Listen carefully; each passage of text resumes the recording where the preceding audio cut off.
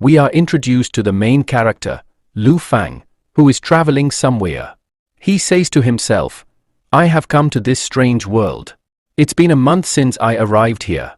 Although I earn a lot of money by bringing goods from Earth and selling them here, I still haven't found a place to live. I really want a place to settle down. He searches for a place and eventually reaches a bar.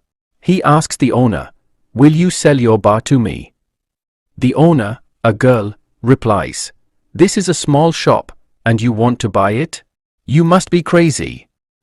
Lu thinks to himself, I need a place to live. Besides, this bar is right in the middle of the city.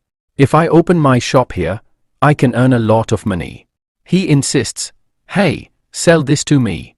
The girl gets angry and says, I'm not going to sell this place. Lu replies, I will give you a lot of money. Then, a man interrupts and says, you seem to have a lot of money, don't you? Why don't you buy a city instead? Lu is shocked, a city? The man continues, yes, of course. I'm Baron Carter, and this is my son, Face. Lu asks, why do you want to sell your city? Carter replies, I'm getting old, and my son is useless. I have no hope for him. I want to sell my city so I can move to a bigger one, retire, and forget everything. Lu thinks to himself, is this guy serious? Then he asks, how much will it cost? Carter responds, not much, just 100 gold coins. Lu shouts, are you crazy? I can buy a lot of things with 100 gold coins. I could buy a lot of sheep and cows. My future generations could live comfortably on that amount. He thinks, do these people think I'm a fool? Carter adds, this deal includes the title of nobility as well. Lu firmly replies, absolutely not. At this point, Face draws his sword and points it at Lu. My father is offering you a great deal. How dare you refuse it? Lu responds, you are forcing me to buy this. Carter interrupts, hey, calm down, everyone. Let's sit and talk. How much gold can you offer? Lu admits, I only have 30 gold coins. Carter thinks for a moment and says, 30 gold coins? Fine, let's make a deal. Lu is shocked. Wait, are you serious? He's really going to sell it for 30 gold coins? Is this a scam? But then he realizes, I didn't bring any money with me. Carter suggests, if you don't have gold, you can offer treasures instead, like that crystal glass you have. Lu thinks, so that's why they're after me. They want my glasses. I brought them from far away and spent a fortune on them. Carter adds, I once saw a glass like this in the Duke's palace. It's so clear and beautiful. Lu thinks, are these people serious? This is just an ordinary glass. It's so easy to fool people in this world. Carter asks, do you have any other treasures? Lu thinks, if I show them anything else, they might kill me and take everything. Reluctantly, he says, this is all I have. Carter looks inside the box and says, this isn't what I want, but fine, I'll take you to my city. They reach the city, and Carter says, this is Young City. Lu says, wow, my money wasn't wasted after all. But as they go further, Lu realizes the city is in terrible condition. People are starving, and the infrastructure is crumbling. Carter rings the city bell, gathering everyone to the palace. The townspeople murmur, what's happening now? Are they going to impose another tax on us? Are they trying to starve us to death?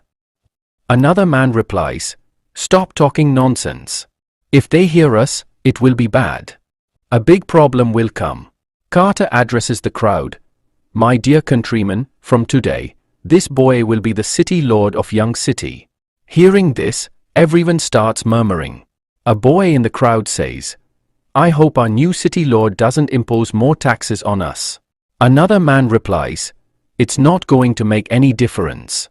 These people are only greedy for money. Carter turns to Lu and says, Young City is in your hands now. I'm leaving. Lu faces the crowd and says, hello, everyone. But the crowd responds angrily, Get out of here. We've already run out of money. They start throwing stones at him. Lu thinks to himself, now I understand why Carter was willing to sell this city for such a low price. Meanwhile, Carter, who is elsewhere, gets frustrated and says, you people are really useless. I've been feeding you for 7 days, and yet you couldn't even kill him. And now you are injured? One of his men replies, my lord, those people are very powerful. We couldn't bring him back. Carter shouts angrily, you are all garbage. Fine, I have an idea. He then yells, hey, city lord. I've left a gift for you in the castle's dungeon. Lu, shocked, asks, a gift? Carter smirks, you need to go there immediately. If you are late, this castle will collapse. Panicking, Lu shouts, what? The castle will collapse? He rushes toward the dungeon, thinking, what has he left for me in the dungeon? I need to find out. When Lu enters the dungeon, a stone is suddenly thrown at him. He dodges it and says, what did you think? That you could kill me with this stone? Absolutely not. As the stone falls at his feet, Lu looks ahead and is shocked. He sees a girl lying on the ground and exclaims, a beast woman? I didn't know there were beast girls in this world. He approaches her and asks, hey, are you alive? Get up. The girl weakly replies, water. Lu thinks to himself, maybe this is the gift Carter was talking about. But I can't just leave her like this. He checks his inventory and says, let's see. Do I have anything to drink? Maybe an energy drink will work. He gives her the energy drink, and suddenly, the girl wakes up. She splashes the drink in his face. Lu exclaims, hey, what are you doing? The girl then kicks him hard, pins him down, and hits him with her paws. She's about to attack again when Lu shouts, someone, help me. Am I going to die here? I don't want to die yet. I haven't even married a rich girl. Just then, the girl faints. Lu sighs in relief. Thank goodness she fainted, or I'd be dead by now. He picks her up and brings her to the palace. Looking at her, he says, she's really beautiful, but why was she locked up in the dungeon? She must have fainted due to hunger. He searches his inventory again. Yes, I have some rice. Let's cook something for her. While cooking, a piece of paper flies out of the palace. It lands in the hands of an old man in the village. He reads it and shouts, everyone, come quickly. Look at this. The scene cuts back to the girl, who wakes up and sees Lu. She looks at the food and asks, what did you feed me just now? Tell me, or I'll kill you. Lu replies nervously, it's rice. The girl takes the rice, tastes it, and thinks to herself, this is really rice. It's amazing. Mina thinks, wait, Mina, take care of yourself. Humans are never kind. Have you forgotten that these people had captured you?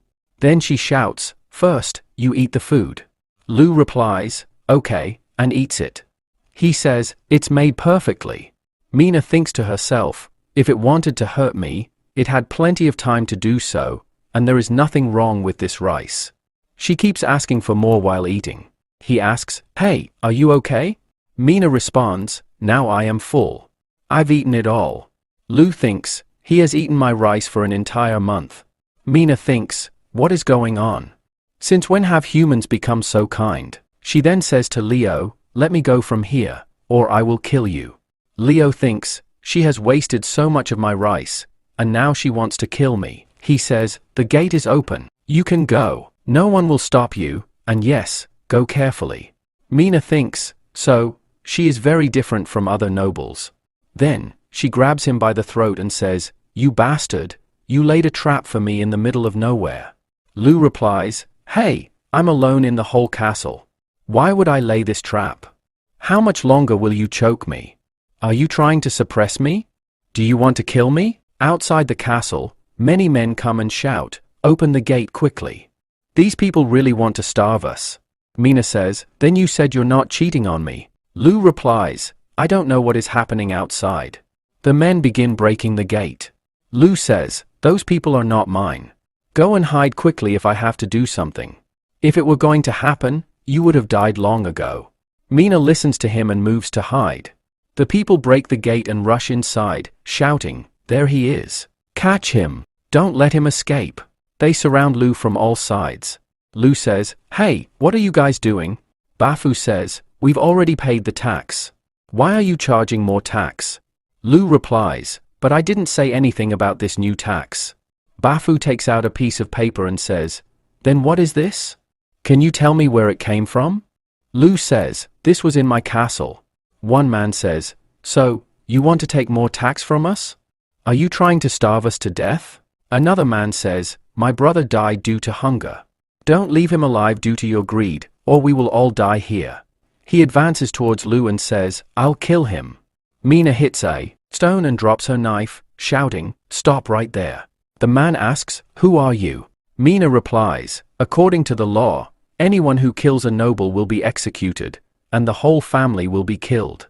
Everyone starts talking among themselves, saying, "That's what she's saying." A man says, "If I die, nothing will happen, but I have 2 children. What will happen to them?" He says, "I told you, right? If you want to stay hidden, then why did you come out?"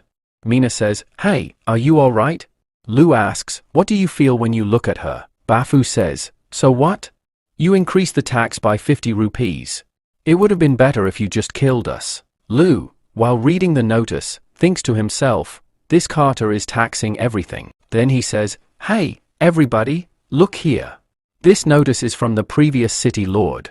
A man shouts, "So what? Are you his partner too?" Lu replies, "My name is Lu Fang, and I am the city lord of Young City." He tears the paper and throws it away, saying, "Taxes will never increase in this city." Everyone is shocked and begins talking among themselves, saying, "Is he joking? Should we listen to Nobel?" One man says, "You saw that he tore the paper. He must be telling the truth. Now we will be able to eat." Lu says, "I will be very happy keeping the people of the city happy. I want to make all the people of Young City rich. But to do this, we have to get our hands even dirtier." They say, "I don't understand what they are trying to say, but this sounds really good." Bofu says, "If that's the case, then please forgive us for what happened here and thank you for not raising the tax." Lu says, "Of course you can trust me. I will take care of my word. I am never going to back down from it." Then, all of them start talking amongst themselves. One man says, "I hope this city lord is speaking the truth. If that happens, it will be great." The second man says, "Let's go." We then see what happens next. Those people leave, and on the other side, Fuzz says, "This city, Young, has become completely useless. I came to know that some people have broken into the mansion." Carter says, "Kill him. We didn't have to do anything for it. They did our work." Fuzz says, "Papa, you are really very smart. We got the money, and this whistle will be ours again." Then a man comes shouting and says, "My lord, there's bad news." Fuzz asks, "What happened? Why do you look so worried?" The man says, "Look, you, Wei turned the people towards you, and that beast woman. The girl has been taken out." In shock, Fuzz says, "Did he take out the girl of 20? I will really kill him." Carter says, "Hey, calm down." Fuzz says, "But Dad, we spent a lot of money to buy those 20 boys." Carter says, "Why hurry? He's the city lord now. After some time, Omar is about to go there." Fuzz says, "Papa, now I'm really smart."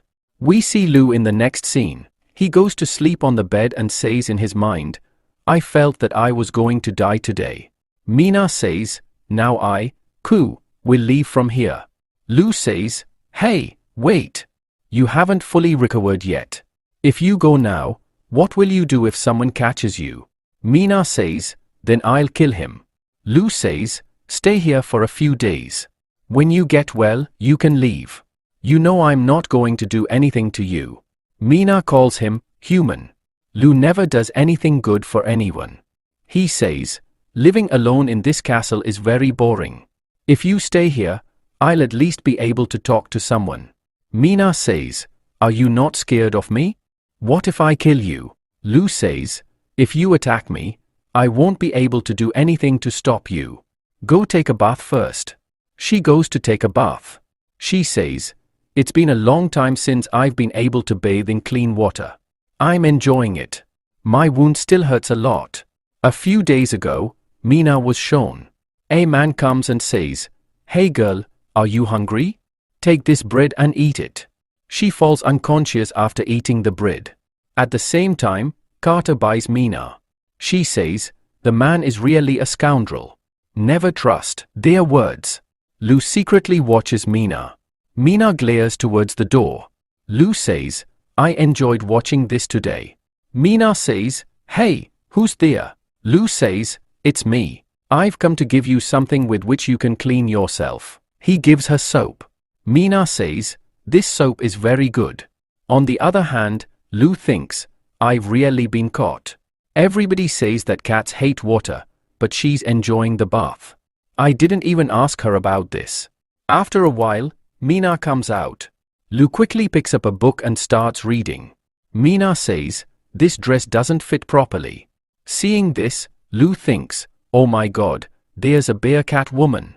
It's good that I came to this world. Mina says, hey, what are you looking at? Lou says, nothing. Here, I've kept food for you. Mina thinks, his soap is very good. Then she says, okay, I'll eat it. But if you try to do anything with me, I'll kill you. Lou says, no, not at all. I'm not going to do anything. Mina says, humans are very selfish.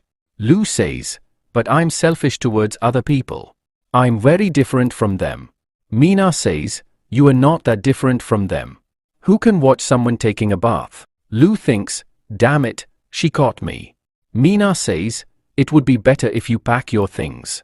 You won't be a city lord after a few days, and you'll have to run away from here. Lou asks, what do you mean? Mina says, there are only 20 days left for the harvest. When that time comes, those thieves will come to steal the crops and might even kill you. Then, after some time, they'll capture the castle to kill you. You don't have any soldiers, and you are not running away from here. Are you waiting for your death? Leo thinks to himself, now I know why Carter sold me this whistle so easily. He is making me a scapegoat instead of himself. Mina says, this is too bad. I am going south. Otherwise, I should have stayed here. I want to see how humans kill each other. Leo says, do you want to see them kill each other? Aren't you afraid of getting hurt? Mina replies, I am not afraid of anyone except God. Leo says, God. Mina nods, yes, absolutely. 5 years ago, God's wrath became so great that she blew cold air from her mouth, turning the entire lawn into ice. We had no other choice but to move south. It affected humans too.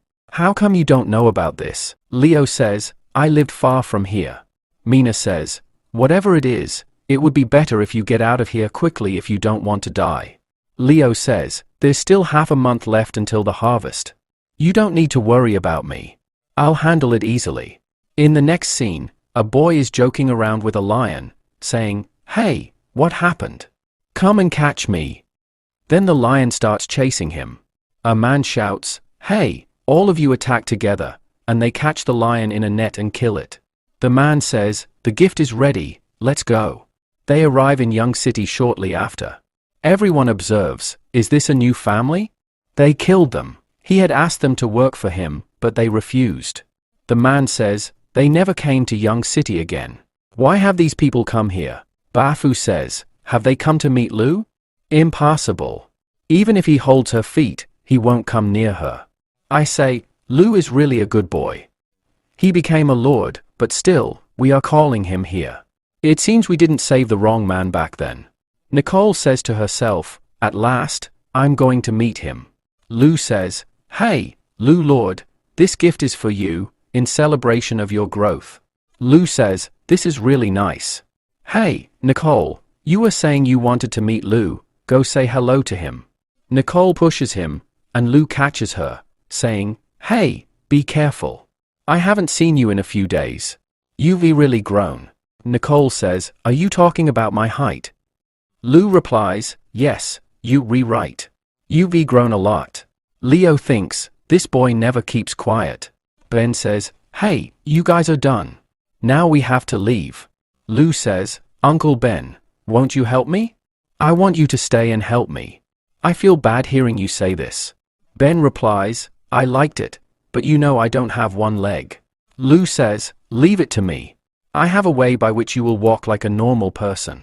Then Lu puts Robert's leg on his leg and says, "Okay, Uncle, try standing once." Ben slowly tries to stand and says, "I can't believe it, I'm able to walk." He cries, saying, "This is really great." Nicole says, "Mom, your makeup." Everyone gets happy and says, "This is great. Now, Papa will start walking like a normal person." Lu says, "Uncle, after a little practice, you will walk like a normal person." Everyone starts going toward Lu. Lu says, "Uncle, what are you doing?"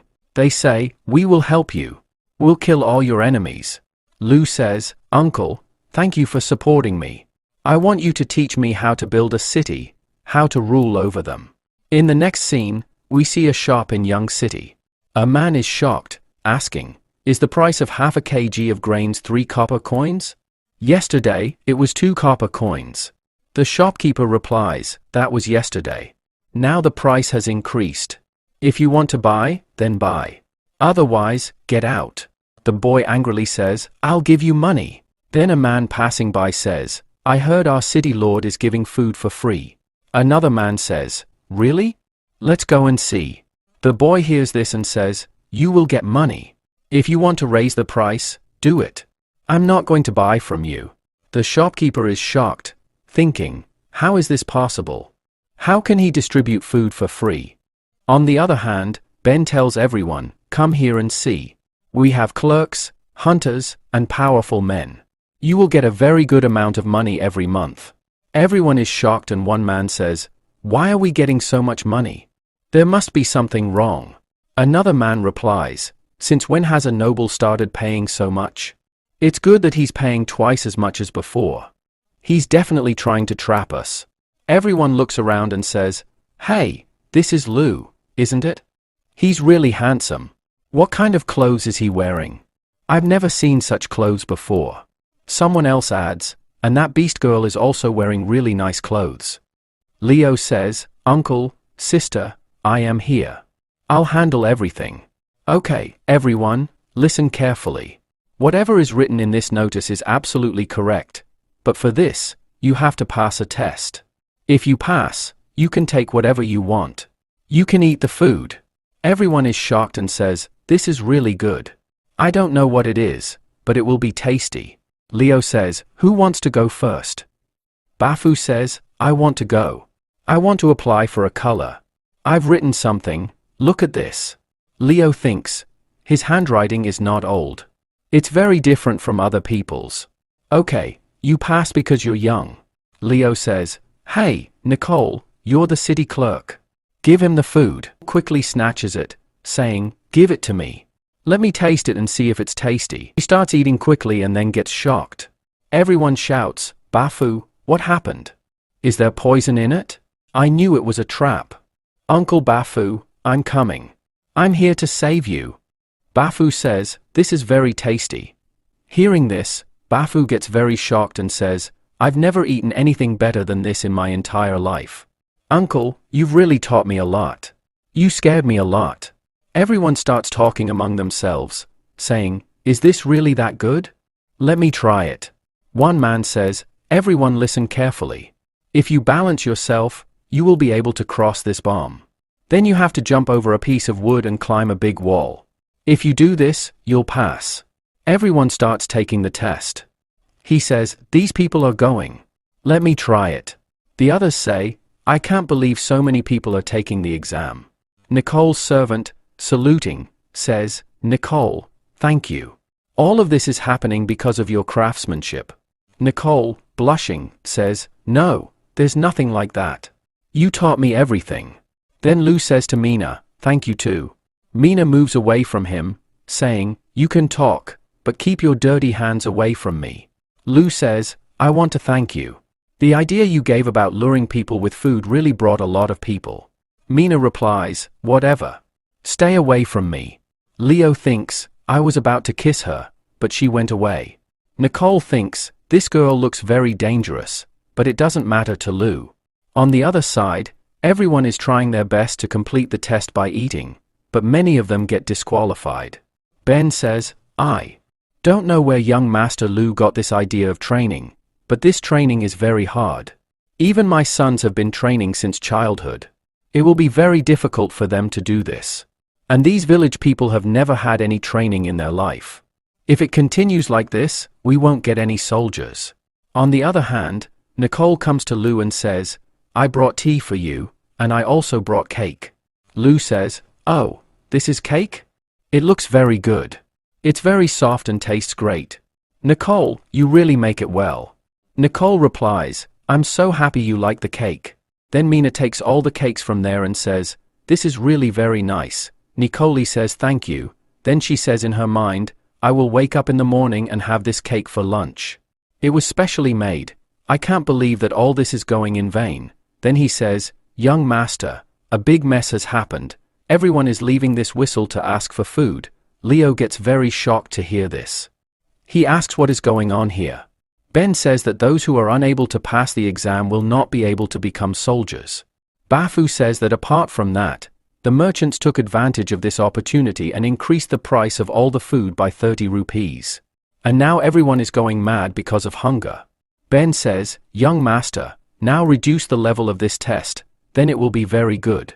Mina says, this test is very easy. In reality, humans are very weak.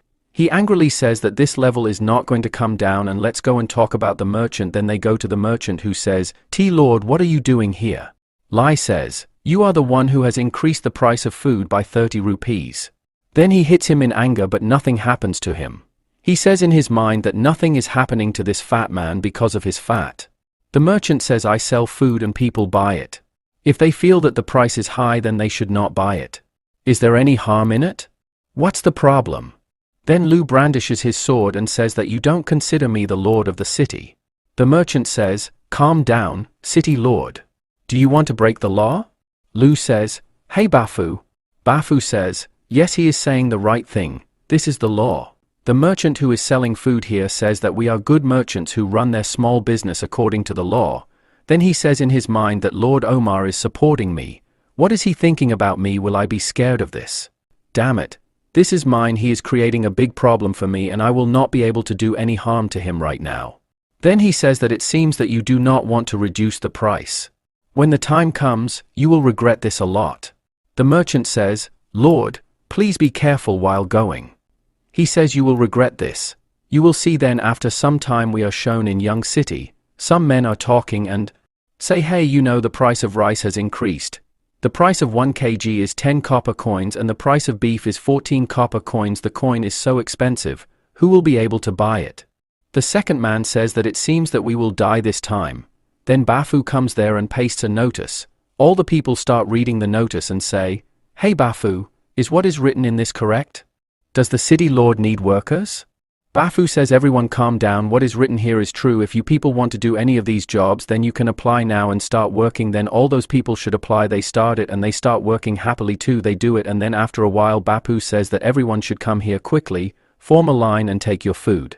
Everyone gets happy seeing this and says that this is really food. I cannot believe it. Then at night we had to go to the restaurant and take the food.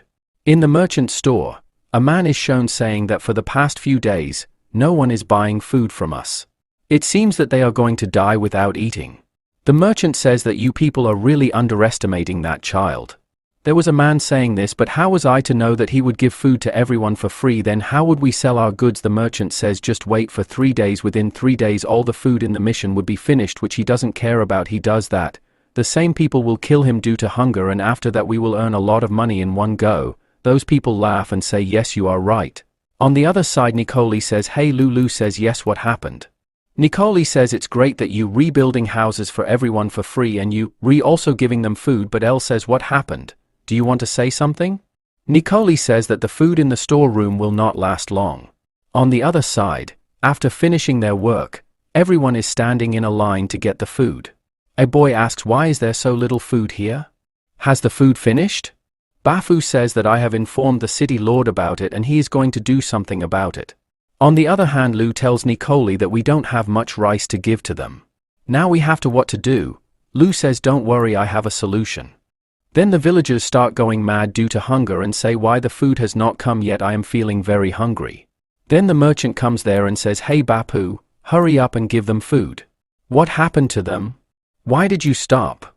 Everyone is waiting to get their food. I think there is no food left. Am I right? Hearing this, everyone gets angry and says, is there no food? Bapu says, hey everybody calm down, wait a little, the food is about to come. Morgan says, I am sure that the city lord has no food, does he need my help? One man says, it seems our city lord is in trouble, if he had no food he could have bought it from us. Another man says, whatever, these people worked hard the whole day but they haven't got any food yet. Besides, their child must be hungry. Hearing this, everyone gets angry and says, give me my food quickly. One man says, I knew that this city lord is the master of all the worlds. Bafu gets angry on hearing this and says, what do you want to say? Everybody surrounds him and says, we have worked so hard but these people don't even remember the value of our hard work, he is giving it to me. He is also involved with him. Everybody beat him. Then those people start beating him. Then Lu comes there and says, hey, what is going on here? Whoever tries to cause trouble here, they will be punished here, but you will not have to come to work. Then everyone calms down. After hearing this, the merchant says, oh city lord, you have come here at the right time. Since when have you started distributing food? It is about to start. Everyone is waiting here to get their food. Lu says that the rice is about to arrive but it will take some time. A man says, what are you waiting for? Everyone is hungry. They cannot wait much longer. Will you be able to do it? Then March starts his drama and says, yes, he is right. Look at these people. They have worked hard the whole day. Their children are waiting at home for their father to bring food, and there is a woman here too. Those who are working here leaving their children at home. For the sake of those children, I take a little risk. Send some people to my warehouse and for today I will give these people free food for the sake of their children. I will bear a little loss. The villagers say that he has a big heart. Leo says in his mind that this is his plan, that when I buy rice from him, next time he will increase the price very much, due to which I will lose it forever. I will calm down. Then he says to the merchant, do you think that the people here will be able to afford your food? Merchant says, Lord, right now everyone, you are very hungry. Why are you thinking about money now?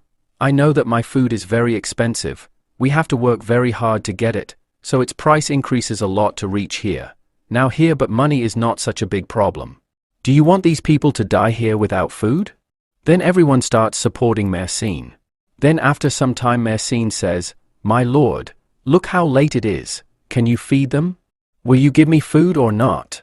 While he does not want to buy rice, it means that he does not care about our villagers whether their children die of hunger or not. Still, he is not going to buy rice from us. Everyone got angry. He goes and one of the men says, no, not at all, I will take food today. The other man says, hurry up and give us the food. It will be better if we go to the castle and finish all his food. Then everyone says, he is right. Let's go. The merchant says in his mind that now he must have realized that he should have never messed with me. Now in the future we will never get into any trouble. Then Ben comes with rice and says, I have come. Merson gets shocked seeing this and says, how is this possible? He says, Bapu, start distributing food quickly. Hearing this, the villagers are very happy. They become happy. On the other side, a man says, what should we do now? Merchant says, our plan is over. Let's go from here. Then in the next scene we are shown Lu. He is sleeping comfortably. Then there Nicola comes and says he is really handsome. How can he look so beautiful while sleeping? Then looking at the young man, she says in her mind that no one will come to know if I kiss him secretly. Mina says, hey, what do you want to do? Nicole says in nervousness, no, nothing, but you, how did you come here suddenly? Mina says, stop talking nonsense. Have you forgotten that I am a cat woman? Then Lu gets up listening to their conversation and says, what is happening here? Nicole says, I am here. But I have brought food for you. Lu says, I am right, Nicole, you work very hard. Sushi. Mina says, while eating the food, the training camp you talked about is ready. Lu says, I got very good news so early in the morning. He goes. Mina says, hurry up. They are waiting for you. Lu says, okay. Nikolai says in his mind, his attitude is really very bad. I don't know why Leo always doesn't say anything to him. Leo says, hey Nikolai, cook food, keep it. I will come and eat it. Then Lu in the training round, Ben asks and says, young master, these people have passed your test. Lu says, this is very good. Then he shouts and says, My soldiers, you people could not pass the last test because at that time you did not have enough food. I had nothing for you, so I will give you grains for free and Ben will also train you. Next month you have another chance to pass this test. If you complete this test this time, then you will get it for free. Not only will you get food, but your entire family's tax will also be waived off. Hearing this, everyone becomes happy and says, My lord, what are you waiting for? Start quickly, says Uncle Ben. Start the training, says Ben. Okay young master, then their training starts. Then a boys but gets burnt while practicing. Lou says, Uncle Ben, it seems you will have to work really hard to train them. Ben says while driving, hey everybody listen carefully. Whoever does not complete the training today will not get food. Hearing this, everyone gets very shocked. Mina says in her mind, when I was training Henry and the others, it was really fun. I wonder what they would be doing right now. Then we are shown in a cave. Fuji says that it has been 7 days and Mina hasn't come yet. She must have got trapped in the hands of humans. We have to do something for her. Henry says, so what do you want to do? The idiot can take care of herself. Our main job is to go towards the south and arrange for food. Otherwise all of us will die. We will die here due to hunger. Fiju shouts and says, no, I will not go to the south without her. Then some people say, yes, we are not going without her. From here Fiju says, come let us kill the man and bring back our sister. And they start going out of the cave. Then Henry shouts and says, hey stop, and jumps forward in a very stylish way, but due to losing the balance she falls right there. While talking among themselves they say that if it is not there, then why is she doing it uselessly? It fell down. Then Henry quickly stands up and says, hey you guys, don't you people have any brains? Fiju says, then what should we do? Henry says, first we have to go to the city and find out where she is, and then we will make a plan on how to bring her out. The next day Fiju reaches the nearby city to look for Mina and asks why are all these people breaking their houses. Then he reaches a place and says that this person is giving a very good gun. The girl says, are you hungry? Come and eat. If you work for the Lord, you will also get food in the evening. Fiju says you will get food. Then he quickly gets his name registered and starts working. He works with such speed that everybody gets shocked seeing this, and at last he gets the food. He gets happy seeing this and says that at last he has got the food. Today no one will sleep hungry. Then he goes there but he falls unconscious, and then when he regains consciousness, he finds himself at home and is shocked to see his sister, and he says that everyone must have come to know that I am a beast. Then a girl comes and says, hey you have woken up. First you eat this. You had fallen there due to hunger. Fiju runs, and says this again, you tell me what do you want to do with me? The girl says my name is Lenia. Fiju says, hey don't come close to me. I am Beast Man. If you make me angry then I will kill you. Lenia says what? Fiju says I will do it to you. I will kill you, says Lena. Are all the other beast men as funny as you? Fiju says, are you not scared of the Beast Man? Yana says, why would I be scared? Lord has a cat woman. She doesn't do anything to anyone. Fiju holds her hand and says, tell me how she looks. Yana says she has long purple hair and she is very beautiful too. Fiju says in his mind, this is her, I have to go quickly and tell about her. Then he sees that he is holding Yana's hand, then he quickly lets go of her hand and says, I have caught her hand. It seems she is not afraid of me. Then he takes his rice and leaves from there. The man says, if she had to go, she could have gone through the window. Why did he break the wall and go away? Then Fiju tells everything to Henry. Henry shouts and says, can you work like a human being? For them, Fiju says, I have found out where Mina is. Henry says, tell me. Where is he? Feiho says, hey calm down and first get down from the stone. Then she puts him down. Feiho says Mina has been caught by La Fang. She is in Young City right now. Henry says, La Fang, you are behind this. You will regret it. Henry comes to Young City with everyone to save Mina, and while leaving she says in her mind, Mina, we are here to save you.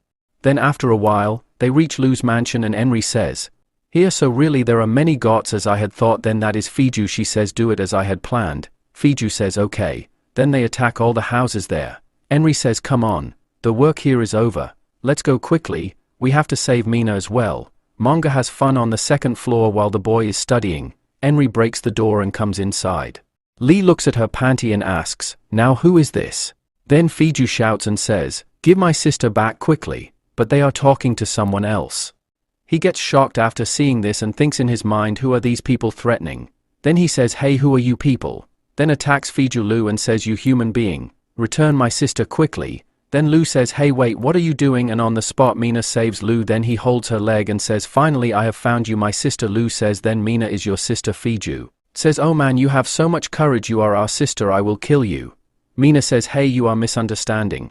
I am staying in his house to heal my wounds. Henry says to heal her wound. Then she hugs him and says, Mina. Mina says, Henry, what happened to you? Andre says, you are injured. Tell me where you are feeling pain. Mina says, don't worry. I am going to be fine. Mina says, I told you not to worry about me. You could have gone to the south with Fuji and the rest of the people. Andy says, I was not worried about you because of this idiot Fuji. I had to come here to save you. Fuji says in his mind, but she herself came here to save you. Leo says in his mind, a fox girl, and that too a lolly. Wow, that was really fun. Then he says, since you are Mina's friend, you become my friend too. Come and sit here. Henry says, has this bastard done anything to you? Mina says no, and he doesn't even have the courage to do anything. Andre says, okay. Hey everyone, let's wait for you. We are going to head towards south. Then he will take Mina with him. She starts leaving from there. Lu says, hey wait. Andre says, what happened to you now? Lu says, Mina has not fully recovered yet, so how will it be if you people stay here for a few days? Mina says, you have to stay with me. There is no need to worry about it. Elle says, hey, first listen to me. All the nobles of the kingdom are catching B-Man. Even if you go to the south, you will still not be safe. Mina does not answer him. Then suddenly a very loud sound is heard. Both of them ask, what kind of sound is this? Then Ju says, excuse me, the sound is coming from my stomach. Then Lu gets an idea after seeing the food and says, hey, you guys eat the food first. Then he gives the food to everyone, and as soon as Dee takes the first bite, she gets very shocked and she starts eating it very quickly. All of them start eating the food and he says that you all have eaten too much, so you all should stay here today. Mina comes to the terrace after eating the food. Then Lu comes there and says that you all should come here alone. Guy, aren't you scared that I will kill your companion? Mina says, do you have the guts? Lu says, yes, you are right. Will you go to the right, miss out? Mina says, I am not going to get any benefit by staying here. Know that God is coming soon. We won't be able to survive for long without food. He says that the south is very far from here and there are many cities in between. Also comes, if you get into danger, then how will it be dealt with? How will it be if you stay in Young City? Mina says, if we are here, then what will we eat? Will you feed us every day? He says, till you are there for me you will work. I will keep giving you food. You will not have any shortage of food. Mina says, we will live with humans. Lu says, yes, of course. If you have any special ability, then use it. Mina says, you behave so well with us, why are you doing this? Lu says, because I don't want to be separated from you. I know that you beasts don't trust humans. You are worried that we might betray you, but we have been together for a few days, so you must have found out what type of a person I am. So how about you stay here? But she ignores him and leaves from there. Leo thinks to himself, what should I do now? The girl says, my name is Lenia. Fiju says, hey, don't come close to me. I am Beast Man. If you make me angry, then I will kill you. Lenia says, what? Fiju says, I will do it to you. I will kill you, says Lena. Are all the other beast men as funny as you? Fiju says, are you not scared of the Beast Man? Yana says, why would I be scared? Lord has a Catwoman. She doesn't do anything to anyone. Fiju holds her hand and says, tell me how she looks. Yana says she has long purple hair and she is very beautiful too. Fiju says in his mind, this is her, I have to go quickly and tell about her. Then he sees that he is holding Yana's hand. Then he quickly lets go of her hand and says, I have caught her hand. It seems she is not afraid of me. Then he takes his rice and leaves from there. The man says, if she had to go, she could have gone through the window. Why did he break the wall and go away? Then Fiju tells everything to Henry. Henry shouts and says, can you work like a human being? For them, Fiju says, I have found out where Mina is. Henry says, tell me. Where is he? Feiho says, hey, calm down and first get down from the stone. Then she puts him down. Feiho says, Mina has been caught by La Fang. She is in Young City right now. Henry says, La Fang, you are behind this. You will regret it. Henry comes to Young City with everyone to save Mina, and while leaving she says in her mind, Mina, we are here to save you. Then after a while, they reach Lu's mansion and Henry says, here, so really there are many gods as I had thought. Then that is Fiju. She says, do it as I had planned. Fiju says, okay. Then they attack all the houses there. Henry says, come on, the work here is over. Let's go quickly. we have to save Mina as well. Manga has fun on the second floor while the boy is studying. Henry breaks the door and comes inside. Lee looks at her panty and asks, now who is this? Then Fiju shouts and says, give my sister back quickly, but they are talking to someone else. He gets shocked after seeing this and thinks in his mind, who are these people threatening? Then he says, hey, who are you people? Then attacks Fiju Lu and says, you human being, return my sister quickly. Then Lu says, hey wait, what are you doing? And on the spot Mina saves Lu. Then he holds her leg and says, finally I have found you my sister. Lu says, then Mina is your sister. Fiju says, oh man, you have so much courage, you are our sister, I will kill you. Mina says, hey, you are misunderstanding. I am staying in his house to heal my wounds. Henry says to heal her wound. Then she hugs him and says, Mina. Mina says, Henry, what happened to you? Andre says, you are injured. Tell me where you are feeling pain. Mina says, don't worry. I am going to be fine. Mina says, I told you not to worry about me. You could have gone to the south with Fuji and the rest of the people. Andy says, I was not worried about you because of this idiot Fuji. I had to come here to save you. Fuji says in his mind, but she herself came here to save you. Leo says in his mind, a fox girl and that too a lolly. Wow, that was really fun. Then he says, since you are Mina's friend, you become my friend too. Come and sit here. Henry says, has this bastard done anything to you? Mina says no, and he doesn't even have the courage to do anything. Andre says, okay. Hey everyone, let's wait for you. We are going to head towards south. Then he will take Mina with him. She starts leaving from there. Lu says, hey wait. Andre says, what happened to you now? Lu says, Mina has not fully recovered yet, so how will it be if you people stay here for a few days? Mina says, you have to stay with me. There is no need to worry about it. Elle says, hey, first listen to me. All the nobles of the kingdom are catching B-Man. Even if you go to the south, you will still not be safe. Mina does not answer him. Then suddenly a very loud sound is heard. Both of them ask, what kind of sound is this? Then Ju says, excuse me, the sound is coming from my stomach. Then Lu gets an idea after seeing the food and says, hey, you guys eat the food first. Then he gives the food to everyone, and as soon as Dee takes the first bite, she gets very shocked and she starts eating it very quickly. All of them start eating the food and he says that you all have eaten too much, so you all should stay here today. Mina comes to the terrace after eating the food.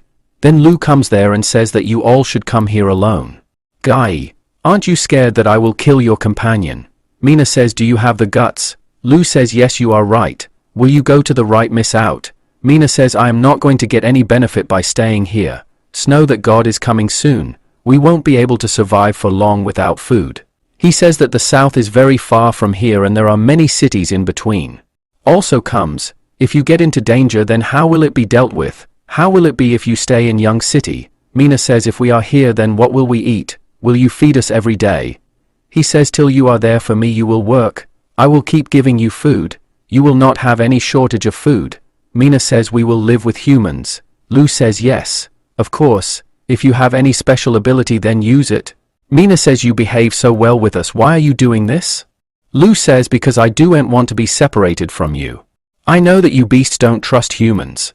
You are worried that we might betray you, but we have been together for a few days, so you must have found out what type of a person I am. So how about you stay here? But she ignores him and leaves from there.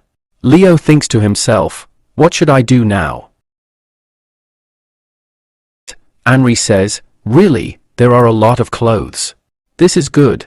This is a very good cloth from the noble people. Mina says, you are very lucky that you found this cloth in the city. Then she attacks his chest and says, so what if yours is big? Mina says, it is tickling. Please leave me alone. Henry on the other hand says in his mind that they are really going to leave tomorrow. Mina says, hey Henry. Henry says, what happened? Are we really going to the south? Henry says, what is the problem with this? Don't you want to go from here? Have you fallen in love with? Mina says, what nonsense are you talking about? We don't know anything about the south. I am worried about this. If we go there, will we be able to survive? Henry says, did he tell you this and did you believe him? Yes, Mina says, of course not, but what he is saying is not useless. We do not know anything about the south and we do not even know what kind of trouble is waiting for us there if we stay here. Wait, if we get into trouble in the future, we will be able to handle it easily. Then Henry starts thinking, and then the next day it is shown that everyone looks at Henry and says that your dress is really beautiful. Just like a princess, you are looking very beautiful in this dress. On the other hand, Tablu's heart breaks because Mina leaves from there. Then he says, okay, come, I will drop you outside. Then they say, hey Le Fang, wait. Henry says, so what kind of work will you give us? Lu gets happy and says, you guys have decided that you people will stay here. Mina says, only for now. Then they say angrily that if you do anything to us then we will kill you. Lu says, don't worry. Then he takes bath comfortably at night while singing songs. Andre asks what song is he singing. Mina says, I don't know. Maybe he has gone mad. Henry says, I regret staying here. Then the next day Henry is playing with Mina. Leo is with his mind says, what a beautiful view I got to see early in the morning. Nicole, while looking at the Lu, I think to myself, she says that Lu is looking really very beautiful. Lu looks at his watch and says that I am very tired. Nicole says that, hey Lu, you used to go to sleep at midnight, right? What happened to you today? Lu says it seems that I am working too hard, so I am going to take some rest. If anyone has any work then come in the morning only. Nicole says, okay. I will tell everyone that no one should disturb you. Mina, make up her mind. I say that he is behaving very strangely. Then Lu comes to his room and says in his mind that it is time to go back. I have to buy a lot of things too. Then he starts opening a door with his magic. And after some time he comes to his room and falls down. Lu says that I have got hurt very badly. I have used it so many times but still I have not been able to use it properly. It's good that Mina is not here, otherwise she would have laughed at me. Just then his foot gets stuck in the book and he falls on the ground. Then he says, if here, but it would have been so nice if Nicole was here. My room would not have been so messed up. Let all this be. I have to start my work quickly. Otherwise how will I deal with that goon? Let's go. I have ordered 500 arrows. Then a message comes from the company and it says, hey sir, do you really want to order this? Lu says, yes, of course, we are shooting a movie. The director said there is no problem with the budget, but all the weapons should be real. The man says, wow, it looks so the movie is going to be a blockbuster. Don't worry, we will send the goods soon. Lu says, oh, I forgot. I have to go to the supermarket too. Then he goes to the store and starts shopping. Some people see him and say, look there. The girl sees the man buying so many things and says, wow, it seems he has a lot of money. Then he buys a lot of things and comes to the bill counter. The girl gets shocked to see the things. Then she looks at Lu and says, oh, it's you, mister. Lu says, yes, it is me. Then she looks around and takes him slowly. She tells him that I have read the Nobel Prize that you have written. Don't worry, your secret is completely safe. Why did you not come out for a few months?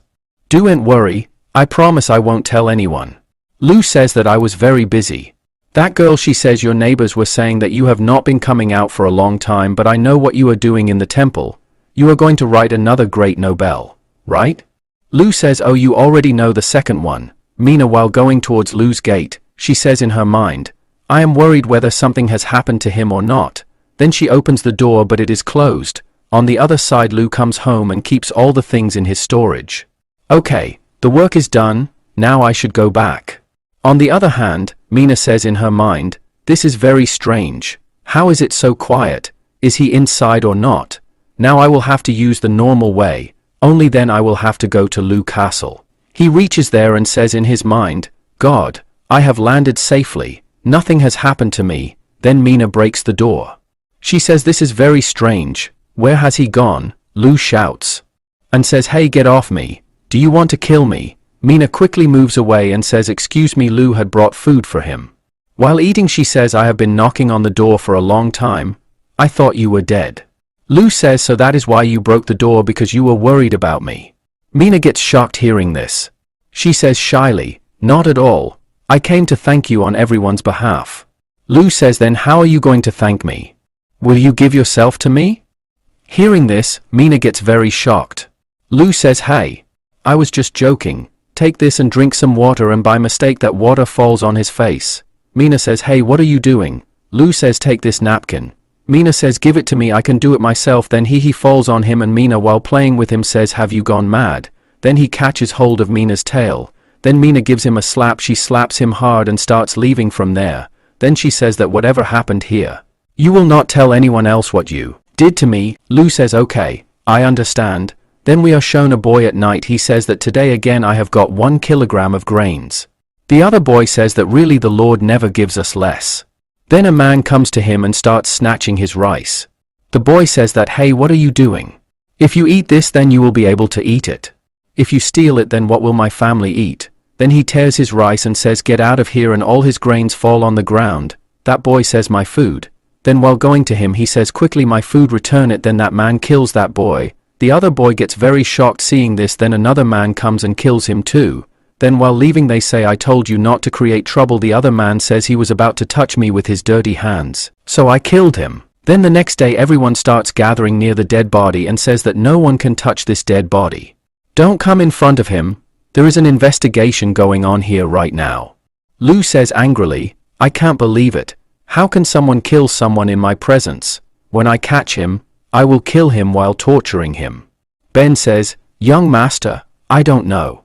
I think these guys are goons. Lu says those guys aren't horse guys, goons. Ben says first of all autumn hasn't come yet and everybody knows about young city that right now we can't give them anything, so why would goons come at this time? Secondly, this village is very different. I can say that someone used a sharp sword to kill him. I don't think the goons would have so much money to buy such a sharp sword. For the third and most important thing, if those people are goons then why don't they take the food? Then he comes to his castle and says that it is very strange that those people killed him but they did not take the food.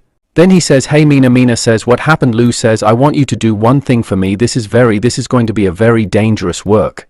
If you don't want to do it then you can refuse. Mina says stop talking nonsense and tell me what I can do for you. Lu says you will have to go to a place and listen to them, but remember that you should not do any mischief. Mina says yes I understood. Whereas I have to stay awake at night. I am going to sleep. Lu says hey wait, I have got a dress made for you. When you go at night, wear it. Then she says whatever she wants. I say she will wear sexy clothes. I will really enjoy it. Mina says which clothes? Then she comes wearing the clothes at night and says this dress is really too tight. Leo says in his mind as I used to think this one looks more beautiful than that. Mina says it is tight but it is very nice. Lu hands Mina a knife and says, here, use this for self-defense. Mina casually tosses the knife aside and says, self-defense? Do you not know that I am a cat warrior? Lu thinks to himself, my bookcase. Mina picks up the knife again and says, but I am still taking it. What's wrong with that? A little while later, she reaches the place Lu mentioned and thinks, alright, let's see what these people are up to this time. Merchant says, if you keep killing everyone like this, Lu will find out about our plan, and everything will be ruined. One guy says, why are you scared? If something goes wrong, we'll just stick to the plan. We'll send a few people and take Lu's head off. Mina thinks to herself, these people talk so big. What do they think? That they can just kill Lu easily? One guy says, yeah, you rewrite. If Lu gets killed, this whole young city will be ours. Another guy says, and that girl with him, she's so beautiful. If we catch her, we can have all the fun we want with her. Everyone laughs and says, yes, you absolutely right. Just thinking about it makes me excited. On the other side, Mina overhears all this and gets furious, thinking, now, I am really going to kill them. Merchant says, this is a great idea, but Lu is a noble man. This could cause a lot of problems. One guy says, what's there to be scared of?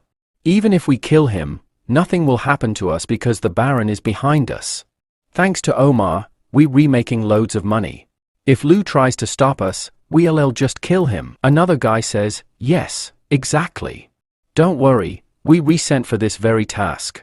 Mina quickly runs to Lu and tells him everything. Ben says, now I understand why these merchants are getting so greedy, because they have the Baron backing them. Plus, they're trying to kill you. Mina says, what if we just kill all of them today? Lu says, what's Omar's background? Ben says, young master, you don't know? In our kingdom, there are 5 types of noble titles, and Baron is at the very bottom. It ranks low but is very powerful. Lu says, if we attack them recklessly, I think they'll use this chance to send their army and strike back at us. Ben says, then what should we do? Lu says, let's just see what happens. The next day, Nicole says, this is a new dessert, young master. I learned how to make it. Try it once. Mina and Henry immediately start eating the donuts. Lu says, Mina, Henry, take it easy. Nicole made a lot of great food for us. Nicole thinks, Lu complimented me again. Today is definitely a great day for me. Just then, a man runs up and says, my lord. Bad news. Another man was killed in the city. Lu, shocked, says, What? What do they want to do? I'll kill them. Andre says, Why are you so angry? First, send some people to see what's going on. Lu says, No, I am going myself. Mina, come with me. Nicole thinks to herself, why does she always go with young master? On the other side, the man running says to Lu, Hurry, follow me. Lu thinks, why is this guy running so fast all of a sudden? Then he sees the man suddenly disappear. Mina says, Everyone, quickly step back. But it's too late, and everyone falls into a pit. Just then, some men arrive and say, I thought the city lord would be very clever, but I didn't expect you to fall into our trap so easily.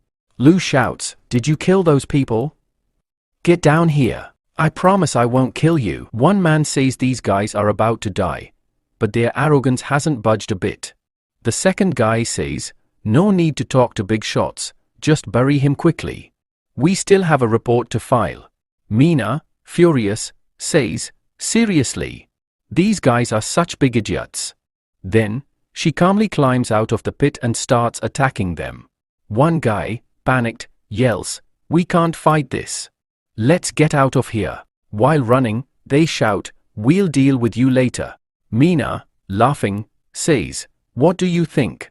You think you can escape me? Lu says from behind, Well, looks like Mina took care of all of them. Ben, scratching his head, says, These guys were so weak? I don't get it. Why were they sent to kill you? Lu, looking serious, says, Something's not right here. Then suddenly shouts, Hey Mina, don't go after them. But by then, Mina had already left. Lu, worried, says, Mina might be in danger. We need to follow her quickly. Ben says, But we don't have a horse, how will we catch up? Then, Lu spots an ostrich. Without thinking, he hops on it and yells, Uncle Ben, hurry up, I'm going after Mina. Ben, surprised, asks, What in the world is this? Meanwhile, on the other side, Mina is chasing them down. Lu, shouting from behind, says, Mina, stop. There's definitely a trap ahead. But Mina continues forward. Suddenly, the ostrich's foot gets stuck in a trap and it falls. Mina quickly swoops in to save Lu and asks frantically, Are you okay? Lu, groaning in pain, replies, Yeah, I'm fine. Then a deep voice booms, Kids, did you have fun?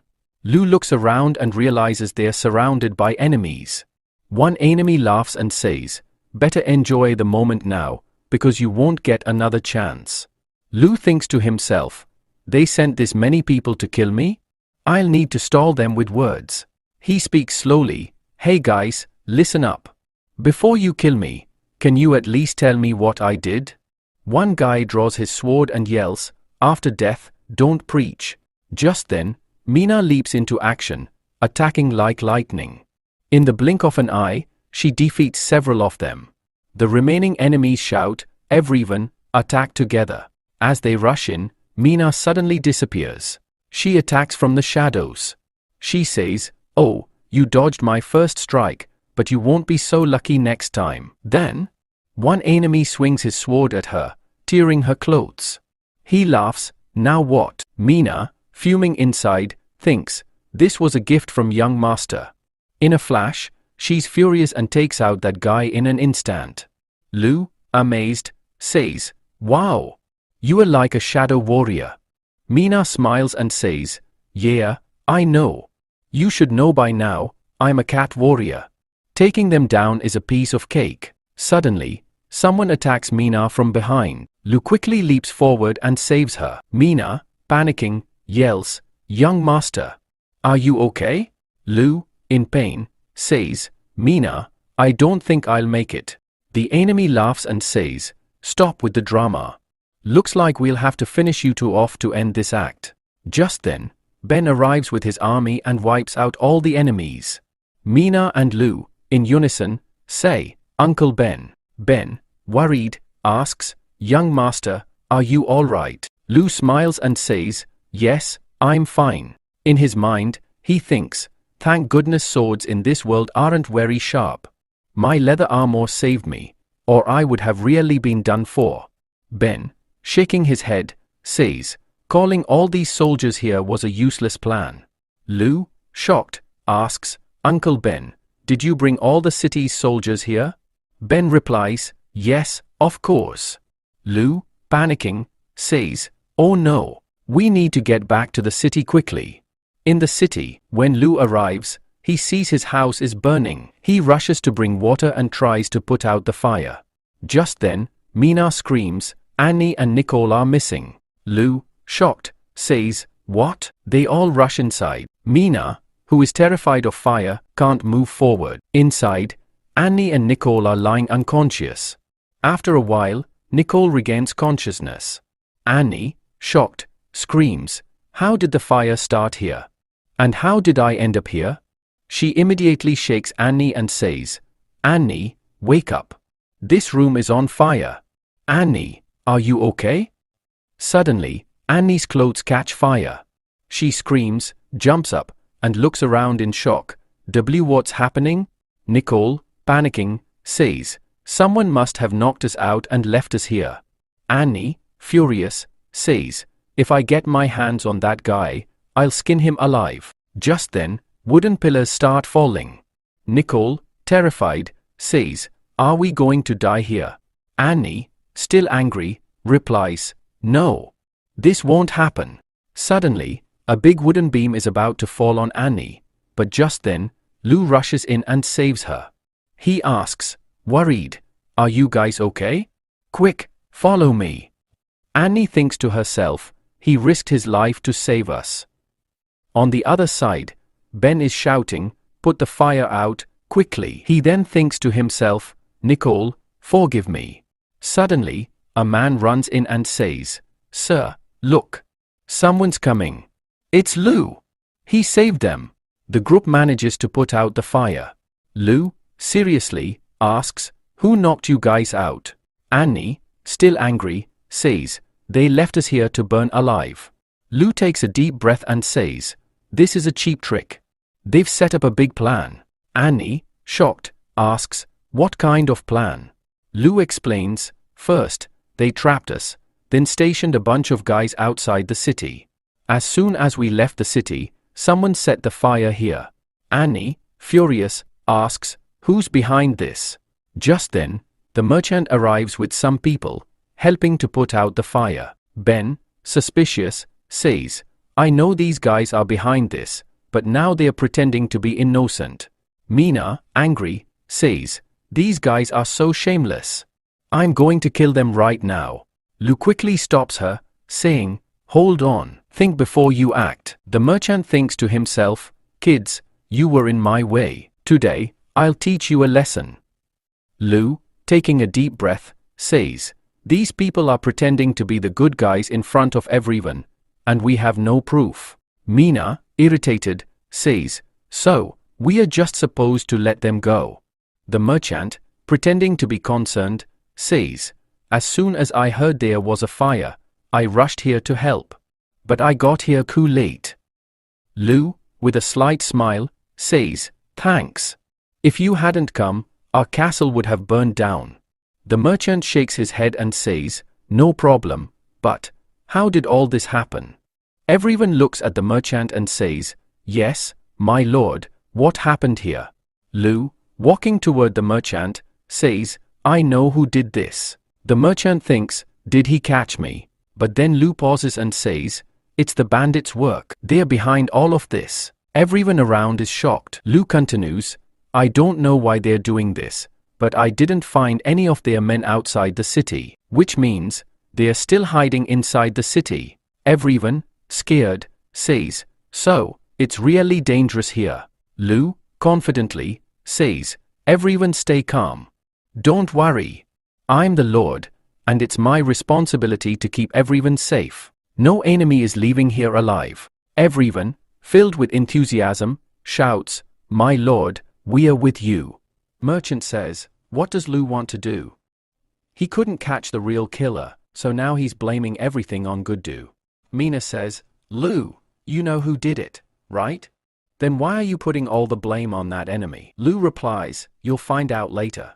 Then merchant walks into his room and says, Leo is lucky he didn't die at our hands today, but his idea of burning down the house wasn't all that bad. That fool thinks Gutta did all of this.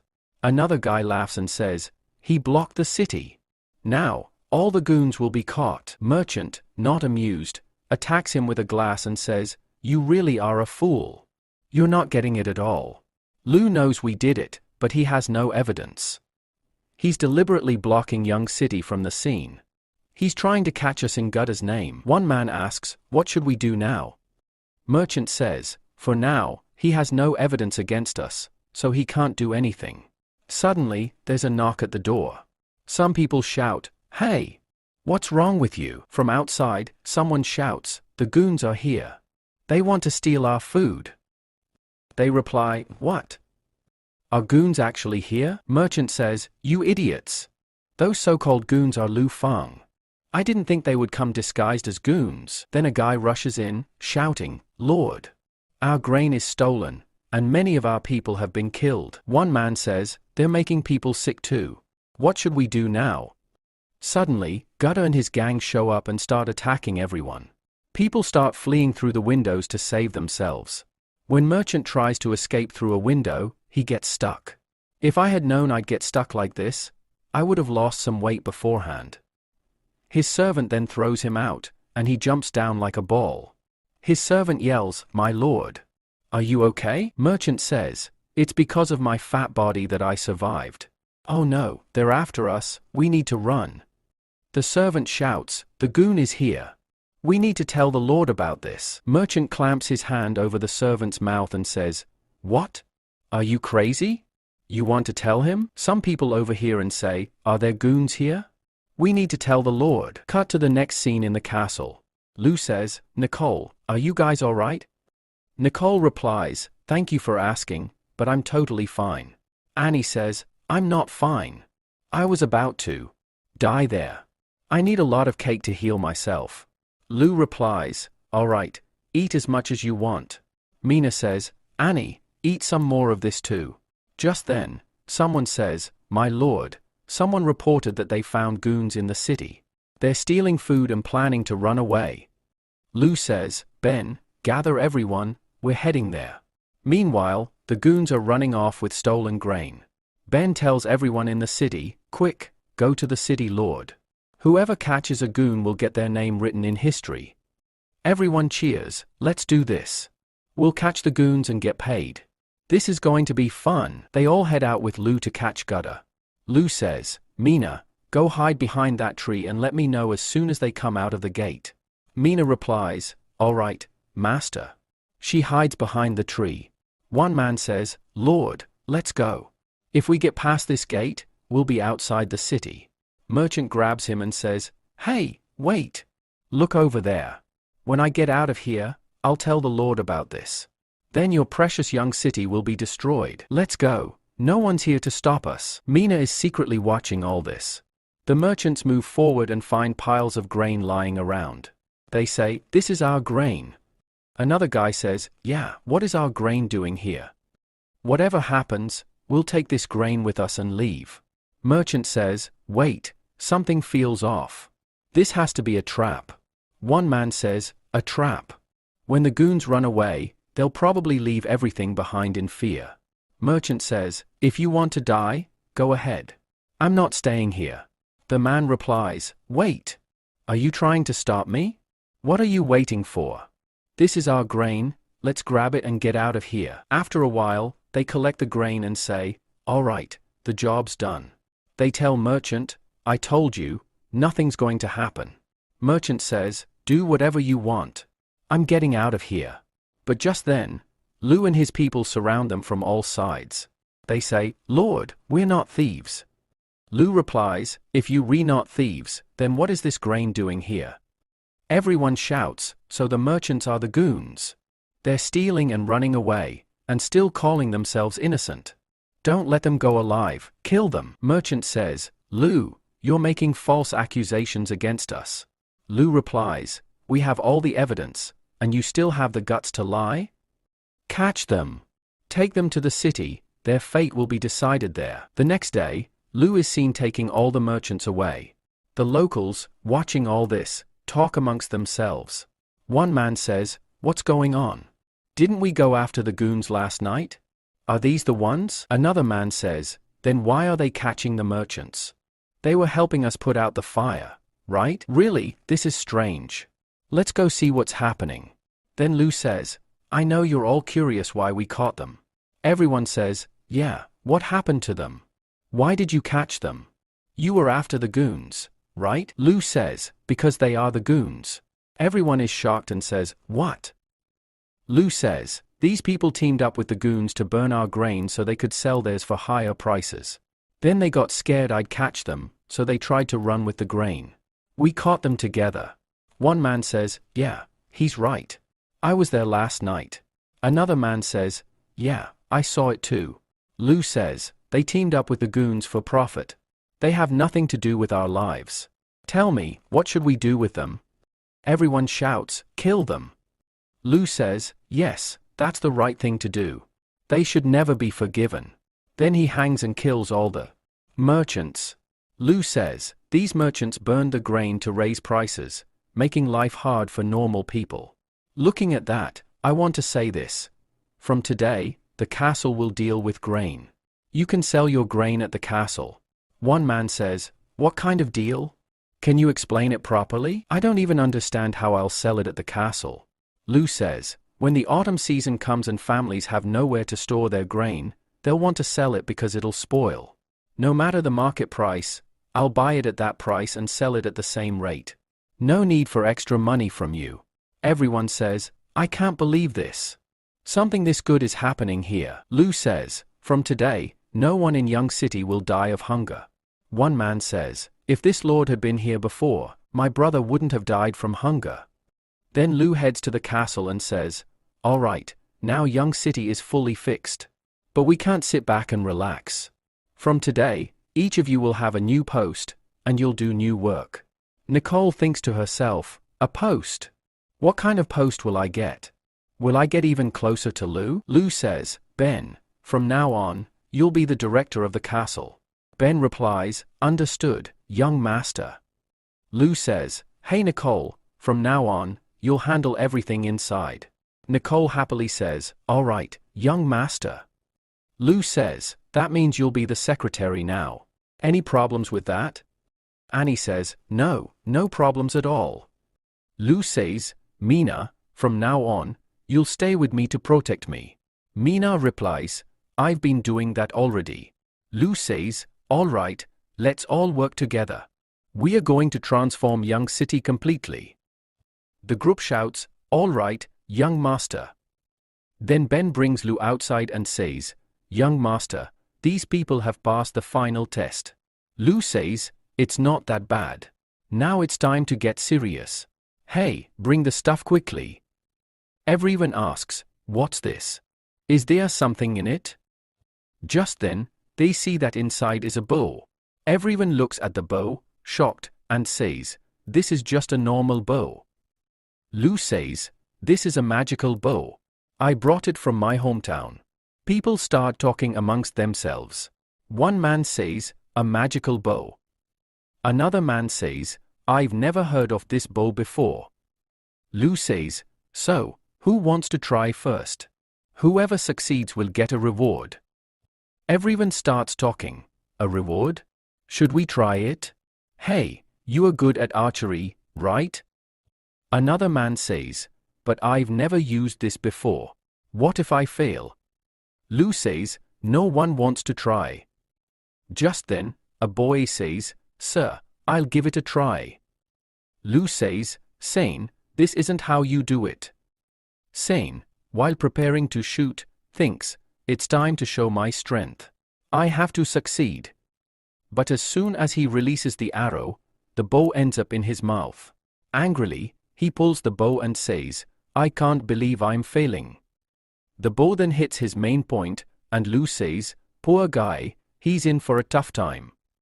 Ben says, "Young master, this bow is incredibly powerful. It's nothing like a normal one. How about you show us how it's done?" Lu, shocked, says, "What?" Mina says, "Yes, exactly. You brought this bow, and it doesn't even bend. Lu laughs and says, "All right, I'll show you."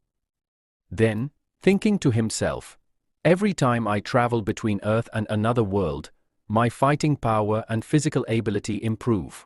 I've left here so many times, bending this bow won't be a problem." Lu uses the bow and shows everyone. Everyone exclaims, "Wow, my lord, this is amazing." Ben and Mina are both shocked and say, "The master is incredibly powerful." Lu says, "Hey, San, try again. You've got this." San thinks to himself, "This time, I'm not failing. I'm giving it my all." And somehow pulls back the bowstring. Everyone's shocked and says, "Wait, did he actually do it?" But then San loses control, and the arrow flies straight into the crowd. It hits a bird. San, feeling triumphant, says, "I did it." Meanwhile, everyone else is thinking, "Yeah, he almost hit everyone." A little while later, Lu heads to the iron-making workshop, thinking, "The archers are securing the city, and if this iron is made, I'll become so powerful." Just then, a guy rushes over and says, "My lord, the iron is ready." Lu looks at it and thinks, "What is this? This doesn't even look like iron. What did you bring me?" He says, "No, not yet. There's still a lot of work to do." He walks off and adds, "These people are really working hard though." As one guy strikes the stone with a hammer, the whole thing shakes. Lu shouts, "Hit it with all your strength." The guy replies, "Okay, my lord. I'll give it my all and break this thing." Lu says, "Yes, that's the spirit." But as the guy swings, a rock flies up and hits Lu right in the face. Lu thinks, "I was just standing here, and I still got hit." He moves on and sees people trying to start a fire by blowing on stones. Lu thinks to himself, "Now it's time for my high-tech skills to shine." He hands a lighter to a boy and says, "Use this."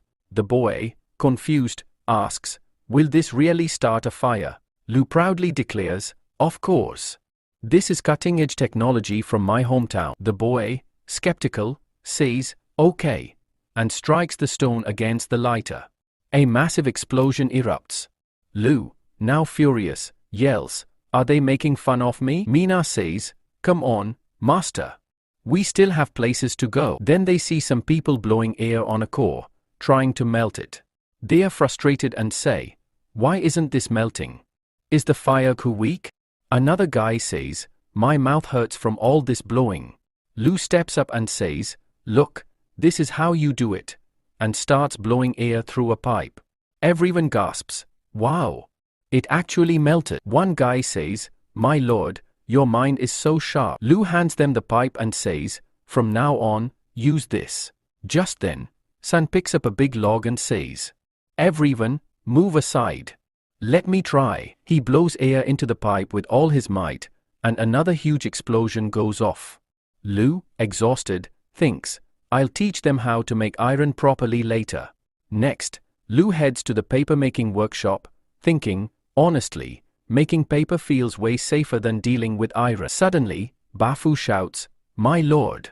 You are finally here." Lu asks, "What's wrong with you?" Bafu, panicking, says, "My lord, look behind you." Lu turns around and is shocked. He says, "What happened here? Did you cause all this chaos?" Bafu says, "My lord, making paper is really hard. Our workers can't get it right." Lu thinks, "The book I brought from Earth clearly explained how to make paper. So what's their problem?" Then he spots Annie, laughing as she walks away, saying, "Seriously, that was so much fun today." Lu sees her with a piece of paper and says, "Hey, what are you doing with that?" He notices that there's a picture of him flying on the paper. Annie laughs and says, "Hey, please, just listen to me." Lu says, "Can you make anything else besides this?" Annie, shocked, replies, "What?" BA asks, "My lord, will this work?" Lu reassures, "Don't worry." After a while, Annie says, "Here you go, what you asked for is done." Lu calls out, "Everyone, come take a look here." The group looks at the paper, which has a detailed drawing of the entire paper-making process. They are all amazed and excited, saying, "Miss Annie, you, amazing. I can't read, but I totally get it." Annie smiles and says, "This is just a normal job for me. I can do much better going forward. Soon, paper and iron start being made effortlessly. Lu says, once this is done, we need to quickly set up schools and markets. Buffoon nods, understood, my lord. Ben asks, hey Lu, Fang is busy training to fight the army thugs. Why are we focusing on all this now? Lu responds, fighting the thugs is our top priority, but we must also focus on development. In the future, Young City will look like this. I'm working on this plan. A few days later, Tori arrives at Young City and says, what's wrong with Dad? He sent me to this poor country to do business? A man replies, yes, my lord, you are right. Letting go of 150 kilos of grain is pointless. What benefit will we get from this poor country? Tori quickly adds, we need to finish this work fast and get out of here. I don't want to waste a single second here. Tori looks around Young City and is shocked, saying, is this Young City? Just then, a stone falls on him, knocking him unconscious. One of the men shouts, my lord, are you okay? Hey, are you attacking our lord? Do you want to die? The man angrily shouts, what's wrong with you? Can't you see the sign saying, work in progress, do not enter? Tori, in his mind, thinks, thugs are coming here, and what's the lord doing? Has he gone mad? Soon, they arrive at the castle. Ben says, Mr. Tori, welcome. Tori, in his mind, thinks, this lord is different. He seems like such a good man. He says out loud, El Fang, it feels really good to be here. Ben responds, Tori, you must be very tired after coming such a long way. Please, come inside. The Lord will be here soon, and we've prepared a special dessert for you. Tori wonders, is this man not the Lord? But he's dressed better than me. Could the Lord be even more impressive? Looking at the dessert, Tori thinks, this dessert looks amazing. Ben says, Mr. Tori, please enjoy the dessert. Tori starts eating and says, wow, this is incredible. I've never tasted anything so good in my life. Is it finished already? I want more. This looks so good. Just then, Lu enters and says, Tori, I apologize for keeping you waiting. Lu is shocked to see Tori eating from the plate. In his mind, Lu thinks, from what I know, Bafang City Commerce is doing really well. It's a pleasure to meet you. My name is Lu Fang. Tori, in his mind, thinks, is this Lu Fang? He looks like a king. Lu says, Mister, I must thank you for your help. Even in such a tough situation, you re-providing us with grain. Lu adds, how can we help you in return? Tori replies, it's our honor to help you, but we need to buy this rui right now. Lu says, that's too much. It's an extremely important supply for the military. Tori responds, I know it's important, but we really need it right now. I hope you'll say yes. Lu thinks, these people have come here to buy military supplies. Looks like Beefing City is in trouble. Then he says, all right, we agree. Ben is shocked and exclaims, what? But Master Lu signals him to stop and says to Tori, but I have one condition. Tori asks, what kind of condition? Lu replies, I don't need much, just 100 cows, 200 horses, and 300 goats. He then thinks to himself, now that I have the skill to make iron, I don't need that junk anymore. I'll use this to buy animals instead. Tori says, hold on, we don't have that much. Lu asks, then how much do you have? Tori replies, right now, we only have 30 cows. Lu says, fine, 30 cows, but I still need 300 horses and 500 goats. Tori thinks, this guy is really a devil in disguise. Lu asks, what's the matter? You don't agree? Tori thinks, we've gotten information that a thug is about to attack here. If our business fails, I'll lose 1,000 grams of weight out of stress. I need to finish this quickly, no matter what. He then says, how about 30 cows, 120 horses, and 300 goats? Lu thinks for a moment.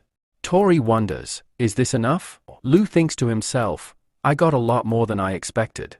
Looks like my bargaining skills are working here too. Tori says, my lord, but this is all I have. Lu says, all right, let's make the deal. Tori shakes his hand and says, thank you, my lord. As Tori leaves, he thinks to himself, did I just get tricked? Just then, Ben says, Master Lu, Beefing City is buying military supplies so quickly. I'm sure an attack is coming. Lu says, yes, I know. We need to start preparing too. We then cut to a scene in Lima City. Phil says, right, I'm Count's son, and I'm really angry. Carter says, hey, idiot, control your temper. Do you want to die like these people? Omar says, so you guys are saying that Margin and everyone else was killed there? A man nervously replies, yes, master. Omar asks, what happened to the money? The man replies, we didn't get any. Omar immediately kills him. He asks, tell me, how did they die? The man says, from what I heard, they hung everyone in public and killed them. Omar kills him too and says, stop with the nonsense. Carter says, my lord, don't be angry. Young City will be ours soon. There's no point in getting angry with these people. Omar says, Carter, I still remember that you sold Young City. Are you pretending to be on my side now? And also plotting something on the side? Carter panics and says, no, that's impossible. You know I'm with you. He then says, yes, Lord Omar, you're right. Omar warns him, if you pull any tricks, you know what will happen to you. Carter, panicking, says, I don't have the courage for that. I'll go to Young City myself and deal with the problem. Omar says, all right, go quickly and finish the job. A little while later, they arrive in Young City, but when they look around, they're shocked and say, did we come to the wrong place? Just then, a man says, hey, do you know? The city's lord is hiring laborers again, and this time, he's paying high salaries. Truly, our lord is amazing, paying us money for the work we do. Another man replies, yeah, you rewrite. He's not like Carter, who used to suck the life out of us. That guy was like a demon, so many people died working under him. Fizz says angrily, how dare he? I'll teach him a lesson. Carter, also angry, says, are you crazy? If you do anything, everyone will know who we really are. Just then, a man points at Carter and says, look, there he is. Carter curses, damn it, they've spotted us. We need to get out of here. But then, they see that everyone is ignoring them and moving forward. Shocked, they both say, what just happened? Carter looks around and sees that everyone has gathered around the Lord. He says, wait, that's Lu, right? Thody says, hey, Lu. I brought the cows, goats, and horses. Now hurry up and give me the stall. Lu replies, don't worry about it right now. Come with me, I'll show you a great place. Carter says, let's follow him and see what he wants to do. Everyone gathers around and asks, what on earth is this trade market? The second guy says, looks like Lord's about to try something new. Lu announces, listen up, everyone. I'm setting up a new market here. You'll find everything you need, and guess what? At super cheap prices. Carter asks, what's Lu up to? Phil replies, let's see what he does. Lu opens the market, and it's packed with food and drinks. Everyone is excited and shouts, wow. Carter, shocked, asks, when did this giant market pop up here? Lu hands them some money, saying, you two go ahead and do some shopping. Get whatever you like. Everyone starts shouting, wow. So many things. Let's go in. Chaos breaks out in the crowd. Carter and Phil trip over and fall, and people start walking right over them. Phil, furious, says, you scoundrels. If I get up, I'll knock you out. Just then, a guy steps on his head and says, hey, wait. I'm coming through. Somehow, Carter and Phil manage to get inside the market. Phil says, can you believe these guys? They just climbed over a noble to get past. Carter replies, that was right next to Lu, wasn't it? Annie asks a shopkeeper, how much for this candy? The shopkeeper answers, 1 steel coin. Annie happily says, that's so cheap. I'll take 10. Carter and Phil exchange confused looks, what the heck is a steel coin? Just then, a guy says, our Lord made a new coin. 10 steel coins equal 1 copper coin. Didn't you know that? Phil, getting mad, says, how dare he talk to me like that? He's talking to a noble like that? Carter says, Lu's really shaken things up here. Torai says, I'll take 50 pokelins. No, make it 100. Pack it up for me. Then pauses and says, these pokelins look so pretty. But if I buy them, what happens to my cotton fur? Who cares? Poor people are always making excuses.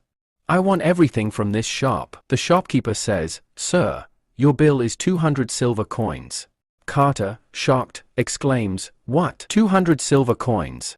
Then he thinks, he just made 200 in one go. Phil says, Can you imagine how much Lou's making in a day? If he were ours. Carter says, Young City is actually ours.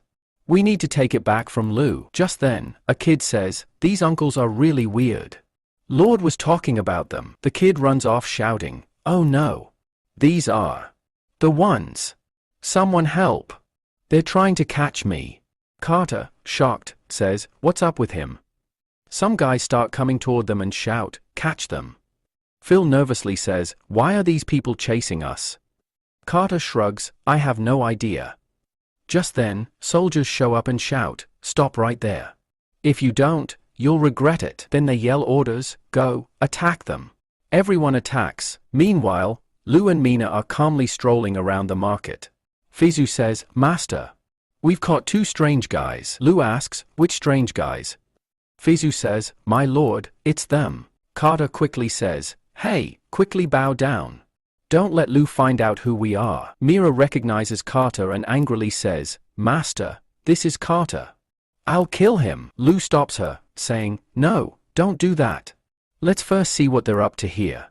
Mira, still angry, says, Do whatever you want. I'm not talking to you. Lou orders. Weren't these guys causing trouble in the market? Lock them up. Carter thinks to himself, If they lock us up, our lives are going to be in real trouble. Then he yells, Hey Lou, wait. Just then, Fiju kicks Carter hard and says, How dare you? You are calling out our Lord's name like that. Carter, trying to stay cool, says, Hey Lo, I'm Carter, and this is FaZe. Lo responds, Carter and FaZe, what are you two doing here? I really owe you an apology. My people didn't know, they just grabbed you by mistake. But Carter, didn't you go to Big City? How would you end up back here? Carter replies, Lo, I need to talk to you about Young City.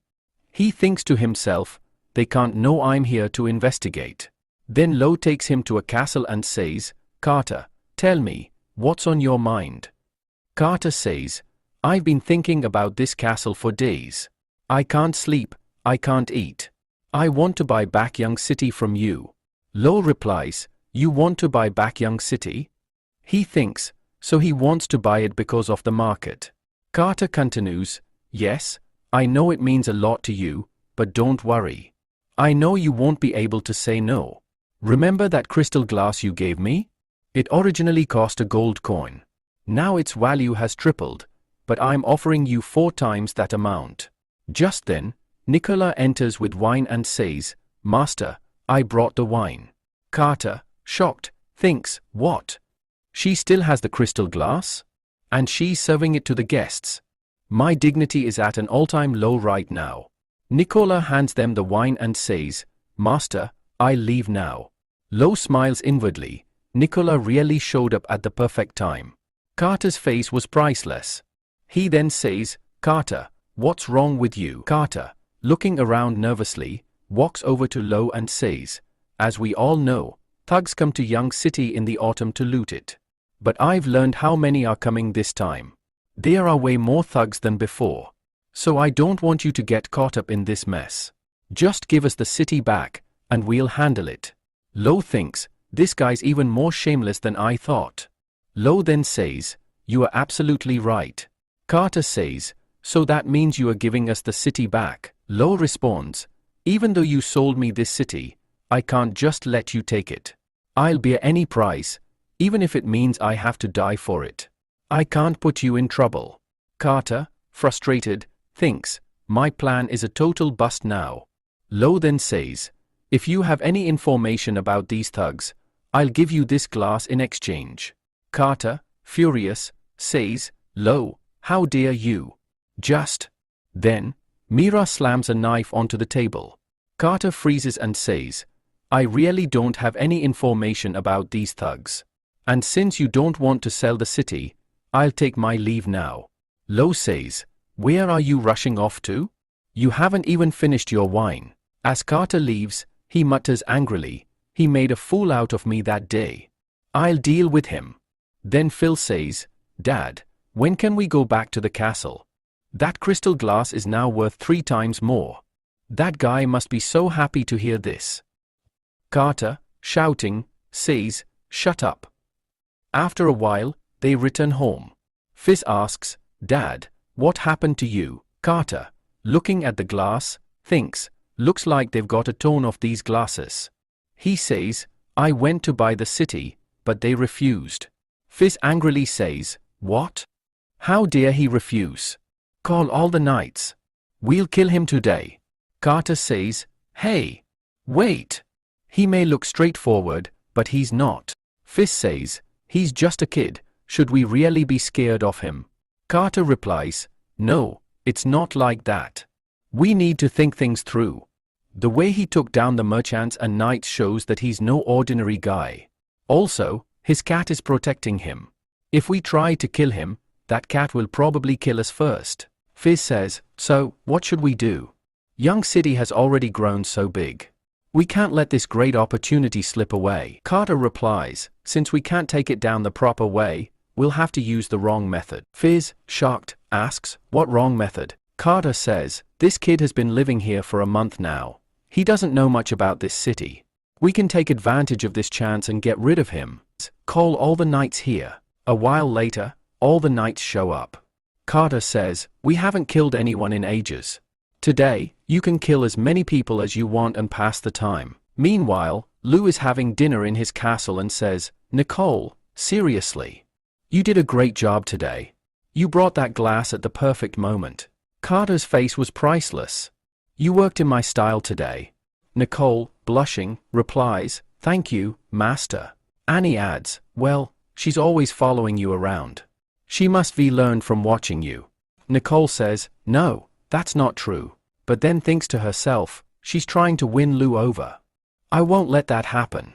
Lou is praising me for the first time, and she's trying to steal the spotlight. Mina, thinking to herself, says, What's wrong with her? Why did she suddenly break that spoon? Lou, in his head, thinks, What the heck? Why is she suddenly angry? Then he says, Anyway, Nicole did a great job today. Here, Nicole, you can have my chicken. Nicole, still blushing, says, Thank you, master. Ben says, Master Lou, please don't get angry. Whenever it's about you, Nicole gets nervous. Lou says, Nicole helps me with everything. Why would I be angry? Then he pats her head and adds, Besides, Nicole is really great at her work. Whoever marries her will be really lucky. Hearing this, Mina stops eating and, walking away, says, I'm full. Lou, shocked, says, What's going on with her? Annie says, Her shape is perfect, and yet she's dieting? Lou, thinking to himself, says, How can she just get up without eating? Something's definitely wrong with her. Mina walks up to Lou and asks, Should I learn how to cook too? Then she thinks to herself, What the heck? What's wrong with me? I'm a warrior. My job is to kill. Just then, Lou walks in and asks, Hey Mina, what's wrong with you? Mina replies, What are you doing here? Lou says, How could you leave such good food? I was worried about you. Mina replies, I'm not hungry. Lou, thinking to himself, says, She usually eats a lot, and now she's saying she's not hungry? She's totally messing with my head. Then he says, I was just praising Nicole. Are you jealous of that? Meanwhile, all the soldiers break into the castle and start attacking everyone. Lou, blushing, thinks to herself, Am I jealous? That's not possible. Mina, thinking, says, What's wrong with you? Our statuses are totally different. Lou thinks to himself, What's going on with her now? Then he says, I was just kidding, don't take it seriously. Mina says, Your words are pointless anyway. Lou laughs and says, I'm so handsome, that's why everyone loves me. Mina replies, Maybe. But I'm an orc, not a human. No noble person marries a beast. At that moment, Lou presses her against the wall and says, What's wrong with becoming a beast? It's actually amazing. I'd totally marry a beast. Meanwhile, Carter says to his soldiers, Seriously, you all did a great job. Whoever kills Lou first, I'll give them 20 gold coins. Lou, you've been talking too much, now it's your turn to die. Meanwhile, Mina says, Master, what are you doing? Lou replies, Mina, stop calling me master. Just then, a soldier runs in and says, "My lord, a huge crisis has come to the castle." Mina, pushing Lu aside, says, "I'm taking my team there," and then speeds off in that direction. The man thinks to himself, "Oh great, what do I do now? Looks like I came at the wrong time. I'm just a regular soldier. I have no idea about this." Lo, thinking to himself, says, "My first kiss was about to happen, and then this guy." The man scratches his head and says, "My lord." Lo yells, "Who are you waiting for here? Go tell Ben, now." The man runs off, shouting, "Okay, my lord." Meanwhile, all the thugs are marching toward the castle, shouting, "Hurry up. We need to kill him quickly." Then one guy says, "Hey, I heard there's a girl in the castle." Another guy responds, "The female cat? You know how wild those people are." The first guy laughs, "The wilder, the better." But suddenly, he goes silent. The second guy asks, "Hey man, what happened to you? Are you already dreaming about that girl?" Suddenly, the first guy collapses. The second guy yells, "Everyone be on guard." Then another man dies. He looks around in panic and says, "Who's there?" As he turns around, Mina is standing right there. He tries to turn, but Mina quickly slits his throat. On the other side, one of the thugs says, "Hold on. I think something's off ahead. Everyone, stay alert." Just then, Mina attacks him with a knife. The captain says, "Finally, you showed up. I've heard a lot about you." He tells his army, "Everyone, listen up. Whoever cuts off her head, I'll give them 10 gold coins." Mina laughs and says, "Really? You are seriously underestimating me." The thugs rush at Mina, yelling, "Kill her." But just then, Kia arrives and slices a thug in half. Everyone shouts, "Watch out, there are a lot of soldiers here." The rest of the soldiers rush out and start attacking the thugs. Within minutes, all the thugs are dead. Mina says, "Hey, you got something to say?" The captain laughs and says, "Carter was right. Beast people are so dumb. Your lord must. We already died by Carter's hand." Mina is shocked and starts running, thinking to herself, "Master's in danger." But just then, the captain sets fire in her path and says, "No point in going." Meanwhile, Nicole is really stressed and says, "What will we do if they get inside the castle?" Annie tries to calm her, saying, "Don't worry. Mina and the other warriors will handle them." Leo, thinking to himself, says, "From what I know, Carter is coming through another route." Just then, Nee screams, "A lot of people are coming under the castle." Lo says, "What? How did they get here so fast?" Annie quickly says, "I'm going to tell Ben." Lo says, "Nicole, don't worry, stay with me." Meanwhile, all the thugs are heading toward the castle through the tunnel. Phil says to his father, "Dad, seriously? You are so smart." Lo thought he was the smartest, but he had no idea there was a tunnel inside the castle. Carter laughs and says, "This time, his time is up." But then, ow, damn! Carter quickly steps back. At the same moment, an arrow whizzes past his mouth. Phil, panicking, says, "What was that?" "That scoundrel was prepared." Phil asks his father, "What do we do now?" Carter, thinking, says, "Looks like Lo already found this tunnel. But he didn't close it, he set a trap for us." Phil, angry, says, "He tried to trick us." Carter ties 3 soldiers with ropes and says, "Throw them ahead and finish the arrows." They throw the soldiers forward, and a shower of arrows starts hitting them. Carter watches it all calmly, laughing loudly as he moves forward. After a while, they finally reach the castle. Carter says, "Go, quickly check where they're lying." On the other side, Lou is hiding with Nicole and thinking, "I want to see what these guys are up to." Nicole thinks to herself, "Today is my lucky day. Good thing I'm here with the master." Just then, one guy is about to open the door when another guy shouts, "Come here.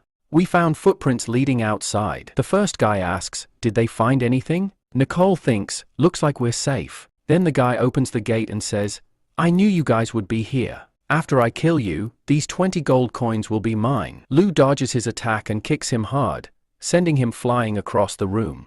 Lou says, "Wow. These guys found us way too quickly. Nicole, you stay here.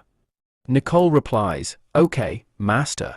Lu thinks to himself, I've traveled through this space many times, so my speed and power are way beyond normal people. It's time to show them my strength. Then Carter says, hey, Lu. Lu responds, I don't know how powerful I am, but if I can't kill you, this is going to be really embarrassing. Carter says, you really like to talk big. Now die. Lu dodges Carter's attack and punches him hard. Nicole thinks, wow, the master looks so cool. Like a real hero, he's so powerful. Just then, some guys attack Lu from behind, but Lu dodges their attacks just in time and takes them all out. Carter screams, everyone, attack him together. Then, all the men attack Lu at once. Within moments, Lu defeats them all in one go and says, really, you guys are so weak. Phil says, how did Lu suddenly get so powerful? Carter says, stop talking nonsense and run away. And then they all start running.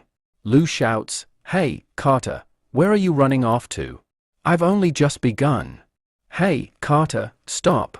I'm right behind you. Hey Nicole, follow me. Let's chase these dogs out of here. Nicole happily says, okay, master. Lu is chasing Carter. Nikolai shouts, master, please stop for me. On the other side, Carter reaches his man. The man says, Lord, we have captured that beast. Hearing this, Carter is pleased and says, what? Really? Mina thinks to herself, Carter is here. I hope master is okay. Carter smirks and says, hey, cat-like creature. You thought you were powerful, but you turned out to be nothing special. I actually thought you were really strong. What happened? Are you afraid of fire? Just then, Lu arrives and sees Mina trapped in the flames. Seeing Lu, Mina is relieved and exclaims, Master. Carter smirks, oh, you got here quickly. Lu says, Carter, you want to kill all of us and take over Young City? Even if you succeed, the thugs will still keep looting money as usual. Carter laughs and says, hey, kid. Let me tell you a truth. These so-called thugs. They are actually Omar's knights.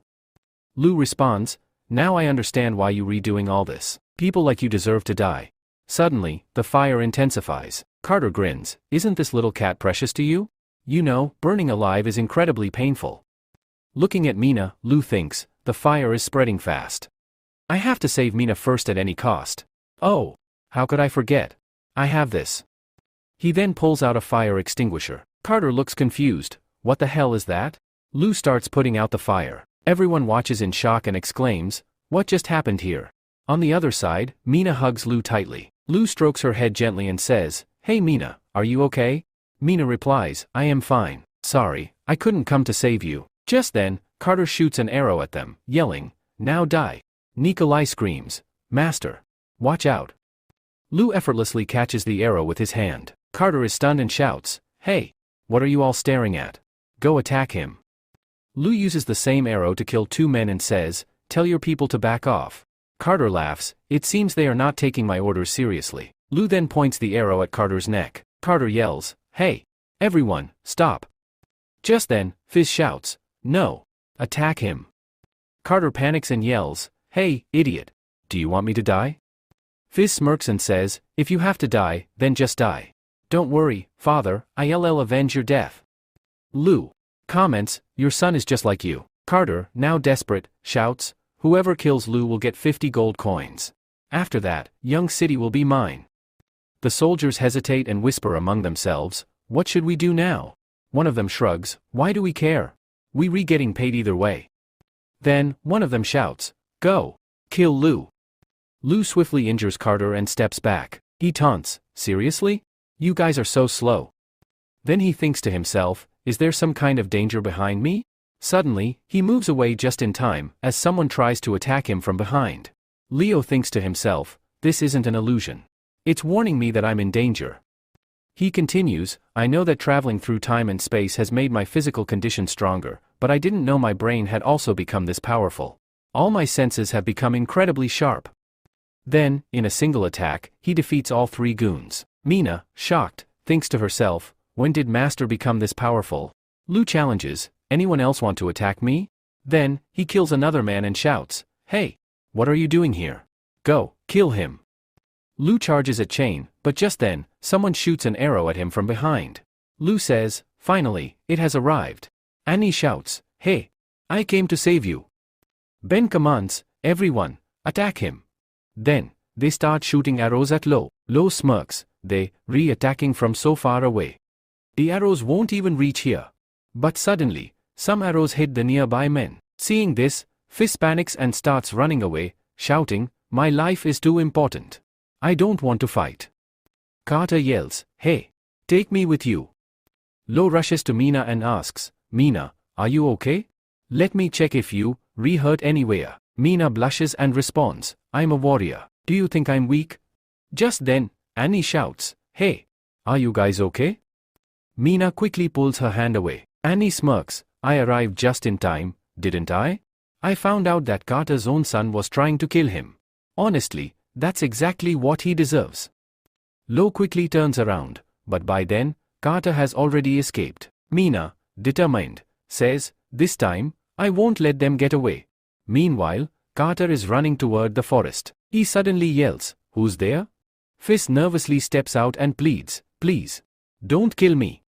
Carter glares at him and says, oh, so, you sneaky rat were hiding here. Fizz snaps, get out of here. Carter, furious, says, do you really think you can escape? You are not even that strong. Fizz, having no other choice, starts leading Carter forward. But then, they suddenly see Mina standing in front of them. Panicked, they exclaim, damn it. We are trapped. Mina smirks, we meet again. Fizz stammers, what do you want from us? Mina glares, do you remember how you kept me starving for half a month? And I kept asking, what do you want from me? But you still left me hungry. Master was right. People like you don't deserve to live. Carter pleads, you can't kill me. I'll give you money. And you know Omar is backing me. Mina coldly replies, I don't care. Then, she slays both of them and says, finally, it's over. I've avenged myself. Mina returns to the castle. She thinks to herself, it's really late. He must be asleep by now. Let me check the gate once. But as she looks inside, she sees that Lo is still awake. Lo smiles, oh, you are back. Are you hungry? I made your favorite rice. Mina takes a bite, looking surprised. I thought Nicole made this. Lo laughs, what are you saying? My cooking skills have improved, right? Mina starts eating quickly. Lo gently strokes her forehead and says, hey, eat slowly, no one's going to steal your food. Look, you got rice on your face. Let me wipe it off. Mina blushes and quickly says, no, I'll do it myself. Lo smiles, hey, Mina. Mina closes her eyes and slowly leans toward Lo. Lo thinks to himself, this is my second chance. This time, I won't fail. But just then, Ben bursts into the room, shouting, Master. Lo, frustrated, thinks, damn it. Not again. What is wrong with me? Will I ever get to kiss her in this lifetime? Ben awkwardly says, you guys continue. I'll leave now. Lo sighs, Uncle Ben, if you're here this late, it must be something important. Ben nods, yes. I need to talk about Carter. Lo raises an eyebrow, Carter? But he's already dead, isn't he? Ben warns, if Omar finds out that Carter died here, he'll definitely launch an attack. Lo frowns, yeah, you are right. We are not prepared to fight Omar yet. Mina looks down and says, Master, this is all because of me. Lo reassures her, don't worry, I'll handle it. Meanwhile, in Lema City, countless demi-humans are being forced to work. Watching over them, Omar smirks and thinks to himself, looks like we've had a great harvest this year. Just then, a man says, Lord Omar, a letter has arrived from Young City. Omar reads the paper and says, really? This is so boring. Young City will now fall into Carter's hands. Lo turned out to be useless too, but this isn't all bad. Now, no one will stand in my way. We will head to Beefing City. This time, I will take a lot of gold coins to the capital and show my brother how powerful I am.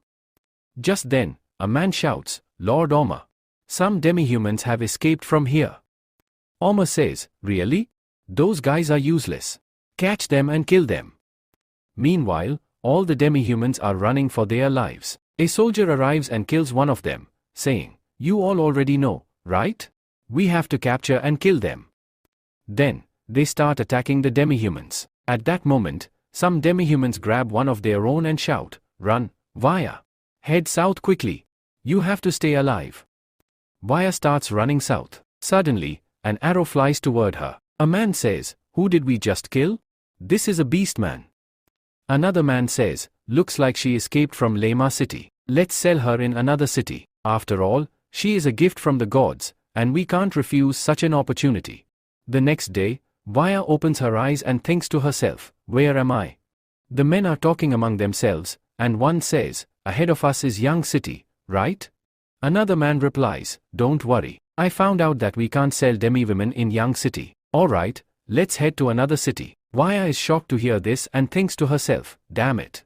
I escaped from there only to fall into the hands of these merchants. No. I have to escape from here at any cost." Just then, their cart hits a rock and topples over, breaking the cage. Vaya thinks to herself, "This is the right time. I have to run away from here."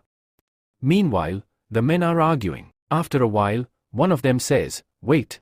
Where did that demi-human go? She escaped. Look over there. She's right there. Hurry, we must catch her no matter what." Vaya, while running, suddenly trips and falls. The man says, "Is your running done now? Come on, quickly." Vaya screams, "Please. Someone help me." Just then, a voice from behind says, "Hey. Stop right there." The man says, "Hey. Who are you? Why are you interfering in our business?" Lo says, "I should be asking you that.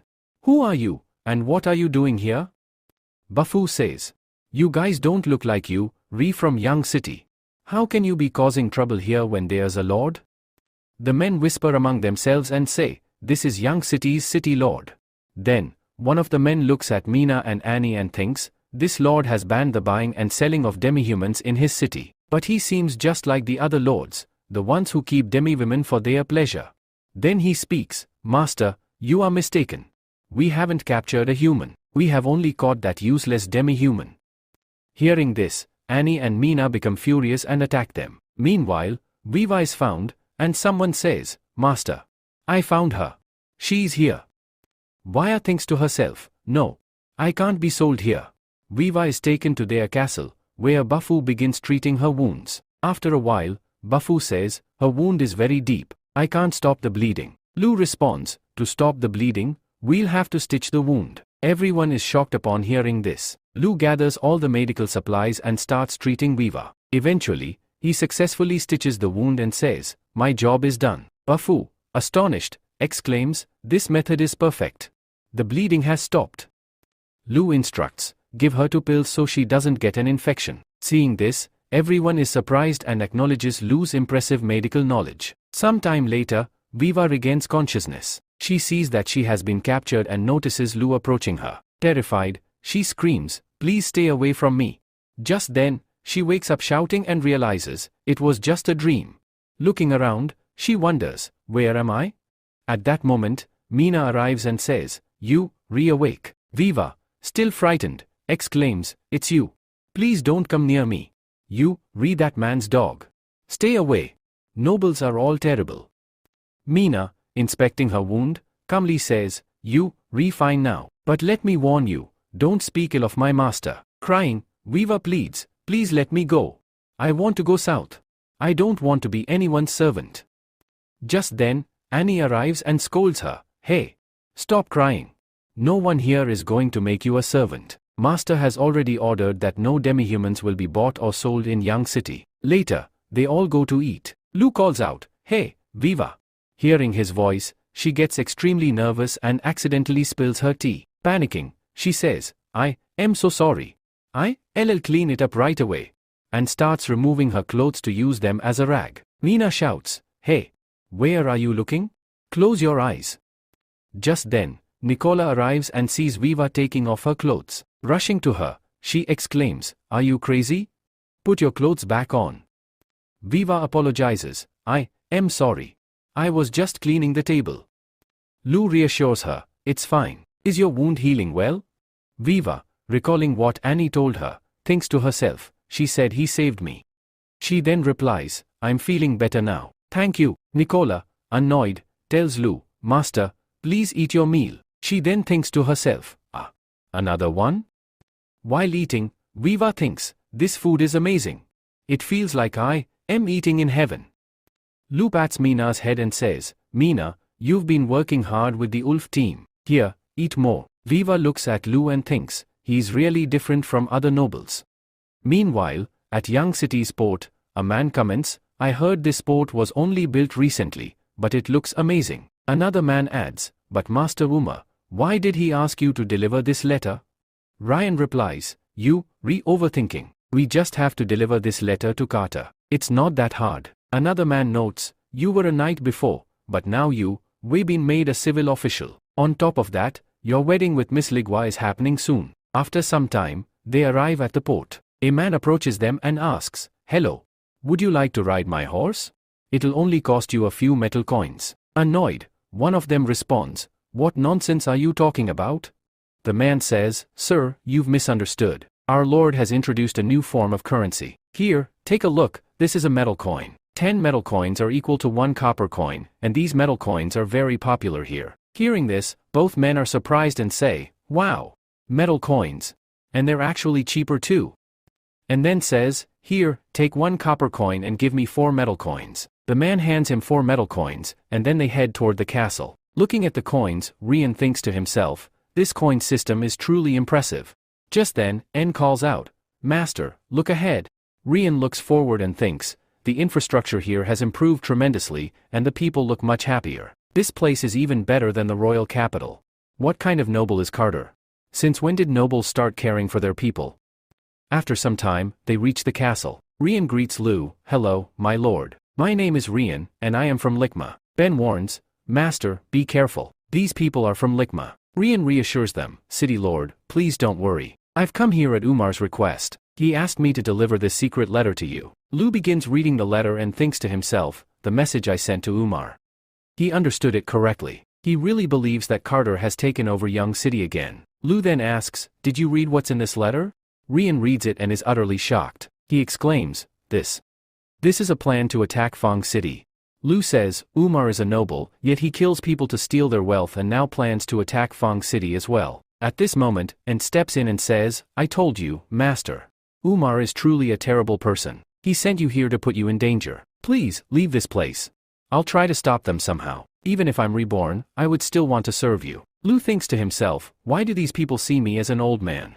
Ryan then turns to Lu and says, it seems you're not Carter. Chan replies, of course not. I am Lu Fong, City Lord of Young City. Ryan, realizing his fate, says, I don't think I can escape death, but before I die, I want to do one last thing. Please send this information to Fong City as soon as possible so they can protect themselves. Lu agrees, alright, you may leave. Ben, puzzled, says, Master, these two don't seem old at all. Lu smirks, of course not. Besides, they brought us a wonderful gift. Ben asks, you mean sending the information to Fong City?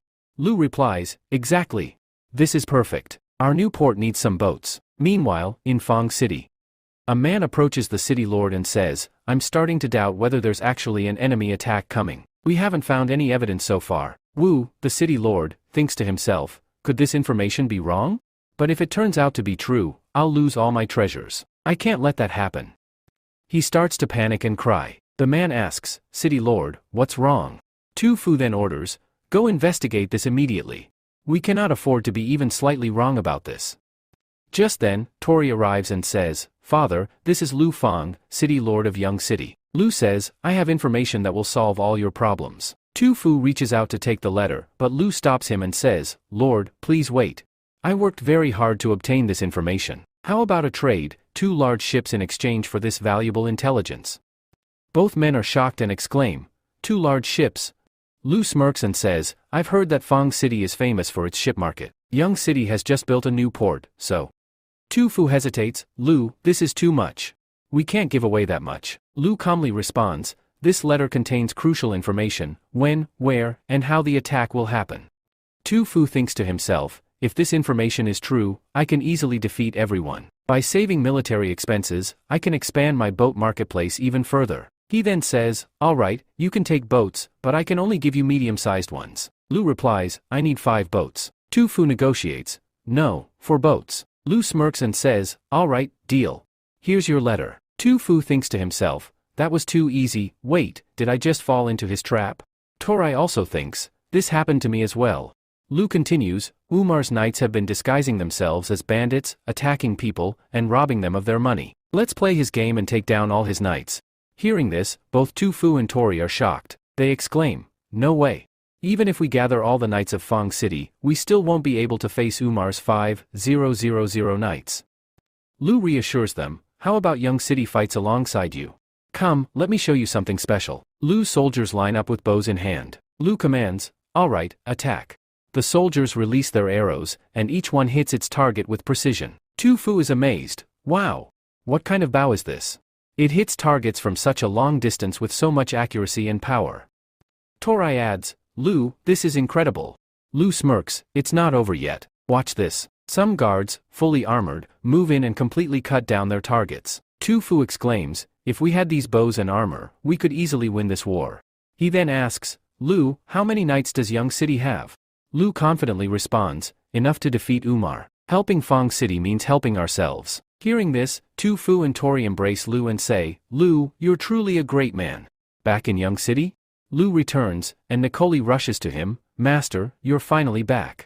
Lu apologizes, sorry for making you all worry. Ben exclaims, for boats. This is amazing for us. Lu instructs, Uncle, gather everyone in the castle. A little later, Lu addresses everyone, Young City and Fang City have allied. Together, we will face Umar. This time, we will wipe out all of Umar's knights. Meanwhile, Viva is secretly listening to their conversation. She mutters to herself, Umar. Ben warns, the war preparations aren't complete yet. We still have time to gather intel on the enemy. If anyone escaped from Umar, it would be Viva. If we ask her, we could get crucial information. Lu disagrees, no, she doesn't trust me, and who knows what she has been through. Asking her could bring back painful memories. Viva's thoughts? He's worried about me, but why? I only arrived here a few days ago. Besides, I'm just a demi-woman. Frustrated, she punches the door. Ben yells, who's there? Come out. Nervous, Viva steps forward and says, it's me. I want to help you. She then reveals everything she knows about Umar. On the other side, Omar receives a letter. Reading it, he exclaims, you stole my merchant and my golden coin. And you even sent me false information. Lu Fang, how dare you? I will kill you. Meanwhile, Lu thinks to himself, should I touch this? Well, whatever happens, happens. Then, while gently patting Viva's head, he says, don't worry, I will definitely take revenge for you. Viva gets scared and replies, okay. Mina adds, if they dare to harm Master, I will kill every one of them. Lu responds, thank you, Mina. Viva wonders in her mind, do these people love each other?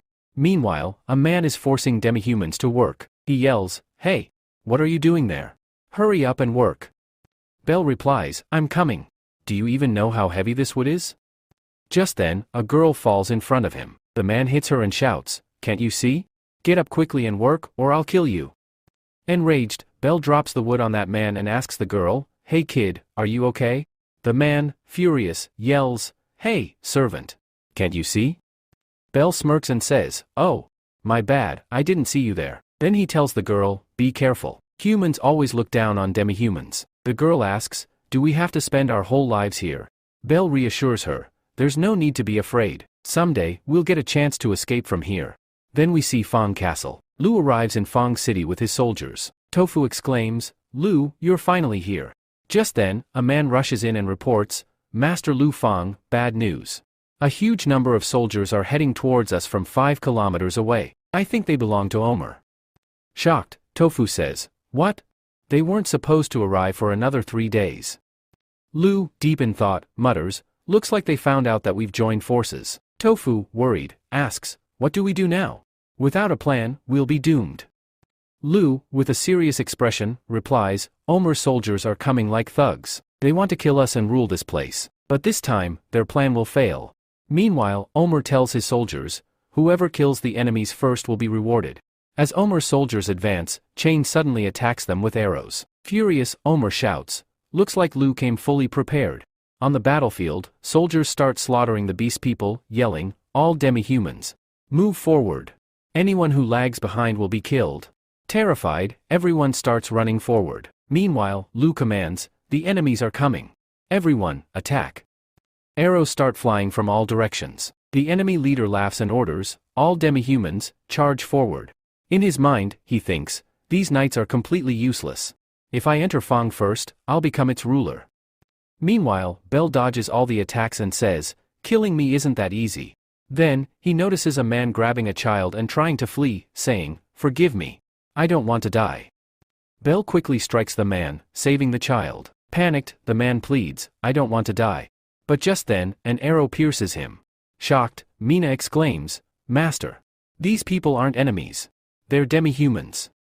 Lu, stunned, says, What? What did you just say? Damn it. They're using them as pawns. Lu's soldiers shout, hurry. All beast people, get inside. Seizing the opportunity, Lu's army launches a counterattack on the enemies. The enemies, overwhelmed, shout, we can't fight them. Everyone, retreat inside. The enemy leader laughs, young city's knight, Lu, is so weak. Looks like I'll kill him and become the king here. Then we are shown the inside of Fang City. All the demi-humans enter, and some of Lu's soldiers, while cooking food, say, don't worry, we won't harm you. Eat first, and then you can go wherever you want. Bell barges in, saying, get out of my way. I don't care who these people are. The most important thing is to fill my stomach first. He rushes forward and starts eating. Seeing him, the others also begin eating. Just then, a man approaches Lu and says, Fang's walls are about to collapse. Omer's men will enter Fang Castle any moment now. Meanwhile, Omer smirks, Lu would never have guessed that we'd use demi-humans to get in. Under the name of a thief, I will kill Fang City's lord. Then this city will be mine. Elsewhere, Tofu looks ahead and is shocked. The enemies are coming. How did Omer's soldiers get here? Hey! What are you all doing? Close the gates quickly. Before they can shut the gates, the enemies kill him. Moments later, Lu arrives and attacks them. Seeing this, Toady exclaims, Lu is truly powerful. Omer thinks to himself, Lu, you're making me look like a thug in front of everyone, but it's pointless. You rushed here too soon and brought only a handful of men. Our 10 soldiers will attack each one of yours, and we'll win effortlessly. Meanwhile, everyone finishes their meal. A demi-human says, the Lord of Young City must be fighting Omer right now. Another demi-human adds, the city lord took only 560 people with him, while Omer has 4,000 soldiers. They will win easily. He then suggests, it's best if we escape. If Omer takes over Fang City, we'll suffer the same fate again.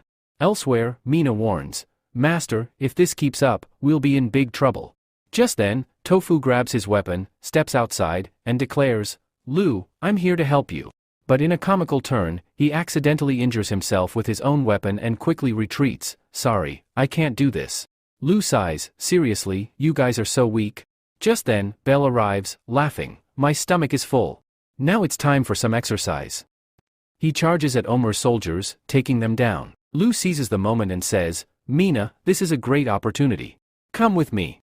Mina replies, Master, you go after Omer. I'll handle these guys. Lu nods, alright, Mina, but be careful. Omer then attacks Lu. To dodge, Lu jumps off his horse. Laughing, Omer taunts, we nobles have trained with swords since childhood. Fighting you is child's play for me. Lu smirks, oh, is that so? Let's see. Omer growls, you're about to die, and yet you're acting arrogant? He swings at Lu, but Lu dodges every attack. Shocked, Omer exclaims, no. This can't be happening.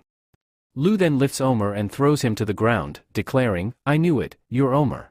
But today, you'll die by my hands.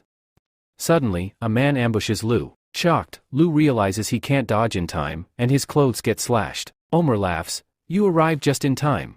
Kill him for me. Lu quickly looks around and asks, wait, where's Mina? The attacker strikes again. Lu blocks it and thinks, his attacks are insanely fast. They engage in a fierce sword fight, and Lu gets a cut on his face. He touches his cheek and thinks, I'm bleeding. Meanwhile, Belle continues attacking the enemies. One of them shouts, everyone, attack together. Enraged, Belle rips her clothes in frustration and yells, now I'm really angry. Everyone is stunned and gasps, wait, where did that huge ball come from under her clothes? That's when they realize, Belle is actually a girl. Where are you all looking? Before charging at the enemies. During the fight, Lu thinks, I can predict all his movements, yet I'm still struggling to defeat him. The masked man attacks Lu, but Belle steps in and saves him. The masked man reveals his face and says, now I understand why I was sent here. Remember my face, we will meet again. Omer yells, Gray. Stop. You can't just leave me like this.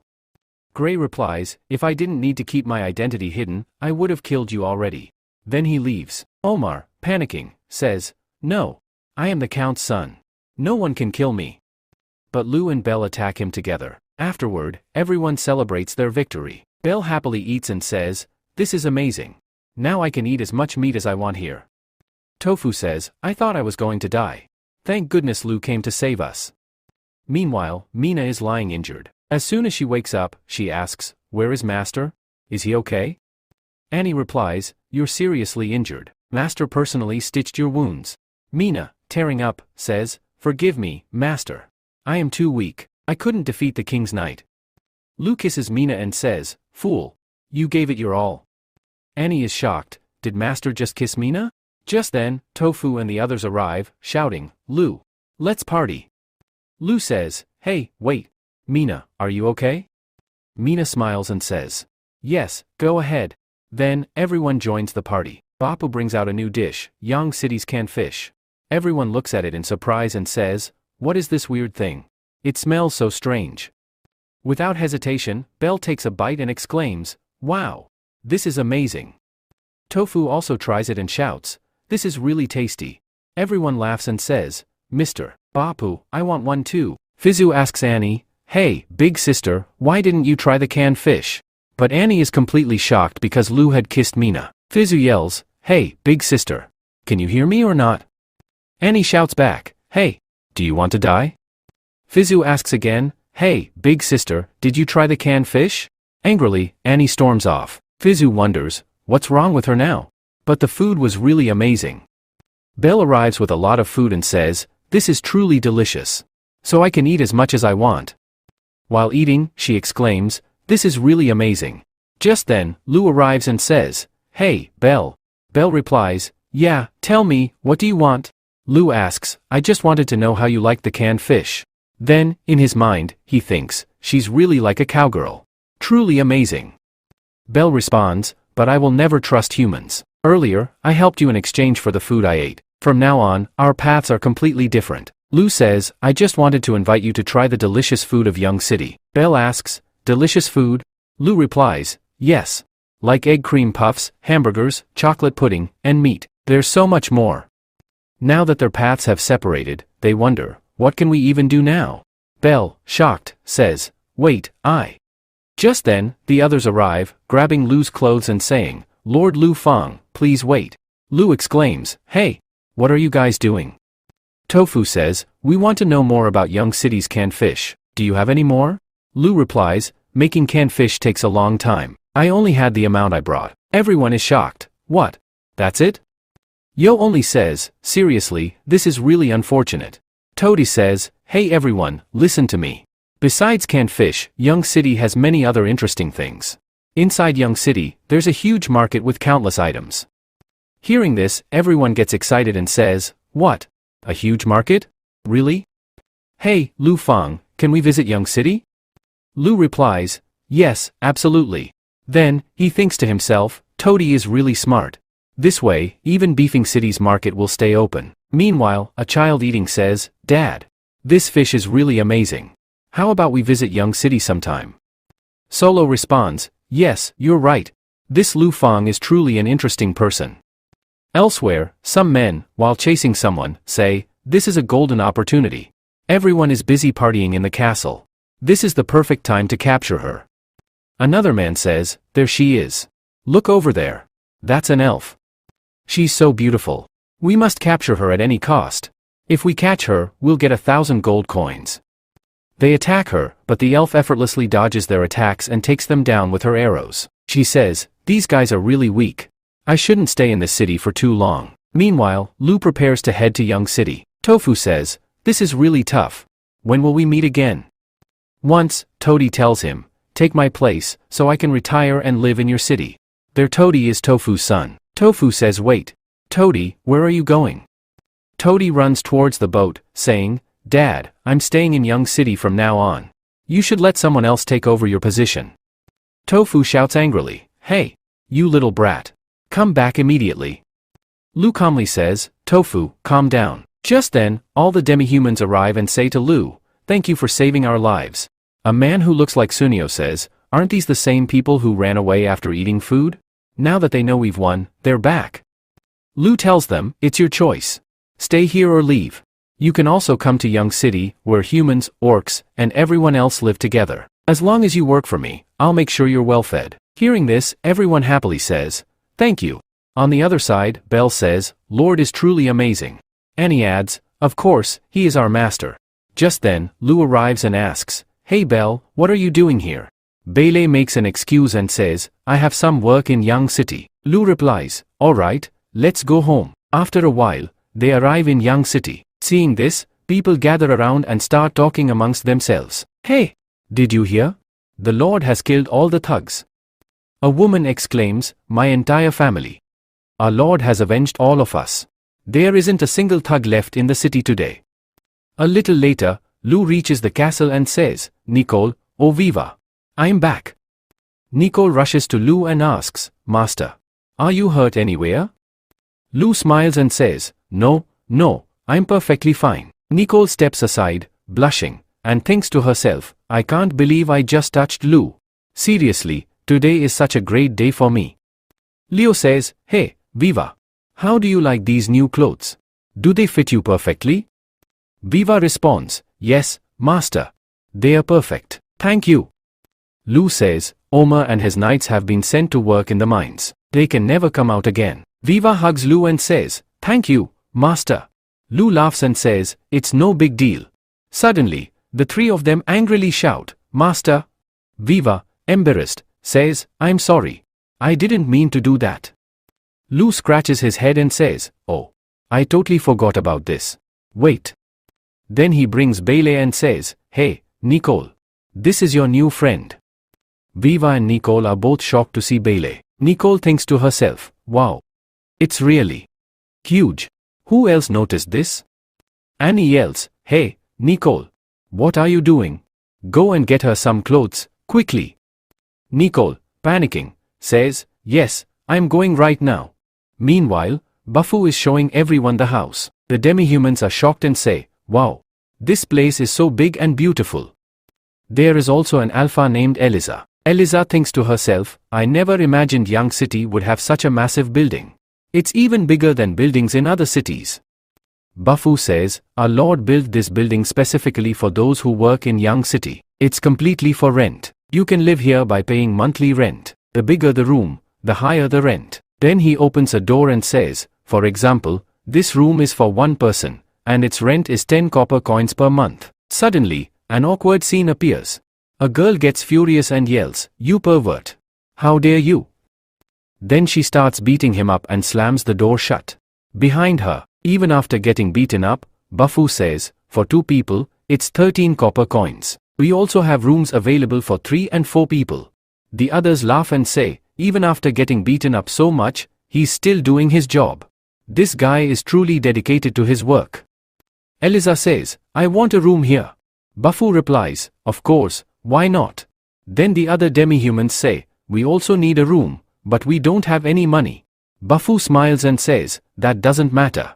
The Lord already knew about this. If you don't have money, you can take a loan. Once you start working, it will be deducted from your salary. Here's a good suggestion, share a room with others. That way, you'll pay less rent. Hearing this, everyone gets excited and shouts, yes. We will work hard with all our strength. Meanwhile, Ben is showing the nobles around and says, up ahead is our trade market. Solo looks around and thinks, Young City's construction is truly impressive. And Lou, he genuinely cares about everyone. This Lord is no ordinary man. Suddenly, a man comes running and shouts, wait. You guys stay right here. My stomach is upset, I need to relieve myself. Ben shouts, hey, Lord. Stop. That's not allowed in Young City. Meanwhile, that man calmly starts doing his business. Suddenly, a group of people arrive with sticks and say, didn't your family teach you not to relieve yourself wherever you want? The man says, but everyone goes to the corners, right? They angrily shout, that's just you. Can't you read what's written here? Then they grab him and say, clean up what you did. And on top of that, you have to pay a fine. The man, panicking, says, what? I have to pay a fine too? They angrily say, do you not want to pay the fine? Terrified, he quickly replies, all right. Wait, I'll pay.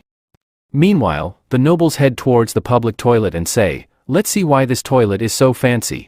Solo tries to stop them. Hey, wait. But before he can, they open the door, only to be beaten up and thrown out by the girls inside. The warden, furious, says, seriously, you all are such perverts. Don't you understand that men's and women's toilets are separate? Then she points at the board and says, look. This is the men's toilet, and this is the women's toilet. The people think to themselves, if they had told us about the sign earlier, we wouldn't have gotten beaten up for no reason. The woman says, whatever the case, since this is your first time, I'll forgive you. Then, all of them head to the male restroom. After relieving themselves, one person exclaims, wow. That was amazing. I never thought relieving myself in Young City would feel this good. As they continue walking, a boy says, Dad, let's eat over there first. Ben says, this shop is the most famous one here. If you all are hungry, go ahead and grab something to eat. Everyone rushes toward the bun shop like madmen. But as soon as they arrive, the other customers step away from them. One man comments, seriously, the people here are really smart. They automatically clear space for nobles like us. They start chatting amongst themselves and say, these people probably haven't bathed for a month, just like we used to. Another man says, whatever, let's just leave. I've lost my appetite. A noble asks, do we really smell that bad? Just then, a man vomits. The people around them react, hey, brotherly, are you okay? Let's get out of here before we end up sick like him. Solo remarks, looks like we really do need to take a bath first. Ben says, if you want to bathe, there's a bathhouse in Young City. You can go there. They all head to the bathhouse. Solo exclaims, wow. This bathhouse is amazing. We can all bathe together in such a huge pool. However, as soon as they get into the water, their filth starts contaminating it, causing everyone else to flee. Solo's son says, Dad, you are seriously disgusting. Solo yells, hey, where are you going? Don't run away from me. His son pleads, please, let me go. A while later, after they've bathed, they step outside. Solo stretches and says, that bath felt amazing. His son excitedly adds, Dad, I really like this place. What if we stayed here permanently? Solo reminds him, have you forgotten why we came here in the first place? The boy suddenly remembers, oh yeah. We're here to find a great husband for my sister. Ben points ahead and says, here's our trade market. You'll find everything you need here. Go ahead and take a look. The nobles enter the market and start browsing through the goods. Meanwhile, Elisa, while eating, thinks to herself, this city is incredible. The food here is amazing. The nobles push forward aggressively, shouting, move out of my way, as they charge ahead like lunatics. Then, they begin buying everything in sight, boasting, we're filthy rich. Just sell us everything you've got. Suddenly, a man shouts angrily, hey, you guys are going too far. If you buy up everything, what will we do? Do you really think money can buy everything? The nobles respond, oh, sorry about that. Does this not seem like enough money? Fine, we'll double it. Don't worry, it's just us today, but we'll be back tomorrow, the day after, and every other day. You might as well stop coming here. Hearing this, the man gets furious and shouts, you.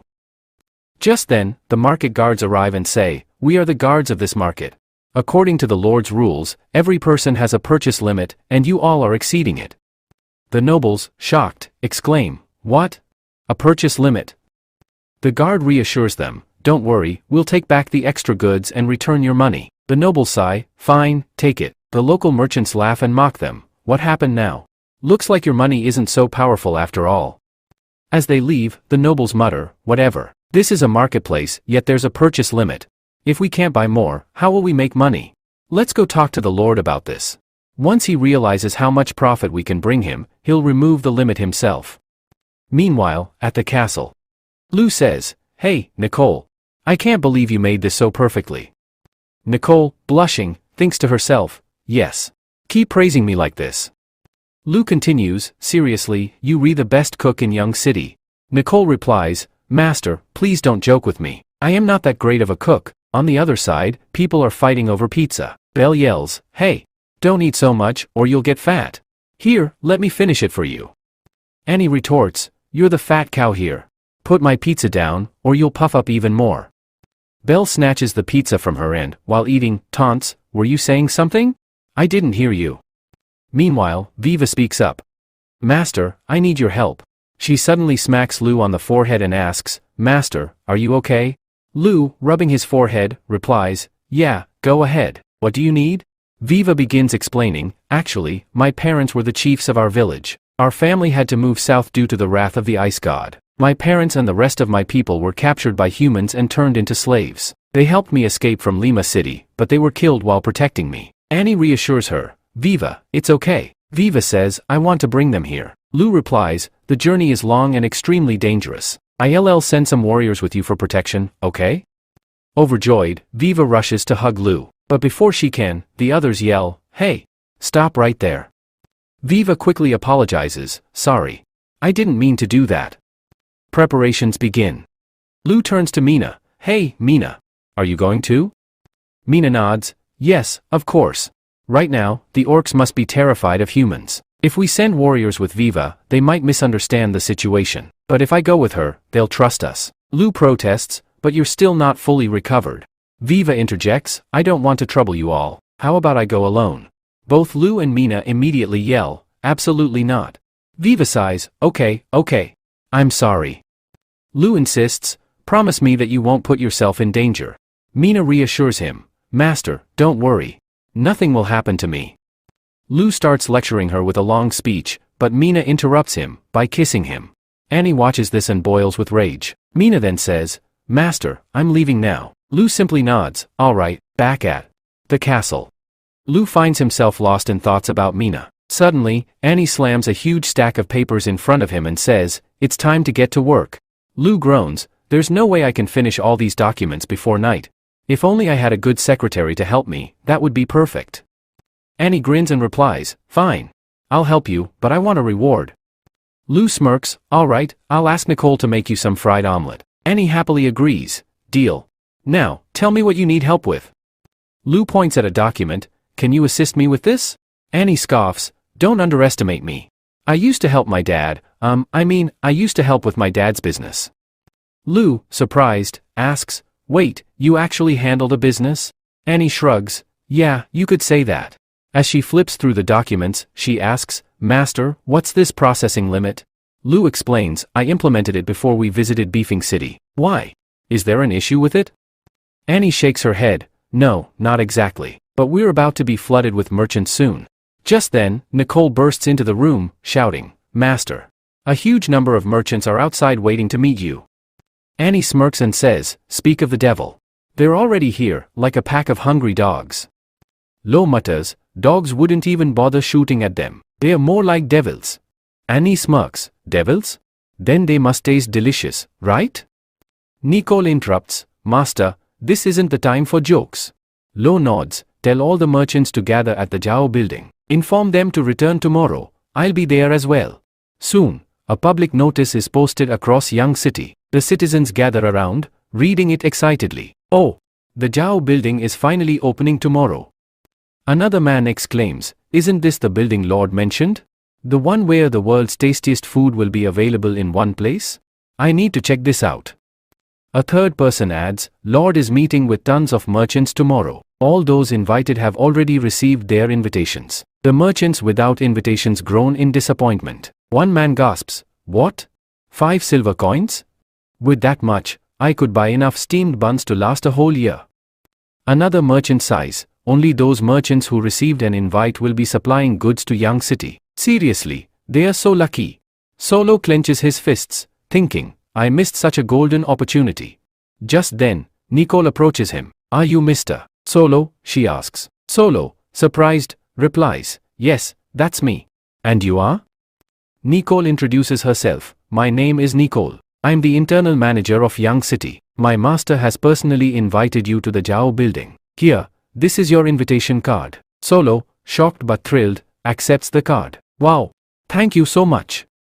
The surrounding crowd gasps in disbelief. That invitation is worth 5 silver coins. This guy is unbelievably lucky. Nicole, unfazed, turns to leave. Make sure you arrive on time. Solo nods eagerly. Of course, Miss Nicole. Everyone arrives at the invitation and says, this place is truly amazing. And look at the variety of food here. Belle is completely shocked to see so much food. A girl asks her, you can order whatever you like to eat. Tell me, what do you want?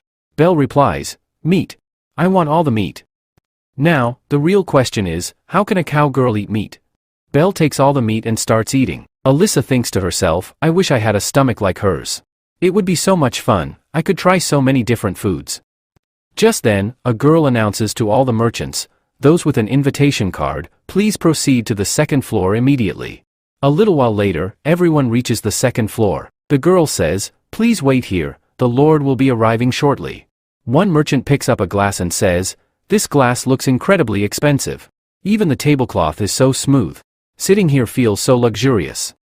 Everyone takes their seats at the table. Another merchant says, I know we all have different business goals here, but our main purpose is the same, to remove this purchasing limit. The others agree, yes, absolutely. Tell us, what can we do about it? One person speaks up, I have a plan, everyone listen carefully. When the Lord arrives, no matter what offers he makes, we will not agree to anything. Until he removes the purchasing limit, we won't make any deals. A young man hesitates, the idea sounds good, but I don't want to offend a noble. What if I lose my life over business? The merchant reassures him, there's no need to be afraid. If a noble wants to develop their city, they won't harm merchants. We just need to stand united. Meanwhile, Lu and the others are eavesdropping on their conversation. Annie says to Lu, yes, you were right. We can hear everything from the other room. Lu replies, yeah, I knew it. Nicolette angrily says, how dare they? Master wants to help them, and they are plotting against him. Lu calms her down, relax, or they'll hear you. Nicolette, still furious, says, Master, forgive me, but they're talking absolute nonsense. Lu smiles and says, no worries.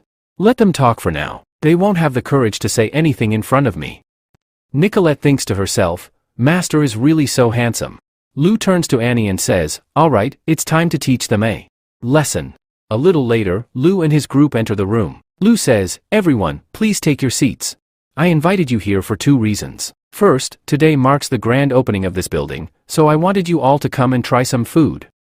Annie claps, and the servants bring in the food. Lu says, all right, please start eating.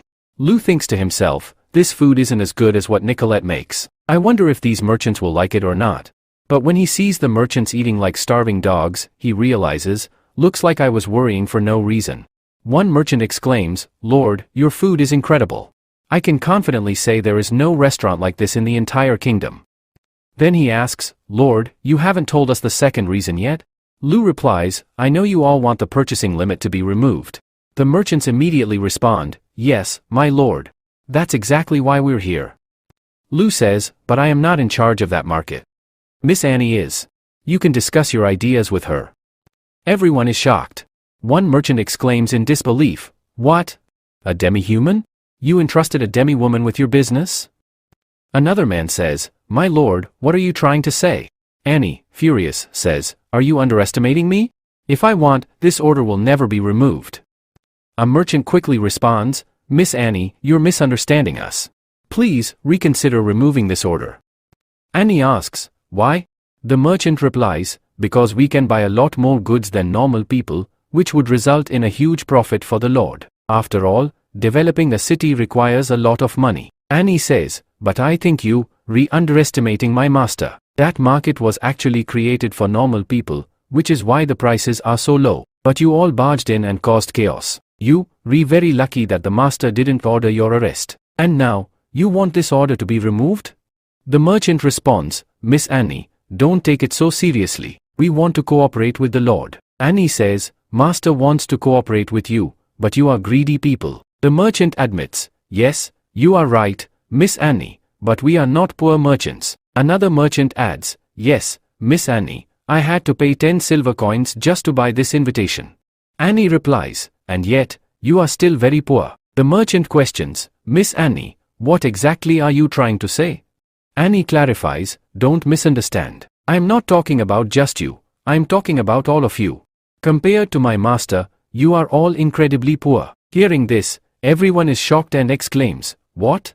In the next scene, Viva and Mina are shown heading toward the mountains. Mina constantly protects Viva from danger, but in her mind, she thinks, I'm really so useless. Suddenly, her stomach growls. Mina says, hey, Viva. Let's take a break and eat something. Viva replies, no, there's no need. She thinks to herself, no, I don't want to cause any more trouble. But then, her stomach growls again. She hesitantly says, I'm sorry. I think we should stop and eat something here. So, they pause for a meal. Mina offers, try this dried fish. Viva asks, what's this now? Mina explains, it's a biscuit. Eating it with fish makes it taste really good. Viva exclaims, Master is truly amazing. He knows everything. Mina smiles, yes, I know. Viva hesitates for a moment before asking, Mina, can I ask you something? Mina replies, sure. What is it? Viva asks, do you think Master would marry a demi-human? Mina is completely shocked and exclaims, what? What are you trying to say? Viva hesitates and then says, I'm sorry, but yesterday I saw Master kiss you. Mina replies, yes, he will. Viva is stunned. What? Mina clarifies, I'm saying that Master will definitely marry a demi-human. Viva exclaims, really? Master is truly a great person. But he is a noble. How can he marry a demi-human? Mina sighs, I used to be sad thinking about that too, but then Master told me. What's wrong with a demi-human? I will marry a demi-human. So I am completely sure that one day, Master will marry me. As soon as she says this, Mina's face turns bright red. Then she gasps, oh no. What did I just say? Viva laughs and says, don't worry. There's no one else here besides us. Meanwhile, a group of people is hiding behind some rocks, whispering. One man says, Captain, did they forget about us? The captain warns, stay quiet.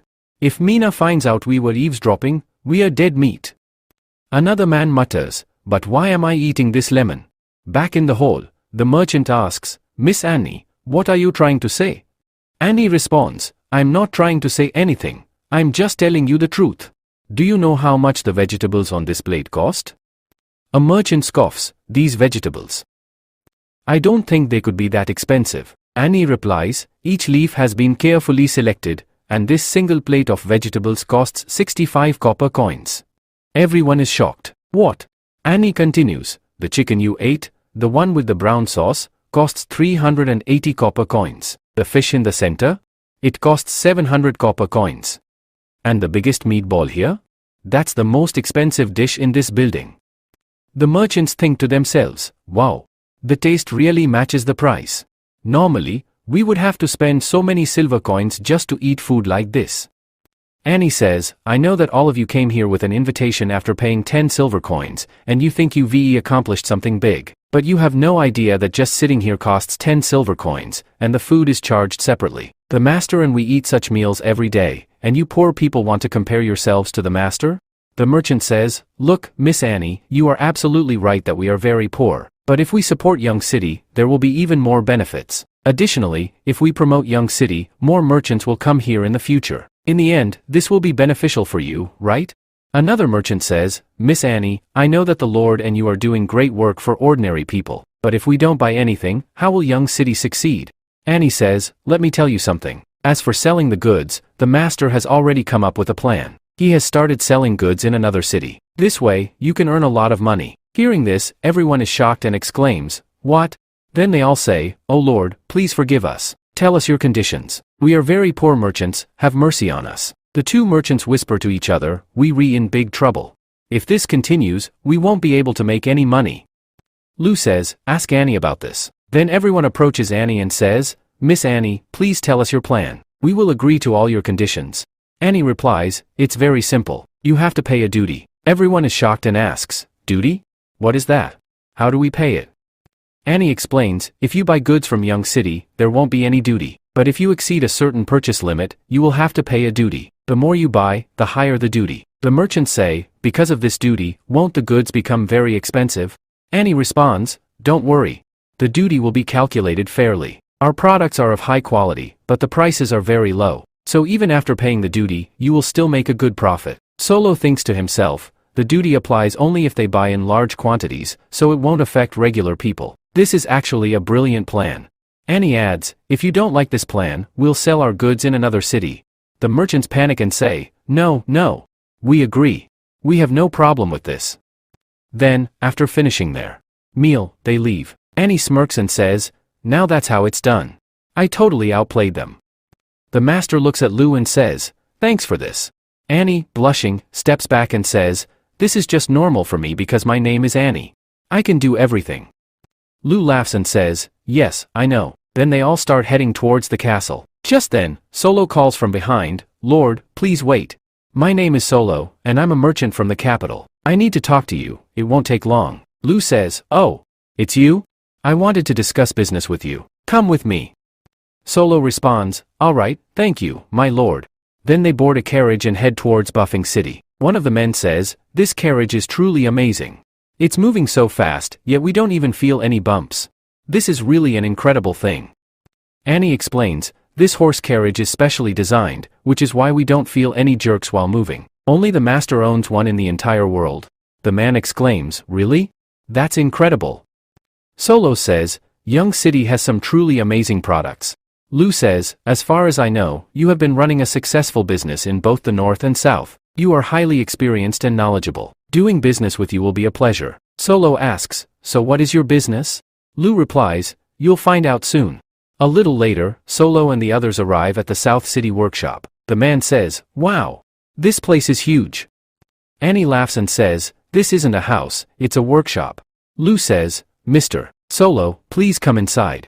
Then he steps inside and becomes soft. Lu says, Mr. Solo, I want you to manage this business. Hearing this, Solo is completely taken aback and exclaims, what? Just then, his son says, Dad, look at all these clothes. Lu asks, Annie, how many clothes do we have here? Annie replies, right now, we have 400 low-quality clothes, several medium-quality ones, and 200 high-quality ones. Lu asks, and how many products do we produce in a day? Annie starts calculating the numbers. The boy says, the price of 1 meter of fabric is 30 copper coins. Each piece of fabric is 30 meters long. If we sell 60 pieces in a day, we can earn 50 silver coins daily. That means 1 gold coin in 2 days. Even after deducting transportation, labor, and production costs. Dad, this means we can earn 100 gold coins a year. Lu laughs and says, kid, you truly are a merchant's son. Annie, irritated, mutters, this kid is really weird. Solo says, but my lord, wouldn't it take a lot of time and effort to adopt this lifestyle? How can you produce so many pieces in just 1 day? Annie replies, that's a city secret. We don't tell anyone. Lu says, no worries, we can show him. Hearing this, Annie gets furious. Solo asks, what is this now? Annie says, alright, I'll show you. The boy exclaims, this is the machine, right? You guys sew clothes with this? How do you use it? Annie thinks to herself, I'm going to kill this kid. Lu says, Annie, show them. Annie sighs and says, fine. She pushes the kid aside and says, move over. She sits down and thinks to herself, now it's time to show off my ability. Then she swiftly starts sewing the fabric and, in no time, completes it, proudly saying, look, it's done. This is actually really easy. What do you guys think? The boy excitedly exclaims, wow, you're amazing. Annie blushes and says, this is just normal for me. Lu asks, hey Annie, do you think we can produce 100 pieces in a day? Annie confidently responds, yes, absolutely. We've already started training new workers. Once they start, there won't be any problems. Solo thinks to himself, where exactly did this lord come from? Lu asks, hey Mr. Solo, what do you think of this machine-made fabric? Solo touches it and says, this is incredibly soft and of high quality. Even normal noblemen would love to wear it. Annie explains, Mr. Solo, we have different grades of fabric, and each grade is unique. The one you're holding is what common city people wear. Solo is stunned and exclaims, what? This is low quality? Then how amazing must the medium, high, and premium quality be? Even the king would want to buy this. Lu smirks and asks, interested in doing business? I have the products, and you know how to sell them. Solo thinks to himself, I bet we can make way more than 100 gold coins a year, at least 1,000. Then he says, Lord, I truly want to work with you, and I only need one thing for that. Lu thinks, I thought he'd ask for a percentage, but he's actually a great guy. Just then, the boy loudly declares, I've made up my mind.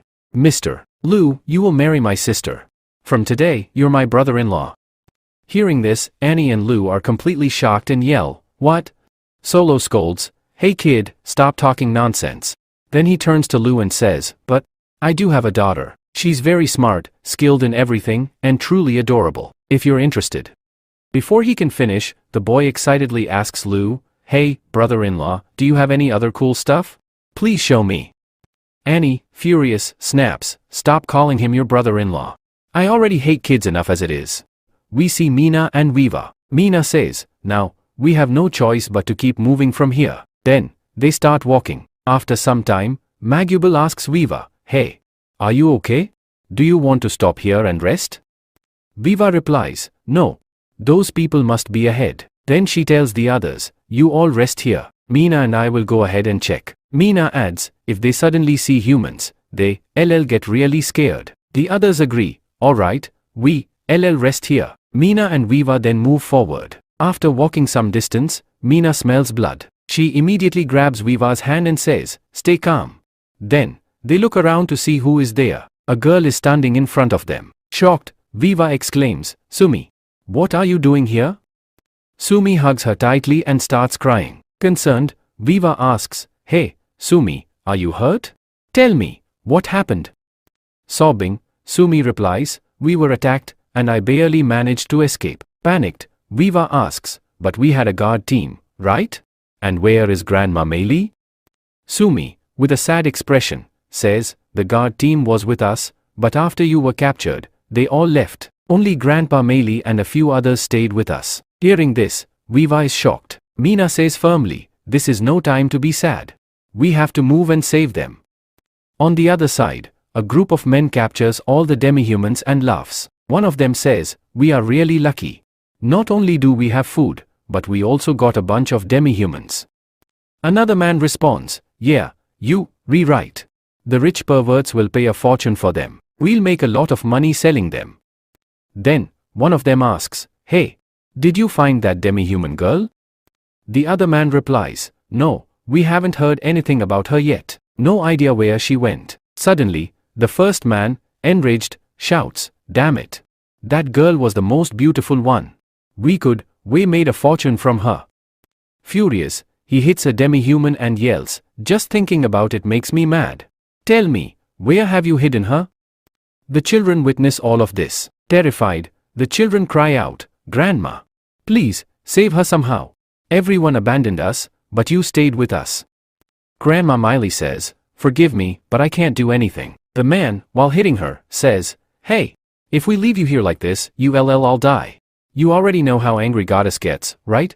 It would be better if you satisfy Noble. If you don't care about yourself, at least care about the child." At that moment, the demi-human spits in his face and says, "Go die somewhere." Then the man pulls out a knife and says, "Today, I'll kill you."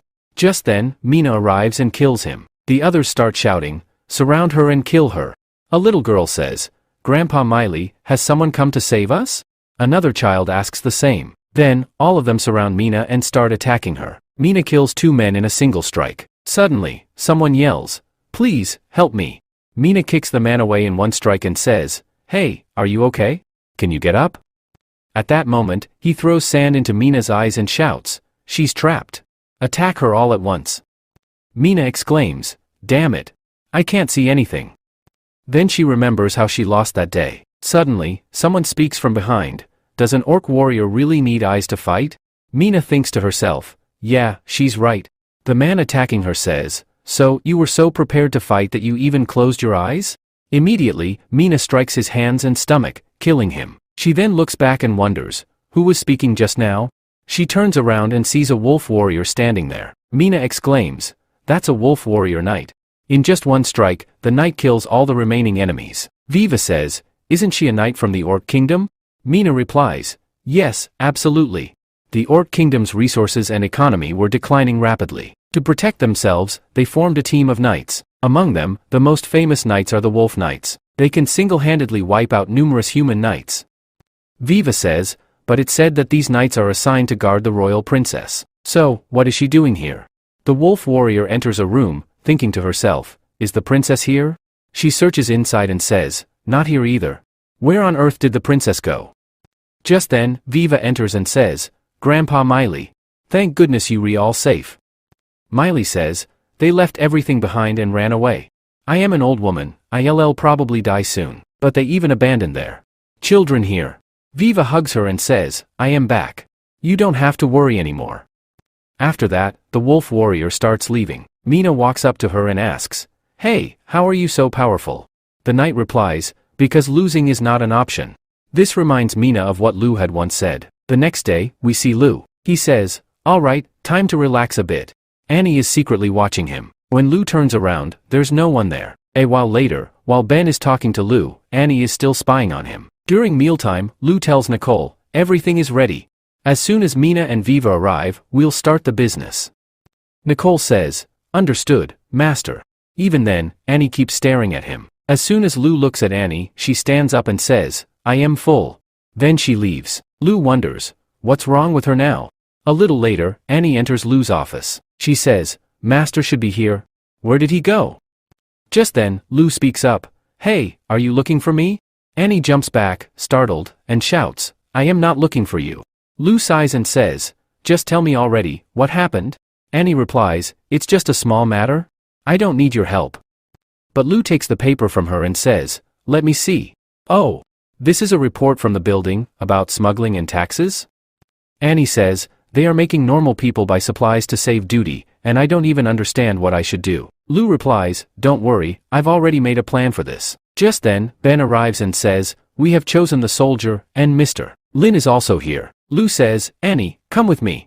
I'll give you a tour of the new guard department. Meanwhile, Min says to Len, my lord, would it be wise for us to leave this place right now?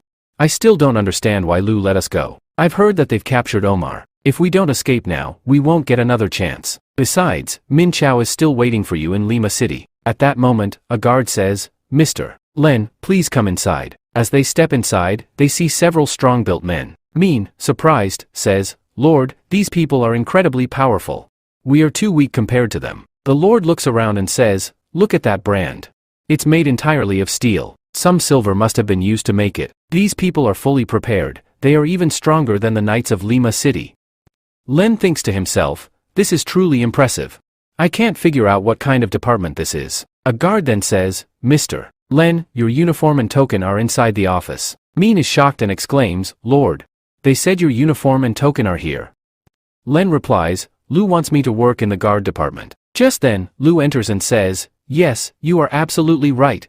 I want you to become the director of the guard department. I know you were once a knight, but you were demoted to a mere servant. Your work was never valued. Min, with tears in his eyes, says, yes, Lord Lu, you are right. My lord has always worked hard and honestly, but Omar turned him into a servant. Lu says, Mr. Len, I am giving you a chance. The guards outside were selected by me. From now on, their responsibility is yours. You must protect the people and property of Young City. Len, will you do this? Len responds, absolutely. Thank you for this opportunity. On the other side, Grandma says, Viva, will the nobles truly accept us? We are demi-humans, after all. Viva replies, don't worry, Master is very different from other nobles. In Young City, both humans and demi-humans earn their living through their own work. Grandma says, but we have so many children, and I am very old. We can somehow survive by working, but what about these kids?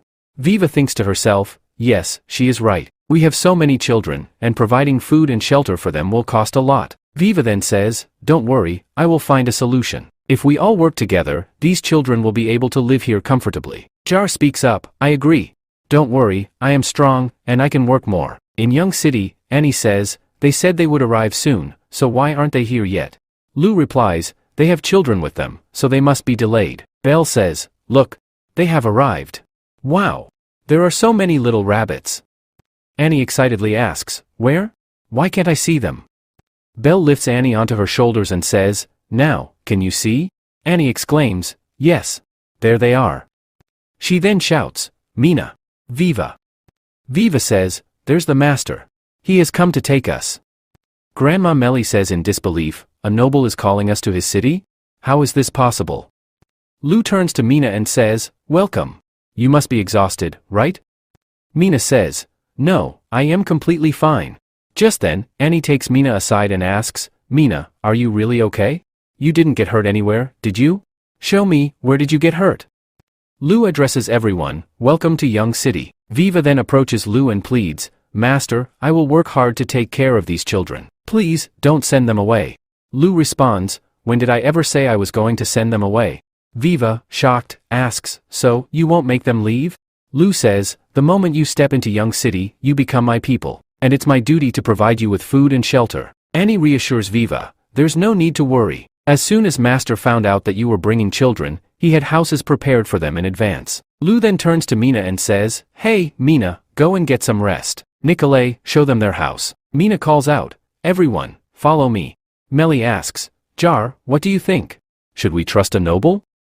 Jar replies, I don't know either. Melly says, if anything goes wrong here, take everyone and leave immediately. Jar nods, alright, Grandma, I'll do just that. A little while later, Nikolay announces, here is your new home. Everyone is shocked, exclaiming, wow, it's so big. The children rush inside, saying, whoa, this place is so beautiful. And this bed is so soft. It even smells amazing. Are we really going to live here? Sumi excitedly says, Grandma, this mattress is so comfortable. If we sleep here, we'll never feel cold. Melly smiles and says, this is amazing. It feels like a dream. Just then, Nikolay arrives with food and says, everyone, put your things away and have your meal. All the children excitedly run towards the food. Nikolay warns, hey, everyone, calm down. Form a line, and I'll serve you all. The children then start eating. Lu announces, from now on, we'll provide you with food every day. All these children must go to school. I will take care of you until you turn 15. After that, you will have to start paying. Melly bows and says, Lord, thank you. Lu replies, please, get up, Grandma Melly. I need your help too. Melly asks, my help? Lu explains, I want you to become the vice president of the orphanage and take care of the children. You must teach them that humans and demi-humans can live together. And for all this, I will pay you 1 silver coin every month. So, what do you say? Melly, with tears in her eyes, says, Lord, why are you so kind to us? Don't humans hate demi-humans?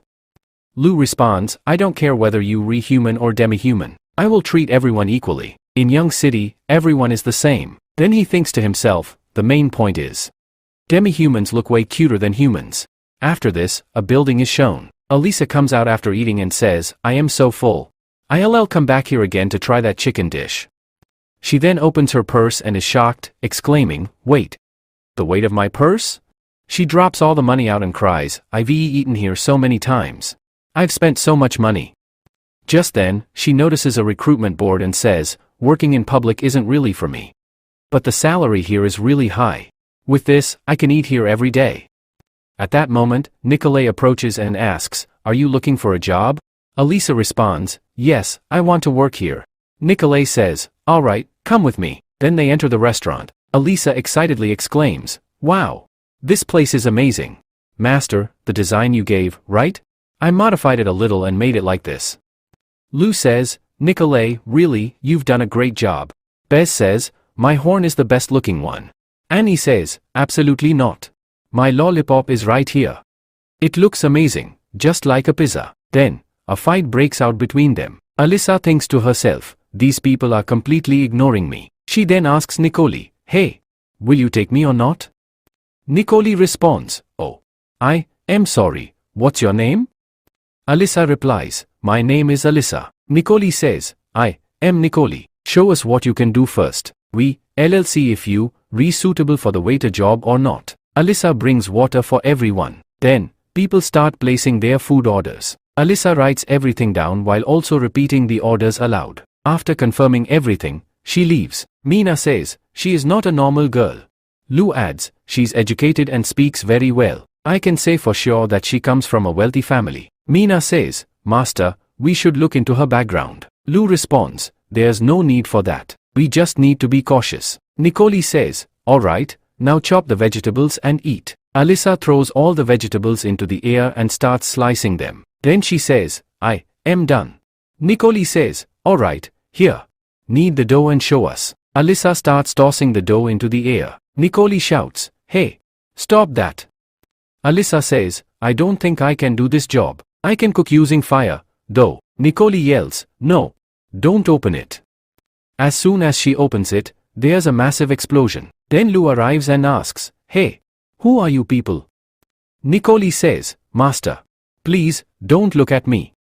Elisa says, I am Elisa. Then she asks Nikolay, will I have to pay for this? If you hire me, I can work here to pay it off. Nikolay thinks to herself, if she even steps into the kitchen again, I'll never be able to show my face to Master. Lu says, even though Elisa isn't good at cooking, she is educated and communicates well. She will handle taking orders and collecting payments here. Nikolay says, alright, Master. You've decided. Elisa grabs her hand and says, I'll work really hard here. Nikolay replies, alright. Just then, Viva speaks up, Master, I also want to work here. Lu walks up to her and says, oh, that's great. How about becoming a teacher in Young City? Viva, shocked, says, a teacher? A little while later, Lu arrives at the school and says, I've just turned this old house into a school. Once the new school is built, all the students will move there. Viva thinks to herself, these must be excellent students who are hardworking in their studies. Then, she sees them acting like thugs, attacking each other as if they were in a gang fight. Viva thinks, are these the students I'm supposed to teach? They won't even listen to me. Just then, Lu says, hey, kids. All the kids rush to Lu and say, Lord, have you come here to tell us a story? Everyone is shocked, thinking, these mischievous kids suddenly became so well-behaved in front of Master. Lu says, before I tell you a story, let me introduce you to your new teacher. Her name is Viva, and you will call her Miss Viva. She will teach you and also tell you stories. So, you all must listen to her. The kids start whispering among themselves, saying, wow, she's twice as big as Annie. Her ears are so long. And she's really beautiful. Hearing this, Viva blushes deeply. Lu says, Viva, watch me. See how I teach. Teach the same way. Later, Viva says, alright. Then he starts telling everyone the story. Everyone listens attentively. Viva thinks to herself, Master can really do anything. Just then, Lu starts coughing while telling the story. Nikolai quickly gives Lu some water and says, Master, drink some water quickly and continue the story. Lu drinks the water and says, if you want to know what happens next, you'll have to wait until tomorrow. Hearing this, everyone starts whining. Lu says, do whatever task Miss Viva assigns you, and don't cause any trouble here. Otherwise, I won't tell you the rest of the story. All the kids reply together, okay, Miss Viva. We will follow your instructions. Then they start leaving. Mina and Nikolai ask, Master, when will you tell us the next story? Lu replies, alright, I'll bring the story for you. Both of them hug Lu and say, this is great. Now we can study. See you tomorrow, Master. Thank you. Just then, Viva says, Master, I don't think I am capable of becoming a teacher. I'll never be able to do this job like you. Lu smiles and says, there are many illiterate people in Young City, but you are educated. There's no need to worry. You'll do even better than me. Besides, if you teach the children, no one in Young City will look down on demi-humans anymore. Nikolai thinks to herself, my master is truly an amazing person. And I just hugged him. This is really special for me. Suddenly, Viva hugs Lu and says, Master, thank you. Then both of them shout together, hey, stop. Viva, embarrassed, says, sorry for that. In the next scene, we see Belle and Leela. Leela asks, big sister, what's wrong with you? Belle, looking dull, says, nothing. I am just really bored. Leela smiles and says, how about you find a job? Become a teacher like Viva. Belle immediately responds, if I start teaching kids, I'll end up beating them all up. No. I can't do this teaching job. Leela suggests, then why not learn to cook? Belle laughs and says, if I start cooking, I'll break all the utensils. No. I can't do this either. I don't know what I can do. Leela shakes her head and asks, big sister, what are you actually good at? Belle proudly replies, I love fighting. Leela jokes, really? Then there's no job for you. Suddenly, Fizu yells, stop, you thief. You can't escape from the security guards here. The thief grabs a girl and threatens, don't come near me, or I'll kill her. A security guard, panicking, says, Captain, what do we do now? Hizu, looking serious, says, please, don't do anything reckless. We have to save her somehow. Just then, Belle attacks the thug from behind. The security guards watch in shock and shout, wow, that was amazing. In the next scene, we see the guard department, where Belle has been summoned. Len says, Miss Belle, you saved a girl this morning. Your martial arts skills are truly impressive. How about becoming the security chief? Belle, shocked, replies, security chief? Len explains, the Lord wants the army to handle affairs outside the city, while our department takes care of the city's security. If you join us, it would be a great help. Belle excitedly asks, if I become the chief, will I get to fight every day? Len laughs and says, our job is to protect people and property. If someone breaks the law, you can attack them. The captain eagerly says, please say yes. We really need you. Belle smirks and says, this job doesn't seem that boring after all. Leela, excited, says, big sister, you finally found a job. We are shown outside Young City. Some people are arriving there. A man says, "Hey Peter. Why do you want to come here?" Peter replies, "If we go to Lima City, we will find out about that white-haired elf." The man says, "All right. Since you've made up your mind, let's do it. By the way, I can smell some really delicious food here. I am going to eat first." Meanwhile, all the security guards of Young City are inspecting the travelers. Peter says, "We are here just for sightseeing." A security guard hands him a book and says, "Here, take this book. It contains all the information about tourist spots in Young City." Peter takes the book and says, "Thank you." While entering Young City, he thinks to himself, "There are so many guards outside the city. If I do anything wrong here, they'll kill me in no time." The security guard also thinks to himself, "Winter is coming soon, and these people have arrived at this time. Something seems fishy." Then, he tells another guard, "Quickly hand this report to the intelligence team. I have a feeling these people are up to something." The guard replies, "All right, sir. I'll deliver it right away." On the other side, Peter starts reading the book and exclaims, "Hell! This city has so many rules. We need to be careful." But then he realizes that Hell isn't even there. Meanwhile, Hell is in a shop, devouring all the buns and saying, "I've never eaten such amazing buns before. Do you have more?" The shopkeeper says, "You've eaten all of them. Now, please pay for what you ate."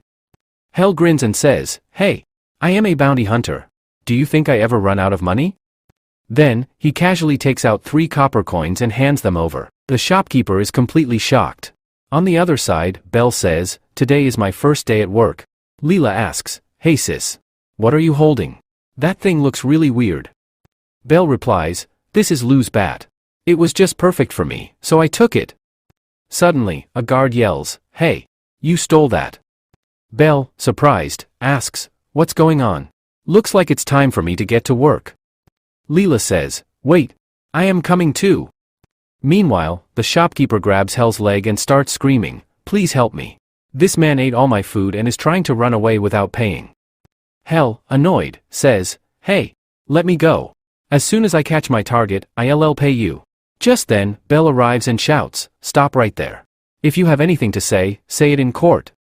Then, she looks at Leela and asks, "Hey Leela, how was my dialogue?" Leela laughs and says, "It was really awesome." The shopkeeper, crying, says, "Thank goodness you arrived on time. Please help me. This man ate all my buns and didn't pay me a single coin. How will I feed my family? This will be a huge problem for us." Belle, looking sternly at Hell, says, "Hey, you must pay for the food. Otherwise, you'll be locked up for 15 days. Hell laughs and says, "Haha. Bounty hunters usually catch criminals, and now someone wants to catch a bounty hunter? This is hilarious." Belle, getting angry, says, "Oh, so you know about the law? And yet you purposely did this? That means I have the right to beat you up." Hell smirks and says, "And you think you can fight a bounty hunter? I've defeated over 100 demi-humans alone. And you, a mere female demi-woman, think you can beat me?" Suddenly, Belle swings her bat and smashes it onto Hell's head. He faints instantly. Belle laughs and says, That was way too easy. I thought I'd get to fight for a while, but he went down in just one hit." Meanwhile, some people are talking among themselves. One guy says, "Hey, did you hear? Our chief just caught a fat guy who was trying to run away after eating for free." Another guy excitedly responds, "Oh really? Let's go check it out." Peter thinks to himself, "Could it be Hell? I should go see for myself." Belle, still excited, says, "This job is actually so much fun." Belle says, "Really? I am having so much fun doing this. Now, if anyone breaks the law, I can fight them." Peter, shocked after seeing Hell, thinks to himself, "How is this possible? Although Hell isn't a top player, his ability is far above normal hunters. And yet, he lost to a demi-human? In our bounty team, Hell always fights, and I do the planning. But now, Hell is in custody. What should I do now? My career is in serious trouble. My dream. Everything is ruined." Just then, Mally is passing by. Sumi asks, "Grandma, where are we going right now?" Mally replies, "It's Zhao's birthday today. We're going to get a big cake for him." Peter looks at Mary and thinks, "She is truly beautiful." Then he says to himself, "Love at first sight. I've been given another chance to live." Sumi says, "Grandma, look over there. There's a strange-looking man standing." Mally immediately says, "Don't look at him. Let's go from here." Peter shouts, "My goddess, please stop for me." On the other side, Lou bursts into laughter. Nikoli asks, "Master, what happened to you? Lu replies while laughing, I just got news that 2 bounty hunters entered our young city. One was running away after eating, but Belle caught him. And the other. He fell in love with Mally and is now following her around. Seriously, these hunters are such idiots. Hearing this, Alyssa leaves the place. In the next scene, we see a view of Beefing City. Tofu is sitting comfortably, eating Young City's food, and says, seriously, this fish with this tea tastes amazing. And this cushion chair. It's even better. It feels like I am dreaming. Just then, a man comes running in, panicking, my lord. Omar's second brother, Count Poli, has arrived. Adam wants to meet you. Hearing this, Tofu is completely shocked and falls down. He quickly regains his composure, meets Adam, and says, welcome here. But in his mind, he thinks, damn it. Why did he come here? Adam says, I'm sorry, it seems I came at the wrong time. Tofu thinks to himself, this Adam is even better than Omar. Then they all sit down to drink tea. Tofu asks his servant, hey, why did you give him the milk tea? I only had 2 tea bags left. The servant explains, but master, you told me to keep him happy no matter what. After drinking tea, everyone is very happy. Adam asks, what kind of tea is this? It tastes really sweet. Tofu replies, it's a new tea.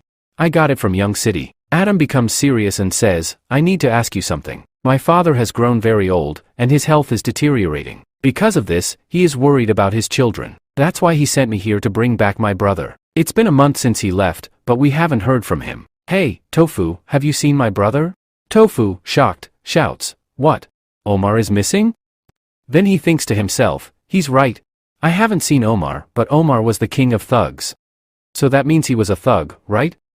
Then he says, a few days ago, I was fighting off thugs to save my life. I was so busy with that, and they were about to break into my castle. Could it be that the thugs kidnapped Omar?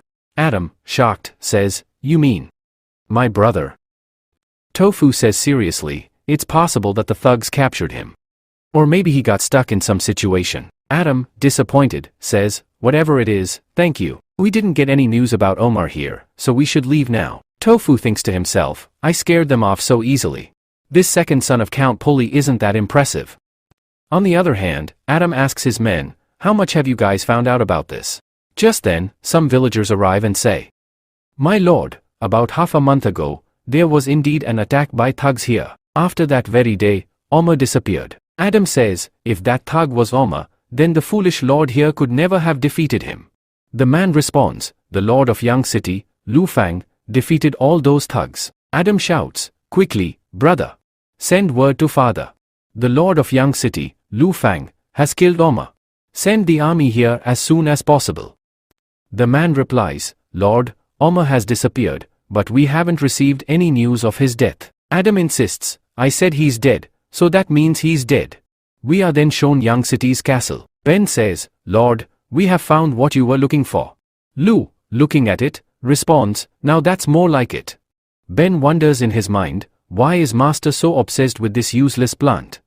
Lu commands, don't tell anyone where you found this.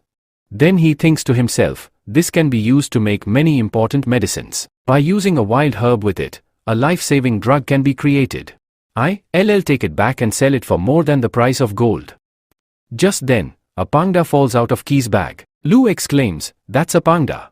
Ki explains, I was on my way when I found this panda. Its mother was killed by wolves, and it was left alone, so I brought it here. If you don't like it, I can throw it away right now. Lu exclaims, this panda is seriously so cute.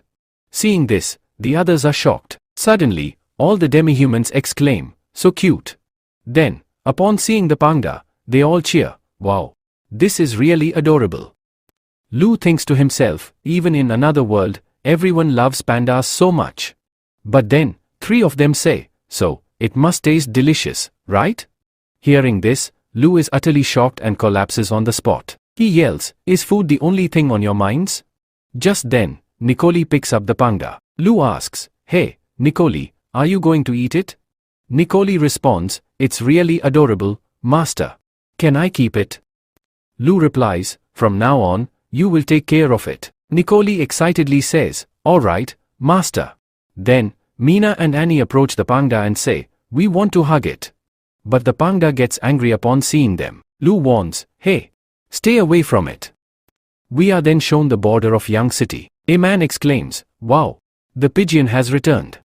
He continues, using pigeons for sending messages is really amazing.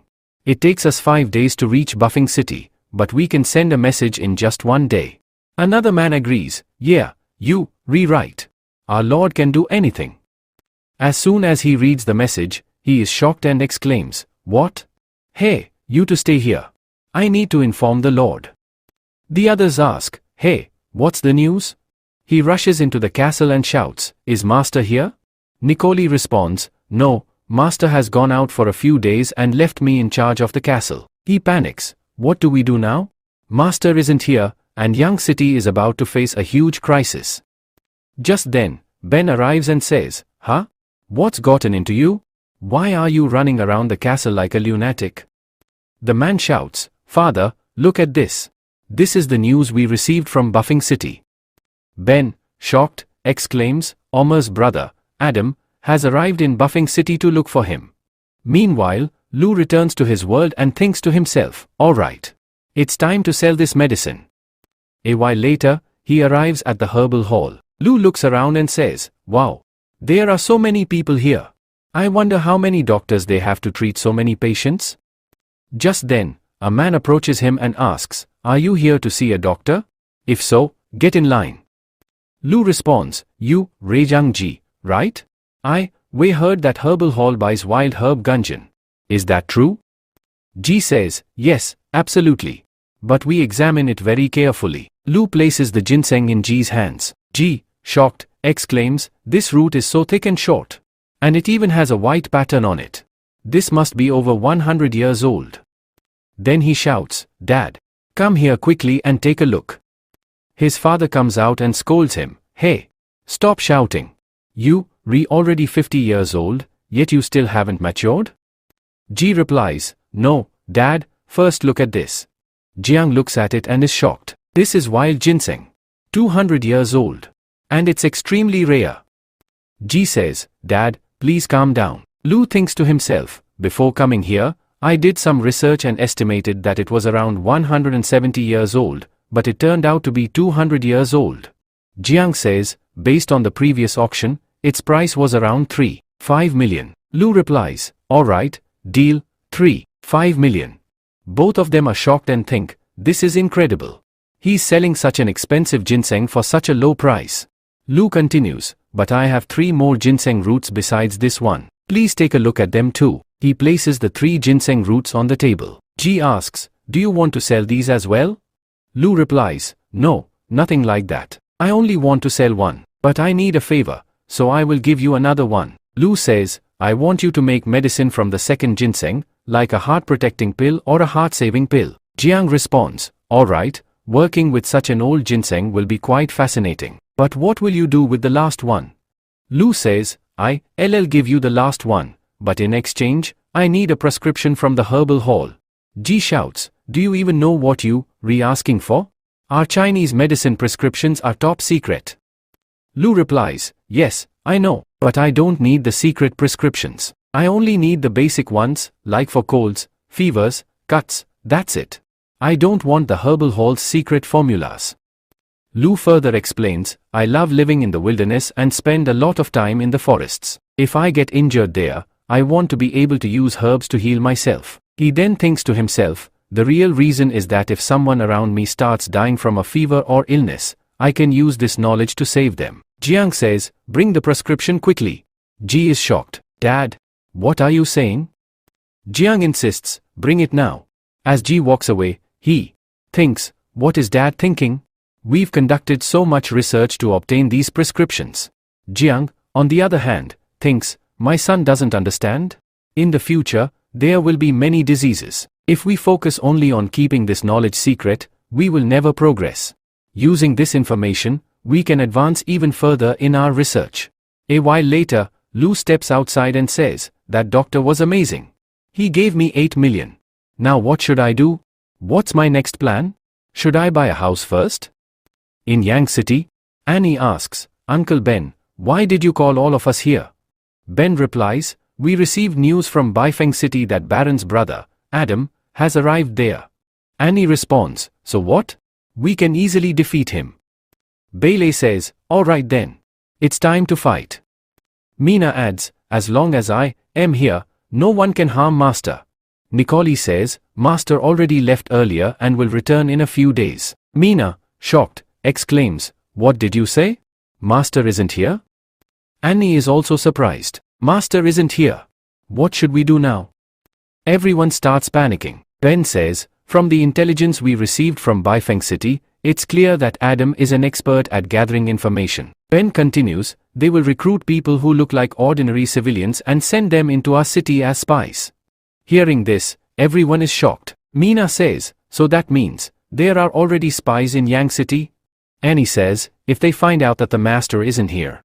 Mina replies, no. We can't just sit here and wait. If we suspect someone, we must catch them. Then, we see a scene at the gate of Young City. The guards close the doors and announce, Young City is closed today. No one can enter or leave. Everyone, go back to your homes. A man asks, what's going on here? I just came to buy some goods. A woman says, my child is still inside. Just then, another man says, I came here for a blind date. Don't stop me. A soldier responds, hey, there's no use. No one is going to like you anyway, so it's better if you go back. Annie then speaks loudly, everyone, listen carefully. There's an enemy spy hiding in Young City, so, all of you must stay extremely alert. If you find anything suspicious, report it to me immediately. Meanwhile, Belle and her companions start running through the city. Belle says, today is a very different day. Everyone, stay alert. If you suspect anyone, knock them unconscious.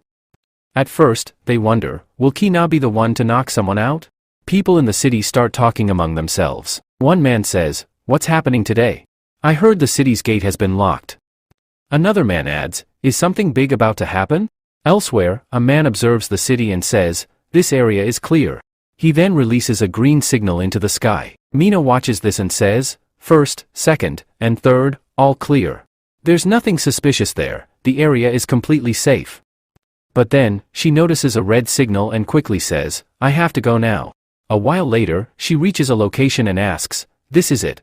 Are you sure about this? The man replies, yes, I am absolutely sure. This guy seems really suspicious. He has been to Young City's trade market multiple times, and most importantly, he has been asking a lot about the city lord. He even tried to meet the city lord several times. Mina says, I think this is the spy. Just then, Annie and Belle arrive and say, hey, Mina. Mina replies, you guys came at the perfect time. Let's go in together.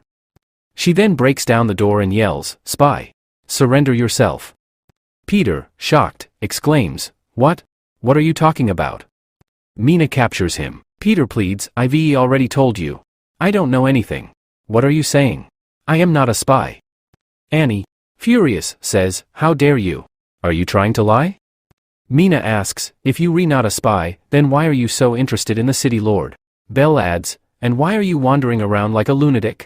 Peter thinks to himself, so now I can't even walk around freely? He then says, hey, what are you saying? I am just a good person who wants to live in Young City. I want to know everything about this city so I can live here freely. Besides, I was looking for the city lord because I wanted to ask if I could help protect the orphanage. Hearing this, everyone is shocked. A man suddenly remembers, oh yeah, I recall now. This is the bounty hunter who fell in love with Grandpa Mary. Peter then says, Young City is amazing. It's so clean, and the environment here is fantastic. I feel completely safe here. Annie proudly responds, of course. Our master leads Young City, which is why it's so safe. Peter agrees, the city lord is truly incredible. But, he couldn't have made this place so great all by himself. Annie, suspicious, asks, what do you mean? Peter says, yes, I know that a leader is very important, but everyone working in this city is also crucial. Whether it's the farmers, businessmen, or guards protecting the people, all of them contribute to making this city better. That's why this Young City is very different from others. Just then, Ben arrives and says, yeah, he's absolutely right. This is our problem. We are relying too much on the master. Just one piece of bad news, and we all become anxious because our master isn't here. But now, we put in all our strength to protect this Young City. Let's work together and save it. The others respond, yes, absolutely. We protect it together. Peter shouts, hey, at least untie me before you go. Next scene, a bullet train is shown. Leo thinks to himself, my life is going really well. Even in this world, I am just a normal guy, but a very rich one. However, in the other world, I am a noble and the lord of a city. I am really going to miss Nicholas cooking here. Just then, a girl named Gia approaches him and says, "Hello. My name is Gia. We've been calling you ever since I got here." Lu responds, "Hello." Since we know that Lu prefers demi-humans, he ignores her and looks out of the window instead. Gia thinks to herself, we've spoken to him before, but it seems like he doesn't like me. Weird. The ones I don't like always chase after me. Just then, Gia's friend arrives, and they start chatting. A while later, Lu reaches a real estate office and buys a nice house for himself. Then, he drives towards his new home, thinking, the environment here is amazing. No wonder the owner is charging 800,000 yuan for this place. After entering the house, he says, "This place will be my secret base. Let's go outside and check out the surroundings." Outside, he thinks, this place is incredible. Wait a minute, isn't that the same girl from the train? What is she doing here? Gia, shocked, exclaims, "You live here too?" Lu replies, "Yeah, I just moved in today." Gia says, "When I was a kid, I used to live here with my grandfather. Today is his birthday, so I came to meet him." Lu responds, "Oh, I see." Gia then extends her phone and says, "So, how about you give me your WeChat number?" Just then, another woman appears and asks, "Gia, what are you doing here?" She then looks at Lu and says, "Oh, Gia, is this handsome guy your boyfriend?" Gia immediately protests, "Auntie, what are you saying?" The woman walks up to Lu and asks, "Hey, where are you from? How old are you? Do you work with Gia?" Lu responds, "I make money by writing novels." Hearing this, the woman is shocked and says, "What?" Then she turns to Gia and says, "Oh, he's the guy who stays at home all day. Come on, we need to go back and prepare for your grandfather's birthday party." As she takes Gia away, she warns her, "Gia, stay away from him. Novel writers don't make much money. Their social circle is terrible. You're young and can find someone way better than him. Besides, you must have heard, he writes novels for a living, which means he probably earns just 3,000 to 4,000 a month by staying up all night." Lu thinks to himself, "I still have a huge stock of ginseng, and my savings account is in the millions. But this is great. If I don't go out for a few days, they'll think I'm still busy writing novels. That way, no one will bother me." Later, he arrives back at the castle. Shocked, he says, "Why is this place so empty? Where did everyone go?" Nicola arrives and explains everything before saying, "Master, now that you're back, we don't need to be afraid anymore." Lu thinks to himself, looks like a lot has happened in just 2 days. Then he says, "Hey, Nicola, go call everyone. Let's all eat together." Nicola, leaving to gather everyone, replies, "All right. I'll bring them quickly." The scene shifts to the mountains. A man shouts, "Stop. Who are you?" The girl replies, "Go and tell your leader that Avery has returned." Hearing this, everyone becomes excited and exclaims, "Lord Avery has returned. Let's inform the Lord." Avery then opens the gate and starts walking inside. Just then, she is attacked, but she dodges the attack. The others start fighting among themselves. Bella says, "Now that's more like it. No one except you can match me in a fight." Avery replies, "Bella, you still the same, always full of energy." Bella smirks, "You still haven't figured it out, have you?" Avery says, "Bella, I know you leaving." Bella nods, "Exactly. This will be your final battle here. How about you come with us?" Avery asks, "Are you still working on that same plan?" Bella grins, "Of course. There's still hope." The Forbidden Mountain holds 3 powerful kingdoms. After the king of Mace Kingdom died, everyone started fighting to claim the throne. This war is massive. The kingdom was eventually divided into 3 parts, and the rulers of these 3 territories are attacking each other to gain control over the entire Mace Kingdom. That's why people call this place the Land of Curse. Avery questions, "And how do you plan to fight the human knights? You know how many of them there are, right?" Bella replies, "If I don't try, how will I ever know? This is our last chance to strike. If we manage to capture even a single territory, our community will get another opportunity, a chance at a new life. And if we fail, we'll go back to the mountains, steal, and plunder all the humans." "But what about you? Are you still searching for that girl? I think she's long dead." Hearing this, Avery draws her sword and says, "Bella, I've already warned you, let me go, or else." Bella smirks, Will you always keep fulfilling the responsibility of the Wolf Knights? Avery says, this sword exists to protect Highness. Bella sighs, fine, do whatever you must. Avery demands, where is Base? Isn't she here? Did you kill her again?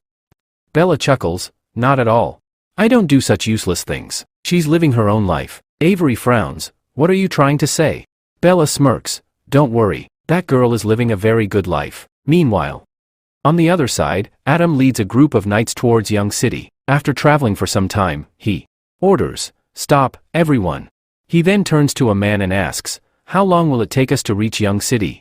A knight responds, if we keep walking all night, we should arrive by morning. Adam says, but the weather is getting worse. Find a good spot to set up camp. We'll rest here for the night and continue in the morning. The group finds a safe place and begins setting up their camp. Captain approaches Adam and warns, we're very close to the Forbidden Mountain. If we travel all night, some soldiers might get lost, and wild beasts may attack us. We could lose many of our men.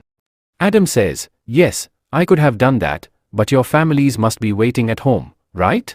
If we keep moving all night, we'll end up losing too many people for no reason. Then he thinks to himself, you guys are my father's elite knights. Based on Omar's knight strength, just one of you can easily defeat 3 of them. How can I afford to lose such valuable assets? The captain says, Lord, why are you worrying so much about us? We will give it our all. Adam says, then please, kill Lu Fang and avenge my brother Omar. The captain replies, you don't need to worry, Lord. We will put everything we have into this, and the city lord of Young City will die at our hands. Adam thinks to himself, Omar, thank you for attacking Young City. You've given me the perfect opportunity. If I kill Lu Fang, the Grand Market, Zhao Building, Workshop, mine, and everything in Young City will be mine. With all of that, I will become even more powerful, maybe even stronger than my father. Next scene, inside Young City's castle, a man tells Lu, Master, they have arrived. They are resting on the outskirts of Young City. At this pace, they will reach here in about half a day. Lu Fang says, hey, is everyone ready? They all roar, yes. We are fully prepared. A man approaches Lu and says, Sir, those people will take a day to reach here. Lu tells everyone, then it's time to attack them. Come with me. In the next scene, we see the camp under attack. A man shouts, we are under attack. Everyone, get ready to fight. Adam is shocked upon hearing this and says, what? Then he steps outside, looks around, and asks, what is happening here? Bela and Avery are there. Bela says, kill them all. On the other side, Lu is leading his army to kill Adam. Ben says, Master, this is the place you were talking about. Lu replies, alright, this road is very narrow, and it's the only way to reach Young City. We'll wipe out Adam's army right here. Mina says, Master, someone is coming. Then she thinks to herself, could it be Adam's knight? Just then, someone shouts, attack now, and Ki shoots an arrow at him. The man screams, hey, don't kill me. I just came to deliver a letter. Bailey says, Mercy, what are you doing here?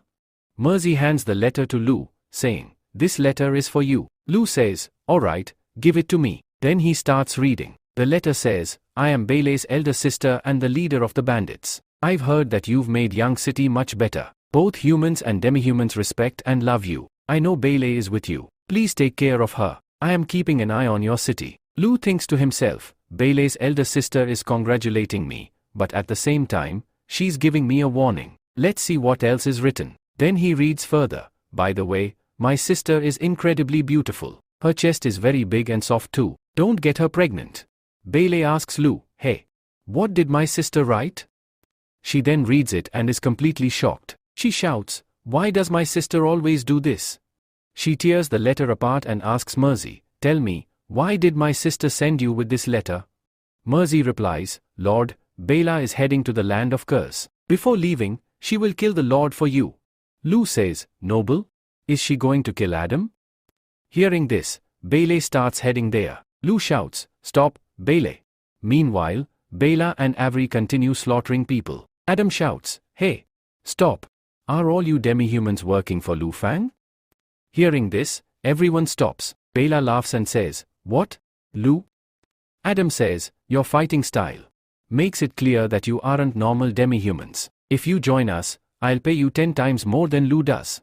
Bela laughs, seriously? You are such a fool. We are not with Lu. Adam is shocked and says, "What? But you were right about one thing, we are not normal demihumans because we are Brutus Oasi Knights." Adam is completely shocked and yells, "Hurry! Everyone, run away!" Just then, someone stabs Adam from behind. Everyone is shocked and screams, "Lord Adam is dead." Bela shouts, "Kill them all today." Then they begin massacring everyone. Avery says to Bela, "You are taking such a big risk by attacking the strongest knight? Are you doing all this for Bele?" Bela replies, "Hey, what nonsense are you talking about? I just wanted a warm-up before the big battle. Now Lu must have realized my strength. This way, he'll take even better care of Bele in the future." Avery asks, "So, is that your only motive?" Bela laughs and says, "You know me, don't you?" Then she adds, "You were the one saying we could never fight against the Land of Curses army. But now, we know everything about human weapons and horses. Don't you think we have a great opportunity now?" Avery says, "You are just like Lord Duke." Hearing this, Bella gets very angry and says, "Don't mention that man's name." Avery replies, "Lord Duke sacrificed his life for the country. He is a hero in all of Brutus." Bella responds, "A hero never dies." Avery thinks to herself, "I know you re not like that. You know that the Land of Curse is an extremely dangerous place, yet you still want to go there?"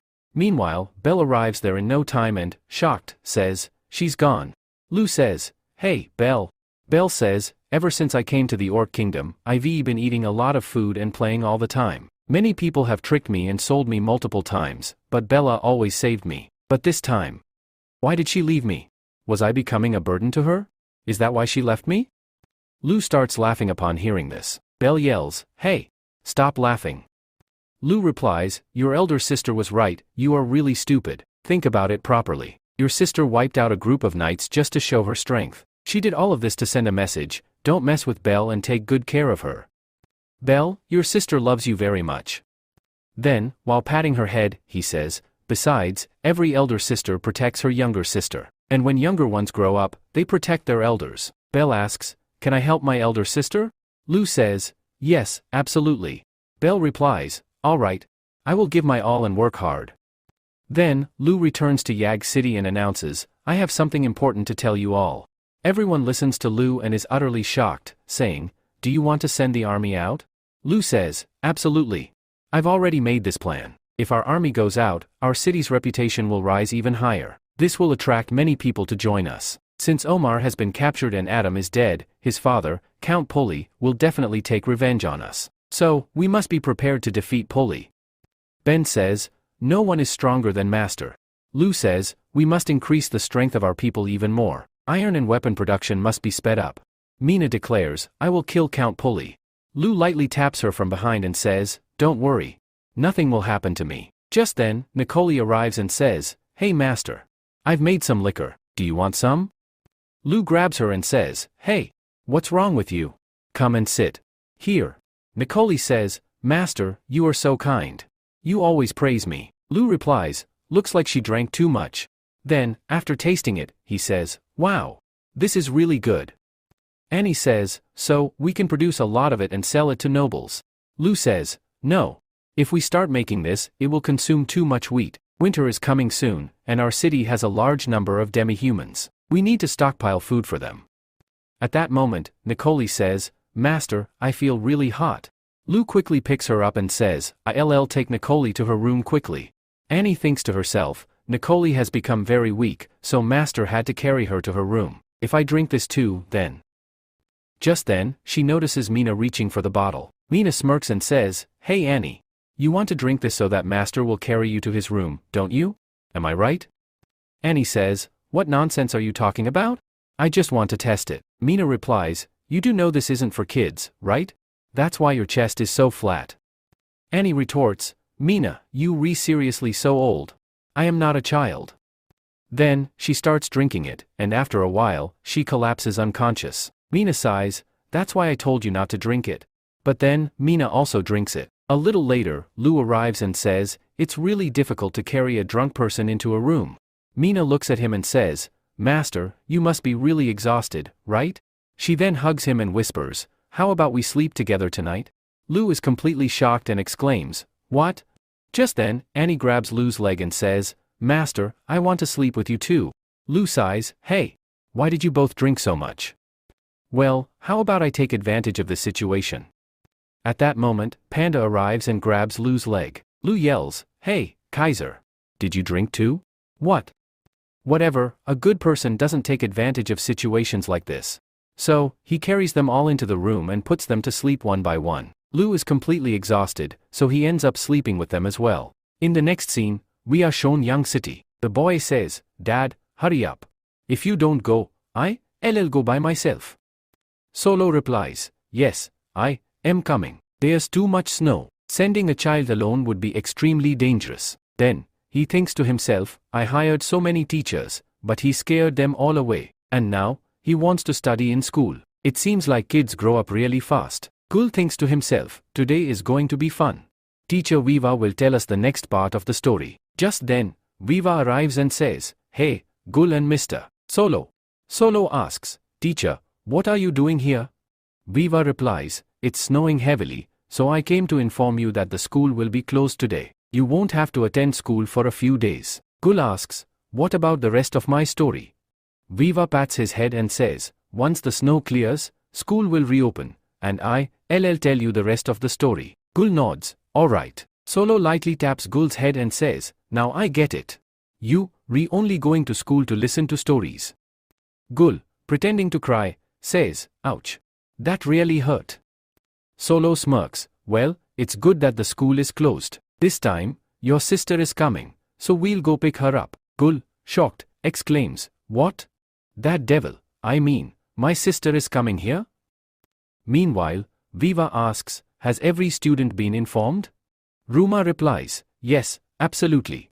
Besides that, we also informed the orphanage that the school will be closed." Bafu adds, "Last year, this heavy snowfall destroyed many homes. A lot of people had no food and froze to death. But now, everything has changed. We eat well and have proper shelter. All of this is because of our Lord. I am really glad that Lu Fang is our Lord." A while later, Viva reaches the castle and looks around, saying, "Where is Master and everyone else?" Then, she enters a room and asks, "Master, are you here?" As she steps inside, she is shocked to see Lu Fang sleeping with everyone. Just then, Lu wakes up. Lu thinks to himself, "When did I fall asleep here?" Viva apologizes, "Sorry. I am leaving now." Lu suddenly yells, "Hey, wait." Viva stops, "What is it?" Lu says, "You came at the perfect time. I want to take you somewhere." Then, Lu takes Viva to a place. Viva asks, "Master, what is this?" Lu replies, "Come inside and see." When Viva enters, she is shocked to see an abundance of vegetables. She exclaims, "Wow! How is this possible? It's winter season, so how can there be so many fresh vegetables here?" She wonders, is Master some kind of magical immortal? Lu chuckles, "Yes, you could say that. This is a type of science magic. If you want to learn, I can teach you later." Viva excitedly asks, "Will you really teach me?" Lu nods, "Of course. Here, try this. It's homegrown, and you can eat it raw." Viva agrees, "Okay." She takes a bite and, delighted, says, "Master, this is so crispy and delicious. Can I take some for the orphanage children?" Then, she thinks to herself, "How can I take this? If even a single piece is sold, we could earn a lot of copper coins. Right now, its price must be extremely high." Lu replies, "Sure, take as much as you want. You don't need to worry about the children. This is all ours. But first, we need to gather a lot of vegetables." Viva asks, "Master, why are we collecting so many vegetables?" Just then, by accident, Viva touches Lu's hand. She quickly steps back, blushing, and thinks to herself, "This is my first time being alone with Master. My heart is beating so fast." Lo says, "Oh, I didn't tell you, right? Today is Mina's birthday." Viva replies, "Oh, is that so?" Then, the scene shifts to nighttime. Annie says, "What is this?" Viva replies, "Now I understand where all the vegetables went." Lo says, "This is called hot pot. It's perfect for eating in cold weather. Today is Mina's 18th birthday." Everyone cheers, "Happy birthday, Mina." Mina, feeling happy, says, "Thank you, Master, and everyone." Lee says, "Alright, let's start eating." Then, they all begin eating. While eating, they say, "This is really delicious." Everyone's mouth starts watering, and they dive into the food. Pele says, "This is so much fun. I'm going to eat more. Annie says, this is so spicy. I need water. Lo hands her a drink and says, here, try this. Annie drinks it and exclaims, wow. This is amazing. Master, what is this? It was so good. Lo replies, this is happy water. Mina asks, happy water? She takes a sip but immediately spits it out. Lo laughs, looks like this isn't good for cats. After that, everyone finishes eating. A little while later, Nikolai says, Mina, here's your birthday gift. It contains 32 different food recipes. I wrote it all by hand. Mina excitedly says, wow. Thank you, Nikolai. Annie hands over a gift and says, here's my gift. I made it myself just for you. Mina says, this is really cute. Thank you so much. Viva says, I also made something for you. Sumi says, I painted a picture for you. Bailey says, I made pizza for the first time. Mina, feeling overjoyed, says, thank you all so much. Lo says, looks like it's my turn now. Here's my gift, open it. Everyone gasps and says, wow. It's huge.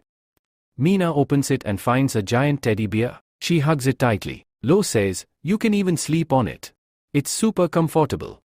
Mina says, this is amazing. Annie says, this is so cool. I wonder what I'll get on my birthday. Bailey and Viva add, yeah, we are excited for our birthdays too. Mina tells Lo, alright, now I'll cut the cake and make my wish. She quickly makes a wish. Annie asks, Mina, what did you wish for? Mina nervously says, alright, let's eat the cake first. Then, Annie and Bailey start fighting over the cake. After eating, Mina walks to the window and says, Master, thank you. Just then, Lo hugs her from behind and asks, what did you wish for? Mina softly replies, my wish. And then, she kisses Lo. Meanwhile, everyone else is still fighting over the food. Lo and Mina grow even closer to each other. The next day, the scene shifts to young Luck City. Solo's messenger arrives and thinks to himself, even though this is a capital, it's nothing compared to Young City. You even have to pay a toll fee to enter. If you don't pay, the guards won't let you in. Normal people here can't afford it and end up spreading filth everywhere. Compared to Young City's nobles, these people are nothing. After living in Young City, seeing such a dirty place makes me feel like I'm dying. But I can endure all this just to see Miss Dalina. Just one look at her, and I'll be fine. A little while later, he reaches the castle. The guard takes the letter and says, alright, I'll deliver it to the lady. You may leave now. He reacts in shock. What just happened? This is a huge betrayal. Catherine says, hey Dalina, don't you like my brother? He has both courage and talent, and that's extremely rare. Dalina replies, I don't understand why you bringing this up. Catherine responds, I don't want to talk about it either, but my father has cut off my money. I can ask my brother for money by sending him a message, but I'll have to do something for it. Darlene says, but you'll get a lot of money if you agree to the fourth prince's proposal. Catherine, fuming, snaps, don't even mention him. I will never marry that fool. He knows nothing about melody. Darlene cautions, hey, calm down. This isn't your duke's mansion. You know, walls have ears, so be careful. Catherine smiles and says, you, so much younger than me, yet you, incredibly sharp. Darlene replies, you already know my father isn't in the capital. If I were immature, would he have left me alone? But you didn't just come here randomly to meet me. Am I right? Catherine laughs, you really know me too well. There's a new musical instrument on the market. If I get my hands on it, everyone will be obsessed with me next year. Darlene remarks, so you want to buy it, but you don't have the money, right? Catherine softly admits, yes, but I know you'll lend me the money, won't you? Darlene smirks, absolutely not.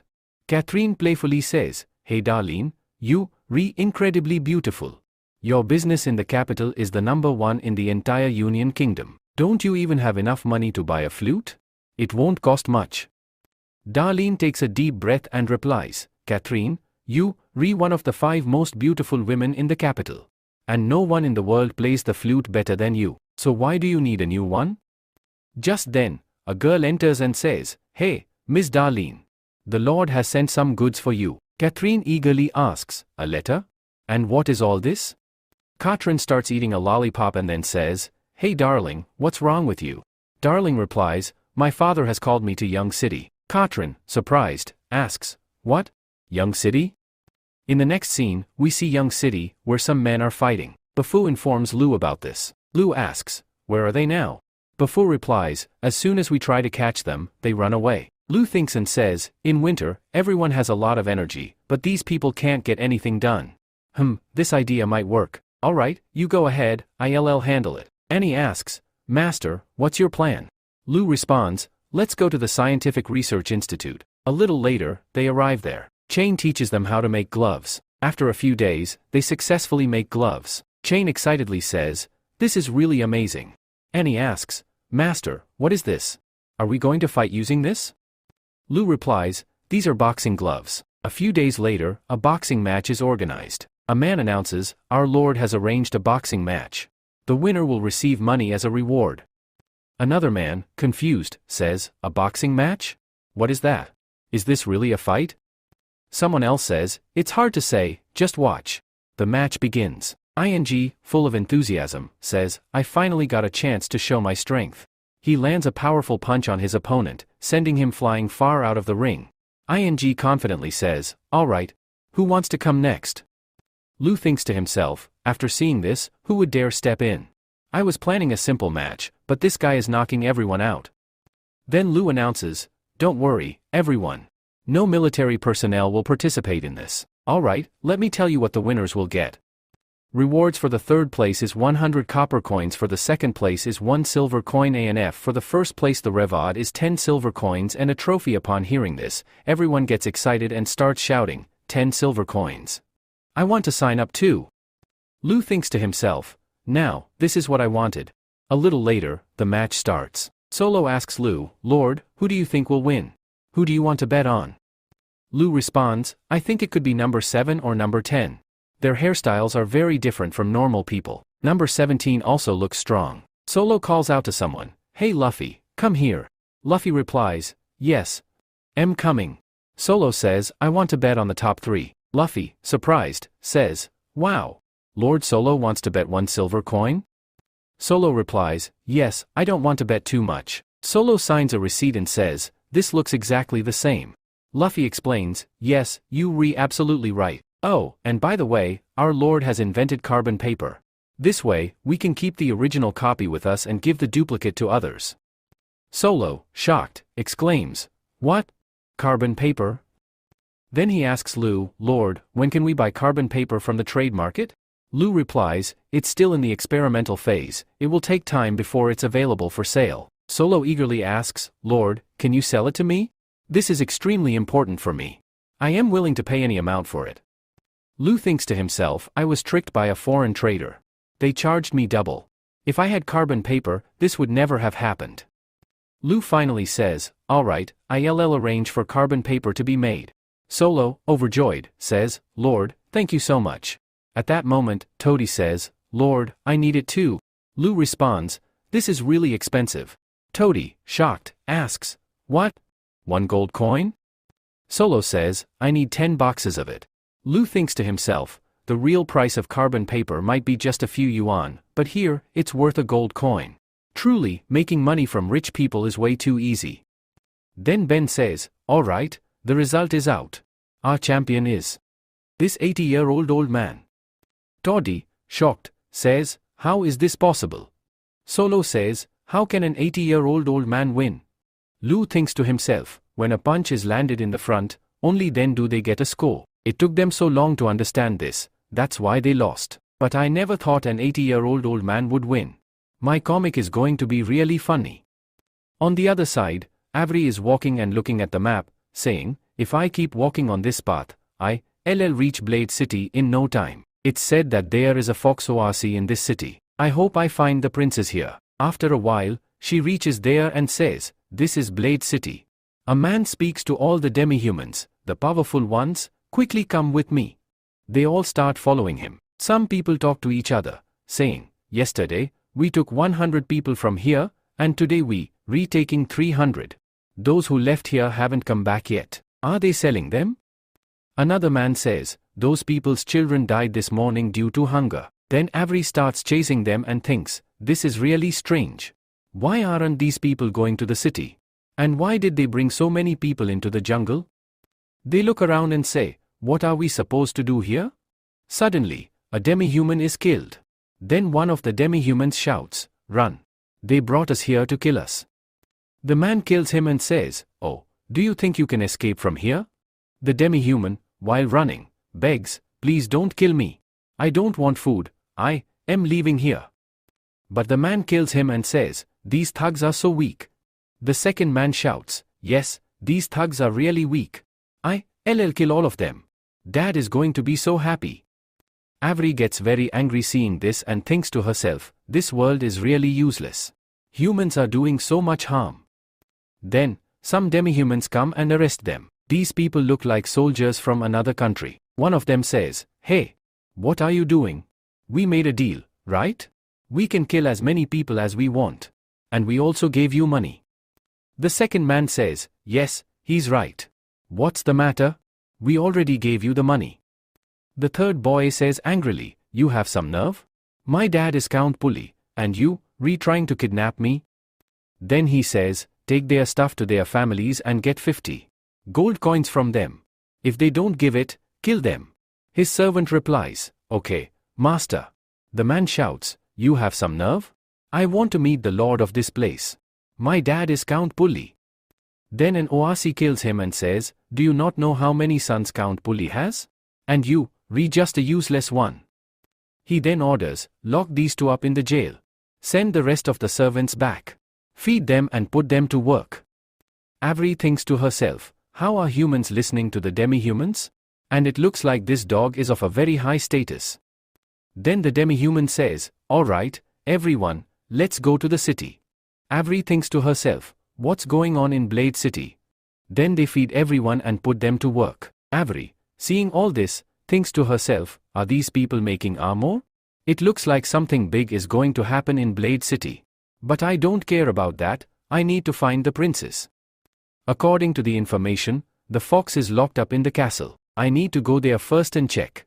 After a while, she reaches the castle and thinks to herself, how can all the guards here be demi-humans?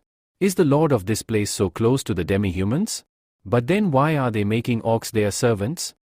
Then she starts to go inside the castle when suddenly a man shouts and says, hey, you bastard. Human. Quickly give me that. After looking around, Avery asks, what's going on inside? And then she looks inside. There, the lord has gone crazy and thinks to himself, this is the devil's fruit, right? After drying the devil's fruit, a person gets a lot of happiness. Once a person gets addicted to it, they can't leave it in any condition. And whoever keeps smelling this fruit becomes weak very quickly. After that, they die. After smelling it, the Lord says, that felt great. And then he says, now, I am highly aroused by this devil fruit. Many noble people want to meet you. The Lord says, I know, you all will handle it. Now, leave from here. Seeing all this, Avery thinks to herself, this must be the prince, this of another kingdom, right? The younger brother of our king. But how can this be? I can't believe it. I had heard that he died a long time ago, but what's he doing here? Did he kidnap the princess? Pushpin now, a new character is introduced, his name is Grey. Grey says, are you planning to take over the entire Blade City? Dis says, this is all happening because of you. You brought that fruit to me, here's your reward. Then, Grey attacks the wall and says, who's there? Come out. Avery blocks his attack, and both of them get thrown back. Then she thinks to herself, he blocked my attack? He's really powerful. What's his relationship with this? Grey thinks to himself, he's really powerful. In Young City, he's even stronger than those two. Then he says, hey, Lord, did you send him to kill me? Dis says, hey, Avery, you here? Avery says, hey Dis, is the princess here? Quickly hand her over to me. Grey says, oh, this is for you, my lord. Alright, now I am leaving. You all talk. Then he leaves. Dis says, hey, Avery, didn't you understand? Avery says, you deliberately spread wrong information, didn't you? Dis laughs and says, yes, you, rewrite. I just spread this information like that. I didn't think you would believe it. Now stop the nonsense and give me the map quickly. I want all the treasures. Avery thinks to herself, how did he find out about the map? Our king already knew he wouldn't be able to save Brutus. That's why he moved all the treasures during the snow season. Then he made a map of that place and gave it to his daughter. Well, it's good that Dis doesn't know about it. Avery says, I don't know anything about the map. Des says, hey, don't lie to me. You always stayed with that girl, so you must know about the map. If I had that treasure, I would gather elite soldiers in Blade City and fight against Yon Kingdom. Don't you want our kingdom to be restored? It would be better if you give me that map. Avery says, are you going to rebuild the kingdom again? I know your true intentions. You always chase after power. Des says, everyone, catch her and kill her. Avery says, fine, try it and see. Then, she kills some people, breaks a window, and escapes. Des, bringing someone, says, we need to capture her alive, no matter what. I need that map, no matter what. Avery, while leaving, thinks to herself, damn it. This information was a trap. I need to get out of Blade City quickly. Then, she starts running away. Gray says, this is actually a great thing. I didn't know they had treasure too. If we get that treasure, we will move one step closer to our goal. Then, in the next scene, we are shown in Young City. Annie says, that fifth boxer was really weak. Belle says, yes, you rewrite. People are really weak. If the master let me fight, I would definitely be number one. Someone thinking to themselves says, if she played this game, everyone would lose in a minute. Lou says, hey, isn't that your job? If you played here, who would be doing the petrol job instead? Belle says, yes, you're right. Hey Elisa, I want another pizza. Elisa says, okay. Then she thinks to herself, the Lord of Young City is really different from other nobles. Here, demi-humans and humans live in a much better way. Should I reveal my true form? Then Mina is seen watching her. Mina thinks to herself, Miss Mina is really sensitive, so I'll have to be careful. If I reveal my true face, I don't think I can stay here much longer. Meanwhile, a man is watching Elisa and later comes out. A man is standing outside. He says, oh, finally, you're out. How was it? Did you find anything? The man says, I'm sure she's just a normal girl. Eris says, you were never wrong before, but this time, you're wrong. We never lost track of our target, but this time we missed it. Eris, while hitting him, says, shut up. Young City is not a normal place, so be careful. The man says, yes, you rewrite. Elisa really looks great. After catching her, our business will be fantastic. But Belle's worth is huge. After selling her, we'll make a lot. Then Eris, while hitting him, says, shut up. He's the city lord. If we capture him, what do you think? Will we survive? Tell everyone, we'll leave the city tonight. Staying here any longer will be a huge problem for us. On the other side, Elisa, while going home, thinks to herself, I wanted to work on a new pizza flavor, but it's really late now. Suddenly, a bell rings. Elisa, thinking to herself, what kind of sound is that? Then a guard comes and says, oh, what are you doing here? It's really late. Elisa, thinking to herself, oh, it's the night guard. Then she says, hey, why are you suddenly saving this bamboo tube? Guard says, this is a timekeeping method invented by our Lord. Hitting it 10 times means it's 10 o'clock. Elisa says, really? The Lord is great. Guard says, yes, you're right. The Lord also said that anyone doing bad things here, outside of the time, will escape. Elisa thinks to herself, someone is following me. Then she says, okay, I am leaving now. The guard says, okay, be careful while going. She then speeds up and starts heading somewhere, with someone still following her. Elisa quickly enters her house, locks the gate, and says, what's going on here? Did those two hunters find out the truth about me? Are they planning to attack me tonight? Then, looking at the door, she says, it seems like today is my last day in Young City. Just then, someone tries to break the door. Suddenly, someone shouts, hey, stop. We are from the guard department, so it would be better if you drop your weapon. They all attack her and run away. Then, Baze arrives and says, hey, because of you, we've been freezing in the snow for the past 3 hours. Now it's time for revenge. Elisa says, well, it's good that the guards have arrived here. She then goes outside and tells Belle, something was going on here. Belle replies, Elisa, did I scare you? Our team was on a mission. The master gave you 2 days off, and you will also get your payment. Don't worry about it. Go to sleep. I'll leave. I'll meet you after 2 days. Elisa says, okay. A few days later, Lane tells Lo, they belong to an organization called Black Iris. These people turn demi-humans into slaves and sell them to other countries. I also learned more about this organization. Their target is not just any normal slave, but beautiful girls, demi-humans, and elves. I'll send more men for patrolling tonight. Okay, I am leaving now. Mina says, hey, master, I am really worried about Annie. She always comes and goes from the castle. She doesn't have any abilities to protect herself. I think she might become their target. Lo says, don't worry, I'll assign someone to protect her. He was about to kiss her when Buffu comes in and says, hey, Lord. Lo shouts, hey, Grandpa. How many times have I told you to knock before entering? Buffu says, sorry, master. I have some bad news. Our vegetables are being stolen. Lo thinks to himself, what? The vegetables are being stolen? After a while, he reaches the place. A girl named I says, there are guards here, but still, I don't know how. Lo says, Aunt, don't worry. I'll find out what's going on here. Then he goes to Ben and says, Uncle Ben, did you find out? Ben says, the thief broke the fence, entered, and stole some cucumbers. The footprints show that it's only one person. He cut the wood with a long sword. He's no normal person, master. Could it be that others found out we are growing vegetables here? Are they stealing and selling them elsewhere?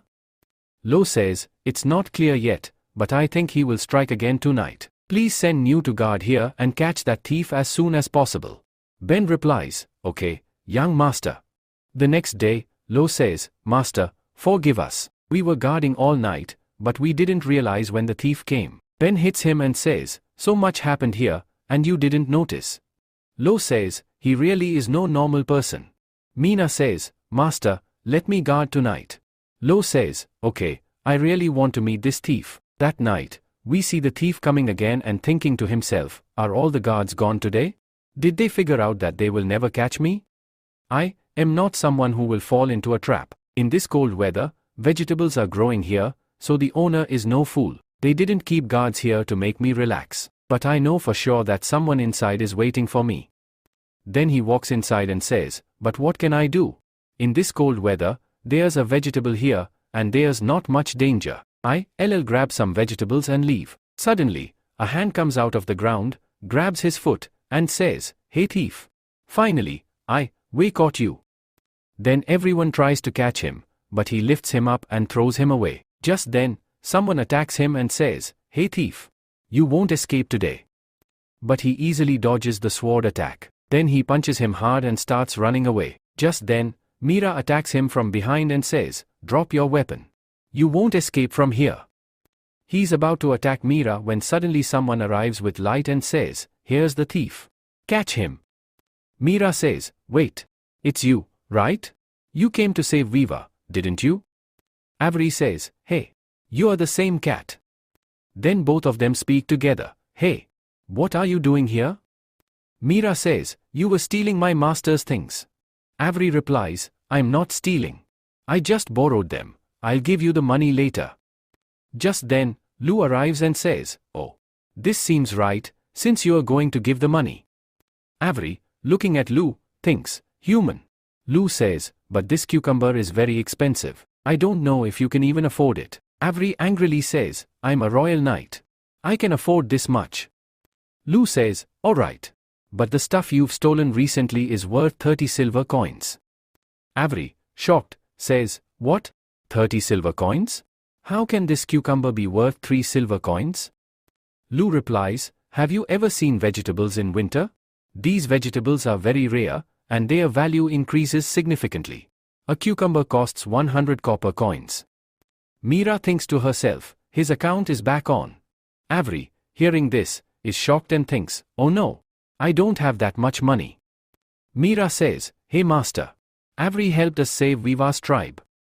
Lou says, okay. Since you helped us, we forgive you for the vegetables you stole. Now, you can leave. Avery angrily says, I've told you, I didn't steal. And I'm not leaving. I just borrowed it. I'll give you the money. Lou says, do you have 30 silver coins? Avery replies, not right now, but I'll give them to you later. Lou says, later? When you leave, where should I find you for the money? You don't have the money now, so how about you stay here and work with me? Avery says, work? I won't bother weak people for you. Lou replies, no, I need a bodyguard. I want you to save some people. Avery thinks to herself, you can never trust humans. But I don't have any other choice. Then she says, all right. On the other side, Belle says, I am really hungry. Annie says, until the master arrives, you cannot eat. Avery says, wait. Give this sound. Then she breaks the door and enters, saying, Princess. Is that you? Henry quickly goes to Nikolai and says, this is a ghost. Master, please help me. Avery says, Princess, it's me, Avery. Annie says, you are lying. Avery died a long time ago. Then we are shown what happened earlier. Avery says, Princess, stay hidden here. Don't make any noise. I will somehow get rid of these people. I will come back to get you. Annie says, all right. After a while, Annie thinks, why hasn't Avery arrived yet? Let me go and check where she is. Then she hears someone laughing. She goes and sees many demi-humans lying dead and some have been captured. They are talking, let's sell this one. We'll make a lot of money. Annie, panicking, says, there are humans here. This means Avery must be dead. Then she runs away crying. Avery says, Princess, I was not dead. It took me a long time to fight the night. I got severely injured, and when I came back, you weren't there. I have been alive all these years just because I had to find you. I thought I would never see you again. Then Annie hugs her and, crying, says, Avery, is that really you? I missed you so much. Avery says, Princess, yes, it's me. Don't worry, I am back now. Everyone is shocked and says, Princess. Viva says, is it really you? The one who helped us that day? Belle says, Orc Knight. Is that you? Avery, whom you were looking for, turned out to be Annie. So this is the Princess of Brutus, right? Viva, astonished, says, what? Annie is the Princess of the Brutus Kingdom? Nikolai says, when you ran away from home, you both separated. Then humans caught you, right? Annie says, after that, I met Mina. Otherwise, I wouldn't have known what to do. Mina says, yes. I remember. When I met Annie, she was saying she was a princess and was educated. But I thought she was joking, so I didn't pay much attention at that time. Belle laughs and says, I knew you didn't think she was really a princess. Annie, angrily, says, hey, I am a princess, understand? If you had told Bella earlier, I would have met Avery before. Viva says, I'm so confused. And in the Lu family, there are line orcs, right? Annie says, the thing is, my mother was from the fox family. When a baby is born, the father's features usually dominate, but after a while, the mother's features also come through. Then we are shown that some people are bothering Annie. Suddenly, the maid says, hey, please, don't hurt the princess. The boy says, this isn't a princess. Our father is a lion, so how can she be a fox? All the members of his family are lions, and she's the only fox. That's why her siblings always bothered her. Then Elsa arrives and says, stop right there. They run away, saying, Elsa has come. Let's run from here. Then Elsa goes to Annie and says, hey Annie, are you okay? Annie says, yes, I'm fine. I can never lose to those people. Elsa smiles and says, that's what I thought. I knew Annie was a very powerful girl. Now, get up. Annie says, hey Elsa. Elsa says, what happened? Annie says, am I not my father's daughter? Elsa says, honestly, you are so silly. You are very brave. You are definitely your father's daughter. Then Annie says to everyone, I always stayed at home, so no one knew me. Viva says, your sister was a Valkyrie, right? She was a huge idol for everyone. Annie says, correct. Elsa was really nice, she was always with me. I really miss her a lot. Avery says, don't worry, princess. Elsa is very smart and powerful, she will be fine. She might be looking for you right now. Yes, apart from that, I met Prince Dis in Blade City. He was looking for you. Annie says, he's looking for me? He must be searching for the map. Ari says, please speak carefully. There are so many people here. Annie says, don't worry, we are family. Then she takes out the map from her pouch and places it in front of everyone. They say, what is this? Annie says, this is the last treasure of Brutus' kingdom. Lu says, what? The last treasure? Annie, this is half the treasure, and the other half is with my sister. It's useless to me and has always been a huge problem for me. Master, if you want it, you can take it. Lu says, no, Annie, you keep it, whether it's useful or not. Hey, everyone listen. Whatever has been discussed here, don't speak outside, or Annie will get into a lot of trouble. They say, okay, master. Lu, alright, let's eat. I'm very tired. Avery, after hearing this, is shocked and thinks to herself, this person. Belle says, I'm really hungry, give me some food. Nicole says, hey, eat slowly. The food is not going anywhere. Annie, giving food to Every, says, hey, eat quickly, or Belle will eat your food. Every, princess, why are you giving me food? Annie, don't call me princess, you can call me Annie. Every, no, you will always be a princess. Annie, alright. I order you to try this once and see. She then starts eating, and shouts, this is really very good, and starts eating quickly. The next day, we see a training field. Mina and Every are fighting each other. A man says, Master, should we stop them? Otherwise, they'll hurt each other. Lu says, it's okay, they are not using their full strength. Then Mina walks up to Lu and says, Master, what are you doing here? Lu, while stroking her cheek, says, good morning, Mina. Looks like I should have kept the morning training first. Mina, shyly, says, we just arrived. Master, are you also going to train here? Lu, yes, absolutely. Then Every says, hey Mina, should I fight with him? Lu always takes care of the princess, I want to thank him. Every thinks to herself, this boy looks so weak. How dare he? He told the princess to call him master? When I defeat him, the princess will be with me. Mina, master. Lu, don't worry, relax, Mina. Every, now, I'll defeat you. Lu, give it your all and attack. Then Every attacks Lu, but he dodges and strikes hard on her sword. Every thinks to herself, damn it. I can't hold the sword. The sword slips from her hands. Lu says, I already told you, don't underestimate me. He thinks to himself, since I started traveling between two worlds, my body has become much stronger. My prediction abilities have also increased. Then he says, hey, do you want to fight more? Every, yes, absolutely. Come on. Then Lu defeats her again and says, you're hitting very hard, but if someone is faster than you, this attack won't work. Then he defeats her again and says, hey, you're using too much strength, that's why you're struggling to make another attack. If you miss it, you'll be knocked out like this. Ae says, once more. On the other side, the soldier says, hey, Miss Mina. When we compete with you, we don't attack with all our strength. Mina says, because the master knows that there is doubt about his strength. Ae says, because he is very concerned about Annie's safety. That's why the master is showing her his strength, so she understands that he can save her. The soldier says, now I get it. On the other side, Lo says, hey, we will practice the next day. Today, I'm very busy. Every thinks to herself, I'm really shocked. Lo is so powerful, I need to work harder to get stronger. If I were stronger, I could have saved the princess. Then Lo says, Every, right. You are strong. Your job is to save Annie. Every says, of course. I will save the princess. Lo says, alright, thank you. Then, after a while, he looks outside and says, it's been snowing for the past 3 days. Nicole says, yes, it's gotten much colder than before. Then he thinks to himself, the current situation is really bad. The workers won't be able to work in this cold, but we have to make steel. The merchant team is coming soon. We need to produce the materials very quickly. Then he says, hey, Annie, how many clothes do we have left? Annie says, wait, let me check. Then she sits Every down and says, Every, you play a game here. Mina says to Every, this is a very easy game. I'll teach you. Annie, while looking at a book, says, Master, we have 18,000 clothes in storage. We are making 200 clothes daily. Lo says, this is enough for the first order. And what about the pots?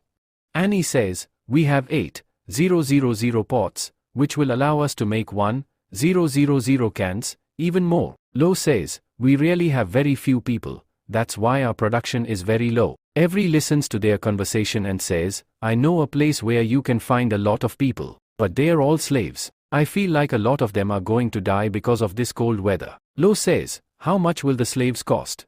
Then he thinks to himself, if the price is low, I'll buy a few people. We are really short on people. If I free them from there, they'll work hard here, and more people will come to Young City. Then Mina, shocked, says, did we lose? Viva says, she just learned this, but she's playing much better than us. Annie says, this won't cost you anything. You just have to bring them here. Lo says, what are you trying to say? Every says, Blade City is a slave country, but all the slaves live outside the city. Lo says, that city is under Disk's control, right? He has the Light Group team. I don't think Disk will let me take the slaves so easily. Every says, yes, absolutely. Will you really bring all those slaves here? Lo says, yes, absolutely. If more than 1,000 orcs come here, I won't have any problem because we have plenty of rice to feed them. Avery, hearing this, is very shocked and cannot say anything. Lou says to Avery, let's talk about the plan. Look at this map and tell me where Blade City is. Avery points to the map and says, here it is. It will take 1 day to get there. Annie says, if we go by boat, we'll reach in 1 day, and there won't be any problem getting there. Lou says, there are a lot of people from Young City who are new. They will bring so many servants here, and they'll have to fight the knights there. I don't think they will be able to defeat them. Annie says, yes, you rewrite. How can we do this without fighting the knights? Then, Avery says, Princess, the people from Blade City are looking for me. If they see me, they'll definitely start chasing me. I'll keep the knights there busy. Annie protests, no, this is very dangerous. Avery responds, please, let me do this. Lou says, forget about it. You won't be able to handle so many knights. Avery thinks to herself, yes, he's right. Des will send 10 more knights to kill me. Annie says, Master, we can use this treasure. Avery quickly says, Princess, please don't do that. Annie explains, our main goal is to distract Blade City's main army and bring all the servants here. Avery, you can never do this alone. The person who has this map will be powerful and have many people with him. To get the map, he will send a lot of people. Lou says, looks like you already have a plan. Annie asks, Avery, you were saying that they were chasing you, right? Have they reached Young City? Avery replies, at that time, it was snowing heavily, but I feel like they must have reached Young City by now. Master, let them know in Young City that some people from Blade City are here, but don't say anything about arresting them. I have a plan that will make other people leave. Then, the scene shifts to Young City, showing a restaurant. Everyone is having dinner there. Suddenly, a man says, hey, stop. We've been searching for Avery for so long. Do you know anything about her? The other person replies, no, I don't know anything. Then, their leader angrily shouts, and you're eating without gathering any information?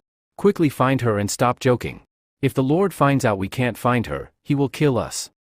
Annie overhears this and says, I found Blade City's orcs. After a while, they finish eating and come out. Nicole says to Viva, hey, Viva, tell the kids not to go out and play. There's word going around that mountain thugs have arrived in Young City. Viva asks, mountain thugs? Are they here for our grain?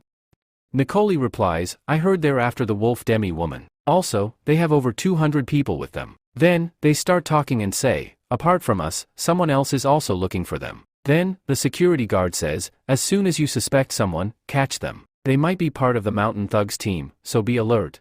Lyra thinks to himself, damn. There are more than 200 of them. If they catch her, we won't be able to fight them. Suddenly, Avery starts running away. Everyone is shocked and says, isn't that Avery? The leader shouts, hey, what are you all staring at? Quickly catch her or she'll get away. Then, they all run after Avery and reach the city gates. Just then, they hear loud shouting. The leader says, there's a voice coming from over there, let's go. Then, he goes there and sees that people attack Eddie and say, quickly hand over the map, or I'll kill you. The leader, shocked, says, how did they know about the treasure? Avery says, no, who are you? But they reply, we are the mountain gang. We've been looking for you for years, and finally, we found you. Another man says, she's been running for so long, so I think she must have the map. Then, Avery stands up and says, I won't give you the map under any circumstances. The man then kills her and says, you talk too much, and takes the map from her. The leader then shouts, everyone attack together. We won't let them escape. The thugs say, another team has arrived here, kill all of them. Then, they begin attacking with arrows. The leader says, there's no need to worry. You can easily avoid arrows. As they try to dodge, one of the arrows hits their leg. Then one man says, leader, this arrow is very powerful, you should run. The leader replies, damn it. I have to run. I need to report this news to the Lord quickly. Then the thugs shout, quickly chase him and kill him. Then Oasi says, you were chasing him, right? What are you doing standing here? Avery stands up. The man, seeing her, is shocked and says, how can this dead person be standing? Avery replies, hey, can't you see? I'm not dead. This tomato ketchup is really good. Really, Lou and Princess Annie's plan was great. Due to some rumors, these people were fooled. He says, but this will be difficult, we have 200 people. Miss Avery, quickly finish them off and come with us. Avery replies, alright, you guys go ahead, I'll finish my work and join you. They look at Avery, shocked, and say, we are doomed. Avery says, aren't you enjoying chasing me? Then, she kills them. Meanwhile, the leader says, there's no commotion here, I think they must be resting. These dogs have been chasing us like mad for 2 days. Then his servant says, Elder, you might be misunderstanding. Captain replies, Hey, what are you trying to say? You are nothing but a dog. The captain beats him and says, You are brave to joke with me in such trouble. The servant, crying, says, Captain, I think the treasure map is real, that's why the mountain thugs are coming here to kill us. The captain says, Tomorrow we'll reach Blade City, then they won't be able to kill us. On the other side, all of Lu's soldiers are eating. One boy says, This military food is very powerful, just a little and we are full. This is also our Lord's new invention. Another man says, Hey, you guys talk too much, just eat quickly, tomorrow is our important mission. Then one man says, Captain, we've made a cave. The captain says, Good job, everyone, come quickly and eat, we have to get up early tomorrow. Then another man says, I'm full, I'm going to sleep. This sleeping bag is really magical. I slept in a cave yesterday but didn't freeze to death. I think Lord is playing a joke on us. This sleeping bag is very light, it's easy to carry. Do you know when this will be on sale? He asks. He says, It's being said that only 20 sleeping bags have been made so far, and they've said that if we can't bring them with us, we'll have to destroy them. So, I don't think it will be available for sale. Then they all take out their sleeping bags and sleep. The next day, we are shown that there are many people walking, and the sound of their footsteps is heard. Upon hearing this, the captain wakes up and says, Hey, get up quickly. They are coming after us, and in just 2 days, their numbers have increased a lot. Has their army arrived here? We should leave this place. With the help of a telescope, he is watching when he sees that those people are running away. He tells everyone, Hey, everyone get ready, and remember that you need to make a lot of noise so that they think there are many people here. The others reply, Okay, we understand. Just then, the sound of many people walking is heard. The captain says, Hey, hurry up. They are very close now. After crossing the jungle, we will reach Blade City. Then, they are attacked with arrows. Somehow, they manage to reach there. Dis says, You couldn't catch Avery, but the treasure map was also stolen from you. Seriously, you re completely useless. The captain replies, Those mountain thugs are very powerful. They've been after us for the past 2 days, trying to kill us. They are still outside the city. Dis asks, How many people are with them? The captain replies, There are about 200 of them. Dis says, First, fix your village and take 250 knights with you, and get the map at any cost. The captain says, Okay. They were watching the outside of the city. Then, they see the captain bringing a lot of people along with him. He thinks to himself, They are really coming. They've fallen right into our trap. He tells his companions, They are bringing more than 200 knights with them. Everyone hide and follow our plan. Today's mission is extremely dangerous, so be careful. No one can die here. They all shout, Okay, we understand. The captain of Blade City, with 200 knights, arrives in the forest. Just then, they are suddenly attacked. The captain says, Hey, don't worry, quickly take out your shields and protect yourselves. Then, the knights take out their shields and place them on their heads, and the arrows hit the shields, leaving nothing behind. The captain laughs and says, Today, I will definitely defeat you. Quickly, chase after them. He says, Hurry up and run. These are Oasi knights. They start fleeing, and the captain shouts, Catch them at any cost. Meanwhile, a new Oasi from Blade City is seen heading in a different direction, and he says, Our Lord was absolutely right. According to their plan, all these knights will be chasing them. Alright, now it's our time, quickly start preparing the food. On the other side, Blade City's outskirts are shown, where slave people lived. Lu's soldiers go to them and say, If you want to stay alive, you must come to Yaju River, you will find food there. The people begin talking among themselves. One says, I feel like this is another scam. Anyone who goes there will never return. How can there be food there? Another demi-human says, We have been starving for days, we are about to die anyway. Let's go and check. If there is food, it will be great for us. They start heading towards the river. Just then, they see that food is indeed being prepared. New arrives and says, Come here, food is ready for everyone. They quickly reach there and say, I need food too. The soldiers there say, Don't worry, there's enough food for everyone. They serve food to everyone. They eat and say, This is really great, we are eating after so long. New says, What is the situation here? Another man replies, After receiving this news, everyone had arrived. The cold weather has really gotten worse here. If the Lord hadn't sent us here, these people would have died from the cold. Suddenly, someone is heard screaming. Hearing this, New quickly runs inside and says, What's happening here? A girl kills someone and says, Did you come to take our food? New replies, no, we didn't. The girl attacks him. New screams, hey, stop. He thinks to himself, it seems like something is hidden in her clothes. The girl grabs his sword from her bandage and throws it from his hands. Kim says, hey, girl, stop. We came here to give you food. The girl says, you are lying. Kim responds, I'm not fooling you, you can go and check. He thinks to himself, this girl doesn't realize how strong I am. The girl says, what do I have to give for this food? He replies, you don't need to give anything for this. The girl responds, in this world, nothing comes for free, you have to give something for it. My sister says that anyone who helps only looks for their own gain. New asks, what's your name?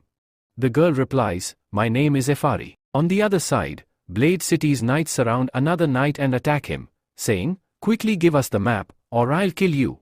They strike the knight's stomach, and just then, the map falls from his bag. The captain grabs the map and says, I've got the map now, kill these people. They flee, saying, life is very important, let's get out of here. After a while, the captain speaks to Ki, you really scared me, that was a big risk. Ki replies, this was the only chance we had. He'll never realize the map is fake. Let's go back to our base. Lu's soldiers, along with the servants, head from Blade City to Young City. Kim tells Efari, this weather is really cold, go inside, or you'll catch a cold. I've translated the cleaned up text into English for you. Let me know if you like to make any changes or need further assistance. Frey says, I am perfectly fine. New says, how did you become a slave? Frey replies, you have so much power. Frey says, yes, I had food from Blade City in exchange for becoming a servant. New thinks to himself, this girl is really very innocent. Then he says, okay, who taught you to fight? Frey says, my elder sister. New says, but why did she leave you alone? Frey replies, because I am very weak, and I will get in their way. New says, but what do they want, for you to get in their way? Frey says, they are going to catch a dragon. New says, a dragon.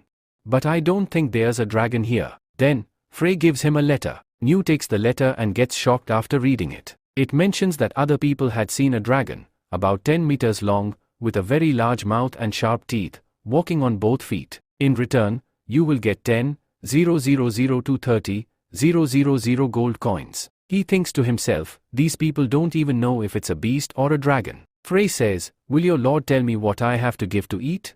I only know how to kill people. If I kill people, will I get food? New says, hey, don't worry, you won't need to give anything for this. Frey says, that's impossible, this can't happen. New says, just smile. Frey, showing her teeth, says, should I smile like this?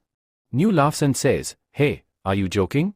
This isn't a smile. Then, we are shown Blade City. A man says, Lord, all the slaves from outside the city have escaped, and they blocked the city gates. We couldn't do anything. Tess says, this is really strange. In such cold weather, all the servants left. Keeping them alive will cost a lot, and they weigh taken over 100 servants. That means they are very powerful. Then, the captain arrives. He says, Lord, we returned. Master, I found the map. Here it is. Then, he looks at the map, gets shocked, and thinks to himself, this is only a quarter of the map. Then he asks, did you capture anyone? The captain replies, no, they all escaped, and we lost 30 soldiers. Hearing this, Des gets shocked and says, what? You lost 30 knights and couldn't capture even one? The captain says, Master, the enemy was very strong. They suddenly attacked us with arrows, and we couldn't even react. Hearing this, Des gets angry, kicks him hard, and shouts, you lost so many knights, and all.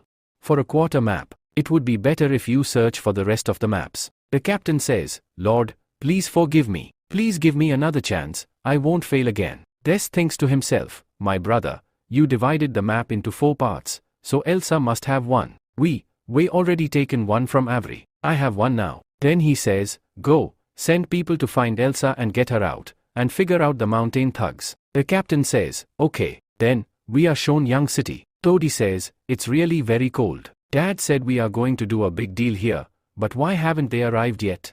I am freezing. He says, well, they came. Then he goes to check and gets shocked, saying, what? Dad isn't here? They even sent these Lu Knights to save them. Suddenly, his dad speaks from behind, it's really cold. I didn't think it would be this cold in this weather. Toddy shouts, Dad, it took you this long to get here? Then, seeing them, He gets even more shocked. They start talking while looking at Young City. One man says, really, the roads here are so smooth, and the houses are really beautiful. We should ask the Lord about this. The second person says, the road here is very wide, and the houses are also very beautiful, but compared to my city, this is nothing. Tofu speaks softly, Papa, what are these people doing here? Tofu replies, everyone has heard a lot about Young City, so they have come here to explore. Then we are shown around the castle. Nikki says, this bamboo liquor is really very good, we don't need to keep it for long, and its taste is also amazing. On the other side, Bailey brings Eliza to the castle. Nikki asks, Eliza, what happened? Is there any problem in the shop? Eliza replies, no, there is no problem there. Bailey says, I brought Lisa here to eat with us. Lo says, you came at the perfect time. Try this new type of liquor and let me know. Then Mina and Annie say, Master, I will try it too. Lo shouts, you two don't even touch it. Then Eliza and Bailey start drinking. Eliza says, its taste is really amazing. Bailey says, no, it's very bitter. Lo takes her glass and says, if you don't like it, I will drink it. Bailey is shocked to see this and thinks to herself, she actually drank it. Lo says, Eliza, how does this liquor taste to you? Eliza replies, this is way better than the other liquor, its taste is really great. Nikki says, try this, it's a new bamboo liquor. Eliza, while drinking, says, this is really good, its smell is much better than before.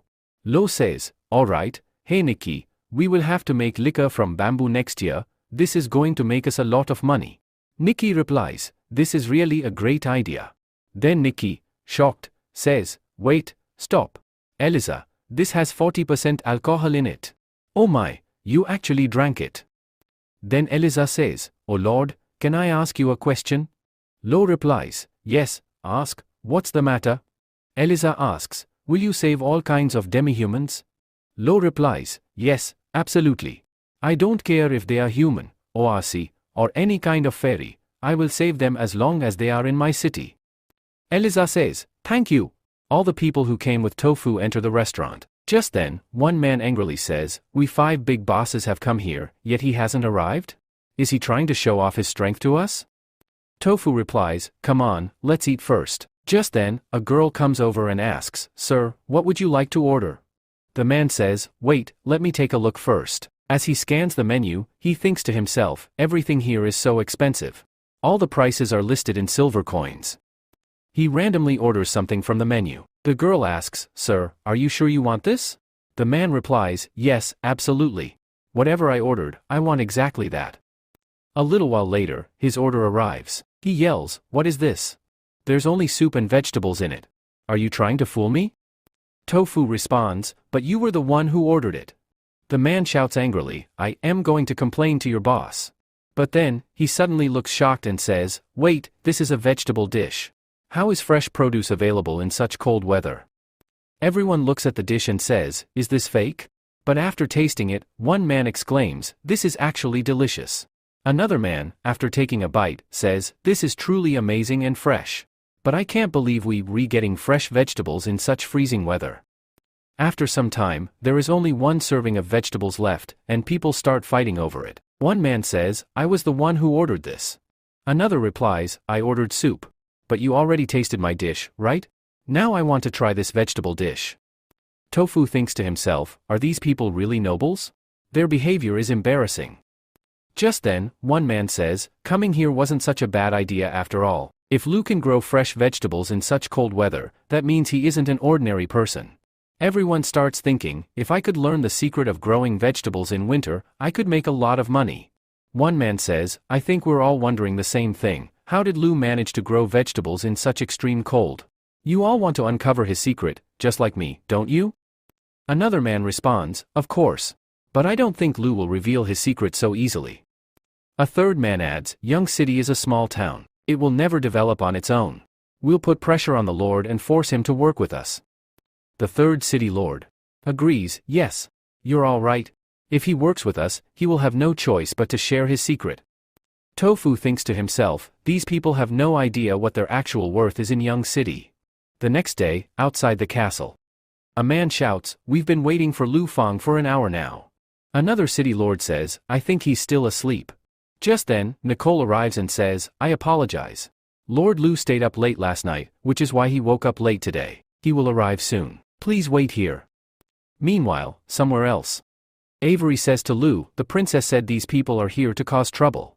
Lu replies, yes, I know. Mina has already told me about their plan. Avery insists, if they pose a threat to the princess, please let me eliminate them. Lu responds, calm down. If you kill the nearby castle lords, who would dare come to Young City after that? Avery, frustrated, says, this is really annoying. Lu smirks and says, don't worry, I already have a plan. A little while later, they arrive at the castle gates. Lu says, I apologize for the delay. I stayed up late last night. Tofu asks, Lord, how are you? Lu replies, Lord Tofu, you seem much better than before. It looks like your life has improved significantly. One man comments, this is Young City's lord? He's just a kid. Lu says, alright, let's start the game. Another lord asks, Lord Lu, what kind of game is this? Lu explains, it's called hockey. The teams must work together to hit the ball into the opponent's goal using hockey sticks. Tofu asks, Lord Lu, what kind of shoes are they wearing? How are they walking so easily on the ice? I've never seen anything like this before. Lu replies, these are special shoes designed for sliding on ice. Tofu stands up and says, wow, this is really amazing. Then, he thinks to himself, this game is really very interesting. If I introduce this game in the city, I won't have to spend the whole day sleeping in the castle, and I won't get too bored. Then he shouts, hey Lord, how much do these shoes cost?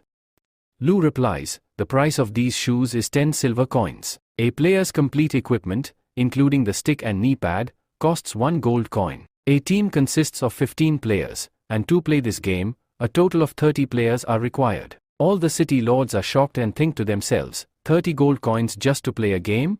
Lu says, this game is really very fun. I think even you can play it. One of the city lords, whose name is Joseph, thinks to himself, Lu is showing off his power. It seems like our plan is not going to work.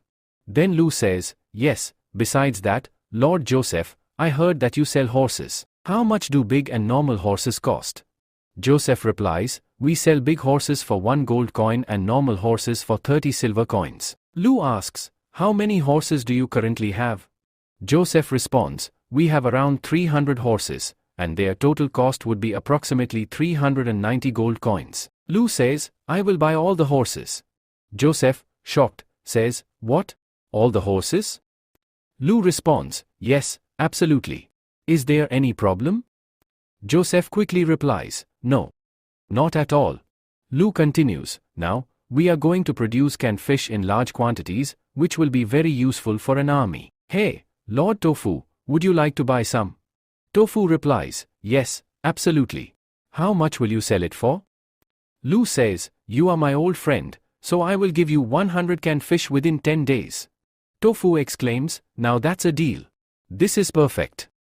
Then Joseph and Tofu stand beside Lu. Seeing this, the other lords are shocked and think to themselves, weren't we supposed to work together? Our entire plan has failed. We've been betrayed.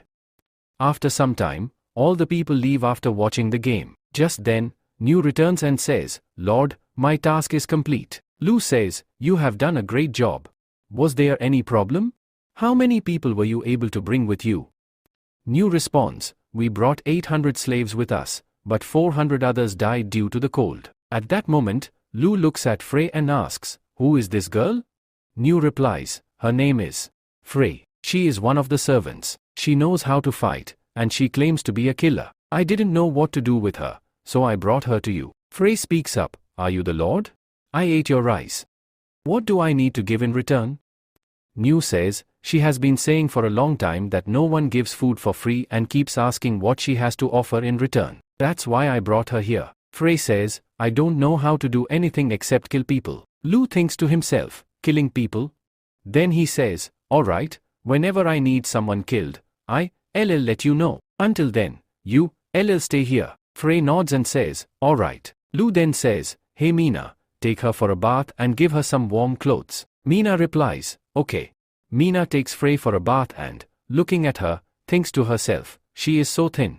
Something terrible must have happened to her. Then Mina says, alright, I'll take off these clothes. They're very dirty now. Frey responds, my sister put this on me so I could live among humans and become a skilled killer. This helps me hide my ears. Mina asks, are you pretending to be human?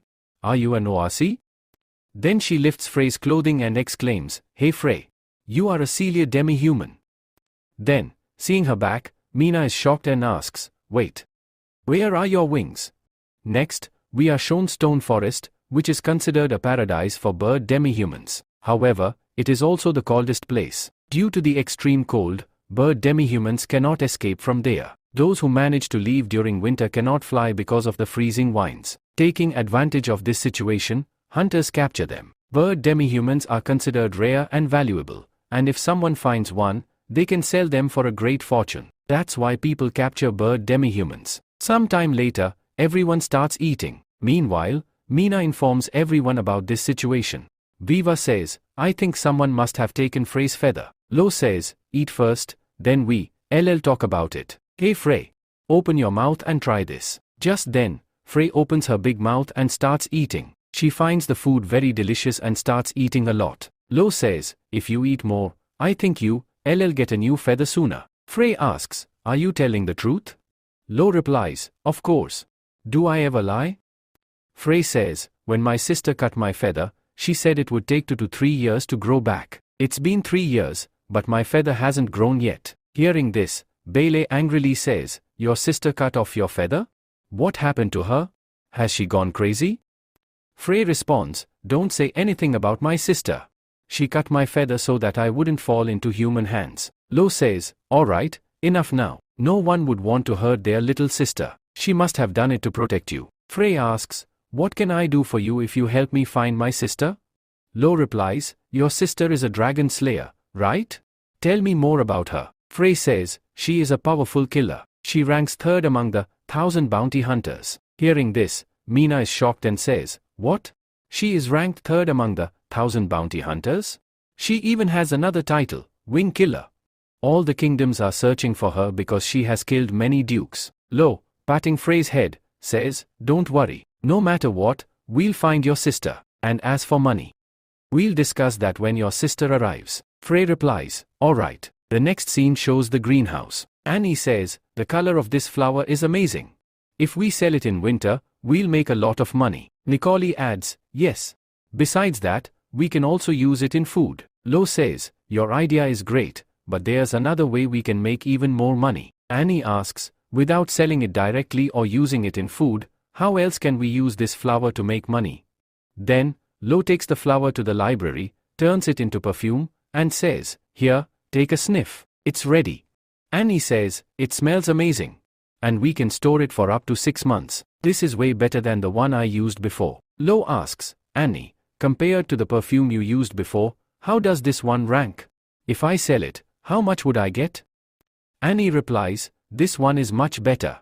You can sell it for about 10 gold coins. Lo says, in a few days, Solo will arrive here. I'll start preparing to make more perfumes, and Solo will help us sell them to the nobles. Darlene and Catherine set out for Young City. Catherine asks, have we reached Young City yet? I feel like I am going to get stuck here. Darlene replies, we'll be there soon. If you bored, you can play with your guards. I didn't know you were coming, but you brought so many people with you. You'll have to pay for their tickets. Catherine says, I sneaked out from there, but I have no idea where these people came from. Darlene touches her coat and asks, why is your face so red? Are you okay? Catherine responds, yes, I'm fine, but I feel dizzy. Darlene, worried, says, hey, Catherine, are you okay? What happened to you all of a sudden? After a while, they finally reach Young City. As soon as Darlene steps off the ship and starts walking ahead, a girl says, hey, Miss Darlene. There's only one way to cure Catherine, we have to drain her blood. Darlene angrily replies, forget it. Draining her blood won't do anything. Just then, a man named New approaches and says, hello, I'm Darlene, the daughter of Merchant Solo. Are you a guard of Young City? New responds, yes, I'm a guard. Darlene asks, is there any witch in Young City? My friend is seriously ill, and I need a witch immediately. The guard replies, we don't have a witch, but we do have a doctor. Darlene, confused, asks, a doctor? What's that? New explains, when someone falls sick, They go to a doctor. Our most powerful doctor is the city lord. I'll go inform him right away. You bring the patient. Darlene takes Catherine to the castle. While checking her, Lo says, she has a 103 degrees fever and has been sick for a long time. If this continues, she won't survive. Catherine, worried, asks, what should we do now? Lo replies, only an injection will work now. Quickly, pull down her pants. I need to give her the injection. Darlene, shocked, exclaims, no. This is completely wrong. Catherine is the Duke's daughter. If he finds out, he will never forgive you. Lo seriously states, this is a critical treatment. The injection is the only way to cure her. If we delay any longer, her condition will worsen. Darlene, deep in thought, realizes, life is really more important. Then she says, alright, but don't tell anyone that you saw Catherine's body. Lo nods and replies, got it. Then, he gives Catherine the injection. Scene changes, outside the castle, Catherine's guards are waiting. One of them says, I don't think Catherine will survive, and the Duke will hold all of us responsible. Another guard adds, this is all Darlene's fault. If the witch had drained Catherine's blood, she would have been fine by now. But Darlene took her to a doctor. A man suddenly suggests, how about we set up a trap? We can put all the blame on Young City and Darlene. That way, the Duke's anger will fall on Young City instead. Another guard agrees, yes, that's a great idea. Let's do it. As they try to enter the castle, a guard stops them and says, I already told you, no one is allowed inside without permission. One man angrily shouts, Miss Catherine is inside. I'm her friend, so why can't I go in? Your lord has killed our Catherine, that's why you are stopping us from going inside. The castle guard tries to stop them. You may be nobles, but I'm just doing my duty. Just then, someone else arrives and sternly asks, who is causing trouble here? A nobleman furiously responds, we are nobles from the capital. Your lord has killed Miss Catherine. We demand an explanation.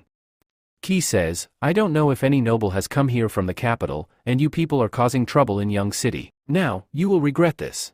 Then he attacks him. After killing them, Key says, lock all of them in the guard department. I will inform the lord about this. After a while, Mina comes and says, hey, master. Darling wants to meet you. Lu says, alright, send her in. Darling enters and says, Lord Lu, thank you. You saved Catherine. She has woken up, but she is having a hard time getting up. On her behalf, I sincerely thank you. Lu says, alright, sit down. I need to talk to you. You are Solo's daughter, right? Does anyone here build ships? Darling replies, yes, we have such a person. Lu says, to be honest, I want to build a shipyard for some large ships. That's why I need an experienced builder. I am ready to offer a high salary for this. Can you send someone to handle this task? Darling thinks to herself, Young City isn't even that big, so what will he do with so many ships? Then she says, alright, I will arrange it, but we only have ships between 12 to 30 meters long. Besides, I have seen that there are already ships in Young City. Lu says, we currently have 12 ships, but that is not enough for the long term. They are too small. Large ships should be at least 50 meters long. Darling replies, are you joking? A 50-meter long ship is extremely expensive. Besides, no one builds them because they are highly accident-prone. A single mistake can destroy the entire shipyard. Lu says, don't worry. I have already planned everything. Once the ship is built, you will see. I will pay each worker 500 copper coins per month. I hope you will agree to this. Darling thinks to herself, 500 copper coins. That's twice the regular salary. Does he really have a plan? Does he seriously think that with just a few workers, he can build such a massive ship? Whatever. I'll agree to it. I know his plan will fail. Then she says, alright, I agree. I will inform the workers about this. Lu says, Miss Darling, thank you. Just then, Solo arrives and says, hello, Lord. Oh, Darling, you are here too? Darling replies, Father, I'm sorry I couldn't meet you earlier. Solo says, no problem. Lord Lu's men have already informed me about this. Well, it's great news that Catherine has been saved. Lu says, I invited Solo here because I want to discuss a business partnership. You must know, Mr. Solo manages our clothing business, and he only wants 1% of the profit. Darling is shocked upon hearing this and thinks, 1%? That's way too low. Solo says, after selling clothes, we earn 1,000 gold coins every year. Darling thinks, the sales volume is excellent, but the profit is too low. How did father agree to this? Lu says, I want you to sell my product, and this product can only be sold in the capital. Darling is shocked and says, what? Lu reassures her, don't worry, I won't make you work for free. I will increase your profit share to 5%, and Young City will provide you with 5 types of products to sell. Check them out first, then decide. Without my permission, you won't be able to sell them to anyone else. Solo is shocked after reading the terms and says, alright, I will sign. Hearing this, Darlene is completely shocked.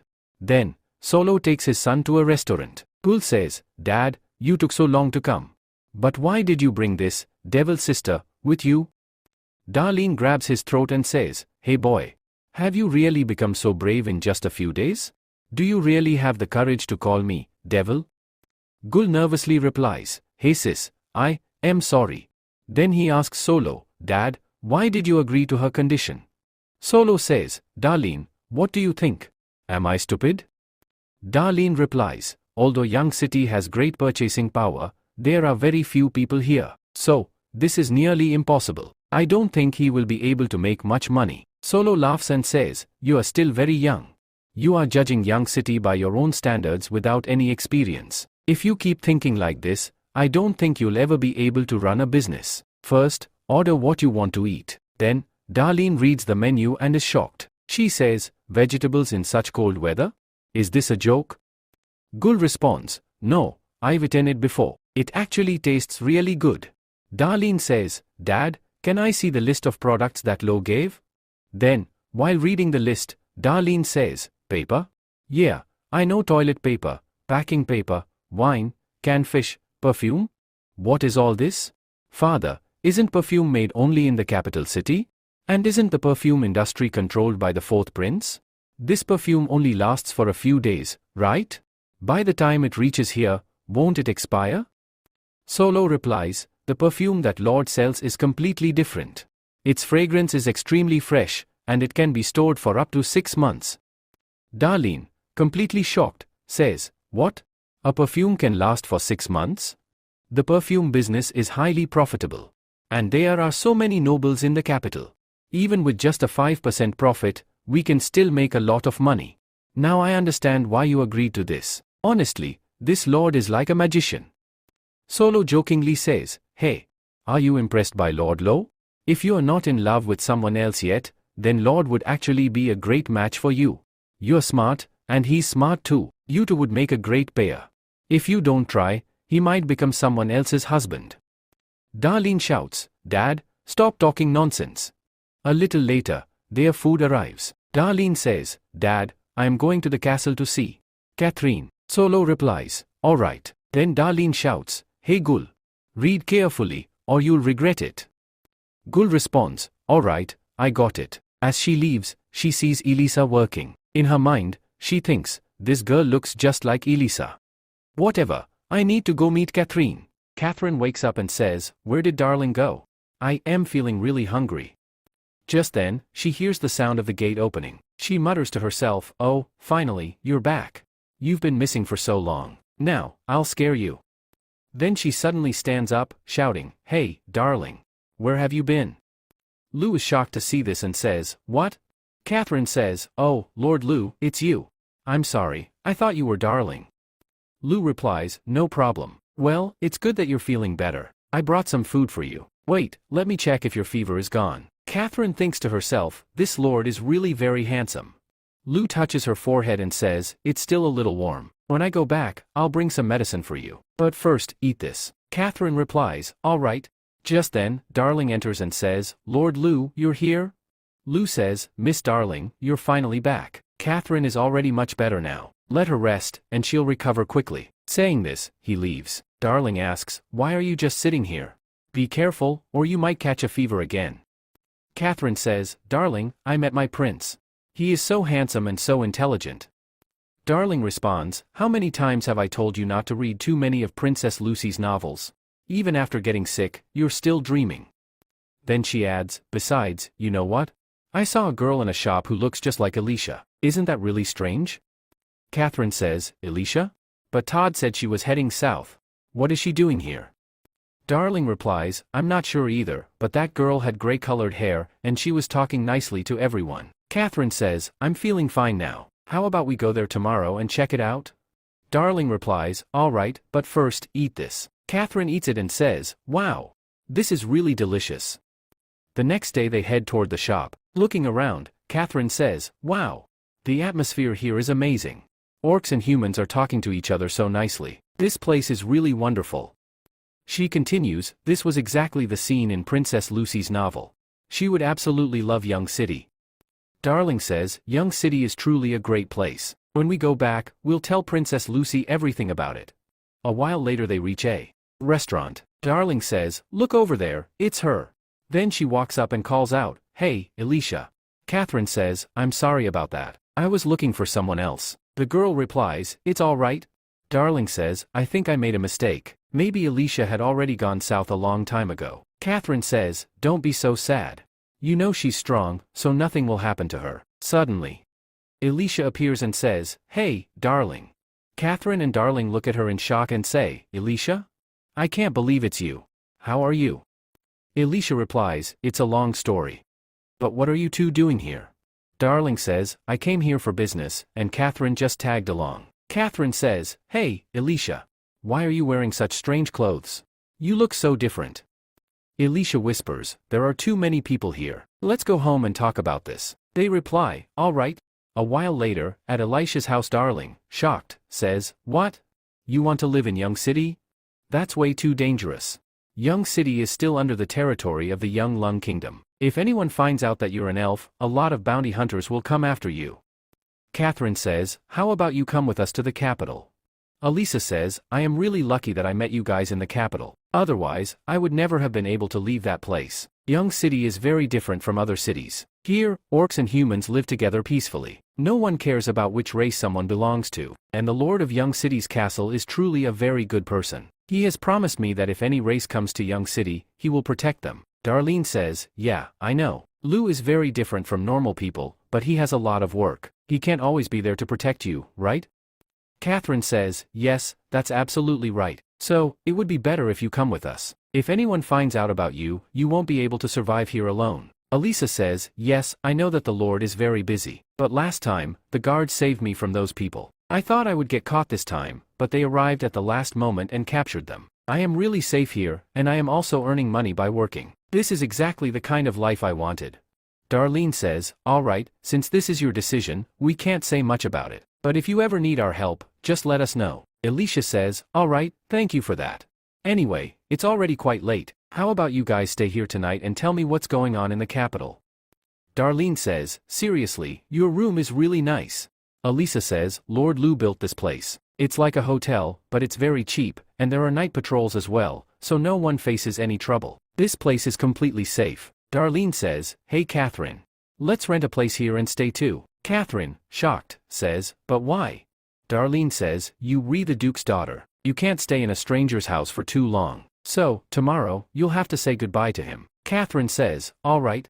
The next day at the military department, everyone is training hard. Nu says, hey everyone. Give it your all and work hard.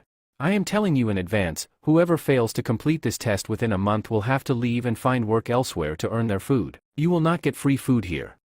The soldiers shout in response, understood. We will give our best and train with all our might. Just then, Nu sees Lu and walks up to him, saying, Master. Lu asks, how's everything going here? How many people have given up so far? Nu replies, not many. We still have 350 people with us. Lu says, good, keep training them. The horses will arrive in 6 to 7 days, then start their horseback riding training. Nu says, don't worry, Master.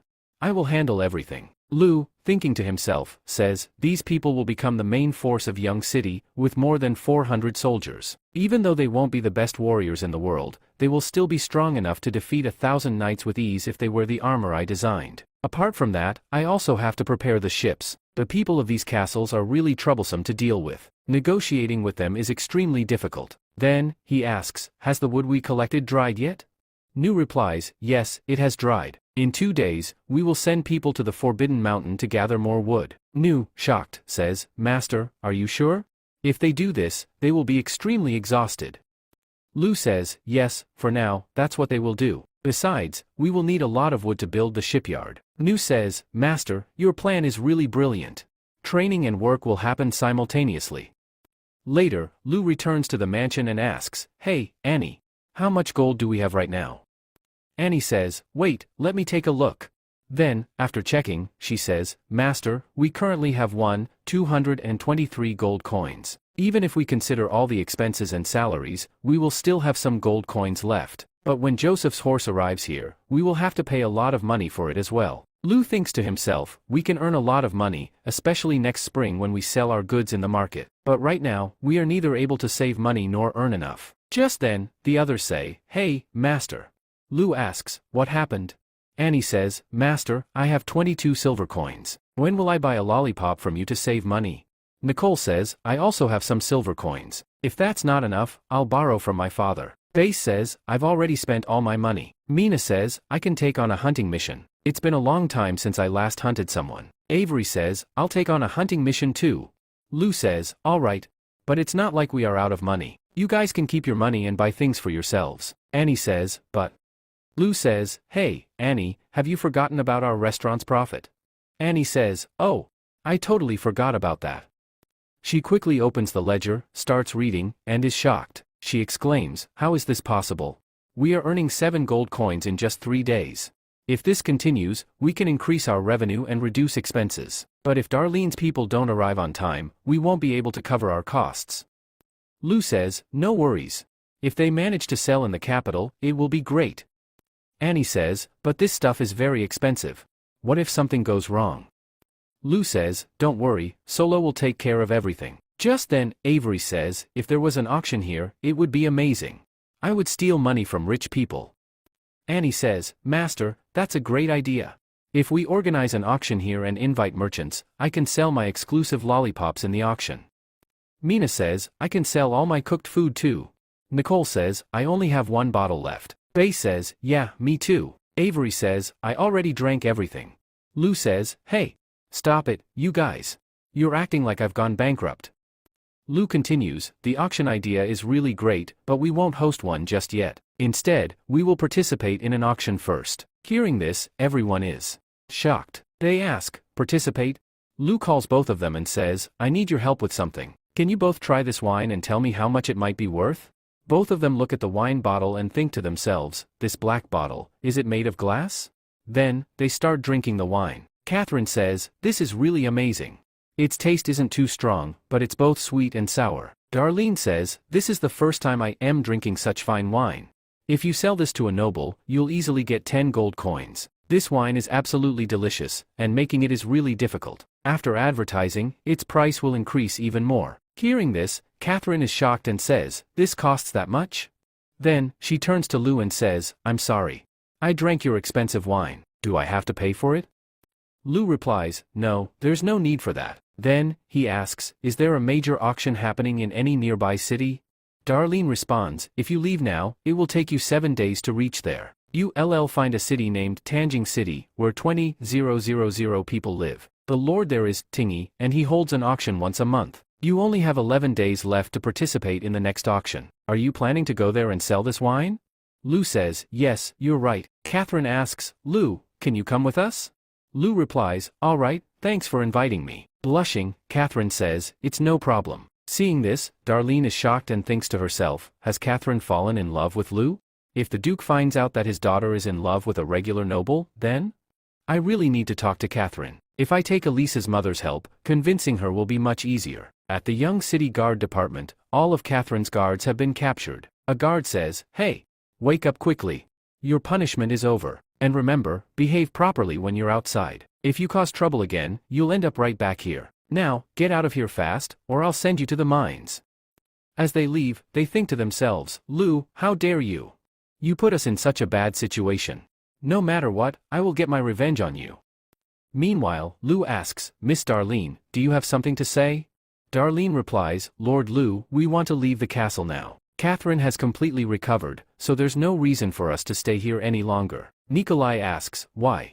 Do you want to leave? Staying in the castle with us is a great opportunity.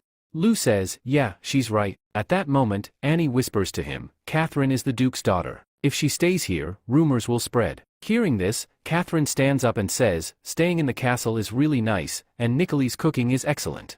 I don't want to leave. Lu responds, I understand. If bad rumors spread, we won't be able to do anything about them. Alright, where do you plan to stay? Darlene replies, thank you for understanding. We'll rent a house. The houses here are really great. Lou says, hey, Annie, give them a room key. Annie replies, alright. Lou adds, if you both ever want to visit, you are welcome in the castle anytime. Darlene says, thank you. Outside the castle, all the guards arrive at the castle gates, and a man says, hey, my name is Viscount Jesse. Go and tell your lord that I wish to meet him. The guard replies, the lord is very busy right now. If you want to meet him, come back tomorrow. Annoyed, the man says, you're just a guard. How dare you? His companions stop him and say, hey, calm down. Don't you remember? We were locked up for days because of this exact situation. Thinking to himself, the man says, if we take Catherine's dead body to Lord Duke, he will take our revenge for us. Then, he calms down and asks, so, when will the castle lord be free? Just then, Catherine arrives and says, Viscount. What are you doing here? Viscount thinks to himself, how is this possible? How can Catherine be alive? Well, this is great. She's still alive, which means I still have a chance to become her husband. Then he says, Miss Catherine, it's so good to see you. We are here just to meet you. The second man says, yes, he is right. That's why we are here. Darlene says, I know why you all are here. Stay away from us. A guard says, Darlene, what are you talking about? Everyone was really worried about Miss Catherine, hoping she would recover soon. Catherine yells, you were worried about me recovering? I know exactly what you were planning. You were going to put all the blame for my death on Darlene, weren't you? I have no connection with you people. Get out of here. When I go to the capital, I will tell my father everything about this. Hearing this, Viscount thinks to himself, if she tells her father about this, my life will be over. Then he incites everyone, saying, hey everyone, look at this. This is not Catherine. Miss Catherine was very sick. Our witch doctor had said that even if she recovers, she would need to stay in bed for a long time. So where did she suddenly get so much strength? The young city lord and Darlene are working together. To escape from this situation, they have brought some other girl here to pretend to be Catherine. The people murmur among themselves, yes, he is right. She recovered too quickly and started walking within a few days. She is definitely not Catherine. Darlene, furious, says, hey, what are you doing? She is the Duke's daughter. Don't you have any respect for her? Just then, a man pushes Darlene aside and says, you are also working with the castle lord. When we go to the capital, you will regret this. Everyone, kill this fake Catherine. The city guards shout, hey, what are you doing? Catherine's guards start fighting back. On the other side, as someone tries to attack Catherine, he says, Catherine, die now. But just then, Catherine and Darlene grab each other and scream, somebody help us. At that moment, Lou arrives and attacks them all, saying, capture these four and lock them in jail. A guard responds, yes, my lord. Catherine looks at Lou and thinks to herself, he looks so handsome while fighting. Lou walks up to them and says, I am sorry. You had to go through all this. Are you hurt anywhere? Catherine replies, no, thank you. If you hadn't arrived on time, we would have been killed here. Then she thinks to herself, my heart is beating so fast. Is Lord Lou my prince? Later that evening at the castle, Annie asks, why hasn't Uncle Ben come here? Lou replies, Uncle Ben is sick, so he's at home right now. Is there any problem? Annie says, now I understand why the hospital staff gave me so many documents. Lou looks at a report and says, winter has gotten extremely cold. A lot of people are falling sick. The hospital's medical supplies will run out soon. Hey, Mina, quickly go to the storage room, bring some medicine, and send it to the hospital. Mina replies, understood. Lou continues, and tell the doctor that if the number of patients keeps increasing, he should inform me immediately. Annie says, isn't this normal? A lot of people fall sick in winter, so why are we worrying so much about this? Lou responds, yes, I know there's no need to worry too much, but the situation can get worse quickly. If this illness turns into the flu. Annie, confused, asks, flu? What is that? Just then, Viva and Sumi arrive. Sumi says, Viva, I'm feeling really cold. Viva replies, alright, come with me. I'll give you warm water. Lou says, the cold weather has really increased. We haven't gone to the hot springs, right? Let's go there. Inform everyone that today, we are going to the hot springs. Then, they all head to the hot springs to bathe. At night, Lou goes to another hot spring to bathe alone. Just then, he sees Fre in the water and asks, hey, what are you doing here? You should be on the other side, right? FRE replies, there are too many people over there. Lu then shouts, hey, you guys don't need to worry, FRE is with me. Hearing this, the others think to themselves, FRE is really sneaky. Lu asks FRE, so, how are you feeling? Have you ever tried this before? FRE responds, no, I don't like water because once we get wet, we can't fly. Lu asks, besides your sister, is there anyone else with them? FRE says, yes, they live on Pillar Mountain. Lu says, Pillar Mountain? That's really far from here, right? FRE responds, it takes a whole day to fly there from here. Lu says, wow, that's really far. Do you want to go there? FRE replies, absolutely not. If I go there, I will waste food. Lu says, no problem, you can stay here. I have plenty of food. Let's play a game. FRE asks, a game? Lu explains, whoever can hold their breath underwater the longest will win. Then, he goes underwater. After a while, he comes back up and exclaims, wow, that was so much fun. Seeing this, FRE gets excited and says, this is really amazing. Lu adds, kids love this game a lot. Then, FRE also goes underwater. After a while, Lu starts thinking, what happened to FRE? Does she even know how to swim? He then panics and jumps into the water, trying to get the water out of her stomach. Just then, the others hear his voice and rush over. They ask, Master, what's going on here? They are shocked to see that Lu is kissing FRE. A few moments later, Lu clears the water from her mouth and says, phew. I'm so glad you're okay. I was really scared. Then, FRE suddenly says, now, you have to marry me. Everyone is shocked and exclaims, what? FRE continues, but my sister said that whoever kisses me must marry me. Lu replies, you only 13. You can't get married yet.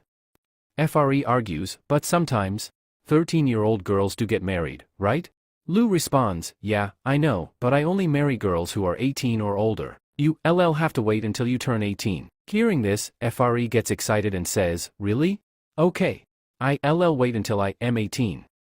Everyone hears this and reacts, 18 years. Mina and Viva think to themselves, I am already 18. Annie and Nicole think, I am about to turn 18 soon. The next day, Lu is seen leaving for the auction. He tells Annie, it's really cold outside. You all should go back. We'll return soon. And there's no need to cry. I want you all to stay safe here. Annie replies, okay. We'll wait for your return. Avery and Dees, you two are now responsible for protecting Young City. They reply, don't worry, Lord. We will keep Young City safe. Lu says, alright, I am off now. Annie says, alright, come quickly. Then they leave from there. On the other side, Catherine and Darlin come to bid farewell to Elisa. Elisa says, hey Catherine, when you reach the capital, write me a letter. Catherine replies, alright, and be careful. No one should find out who you really are. Elisa says, don't worry. If that happens, I will come to the capital to seek your help. Darlin says, that would be an easy task for Catherine. Alright, you both go and take care of yourselves. Then they bid her goodbye and leave. After a while, they reach Lu. Just then, a man says, hey, Lord. The ship design you gave us is truly perfect. We are facing no issues building it, and everything is going smoothly. Lu asks, alright, and how long will it take to be completed? The man replies, with the help of your soldiers, we are getting wood from the Forbidden Mountain. By next spring, one ship will be ready. Darlin thinks to herself, a new ship will be ready so soon? That means he wasn't joking at that time. Just then, Lu asks, hey, what happened to you? Darlin replies, nothing happened. Then they start heading towards the auction city. Suddenly, Catherine shouts, I caught another fish. Darlin says, hey Catherine. Calm down, you scaring away all my fish. Then she shouts, wow. It looks like I caught a really big fish. Lu says, hey. Calm down. It seems like you caught something else instead of a fish. Then, looking into the basket, he thinks to himself, I haven't even caught a single fish yet. Just then, Darlin catches a fish and says, hey, Lord Lu. What were you saying just now? I couldn't hear you. Lu replies, not much, I was just saying that you are very beautiful. Hearing this, Darlin is shocked and thinks to herself, what is he trying to say? Why did he suddenly start calling me beautiful? Has he fallen for me? No. That's impossible. A few days later, they reach Tennu City. Catherine and Darlin say to Lu, Lord Lu, thank you. It was really great staying with you. Lu replies, I didn't do much. You both are always welcome in Young City. They both say, alright. We will come. Then they bid him goodbye and take their leave. Suddenly, someone pushes Nicole, but Lu catches her and says, hey, are you alright? Nicole, blushing, replies, yes, I'm fine. Just then, a demi-human says, I apologize for this. Nicole says, it's okay. Mina says, these orcs are heading towards the slave market. Lu says, we need a place to stay for now. Let's leave this matter here for the time being. A little later, Lu asks, is this the biggest hotel in all of Tianjin City? Qi replies, from what I've heard, this is the best one. Nicole says, really? It smells so bad here. Our young city is way cleaner than this.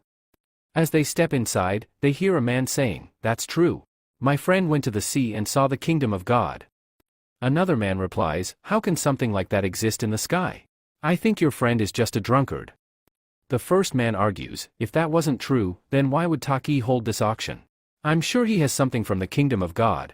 Trust me, the kingdom of God is real. Lu says, Qi, go and find out what this kingdom of God is. Qi responds, all right, master. Then we are shown the castle of Tianjin City. Tanji says, Lord Puli, you're here so soon? Puli replies, from what I've heard, there's a treasure from the kingdom of God here. Tanji says, Lord Puli, how have you been? Has your city's income doubled? Puli replies, forget all that. You know why I'm here. So, what kind of treasure do you have? Tanji replies, you'll find out at tomorrow's auction. Puli says, stop joking and tell me what it is. I want to see if I have brought enough gold coins with me or not. To buy that thing. Tank says, it's an EMS note. Hearing this, he is completely shocked and says, what? EMS note? Are you joking with me?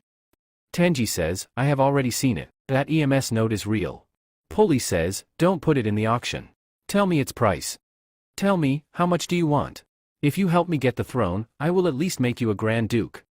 Tenji says, but I won't be able to do it. This news has already spread. If I cancel the auction, my reputation will be completely ruined. Puli says, all right.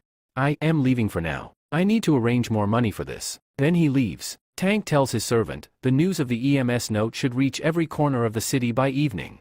Guard says, all right, sir. Meanwhile, on the other side, Lu sits back and says, the food here is the best. Waiter says, yes, you are absolutely right. Lu says, take all of this away. I don't want to eat anything. But I will still pay for it. Then, the waiter takes away all the food. Nicole says, master, should we cook our own food? Lu says, all right, I'll make instant noodles. Within a short time, he prepares the noodles and tells Mina, hey, eat slowly, there's more food coming. Nicole says, master, these noodles are really amazing. If we start selling them, they will become very popular. Lu says, really, Nicole? You have such a business mindset. All right, when we go back, I will teach you how to make them. I'll also hire workers and start its production. Nicole says, all right, master. A little while later, after finishing the meal, Lu says, you all must be very tired from such a long journey, right? Come on, get some rest. Mina says, this place is really dirty, and I haven't brought enough blankets, so we will have to sleep together tonight. Nicole, blushing, says, all right. Then, both of them sleep next to Lu. In the next scene, Qi arrives and says, master. I found it. They all wake up and say, all right, come in. Qi enters and says, Lord, I have gathered all the information. Lu says, tell me, what have you found about the kingdom of God? Qi says, an item from the kingdom of God is going to be auctioned, and that item is the EMS note. Lu says, EMS note? What is that? Qi says, it is said that there was a great knight named EMS who went to the Forbidden Mountain in search of the kingdom of God. Whatever happened there, he recorded it in his notes for 3 years, and that is how it got the name EMS note. Lu says, do any of you know about the kingdom of God? Nicole says, I have lived in Young City with my father since childhood, so I don't know much about these things. Mina says, yes, I know about it. When I was little, my mother told me a lot about the kingdom of God. She said that many people have seen a huge mountain in the sky, with giant birds flying around it. Nicole says, really? That sounds amazing. Qi says, a boatman told me that he saw the kingdom of God near the sea. There was a shadow of a mountain in the sky. Lu, thinking to himself, says, this is just a mirage. Mina asks, hey master, what do you think? Do you believe the kingdom of God is real? Lu says, if I am not mistaken. Then, Nicole says, but master, I trust you. Mina says, yes, me too. Lu says, all right. Hey, tell me, what are the rules of the auction? Someone responds, the auction is divided into 2 parts. The first part is held by the Lord of Tianjin City's Young City, where all the items are brought. In the second part, other people can bring their items and place them in the auction. If you want to enter the auction, you have to pay a little more. In the second part, the auctioneers are not responsible. Fake items are also sold there, and every year, some people face losses, while others make a profit. Lu says, the rules of the second part of the auction are perfect. We can earn a lot of money without revealing our identities, and I've even found a great way to sell my red wine at a really high price. Then, Ki gathers all his people. The disguise that the Lord taught us is really excellent. I don't think even my mom would recognize me. It feels like I've become a completely different person. The soldiers start talking among themselves. With this technology, no one will ever recognize us. We can easily spread that rumor. Enough is enough. The Lord has more magic than we thought. Our task today is to spread the rumor about the god of wine. Everyone agrees, all right. Then, Ki enters the bar and says, hello, knight. Can I ask you some questions? One of the knights asks, who are you? Ki places some money on the table and says, you can call me Mr. Ki. You were just talking about the Ames note, right? I need to know something from you. The knight asks, what do you want to know? Ki responds, I want to know about the kingdom of God. My lord has learned that another item from the kingdom of God is coming to Tanjing City. If you tell me about it, I will reward you handsomely. The two knights are shocked and say, another item from the kingdom of God? Ki smirks, oh, so you guys don't know? All right then, I'll be leaving. The knight quickly stops him and says, Mr. Ki, please don't go. This wine is on me. Please have a drink. What do you mean by a second item from the kingdom of God? Will you tell us about it? Ki nods, all right, I'll tell you. But this information must not leave this place. Then, he tells them about the god wine. Slowly, the rumor spreads throughout the city, and even Tang gets to know about it. Tang is shocked and says, what? God wine? A soldier reports, yes, Lord. The rumor about god wine has spread throughout the city. Tang thinks to himself, I wanted to spread the news about the Ames note all over the city so that I could eventually become a duke. But where did this god wine rumor suddenly come from? If this spreads further, the value of my Ames note will drop significantly. In anger, he shouts, who dared to do this? Strengthen the gates of Tanjing City even more. Capture anyone who seems suspicious. Now go and stop the spread of the god wine rumor. The guards leave, saying, understood, Lord. The next day at the auction. Then, Lu and Nicole enter, disguised. Seeing them, people start whispering among themselves. One man says, it looks like he's a prince from some country. His clothes are incredibly luxurious. Even the knight's armor is shining. Another man says, yes, you're right. He truly looks like a noble. And the girl next to him might be a princess. A few days ago in Young City, Tenji says to Lo, welcome. I am Count Tenji, and I have organized this auction. You are most welcome here. Chan says, I was just passing through when I heard about the Ames note. I hope this information isn't false. Tenji responds, not at all. This news is absolutely true. Then, he thinks to himself, I feel like this guy is a prince of some kingdom. Then he speaks aloud, please, follow me. We have prepared a special room for you. Meanwhile, Mina arrives in disguise. She notices that another person has also arrived. That man notices Mina and thinks to himself, I never expected anyone else to come here besides me. Looks like she's also here for the divine wine. If I kill her now, it will cause a huge problem at the auction. I'll wait. But if she tries to ruin my plan, I will kill her instantly. Mina thinks to herself, Master told me that no matter what, we must sell this wine. If I attack him now, it will completely ruin my master's plan. Just then, Puli arrives and says, sorry, I am late. May I know who you are? Oh, you, Ria Prince. I am Count Puli. I never expected to meet such an important person at this auction. Lo replies, it's a pleasure meeting you as well. Then, he thinks to himself, Count Puli. He's Omar's father. Nicole, laughing to herself, thinks, whenever someone calls Master a prince, he responds so casually. These people are such fools. After a while, the auction begins. Tenji announces, this sword was crafted by a legendary master. It has a history of over 100 years. The starting price is 30 silver coins. Bidding begins, and the sword is eventually sold for 40 silver coins. Puli asks, Prince, are you not interested in anything at this auction? Lo replies, everything in Young City is far superior to this. This auction is just for ordinary nobles who have no experience in such matters. Puli, thinking to himself, a prince from a small kingdom wouldn't have such opinions. This means he must be from a powerful kingdom. A little later, Tenji announces, and now, our final item, the Ames note. I I'm sure everyone here already knows about it, so I won't waste time explaining. There are doubts about whether this is real or not. So, to prove its authenticity, I will read the first page aloud. Then he reads aloud, "Today is day 170. I have been searching for Olympus Mountain. Today, I witnessed a miracle, a multicolored bridge. No one will believe that this bridge has 5 colors inside it. The topmost part is blue, beneath it is orange, then sky blue, green, and finally, yellow. There are many flowers here, but all of them have very unique colors. Tonight, I will rest here. I feel like I am very close to the God Kingdom." Hearing this, everyone is shocked and says, "This is truly an Ames note. No matter what, I have to buy it." Lu thinks to himself, a bridge with 5 colors? This must be due to temperature changes. This is all nature's power. But the people here don't understand anything, so they connect everything to God. Just then, Tingy says, "I will start the bidding for this Ames note at 300 gold coins." Then, everyone starts placing their bids. Polly turns to Lu and asks, "Prince, are you not interested in this?" Lu thinks to himself, if the prince wants to buy it, then I don't have enough gold coins to compete with him. Then, Lu says, "I want to buy it, but I haven't brought that much money with me, so I won't bid." Polly asks, "Prince, then should I buy it?" Lu replies, "All right, go ahead and buy it." Immediately, Polly announces, "I will buy this Ames note for 300 gold coins." Hearing this, everyone falls silent. Tingy says, "All right, 300 gold coins. Does anyone else want to compete?" When no one else bids, he starts the countdown. 3, 2, 1. Polly, congratulations. Finally, this Ames note is yours. Polly says, "Thank you." Tingy declares, "The first round of the auction is over. Now, the free auction will begin, so enjoy." Suddenly, darkness covers the area. Seeing this, everyone panics and shouts, "What is happening?" Polly also shouts, "Save me. And my note too." At that moment, Mina arrives and says, "I am one of those who worship the gods. In this auction, I have brought divine wine." The people start questioning, "This is divine wine?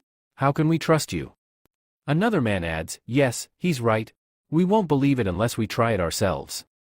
Meanwhile, a man who has been secretly watching thinks to himself, "So that means she has the divine wine? This looks like it came straight from the God Kingdom. I should have killed her earlier." On the other side, Mina says, "You can test it, but whoever tastes it must buy it." Then, she pours the wine into a glass. Seeing this, everyone is delighted and exclaims, "This is such a beautiful wine. This really is divine wine." Tingy thinks to himself, "Even this glass must be very expensive. The wine looks as deep as a ruby. This definitely came from the God Kingdom." Then he says, "This is so different from any other wine." Mina explains, "This wine calms the mind. It is excellent for the brain and heart, but most importantly, it will extend your life." Tingy thinks to himself, "It reduces aging and extends life?" Then, Mina declares, "The starting price for this divine wine is 300 gold coins." Immediately, Tang says, "400 gold coins." Then, everyone starts bidding. Lu shouts, 600 gold coins. Just then, Tang yells, 700 gold coins. Hearing this, the crowd stops bidding. Tang buys the wine for 700 gold coins, drinks it, and thinks to himself, "1 bottle for me, and the second bottle to strengthen my duke status." Then, after drinking, he exclaims, "This really is divine wine. And its taste is so much different from any other wine." Suddenly, a man shouts, "Catch that girl. Whoever captures her will receive 100 silver coins from me." After that, several people start making offers to capture her. Soon, many soldiers arrive at the scene. Mina says, "Seriously, humans are so greedy." Just then, she throws a smoke bomb, and the entire area gets filled with smoke. Seeing this, everyone is shocked and exclaims, "What is this? Damn it! My eyes are burning, and I can't see anything." Someone shouts, "She's a witch. Everyone, kill her." Then, the soldiers attack Mina, but she dodges their attacks and counterattacks. On the other side, Puli screams in panic, "Save me. And the MS note too." Then, he shouts even louder, "Who stole my MS note? Who had the guts to do this?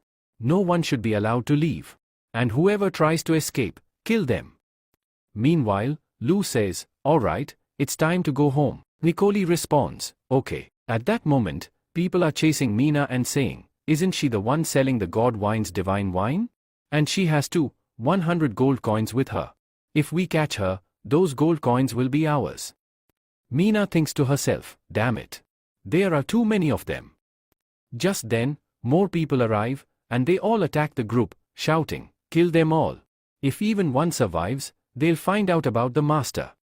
After dealing with them, Mina and her group escape. A little while later, Mina becomes alert and says, "Stop. Someone is following us." Suddenly, her group vanishes from the spot. Seeing this, a man is shocked and says, "Where did they suddenly disappear to?"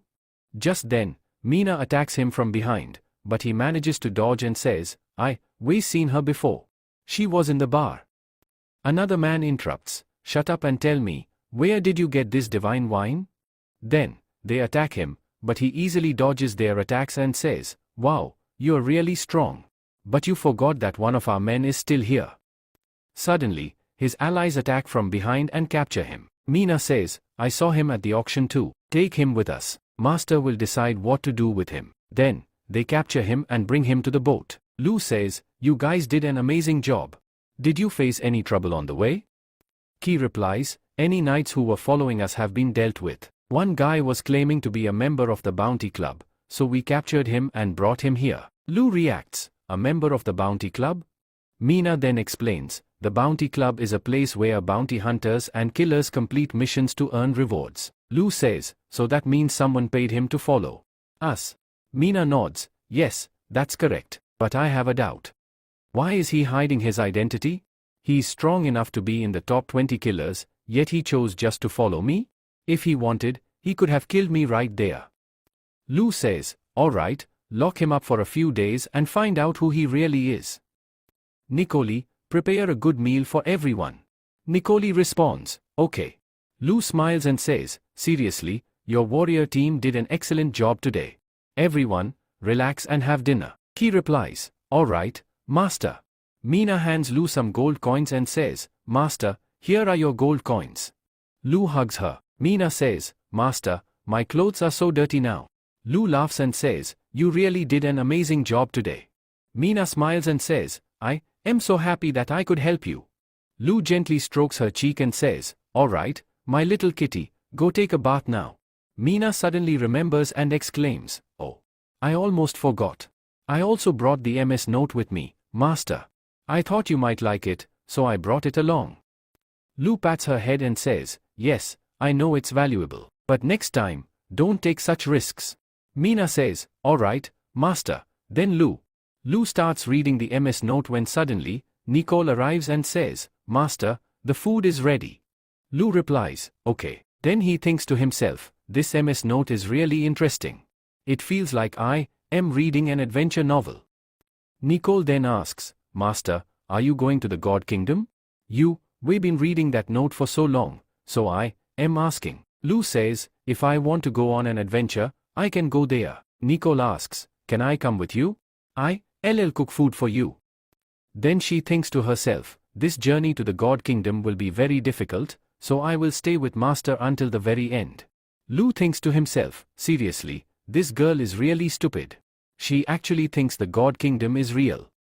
Then he says, "All right, I'll take you with me." Just then, Mina says, "I'll go too." Lu replies, "Okay, I'll take you as well. We'll all go together." At that moment, New arrives and says, "Hey Lord. Look outside, see what's happening." Count Puli has ordered everyone to search for the boat, and to do so, he is burning them all. Mina says, "Good thing Master is smart. We left before all this started." Lu thinks to himself, "Of course, I have to be smart. The MS note and that man they are looking for are both with us. That's why they re-burning the boats." Then, New says, "Lord, this letter is from Young City." Nico laughs and says, "Master, this letter is from Annie." She says Frey is not listening to her and refuses to go to school. Lu replies, "If she doesn't go to school, I won't take her to the sky. Also, tell her that we'll be coming in a few days." Nicole asks, "A few more days? Master, where are we going?" Lu replies, "To Blackwater City." Blackwater City is a small place with only 2,000 people. It is near Yaju River, which freezes over in winter, making it impossible for any ships to reach the city. However, the lord of the city is a good man who cares for his people. But before winter arrived, bandits stole all their food, leaving them with no supplies. A few days later, in Blackwater City, A girl named Hiran is fishing and says, "Damn it. I failed again. My father is really worried about the food situation. Other cities refuse to sell us any grain, and our Blackwater city isn't rich enough to afford it. If I catch even one fish, my father will be so happy." Just then, Mina shouts, "Master! I caught another fish." Hiran thinks to herself, "I haven't caught a single fish yet, but I found these strange people." Mina says, "Master, these fish are really dumb. I didn't even have to work hard, and I caught so many of them." Hiran thinks, "Damn it. 3 hours of hard work, all wasted in an instant. And still, I couldn't catch a single fish, while she's catching them so easily. It feels like I am even dumber than the fish." A little while later, Nicole says, "Master, the fish is ready." Lou says, "Oh, thanks for that."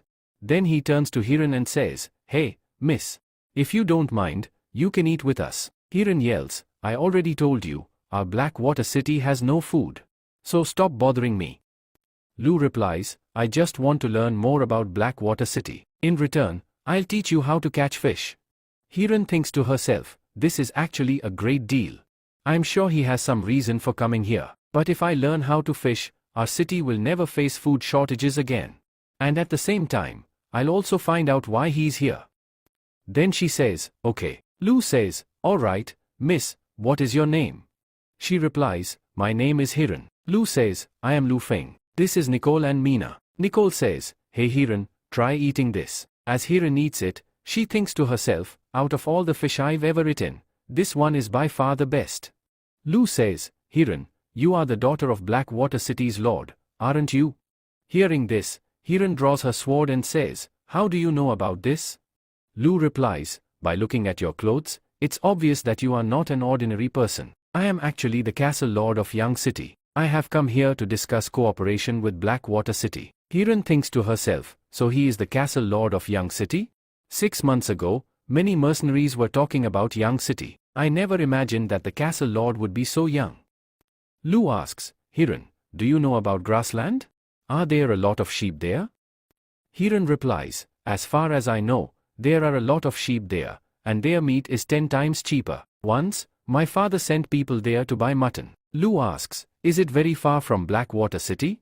And what kind of person is its leader?" Hiran responds, "If you travel by ship, you will reach there in 3 days. But those people are very mysterious. It is said that their leader is a female ORC. Our people have never met her." Lou says, "If our cooperation with Blackwater City works out, I will provide you with grain." Hearing this, Hiran becomes happy and says, "If that's the case, then our cooperation with Young City is confirmed." Just then, a guard arrives and says, "Master." Lou asks, "What happened?" The guard replies, "Master, a lot of people are coming this way, and they are all armed." At that moment, Hiran's father arrives with a group of men and shouts, "Return Hiran to us, or we will kill you." Hiran steps forward and says, "Stop." Her father asks, "Hiran, are you really okay?" Hiran, visibly angry, says, "Father, what are you doing? These people are from Young City." Her father, shocked, says, "What?" Lou explains, "I came here to establish cooperation. I need mutton, and for that, we need your help." Her father responds, "Oh, is that so? I misunderstood. Please forgive me." Lou says, "It's okay. You were only trying to protect your daughter. I will send you a letter once I return to the city." Then Lou bids them farewell and leaves. Meanwhile, Binjai says, "What do you think about Lou? He is good and also rich. If you wish to marry him, I won't refuse." Blushing, Hiran walks away and says, "Father, stop joking. I am not that old to marry just anyone." Binjai laughs and says, "But you are already 19. And you always carry a spear with you. Because of that, no boy dares to come near you." Hiran covers her ears and says, "Stop joking. I can't hear anything anymore." Then, in the next scene, we see Young City. Avery says, "Your Highness, please take some rest. You haven't properly rested for 10 days. Annie replies, "I'll rest after I finish this." Avery protests, "Princess, you said the same thing an hour ago." Just then, Annie reads a paper and says, "There's a rumor in Young City that many elves have been captured in Mert City. Hey, Avery, go to the guard department quickly and give this letter to X, who is currently on duty. Tell him to handle this before the rumor spreads further." Avery nods and says, okay. Then she leaves. Annie thinks to herself, stay calm. This rumor is spreading too fast. Is there really an elf in Young City? Master will be arriving tomorrow. I just hope nothing bad happens before then. Then, we are shown a rented house in Young City. A man says, in just a few days, we have spread a lot of rumors in various cities. So, many elves must have gone to Mart City. Another man replies, indeed. This job is really amazing. When we return to Black Iris team, we will get promoted. Elisa is secretly listening to their conversation. Just then, the first man says, there is no such thing as a promotion in this, but we might get some bounty money for it. Also, we might get some leftover help from the nobles. The second man excitedly responds, that sounds great. I have never had the pleasure of an elf in my entire life. The other guy smirks and says, really? You are completely useless. I've already enjoyed it long ago. Just then, Elisa kills him. The other man, terrified, starts running away. Elisa, furious, demands, tell me, how many elves are there in Mart City? But he refuses to say anything. So, Elisa shoots an arrow at his foot and says, don't lie. I am giving you one last chance. The terrified man replies, I have no idea. I haven't been there in the past month. After leaving Young City, I was planning to go to Mart City. Elisa asks, then, a month ago, how many elves did you have? And how many were male and female? The man replies, there was one female elf who hadn't been sold yet, and we didn't do anything to her. You should already know that we don't touch the servants until they are sold. Elisa coldly says, alright, my final question, how many of your people are in Mart City? The man responds, we are more than 100. Now, please let me go. But Elisa kills him too. Just then, a guard arrives and shouts, open the gate quickly. We found out that you people have been spreading rumors. Elisa quickly escapes from there. Meanwhile, the guards break down the door and enter, only to find a corpse lying there. X thinks to himself, the first one was killed instantly, but the second one was tortured before death. That means they were trying to extract some information. Now, I'm sure that there are elves in Young City. Then, he stands up and says, you all stay here. I will quickly inform the higher-ups about this. He then rushes to tell Annie everything. Annie, shocked, asks, are you sure an elf did all this? X replies, yes. I am completely sure. And he still hasn't left Young City yet. Annie orders, quickly. Inform everyone. If anyone looks like an elf, capture them. X replies, alright, I'm heading there now. On the other side, Elisa is escaping and thinking to herself, even in Young City, I couldn't live peacefully for long. If everyone here finds out about me, they will destroy the city and capture me as a slave. There's no point in staying here anymore. I must hurry to Mart City and save my people. A while later, Lo arrives in Young City. Just then, Avery arrives with some soldiers. Lo asks, what happened? Do you need something? Avery urgently says, Master, please come quickly. We need to return to the castle immediately. The princes will explain everything to you. Then, Annie explains everything to Lo. Lo, shocked, exclaims, what? Elisa is an elf? Annie hands him a letter and says, read this. Lo starts reading the letter. It says, Lord, I am Elisa, and I am an elf. Please forgive me for not telling you the truth about myself. If I had told you, it would have caused you great trouble. Young City was truly a wonderful place for me. I am grateful that you gave me work and shelter without even knowing me. I hope we meet again someday. Lo says, alright. This girl is really stupid. Then, he angrily commands, hey, Wolf Warrior team, get ready. Mina, bring the bow. Nikolai, help me with the armor. They respond, alright, Master. Lo declares, I never break my promise. Let's go to Mart City. We have to bring Lisha back home. In the next scene, Elisa is shown heading toward Mart City. Suddenly, she feels like someone is following her. She shouts, who's there? Then, suddenly, she attacks. The girl trembles and pleads, please, don't kill me. Elisa looks at her and says, oh, you are an elf. You don't need to be afraid, I'm an elf too. Then, she shows her ear to prove it. The girl responds, you, the white-haired elf, aren't you? Elisa asks, oh, so you know me? What's your name? The girl replies, my name is Mo. Are you also here to rescue the elves from Mart City? Elisa nods, yes. I came here after hearing the news. Mo excitedly says, this is amazing. We already have 5 helpers, and with you, we'll be 6. This will give us a great chance to save the other elves. Elisa asks, then why are you here alone? Mo replies, I am guarding this place, while the other 4 elves are hiding in a cave. Come, I'll take you there. After a while, Mo says, look, we arrived. Then, she enters and excitedly calls out, hey, everyone. Look who I've brought with me. All the elves rush to Elisa and exclaim, you, the white-haired elf, aren't you? Elisa smiles and says, yes, you can call me Elisa. One girl excitedly says, wow, this is amazing. Lord Elisa, you, the idol of all elves. Another girl adds, now that Lord Elisa is with us, we can save so many people. Lord Elisa, please become a leader. Mo says, you all talk, I'll go outside and check. Maybe more elves are arriving like Lord Elisa. Suddenly, another girl speaks up, hey Mo, you should rest. I'll go and check instead. Mo smiles and replies, I don't have any special skills anyway, so let me at least help with this. Then, she leaves. Elisa asks, does Mo always wander outside? A girl answers, yes. Since she has no skills, she keeps watch outside and doesn't let us do this work. Elisa asks, how long have you all been here? The girl replies, we've been here for 1 or 2 days. Elisa asks again, was Mo with you from the beginning? The girl shakes her head, no. We met her in the forest. She told us that the other elves had been captured, and she was the only one who managed to escape. Since then, she has been waiting in this forest for other elves to arrive. And now, together, we will rescue all of them. Suddenly, Elisa speaks seriously, we need to leave here quickly.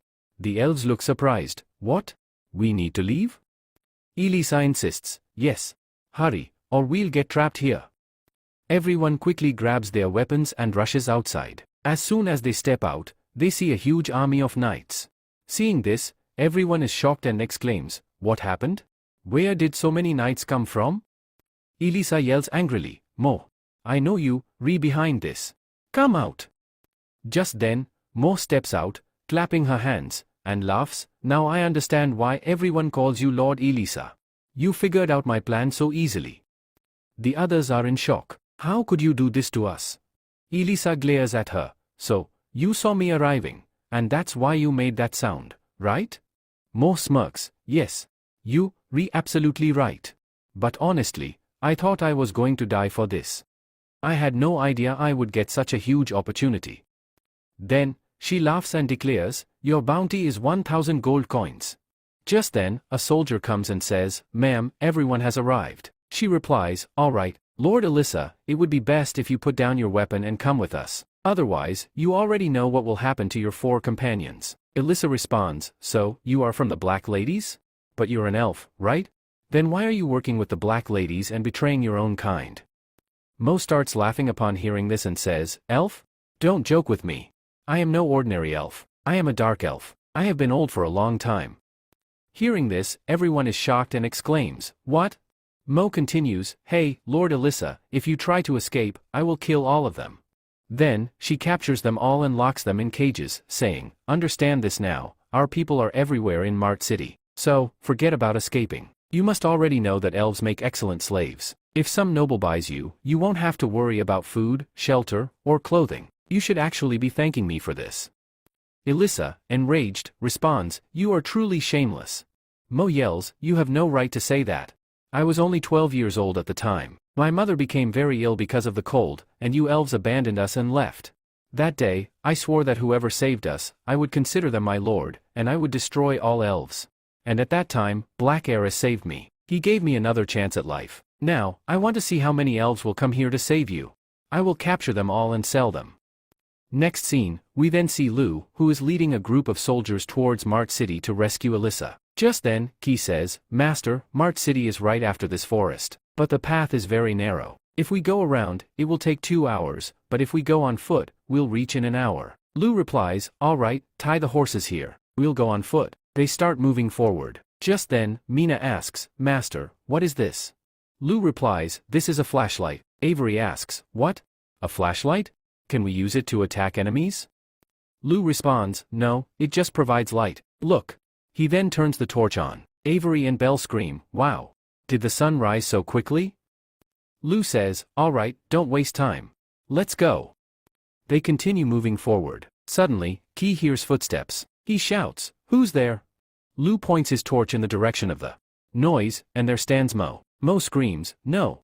Don't kill me. Mina, in her mind, thinks she's an elf. Lu turns off his torch and asks, are you here to rescue the elves too? Mo replies, yes. But in her mind, she thinks, what is this man doing with demi-humans? Is he here to kidnap elves? Belle asks, have you seen an elf named Alyssa? Mo, in her mind, thinks, do these people know Alyssa? Are they here to save her? No matter what, I won't let my plan fail. I will capture them all and put them in cages. Then she says, are you Alyssa's friends? Alyssa and the other elves have been captured. Please, save her somehow. She leads them into a cave and says, Alyssa and the others were resting here. You all must be exhausted from your long journey, so take some rest. I will guard the camp. Lu replies, that won't be necessary. Just tell us, how did Alyssa get captured? Mo explains, there were many knights here, and they had set a trap in Mart City. As soon as she arrived, she fell right into their trap. Avery asks, so how did you survive? Mo replies, the thing is, I never went there with them. Alicia was saying that I am very weak, so they told me to stay here. Mina asks, how did you know there was a trap there? You didn't even go with them. Mo, thinking, says, I've been observing for the past few days. One night, I saw them setting up a trap. Lu says, alright. How many people are in Mart City? Mo replies, around 50 people. Just then, a guard arrives and says, Lord, we have found out that there are more than 100 people in the city. Lu asks, so, did you find out where the elf is? Guard replies, yes. And they are completely fine. Lu says, hey Mo, can you tell me why there are more than 100 knights here? Hearing this, Mo is shocked. Lu continues, stop lying now. Everything you said is complete nonsense. You deliberately brought us to this cave and misled us by saying there were only 50 knights. I can say for sure that you are one of them. Alicia was caught because she trusted you. Belle yells, hey, you're an elf, right? Then how could you betray your own kind? Mo says, Alicia lied to you all. Do you even know who she is? She is the white-haired elf, and her bounty is around 1,000 gold coins. Then, Mo thinks to herself, as soon as these people find out about Alicia, they will start fighting amongst themselves. I will take advantage of the situation and escape to Mart City. After that, I will bring the soldiers and capture them all. Mina says, I never thought Alicia was so famous.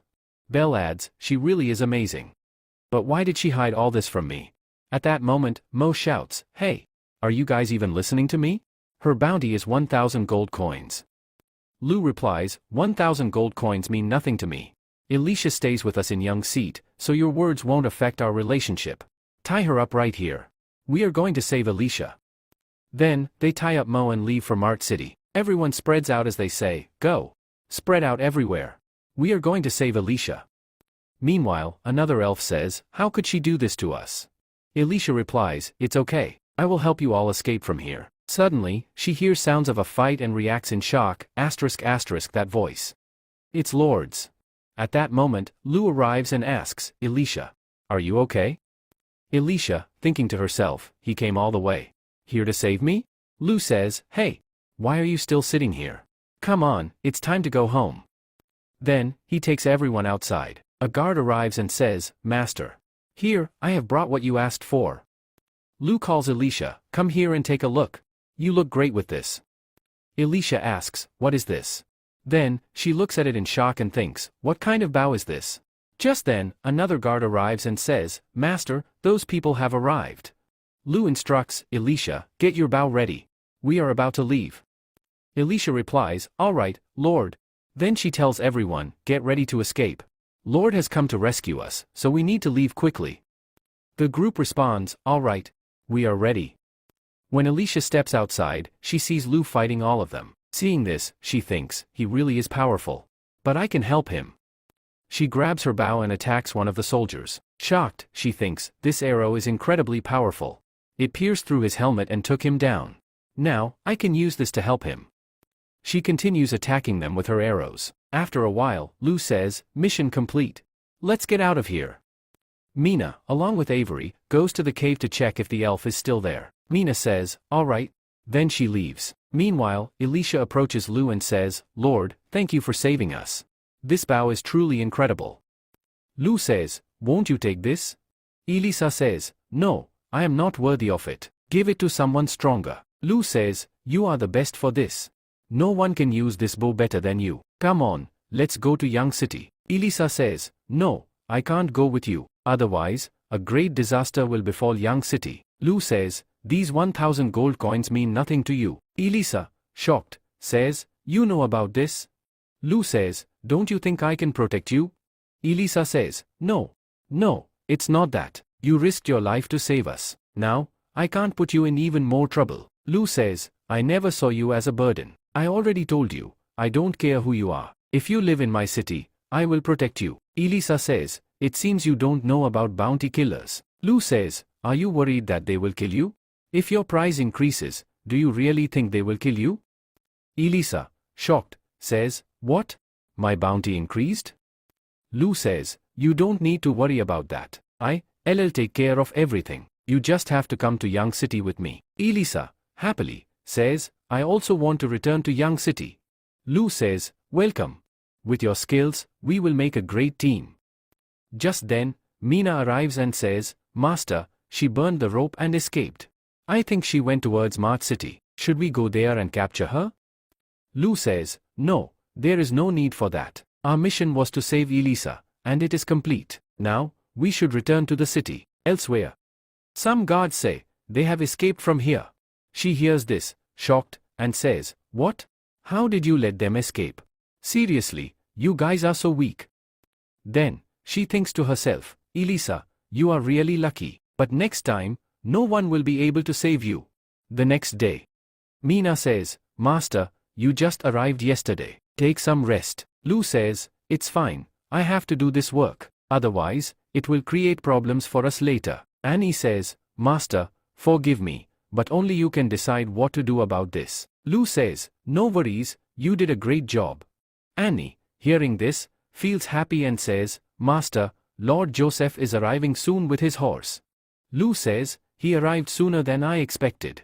Also, I just found out that the meat supply will run out in half a month. Hey, New. Quickly go to the location and make a deal for mutton there. New says, okay, Master.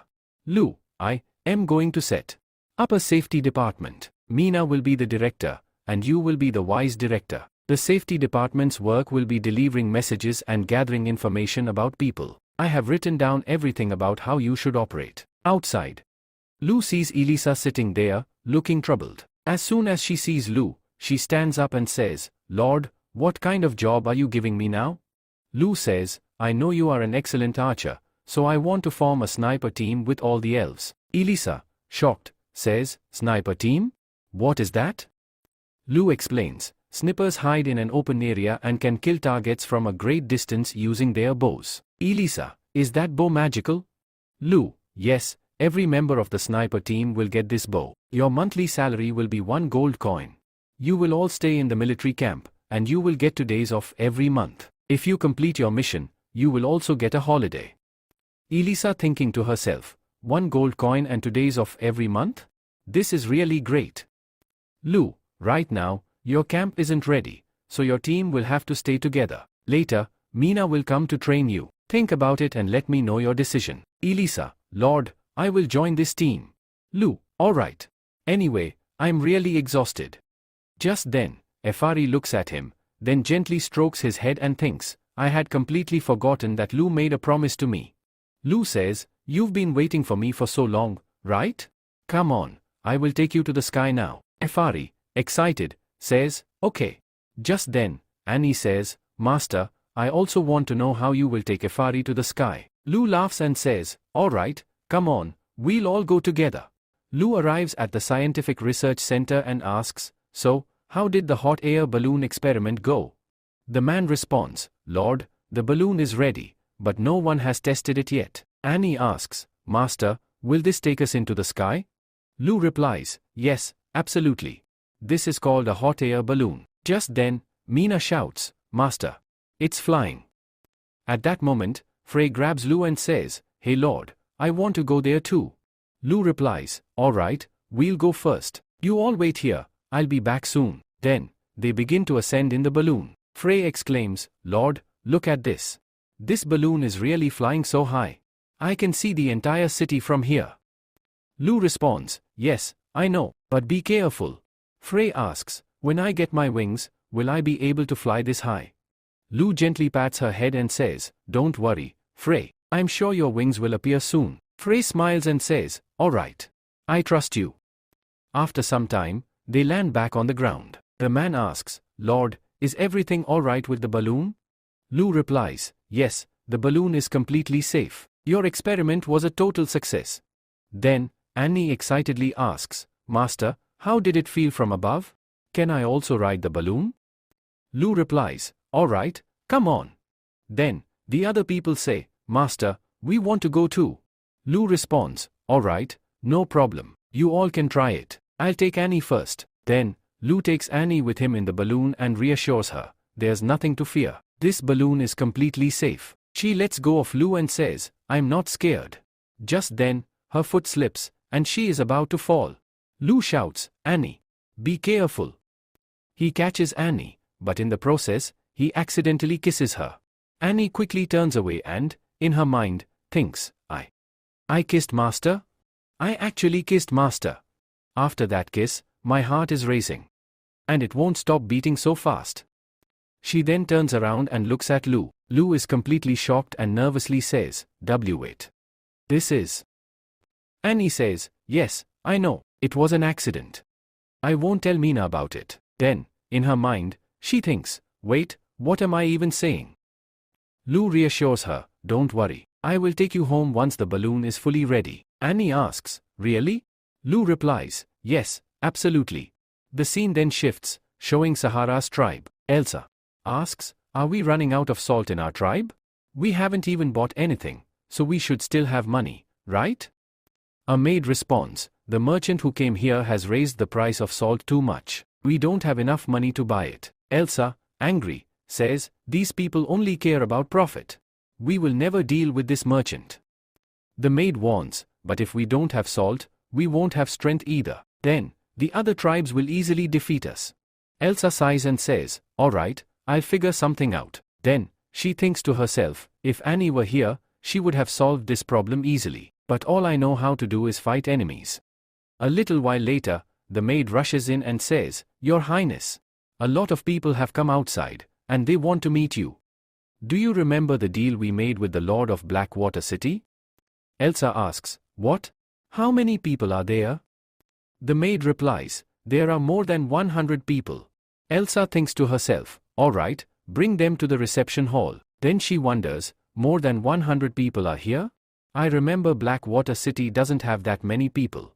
She enters the reception hall and asks, Lord Bainsey, can you tell me what you are planning to buy? Bainsey says, Leader, he is the one buying this. I just brought him here. Elsa asks, can I know where you are from? New replies, I am from Young City. At that moment, Bainsey says, Leader, the Lord of Young City, Lu Feng, is a very talented person. Elsa responds, oh, is that so? Then she thinks to herself, Young City. I have never heard about it. It seems like a small town. Lu says, Leader, this letter has been sent to you by Lu. Elsa replies, a letter? Alright, I'll read it. After reading, she says, Hey, Mr. New, your lord is saying in this letter that they want to buy sheep and horses in large quantities. So how much do you actually need? Then she thinks to herself, how much can a small town lord even buy? Probably just a few. This won't benefit us much. Lu says, we want to buy 2,000 sheep every month. Elsa, shocked, exclaims, 2,000? Every month? Then she thinks to herself, this will be the biggest transaction of our kind. New says, yes, in the first month, we will buy 2,000. If everything goes well, we will increase the volume to 10,000 per month. In return, we will give you 1 gold coin. Elsa thinks to herself, 10,000 sheep? Even if they were buying at a low price, I would have sold them, but they are offering a gold coin. New says, Leader, how do you find this price? If you agree to this deal, I can give you the gold coin right away. Additionally, Young City will also provide you with some special products. All these products come from Young City. Elsa says, is this salt? It looks as white as ice. Then, as she tastes it, she says, the taste isn't that bad. New says, this salt is made using our master's secret method. It has no additional taste, it's just regular salt. We have 100 sacks of salt, and each sack costs 30 copper coins, which is very reasonable by market standards. Elsa, shocked, exclaims, "What? 30 copper coins?" Then she thinks to herself, all the other merchants were selling low-quality salt for 36 copper coins. New says, "You should also try this wine." After trying it, Elsa exclaims, "Johannes, this wine is really amazing." Elsa, while drinking, thinks to herself, "This is even better than before." New says, "This special wine has been crafted by our master using his secret method. It is only available in Young City. Please open this, it will go perfectly with the wine." After tasting it, she says, "Wow, this is really good. But what exactly is it?" New replies, "This is canned fish. It is also made by our master using his secret method. You can only find it in Young City." Elsa says, "All right. And what is this last item?" New responds, "Please open it and see for yourself." As soon as she opens it, she is shocked and says, "Wait. How is this vegetable available in the winter season? Is this really fresh?" New says, "Yes. Our master has cultivated this using his magic cultivation method. Now, even in winter, vegetables can grow, and you will find them only in Young City. If you agree to this deal, we will trade every month. You don't have to worry, its price will not increase beyond the market rate." Elsa says, "All right, I will make a deal with you, but I want to meet Lord Lu next spring. Then, we will decide how to expand our business." New says, "All right, I will inform my master about this." Then, he leaves. At that moment, the maid comes and says, "Your Highness, this is truly great. Our salt problem is finally solved, and our tribe has secured a big deal." Elsa says, "Young City arrived at the perfect time and helped us." Then she thinks to herself, "What kind of person is the Lord of Young City? He has created so many things, yet I know nothing about him." Then, the scene shifts to Jeep City. One man says, "A man?" The other man responds, "The Lord of Young City, Lu Fang? We never heard of him. Do you really want to hire a top 100 killer? His price will be extremely high." Shero says, "Yes, absolutely." Shero is also the son of Count Puli, and he thinks to himself, the first prince and the second prince are fighting each other for the throne. So after all this, the fourth prince will become the king.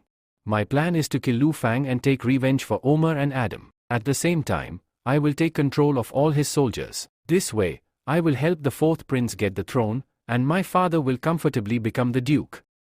Then, we see a man heading toward Young City. He thinks to himself, there are too many guards around this castle. Everyone here is doing their job properly. Waiting for an opportunity will be very difficult. I need to find another way to kill Lu. He then enters a pizza shop. Fang sees Frey and thinks to himself, as far as I know, this girl's name is Frey. She has a very good relationship with Lu Fang and currently lives with him in the castle. If I can figure out the castle's structure, I can use that knowledge to sneak in and kill Lu Fang with my poison, the poison I crafted with my own hands. Frey buys a pizza and starts to leave. After a while, Fang speaks, "Hey girl, can I ask you a question?"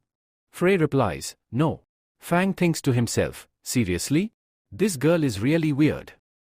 Then he says, "Hey, I just need to ask something small. You are really beautiful, right? So, can you help me?" Frey angrily responds, "No. You look really ugly." Fang thinks, "Fang, keep yourself together. I think this girl is seriously crazy. I need to know the castle's structure to kill Lu, so I have to do this." Then he says, "Hey girl, if you answer my question, I'll give you 10 copper coins."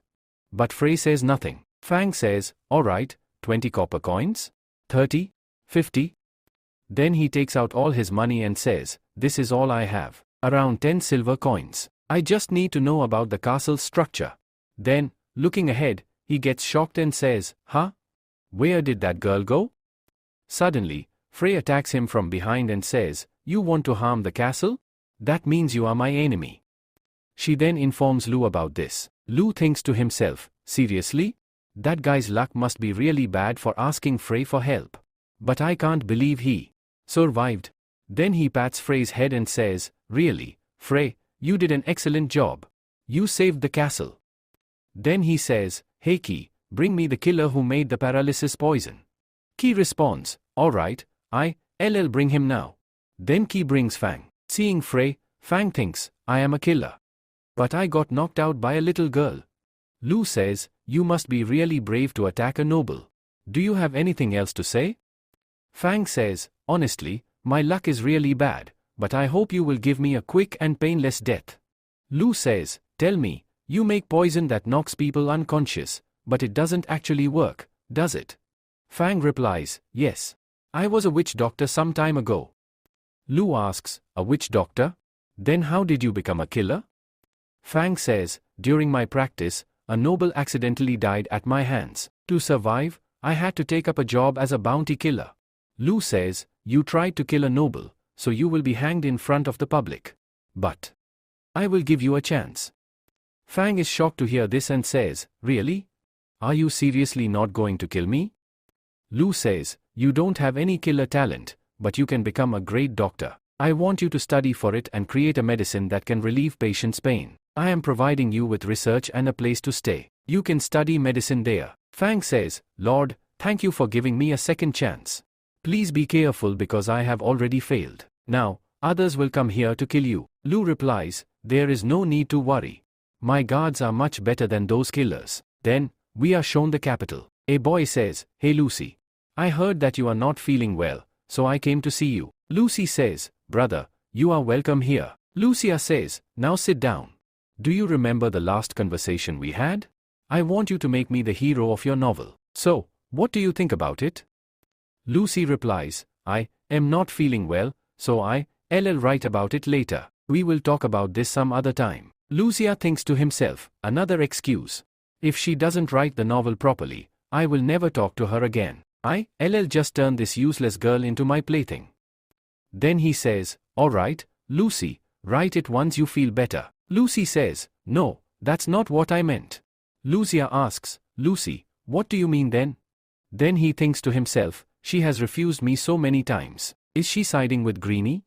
Just then, Greenie arrives and says, Lucy, I came here to see you. Then he sees Lucia there and angrily asks, what are you doing here with her? Lucia replies, have you forgotten your manners, Greenie? You should respect your elder brother. Besides, I came here to see Lucy. Your manners are terrible, and on top of that, your IQ is dropping.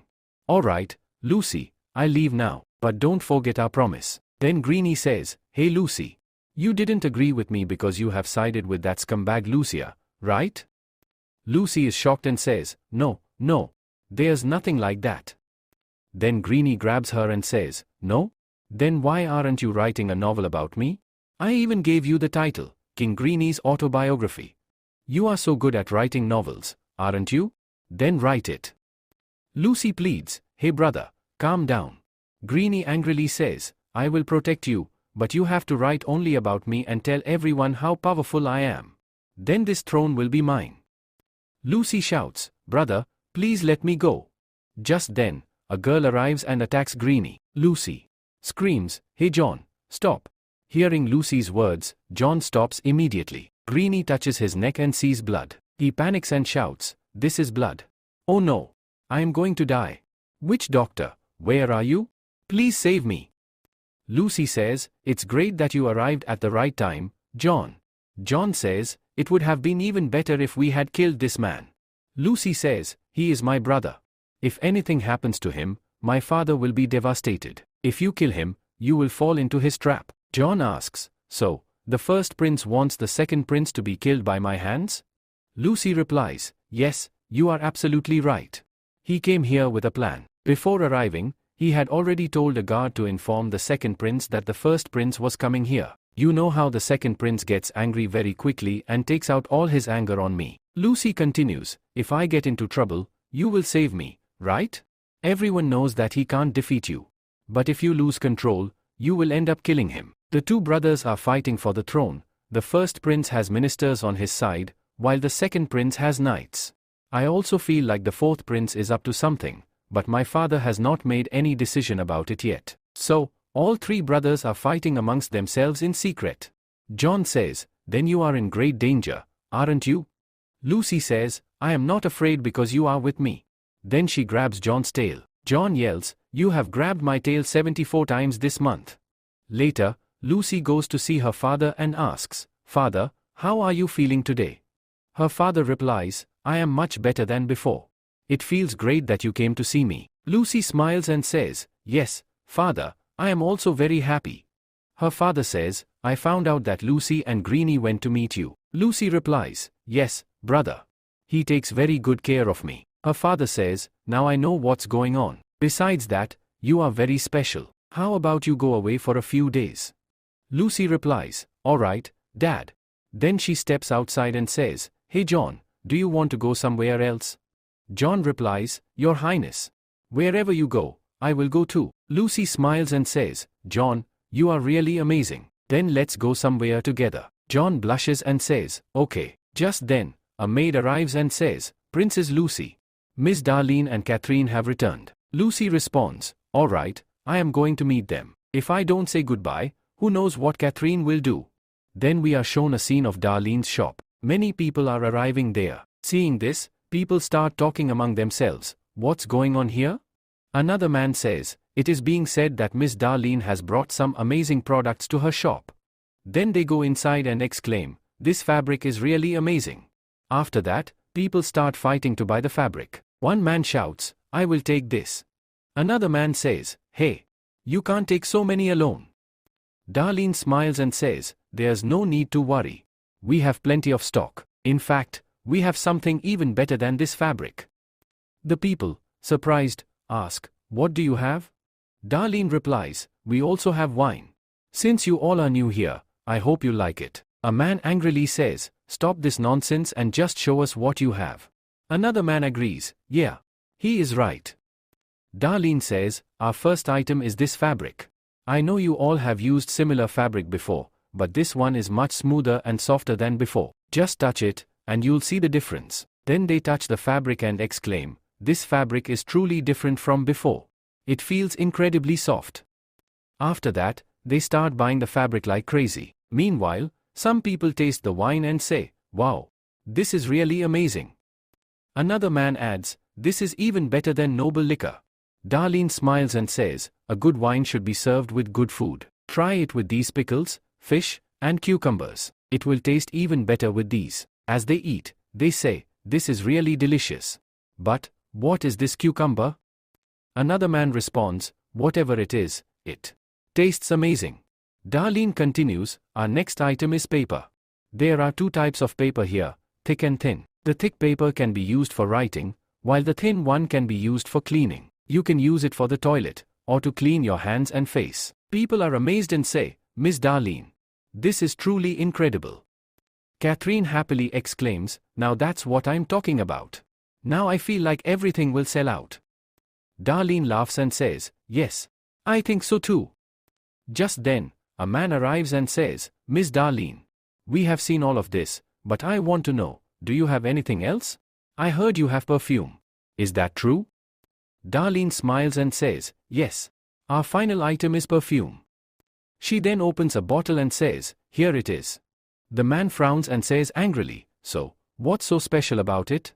Perfume already has fragrance. I don't think yours is any different from the others. Darlene calmly says, my perfume is not like others. A normal perfume lasts only 10 days, and after that, it starts to smell bad. But the perfume I have in my hands can last up to 180 days. Hearing this, people are shocked and exclaim, what? 180 days? Another man says, so that means I won't have to change perfumes frequently anymore. Darlene says, and its price is also very low. This perfume is divided into 5 levels. The one I had was of the 5th level, and its price is only 88 silver coins. Hearing this, the people are shocked and say, what? This perfume is amazing. I can't believe that I can buy it for just 88 silver coins. Another man asks, what is the highest level? I will buy that one. The guard watches everything and thinks to himself, I must inform the prince about this immediately. Every single item of hers will sell like crazy. Besides, she is also selling perfume. She knows that the prince runs a perfume business, yet she dares to do this. Her courage has grown too much. It seems she wants to die. Darlene notices the guard leaving and starts feeling scared. Catherine says, don't worry. As long as I am here, that prince can't do anything. Darlene replies, yes, thank you for that. After some time, she sells all her goods and says, finally, it's over. Catherine says, honestly, you did an amazing job. Now that you have money, Why don't you give me a little? Darlene says, what? Just then, the prince arrives and says, Miss Darlene, your business is running quite well. Darlene responds, this is just a small business. Tell me, how can we help you?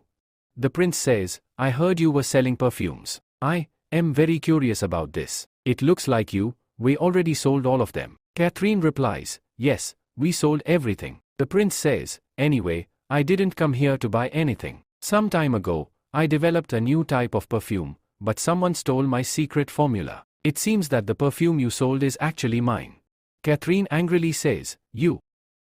But Darlene stops her. The prince then asks, so, tell me, Darlene, what do you have to say about this? Just then, Lucy arrives and says, hey, brother. What are you doing here? Darlene, Catherine, I came to see you. The prince replies, I was discussing business with Miss Darlene. Lucy asks, did Darlene say something about you? Oh no. Please don't take it the wrong way, brother. She tells everyone that it was a misunderstanding and says, please, I apologize for this. The prince replies, it would be best if you don't interfere in this matter. Lucy asks, what do you mean? I don't understand anything. The prince says, you guys talk, I'm leaving now. Catherine says, good thing. You came at the right time, Lucy. If you hadn't come, I know Darlene would have handled it, but I don't think my brother would have left so easily. Then Darlene says, this is milk tea, please try it once. Lucy takes a sip and says, wow, this is really good. Hey, Joan, try it. Joan says, no, I don't need it. But Lucy forcefully makes her drink it. After taking a sip, Joan says, this is amazing. Lucy exclaims, this milk tea is really delicious. How much does it cost? Darlene says, the Lord of Young City gifted it to me. It hasn't been sold yet. Lucy says, and you brought such a high-quality product from Young City? My brother was also looking for products from Young City, right? We need to keep this a secret. If the prince finds out about this, the city will be in huge trouble. Darlene says, yes, that could happen. But Young City is about to become a big city, and many merchants like me will start working there. Lucy says, that's great news. This way, my brother won't be able to do anything to you. Catherine asks, what's the matter, Lucy? Why are you so concerned about Darlene all of a sudden? Do you need something? Lucy replies, I am going to leave the capital. Catherine asks, you? In this freezing weather? Where are you going? Darlene says, has that matter gone out of hand? Lucy says, really?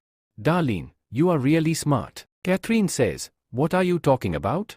I don't understand anything. Darlene says, when we were going to Young City, you must have known that the king was sick at that time. And now, the atmosphere has changed a lot. Everyone knows that both brothers are fighting for the throne. The king likes Princess Lucy a lot, so whoever Lucy supports will become the king. I can say for sure that both brothers must be targeting her. Catherine says, so, Lucy is leaving the capital to save herself? Darlene says, right now, they don't need her, but in the future, they can do anything to become king. Lucy says, in front of my brother, I pretend that I don't know anything about this. When I am with John, no one can bother me. But a few days ago, my elder brother was about to kill my younger brother with John's hands. I am scared that he might make more plans in the future. Catherine says, really? Your brothers are going too far. Lucy says, my father has agreed that I can leave this place, but Catherine, you won't be able to escape so easily. I heard that your father is planning to get you married to my elder brother. Catherine, shocked, says, what? Now I understand why he was asking me about it yesterday. Then, she starts crying and says, I really don't want to be his wife. Lucy says, Catherine, it's okay. Just then, Darlene says, hey, Princess Lucy, your life is in danger. Your brothers are trying to kill you. How about you become the queen? Catherine says, Darlene, don't say that. 100 years ago, there was a queen in the Yunnan kingdom. To remain queen, she used to offer noble girls as tribute. To prevent this from happening again, no girl is made a queen anymore. If Lucy becomes the queen, not only her brothers but also everyone else will try to kill her. Lucy says, I am a princess who likes to write stories. Even if I want to be a queen, I don't have enough money, nor do I have people's support. Catherine says, then where are you going now? That too in such cold weather? Lucy says, I haven't decided yet. She then walks away. Darlene says, I knew you wouldn't have thought about this. How about you go to Young City? You will find many great things there, and you will love that city. Lucy says, young city? Then Catherine says, yes, that city is amazing. Humans and demi-humans live peacefully there, and Elisha also lives in that city. There are so many amazing things to eat. You should try everything. Lucy, shocked, says, humans and demi-humans live peacefully? They both reply, yes, absolutely. Then Lucy says, hey John, let's go to Young City. John says, all right, Your Highness. Then, the scene shifts to Young City, where we see Lo kissing Mina. Lo says, it's been a long time. There's no one else but us. Mina, blushing, says, yes, you are right. Lo says, it really has been a long time. Today, I took some time out to watch the elf training. After a while, Lo reaches the elf training ground and says, hey Elisha, so this is how you are conducting the training. Elisha says, first, I teach the elves how to aim. In the second step, I increase their speed. This will greatly improve our fighting capability. Lo says, so you are teaching them to attack moving targets? And also to hit distant targets? Elisha, shocked, says, Lord, what are you saying? Lo says, forget about it for now, I'll tell you later. Tell me, how is the training going? And how is the training I gave you progressing? Elisha says, just as you instructed, we have followed everything. All elves are now highly skilled in stealth, and no one can find them. Lo says, it seems you are very confident. How about I test it? You have 20 minutes to prepare. Elisha says, all right, I will inform everyone. Mina says, their accuracy is really impressive. They hit the target perfectly every time. Lo says, they can hit a stationary target, but they need more training to attack while moving. After 20 minutes he goes out to search for her. Then Lu says, hey, come out, I have already seen you. Don't put so many leaves on the snow. Then the elf comes out. Lu says, if you want to hide in the snow, you should use fur so that you can breathe for a longer time. After a while, he says, hey, come out. We can see you're behind, so just come out. Mina, feeling happy, says to herself, Master really knows everything. After some time, Lu says, hey, your hair is visible. Come out. When you go inside the snow, you should cover your head with a cloth. Between the stones, there are so many pieces of wood. Anyone can tell that someone is hiding there. Come out. And you too, come out. When you walk on the snow, you should erase your footprints. Mina says, Master, we still haven't found Elisa. Lu says, do you guys know where Elisa is? They reply, no, we don't know. Lu says, you all have made so many mistakes, so Elisa must have made a mistake too. Tell me, what was the weather like last night? Ki says, last night, there was heavy snowfall, and the wind was blowing strongly. Lu says, if the wind was blowing last night, then such a large pile of snow wouldn't have gathered in just one place. Come out, Elisa. Then Elisa comes out. Mina says, now I understand.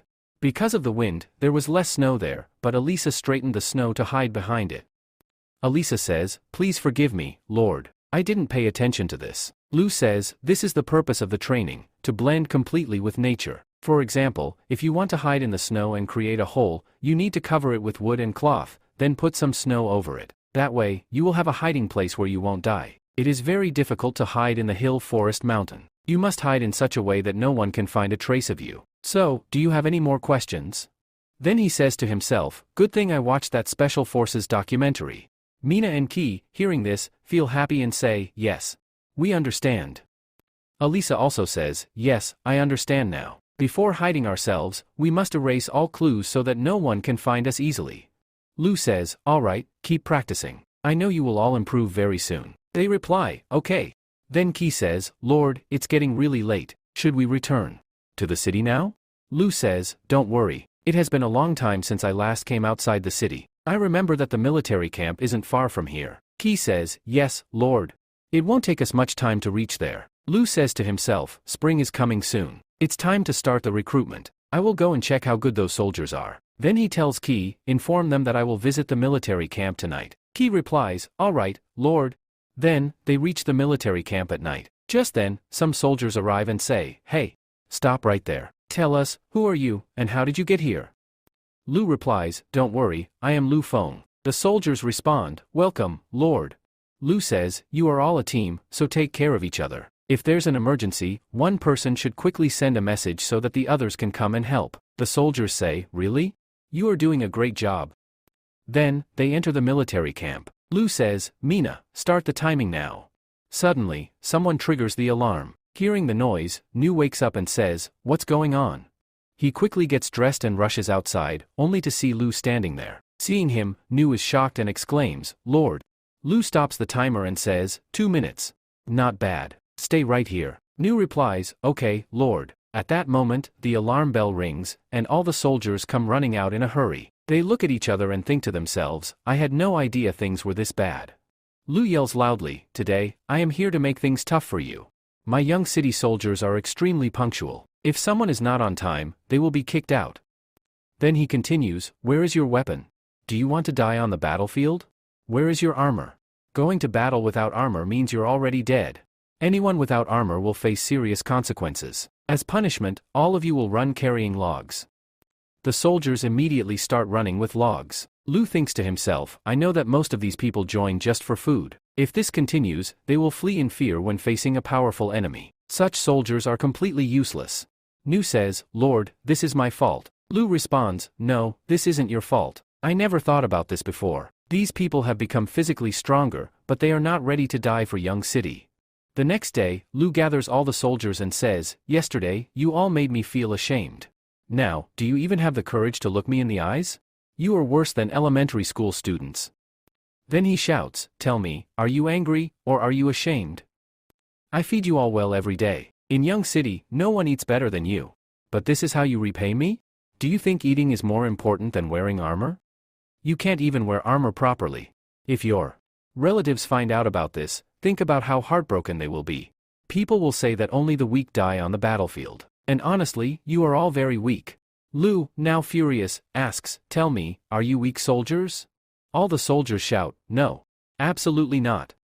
Lu then says, "Now tell me, do you want to become strong soldiers who will protect your city, or do you want to remain weak and die here?"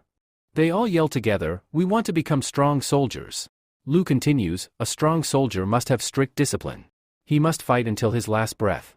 Even if your entire team dies, you must keep fighting. I know everyone fears death, but I will take responsibility for the fallen heroes.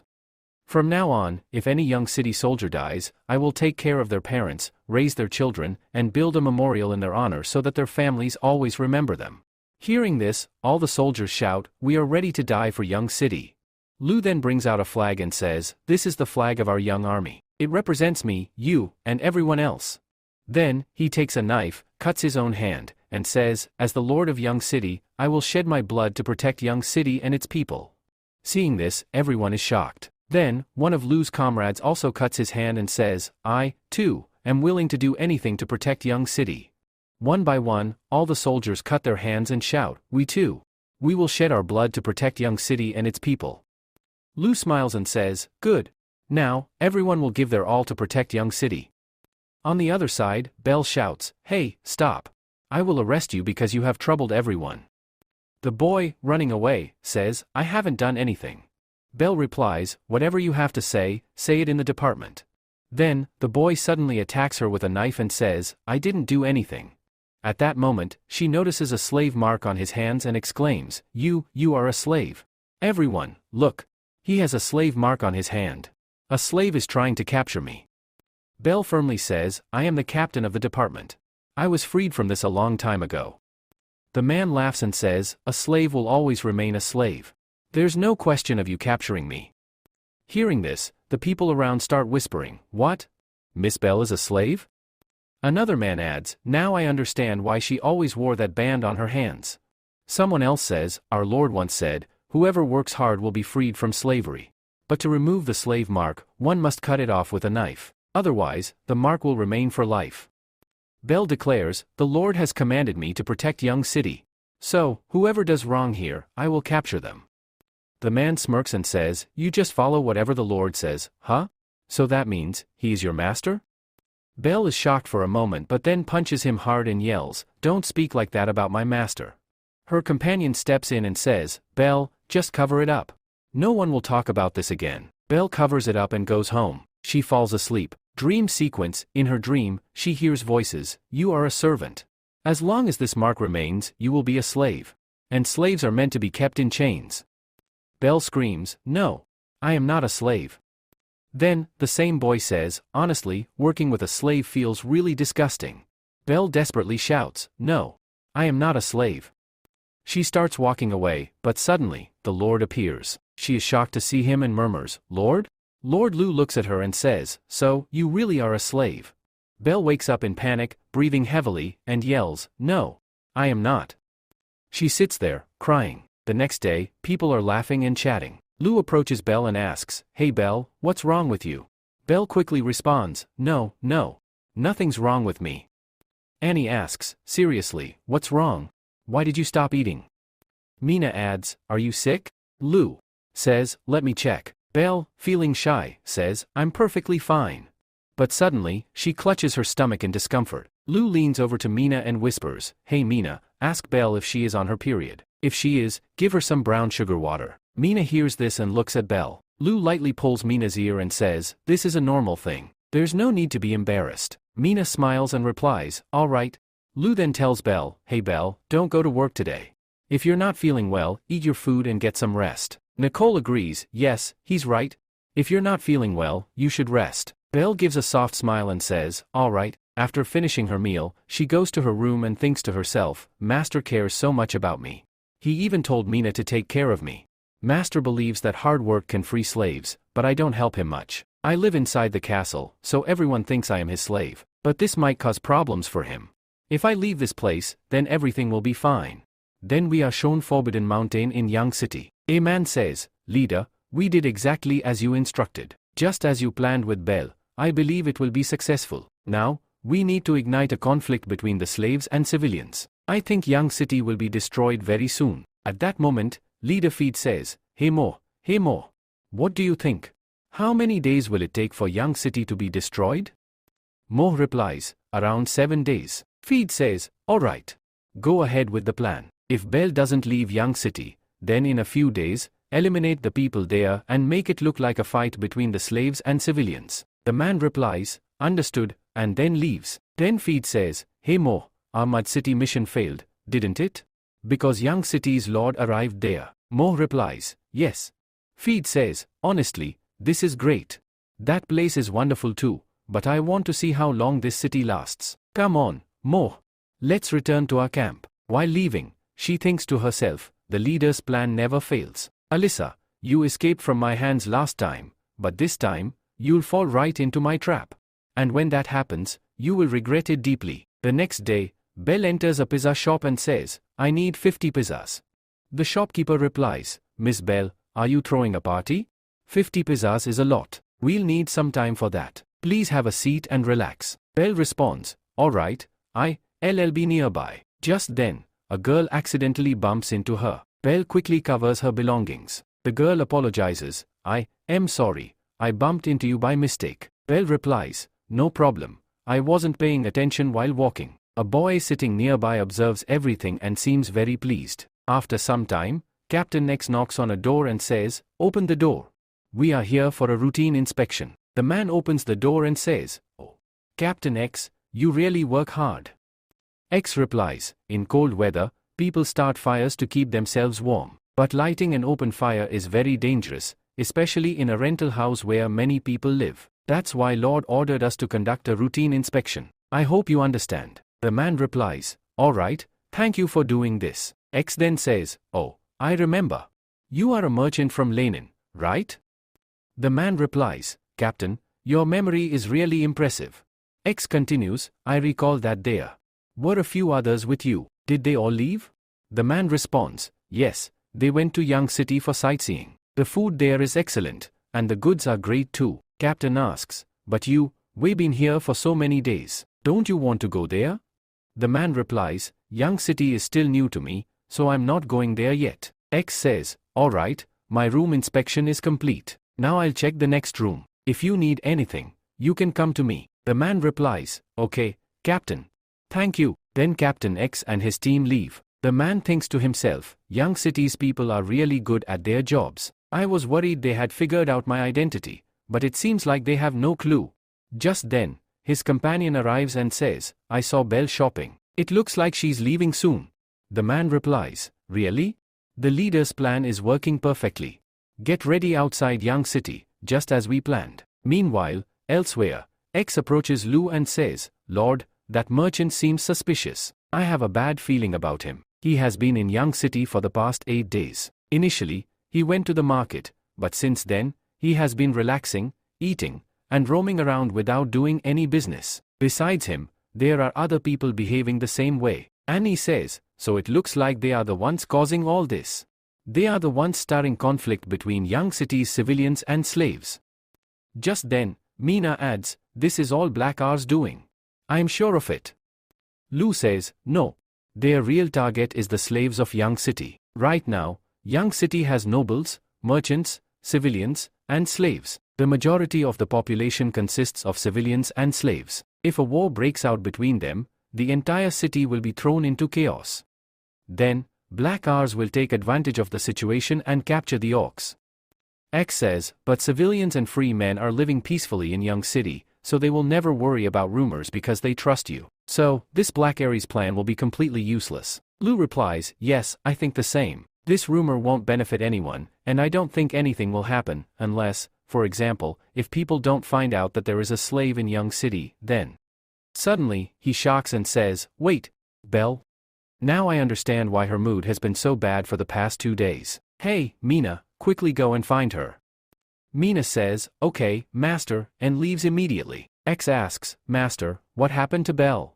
Lu answers, Belle has been feeling really down for the past few days. While she was working in Young City, a man called her a slave. And you already know, Captain, that everyone likes Belle. But if someone speaks ill of her, it will hurt the other slaves a lot, right?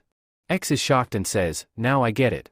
Just then, Mina returns and says, master, Belle has taken all her belongings and left. Annie stands up in shock and says, oh no. If Belle has left, the other slaves will say that we couldn't even keep her here. Her departure will make all the slaves in Young City extremely sad. This will make Black Aries' plan completely successful. Mina says, okay, I am going after her. Lu stops her and says, wait, let her go. Meanwhile, Belle, carrying all her belongings, walks away and says, goodbye, master. Thank you for taking care of me all these days. I will miss these days a lot in the future. Suddenly, a few men appear in front of her and say, hey, where do you think you're going? Belle is shocked and asks, hey, who are you people? One of the men replies, you don't need to know who we are. Now, you just have to die here peacefully. Another man says, she is alone. Kill her. Then, all of them attack Belle. But just then, a loud scream is heard from behind. The attackers look back and see that their allies have already been killed. At that moment, Avery steps forward and says, who said she is alone? She will never be alone. The Lord has ordered me to ensure that no one escapes from here. Belle, in shock, asks, Avery, what are you doing here? Avery replies, the master already knew that you were going to leave. Belle, feeling uneasy, asks, the master knew everything? Then why didn't he stop me?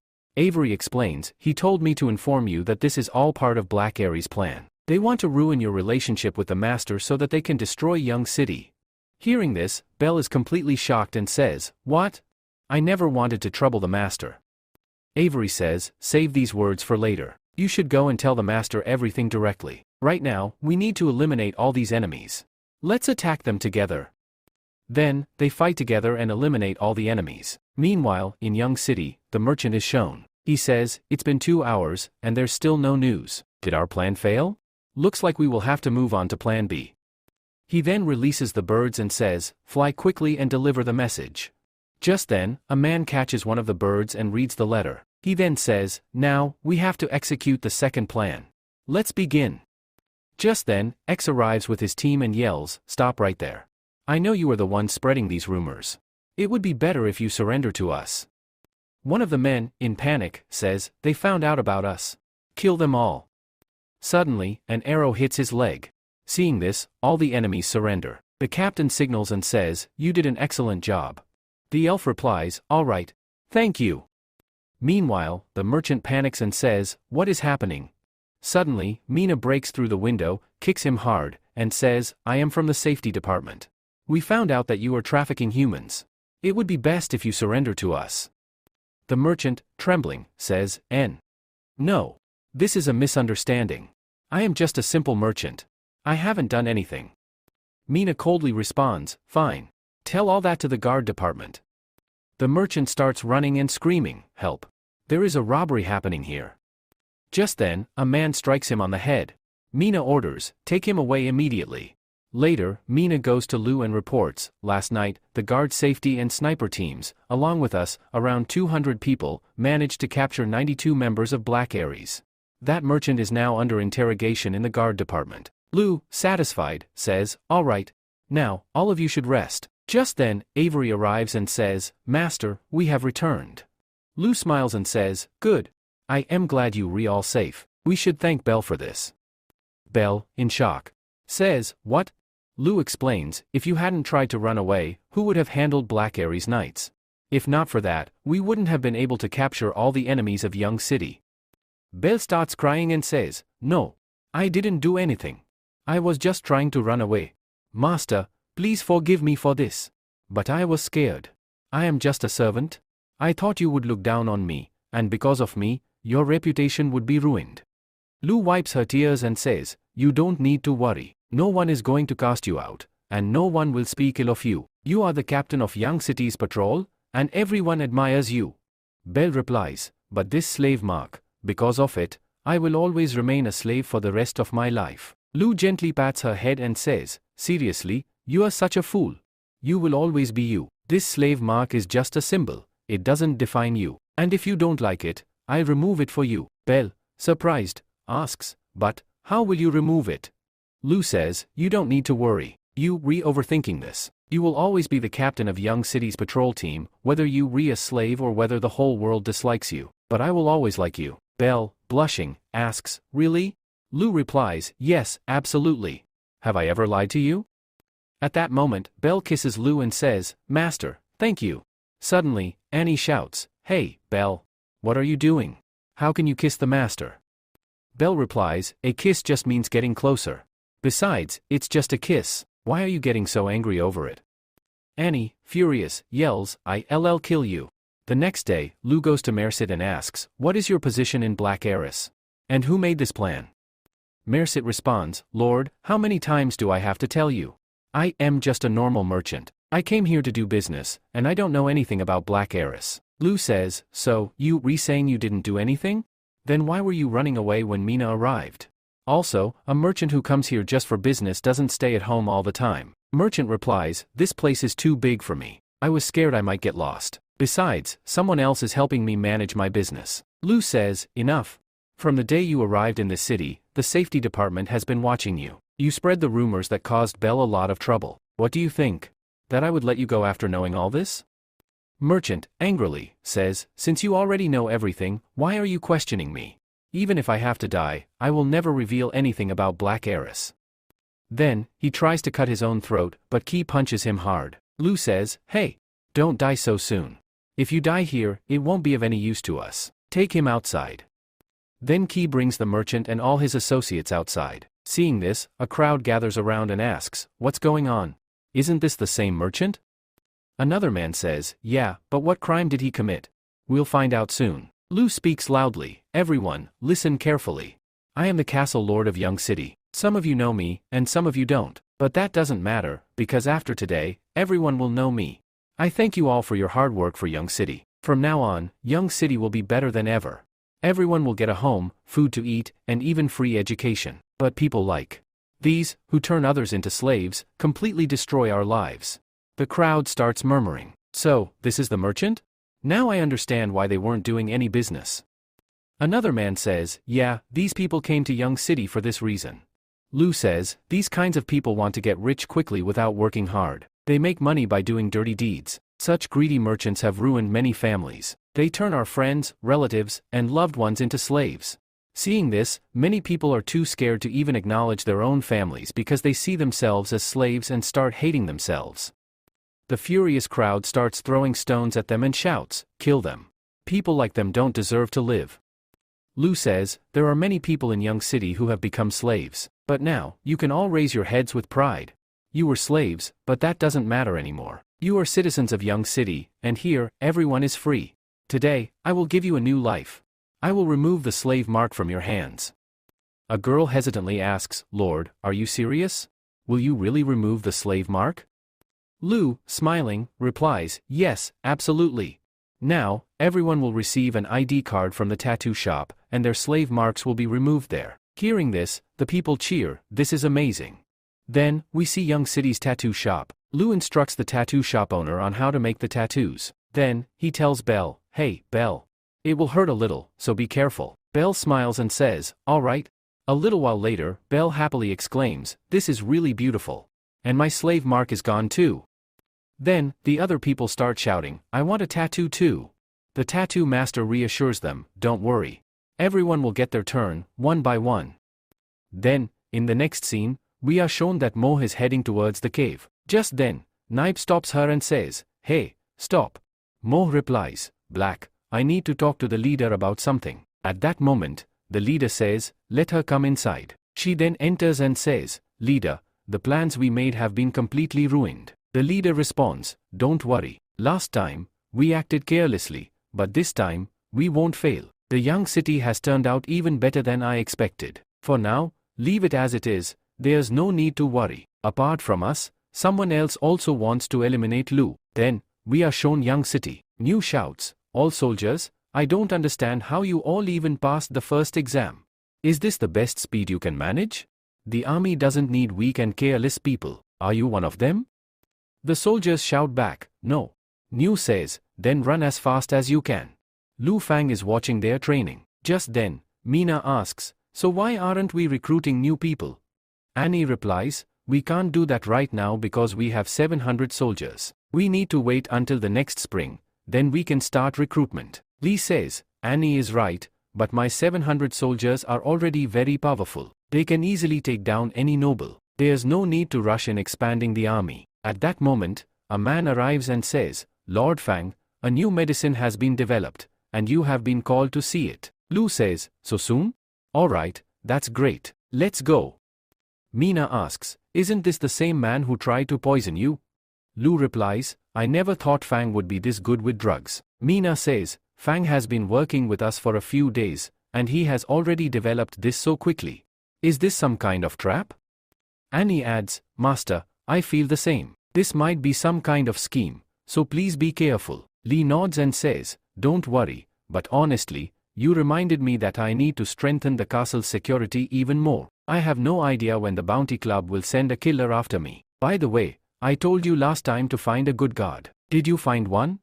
Mina responds, "The safety department has selected 4 candidates. Their identities and experience are excellent, but I would say Gabba would be the best choice." Lu says, "Alright, tell me more about this." Mina explains, Gabba is still working at the weaving workshop. She stays there and also takes care of her younger sister. Lu says, "Focus on this for now. When the time is right, check her martial arts skills as well." Mina replies, "Alright." Then, they reach the research institute. Lu asks, "Are you Fang?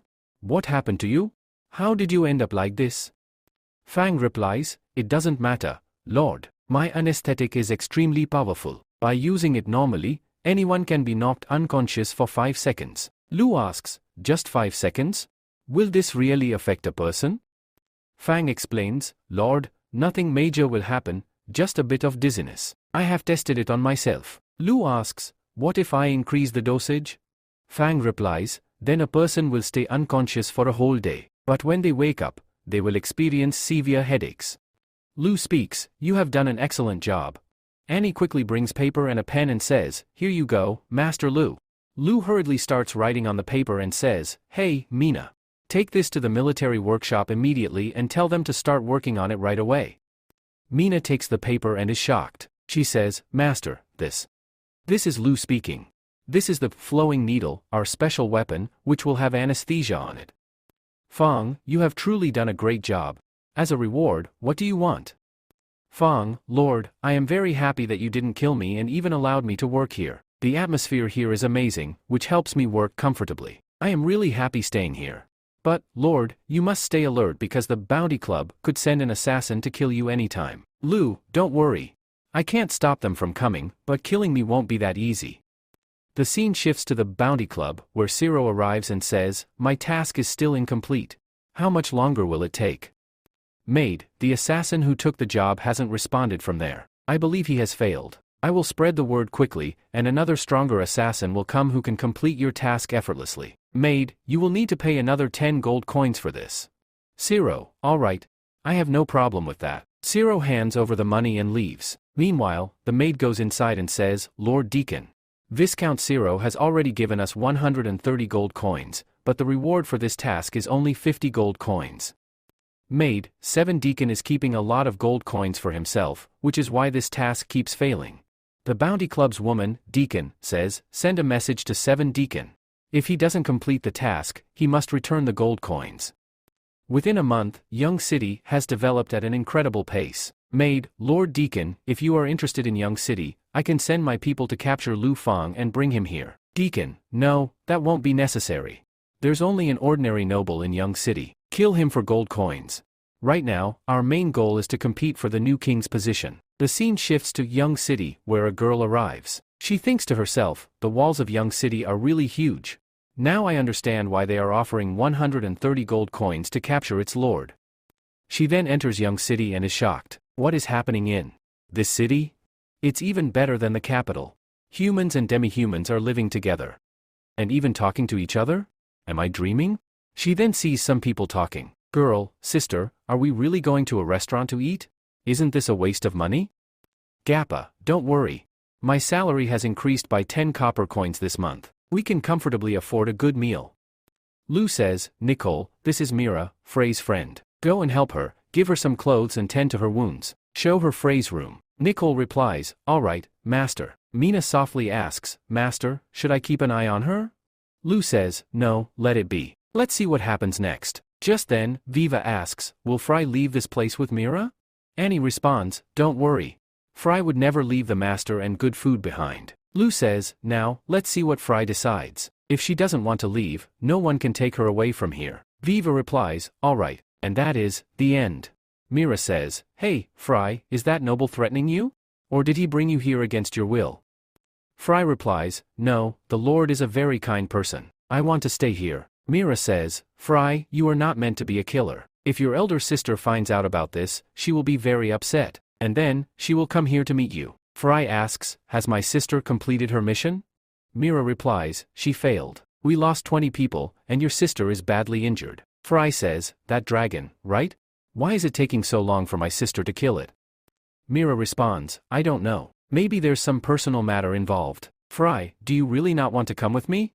Without saying anything, Frey falls asleep. Mira sighs, fine, I'll sleep too. The next morning, Mira wakes up and thinks to herself, this is the first time I've slept so easily. Now I understand why Frey doesn't want to leave. She sleeps with her weapon beside her, which means she still remembers that she is a killer. I have to take her away from here at any cost. Noble people live a comfortable life, but Frey is a killer. If she stays like this, her killing techniques will deteriorate over time. Mira goes to Lu and says, Lord, I don't know what Frey means to you, but if you let her go, I will give you all the money I have. Frey interrupts, no, I'm not leaving. She thinks to herself, if I go back, I will only create more trouble. Mira asks, why not? Don't you miss your sister and the others? Lu interjects, wait, Mira, why do you want to take Frey with you? Mira replies, because she can learn how to kill properly from my elder sister. Leo asks, and what about you? Mira says, I've learned about 30 to 40% of it. Lu comments, but I can say this, you are not fit to be a killer. Shocked, Mira exclaims, what are you saying? Lu says, tell me, do you really think a true killer would get caught so easily last night? Mira defends herself, that was only because I wasn't in good condition at the time. Lu replies, if you think I'm wrong, then I'll give you an opportunity to prove yourself. But if you lose the game, you must admit that you are not yet fit to be a killer, and you will stop trying to take Frey away. Mira agrees, fine, deal. But if I win, you won't stop me. Lu nods, alright, there will be 3 rounds. Think carefully about what you want to do. Mira smirks, you're going to lose. My first game will be a hiding challenge. She digs a hole, hides inside, and covers herself with wooden logs. Thinking to herself, she says, there are a lot of trees and rocks around, and I've covered myself with logs. No one will find me so easily. Suddenly, a soldier removes all the logs and says, Miss Mira, come out. I found you. Mira is shocked. How is this possible? My elder sister taught me how to hide, so how could he find me so easily? The soldier reports to Lu, Lord, Miss Mira was hiding in a hole covered with logs. But the place was too clean, which made it obvious. Lu comments, not bad. You found her in just 7 minutes. Lu then instructs the soldier, now, it's your turn to hide. The soldier nods, understood, Lord. Lu turns to Mira, now it's your turn to find him. Determined, Mira says, I can do this. My elder sister has taught me many ways to track someone. She goes to search for the soldier while Lu casually eats his breakfast. After some time, Mira returns, panting. I lost. I couldn't find him. Lu orders, go back and find him. Shortly after, the soldier returns and says, Lord, here I am. Lu asks, tell us, where were you hiding? The soldier explains, there was a pile of broken stones. I dug into it and hid myself. Mira protests, that's impossible. I went there, but I didn't see anyone. The soldier smirks, yes, I know. I noticed you passed by twice, but you never spotted me. Frustrated, Mira says, there's still one more round left. Let's see who can hit the target first. She grabs her dagger, while the soldier prepares his bow and arrow. Lu shouts, all right, begin. Mira flies toward the target at full speed, thinking, the target is at least 100 miles away. There's no way he can hit it before me. I will definitely win this. As she speeds forward, she suddenly sees an arrow whizzing past her. The arrow reaches the target before she does. Mira is stunned. She stops midair, turns around, and exclaims, this is impossible. Lu declares, I win. Now, you cannot take Fry away from here. Mira pleads, Lord, can we play a third round? They all return to the castle. Nicole says, Master, I have made the arrangements as you asked. Lu replies, all right, thank you. Mira says, Master, I have already lost 2 rounds, so what's the point of playing the third round? Lu replies, that's my reason. Then, he thinks to himself, my goal is not to win this game. By doing this, Frey's sister will be attracted to come here. If the bird ORC agrees to work in Young City, I will be able to build an air force with ease. Then he says, alright, the third round is lunch. Mira asks, wait. The third round was supposed to be about killing someone, right? So why are we having lunch? Lu replies, there are many ways to kill, and poisoning food is one of them. Didn't you know that, Mira? Mira says, of course, I know that. But since you've already said the food is poisoned, if I don't eat, I win automatically. Lu responds, yes, that's true, but I haven't poisoned the food. So, prove that the food is poisoned. If it's not, then you can eat it. Alright, start eating. Mira thinks to herself, my elder sister once told me that to check for poison, use a silver needle. If the needle turns black, it means the food is poisoned. She checks the food and thinks, nothing happened, so this food isn't poisoned. Just then, Frey says, this food is really delicious. Don't worry, Master wouldn't do anything bad to us. As Mira eats, she thinks, it really is very tasty. After some time, everyone finishes their meal, and Mira says, I am full. This food was truly delicious. Then she tells Lu, I have tasted everything, and there is no poison in the food. I haven't felt the slightest discomfort. Lord, this time, you have lost. Lu responds, really? Suddenly, Annie says, Master, my stomach hurts. One by one, everyone starts saying, Master, my stomach is hurting too. Mira exclaims, what's happening to them? This can't be. I did exactly what my elder sister taught me, so how could there be any poison? Lu says, I didn't add any poison, but if you eat certain foods together, this is what happens. It can upset your stomach and even turn into poison. Demi-humans eat a lot, so they need to be extra careful. Mira realizes, so our stomachs hurt because crab should never be eaten with persimmon. We'll be careful next time. Are there any other food combinations we should avoid? Lu replies, that's a secret. If you want to know the answer, bring Frey's sister here. Frey protests, no. My sister is very powerful. Lu pats her head and says, she's your sister. I just want to talk to her. Now, I have some work to do, so you all should rest. Mira thinks, I lost this game because I am too weak. But my elder sister is much stronger than me. When she comes here, she will take Frey away. Lu says, Frey is free here. No one is keeping her captive. She is just a child, and whatever decision she makes, I will support her. Mira nods, alright, take care of her. I'll bring my elder sister here soon. Lu says, okay, travel safely. Then Mira says, even though you are taking such good care of Frey, I should tell you the truth. I actually came here to kidnap you. Mina suddenly pulls out a knife and exclaims, what? Mira continues, the Bounty Club's mission was to kidnap Young City's castle lord and take him to the forest by tomorrow morning. But I don't know who ordered the kidnapping. Lu says, Mira, thank you for telling me this. The next day, in the forest, we see many people gathered. One man says, I heard Young City developed very quickly. There are many guards there. If even one guard sees us, we'll be in big trouble. It's better if we go there and finish him off now. Zero replies, fools like you are always fighting. We will lose a lot of knights in battle. I have already sent people to kidnap the castle lord. I will take over the city without fighting. Hearing this, his captain gets angry. 5 hours later, Zero, now furious, shouts, I thought they would capture him and bring him here, but no one has returned yet.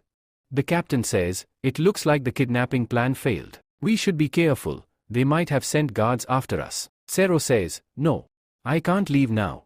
My father gave me a deadline, and it's getting closer. No matter what, I must take over this city. The Bounty Club promised to complete the mission. Once I take over the city, I will destroy that club myself. He continues, we have 300 knights here. That's enough to destroy and capture the city. The captain replies, all right, as you command. Then, they march toward Young City for battle. Suddenly, massive boulders start falling from the mountains above. The captain shouts, everyone, run. It's a trap. As they move forward, many soldiers are crushed by the falling rocks. Zero yells, how is this possible? How are rocks suddenly falling? Then, they see Lu's entire army standing in front of them. The captain shouts, everyone, gather together. The enemy is in front of us. Zero says, isn't that Young City's knights? We should escape. But the captain slaps him hard and says, do you think this is a game? We can't just leave whenever we want. The enemy has surrounded us. If we want to survive, we must win. If you speak nonsense again, I will kill you myself. Then he commands his soldiers, don't worry. We still outnumber them. Fight with all your strength and defeat them. And so, the battle begins, with both sides clashing violently. Just then, Avery suddenly arrives and cuts off his hand. The captain is utterly shocked to see this and thinks to himself, what just happened? He quickly grabs his weapon with his other hand, holds the reins of his horse in his mouth, and charges forward to fight. After a while, Avery says, even till your last breath, you didn't show any fear. Truly, you deserve my respect. You are an excellent leader, protecting both your master and your knights. After defeating their enemies, they return to Young City. At that moment, Zero yells, how dare you? You attacked me. Mira responds, stop pretending. We know that you were planning to kidnap the Lord of Young City. Zero says, I don't understand what nonsense you talking about. But in his mind, he thinks, I can't believe they betrayed me. Just then, Mina attacks him and says, you still have a chance. Surrender now. Zero screams, my cheek is cut. How dare you injure me? Mina places her knife against his throat and says, enough with the nonsense. Just then, Lu steps forward and asks, tell me, why have you come here? Zero replies, we needed a city where we could train our knights. That's why we came to take over this city. Mina asks, and what do you plan to do with these trained knights? Zero responds, I wanted to help the fourth prince claim the throne. Lu scoffs and says, so you wanted to rebel? That's why you wanted to take over this city? Zero argues, how can you call this a rebellion? Every prince has the right to fight for the throne. Lu asks, then tell me, what is the current state of the capital? Zero replies, the king is very ill, and so far, no successor has been announced. All 3 of his sons are planning to become the next ruler. Lu orders, take him into custody. Nyo responds, understood. Master. Zero yells, hey, what are you doing? I am a viscount. Ignoring him, Nyo grabs him and takes him away. Lu thinks to himself, these princes will fight for the throne soon. That means chaos will erupt in the capital any moment now. Perhaps, trouble has already begun. I wonder how Darlin and Catherine are doing right now. Catherine shouts in frustration, these people won't even let me go outside. And those pigeons that Lu gave me, they killed them all. She turns to Darlin and pleads, tell me, what should I do now? Darlin gently lays her down in her lap, strokes her head, and says, why are you starving yourself over this? Do you know how much weight you've lost in just a few days? Catherine sighs and says, the food here is awful. That's why I don't eat it. Darlin smiles and reassures her, don't worry. I know that soon you'll get used to eating it. By the way, I'm going to Young City for a few days. Would you like to come with me? Catherine hesitates and says, my father won't let me go with you. Darlin smirks and says, then how about we escape from here secretly? Catherine shakes her head, that's impossible. There are too many guards here. She sighs again and mutters, I already knew this was my fate. I can't do anything about it. My father says that the prince will become king one day, so I must marry him. What do you think? Is there anyone better than him, someone my father would accept, so that I wouldn't have to marry him? Darlin grins and asks, better than the prince? What about Lord Lu Fan? Catherine hesitates, but Lord Lu and I Darlin firmly says, Catherine, we must not miss any opportunity. I will go to Young City and tell Lord Lu about this. I believe he will surely help you. Catherine blushes and whispers, I hope so too. Meanwhile, somewhere else. Lu asks you, did the orc tribe agree to the deal? You replies, yes, they want to meet you in Blackwater City. They will decide the future of the alliance there. Lu nods and says, alright, go immediately, buy 500 horses, and tell their leader that they can choose the meeting date themselves. You responds, understood, master. Lu thinks to himself, when spring arrives, there will be massive construction in Young City. For that, we will need a large number of horses. Just then, he notices Huron and says, I heard you came here to learn. Huron bows slightly and says, yes, Lord. You are right. In just 1 month, Young City has developed tremendously. That's why Blackwater City wants to learn from you. Lu smiles and says, it's great that you want to learn something new, but we can't teach you everything. Huron quickly responds, no. I just want to learn the basics.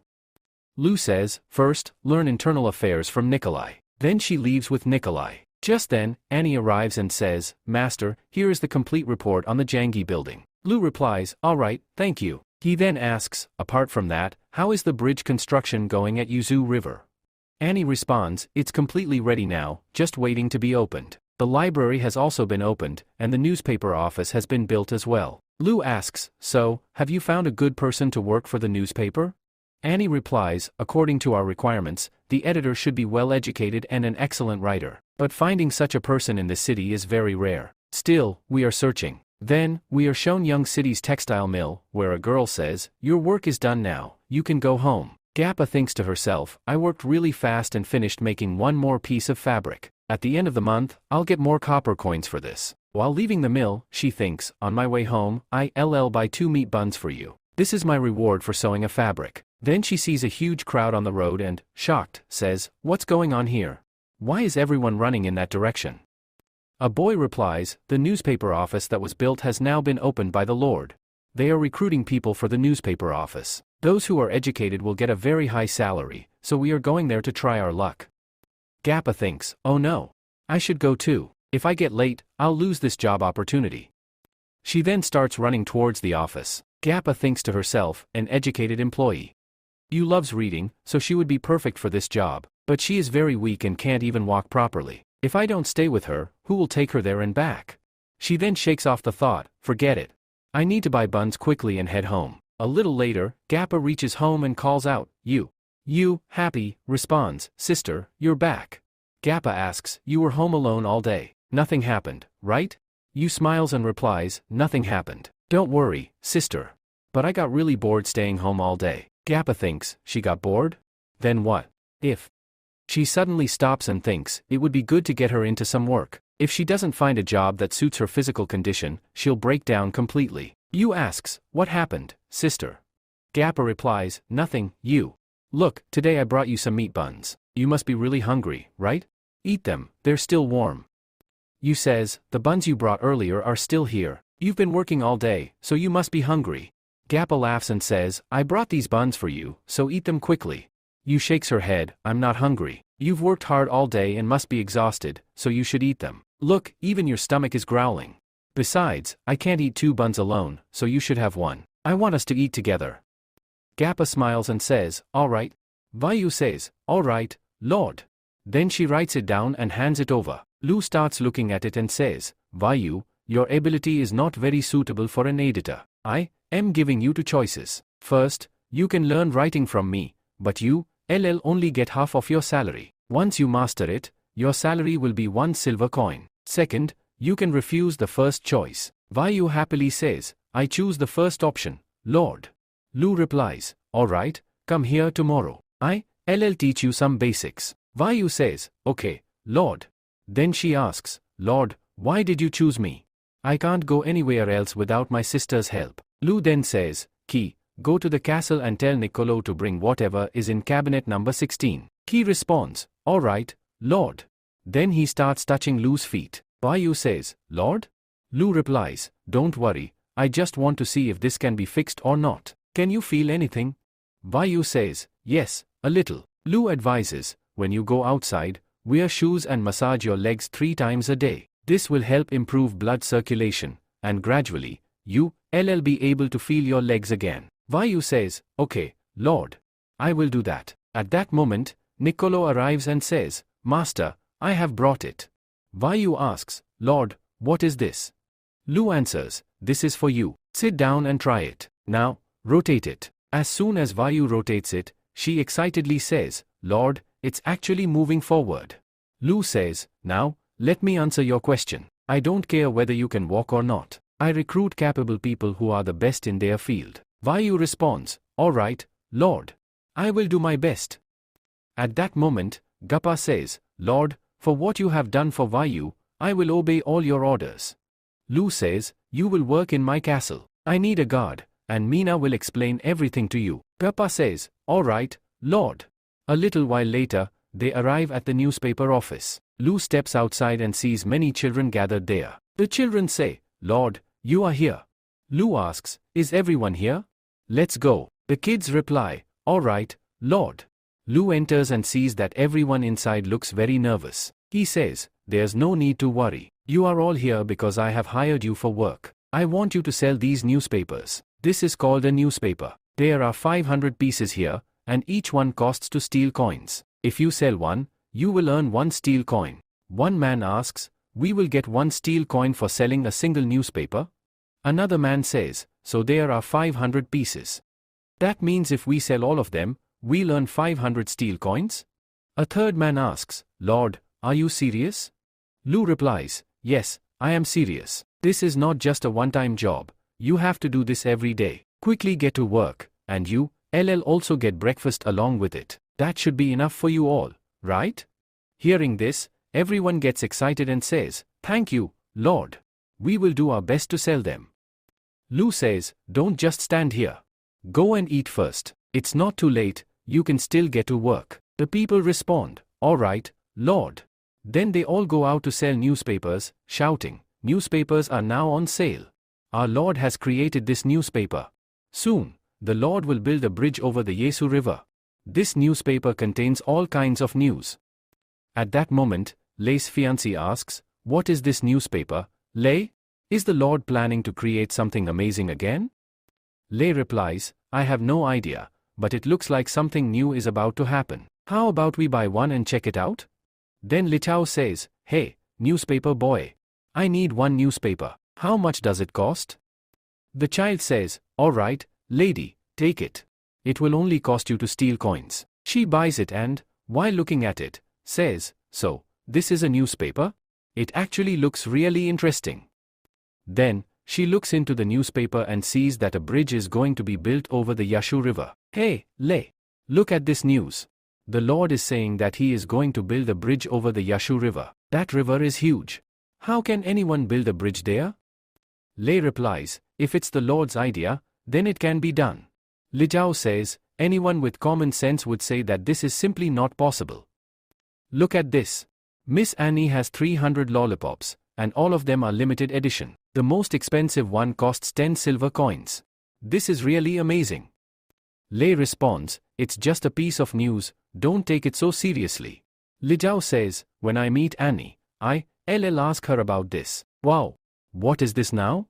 To advertise in the newspaper, you have to pay 500 copper coins, and that too just for one day. Would merchants really be willing to do this? The Lord has set the price way too high.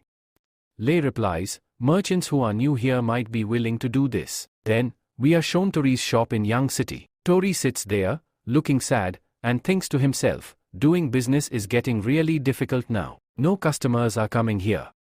We lowered my prices so many times, but it feels like all my money will be wasted.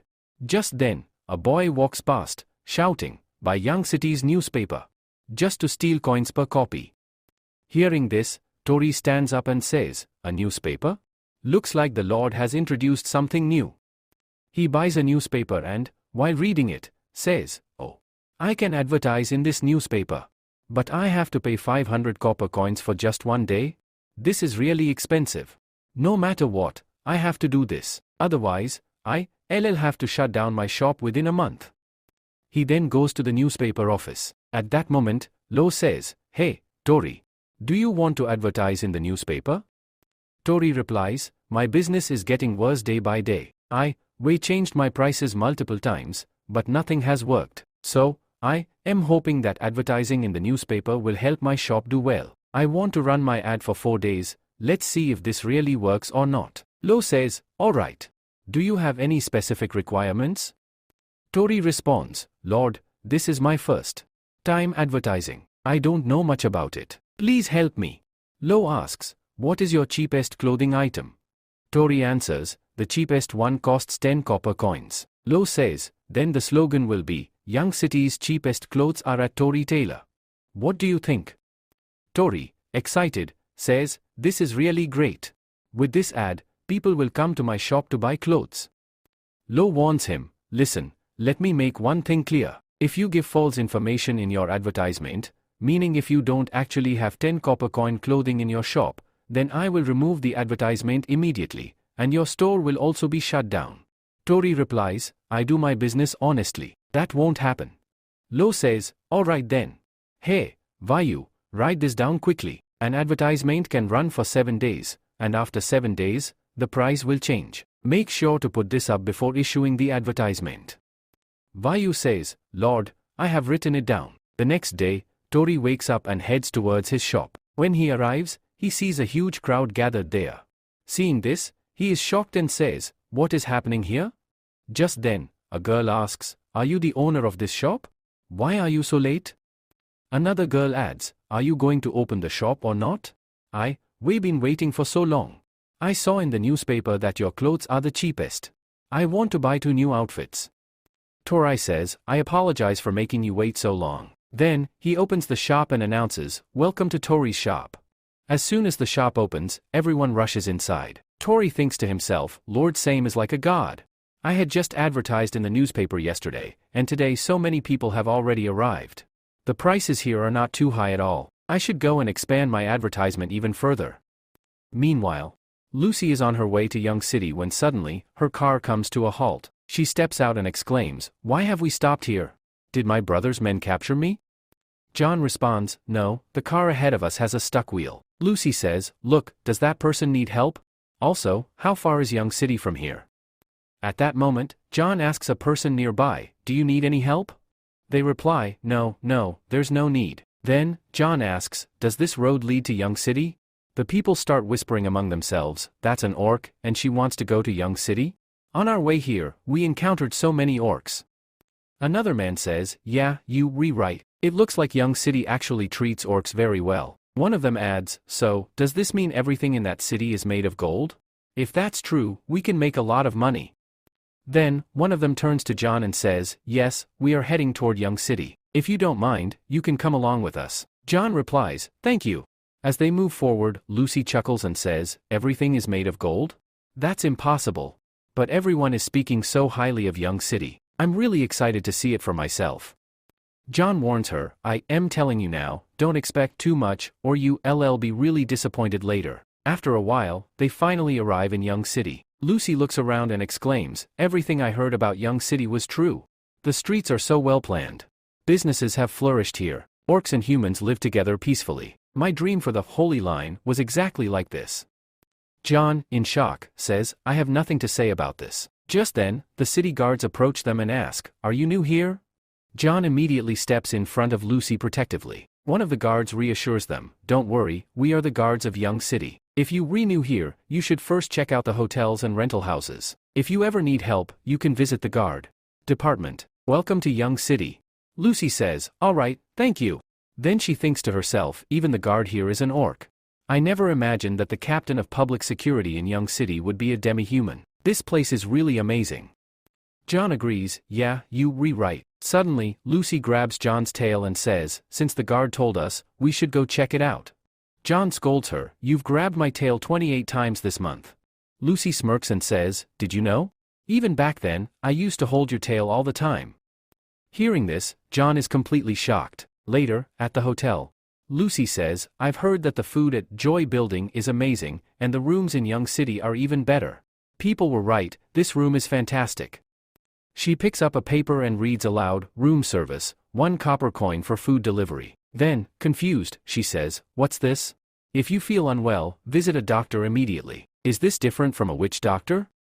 John replies, a witch doctor's job is to heal people, so it doesn't matter what they are called. Lucy says, witch doctors heal people, but even with so many of them, why can't they save my father? He is very sick and has been bedridden for a long time. Yet, here I am, happily wandering around. John reassures her, don't dwell on it too much. Even the king doesn't want you to keep thinking about this. That's why he sent you outside to explore. You haven't eaten anything good in days, have you? Look, what's on the menu? Lucy starts reading the menu and says, I've never even heard of these dishes before. John says, how about we place an order? It's said that the food here is really amazing. Lucy replies, yeah, you, rewrite. Then she orders a lot of food, and after everyone eats, she says, seriously, the food here is absolutely delicious. Now I understand why Darlene and Catherine talk about it so much. John says, yeah, you, absolutely right. Then Lucy says, after eating this food, we've gained a lot of strength. John, now it's time to digest the food. They start wandering around Young City. Suddenly, Lucy says, the castle lord of Young City is a really smart man. Every corner of Young City has amazing things. And look at this fabric, it's so soft, and its color is just beautiful. John says, if you like it, then go ahead and take it. Lucy replies, we don't have a way to earn money, so we have to save what we have. John says, then why didn't you save money when you ordered all that food? Lucy responds, well, that was. John, forget it. If we ever run out of money, I'll find a job. Lucy says, but John, I am not a princess. If you stay with me, you won't gain anything. I think Young City would be a great place for you. You are a good person, so you'll easily find work. This is your life, live it freely. John, are you trying to get rid of me? Lucy, no, that's not what I meant. I only saved you that time, but that doesn't mean you have to stay with me forever. And I can't even give you money. John, that's my choice. Don't overthink it. Suddenly, they hear Elisa's voice. She's saying to someone, you take care of the shop now, I'm heading to the castle. Lucy says, wait, isn't that Elisa? She's going back to the castle? But Catherine said she was working at a pizza shop. John asks, do you want to meet her now? Lucy replies, looks like Elisa has some business with the city lord. Talking to her right now would be a really bad idea. I don't know why she's going there. Let's just head back to the hotel. The next day, Yashu River suddenly, New comes running and shouts, Master. Lu asks, what happened to you? New replies, when the workers were doing their job at Yashu River, they found all of this. I don't understand what it is, please take a look. Lee says, this is freshwater mussel. I never thought I'd see it here. Mina, give me my sword. Then they cut open the mussel shell. Mina, I never expected it to be this big. Could there really be pearls inside? They cut it open and actually find pearls inside. Lu says, wow, are these pearls really valuable? They notice that there are a lot of pearls lying around. Lu says, are there a lot more of them? New quickly responds, stop this news from spreading. No one should find out about this. New, understood, Master. Then, we see the trade market. A boy runs up and says, Sir, would you like a newspaper?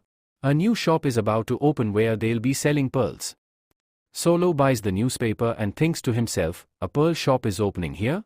It's said that pearls are extremely rare. So how did Young City suddenly get so many?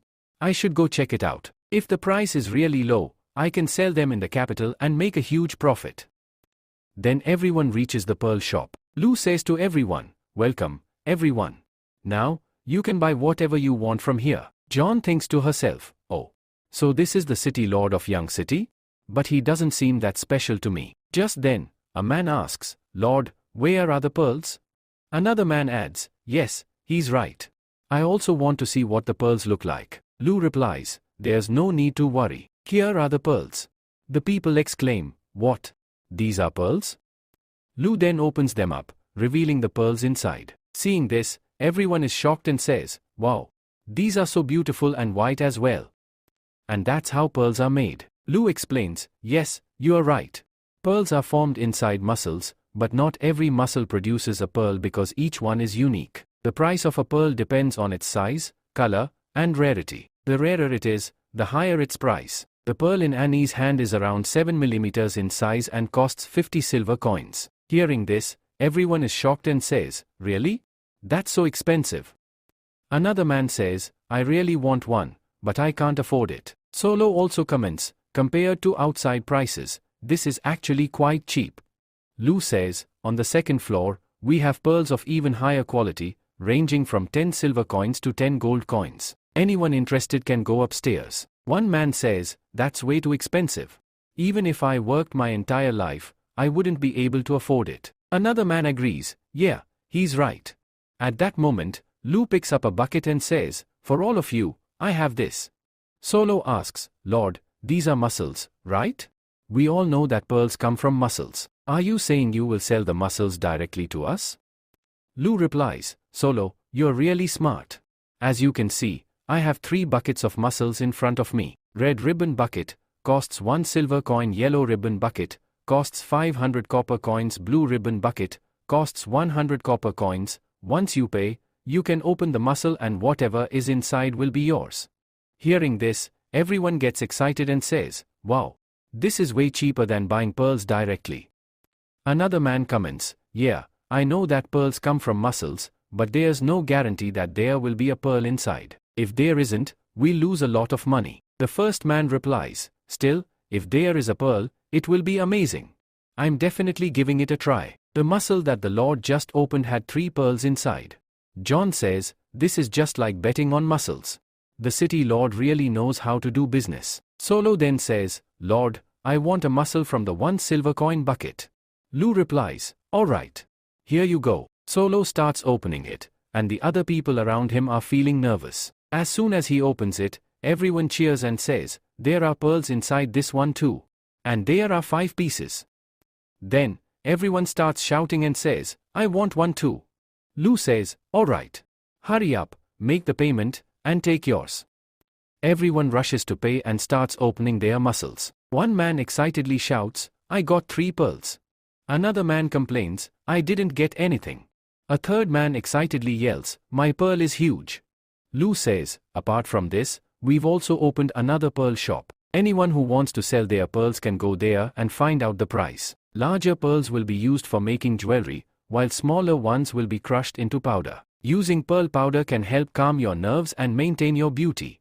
Hearing this, a man says, pearls are used for medicine? I've never heard of that before. This must be a lie. Just then, a man says, our Lord never lies to us. Another man responds, yes, he is telling the truth.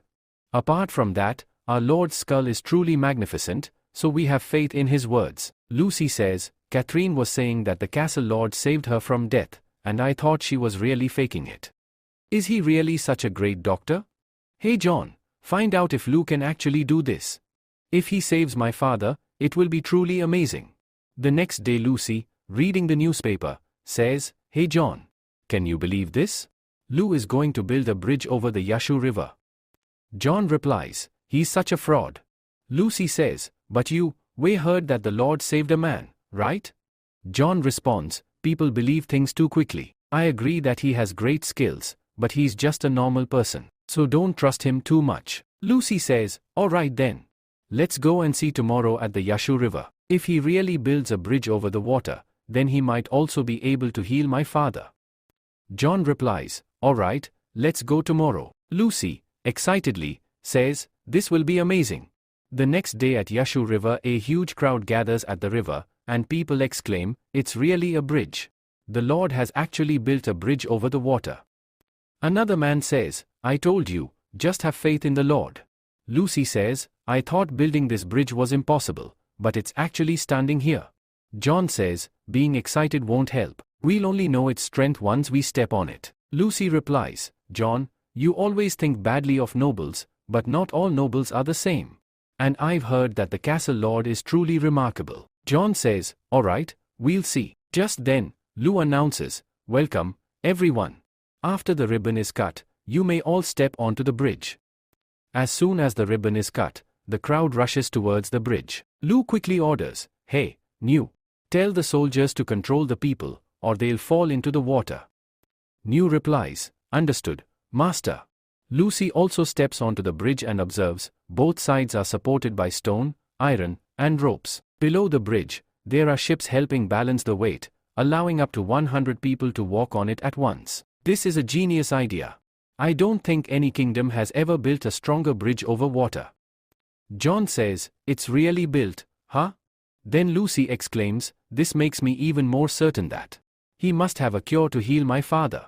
John responds, we came here too early. Meeting the castle lord won't be easy, and you don't even have proof that you are a princess. So I doubt he'll listen to us. Lucy says, Elisa lives here, right? If she helps us, we'll be able to talk to him easily. That night Elisa is returning home from work and thinking, the sniper team's training lasted way too long. I don't even know if the pizza shop is still open. I didn't get to eat yesterday either. When she reaches the shop, she gets excited and says, great. It's still open. Now I can finally eat my pizza in peace. Just then, someone throws a stone at her. Elisa instantly pulls out her bow and shouts, who's there? She sees a man running away. She yells, stop right there. Then she thinks to herself, has a bounty hunter sent another killer to assassinate the Lord? These people never give up. But then, she notices that the man suddenly stops. She shouts, tell me, who are you? Why have you come to Young City? If you don't speak, I'll shoot you. John speaks, it's been a long time since we last met. Did you forget me, Elisa? Elisa, shocked, replies, John? What are you doing here? She thinks to herself, weren't you with Princess Lucy? If you are here, then could it be? Then she remembers, before saving Princess Lucy, John was a killer. If she has left the princess's side, does that mean she's back to her old ways? If John is here to kill the Lord, then there's no way I can stop her. Just then, Lucy speaks up, Elisa, put down your weapon. It was my idea to come to Young City. Elisa asks, Princess Lucy, what are you doing here? Lucy replies, Elisa, I need you to do something for me. They all move into a room. Elisa says, Darling and Catherine must have already told you that I'm living peacefully in Young City. Lucy responds, last time, you wanted to leave the castle, right? What's your relationship with Lou? Is he trying to marry you just because you are beautiful? Hearing this, Elisa is completely shocked and says, you are seriously mistaken. Lou wanted me to build an archer team. Lucy replies, oh, that makes sense. If you stay here, you'll be much safer. Elisa says, the Lord is truly a very good person, but what are you doing here? Did something happen in the capital, or are the princes fighting for the throne? Lucy replies, the capital situation is not that important right now. Then she grabs Elisha's hand and says, Elisha, tell me, can the Lord really heal people? Can he save someone who is on the verge of dying? Elisha responds, the Lord once saved a dying soldier, and everyone in Young City knows about it. Lucy, excited, exclaims, that's amazing. Then he can save my father too. Elisha, shocked, asks, your father? Lucy, what are you talking about? Lucy explains, my father is very sick, and no one in the capital has been able to cure him. Elisha asks, so you want the Lord to go to the capital with you? Lucy replies, I want him to cure my father. So, Elisha, can I meet him? Elisha responds, all right, I will inform the Lord about it tomorrow. Hearing this, Lucy hugs her and says, thank you so much. Then Elisha asks, so, how are Catherine and Darlin? Have they managed to sell their goods in the capital? I thought they would return to Young City quickly, but there's been no news about them. Where are they? Lucy replies, Darlin's shop has become very popular in the capital, and as for Catherine. She suddenly stops. Elisha, shocked, asks, what happened to her? Lucy says, father is very sick, which is why the princes are fighting for the throne. Duke Lord will marry Catherine to the one who has the highest chance of becoming king, so he can prove his loyalty. She is the duke's daughter, and this is her fate. Elisha walks away, thinking to herself, that prince is really a terrible man. Catherine is my friend, I can't let her suffer. I must go to the capital and help her in any way I can. The next day, Elisha goes to Lou and says, Lord. Lou asks, Elisha, what are you doing here? Is there a problem with your training? Elisha responds, Lord, my friend wants to meet you. Lou says, your friend? The one who came to Young City, right?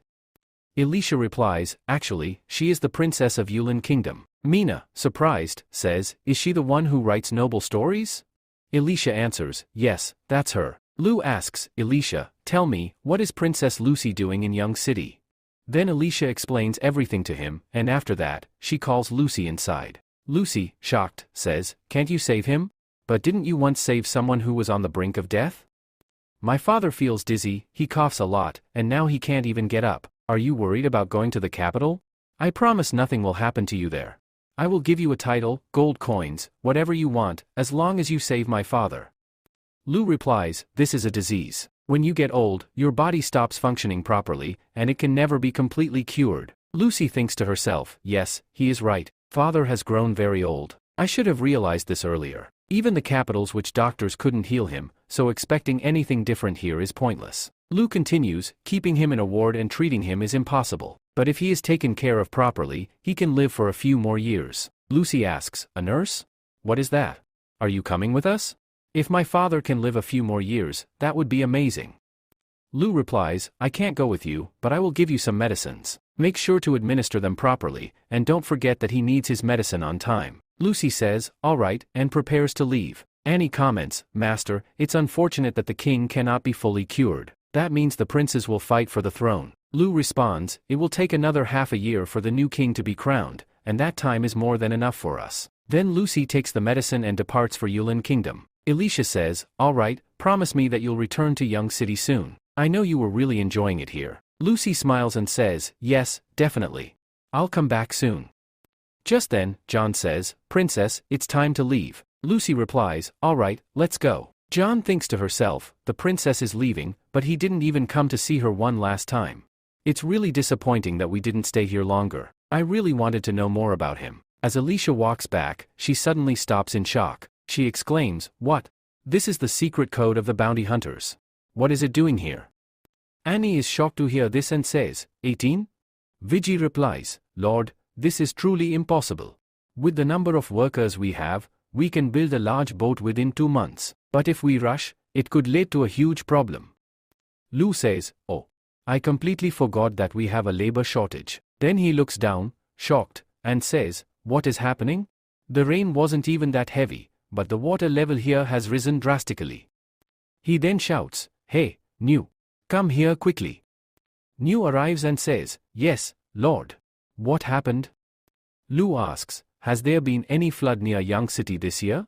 New replies, Young City has never had a flood, but Greystone experiences them. We also heard that many people die in the floods there. Lu asks, then what do the nobles do about it? New replies, they never help. No matter how hard those people work, the nobles never save them. Lu says, yes, you are right. But I still want to save them. Hearing this, everyone is shocked. New says, Lord, what are you saying? Annie and Mina ask, are you really going to save them? Lu responds, what? Can't I do this? Mina says, only you can do this. Annie says, I'll quickly arrange for boats. With small boats, we can bring people back quickly. Lu says, no. That will take too much time. We will take this boat and go rescue them. Annie, prepare everything quickly. We need to leave soon. Annie replies, all right, Master. Lu says, with this, we will have many more people, and then we can build large boats easily. At that moment, Annie says, when you were talking to Vijay, I wanted to say that we don't have enough money, and building large boats will require a lot of funds. Besides, if we go to rescue them, we won't have enough supplies left. If Solo and Darlene were here, it would have been much better. But there's still no news from them. Lu says, no worries, I trust them. If we don't get any information soon, I'll send some people to investigate. Annie says, but. Mina interrupts, hey Annie. The master has already spoken. You don't need to worry. Annie says, worry? I am not worried about anyone.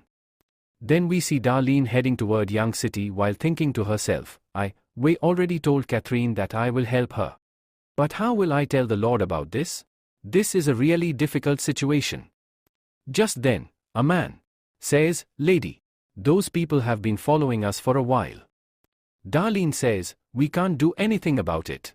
Our perfume and other products are extremely popular in the capital. The man replies, that's true. We can't even get rid of them. Darlene says, I am not worried about these merchants. But the prince's men. They are not here for business. They are looking for an opportunity to kill us. Meanwhile, a group of people is discussing something. This is that boy's last business deal. Catherine somehow survived and told everything to Lord Lu, which means we were about to lose our title. Another man says, now, he only has a few days left.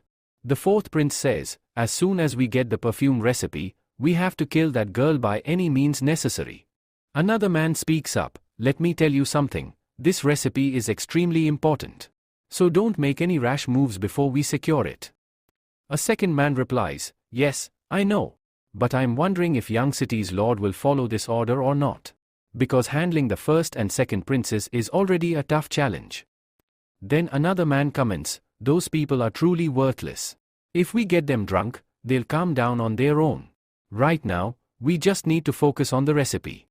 And yes, about Young City's lord. Count Puli has already prepared 1,000 knights. Soon, this entire region will belong to the fourth prince, and Lu Feng won't be able to do anything about it.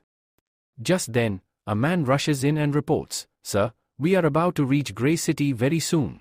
A knight responds, Really? We reached so quickly. Another knight says, But it's completely submerged in the flood. Then, we see Grey City, where people are crying out for help. A man shouts, Everyone, be careful.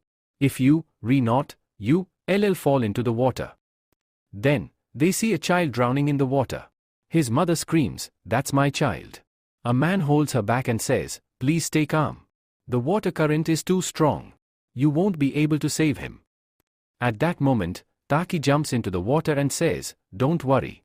I will save you. Just then, the water current becomes even stronger. Darlene arrives at the scene and throws a rope, shouting, Hurry up. Climb up. He grabs the rope and climbs up, saying, Thank you, lady. My name is Taki, and I am a knight of Grey City. Darlene says, My name is Darlene. Taki. It's all right. She then asks, By the way, where is your castle lord? Isn't he saving his people? Taki replies, He took all his money and family and ran away. I couldn't leave my people behind, so I stayed here, but this year, the flood is worse than ever. Darlene says, How about you bring your people to my boat? I will take them to a safe place. Taki replies, Thank you, but I don't think all my people will be able to board your boat. This will put you in great danger. Then, pointing behind him, he asks, Miss Darlene, is this boat yours? Darlene replies, No, those people are nobles. They are following us for some reason. Taki says, Miss Darlene, I'm taking this box. Darlene exclaims, Hey, what are you going to do? Taki says, I'm going to ask them for help, and then he jumps into the water. Darlene shouts, Wait, I have a boat. But by then, he is already heading toward the boat. When Taki reaches there, he calls out, Hey, Lord. The knights ask, What do you want? Taki replies, I am a knight from Grey City. Our city was washed away by the flood. Please help us. Even a little food would be great. Please, help us. The knights laugh and say, Get out of here. Do you think we are here just to save you? If you want food, buy it with money. We can give you a sack of rice for 1 silver coin. Isn't that really cheap? Then they start laughing. Taki, angrily thinking to himself, says, Will these nobles ever change? Is there no good noble in this world? At that moment, the people of Grey City shout, Taki, come back. It's too dangerous there. You already know that nobles never help. Not everyone is as kind as Miss Darlene. Taki, looking back, says, This boat is really huge. Darlene, also looking back, says, That's Lord Lu's boat. He actually built a 50-meter-long boat. At that moment, Lu shouts, I am an officer from Young City. My name is Nu. I have come here under Lord's orders to save you all. The people start murmuring, He says a noble wants to save us? I think he's lying. Taki asks, Lord, will you really take all of us to a safe place? Nu replies, Yes. Get on the boat quickly. You will also get food. As soon as everyone boards, we will leave this place. The people shout, Food? I'm coming too. Then they start rushing onto the boat like crazy. Nu warns, Hey, stop. There's plenty of space. Avery, drawing her sword, says, These people are getting out of control. If this continues, the ship will sink. At that moment, Taki shouts, Everyone, calm down. Board the ship one by one. There is plenty of space. Then, people start boarding the ship in an orderly manner. Nu, thinking to himself, says, This man is really famous. He's the Knight of Grey City. I will recommend him to Lord Nu. Later, food is distributed to everyone. Nu says, You don't have to worry about anything. There is food and shelter in Young City, but you all will have to work. The Lord of the castle has promised that whoever works will be supported. Once the flood ends, you can return to Grey City. But until then, do not cause any trouble, or there will be punishment. Taki says, Lord, don't worry. We promise that there won't be any trouble. The people also say, yes, you don't need to worry. Lu replies, alright, welcome to Young City. Then that night arrive there and say, finally, we have arrived. These people have wasted so much of our time. If this continues, they will destroy the entire city.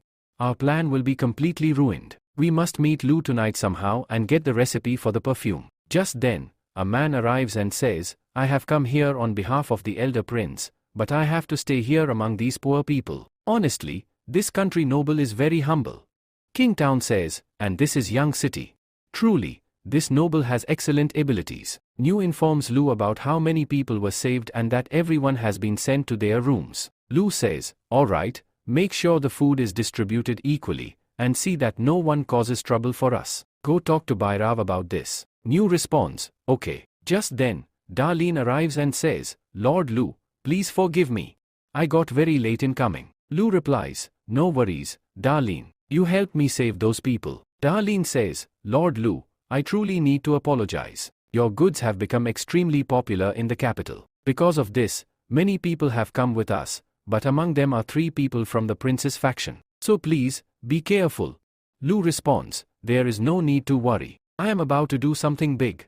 The more people in Young City, the better. Darlene thinks to herself, Lord Lu is planning something big? Will he help us? But what if he refuses? Then who will help Catherine? Lu asks, Darlene, what happened? You seem very upset. Darlene replies, Lord Lu, I need to talk to you about Catherine. Right now, the prince is very ill, and all the other princes are fighting for the throne. Many people are supporting the 3 princes. Catherine's father is a duke, and he wants her to marry the eldest prince. Because of this, they have locked her up in their home. Lord Lu, I don't need this gold coin bonus, but please help Catherine. She is absolutely not happy with this marriage. Lu says, don't worry, leave it to me. I'll find a way to get her out of the capital. And as for the money, it's yours. Darlene says, thank you, Lord. Catherine will be so happy to hear this. Just then, Annie arrives and says, Master, 4 people are waiting outside for you. They claim to be from the prince's faction. Lu responds, oh, they arrived so quickly? Then we see the reception hall, where the 4 of them are waiting. Smith says, the nobles of this remote area are worthless. We've been waiting here for so long, but no one has even come to meet us. Just then, Nicole arrives and says, Lord Lu has arrived. Lu says, welcome to Young City, everyone. Smith remarks, it seems Lord is very busy, which is why he didn't come to meet the prince's men. This is the first time we've seen someone with such courage. Lu replies, yes, you're absolutely right. There are a lot of people in Young City right now, and I was handling those matters. That's why I don't waste my time on trivial things. Smith thinks to himself, the audacity of this man. He considers us worthless? And he so easily dismissed us.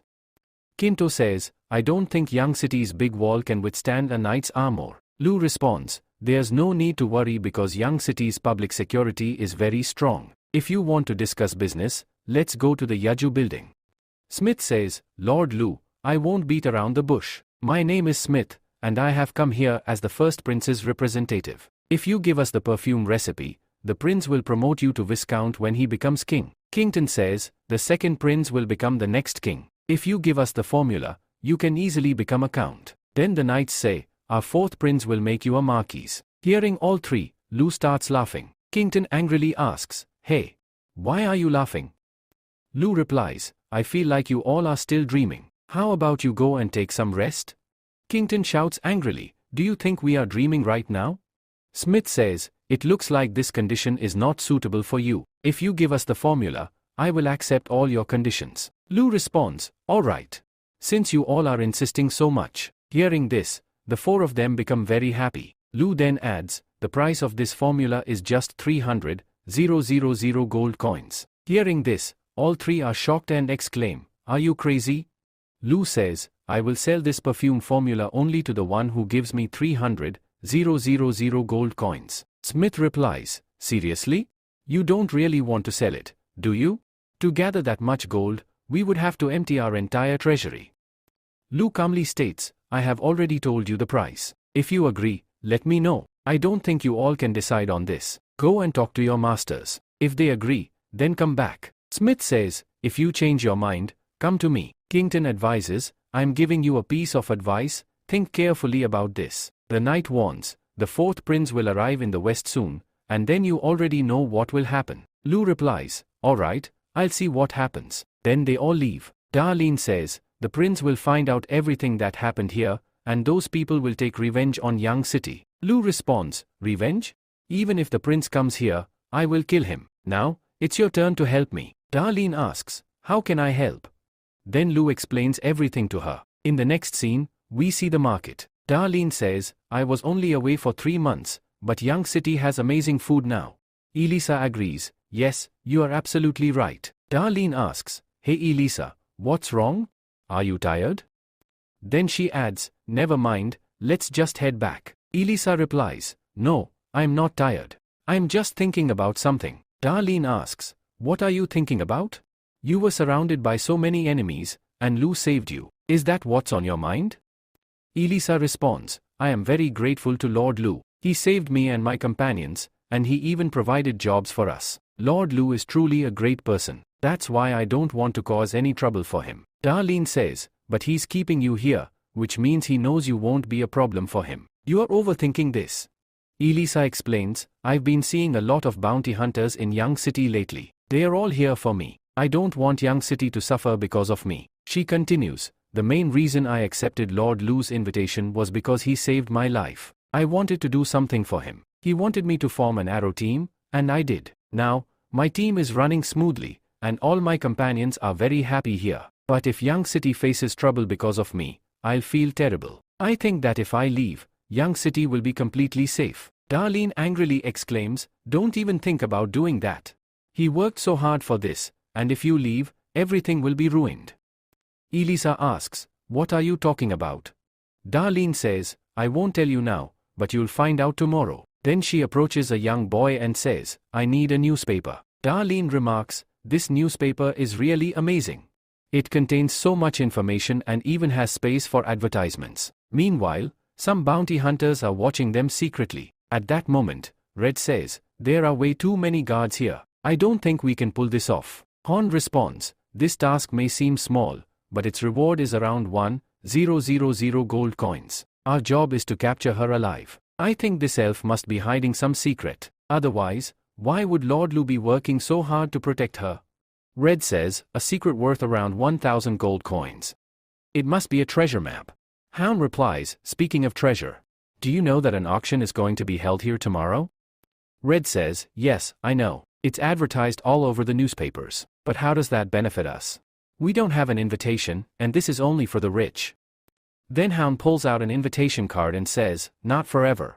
Meanwhile, a man arrives at Kingtown and informs him about something. Kingtown says, an auction is going to happen.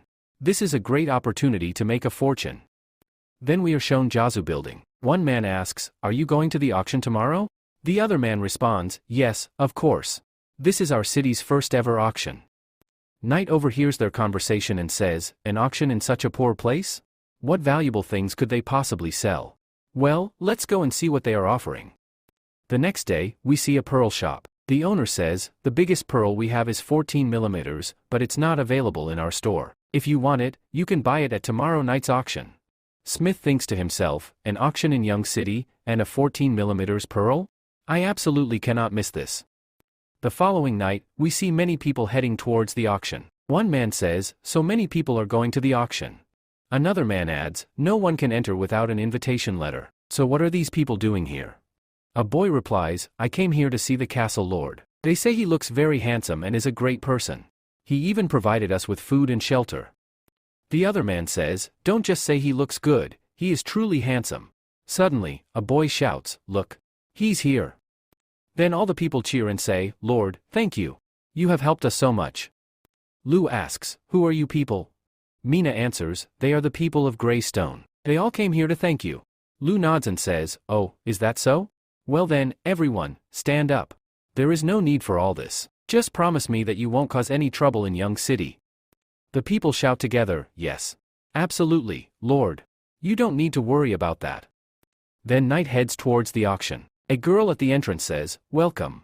Please show your invitation card. Knight hands over the invitation card and says, here you go. Just then, Kington arrives and says, "Oh, so you guys are here too? But you can't even afford a good seat for just 2 gold coins. Seriously, your master is incredibly poor." They reply, "Once we get inside, you'll regret saying that." Kington laughs and says, "Alright, we'll see." Then he walks inside and comments, "The decorations aren't too bad." "Oh, Smith. You're here too? And sitting way at the back. Are you really sitting so far behind? Can you even see the auction items from there?" Kington continues, "I really didn't know Smith was this poor. He doesn't even have enough money to buy a better seat." Hearing this, Smith angrily shouts, "I arrived late, that's why I couldn't get a front seat." Lou watches all of this. Just then, Annie says, "Master. Our plan is working perfectly. These nobles will compete out of anger, and the bid price will skyrocket. We are going to make a lot of money." Mina asks, "Plan? What plan?" Lou pats Annie's head and says, "It was all Annie's idea. Look down there, they are fighting over seats." Lou continues, "Annie's plan was to divide the seats and sell them at different prices. This way, the nobles would compete fiercely. The one who loses the first auction will do anything to win the next one. And the one who wins will be encouraged to buy even more." Mina exclaims, "Oh, so that's the strategy?" Lou laughs and says, "Let's see how much money we can make from these nobles. I just hope these capital merchants aren't too poor." Just then, Darlene steps onto the stage and says, "Welcome, everyone. This is Young City's first ever auction. My name is Darlene, and I will be your host for tonight's event. Now, let's begin with our first auction item."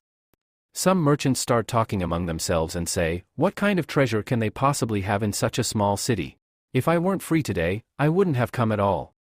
Darlene announces, "This is Young City's limited edition perfume. Only 7 of these are made in a year. The starting price is 100 gold coins." The merchants are shocked. One merchant exclaims, "What is this?" Then Kuin says, "Wow. The Lord really knows how to conduct an auction. He started with the most famous perfume right away. Now I wonder, what will the second auction item be?" Run says, "Hey. Stop this nonsense and look at who has the perfume inside. That's crystal glass. This glass is the most expensive one." A merchant says, "Indeed, Young City has really great products." Another merchant says, "If I buy this glass, I will make a huge profit from it." Then, everyone starts bidding. After a while, Darlene says, 800 gold coins. Does anyone else want to bid? Suddenly, a man shouts, 900 gold coins. Annie says, "We might get even more money after selling this." Mina says, "After today, everyone in the capital will know that Young City has the best products, and people will come here in the future." Lou, patting her head, says, "Don't worry, I have plenty of time for you." Mina feels happy and says, "All right, master." Then Lou says, "Hey, Elisha." Elisha responds, "Yes, master." Lou says, "You were worried about the bounty on your head, right? Today, I will invalidate all those bounties." Hearing this, Elisha is completely shocked and says, "What?" Just then, Annie arrives with a box and says, "Master, everything is ready." Elisha looks at the box and says, "This is crystal glass, isn't it?" Lou says, "Before you go on stage, read this." Then, she remembers what Darlene told her yesterday and thinks to herself, "Now I understand what she meant." Then she says, "No, Lord Lu Fang. A crystal glass is extremely expensive." Lou says, "Hey, Elisha. These things are nothing in front of you. Besides, I'm going to sell it. It will give us money and also ensure your safety. It's like hitting 2 birds with 1 stone." Then, he thinks to himself, "Without you, who will take care of the arrow team?" Mina says, "Elisha, master has been working really hard for the past few days." Annie adds, "You don't have to worry. We have plenty of these in our castle." Elisha listens to everyone and feels happy. She says, "All right." Mina says, "Hey, Elisha. Quickly read it." Annie says, "Yes, she's right. You are about to go on stage in a few minutes." Elisha says, "Yes, I know. I'll read it." "Hey, Lord Lu Fang?" Lou says, "What happened?" Elisha says, "You really are a good person. But honestly, you don't understand anything." Lou says, "What are you trying to say?" As Elisha walks away, she says, "Think about it yourself." Meanwhile, Darlene announces to everyone, "Our next item is very special. That's why another host will be coming for this auction." Hoi says, "Another person is coming." Red says, "I don't care. Without perfume, I don't have the energy to watch this auction." At that moment, Elisha enters and says, ***, my name is Elisha, and I also have another name, White Hair Whist. Hearing this, everyone is shocked and says, huh? What is she doing here? Another man says, there's a 1,000 gold coin bounty on her, right? If we catch her, we'll get the money. Red says, what is she doing here? Hoy says, hey, calm down. Let's first see what happens. I just hope they don't kill her. Elisha says, you all must be wondering why I'm here and why there is a 1,000 gold coin bounty on me. It's because I possess a treasure worth 1,000 gold coins. Hearing this, everyone is shocked and says, what? She has such a valuable treasure? Another man says, now I understand why there's a 1,000 gold coin bounty on her. Elisha says, since I have this treasure, I'm putting it up for auction today. Suddenly, a man shouts, take it out quickly. We also want to see it. Another man says, yes. We need to see why this treasure is so valuable. Then, as soon as she opens the box, everyone is shocked and says, wow, so many crystal glasses? This is truly amazing. Then, all the bidders go crazy and start bidding like mad. On the other side, Annie says, Master, we succeeded.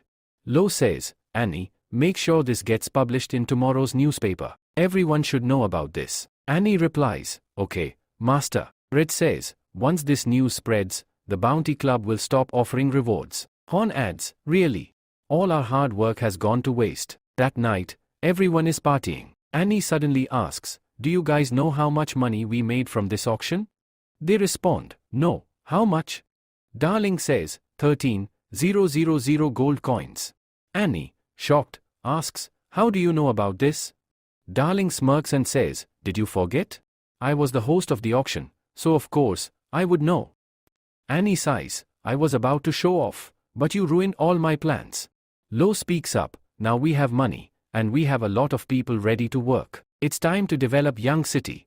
Darling asks, Lord Lo, do you have a new idea? Annie adds, what's our next step?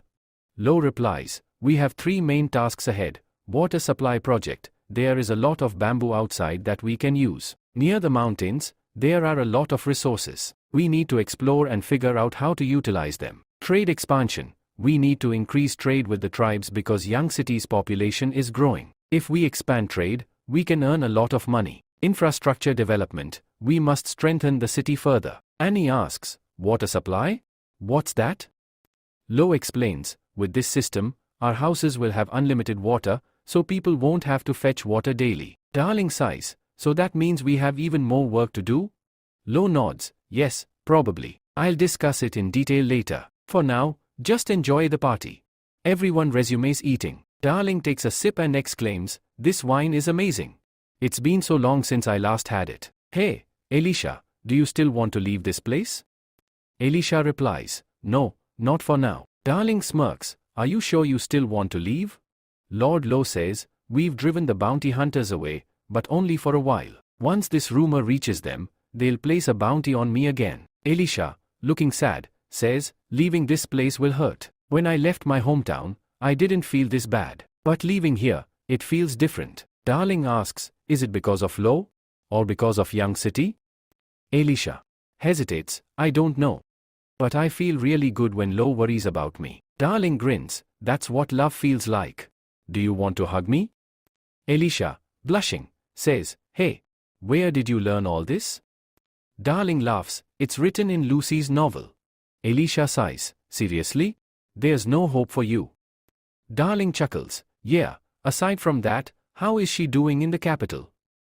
I don't know, Darling replies. The scene shifts to the prince's mansion. Lucia asks, did you find that girl? The knight bows and says, I apologize, Lord. She's incredibly difficult to track because the orcs are protecting her. Lucia, frustrated, exclaims, I underestimated her. She has really grown bold. She abandoned her prince's identity and fled the capital. Go. Inform all the nobles that I am fighting for the throne. This will get me more support. The knight bows, understood, Lord, and leaves. Just then, a man enters the room. He greets, Prince, how are you? Lucia glares at him, oh, you again. Every time you show up, bad things happen to me. The man smirks, I thought you'd be happy to see me. Lucia says sternly, I hope you are not here for money. Last time, you took 1,000 gold coins to find the traitor, and then 2,000 gold coins to expose the noble who betrayed me. What information are you selling this time, and how much does it cost? The man smiles, Your Highness, I don't want gold coins. Not now, not ever. I'm here for cooperation. Lucia raises an eyebrow. What do you mean? The man reveals his face and says, Let me introduce myself. I am the third deacon of the Bishop of God. Lucia, shocked, says, Bishop of God? What's that? The man explains, Our Bishop of God is an organization, and our God is Lord Mistro. Our only goal is to obtain the divine gift. We always stay in the kingdom of God, but now, we will help you secure the throne. All you need to do is establish a church in your city and declare that it is a gift from God. However, you must do this after you ascend the throne. Lucia, skeptical, asks, That's it? That simple? The man nods, Yes, absolutely. The next scene shifts to Blackwater City. A soldier says, This letter states that the master will be arriving in Blackwater City today. Spencer replies, Great. It's good that they are coming here. Then, he thinks to himself, he sends these pigeon letters. Truly, Young City has so many unique things. Then, he asks, Hey Wu, how is my daughter in Young City? The response comes, Miss Hiren is studying government affairs in Young City. There is no need to worry, she is doing absolutely fine there. Spencer says, No, that's not what I meant. Has something happened between Lu and my daughter? The man replies, Miss Hiren was learning from the master some time ago. Now, she can handle some tasks on her own with ease. This is what you wanted to know, right? Spencer nods, Yes, exactly. Then, he thinks to himself, Truly, nothing will happen to my daughter. Lord Lu is incredibly talented. If she wastes this opportunity, someone else will take Lu away. Just then, he announces, Orc type is arriving here. Everyone, get ready to welcome them. What? Why have they stopped there? On the other side, some people are having a conversation. One of the girls asks, Princess, aren't we going inside the city? A guard immediately interrupts, Be quiet. Humans are extremely useless. If the princess enters the city and something happens, humans can do anything. You should know that already.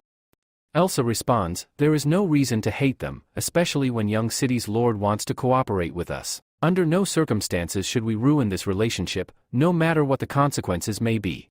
We must only ensure that they do not hate us. Then she adds, And yes, don't call me princess. Call me leader. Gilia replies, All right. Then she thinks to herself, This city lord is about to make a huge business deal. The princess is truly very kind. Elsa then instructs, All right, take some knights and go there. Invite whoever is in charge for the evening dinner. Gilia responds, Understood, leader. Then, they start moving toward the city. Meanwhile, a soldier says, They are sending a small team, but they are approaching at full speed. Spencer, now worried, says, What are they trying to do? Mishra, let's go inside first. But the man replies, No, I cannot go back. I am standing here as Young City's representative and the master's envoy. If I hide, the master's name will be tarnished. On the other side, Gilia is approaching at great speed, but the man does not move from his position. Gilia reaches him, stops her horse, and says, You are truly very brave. I never thought I would find such a strong human. The man replies, Really, leader? You must be joking. I am just an ordinary soldier of Young City. The master will be arriving here in a few days. Are you really going to enter with just these few people? Gilia responds, I am not the leader. And we are camping outside the city, so you won't have any issues. Your lord wants to meet our leader. But seriously, he is acting way too arrogant. Just then, one girl exclaims, Look! What is that coming towards us? Another girl adds, That's a ship? Where did such a massive ship come from? Seeing Lu, Gilia thinks to herself, There are demi-humans here too. But what are these demi-humans doing with humans? Spencer says, Lord, you have finally arrived. Then, he thinks to himself, Why has Hiren returned? Did she succeed in making Lu fall for her? Lo says, Sorry, we were late in arriving. Gilia thinks to herself, The guard knight here is comparable to the one in our Oasi kingdom. But how is this possible? How are they able to match our army? Even the guard knight here is much stronger than our orcs. Then she says, So, you are Lo Fang? Lo replies, Yes, and who are you? The other man speaks, Master, she has been sent from the Oasi kingdom to talk to us. Gilia says, My name is Gilia. I am the leader's bodyguard. Lord Lo, my leader has invited you to dinner. If you, scared, you can refuse. Mina, drawing her sword, says, Master, her attitude is getting out of hand. Lo responds, calm down. Don't worry about it. Then he turns to Gilia and says, go and tell your leader that we will come in the evening. Gilia replies, all right, we will wait for you. She then leaves. Bailey says, her way of inviting us was terrible. Besides, we don't need their food. The food on our ship is much better. Mina adds, Master, you shouldn't have accepted her invitation. This could be a serious risk. What if they try something? Lo replies, orcs are very cautious. You all live in Young City, so you haven't faced any issues with humans. But other orcs still deeply hate humans. If we go and eat at their place, it will be a great step toward cooperation. Benson says, Lord Lo, you must be exhausted from your journey. Please, take some rest in the city. Lo responds, thank you, Miss Hiren. You must be very tired as well, so it would be best if you spend time with your father. I will call you later. Hiren replies, all right, Lord. Benson thinks to himself, seriously, this girl is so foolish. She should stay with Lord Lo, not with me. Later, they go to the dinner invitation. Gilia says, you really have a lot of courage. Anyway, everything is ready. Come inside. Lo replies, all right. They enter. Elsa says, welcome, everyone. Okay, let's start eating. Lo looks at the food in shock and thinks to himself, such a huge piece of meat, and it's not even properly cooked. Just looking at it has killed my appetite. Bailey, while eating, says, this meat is way too salty and tastes awful. At that moment, Elsa asks, what happened? Why aren't you eating? Don't you like the food? Gilia comments, it seems Lord Lo doesn't like ORC food. Elsa, annoyed, says, hey, Gilia, stop your nonsense. Lo replies, it's nothing like that. We have traveled a long way, so eating right now is a bit difficult. Still, thank you for inviting us. I would like to invite you to lunch tomorrow. Will you come? Elsa says, all right, we will come tomorrow. Lo responds, good. Now, we'll take a leave. Then they leave. Gilia, frustrated, says, humans are really terrible. We invited them to eat, but they didn't even touch the food. And this is a very special meal in our culture. One of the guards says, yes, you are right. It will be really difficult to get along with these humans. Elsa says, enough, stop talking about it. We invited them, and they actually came. As for the food, I don't think they would have liked it anyway. Gilia grumbles, I wonder what kind of food they have in Lo's city. Even if I die of hunger tomorrow, I won't eat a single bite. Next day, the next day, they go to Lo's ship for lunch. Gilia, looking at the massive spread of food, thinks to herself, all this food looks so delicious, and the aroma is amazing. Elsa, also observing the food, thinks, even the rich ORC kingdom wouldn't serve such luxurious food to its guests. I feel like he belongs to some royal family. No. I must not let these thoughts distract me. We need to rebuild our ORC kingdom first. Then she speaks, Lord Lo, about the business you mentioned, can we discuss it now? Lo replies, alright, Young City needs a large supply of sheep and wool. Elsa asks, how many sheep do you need? Lo responds, 300 per day and 9,000 per month. Gilia, shocked, exclaims, what? 9,000? Lo continues, additionally, I need 1,000 horses and 500 warhorses. Depending on the situation, I may increase the numbers, and the price will not be below the market rate. If you agree to these terms, we can offer materials in return, such as cloth, food, and even salt. From what I know, your kingdom has a shortage of salt, whereas Young City has an abundance of it. It would be beneficial for your people. Gilia says, leader, the supplies and all are fine, but this guy is asking for horses. Elsa thinks to herself, we only have a total of 2,000 horses. If we sell them, we will become extremely weak, and if someone attacks us during this time, we will be in big trouble. Elsa says, hey, Galio, sit down now. Alright, I accept your condition, but if I find out that you were just bluffing, then you better have all the money ready. You know very well that we orcs hate humans a lot because they lie too much. Lu says, you don't need to worry. I conduct business very honestly. Elsa says, alright then, this is great. I hope our cooperation goes well. Lu says, if you have time, you should visit Young City. Right now, many orcs are living there. Elsa says, yes, I have heard a lot about Young City. When I get the time, I will definitely visit. Then they finish their lunch and return. Gilia says, leader, why did they agree to sell the horses now? We worked so hard to train them. All our efforts have gone to waste. Elsa says, the Lord of Young City is very rich, and he is also powerful. He is buying a lot of goods and materials. I think he is planning something big. Besides, his attitude toward our people is very good. Gilia says, but we shouldn't sell our horses to them, right? Elsa says, you should understand that people like him achieve a lot in the future. We can take advantage of this opportunity and build strong relations with them, which will help our orc kingdom recover quickly. Gilia says, are you seriously going to Young City now? Elsa says, yes, I feel like I should go now. On the other side, Bunsel is shocked and says to Huron, you not going back to Young City? Huron says, Lord Lu asked me to stay here. He put me in charge for a while to manage the transportation of ships. Bunsel says, seriously? This is terrible. I wanted you to stay with Lu, fall in love with him, then marry him. After that, I would have given him Blackwater City. You have ruined all my plans. Huron says, Dad, you re-saying that again? LOL. Lu needs my help for a big plan. Bunsel says, what big plan are you talking about? Huron takes out a map and shows it to him. Bunsel is shocked after seeing it and says, is Lord Lu really planning this? Huron says, yes, absolutely. In the next scene, we are shown the second prince's secret mansion. Granny says, Andy Seif is a cunning man, but he dared to refuse my request? Suddenly, someone breaks the door and enters. Granny shouts, who's there?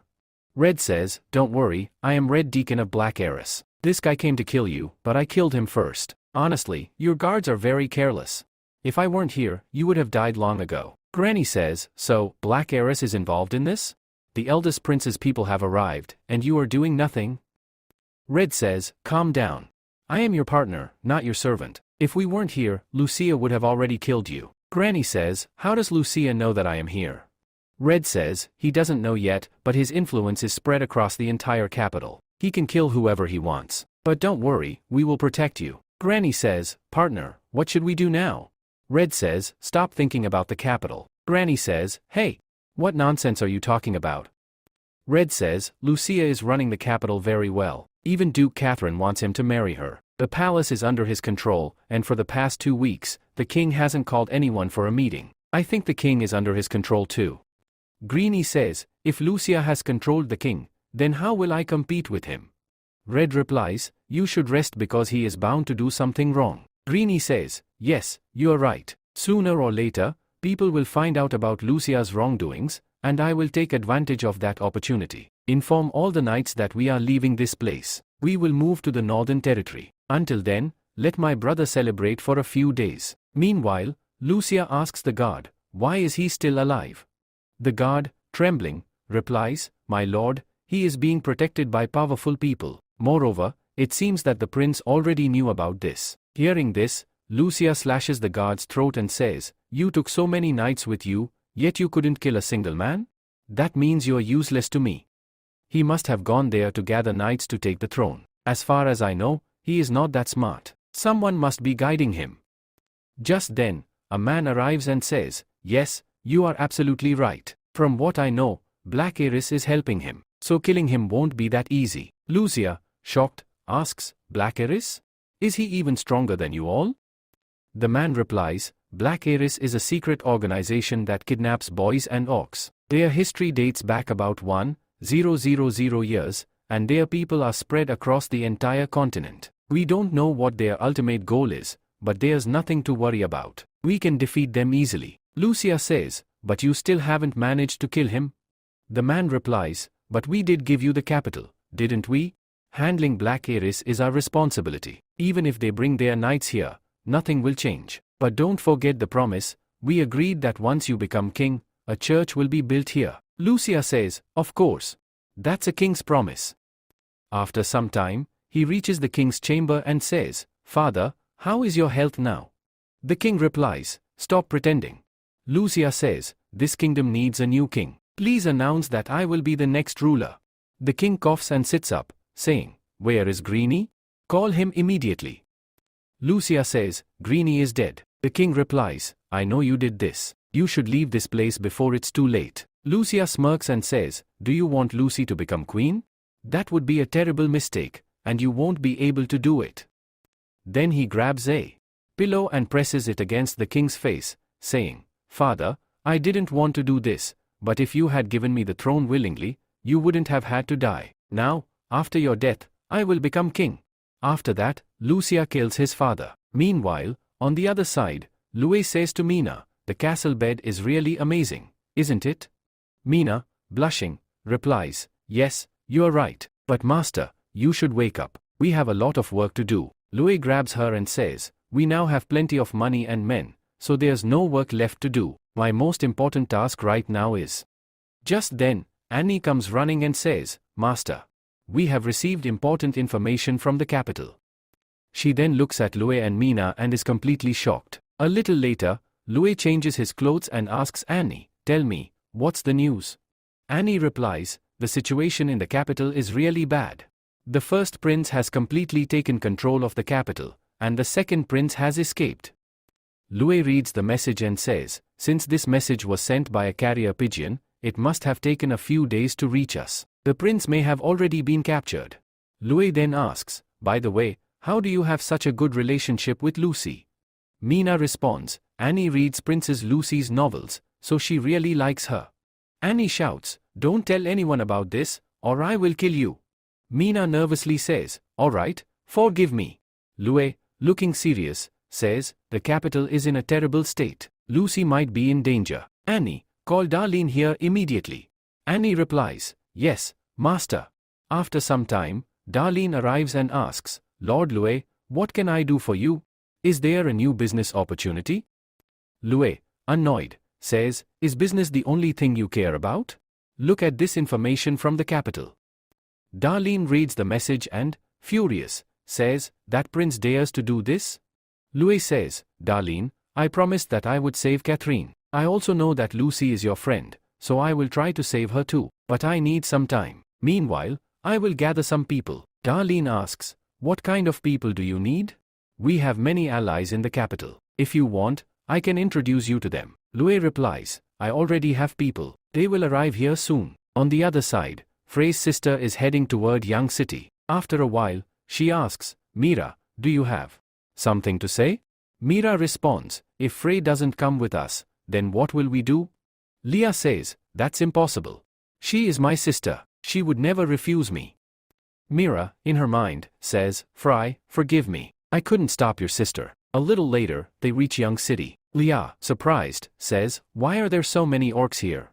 Mira responds, I was also very shocked when I first came here. But in Young City, orcs and humans live together peacefully. Leah asks, is Frey in class right now? Should we go see her? Mira replies, no, let's not disturb her while she's studying. Mira says, so, are you going to meet Lu Feng? Frey stays with him. Leah replies, I need to know about Lu first. We already know that guys seem very nice from the outside, but deep down, they can be very bad. If we meet him directly, we won't be able to tell what kind of person he is. First, let's ask the people here about their lord. Then she asks a girl, do you know anything about Lu? The girl replies, yes, absolutely.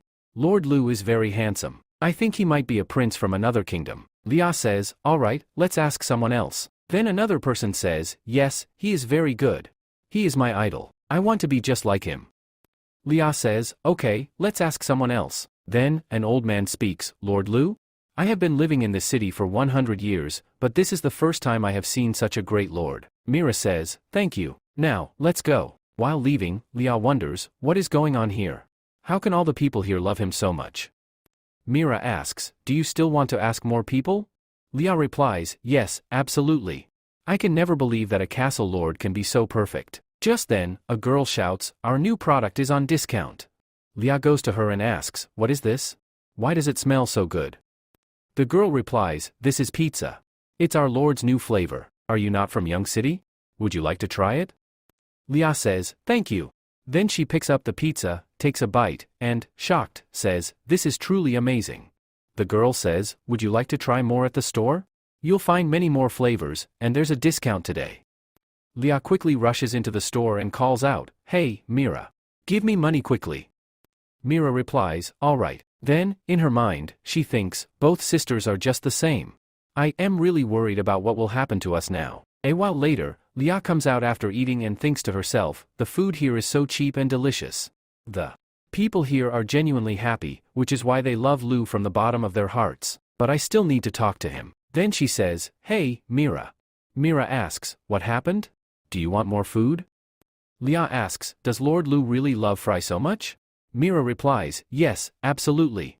He takes great care of her. If Fry doesn't want to leave, we can let her stay here. Lia says, don't talk nonsense. She will be much safer if she stays with us. Let's go. We have to bring Fry back. Mira replies, alright, big sister. Meanwhile, on the other side, Frey's class ends, and she is heading home. Just then, Lia calls out to her from behind, hey, Fry. Fry sees her and is shocked, saying, sister. Lia says, it's been so many days since we last met. Come on, let's go home together. Hearing this, Fry starts running away. Mira asks, sister, are you okay? Lia says, Fry. We were apart for just a few days, and you already have the guts to disobey me? Meanwhile, Lu is working when Fry suddenly comes running in and hugs him. Lu asks, Fry, what happened to you? Just then, Lia bursts through the door and says, where do you think you running? As she is about to attack, Mira steps in and stops her. Fry suddenly shouts, sister, stop. Everyone is shocked and says, what? Sister? Mira says, Lord Lu, please forgive us. Big sister didn't mean to do this. She was just really angry when Fry ran away after seeing her. Lu says, it's alright. Mira says, Fry, you've been here for a long time. Now it's time to go back. This place is too dangerous. You should know that bird orcs should stay in the mountains because that's the safest place for them. Fry says, Lord Lu. Lia asks, what do you want to say? Fry replies, Lord Lu can also save me. Lia asks, how can he save you?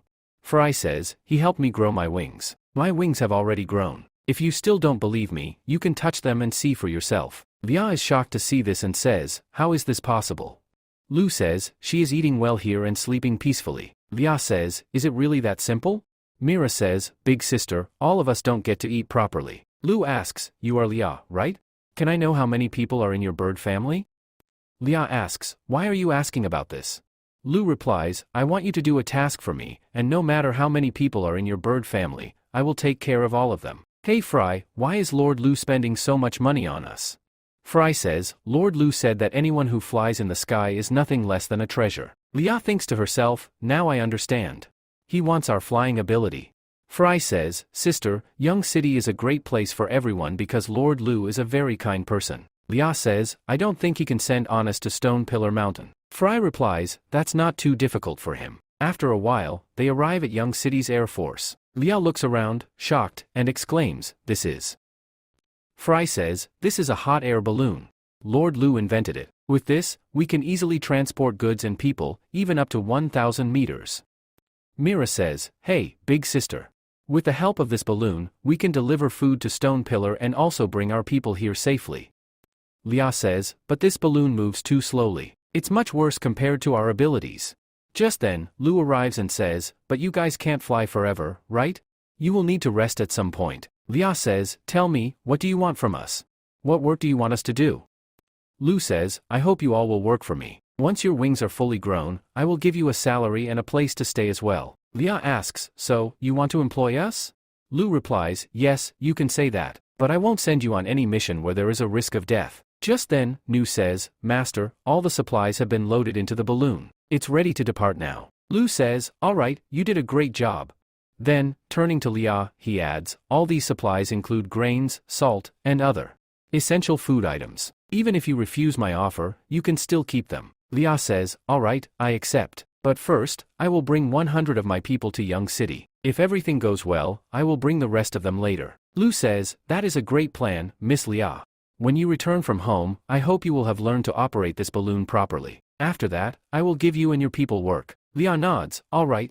Then, they all leave with the balloon. After that in Capital City, Lu says, our next task is to keep an eye on the capital. We must always stay in contact with Lucy and Catherine. I'm worried that something might happen to them. Annie says, alright, I will inform my people to handle this. Next, we are shown the blacksmith shop in the capital. Lucy says, what is happening?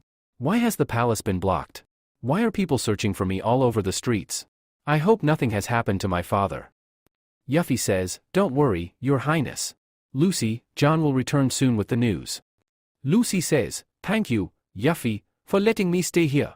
Yuffie replies, what are you saying? Aren't we both friends? And friends help each other, right? Hey Lucy, I want to show you something. Lucy asks, what is it? Yuffie says, look at this. This is my new invention. Lucy asks, what is this? Yuffie says, this is the power flap. With its help, people can fly in the sky. Lucy, excitedly, says, people can fly in the sky? Really? Yuffie replies, yes. According to the theory, it should be able to fly. But right now, it doesn't work. But I'm sure that one day, I'll make it work. Lucy says, I believe in you. Just then, her father Eli arrives and says, with the ability you have, you might be able to make this work. In about 100 years. Yuffie says, but it has improved a lot since before. I am sure that it will succeed next time. Eli says, next time, don't climb to the top of the house and jump straight down. Last time, because of you, your neighbor got really scared, and the kids started crying. Yuffie says, okay, I won't do it again. Just then, John arrives and says, John, Princess Lucy. Lucy asks, hey John, do you have any news about my father? How is he? John says, your father has passed away. Lucy is shocked upon hearing this and says, Lucy, no. How is this possible? I will never believe it. Why is this throne so important that my brother killed our father for it? John says, it was Lucia who did this. The second prince failed to gain power in the capital, so he ran away. The news of the king's death will soon spread throughout the kingdom. Lucy, John, let's go to Young City. John, shocked, asks, Young City? Lucy says, yes. That place will be safe. I trust Lord Lu because both Elisa and Catherine trust him a lot. I think he will help us. John says, alright, but besides that, I have some news about Catherine. Lucy asks, Catherine? What happened to her? John tells her everything. Lucy is shocked again and says, what? Catherine is going to marry my brother? I must talk to her no matter what. John stops her and says, stop. The Duke has heavily guarded the entire mansion. I tried to get in, but I couldn't. Now, we are shown the Duke's mansion, where a maid speaks. Maid, miss, please eat something. Catherine says, I'm not hungry, take it. Away. Maid says, if you don't eat, Lord will be angry. Catherine says, whatever. I'm just an object to him. Until I die, he's not going to do anything. Maid says, alright, miss, but this food is similar to Young City's food. If you don't eat it, it'll just go to waste. Hearing this, Catherine suddenly stands up and says, what did you just say? This food is like Young City's? Maid says, today's chef used to work in Young City, so I think the taste will be similar. Hearing the name Young City, Catherine becomes very happy and says, leave it here. Maybe I'll eat it later. The maid leaves the food near her. Catherine looks at the food and thinks, Lu said his man is in the capital. Could it be him? She keeps looking at the food and suddenly finds something in it. She opens it and thinks, This is Lu's letter. And the other one is from Lucy. If you need to send a message, write it and hide it inside the food. I'm sure this is Lu's style. Only he could think of something like this. But what does this mean? Is he coming to save me? If he comes here, it'll be really dangerous. But I really want to see him. Just then, the maid speaks from outside. Miss, are you okay? How did you like Young City's food? Lucy comes outside and says, here, take this. I am not hungry, take it away. The maid says, but miss. Lucy interrupts, I am not hungry, just go away from here. The maid replies, all right, then. She takes the food and leaves. Meanwhile, the chef asks, what happened? Does miss still not want to eat? The maid responds, yes, you rewrite. But what should we do now? According to the old rules, we have to burn it. Then the chef takes the plate and says, hey, new boy, take this. The boy responds, looks like miss isn't hungry yet. The chef says, yes, you rewrite. Take this food and the trash and throw them outside. And make sure not to spread too much garbage there. The boy replies, all right.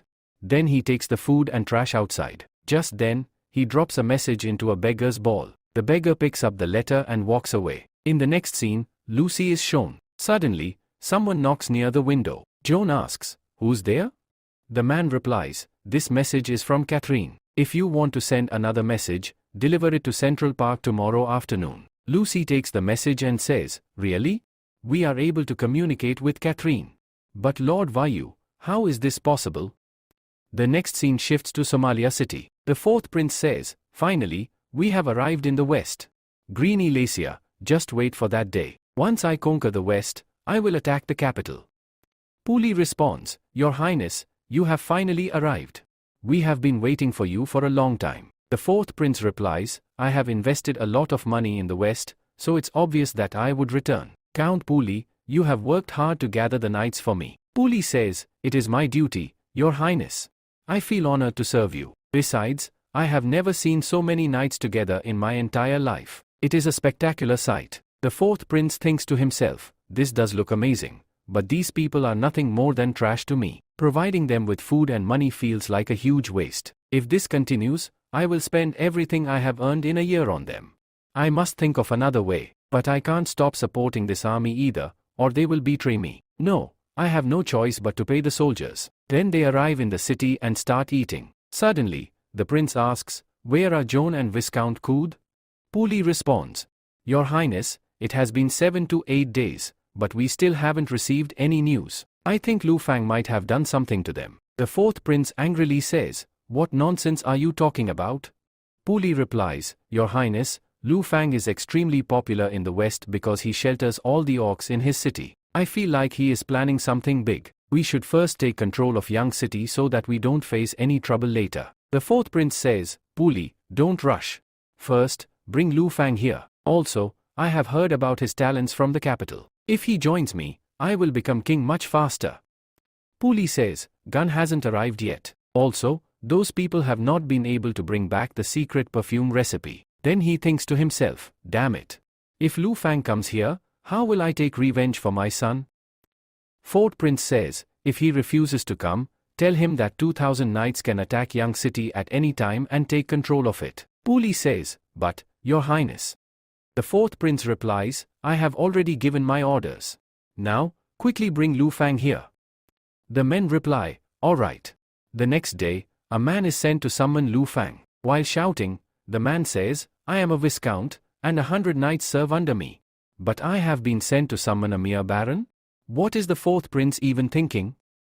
His servant says, Calm down, Lord. We have arrived in Yang City. There are so many ships here. Even more than in the capital. These ships are huge. How could they have built such massive ships?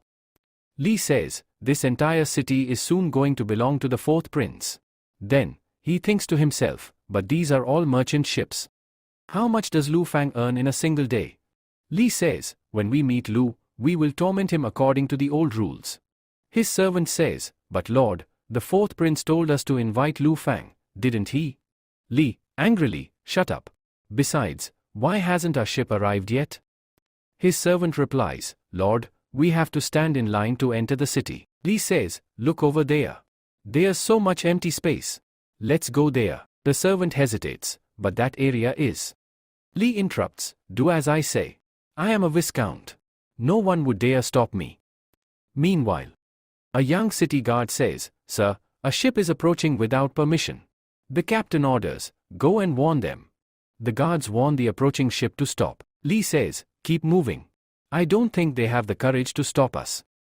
A guard reports, Captain, the ship is ignoring our warning and continuing forward. The captain shouts, Everyone, get ready. Weapons out. All the guards take up their weapons. Seeing this, the servant says, Lord, look over there. Li, in shock, shouts, Stop. We are here on behalf of the fourth prince. Moments later, the captain orders an attack, and Li's ship is completely destroyed. The crew is taken into custody. Li screams, How dare you? I am a noble. Do you even know who I am? The captain says, State your name. Why are you here? Where did you come from? Li yells, I am Viscount Li from Somalia City. This is a warrant from the fourth prince for Lu. The captain responds, Your fine is 1 gold coin. Li, in disbelief, What? 1 gold coin? Do you even know that I am a viscount? The captain calmly replies, Yes, of course. If you refuse to pay, you'll have to work as a laborer in the mines for 3 months. Li, now nervous, All right. I'm paying. After paying the fine, they finally enter Yang City. Li, still furious, shouts, They forced me to pay a fine. And you people just stood there and watched. His servant says, Lord, look at their equipment. Our knives and swords wouldn't even stand a chance against them. Li thinks to himself, But why are they walking on the side? There's so much space in the middle of the road. His servant says, perhaps that's a path for nobles. Just then, a carriage crashes into Lee. Lee, screaming, hey, you idiot. Can't you see? At that moment, Bailey arrives and says, hey, what do you people think you are doing? Do you have a death wish? Why are you walking in the middle of the road? You should be walking on the side. Lee, confused, road? What is a road? The people nearby start talking. One man says, these outsiders don't even know that vehicles run on roads? Seriously, outsiders are complete fools. Another man comments, this guy seems incredibly dumb. He doesn't know anything, yet he's a noble? What a disgrace. A third man adds, he doesn't even know that vehicles don't stop in the middle of the road, yet he was walking right in the center? If he dies, it wouldn't be a loss, but he would cause trouble for all of us. Bailey sighs and says, all right, you may go, but since you broke the rule by walking in the middle of the road, here's your fine. Pay up immediately, and don't walk in the middle of the road again. Lee, shocked, another fine? But I am a noble. Then, we are shown young city. Mina and Annie are eating something and say, this is really amazing, master. What is it? Lou replies, this is called a strawberry. When we have time, I'll plant it in young city. Annie says, so that means we can eat a lot of it in the future. Just then, Nicole arrives and says, master, a noble has come to meet you. Lou asks, a noble? Who is he? Nicole replies, I don't know, but he said he wants to cooperate and talk to you. On the other side, a man says, Lord, what do you think? Will Lu Feng come to meet us?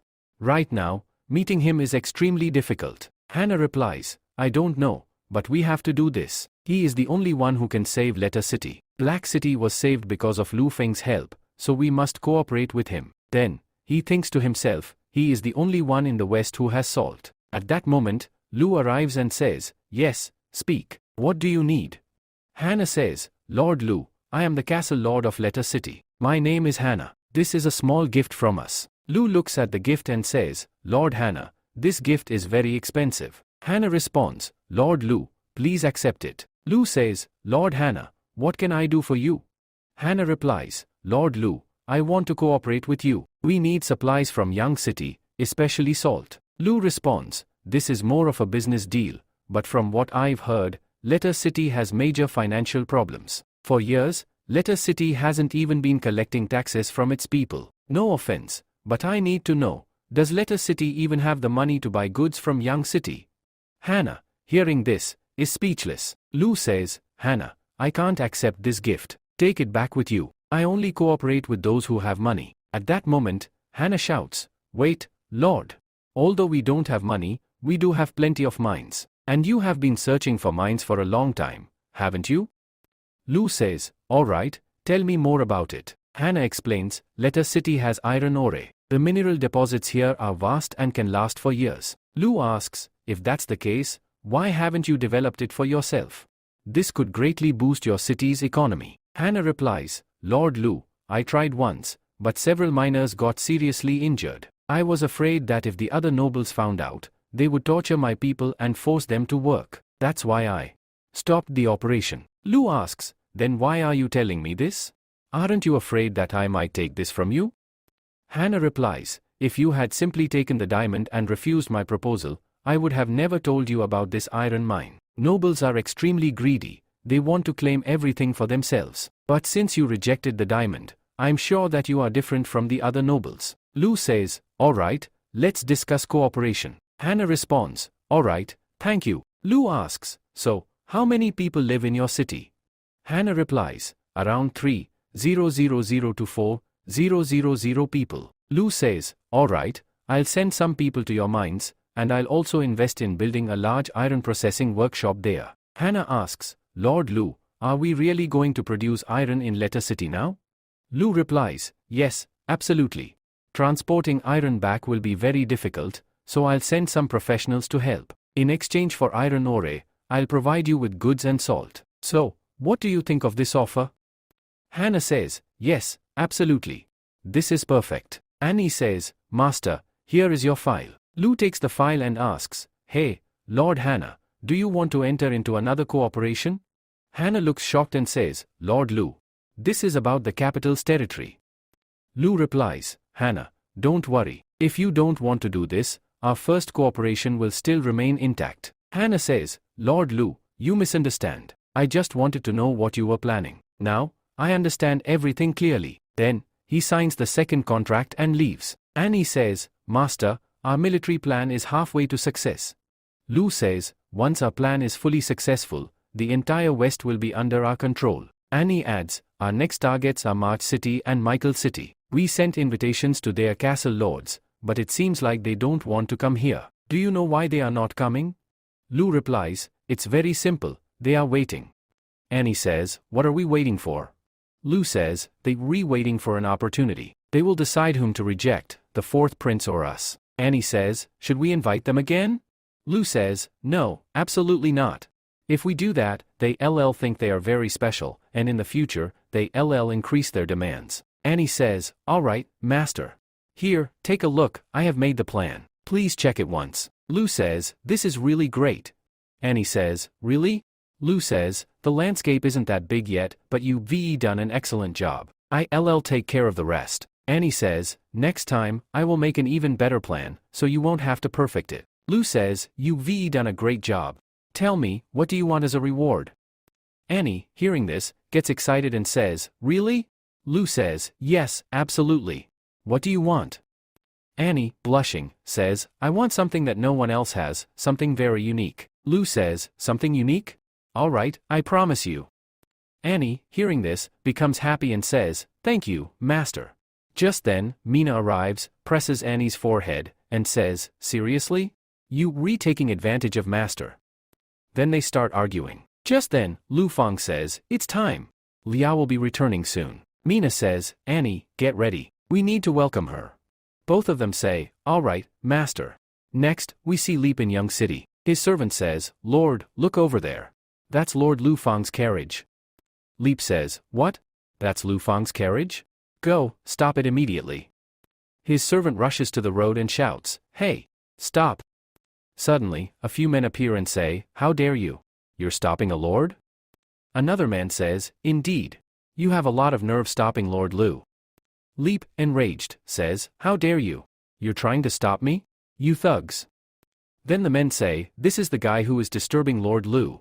Another man says, he's a terrible person. We should teach him a lesson. They start attacking him. Just then, Lu sees this and says, hey, stop. Go and see what's happening there. Qi says, all right. Qi arrives, stops everyone, and says, what's going on here? Who are you people? What are you doing here? Leap says, I'm a noble. I have come here on behalf of the fourth prince. Lu says, bring him here. Then he asks Leap, are you really here on behalf of the prince? Leap says, yes, absolutely. The prince has sent us here, and you have been ordered to go to Somalia City. Lu says, why should I follow his orders? Who is he? I rule here. Leap, furious, says, what? Lu Feng, think carefully. Our prince has more than 2,000 knights. Lu says, he's a loser. Let's go from here. Leap, shouting, says, Lu Feng, you'll regret this. The prince's knights will completely destroy your city. Hearing this, the people around them start murmuring and say, we're giving you a chance. Leave now, or we'll kill you right here. Meanwhile, Mina says, Master, why are you letting them go? We should kill them. Lu says, let them live. I want to see how he reacts, whether he attacks us with his knights or if some other lord helps him. Annie says, oh, I see now, Master. You want to pressure all the lords who still haven't decided what they want to do. Lu says, yes, you're right. Convincing them one by one is very difficult, but once they find out what happened here today, they'll make their own decisions. Annie, the lords of the West must know that I will not be joining the fourth prince. Annie says, understood. Then we see a hot air balloon approaching Young City. A man says, it's been a whole day, my lord. Please, get some rest. Lia says, it's all right. We're about to arrive. Just wait a little longer. The others say, all right. Then a girl asks, how much longer until we arrive? An orc says, this gun is amazing. Looks like something great is being built. Another girl says, look. This city is incredible. And it's huge. A second girl says, how can a human city be this great? Are we really going to live there? I'm so nervous. A boy says, you don't need to worry. Our leader said that they treat orcs very well. Lia says, all right. Everyone, get ready. We're about to arrive. Lia arrives in Young City with some of her companions. Lu says, welcome. Lia responds, thank you, Lord Lu. Lu says, you look extremely beautiful when you smile. Lia, angrily, says, Lord Lu, what nonsense are you talking about? Lu quickly replies, no, nothing. Then he addresses everyone, you all must be very tired, right? This meat is for you. Please start eating. While eating, they exclaim, wow. This meat is really amazing. Another girl adds, exactly. I was just telling our leader that this food is absolutely delicious. FRE says, of course. The food of Young City is famous all over the world. Lu asks, this choice was great, wasn't it? Lia nods, yes, absolutely. Lu then says, bring the rest of your people here. You can build your home on this mountain. There is water there, and you can fly freely. All the children here will go to school and will decide their own future. Lia responds, all right. Then she asks, why are you looking at me like that? Lu says, what happened to you today? You re-agreeing with everything I say.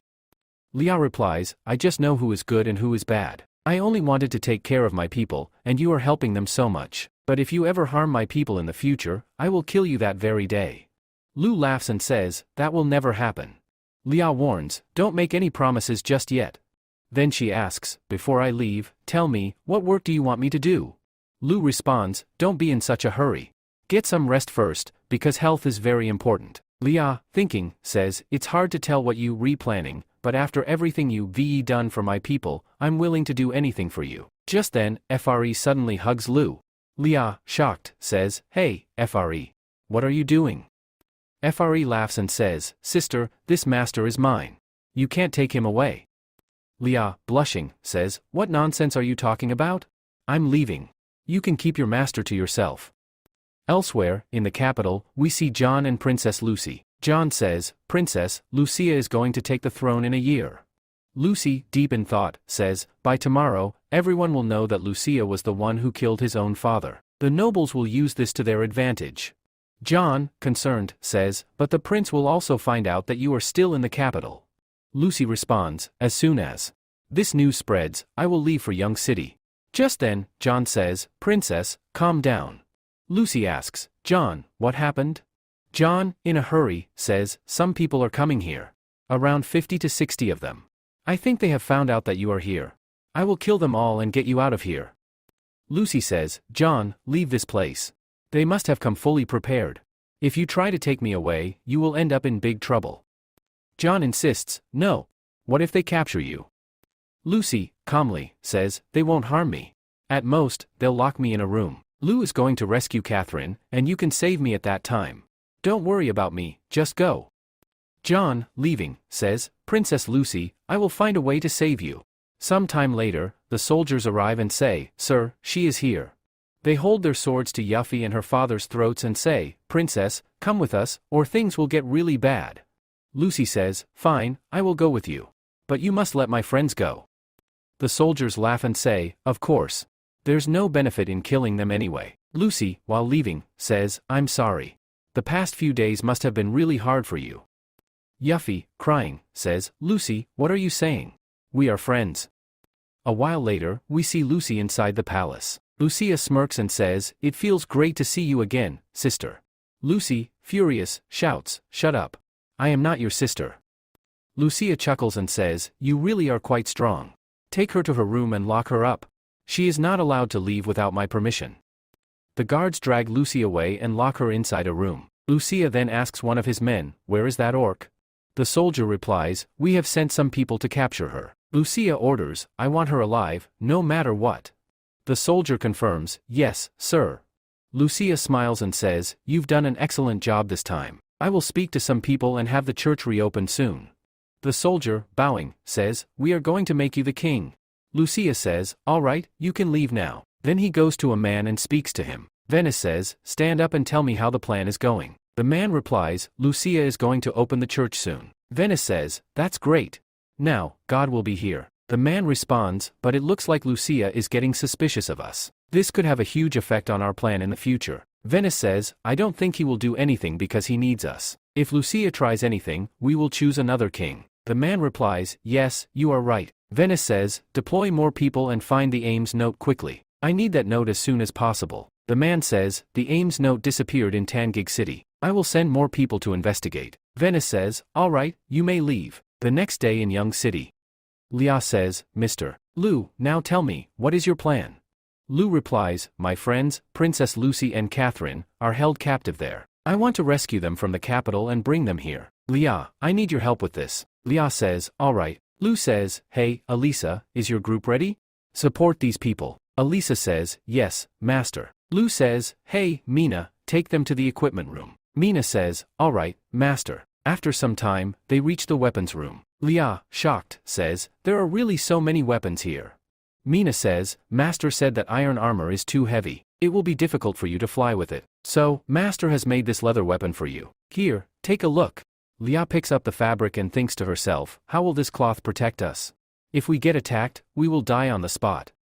Mina says, I know you won't believe it, but try tying it once. Then Lia attacks it with her knife, but nothing happens. She is shocked and says, what? Nothing happened to it. She thinks to herself, if this is sold in the black market, its value will be extremely high. Lia asks, can I give this equipment to my people? Mina says, yes, of course. These weapons are meant for all of you. Lia thinks to herself, if we had these weapons when we were hunting dragons, we wouldn't have lost so many people. Elisa says, this is exactly what I need. Lia says, this bow looks very different. Can I see it? Elisa says, this bow is called Bango. It's master's latest invention. Lia says, I can't believe Lu could create such a weapon. But an ordinary person won't be able to use this bow. Mina says, master was aware of that, so he designed it in a way that even normal people can use it easily. Lia says, this weapon. It really looks very unique. Does it actually work? Mina says, you can try it. Then Lia shoots a weapon at it. She dodges the attack and shouts, hey, are you crazy? Mina says, I was sure you would dodge it. Lia says, this arrow can even pierce through metal. Mina says, master said that all soldiers will be given this weapon. Lia says, seriously? The enemies are going to have a really hard time. Next scene, at Young City's castle. Mina says, they have left for Wangdu. When they arrive, we will get all the information. Lu says, I will wait for them. I hope the news is good. Mina says, young master and Annie, both of you take care of yourselves. Reading in such dim light will hurt your eyes. Annie says, I can't do anything about it right now. I have a lot of work to do, and I must finish it. Lu says, I have an idea, and I will use it later. Mina asks, did you think of something new? Lu replies, you'll find out later. Then he thinks to himself, it's time to return to Earth. And I also need to get a gift for Annie. A while later. Annie asks, hey, Nikolai, where is everyone else? Oh, right. There's a lot going on in Young City, and our workload has increased significantly. Nicole says, everyone praises you a lot. You have done a lot for Young City. Annie, blushing, replies, I'm not that great. I just work hard a little, that's all. After finishing her meal, she leaves. Just then, Lu arrives and asks, where is Annie? Nicole responds, she just left from here. Lu then shouts, everyone, get ready. When she returns, we will give her a huge surprise. Everyone cheers excitedly, yes, absolutely. Meanwhile, on the other side, Annie is working. Just then, Avery arrives and says, Your Highness, let's go. She then takes Annie's hand and starts leading her away. Annie asks, what happened, Avery? Do you need something? Avery replies, just come with me. I'll tell you later. They reach the castle, where it's completely dark. Annie says, Avery, what's going on here? Why are the lights off? But Avery remains silent. Annie asks again, are you hiding something from me? Tell me. Just then, Lu switches on the lights, and everyone shouts, Annie, happy birthday. Hearing this, Annie becomes extremely happy and says, oh, it's my birthday today. Lu gently pats her head and says, don't cry, you should be happy on your birthday. Annie smiles and says, I'm not crying, something just got into my eyes, and you didn't have to do all this. Mina says, this was Master's plan. He said that you work very hard, so you deserve a reward. Lu adds, I also promised Nay, so how could I forget? Annie, blushing, thinks to herself, I never thought Master would remember my birthday, even after being so busy. Just then, Nicole asks, Master, what is this? And why is it glowing so much? Lu replies, this is an electric light. It works using electricity. Everyone, shocked, exclaims, what? Electricity? Annie asks, so, this means we can use it for lighting? Lu chuckles and says, yes, you're right. In the future, our lives will become even easier, and we can use it anytime, anywhere. Nicole excitedly says, wow. That means we won't have to use candles at night anymore. Viva adds, yeah.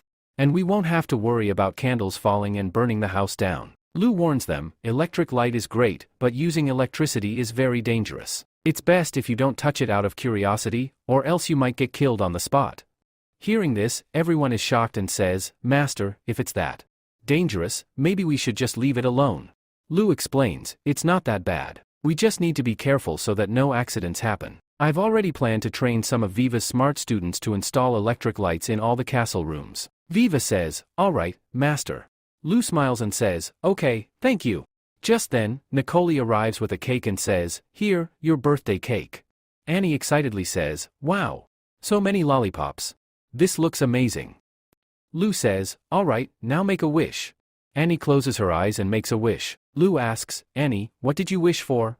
Annie pauses for a moment, then laughs and says, I'm not telling. If I say it, it won't come true. Lu smiles and says, alright, it's your secret. Then Lu gives her a gift. Annie asks, what is this now? Mina says, it's a black ball. Lu explains, this is an astro lab. Nicole, turn off the lights. Nicole responds, okay, Master. As soon as the lights go off, Lu turns on the astro lab, and suddenly, the entire room is filled with a galaxy-like glow. Everyone is shocked and exclaims, wow. This is so beautiful. Annie, feeling emotional, says, it feels like I'm looking at the night sky. Lu smiles and says, this also runs on electricity. Annie, how do you like it? Annie, overjoyed, hugs Lu and, blushing, says, I love it. And thank you for remembering my birthday. Lu gently pats her head and says, I'm glad you liked it. Then, on the other side, we see John. She says, why haven't they arrived yet? Was the information wrong? A young city soldier reassures her, don't worry, they will be here soon. After a short while, the soldier points and says, there. They have arrived. John asks, where? I don't see anyone. The soldier responds, look up at the sky. John looks up and thinks to herself, that's a bird orc. These creatures are extremely rare. But what are they doing in Young City? She then notices someone and says, well, at least Elisa is here too. At that moment, Elisa speaks up, hey, John. Lu sent them here to help us. John says, alright, great. If you guys help us, we will definitely succeed. Leah says, enough talking, let's get to work.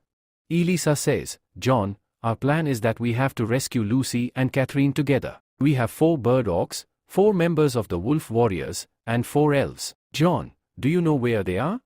John says, tonight, there is a dinner planned. First, the prince, this is a great opportunity for us. And now about Catherine, her father is also coming here, so we will rescue Lucy and also free Catherine. Elsa says, alright, let's go. A little later, John says, can't we just walk there? Leah says, don't worry, I won't let you fall. John, shivering, says, I am not scared.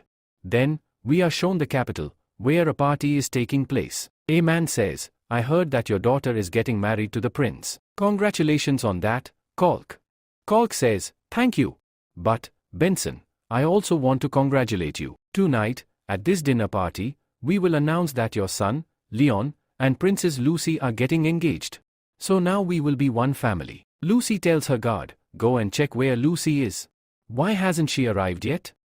Then, we are shown Lucy's room. A maid says, Your Highness, please wear this. The prince said that if you don't come to the party, they will bring Yuffie to the castle. Lucy thinks to herself, he is threatening me, using Yuffie's name. After a while, they all reach the castle. John says, Lucy's room is right here. Then she looks down and says, wait, that's Lucy. Elisa looks down and says, there aren't too many guards here. Archer, everyone get ready. Lucy thinks to herself, I don't want to marry Leon. If I am forced to, I will commit suicide. I just hope that Lucia doesn't come here to rescue me. Suddenly, everyone is killed. John hugs Lucy and says, Lucy, I came to rescue you. Lucy says, thank you. Meanwhile, Lucia angrily says, why hasn't Lucia arrived yet? Suddenly, many papers start falling from the sky. Everyone looks up and says, look, something is falling from the sky. One man grabs a paper and reads it. It says, Lucia has killed the king. Kalk says, Your Highness, it looks like there is some disturbance at the party. I must go. Others also say, we need to go too. Then they all start leaving. A boy says, Dad, Why are you doing this? Kalk says, it doesn't matter who started this. Once this rumor spreads, the prince will never be able to become the king. Go and invite Benson to my mansion. The boy says, okay, Dad. Kalk thinks to himself, if I ally with Benson, I might have a chance to become king myself. Meanwhile, Lucy says, well, it's good that now everyone will know what kind of person Lucia really is. John says, Lucy, be careful. Don't fall. Lucy says, I'm truly very happy. And Lo Fang is really very powerful. He even built this flying device. Elisa says, where is Catherine? Did you manage to get her out? Elisa says, don't worry. The other team has been sent to the Duke's house. We will all meet outside the capital and return to Yangtze together.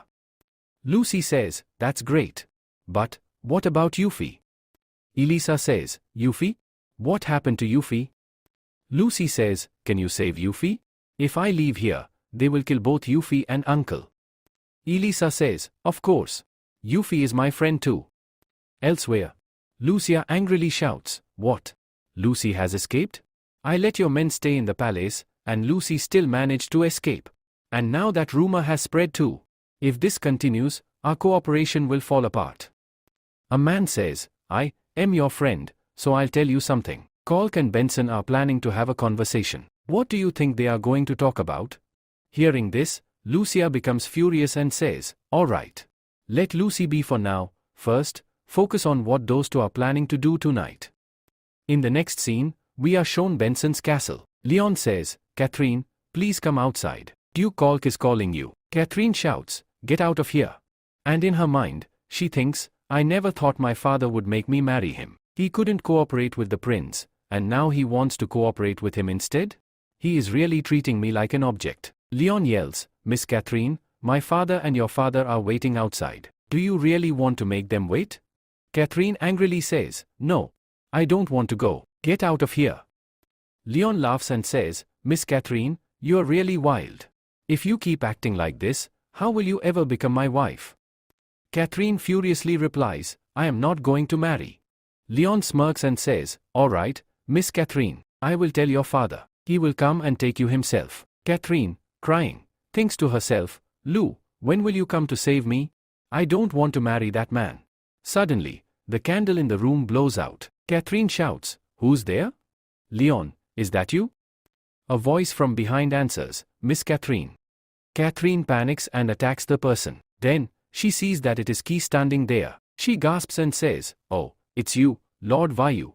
Were you sent to rescue me? I'm sorry for attacking you. Key replies, it was my fault. I scared you. Catherine says, since everything is ready, we should leave this place. Key responds, Miss Catherine, follow me. At that moment, Leon knocks on the door and shouts, hey, Catherine. Come outside. Benson is calling you. Catherine stops Key and says, wait, that's my brother. Let's go now. The boy, Leon, enters the room, shocked, and says, someone was here. And Catherine has escaped. This news spreads across the castle. Then, a guard reports, many bodies have been found near Catherine's mansion. Kalk.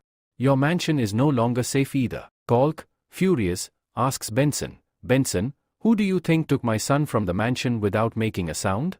Benson, deep in thought, replies, it seems like the prince is doing. Wait, was this a warning? Kalk, thinking, says, it looks like he found out that we were planning to work together, and now he is taking revenge on us. Benson asks, so, what should we do now?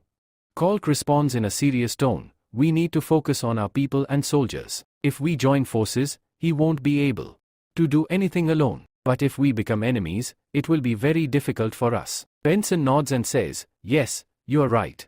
Then, thinking to himself, I shouldn't have come here in the first place. I got caught up in this mess for no reason.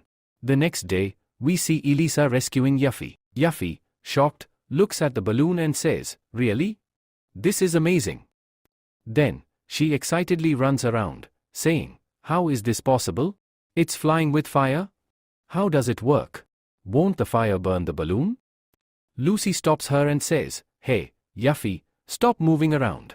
Yuffie excitedly replies, but I really want to know how it's flying.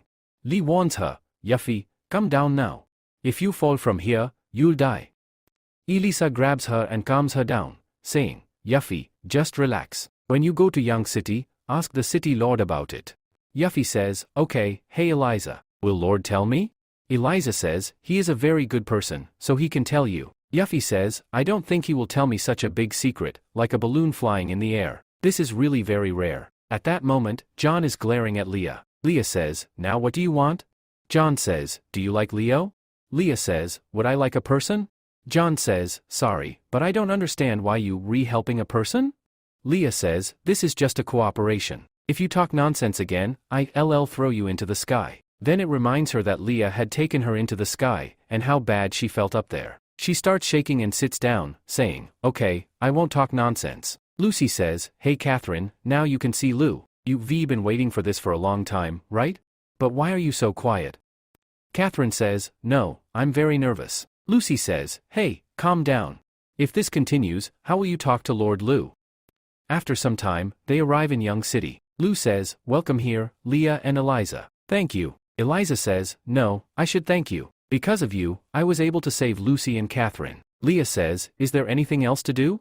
If not, I am going back to the mountain. Lucy says, thank you, Lord Lou, for saving us. Lee says, Lord Lou, thank you for saving me and Yuffie. My name is Lee, and I'm a dwarf. I'll do my best to help you. Lou says, no problem. You all are friends of Princess Lucy. Then he thinks to himself, dwarfs are said to be really good at making things. Later, Catherine says, Lou, I'm so happy that you saved me. Lou says, Miss Catherine, I feel really good seeing you. Catherine thinks to herself, he's saying that he's very happy to see me. Hearing this, she starts to fall. Lucy catches her and says, hey Catherine, are you okay? Lou says, Miss Catherine, did something happen to you? Catherine says, I'm fine, I just feel dizzy. Lou says, Annie, these people are really tired, please show them their room so they can rest. Annie says, okay, master, please follow me, your room is ready. John says, Lucy, let's go. Lucy says, wait. Then she yells, Lord Lou, I need to talk to you alone. In the next scene, Eliza says, hey Yuffie, stop, my eyes are really burning. Yuffie, running around the room, says, this is really amazing. This electric light gives so much light, it's brighter than fire. Eliza says, Yuffie, now sleep, Catherine has already slept. Look. Yuffie says, Eliza, what do you think? How does Lord Lou make this kind of light? I really want to know about it. Eliza says, sleep now, you can ask tomorrow. Catherine thinks to herself, I really feel useless. Finally, I was able to see Lord Lou, but I was about to faint at that moment. This is really bad. Lord Lou will think I am a very weak girl. Besides, I came to Young City, but what should I do? Should I just stay in the castle? I want to help Lord Lou, but I won't be able to. I'll become a problem for him. Besides, what is Princess Lucy talking about alone with Lord Lou? He also said he wants to talk to her. Are they the same? No, this can't be possible. Then we are shown in the study room. Annie is walking around. Mina says, hey Annie, stop moving around, you're making me dizzy. Annie says, oh, sorry for that, but Master and Lucy are alone in a room. Mina says, aren't you curious what they are talking about? Then John says, they have started talking now. Lucy says, Lord Lou, will you promise me one thing? Lou says, alright, tell me what needs to be done. Lucy says, Lou, I found out that the fourth prince is coming to the west. Lou replies, yes, I know about that. He invited me to join him. Lucy says, I know, he's here for something. He's gathering all the knights to take over Young City. From what I know about you, he will never accept that invitation. Lou replies, yes, you, rewrite. I don't follow anyone's orders. That's why I declined his invitation. Lucy says, but he's not the type to give up easily. He'll send knights soon to take over Young City because its wealth and soldiers are valuable to him. I can bring many knights here in your name, and then we can stop him. Lou says, do whatever you want. Lucy says, help me kill the first prince, Lucian, and take everything from him. Lou says, alright, I promise. When I capture him, I'll hand him over to you. But in return, I need something. Lucy asks, what do you want? Lou replies, I want to unite the entire West, but the fourth prince is in my way. I don't want you gathering too many knights here, but I will bring many nobles in your name. I will spread more rumors about the prince. Lucy agrees, alright, so that means we are partners now. They shake hands and say, now we are partners. On the other side, Annie says, I can't hear anything. Mina asks, Annie, what are you doing? Annie replies, Mina, I need to know what they are talking about. It's been a long time. Just then, the gate opens, and Annie falls on Lou. Lou catches her and says, Annie, what are you doing? Annie says, no, nothing, Master Lu. Lu says, Annie, spread the news that Princess Lucy will support Young City. This needs to spread throughout the whole city. Annie replies, were you talking about this inside? Lu says, yes, exactly. Annie quickly runs off and says, I'll tell the newspaper office about this. Meanwhile, Lucy tells John, it seems like they don't trust me. Am I really going to drive the prince away from these people? Do I really look like I can do that? John asks, Princess Lucy, do you like Lu? Lucy replies, not at all. Is that what you think? She angrily goes to her room. John says, so that means you don't like him either. The next scene shows the fourth prince in Somalia City. He says, it's good that you all came here. With your support, I will become king. Quickly, he thinks to himself, these nobles have neither money nor soldiers. If Lu Fang joins me, I can easily rule the capital. Just then, Li runs in and says, Your Highness, there's bad news. The prince asks, what happened now? Li says, Lu rejected your offer and didn't even look at the letter. He also said that you are like a dog that should be trapped. The fourth prince gets angry and says, I feel like killing him. He yells, hey, Count Puli. Puli replies, yes, Your Highness. The prince says, quickly, bring 1,000 knights here and kill Lu. Puli says, all right, my lord, I'll do as you say. He thinks to himself, now it's time to take revenge. Meanwhile, some knights are reading the newspaper. One of them says, hey, did you read the newspaper? There are over 1,000 knights in Yang City. Another person says, who knows?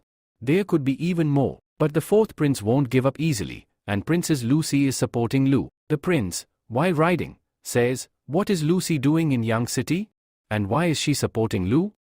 Puli replies, Your Highness, I can send some people to investigate, but it will take a lot of time. During this time, many nobles might betray us. The prince says, let the nobles be. Right now, we need to kill Lu Fang and Lucy. Gather all the knights and leave now. Puli says, Your Highness, but this is a bit rushed. We don't even have enough supplies. The prince says, you can collect supplies from the small city. The nobles there won't refuse, and anyone who dares to resist, kill them. Puli says, all right, my lord, I leave now. Then, he takes the 1,000 knights and leaves for Young City. Li says, Count Puli, what do you think? Do you think we can do this? Puli replies, Li, we are on the same level. We have no way out. If the newspaper is right, then only the prince or Lucy will survive in this battle. Li says, yes, you rewrite. I'm overthinking. We will definitely win. Puli says, okay, everyone get ready to leave. On the other side, Catherine holds Lucy's hand and says, Lucy, tell me, what can I do for you? I can learn anything. Lucy says, hee, stop, my hand will break. Yuffie says, what's going on with Catherine?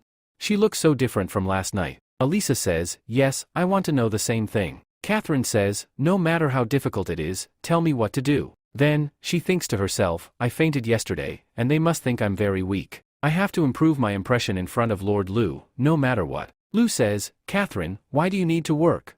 Aren't you happy staying in the castle? Catherine replies, yes, I'm happy, but I want to help. Everyone is working, but I'm just sitting here. Lu asks, what are you good at? Catherine answers, I'm not good at anything. Lu says, did you forget? Catherine asks, what? Lu says, about music. Catherine says, yes, you rewrite. I'm very good at playing the flute. Lu says, I have an important job for you, and only you can do it. You'll have to become an idol. Catherine replies, oh, I was joking. I want to make you the chief musician of Young City and establish a new music band here. Catherine says, a music band? What is that? Lu replies, the army people get very sad, and music plays a very important role in cheering them up. That's why I want you to make a music band for them, which will make all the soldiers really happy. Catherine says, I didn't know music played such an important role. I really want to do this job. Lu says, okay, I'll be the first audience for your band. Then Yuffie says sadly, this is good for her. Elisa pats her head and says, tell Lord Lu. If you don't tell him, how will he know?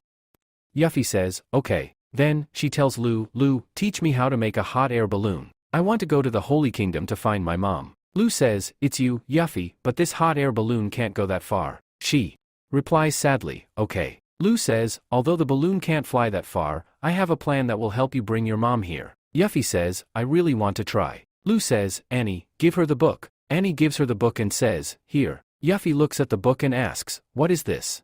Lu replies, this is a magic machine called a streamer. If you make it, you can bring your mom here. Then, Lu thinks to himself, Lucy said Yuffie is a great artisan. The weapon she made became very popular in the capital. Maybe she can make this. Yuffie says, okay, I'll put all my effort into it. Lu says, if you need anything, just ask me. Now, I have an important task to do. I'll talk to you later. Lucy says, yes, it's time to talk about how to defeat the Fort Prince. Lu asks, the Fort Prince?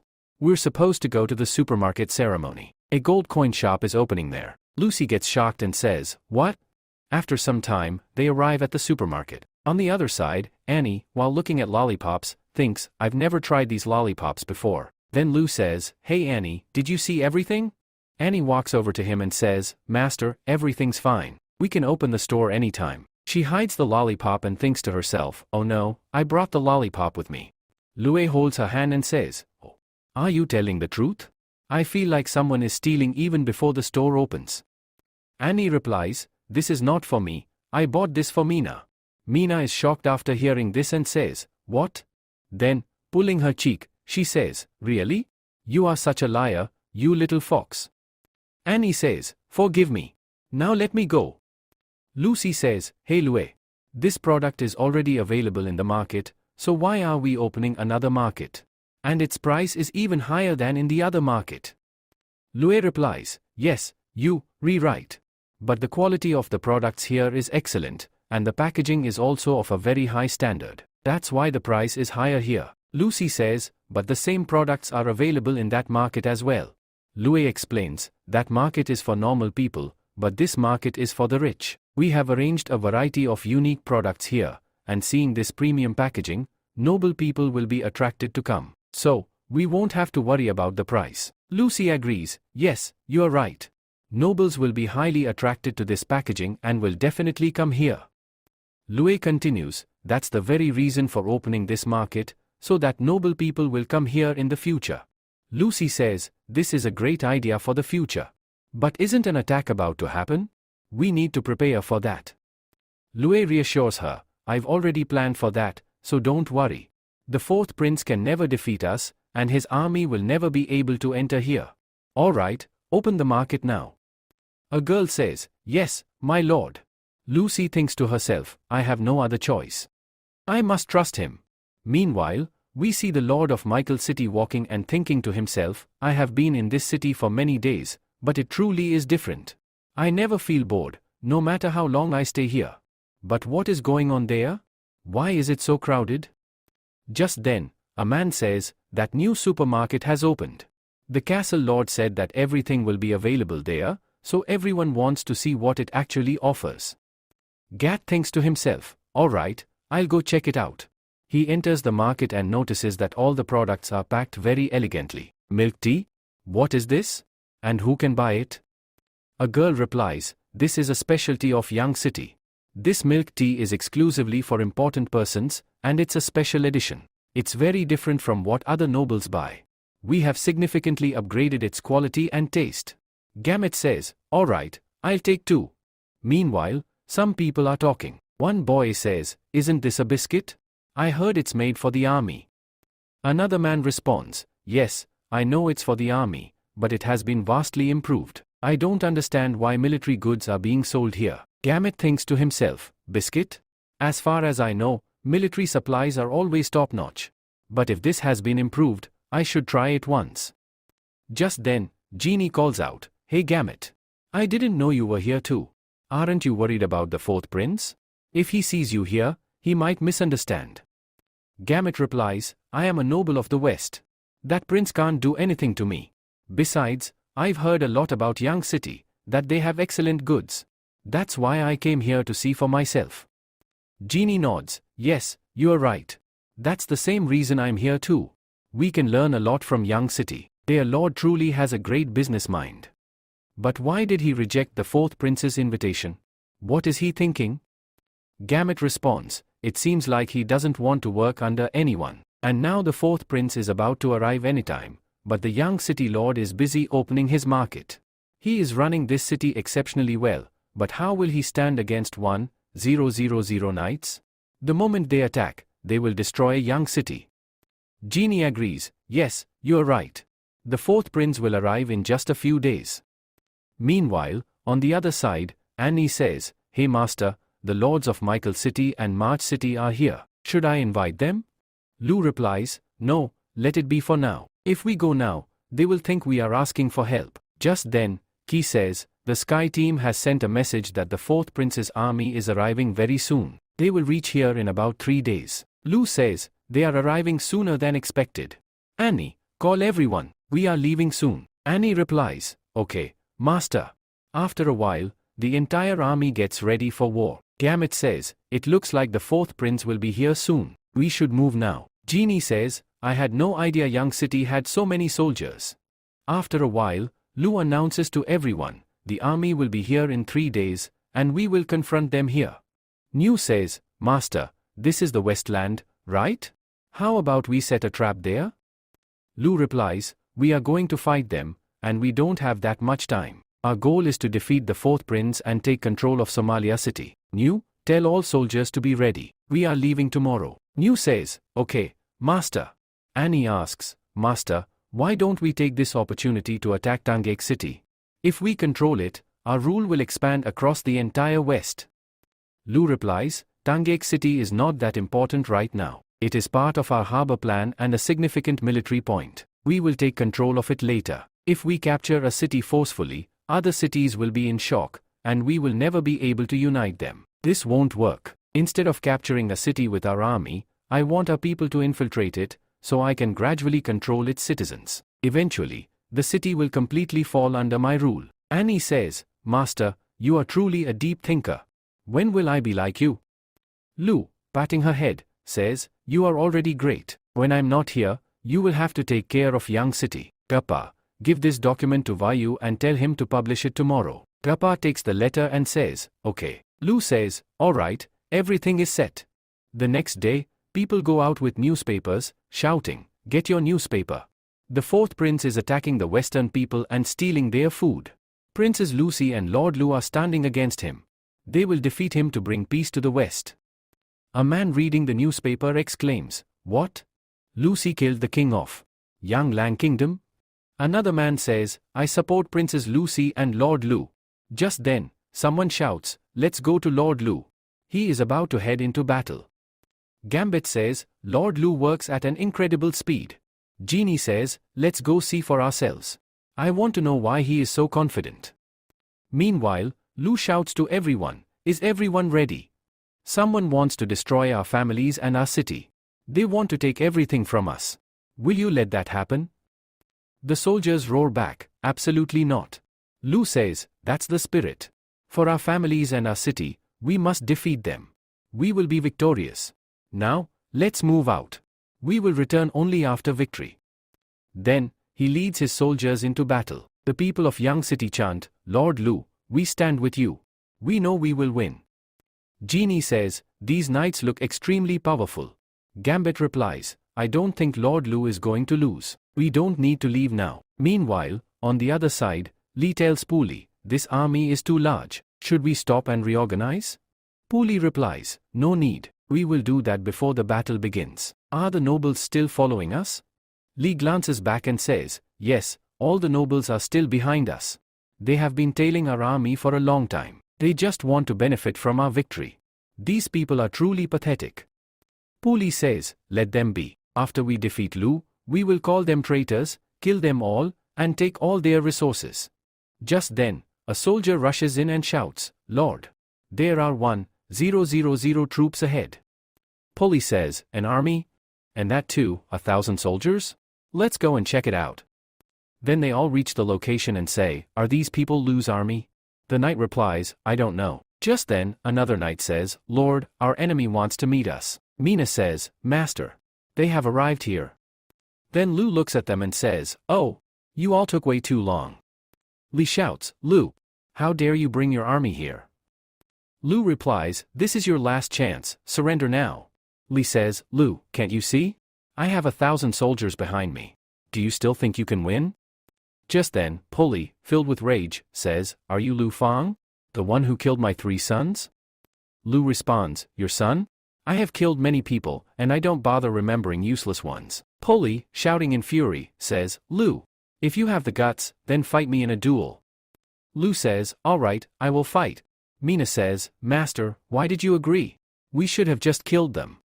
Lu replies, Mina, don't forget, our goal is to train our army. There are many new soldiers here who have no experience in war. If I refuse, they will never respect me, and that would be a big problem for me in the future. That's why I had to say yes. Mina nods and says, all right, I'm ready to fight.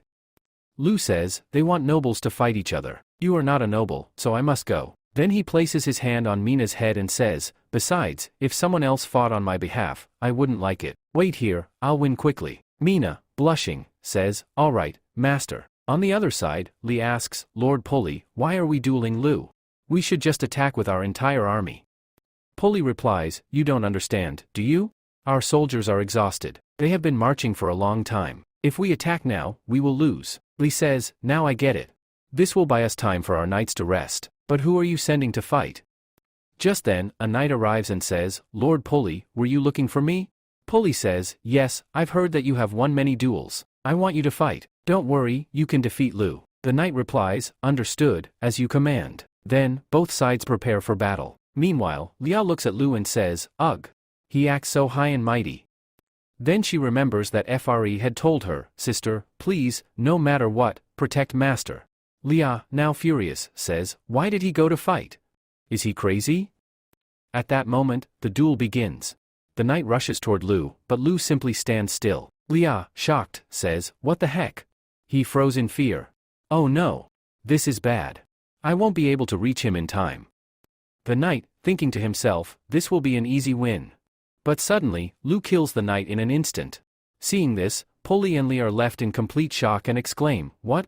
Meanwhile, Lu says, Fre, I'm perfectly fine. There's no need to save me. Just then, Pulley shouts, Li. Attack, now. Li yells, everyone. Kill them all. On the other side, Nu shouts, everyone, get ready. Fire the arrows now. Then, a rain of arrows is launched, injuring many soldiers. Mina shouts, it's our turn now. Attack. Then, Lu's army charges forward. After a fierce battle, Lu's army wins with ease and captures Pulley and Li. They both yell, we are nobles. You can't do this to us. Nu punches one of them hard and says, shut up. If you don't, things will get even worse. Then Lu shouts, everyone, get ready. We are heading toward Somalia City. Pulley, shocked, asks, Somalia City? What are you planning to do? Lu replies, I'm going to destroy them all. The scene shifts to the outskirts of Somalia City. Lu's soldiers are seen resting. Lu then says, we have learned about Somalia City's defenses. Everyone must memorize the locations. Nu, your mission is to guard the city gates. Don't let anyone escape. Nu says, all right, my lord. Lu says, hey, Elisa, your task is to stay in the hot air balloon with your team and stop the enemies from calling reinforcements. Elisa replies, this battle is looking really interesting. Lu says, hey, Leah, your job is to protect Elisa. As soon as you take control of the west gate, light the fireworks in the sky. Leah says, what? That's all I have to do? Mina asks, Master, what should I do? Lu says, Mina, your task is to lead the Ul warrior team. As soon as the attack starts here, take advantage of the situation and infiltrate the castle to capture the fourth prince. Mina replies, all right, I'll do it. Lu pats her head and says, okay. Everyone, get ready. We will take over Somalia City in a single strike. After that, we will party in the castle. And everyone, stay safe. Everyone shouts together, yes? Now, we see Somalia City. A man says, hey, look over there. What is that? The people are shocked after seeing something. What is that balloon doing there?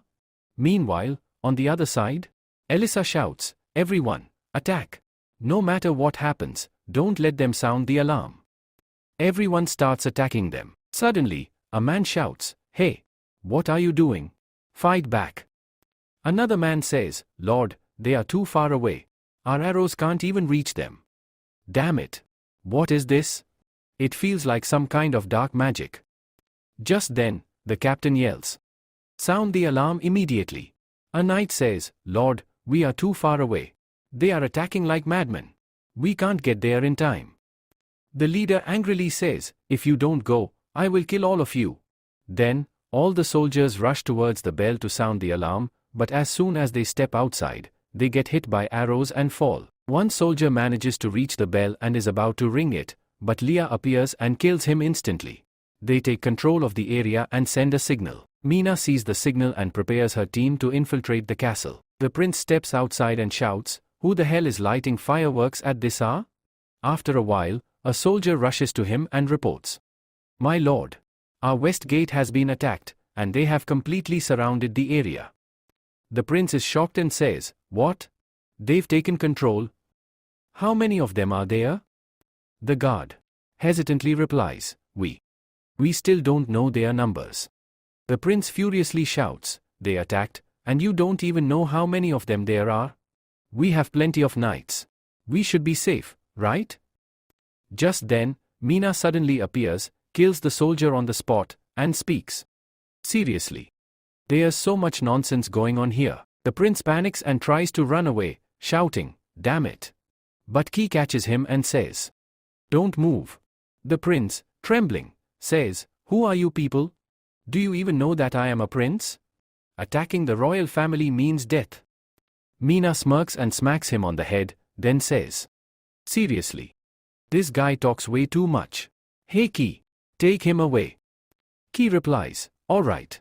Lu says, "Now remove the cloth from his mouth." The other man responds, "All right, master," and then removes the cloth from his mouth. As soon as the cloth is removed, the prince screams, "Who are you, and how dare you do this to me?"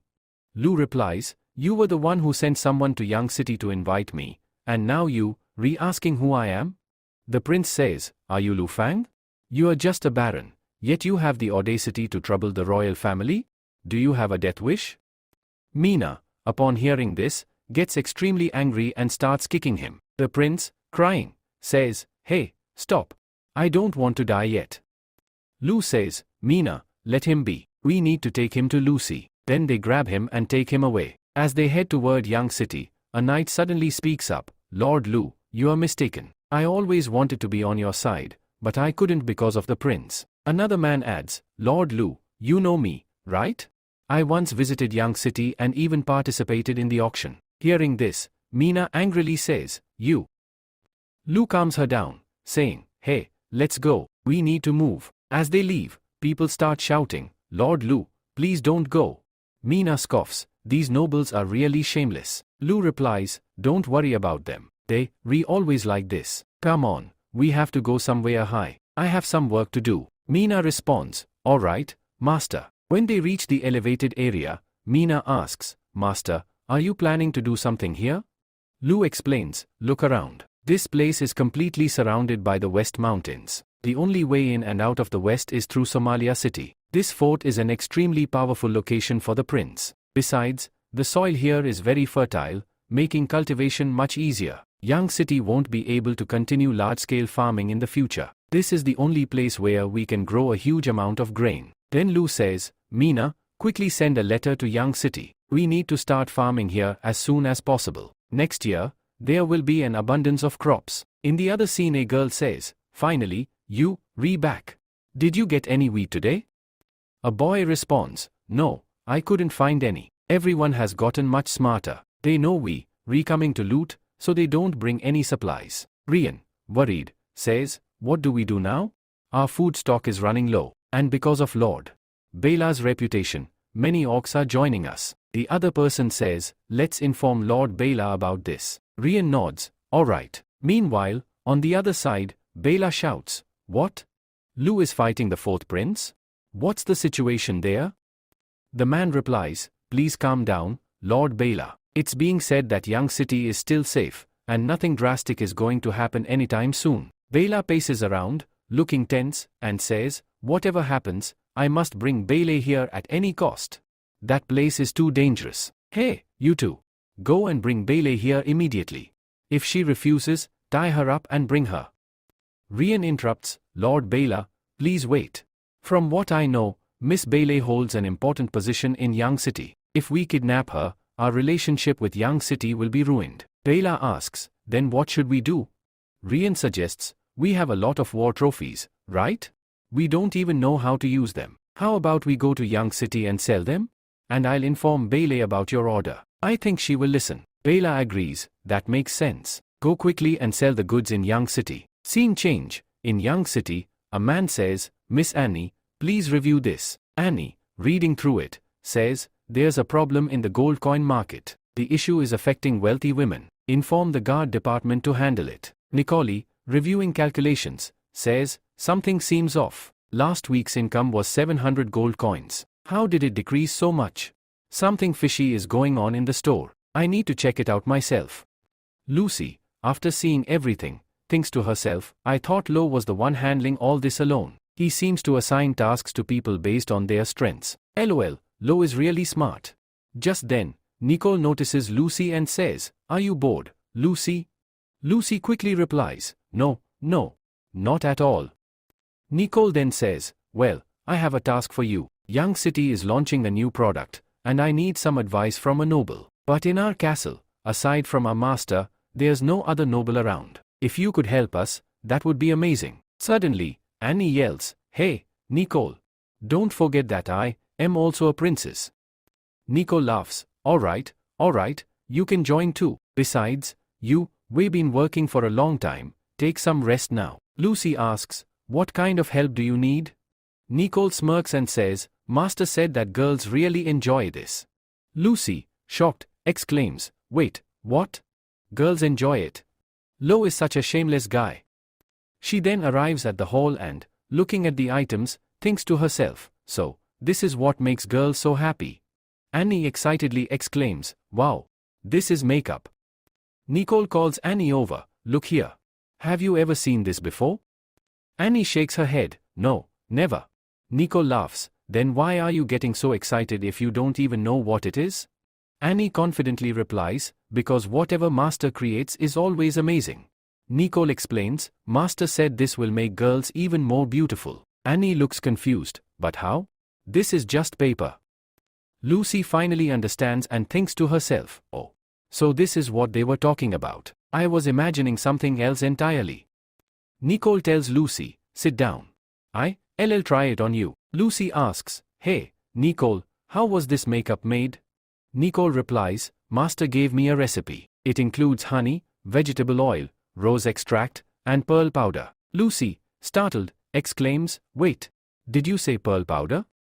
Nicole nods, yes, it's made from real pearls. Annie casually adds, there's no need to be so shocked. We have plenty of pearls. Lucy thinks to herself, it's not about having pearls, but as a princess, I can't just say that outright. These people are insanely rich. Nicole announces, your makeup is almost done. Annie excitedly says, wow, Lucy, you look just like a princess. Lucy sighs, but I am a princess. She looks at her reflection and is completely shocked. Is this really me? The other noble girls are going to be so jealous when they see this. Annie grabs Nicole and pleads, Nicole, I want to try it too. Nicole nods, alright, I'll do it for you. Just then, a man enters and announces, Lord Lo will be arriving soon. Hearing this, Nicole and Annie get super excited. Wait, really? Is he finally back? Meanwhile, at the castle entrance, everyone is preparing to welcome Lo. Gambit comments, yesterday, the newspaper said they were heading into a battle, but I never thought they'd return without any injuries. Another man agrees, yeah, you, rewrite. We need to meet Lo as soon as possible, or we won't get another chance. Soon, Lo enters the castle and confidently declares, I am back. Nicole bows and says, welcome back, Master. Lucy congratulates him, congratulations, Lord Lo. Mina, looking at Lucy, exclaims, Lucy, you look absolutely stunning. Lo smirks, looks like my cosmetic product is ready. Lucy nods, yes. Nicole tested it on me. Lo admires Lucy and says, Lucy, you look truly beautiful. You'd be perfect for promoting our product. Just then, Annie arrives and says, Master, welcome back. But as soon as she appears, everyone bursts into laughter. Annie, frustrated, shouts, hey, why are you all laughing? Lo chuckles as he fixes her makeup and says, you forgot to blend it properly, Annie. Annie, embarrassed, blushes and says, thank you, Master. Then she adds, Master, as soon as people heard of your return, they rushed here to meet you. Lo thinks for a moment and says, yeah, I figured. I know exactly why they're here, but I don't want to meet them just yet. Annie curiously asks, then what's your plan, Master? Lo replies, tell them that I won't be meeting anyone for the next 2 days. But after that, I'll be hosting a fashion show, and I'll discuss business there. Annie says, alright then. Lo turns to Lucy and asks, we brought the prince. What are you going to do with him? Lucy replies, keep him locked up for now. I still don't know what to do with him. Lo nods, alright, as you say. A little later, Obi and Ryan arrive in Young City. Ryan looks around and asks, why is it so quiet in Young City? Obi replies, wasn't there supposed to be a war here? Just then, a man passing by overhears their conversation and says, that war ended a long time ago. LOL, you guys won easily. Both of them are shocked. What? It's over? The man laughs, seriously, you guys have no idea what's going on. Where did you even come from? Obi wonders, what do we do now? Should we take Belle back with us? Just then, Obi notices something and says, hey Ryan, look over there. Ryan turns and exclaims, hey, Belle. Belle runs up and hugs her. Oh, it's really you. It's been so long since we last met. What are you doing here? Ryan struggles, hey. That hurts. Please, let me go. Obi explains, we came here to sell goods and buy food. Belle nods and says, hey, X. Please take all their goods to Annie and tell her that these people are here for business. Meanwhile, I'll take my friends on a tour of Young City. They must be exhausted from their journey. There's plenty of time for business later. X responds, don't worry, I'll handle everything. Obi looks at Belle and says, whoa. You even have the authority to give orders in Young City? Belle smiles, I am not giving orders. I am just asking for help. Come with me. I'll show you around. As they walk, Obi and Ryan are amazed. Obi says, wow. Look at these vast fields. Growing all this food must have taken a lot of effort. Ryan adds, in just a few months, there's enough food here to last a whole year. And Young City's soldiers are incredibly strong. Obi notices something. Hey, that bridge is huge. And it's built over water. What if it collapses? Belle nods, I was shocked when I first saw it too. Meanwhile, Ryan thinks to herself, Lu Feng has managed Young City exceptionally well. And it looks like Belle's status here isn't low at all. If that's the case, how are we going to take her away from here? Belle interrupts Ryan's thoughts. Hey, Ryan, Obi, are you guys hungry? Let's go eat. Ryan replies, alright. Next scene, inside. The castle. Annie reports, Master, we examined all the goods that Belle's friends brought. Lo, surprised, asks, already? That was fast. And what's with the expressions on your faces? Annie hands him something. Master, take a look at this. Lo inspects the object and says, this looks familiar.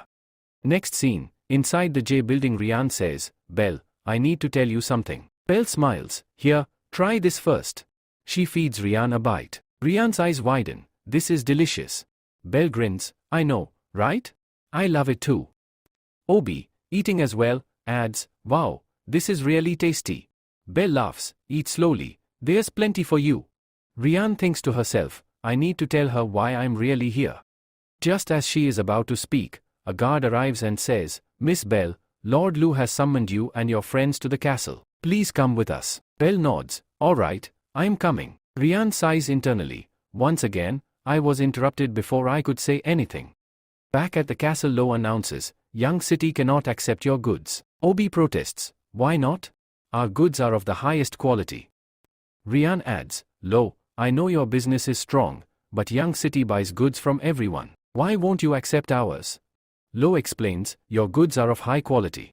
But they are exactly like those from Young City. Ryan asks, Lord Lo, what are you trying to say? Annie steps forward, isn't it obvious? This is all Young City's own merchandise. You stole it and are now trying to sell it back to us. Ryan scoffs, do you have any proof? Are you saying these goods were made here? Obi realizes something. Oh, I get it now. You humans are so greedy. You just want to take these goods for free, don't you?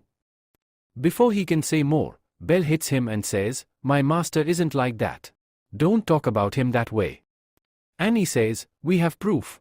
All our goods have the Young City trademark. If you don't believe us, take a look at this. We don't care if you steal from other merchants, but do you even realize how much this affects our reputation? If you bring stolen goods back to Young City, what will the people here think? Now tell me, how will you compensate for this? Lo interrupts, Annie, that's enough. And you all listen to me. I don't care what you do, but never bring these stolen goods into Young City. Lian hesitates, but Bailey speaks up, Master, their condition is really bad. Can't we help them? Lo responds, I saw this mineral in your goods, and this is exactly what I need. How much of it do you have? I want all of it. Rian asks, Lord Lo, are you serious? Obi replies, this mineral is everywhere in our land. Lo smirks, then how about this? Sell me this mineral, and in return, I'll give you money and food. Rian bows slightly, Lord Lo, thank you, but this is a big deal. I need to discuss it with Lord Bela first. Lo nods, alright, I'll wait for your decision in Young City. Rian then requests, Lord Lo, I want to take Bailey back with me. Bailey looks surprised, Master, I never said that. Lo replies, fine, you may leave. As Bailey departs, she thinks to herself, did Master just let me go so easily? Am I not important to him? Lo notices, you haven't seen your sister in a long time, have you? Stay with her for half a month. Rian quickly responds, Lord, that's not what I meant. Before she can finish, Bailey interjects, thank you so much. Then, out of nowhere, she kisses him. Annie and Mina, witnessing this, yell, you kissed Master again. Rian is shocked and thinks to herself, I feel like Bailey is falling in love with him. The scene shifts, and the next day, Annie says, I wonder if Bailey reached there safely or not. Nicole teases her, you're really missing her, aren't you? Annie scoffs, not at all. Now that she's gone, I can eat in peace. Lo chuckles, you, worried about her, aren't you? Don't worry, those people are Bailey's friends, she'll be safe with them. Besides, how's the preparation for tomorrow's fashion show? Annie nods, everything is ready. The next day, people are gathered, chatting. One man says, this place is amazing. Young City has even opened a park, and now there's going to be a fashion show too. Another man adds, Lord Lo is doing so much for us. He's truly a great man. Jeannie comments, this greenhouse is huge. But it's really hot in here. Lo should have opened it in the evening. Gamut shrugs, I don't care about the greenhouse, but Lo announced in the news that he would provide fabric. Yet, he hasn't met with any nobles. Are we not important to him? Jeannie sighs, we have no other choice but to wait. The quality of Young City's fabric is outstanding. If we could get their technology, our city would become richer than ever. Elsewhere, Lo asks, so, Annie, are there any issues with the stage? Annie shakes her head, no, Master, all the seats are full. I think all the nobles have arrived, which means our fabric sales will skyrocket. She hesitates before adding, but Master, we shouldn't teach them how to make clothes. We should just sell the fabric. If we teach them, they'll make their own clothes, and our sales will suffer greatly. Lo smiles, we just need to keep coming up with new ideas so we don't have to fear competition. My plan is to spread our technology all over the West, so they'll make clothes for us. Annie gasps, so you, saying that they'll be working for us? We'll buy the clothes they make and sell them? Lo nods, patting her head. That's right. Annie, you are getting smarter by the day. Annie grins, so we need to meet with the nobles and teach them, right? Lo corrects her, not so fast. First, we need to make an agreement with them. Moments later, the fashion show begins. Nicole speaks, welcome, everyone. This is our first summer collection, comfortable homewear. You can also call it a t-shirt. And here is our first product. Everyone is shocked and says, this model looks amazing. What has she applied to her face? She looks incredibly beautiful. Genie thinks to himself, wow, these clothes are really great. I should buy a set for myself. Just then, Nicole continues, now, here's our second set. Some people excitedly ask, where can we buy these clothes? Nicole replies, you can find all these clothes in the Young City store tomorrow. A girl curiously asks, what has she applied to her face? She looks stunning.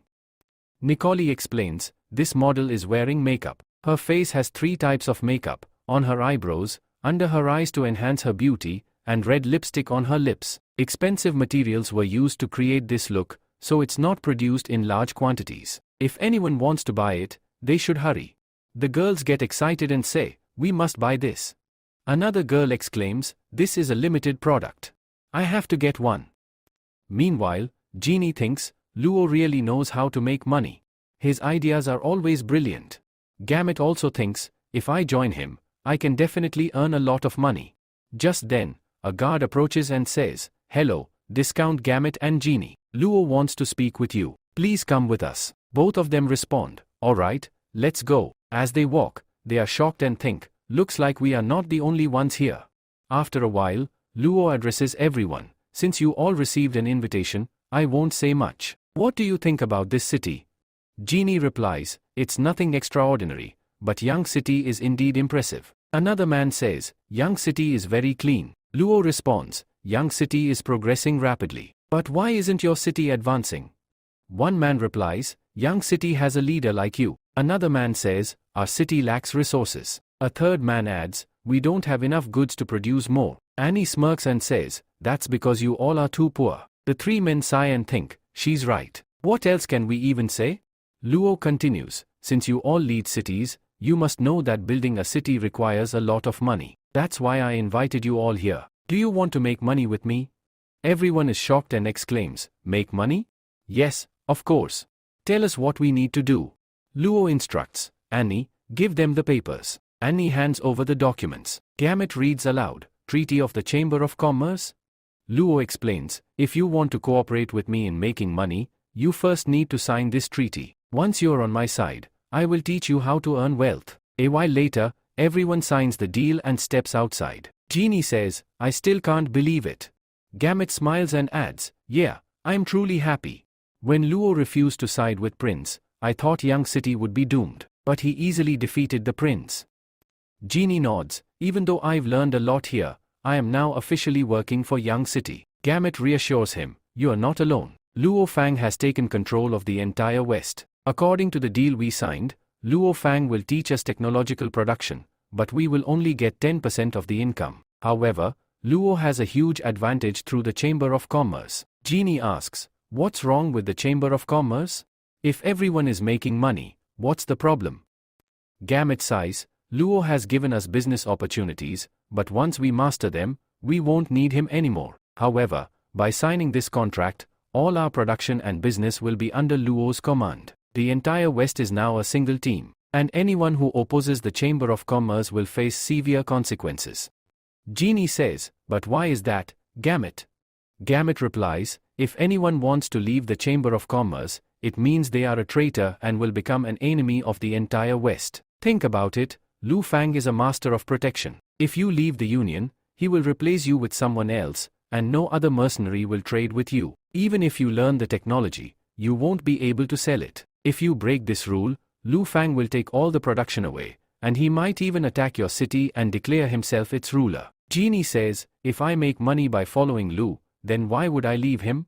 Besides, the prince lost to him, so we are nothing compared to him. Gamut responds, yes, you, rewrite. Staying with Lu is the best option for us. Genie smiles and says, signing this contract feels really great.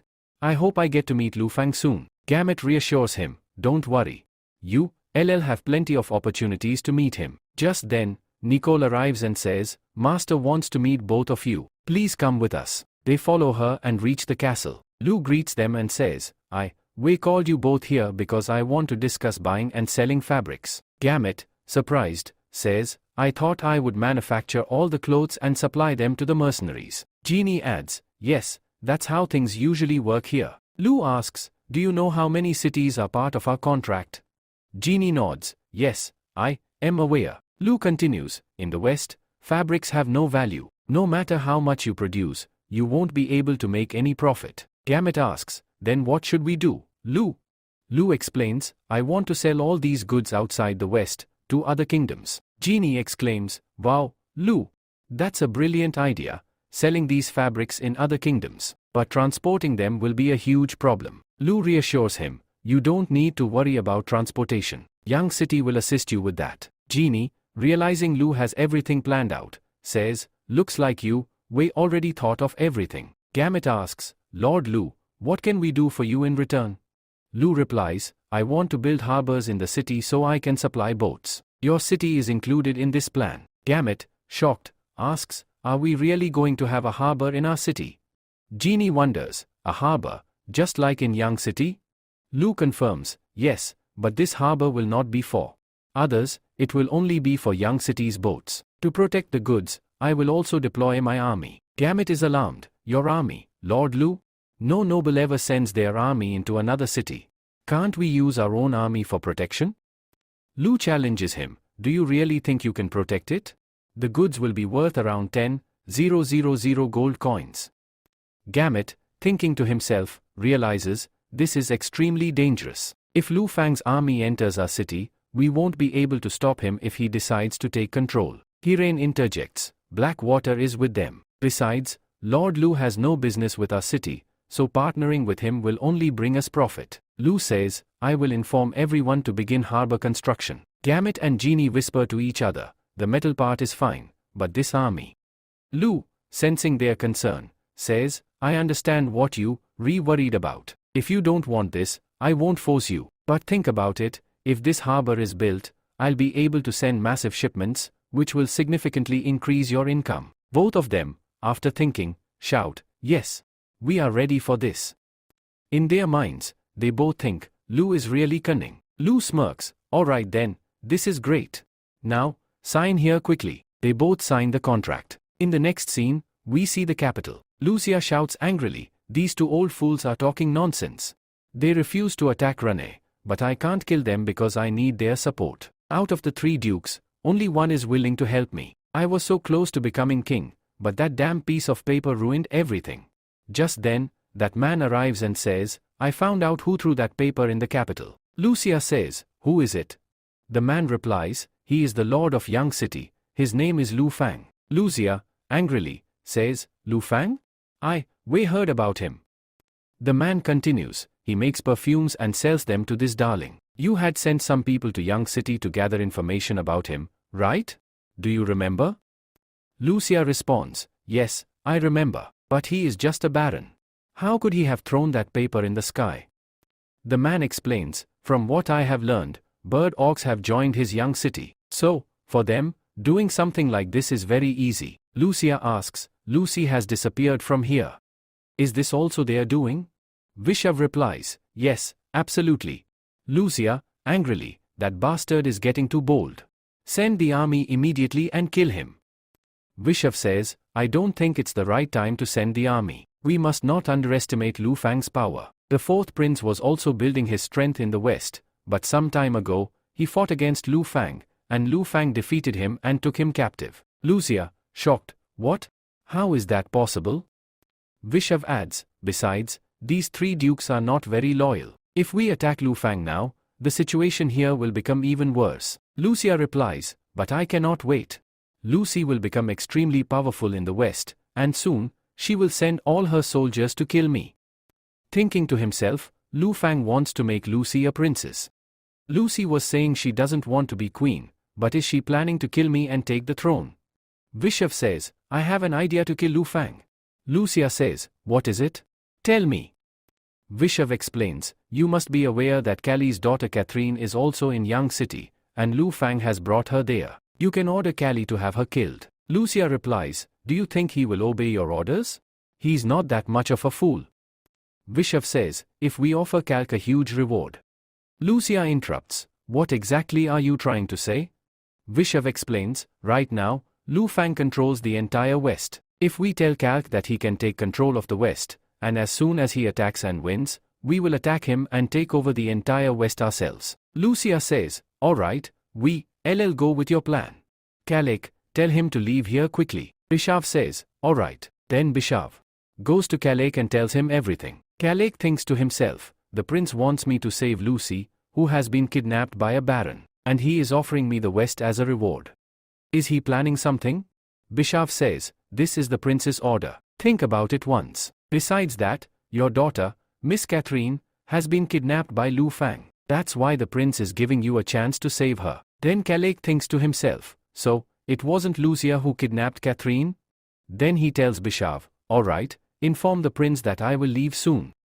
We also heard that you have a hand in the prince's success. Bishav replies, I am just following orders. The one who holds power is the one people support. And besides, you are about to become the king of the West. Then he finishes speaking and leaves from there. At that moment, Kalek's son arrives and asks, Father, what can I do for you?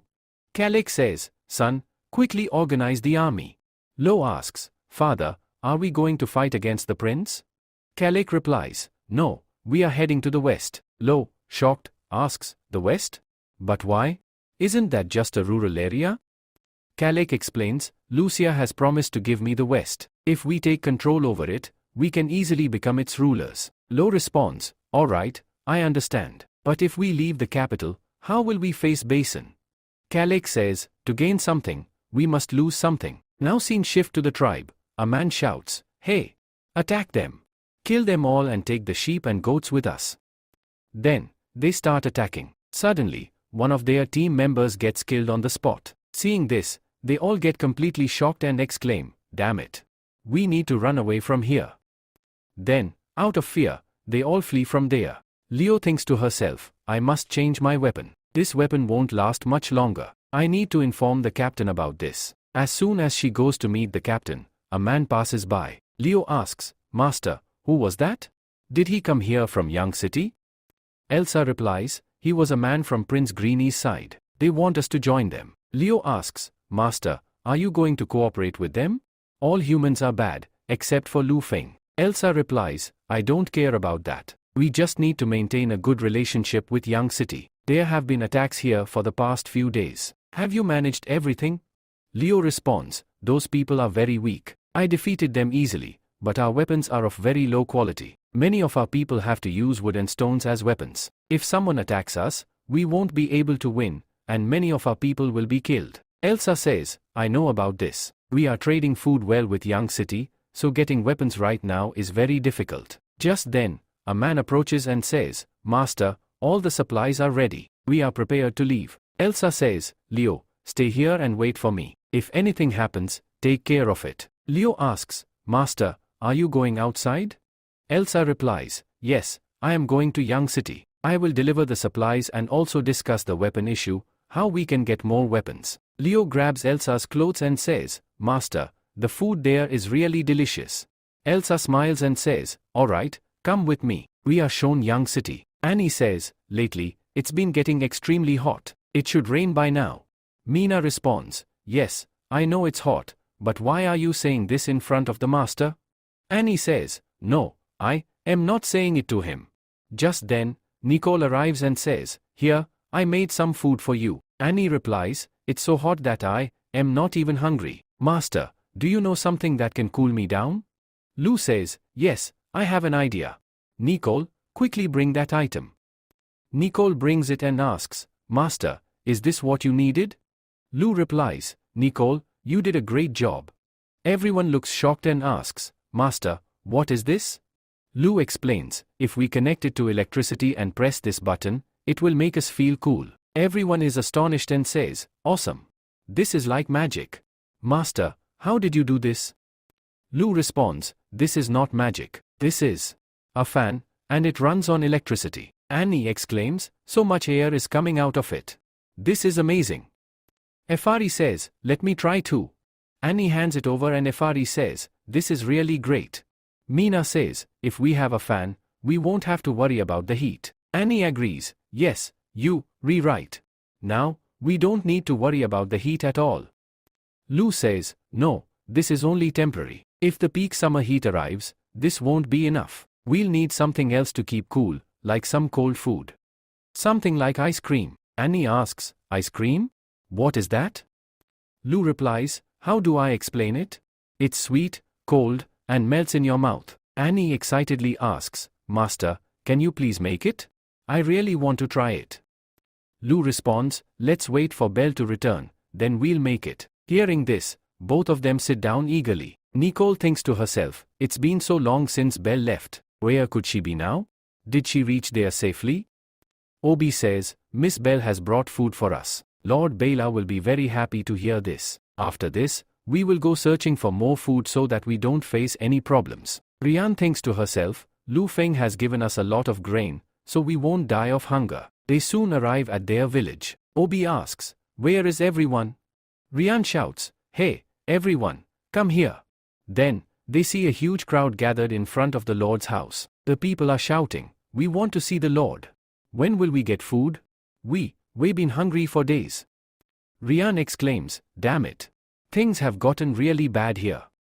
She then shouts, hey, what are you all doing?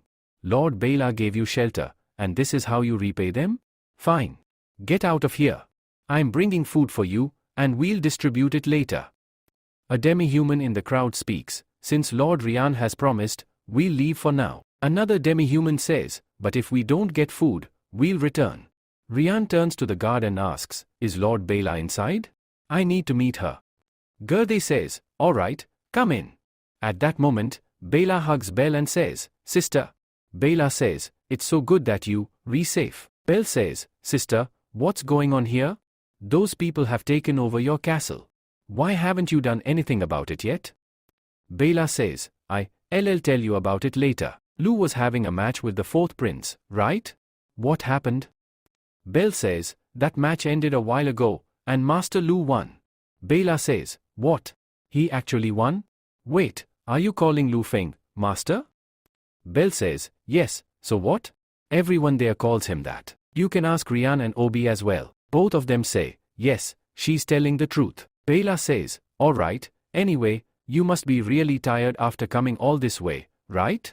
Get some rest for now. We'll talk in the evening. I have some work to do. Belle says, okay, sister, I am going to rest. Bela asks, hey, Rian, did you sell all the goods there?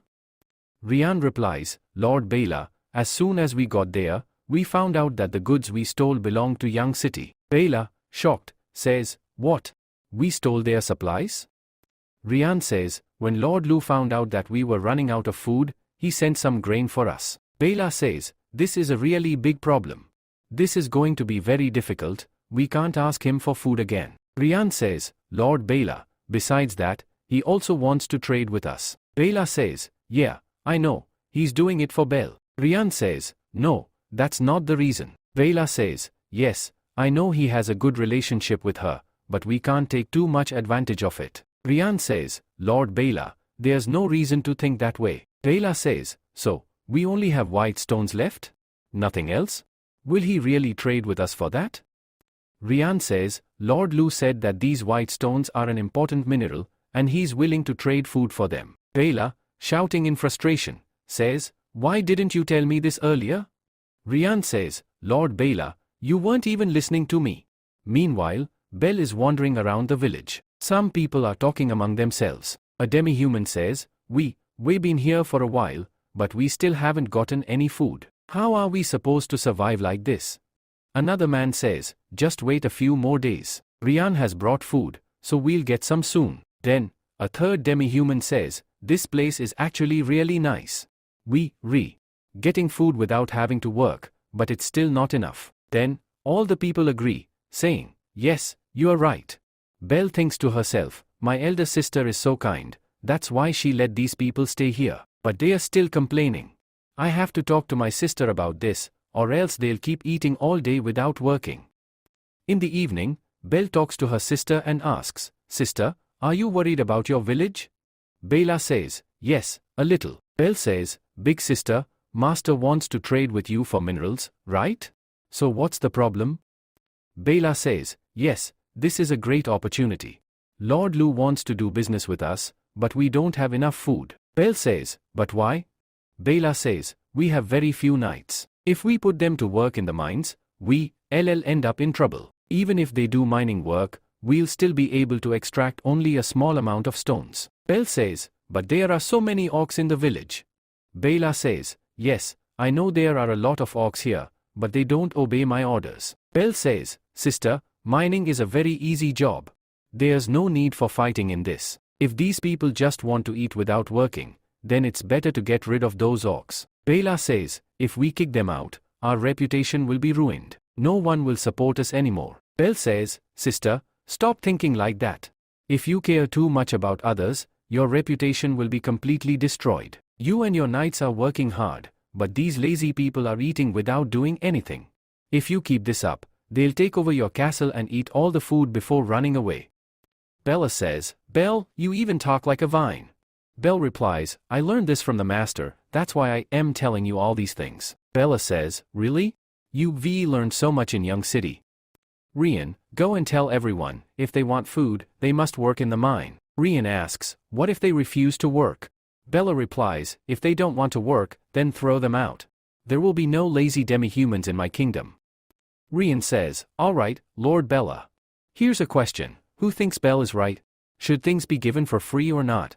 Next, the scene shifts to Young City. Annie says, Master, we can't build Harvard because there's currently a big shortage of craftsmen. Nicoli says, and we need workers in Somalia City. If we miss this season, we'll have to wait until next year. Lou says, really, we are in big trouble. Without laborers, we can't do anything. Suddenly, Yuffie comes running and shouting. Yuffie says, Lord Lou. Nicoli says, hey, Yuffie, what happened to you? You look a mess. Yuffie, still shouting, says excitedly, Lord Lou, the steam engine you asked me to make, I have completed it. Lou says, alright, let's go check it out. They all start heading towards the location. Annie says, this place is completely blocked off, Master. No one comes here. Yuffie asks, Miss Annie, have you never been here before? Annie replies, no, the Master said the fewer people who know about this place, the better. Yuffie says, yes, you rewrite. Lord Lou said that everything here has the potential to change the world, just like the steam engine. I can't believe Lord Lou came up with such a brilliant idea. Annie asks, Yuffie, what does the steam engine look like? Does it shine like Lucy's noble artifact? Yuffie replies, yes, but it shines 100 times brighter. Annie exclaims, wow! I have to see it quickly. They arrive, and Annie is shocked. Annie says, what is this? Is this treasure? It's glowing 100 times brighter. Mina says, it just looks like a pile of junk to me. Yuffie, angrily responding, says, it works, and I don't care how it looks. Lou says, machines always look like this. You all are overthinking it. Hey Yuffie, what's this? Yuffie replies, Lord Lou, this was my father's idea. Lee says, Lord Lou, forgive me. I thought iron would work better, so I combined the two. If it doesn't look right, I can separate them. Lou responds, no, this is perfect.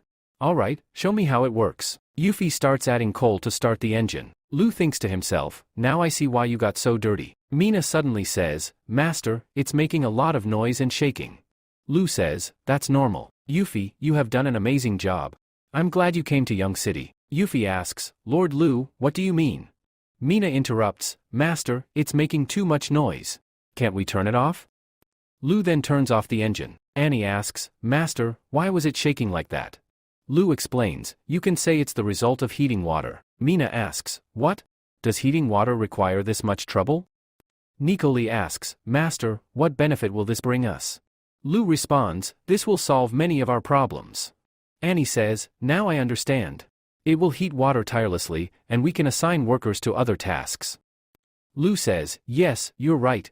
Steam engines will revolutionize agriculture, mining, transportation, construction, and production. This will make future challenges much easier for us. I need 10 more engines. And the next steam engine must be even lighter. I'll give you further instructions later. Lee says, understood. Yuffie asks, Lord Lou, what about the thing we discussed earlier? Lou says, alright, come with me. Yuffie, take this. This book contains everything we need to fly far beyond our imagination. Yuffie looks at the book and is overjoyed. Then, looking at her hands, she says, Lord Lou, I'll be right back after washing my hands. Lou replies, alright, come back quickly. Yuffie returns, takes the book, and says, Lord Lou, thank you. I will build this no matter what. Saying this, she leaving the place. Lou says, hey, Yuffie. Stop. This girl ran away without even listening to me.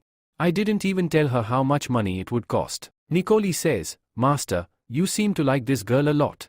Lou replies, absolutely. She is amazing and works very hard. On the other hand, Yuffie, while leaving, thinks to herself, Mom, I will meet you soon. Then, we are shown Young City, where Elsa and Leo arrive. Elsa says, Young City is truly amazing. Now I understand why everyone talks about it so much. Leo says, Leader, I figured out where the best food in Young City is. Let's go there. Elsa says, Hey Leo, have you forgotten why we came here? Leo replies, alright. Suddenly, she hears someone's voice. She thinks to herself, that voice. Then she shouts, Hey, Annie. Annie turns around in shock and says, Sister. Meanwhile, Lou also finds out about this and says, I never thought Elsa would be Annie's sister. Mina says, right now, Annie is with her. This is great. Annie is finally meeting her people. Lou says, yeah, but I know nothing about your family. You never told me anything about them. Mina says, Master, are you planning to ask for my hand in marriage from my family? Lou, shocked, exclaims, what? Mina says, alright, Master, I'm leaving to submit these documents. Then, She leaves after saying that. Lu says, she ran away without even answering my question. Do I really look that scary? Then, we are shown Annie's room. Elsa hugs her tightly and says, Annie, I finally found you. I was really worried about you. Annie says, sister, please calm down. Leo says, well, it's good, leader. We finally found Annie. Elsa asks, Annie, are you alright? But what are you doing in Young City? Annie replies, I am working for my master, that's why I am staying here. Elsa asks, Master? Who is your master? Annie answers, my master is Lu Fang? Now stop shaking me. Elsa, shocked, says, what? Lu Fang? That guy. I thought he was a good person. Elsa says, hey Leo, pack everything. We are taking Annie with us. From now on, we will never cooperate with Lu Fang again. Annie says, sister, what are you trying to say? Elsa says, Annie, come with us. You are a princess of our kingdom, so how can you work for just any ordinary man? Annie says, sister, you are mistaken. I call him master because everyone does. He has never done anything wrong to me. Elsa asks, really? Annie replies, yes, absolutely. But I do want to do something bad to him. Elsa exclaims, what? Annie says, no, I was just joking. Elsa says, it seems like I misunderstood Lord Lu. So, Annie, would you like to come with us? You can live as a princess there. Annie says, no, sister, I won't go. Elsa asks, but why? Annie says, because the people here take such good care of me. I have so many friends here. I can't leave them behind. Moreover, Master has taught me so much, and I won't leave him no matter what. Elsa, thinking to herself, it seems like Annie has started liking Lu Fang. That bastard Lu Fang? He stole my sister's heart. Elsa asks, leader, what should we do now? Are we going back? Annie says, hey, stop talking nonsense and put that luggage down. Elsa, thinking to herself, but I don't know what Lu Fang thinks about this. I have to talk to him about it. Annie says, besides that, sister, why are you here? Elsa replies, we don't have weapons, so I came here to trade weapons with Lu Fang. Annie says, you already know that we have an agreement with Young City. That's why we have expanded our territory even further. Because of this, a lot of people are angry with us. Yang Lung, the second prince, has his eyes on our territory. To protect ourselves, we need weapons. Annie says, sister, let's go meet master. After that, I'll show you all of Young City. At that moment, Elsa says, hey Annie, stop. Annie asks, what happened? Leo says, Miss Annie, to be honest, our tribe doesn't have enough money right now. Annie says, but how is that possible? Our contract with Young City is running smoothly, right? Maybe someone is messing with the funds. Annie says, I'll talk to master about this. Elsa replies, no, that's not the case. I have brought more orcs into our tribe. Young City hasn't stolen any money from us. Annie says, that's the thing. I have a great idea, Dad. The treasure map we were given, do you have the other half of it? Elsa says, hey Annie, do you want to trade your treasure? That treasure was left by our father for us. How can you use it? Annie says, sister, you are going to develop the country anyway. Don't you want to rebuild the orc kingdom? Elsa says, yes, I want to, but...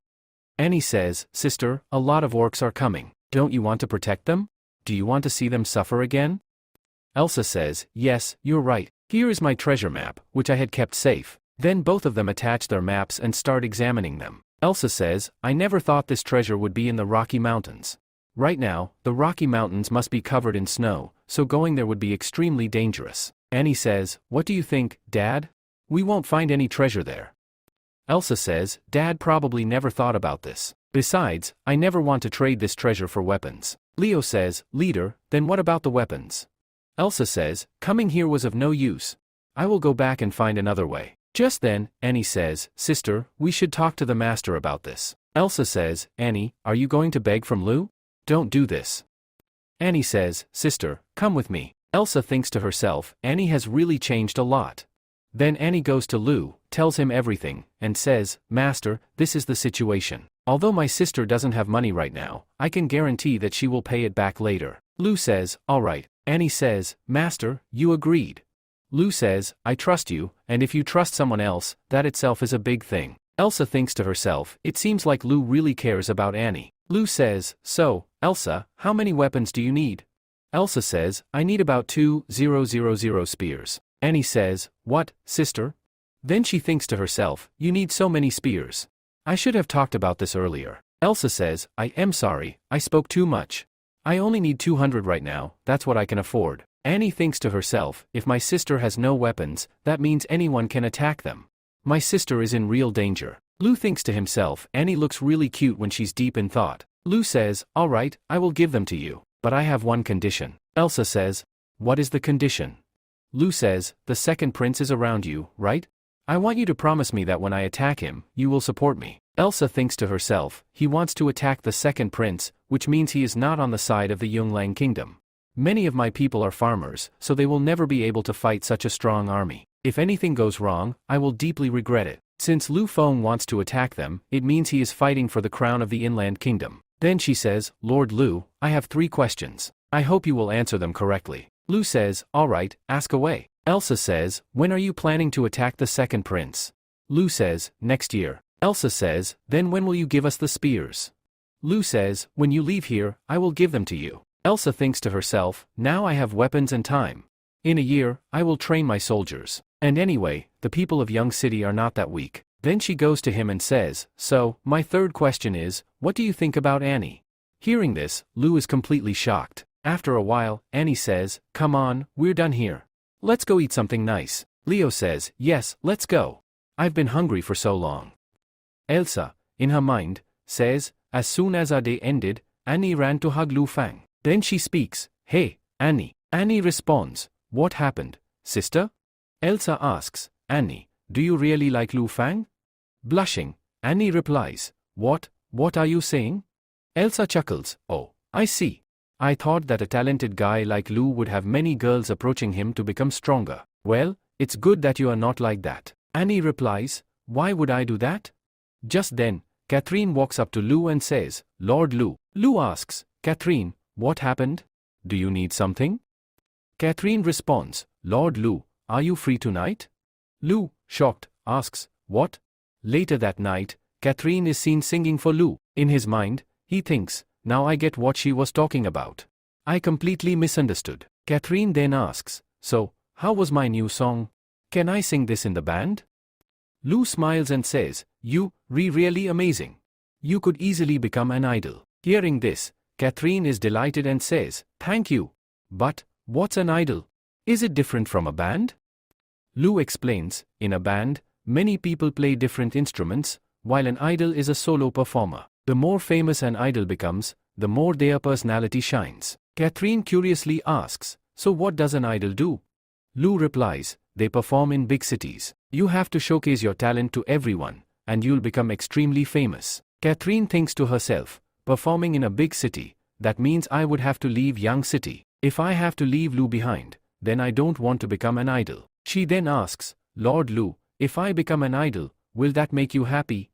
Lu, confused, says, what are you talking about? Catherine continues, I want to help you, but I also don't want to leave Young City. If becoming an idol benefits you in any way, then I am ready to do it. Lu replies, I understand, but I don't want you to perform too much outside, and I definitely don't want you to leave here. Catherine, relieved, says, alright. Then I'll become an idol. Lu smiles and says, Catherine, I'm sure that after your performance, you'll become extremely famous. In her mind, Catherine thinks, I don't even want to be famous. Sometime later, Catherine is seen happily dancing around the castle. Elsa asks, hey, Catherine, why are you so happy? And why are you dancing so late? At night? Catherine replies, Lord Lu praised my singing. Elisha remarks, well, a lot of people in the capital already praise you, don't they? Catherine shrugs, that doesn't matter to me. Elisha smiles, it's good that I came here. Honestly, this is a great thing for me. In the capital, people are always chasing status. They blackmail each other just to climb higher. That's why I always have to pretend to be a good person, but that's not who I really am. Catherine nods, you're right. Back when I had no home, I never thought I'd be this happy one day. Suddenly, Nicole appears and says, here, eat this cake. You'll be even happier. Shocked, Catherine exclaims, Nicole? Since when have you been here?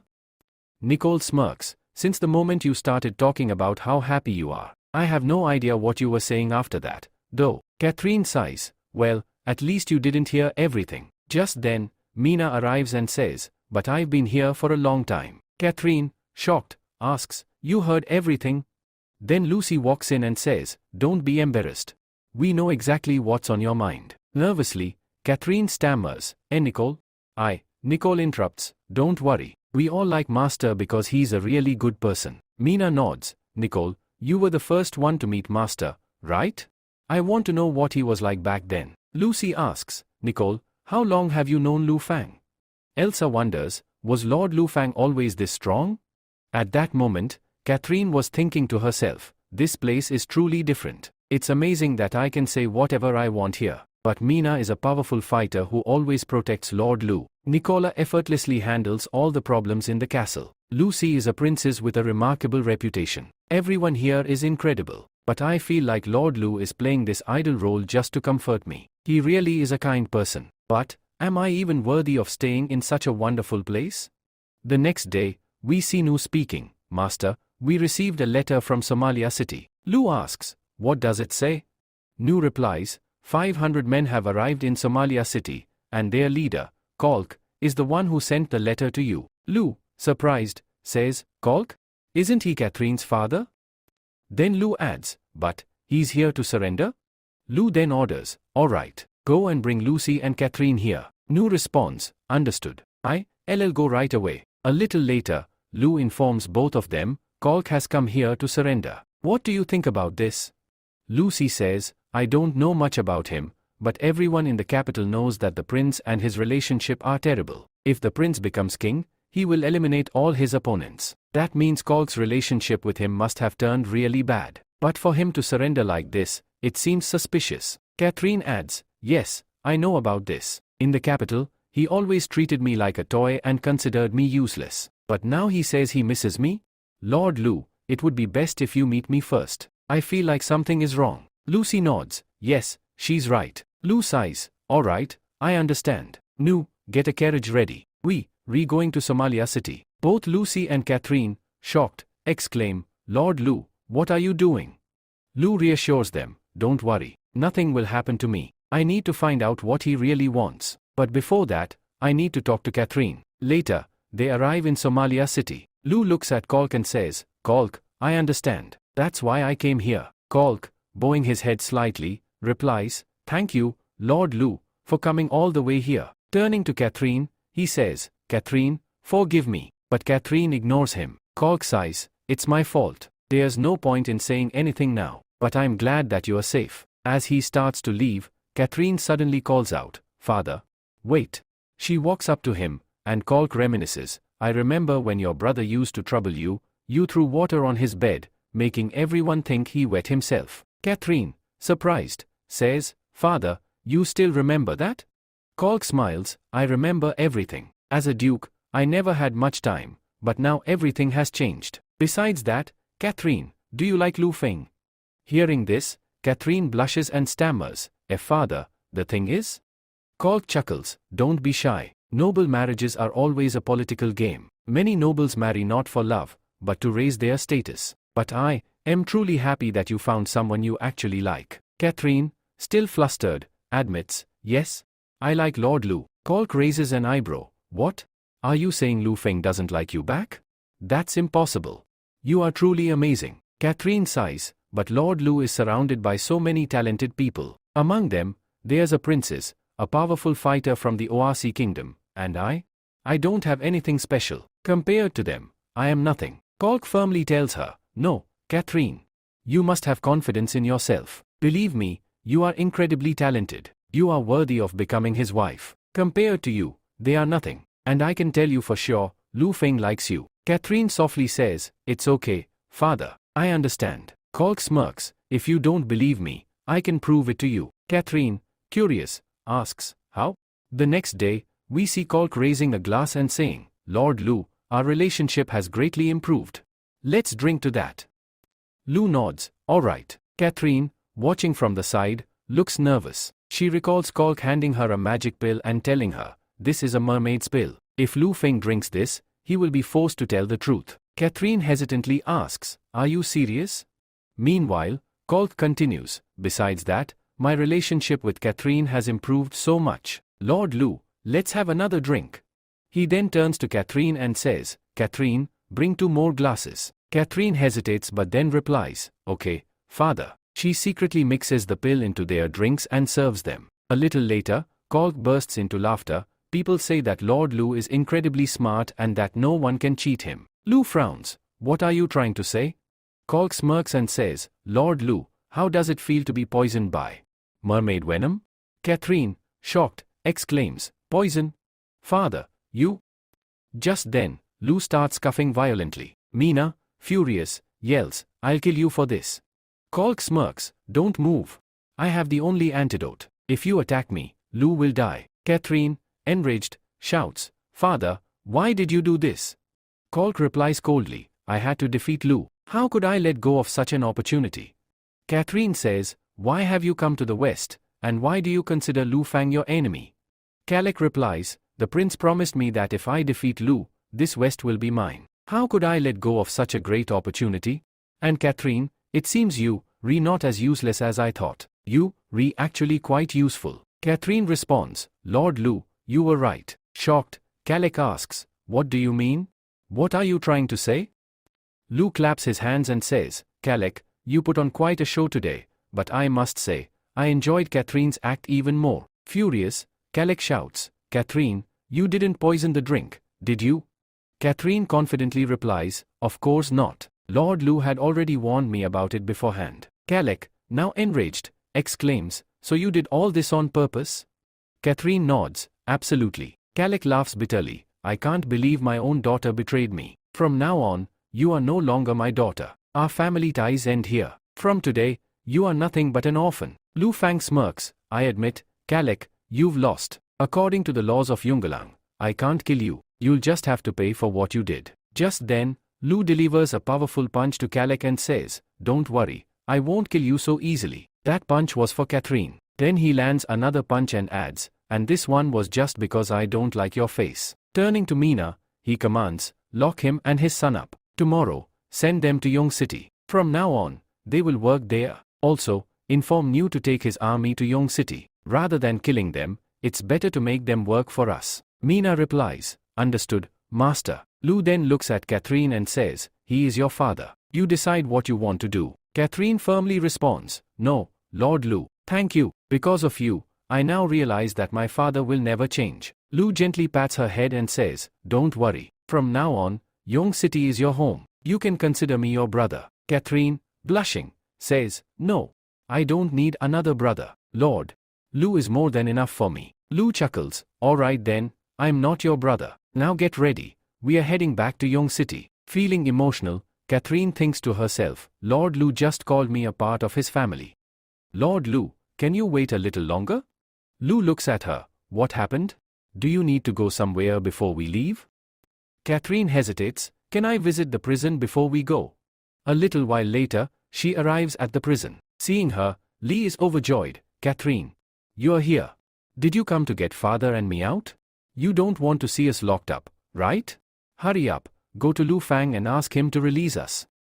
When Catherine doesn't move, Lee becomes confused. "Why aren't you going? Father, why isn't she saying anything?" Kalek sighs, "Be quiet." "Catherine, why are you here?" Catherine takes a deep breath and says, "I came to say goodbye. When I was your daughter, you treated me like a mere pawn. You were even ready to use me for your own benefit by marrying me off to Lucia. But not anymore. From today, I am Catherine of Yong City. I will lie for myself and for Lord Lu. I will do only what makes me happy." Kalak says, "You re just a girl. Don't overestimate yourself." Catherine replies, "I don't care whether you believe me or not. Lord Lu will punish you. From tomorrow, both of you will be working in the Young City's factory. Even the fourth prince works there." Kalak, shocked, exclaims, "Are you saying that Lu Feng is not going to set us free?" As Catherine walks away, she says, "Goodbye." Kalak shouts, "Hey! Stop, Catherine. Can't you hear me? I'll kill you." Meanwhile, Belle is happily singing. Obi asks, "Belle, why are you so happy?" Rian responds, "Because we going back to Young City." Just then, a man calls out, "Lord Obi." "Rian. There's a battle happening there." On the other side, a group of thieves attacks them. One thief says, "Hey, old man. Do you really think you can escape from here?" Another thief adds, "This old man looks like a noble. He must have a lot of money." The old man's guard says, "Lord Bishop, please leave from here." But before he can, the thief kills the guard and sneers, "Did you really think you could stop us?" The villain warns, "You will regret this." Another thief taunts, "Hey, old man. Do you think you can talk nonsense and get away with it?" Terrified, the old man prays, "Please, God, help me." Just then, Obi arrives and commands, "Kill them all." The thieves panic, there are too many of them. We have to run.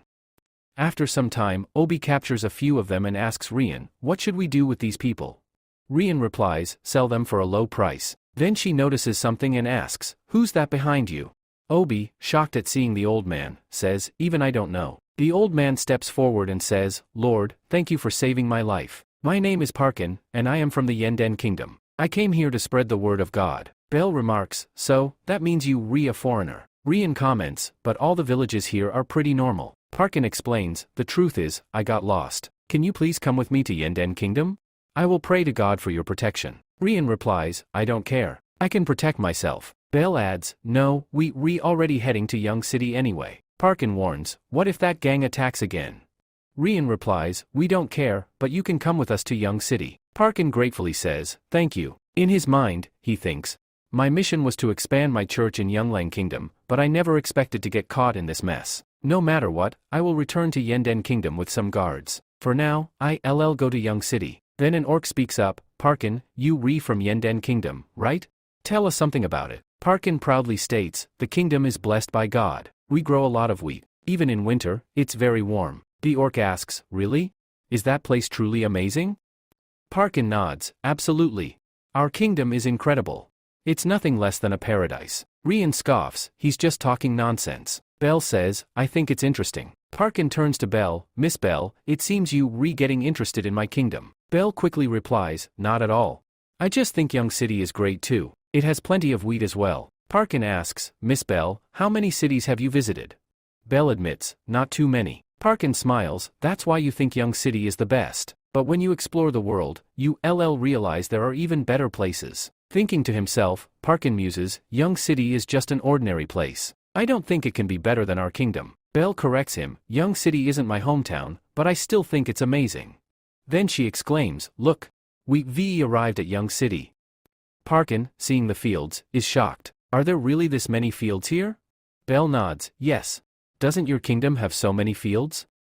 Parkin hesitates, "Well, it's not that bad. I never expected this city to have so many fields, but our kingdom has even more."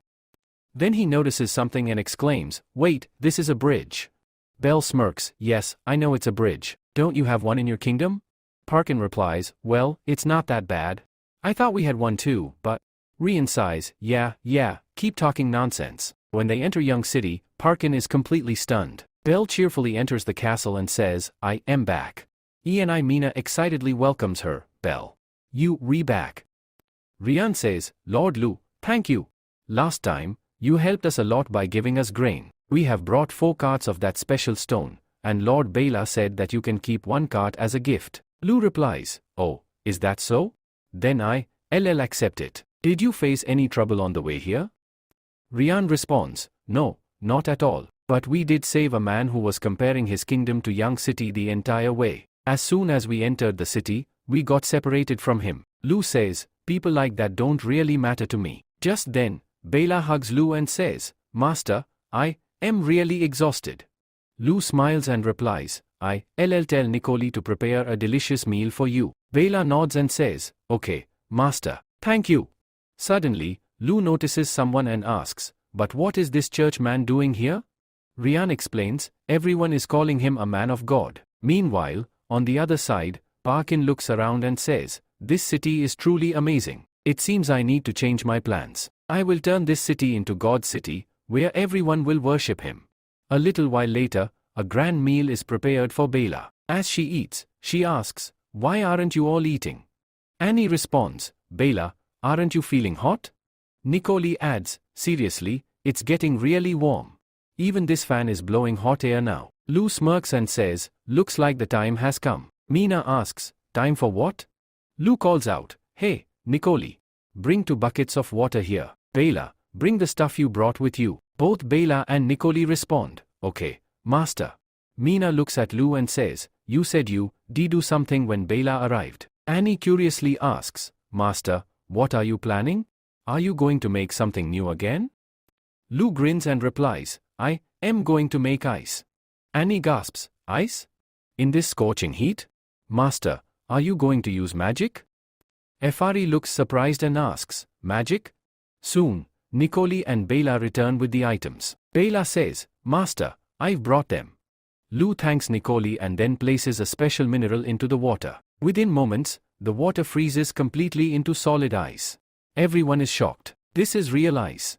Annie stares in disbelief, but how is that even possible? Bela suddenly realizes, now I understand why you wanted that stone. Lou explains, this mineral is called saltpeter, and its main component is potassium nitrate. When it dissolves in water, it absorbs heat, causing the water to freeze. Bela asks, so, should we just throw this stone directly into water? Lou shakes his head, no, we need to be careful. If we don't handle it properly, it won't work. He then calls out, hey, Nicoli, bring item 6. Mina asks, master, should we keep this a secret?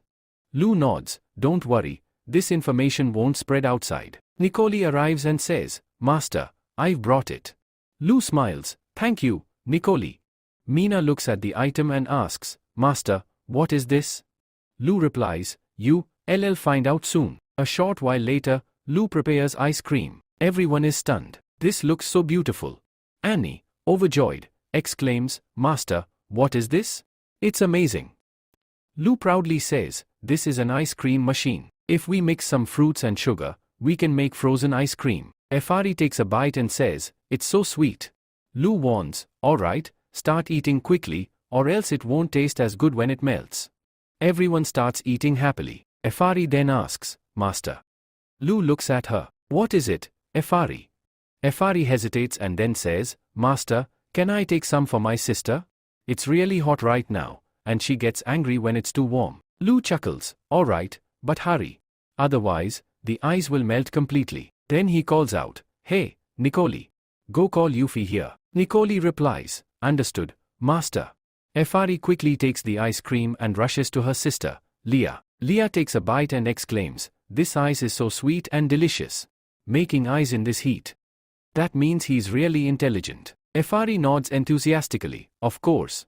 Master is incredibly smart because he's going to be my husband in the future. Leah smirks, haha.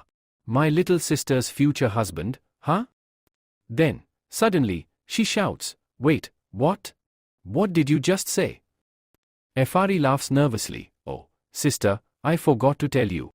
Master promised me that when I turn 18, he will marry me. Hearing this, Leah gets furious. Lou, I won't forgive you for this. Just then, Yuffie arrives and asks, master, what can I do for you?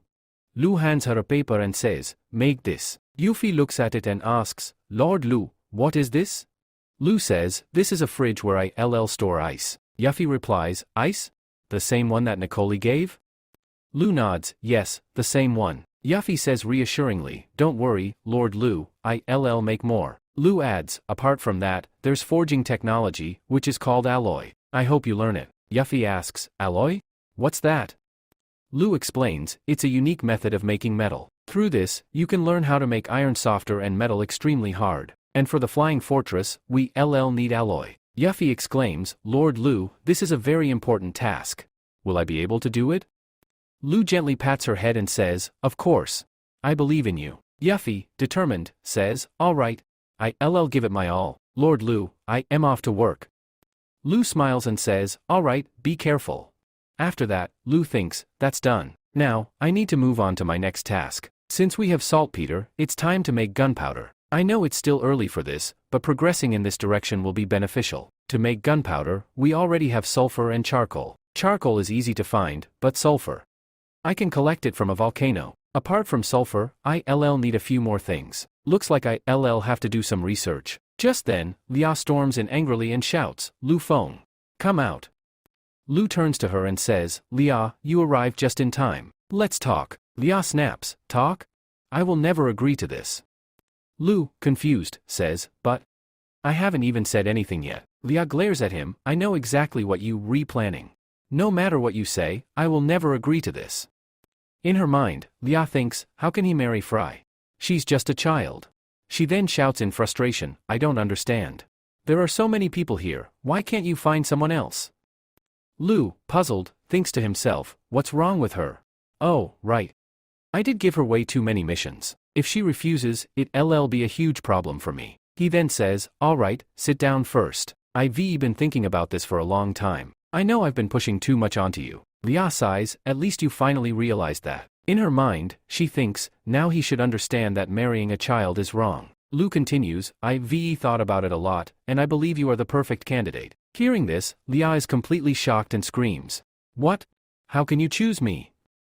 Lu explains, Fry is too young. She won't be able to handle all this. We'll have to wait a few more years for her. Lia, still furious, yells, absolutely not. Lu sighs, fine. In his mind, he thinks, she's completely exhausted because of all these missions. I don't have another choice, I'll have to find someone else. But who? Lia looks at Lu and thinks, he seems really upset. Was he actually serious about this? Wait, he's intelligent, strong, and treats everyone with respect. Most nobles are playboys, but he's different. If he's saying this after careful thought, then he must be serious. She then blushes and says, Lord Lu, you really have no patience, do you? We have plenty of time to talk about this. How can I say yes so easily?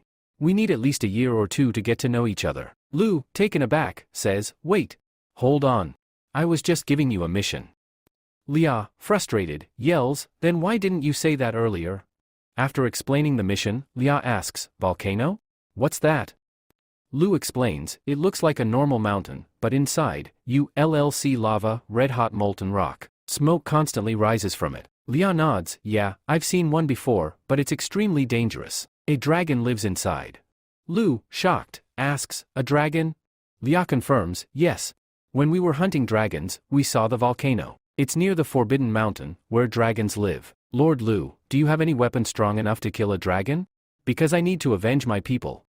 Lu warns, don't rush into it. First, tell me, what does the dragon look like? Lia frowns, it has eyes. And a nose. Lu sighs, seriously? Just draw it on paper. After drawing, Lia hands it to him and says, it looks like this. Lu looks at it and is stunned. This is. Lia firmly says, yes. That's exactly how the dragons look. Lu, in his mind, thinks, this is unbelievable. The dragons in this world are actually dinosaurs, and they're still alive. Lu then says, Lia, I have a weapon that can kill a dragon. Lia, desperate, pleads, really? Please give it to me. Lu replies, the weapon is called Tens 1. I originally planned to use it for the flying fortress. It can easily break through steel. However, it's extremely heavy right now. If you use it against a dragon in its current state, it will be too dangerous. That's why I've already told Yuffie to improve it. I promise, once it's ready, I'll give it to you. Lia says, alright, whatever it is, I will bring what you need from the volcano. Lu replies, if you find something different, bring that too. I've written down what I need here. This is a big risk, so be careful. Lia responds, yes, I understand. Lu then asks, and what were you saying earlier? That it would take us 2 years to understand each other? Hearing this, Lia blushes and says, no, nothing. I'll get going now. She then leaves. A little while later, Mina arrives and asks, Master, what is all this? Lu replies, this is something that will change the entire world. Then, he thinks to himself, will I be able to find sulfur easily in the volcano? Could I possibly find rubber there too? If not, I'll have to bring it from the modern world and plant it here. Lu then asks, Mina, what are you doing here? Mina replies, I saw Lia leaving angrily from here. I was worried that she might do something reckless, so I came to protect you. But since you refine, I'll leave now. Lu suddenly hugs her and says, now that you here, how about staying for the night? Mina hesitates and says, but master, I told Annie that we would play cards. Lu smiles and says, you can play tomorrow. Then, their plans for the night begin. The next day, we see Belle eating ice cream. She exclaims, this is so cold and sweet. Here, Rian, try it. It's amazing. Master made this. Rian responds, Miss Belle, did you forget what Lord Bella told you? Belle scratches her head, oh, I forgot, what was it?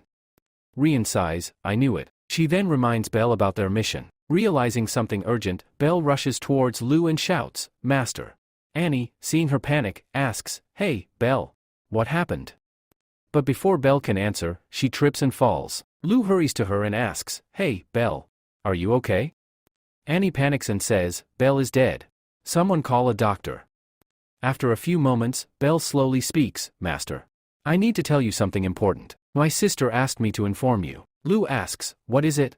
Belle takes a deep breath and says, "My sister has brought a large number of orcs, and she wants Young City to help them." Lou is surprised, "Oh? How many are there?" Belle replies, "About 10,000.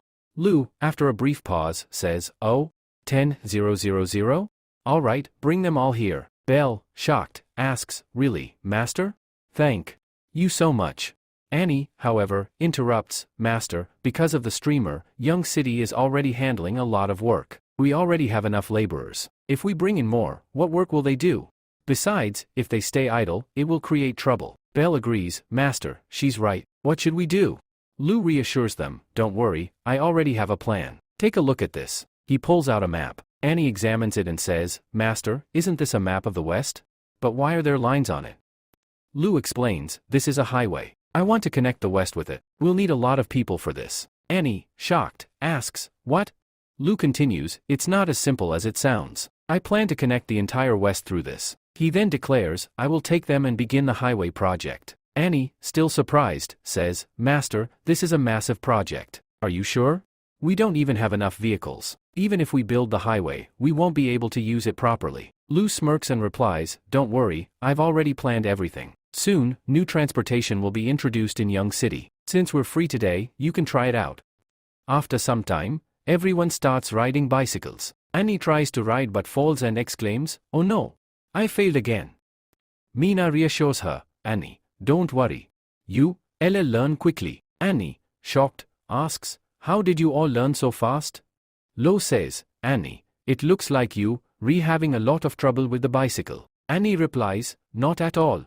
I can do it now." Lo holds the bicycle and says, "Hey, Annie, to ride it, you just need balance. If someone helps you, you'll learn faster." Annie blushes and says, "No, I'll do it myself." After a while, Annie starts riding and excitedly exclaims, "Wow, I can actually ride." Lo says, "Annie, that's enough. Sit down now." Annie refuses, "No way. I am really enjoying this." Seeing this, the other three feel extremely jealous. Mina says, "How do you even ride this cycle?" Nikolai complains, "This is really difficult." Frey adds, "I need help too." After some time, they all take a break. Annie comments, "Master has brought some really good stuff again." She then asks, "Master, are we going to produce these bicycles?"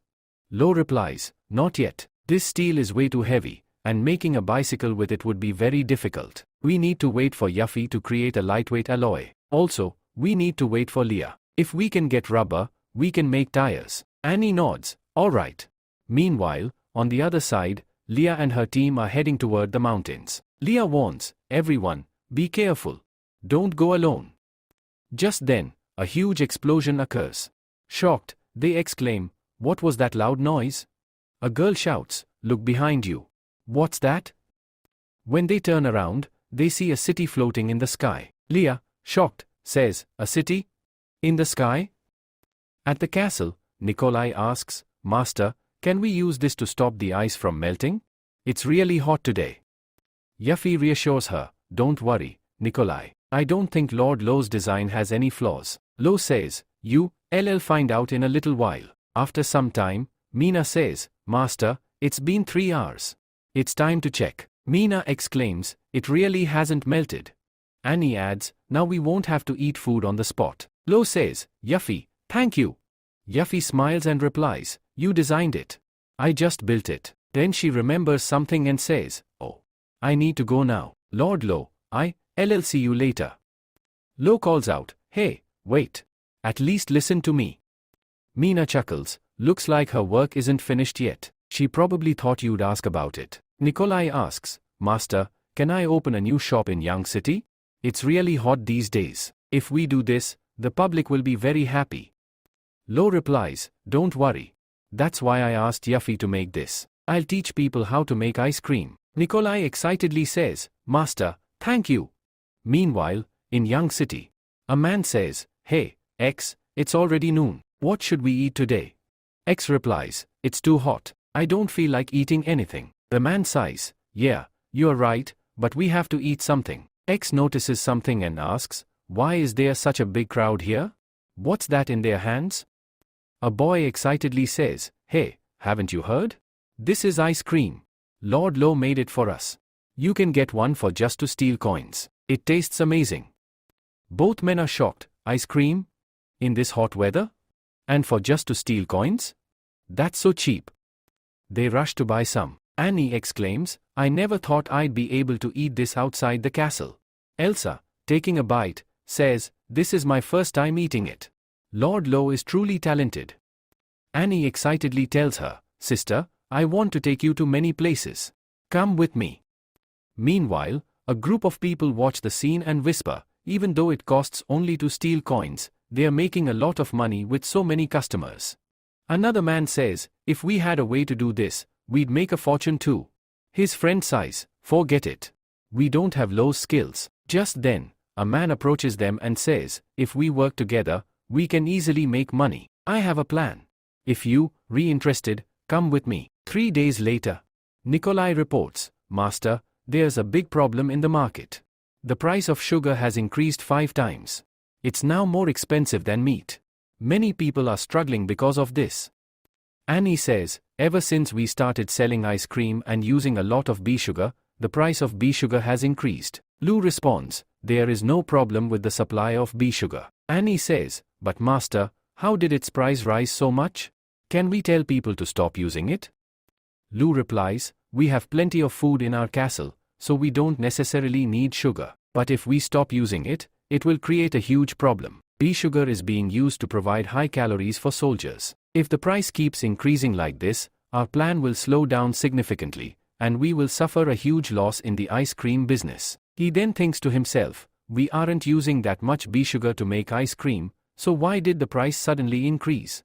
Just then, a guard arrives and says, Master, someone wishes to meet you. Lou responds, all right, I am coming. When he arrives, Robin greets him, Lord Lou, you finally came. Lou asks, now tell me, how can you help me?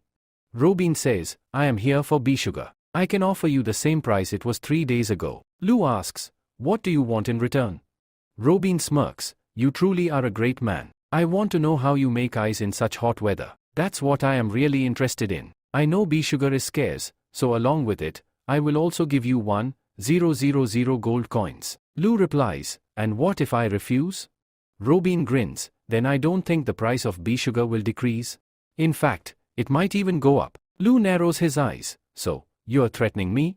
Robin chuckles, Lord, I'm just here for business. Lou coldly responds, no, I don't need it. Robin sighs, that's unfortunate, but my offer will always remain open. You can come to me anytime. Now, I shall take my leave. Annie, furious, says, Master, let's just kill him right here.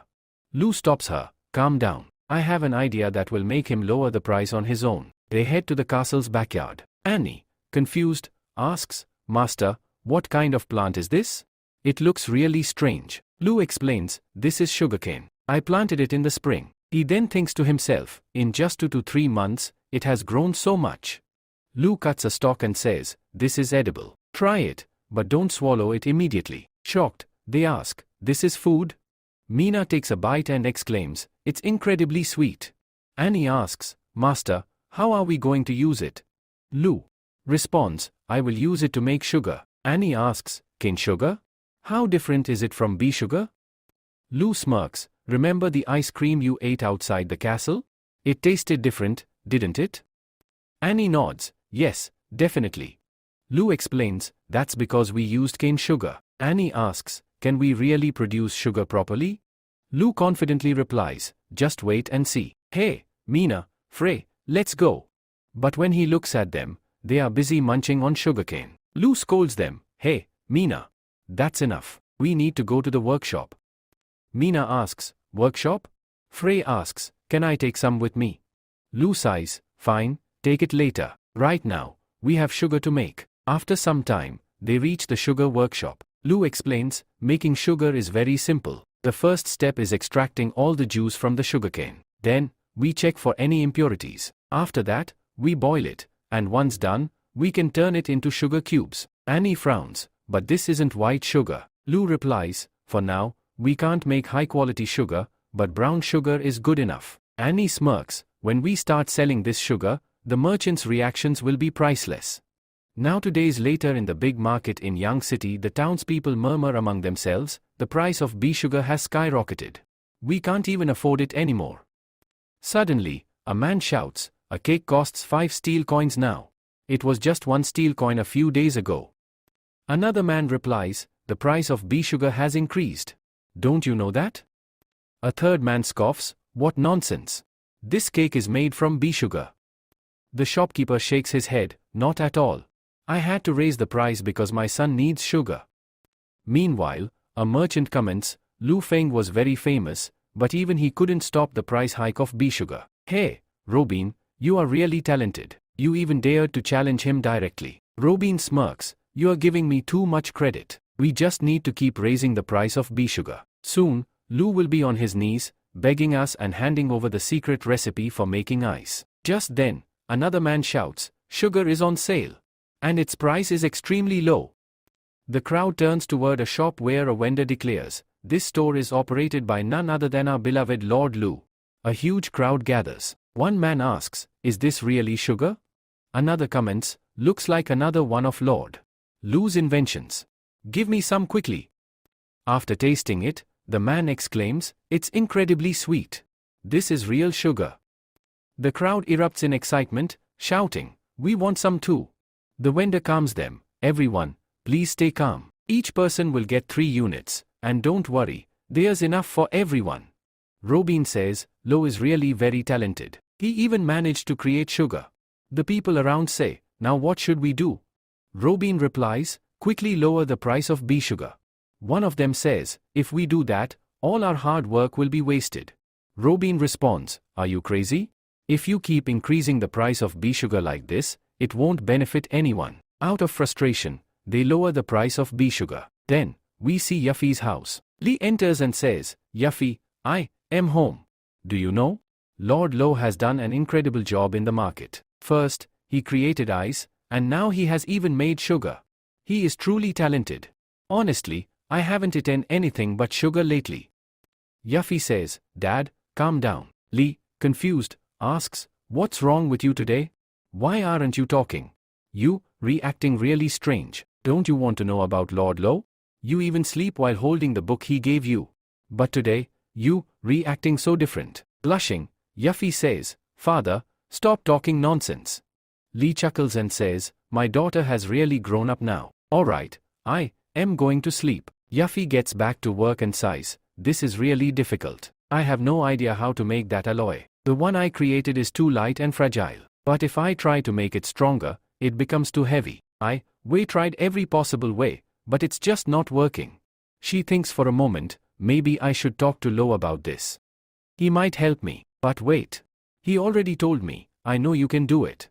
Shaking her head, she says, no, I can't take his help. I need a different ore, something special. Oh, I just remembered, I do have something.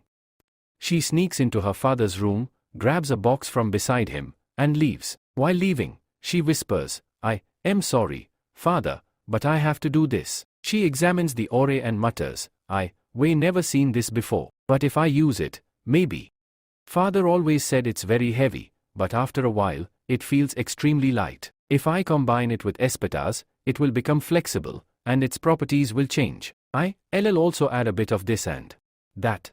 After some time, she suddenly shouts, finally, I did it.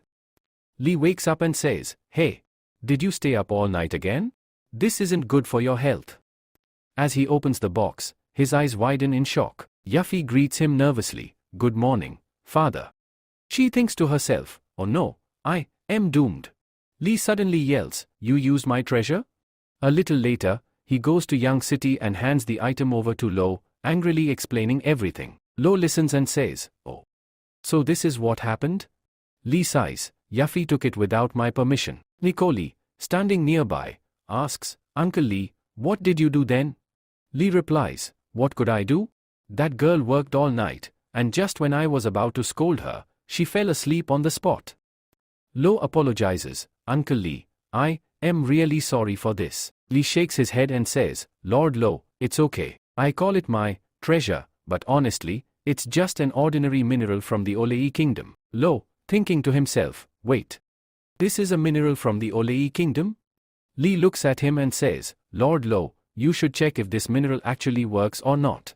Lu says, alright, weigh it first and check. Nikolai responds, its weight has decreased significantly from before. Then, Li starts bending it. Lu says, wow, it's becoming really flexible. Nikolai adds, yes. This is amazing. It returned to its original position. Lu says, hey, Mina, try attacking it. Mina puts all her strength into attacking it, but then, shocked, she says, this is incredibly strong. Lu says, you hit it with full force, and it only got a scratch? Mina exclaims, this alloy is truly incredible.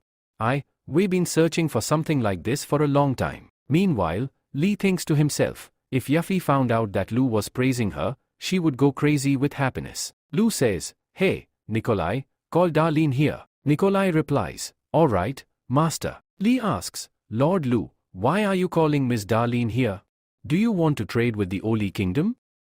Lu responds, yes, absolutely. Uncle Li, I don't know much about that kingdom. If you do, please tell me. Li says, Lord, your plan won't work. The Oli kingdom has strict laws. Selling this mineral is illegal because it is controlled by the nobles and the royalty. That's why poor people never get it. This law has been in place for nearly 100 years. Mina asks, but why?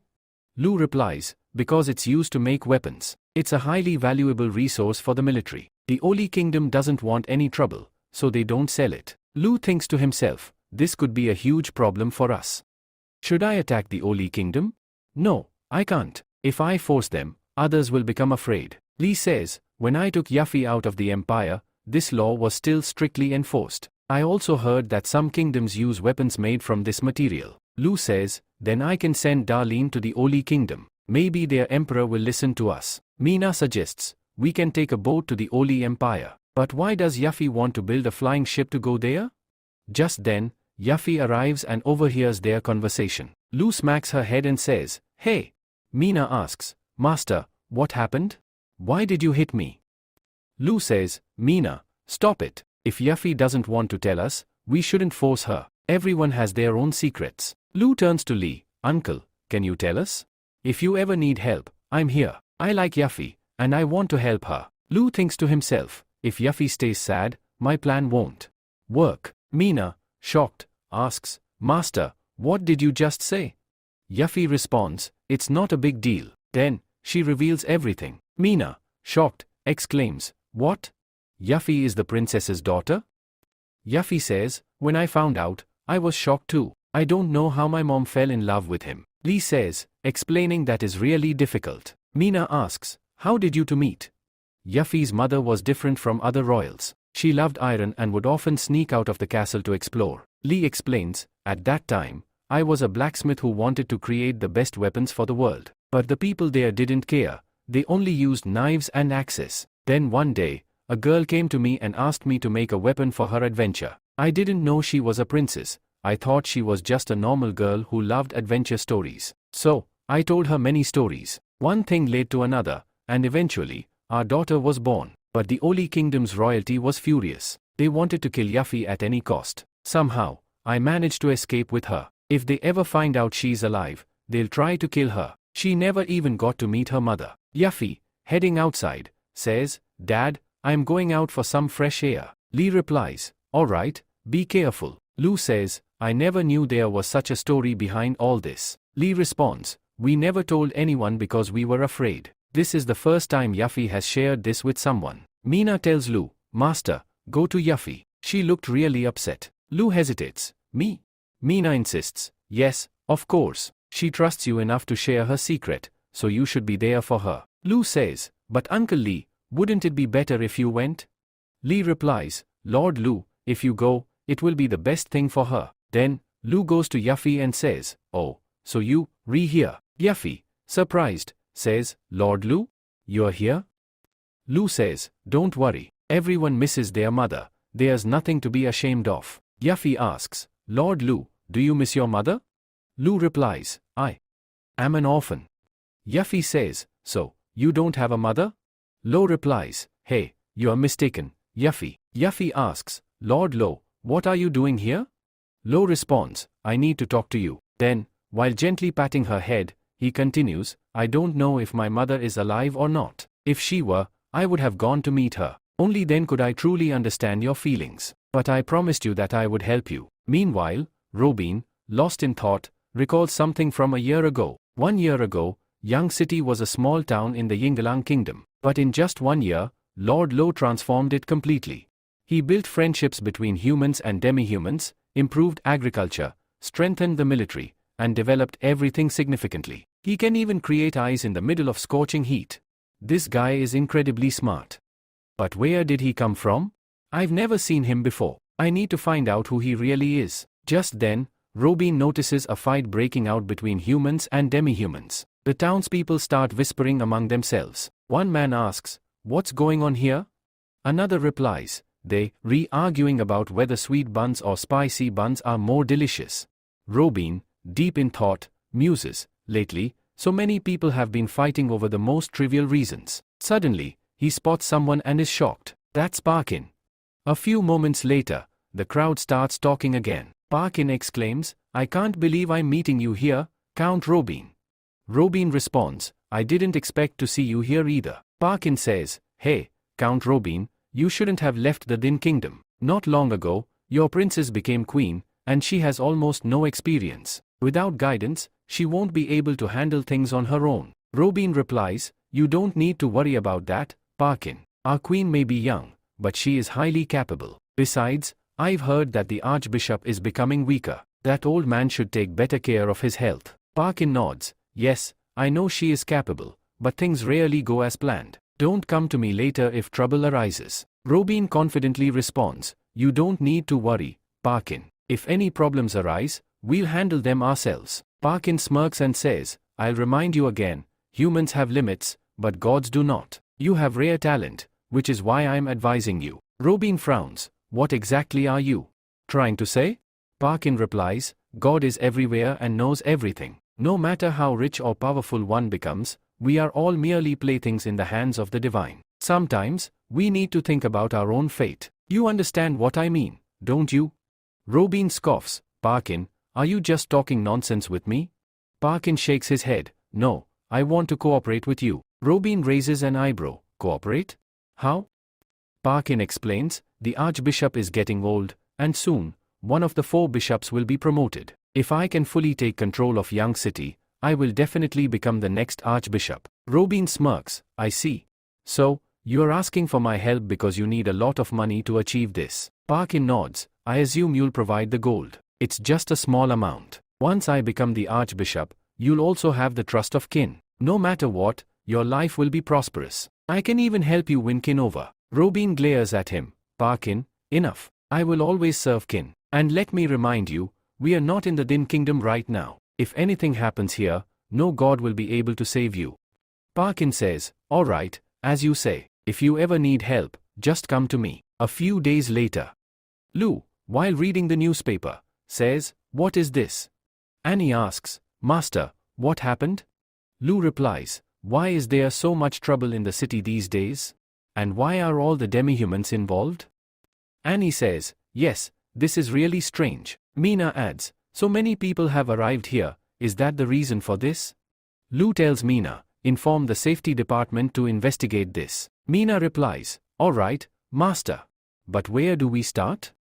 Lou says, go to the place where the most people are gathering. I have a feeling something bad is about to happen. That night, a large group of people is seen entering a house. Parkin addresses the demi-humans, God is everywhere. If you believe, you will receive what you desire. One of the demi-humans says, thank you, Lord, for giving us this life.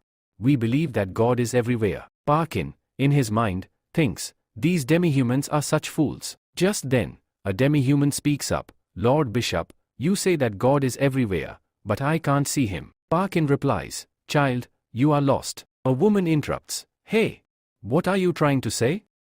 Another man adds, yes. How dare you doubt that God exists? Another woman exclaims, throw him out.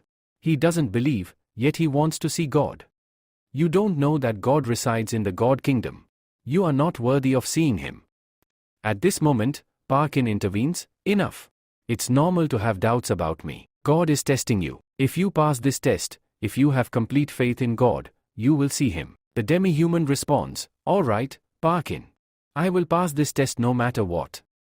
Parkin says, if you truly believe in God, I will take you to the God Kingdom one day. Just then, Mina and her team arrive and say, but before that, you, coming with us. Everyone is shocked. They exclaim, damn it. It's the safety department. Parkin calmly says, don't worry. Save me. If you succeed, God will show you the path to the God Kingdom. Hearing this, all the demi-humans start protecting Parkin. Parkin commands, kill them all. This is our test. After this, you will all live in the God Kingdom forever. Mina, furious, kicks Parkin hard and says, now you, coming with us. I have a lot of questions for you. Later, Mina reports to Lu, Master, the job is done. Lu asks, so quickly? Mina replies, you already know I can find out anything. Also, I found this letter there. Lu, shocked, says, what? God is coming to Young City? Meanwhile, in the Dean Kingdom, a grand palace has been built in the name of God. Archbishop declares, go and assist Parkin in Young City. He has found something truly valuable. Young City will be perfect for God. The next day, Annie excitedly shouts, Master, Leah is back. Lu smiles and says, thank you, Leah. Leah replies, I was just doing my job. No big deal. Here, I brought everything. Check what's useful. Annie asks, hey, why did you bring so much stuff? Leah explains, Master told me to bring anything I wasn't familiar with. Lu finally finds something and says, at last. Leah, I asked you to bring the juice of this plant. Did you get it? Leah nods and hands it over. Yes, absolutely. Here you go. Lu examines it and says, the color and taste are perfect. Finally, I have the material to make rubber. He then holds Leah's hand and says, Leah, you did an amazing job. I'm really happy you're here. Leah, surprised, asks, why are you suddenly praising me? Something feels suspicious. Lu replies with a smile, no, really. You are incredible. Leah says, enough now. Just tell me what all this is for. I had to work really hard to bring it here. Lu responds, this is sulfur, our secret weapon. And this emerald is for the collection. Annie asks, Master, what is this? It's so black. Can we eat it? Lu replies, I don't know. Then, thinking to himself, this looks like fine corn, but it's much softer. As he sniffs it, he mutters, its smell seems familiar. Just then, Leah warns, hey, Li Fang. Don't eat it. I tried it once, and I didn't like it, so I threw it into the fire. Suddenly, the fire flares up intensely, barely sparing their wings from getting burned. Lu exclaims, quick! Bring more firewood here. As they bring it, Lu thinks to himself. Leah observes, the firepower increases tremendously with this. So, this fruit must have some fire-enhancing properties. Lu throws it into the fire, and the flames grow even bigger. Leo, deep in thought, says, this will be our new energy source. This world is truly full of treasures. My idea to explore the mountains was absolutely right. Lu then commands, hey, Annie. Send someone to the mountains to collect more rubber fruit and sulfur. Tell them to plan accordingly since they, need to go there regularly. Annie responds, alright, Master. I think Avery would be perfect for this task. She has trained in extremely dangerous areas. Lu nods, alright, handle it well. Leah interrupts, hey, Lu, there's another problem. When I was heading towards the mountains, I saw the kingdom of God. Lu asks, what? Tell me exactly what happened. Leah explains, I felt something was off, so we decided to get closer. But as soon as we did, the kingdom of God disappeared. Lu asks, what did it look like? Then, thinking to himself, could it have been a mirage?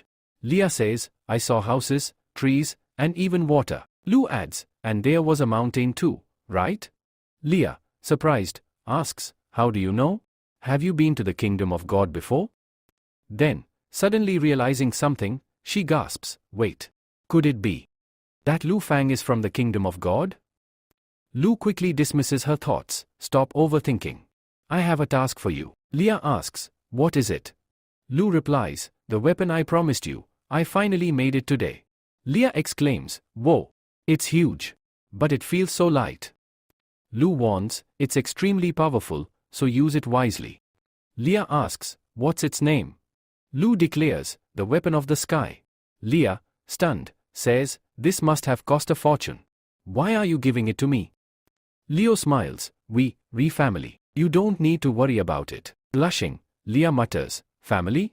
I never agreed to that, but still, thank you.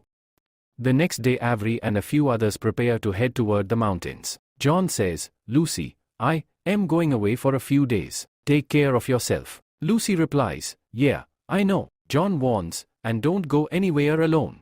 If you must go out, take someone with you. Lou tells Annie, make sure John can leave safely. Annie explains, when I was about to meet Avery, Lucy came to me. She insisted that she was capable enough. I couldn't send Avery alone, so I agreed. Avery confidently says, I can handle this alone. John advises, and don't stay up all night writing novels. It's bad for your health. Wake up early and don't sleep until noon. Lucy sighs, yeah, I get it. Enough already. Avery suddenly picks her up, saying, it's time to go. John protests, Avery, put me down. I am not done talking. Avery laughs, Princess, Lord Vayu, we are leaving. Annie calls out, all right, come back soon. Meanwhile, at sea Mira sighs, water everywhere. This is so boring. Darling hands her a fruit, here, have some. Elisha complains, this is even more boring than I imagined. Mira groans, I can't take it anymore. I'm going to fly for a while. Darling calls after her, be back by dinner. A short while later, Mira suddenly screams, finally. We've reached the Holy Kingdom. Soon, they arrive at the Holy Kingdom. A man named Mullah shouts, everyone on the boat, come out for inspection. Mira, amazed, says, wow, there are so many dwarves here. Elisha adds, well, of course. This is the Dwarf Kingdom. She then turns to Darling, hey, Uncle Lee once said dwarves have terrible tempers. You'll have to work really hard to negotiate with them. Darling smirks, that's child's play for me. Meanwhile, a dwarf whispers, Lord, this ship is massive. It must be from a powerful kingdom. Mullah orders, tell everyone to be on high alert. Just then, Darling steps forward and announces, Lord, we are merchants from the Yunlag Kingdom, here to conduct business. Mullah asks, what kind of business? At that moment, a worker, carrying a box of wine accidentally drops it. Mullah sniffs the air and exclaims, that smell? It's wine. Darlene says, I am sorry. Did you get hurt anywhere? Mullah replies, no, I am completely fine. Mullah then says, your wine was really amazing. It's such a shame that it spilled. Darlene responds, we are wine merchants. We just created this product and want to sell it. This wine is for you. If you like the taste, please help us. Mullah says, all right, you can go. Darlene replies, thank you. Then, we are shown the marketplace of Holy Kingdom, where a dwarf tells Darlene, you can sell anything here. Darlene says, this place is really amazing. Mira comments, this is nothing compared to Young City's big market. Elisa responds, you wrong. How can you compare this to our market? Darlene calls out, hey, Mina, come here. I need your help. Suddenly, everyone around looks shocked and exclaims, what's happening here? Where did this sudden storm come from? Just then, a man shouts, look up. Isn't that a bird ORC? These are extremely rare. What is it doing here? This is the first time we ever seen a bird ORC. But why is it flying so high? Meanwhile, Mira hangs up a large signboard that reads, this is Young City's finest wine, and it is extremely limited. Starting price, 15 gold coins. People in the crowd react, wine? So, that means these people are wine sellers. Another dwarf says, 15 gold coins? That's way too expensive. Feels like daylight robbery. But then, he sniffs the air and says, wait, this aroma, this wine smells incredible. Suddenly, a huge crowd gathers around them. Darlene says, looks like we'll have to work really hard now. On the other side, Mira grumbles, they gave me such a boring task. I wanted to fly in the sky, but instead, they handed me this nonsense. Meanwhile, some customers approach Darlene and ask, Miss, can't you lower the price of this wine? Darlene firmly replies, no, absolutely not. Elsewhere, Mullah tells his father, Dad, this is wine from the wine cellars. It recently arrived in the capital. His father responds, really? The aroma is amazing. Alright, let me taste it and see how good it is. After drinking it, he exclaims, this wine is incredible. Quickly, contact the merchant. We have to buy it.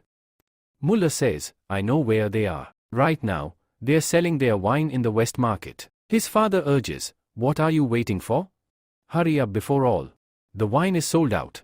As they rush outside, Princess Daisy arrives and says, hey, Mullah. Mullah is surprised and asks, Princess, what are you doing here? Daisy sighs, I am so bored. My father is doing business with humans again, so I came out to have some fun. You said you were heading to West Market, right? You never go there. Is something exciting happening? Mullah hesitates and replies, I don't really know. Honestly, even I don't understand why I'm going there. Daisy says, then I'll go too. Mullah responds, that's a terrible idea because only poor people go to the market. Daisy replies, I don't care. I am going.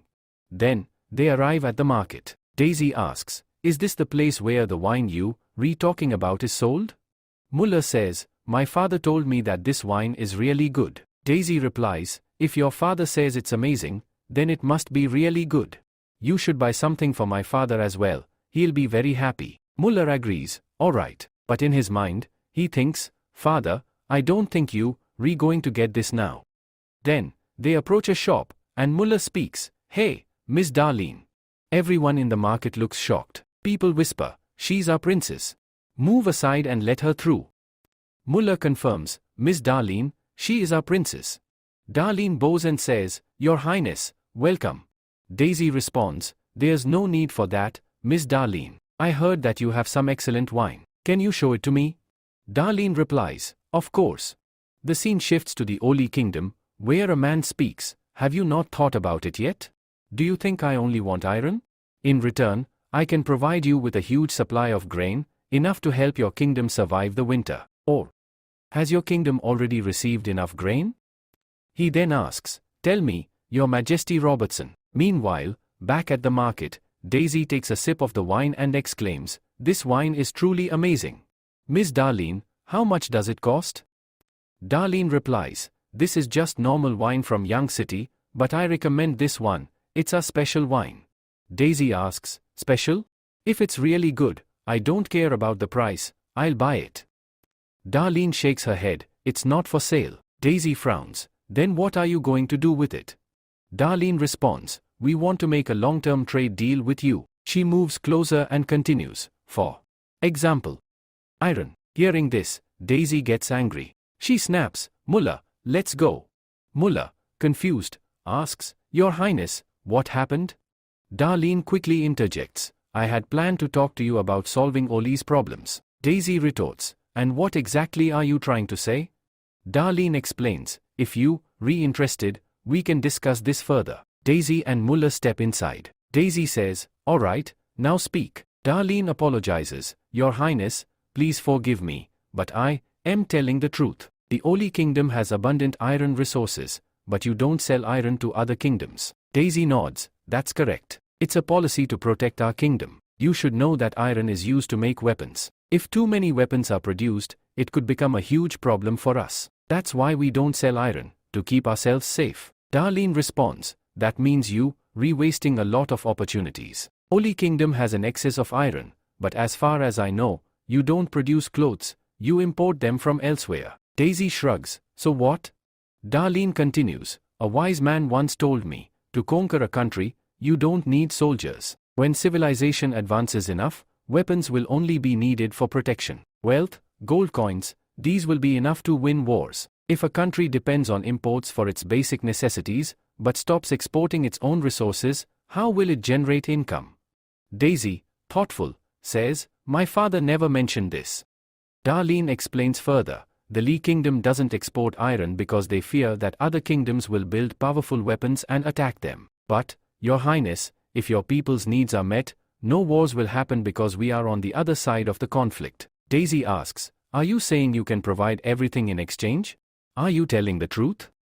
Darlene confidently replies, Your Highness, if you don't believe me, come and see for yourself. Daisy sighs, I will talk to my father about this, but I don't know if he'll agree. Darlene smiles and says, Your Highness, thank you. Please take this box, it's a gift from our city. I hope you'll present it to the king. Daisy takes the box and leaves. Meanwhile, on the other side, Robert is deeply worried. He thinks to himself, if we don't give them iron, I don't think we'll survive the winter. But if we do, the Manor Kingdom will grow too powerful and might conquer both kingdoms. Then, Oli Kingdom will fall into crisis again. This is truly a difficult situation. Just then, Daisy arrives. She calls out, "Hey, father!" Robert turns in surprise. "Daisy? What are you doing here?" Daisy says, "I went to the market and found this wine from Young City." Robert responds, "Young City? We never heard of that place before." Daisy replies, "Neither have I, but this wine tastes amazing. I think you'll like it too, so I brought it with me. Please give it a try." Robert takes a sip and says, "This is indeed a very fine liquor." Daisy continues, "Father, we heard a lot about Young City. It seems like a wonderful place, and they gifted us this wine. They want to trade with us. Would you like to meet them?" Robert examines the goods and says, "These items are of very high quality. Even their food is far better than what we had before." Daisy excitedly says, "Yes, father. You're absolutely right. I could eat this food forever." Robert asks, "What do they want in exchange?" Daisy replies, "Father, they need iron." Robert frowns and says, "Iron again?" Daisy hesitates and then says, "Father, I want to say something." Robert nods, "Go ahead." Daisy explains, "Father, we import cloth and grain from other kingdoms every year, which costs us a fortune. On top of that, we don't export anything to balance our economy. For now, this is sustainable, but what about the future?" Robert sighs and says, "Daisy, I understand. But our kingdom stopped exporting iron a long time ago. Our grandfather banned it. You already know that when we exported iron in the past, it led to an attack on our kingdom. That's why we seized all iron exports." Daisy pleads, "But father, rules can be changed, right? Besides, Young City is just a small part of the Yingling kingdom. They can't be a threat to us." Robert responds, "I can't promise anything." Daisy insists, "But father," Robert interrupts, "let's meet them first." Daisy nods, "All right, father. I'll call them right now." Darlene arrives and introduces herself. "I am Darlene, a merchant from the Yingling kingdom." Robert says, "Darlene, all the goods we brought are of excellent quality. But I have one question. Why do you need iron? If it's for weapons, we can trade other goods in exchange for arms." Darlene replies, "Your Highness, Young City desperately needs iron for constructing houses and roads." Robert raises an eyebrow. "For roads and houses? Iron isn't necessary for that." Darlene explains, "Your Highness, you are unfamiliar with Young City. It is a peaceful and mysterious place where both demi-humans and humans live together. There are no slaves there. The city's lord, Lu Fang, possesses great magical knowledge. He has conducted extensive research and developed superior products. All the food items you've tasted were created by him." Robert, intrigued, says, "Oh? Is that so?" Darlene continues, "Lord Lu Fang has a vision, to construct houses that will last for 100 years and roads that will connect all areas efficiently. He wants to establish an advanced transportation system, which requires a significant amount of iron and steel. I know it sounds unusual, but you can ask the merchants who have visited Young City. Everything I'm telling you is true." Robert nods, "Yes, I trust that merchants never lie. However, I have 2 conditions. If you agree, I will sell you the iron." Darlene asks, "What are your conditions?" Robert states, "First, we need cloth and grain at a lower price. Only then will I approve the export of iron to Young City." Darlene thinks for a moment and says, "We will discuss this privately and inform you soon." She steps outside, excitedly shouting, "Now that's a deal." Elisa scolds her, "Hey, calm down." Mira, confused, asks, "What happened? Weren't we supposed to negotiate first?" Darlene smirks, "Mira, this is how we negotiate. Learn from it." Elisa teases, "You must have learned this from Lu Fang, right?" A while later, Darlene returns. Darlene says, "We can offer you goods at 30% below market price." Robert smiles, "Good. I hope this cooperation benefits both of us." Darlene asks, "And what's your second condition?" Robert chuckles, "I really liked your wine and food. I hope we can continue getting supplies like this. I don't think that's too much to ask, right?" Darlene grins, "Of course. This is great news for us too." Meanwhile, elsewhere, a nobleman named Manor grumbles, "Did they really refuse us? They have some nerve." His guard reports, "Your Highness, it seems they are purchasing grain from another source." Manor, furious, shouts, "Find out who they are. Whoever is interfering with my plans, I will eliminate them." In another part of the kingdom, Lu examines a letter and mutters, the war is approaching. The letter states, the prince is gathering all forces in the capital. Around 4,000 knights are preparing for battle. The first prince is about to attack the second prince. Once he wins, he will march westward with additional support. Lu, realizing the gravity of the situation, says, he has 4,000 knights and allied forces. I need to start preparing immediately. In yet another part of the kingdom. In the Din kingdom, an advisor reports, Your Highness, 2 of the 4 bishops have traveled to Young City. This is a great opportunity for us. Should we proceed?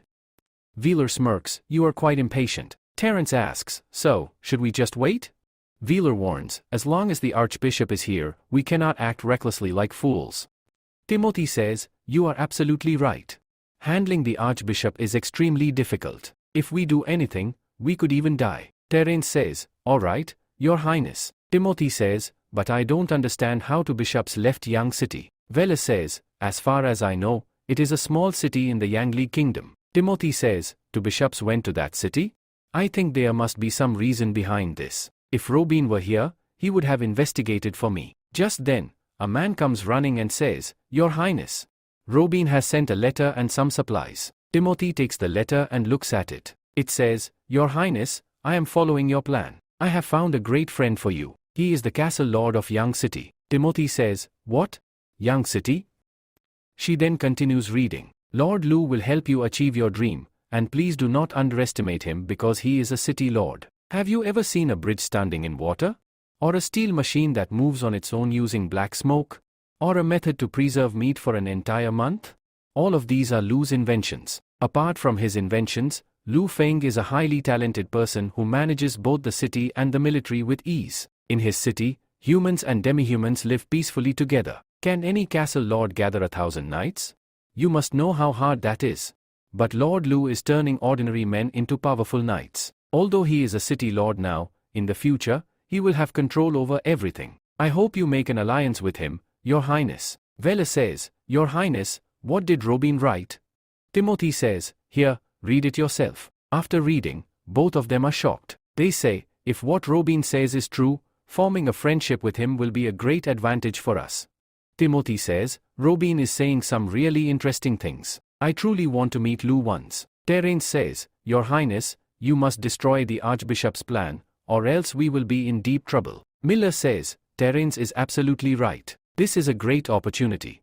You cannot go there just like that. Timothy says, yes, don't worry. I know we must take every step with extreme caution because those bishops want to rule over this kingdom. Both of them say, you are right, Your Highness. Then Timothy starts thinking and speaks in her mind. The bishops were telling everyone that the king of Dig kingdom was given power by God. When our land suffered from extreme ice, the food supplies drastically reduced, and many knights started believing in God. They told the king that this was God's punishment, and if he didn't obey them, the situation would remain the same. Then, the bishops spread their message across the entire kingdom, claiming that this was a punishment from the great God. They said that if the people worshipped God, they would be saved. In return for some money, people started following their words. After some days, the bishops told everyone that the king was the reason for so many deaths. Then, in front of my eyes, they killed my father. Before dying, her father told her, no matter what happens, do not let them destroy the kingdom. Then she looks at both of them and says, I have a very good idea. Meanwhile,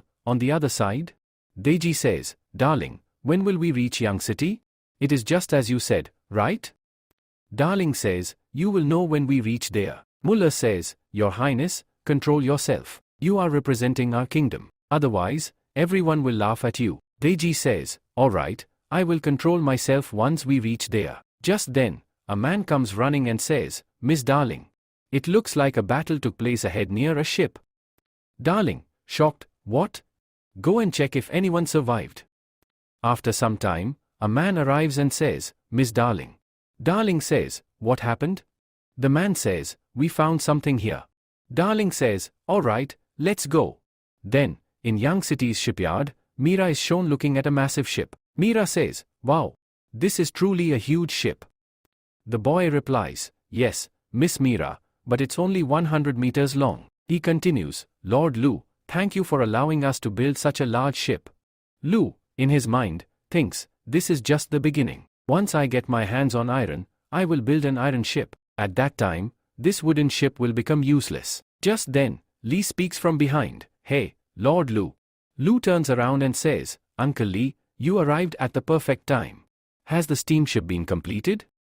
Lee responds, yes, it's almost done. However, some parts still need time to be built. Since it takes a lot of effort, we are progressing slowly. Lu says, alright, keep me informed. I will find an alternative way to speed up the production of those parts. But I need that ship before winter. Mira, in her mind, ponders, winter.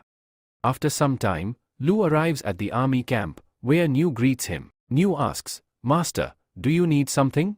Lu replies, I want to see how the warrior training is going. Also, update me on the current situation of the team. Nu explains, including Miss Mira, we have 4 members in the team. 2 of them are assigned to your protection, while the rest assist in training. Lu says, so, we have only 3 people available for combat. Nu, I want these 5 teams to complete separate tasks. Also, train the entire army for night combat. If necessary, make them train at night. And remember, all training must be completed before winter.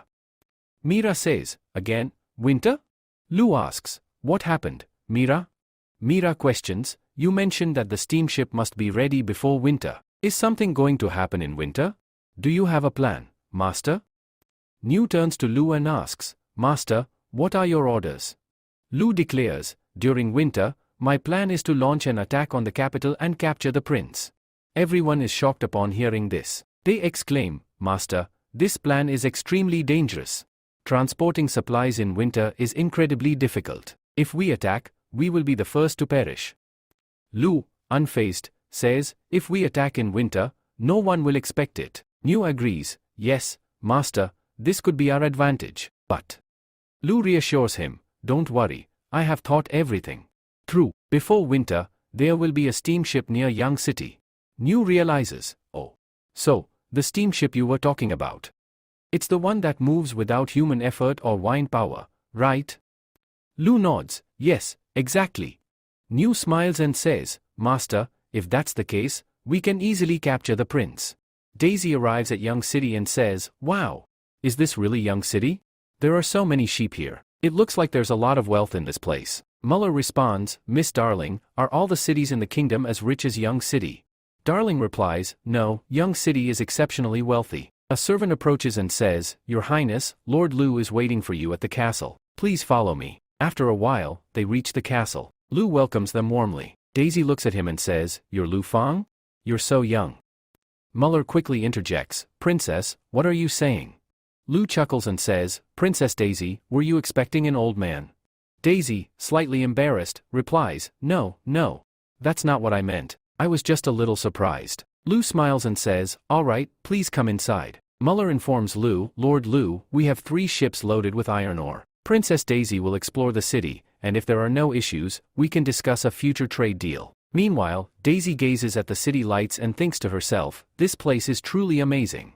Muller then signals and warns her, don't touch that. After a while, Daisy says, Lord Lu, before coming here, I had heard a lot about Young City from Darling. I was really interested in seeing it for myself. However, iron ore is extremely important for us. We never trade without thorough investigation. That's why I came here, to see if what Darling said was true. Lu reassures her, you don't need to worry. Hey, Nicole, arrange a room for them and give them a tour of Young City. Nicole responds, understood, Master. Please follow me. Daisy looks at her and says, oh, so you're Nicole?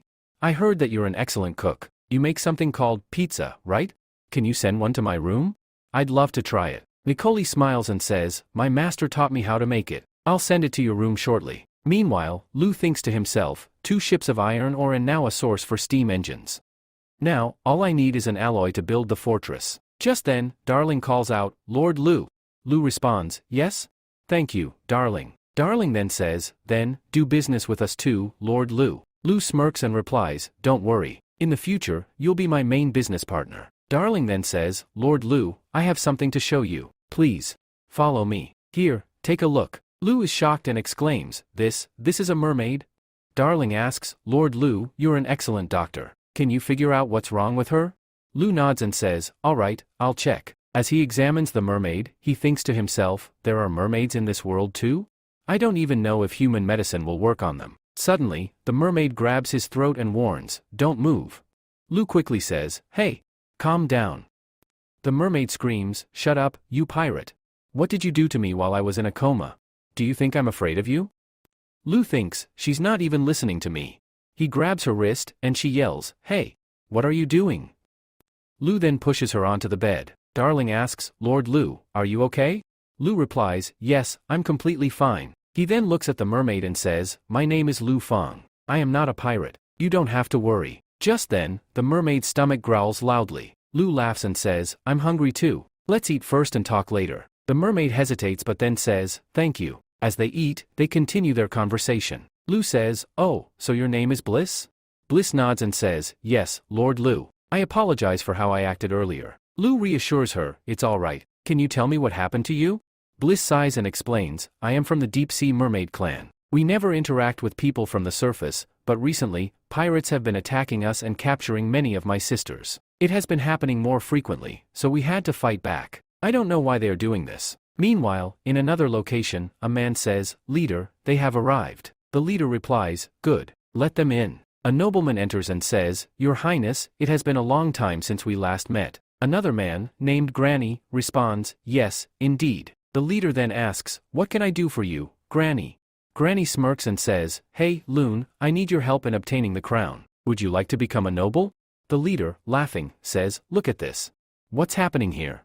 The second prince has come to seek help from pirates." The others start laughing too. "Haha. He's joking, right? I've never heard a funnier story than this." The leader says, "Your Highness, we are pirates who roam freely across the world. We are not an army that belongs to anyone." Greenie responds, "Oh really? You people are just a bunch of cowards."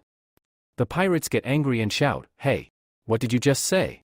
Greenie smirks and says, "You are pirates who travel all over the world, yet you're terrified of stepping onto land. Right in front of you is a great opportunity that could change your entire fate." The pirates, still fuming, yell, "We'll kill you right here and now." The leader raises his hand, stopping them. "Wait. Step back, all of you. Your Highness, what opportunity are you talking about? Please explain clearly." Greenie grins and says, "If you help me claim the throne, you can take control of any city outside the capital." Everyone is shocked. "What? Any city?" Greenie nods. "Capturing a city will earn you an enormous amount of money, far more than what you get from looting merchant ships. If you're lucky, you might even capture a rich noble, ensuring you a life of luxury." The leader hesitates. "As soon as we go there, won't your army capture us?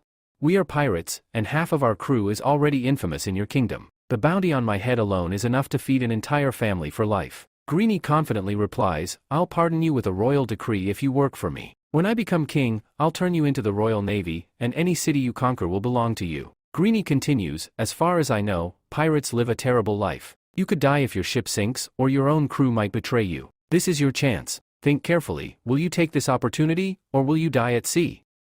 The leader, after thinking for a moment, finally speaks. "All right, I agree. But everything you said. Is it really true?" Greenie nods. "Yes, absolutely. Every word I said is true." With that, the pirates and Greenie leave together. A while later, a demi-human named Mila appears. Mila smirks and says, "Congratulations. Even as pirates, you've been given the chance to become nobles." The leader chuckles. "I never expected this. I am about to become a noble." "Hey, how about you stay here and help me? I'll soon have my own city. You and your partners should stay with me." Mila shakes her head. "Absolutely not. Our deal was that I would do 3 tasks for you, and then you would let me leave. There's only one task left. Tell me what it is." The leader shrugs. "Not right now. I'll tell you later." Mila sighs and returns to her tent. Meanwhile, one of her comrades asks, "Hey, Lord Mila, did he give you the 3rd task yet?"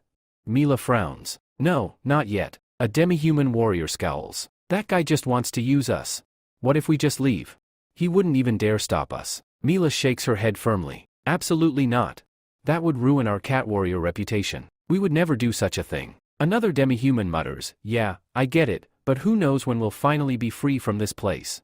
I wonder how the others are doing." Mila looks distant. "I don't know, Mina. Wherever you are, as soon as I finish this last task, I'll come find you." Meanwhile, in another place. Mina suddenly screams. Lu looks at her. "You shivering? I told you not to eat so much ice cream." Mina shakes her head. "No, master, focus on your work. You said if we get distracted, it could be a huge problem." Lu smirks. "If you scared, you can leave." Mina clenches her fists. Absolutely not. If anything happens, I'll protect you. Lu nods. Alright, I am starting the gunpowder production now. Mina watches closely. Go ahead, master. A while later?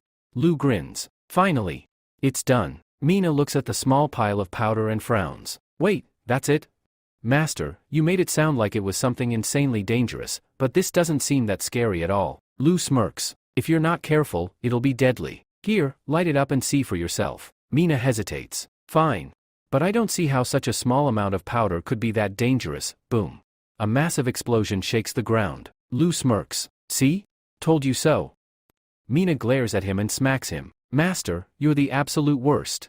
Lu laughs. Haha. Alright, enough fooling around. Mina, store it somewhere safe. Make sure no one sees it and keep it away from fire. Mina nods. Understood, master. Just then, a loud voice echoes, Hey. Blue Eyes says, Lord Lu, I've been looking for you for so long. Lu replies, did something happen, Blue Eyes?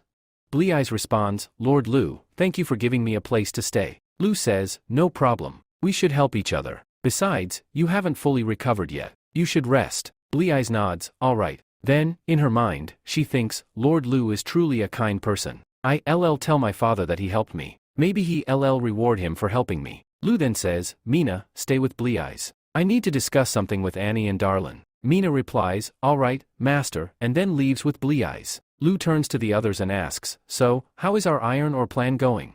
How much iron have we received from the Ali Kingdom? Annie answers, for our plan, the quantity is way too low. Darlin adds, too low? But they giving us twice as much as the land of chaos. Lu asks, how much do we need? Darlin responds, twice the amount written in the agreement. Darlin looks shocked. That would be 4 times the original amount. Do you think they'll agree to that? Lu then asks, by the way, what is Princess Detsy doing in the city right now? Darlin sighs, they just shopping? They go to every market every single day, buying so much stuff that it keeps going out of stock. Annie chuckles, they've gotten way too rich from iron ore. If more wealthy people keep coming here, it will be great for our city. Lu smiles, that's perfect. If this continues, we'll be able to negotiate better deals with them. Darlin says, yesterday, they visited the shipyard and saw the steam engine. They were asking us about it. Annie is surprised, the steam engine? Master, you worked so hard to build that. Do you think they'll try to take it? Lu smirks, this is a great opportunity. Annie protests, Master. Are you serious? If they learn how to use it, they could attack us. Lu reassures her, don't worry, we have advanced technology. For now, just explain the steam engine to them. If they realize how valuable it is, they'll definitely want to buy it. Annie sighs, alright, I'll do it. Annie rushes in, Master, Princess Detsy and Muller have arrived. Lu greets them, so, how do you like it here? Detsy replies, the young city is quite an attractive place. Lu nods, alright, let's continue. Muller says, Lord Lu, according to the deal, young city will provide us with food and clothing every month. In return, we'll pay 70% of the total cost. Lu responds, that's fine. I have no problem with that. Annie hesitates, but Master, Lu interrupts, don't rush things. Detsy whispers, Muller, speak. Muller continues, before finalizing the deal, we want to add something. Lu, already suspecting something, asks, what is it? Muller clears his throat, we've noticed that Young City has a steam engine. We understand this is confidential, but if possible, we would like to purchase 2 of them. Lu smirks, the steam engine isn't exactly cheap. Muller says, Lord Lu, just name your price. Lu replies, alright, if you that interested, take a look at it first. Muller inspects the steam engine and looks utterly shocked. What? Detsy gasps, that much iron? Lord Lu, are you serious? Lu nods, we have no other choice. We only have a limited number of steam engines. If you think it's too expensive, you're free to decline. Muller turns to Detsy, Your Highness, this is way too expensive. We should reject this offer. Detsy, after some thought, says, fine, I accept the deal. Lu smiles, now that's more like it. Let's sign the contract and seal the deal. After some time, Lu checks on Blue Eyes and says, Blue Eyes, you now fully recovered. Blue Eyes is delighted, really? That's great news. Lu then says, by the way, the Droff people are heading to the Ali Kingdom. If you want, you can go with them. But if you prefer to stay in Young City, you're always welcome here. Blue Eyes hesitates, I do want to stay, but my family must be really worried. After the accident, they haven't heard anything about me. I need to go back soon, or they'll be too concerned. Then she asks, Lord Lu, can I come back here again? Lu smiles, of course. You always welcome in Young City. If you return, Nikolai and Annie will be very happy to see you. Then, in his mind, Lu thinks, if I can establish a friendship with the mermaid tribe, Young City will develop at an incredible speed. Blee says, thank you, Lord Lu. The next day, the dwarves prepare to leave. Muller arrives and says, Princess, we have loaded all the supplies. Detsy replies, all right, we are ready to leave. Just then, Lu arrives and says, Princess Detsy. Detsy responds, I really enjoyed coming to Young City. I wish I could stay here a little longer. Lu says, whenever you have time, you are always welcome here. Detsy smirks and says, you want our iron, don't you? Then she adds, regardless, I find all your supplies to be excellent. This cooperation feels really beneficial. Lu nods and says, all right, have a safe journey. The group then departs. Muller turns to Detsy and says, Your Highness, I still don't understand why you wanted that steam engine. Even though it runs on magic, we spent a huge amount of money on it. Detsy replies, I don't know, but I have a feeling that it's extremely valuable. Consider it an investment. I doubt we'll face any major losses with it. Just then, a dwarf turns to Miss Blee and says, please take a seat. Once we arrive, I'll let you know. Blee smiles and says, thank you, uncle. Detsy comments, Lord Lu is really lucky to have saved a mermaid. These people don't usually associate with outsiders. But if they cooperate with Young City, they won't have to worry about their future. Muller agrees, that's because they have an abundance of pearls. After some time, a dwarf announces, Miss Blee, we've arrived. Blee jumps into the water and says, thank you. As soon as she enters the water, her tail appears. Just then, some guards stop her and say, hey, stop. Who are you? The second guard, shocked, exclaims, Princess Blee. You've finally returned. Blee rushes into the castle and exclaims, Father, I'm back. Hearing her voice, her father is utterly shocked and says, Blee? He runs to her, embraces her tightly, and says, I'm so glad you're back. Are you okay? Blee nods and replies, I'm perfectly fine, father. I'm sorry for making you worry so much. Kuzan scolds her, after the battle, you disappeared without a trace. Where have you been all this time? Blee explains, Father, I was severely injured during the battle. At that time, some humans happened to pass by. They saved me, and I recovered in their city. Kuzan, furious, exclaims, I will make those pirates pay. And who was it that saved? You. Blee answers, he is a noble named Lu Feng. He is the lord of Young City, located near the Yusha River. Kuzan nods, oh, Young City near the Yusha River? I'd like to personally thank them. He then calls out, bring me a chest full of pearls. We must send them to Young City at once. Blee stops him and says, Father, they don't need pearls. Kuzan is baffled, what? They don't need pearls? That's impossible. Blee chuckles, I didn't believe it at first either, but after spending time in Young City, I realized that it truly is different. Kuzan, still in disbelief, says, I can't wrap my head around it. A city where humans and demi-humans live together in harmony? Blee reassures him, Father, I will thank them on your behalf. Kuzan smirks, and you want to return to Young City, don't you? Blee pleads, yes, Father. Please let me go. Kuzan sighs, rest for now. I need to deal with those pirates first. Then, we'll go together. Blee nods, all right, Father. Meanwhile, in Young City, Robin approaches Lu and says, Lord Lu, it's been a long time since we last met. I've come with some important news. Lu asks, what is it? Robin warns, some bishops are on their way here. From what I know, they are already very close to Young City. You remember Parking, right? He alone caused so much destruction in Young City. If more bishops arrive, it will be a disaster. I think it would be best if you eliminate them before they even enter the city. Lu smirks, and what do you want in return? Robin laughs, Lord Lu, what are you saying? The Queen of the Din Kingdom wants to cooperate with you. Consider this information a small gift. Elsewhere, we see the bishops discussing their plan. One of them says, we will disguise ourselves and infiltrate Young City. Everyone already knows where we are supposed to meet. Once inside, we all remember what we have to do. Another one says, our first step is to make contact with the people who are dissatisfied with their situation. We need to make them believe in God. He continues, once we have enough followers, we will offer them money to cause chaos in the city. A third one chuckles, just like we've done in other cities. Don't worry, it will work. Bishop smirks, all right, get ready. As they prepare to leave, one of them comments, I've heard there are a lot of orcs in that city. Another one laughs, orcs? They're dumb creatures. This will be an easy task. Timothy glares at them and asks, tell me, who rules the Din Kingdom? Us or the church? The officials nervously say, Princes, please calm down. Timothy commands, pass this law immediately. As they leave, one of them mutters, the Queen has lost her mind, again. Soon, The new law is posted all over the city. People are shocked. One man exclaims, "What? She's reducing our taxes by such a huge amount?" Another one cheers, "Whatever. This means we don't have to pay taxes anymore. We can finally save money." Elsewhere, an official rushes to the archbishop and informs him about the new law. The archbishop scoffs. Is she trying to gain popularity? This queen is going too far now. Meanwhile, in Young City's newspaper office, a woman says, "Chief editor, please check this manuscript once." The editor sighs and thinks to herself, "My eyesight is getting worse. If this continues, I'll go blind soon." Just then, Lu walks in and greets her. "Hey, Vayu." Vayu looks up and asks, "Lord Lu? Is that really you?" Lu smirks, "Of course, it's me." Vayu says, "I didn't mean that. I couldn't see you." So, Annie says, "Don't work so much, take some rest." Vayu then asks, "Lord Lu, is there anything new to publish?" Lu replies, "Yes, go ahead and publish it." Vayu says, "All right, let me read it first, Lord." Lu then walks away and says, "Look how much this is." Vayu responds, "Maybe it's 3. Then, she thinks to herself, "Oh no.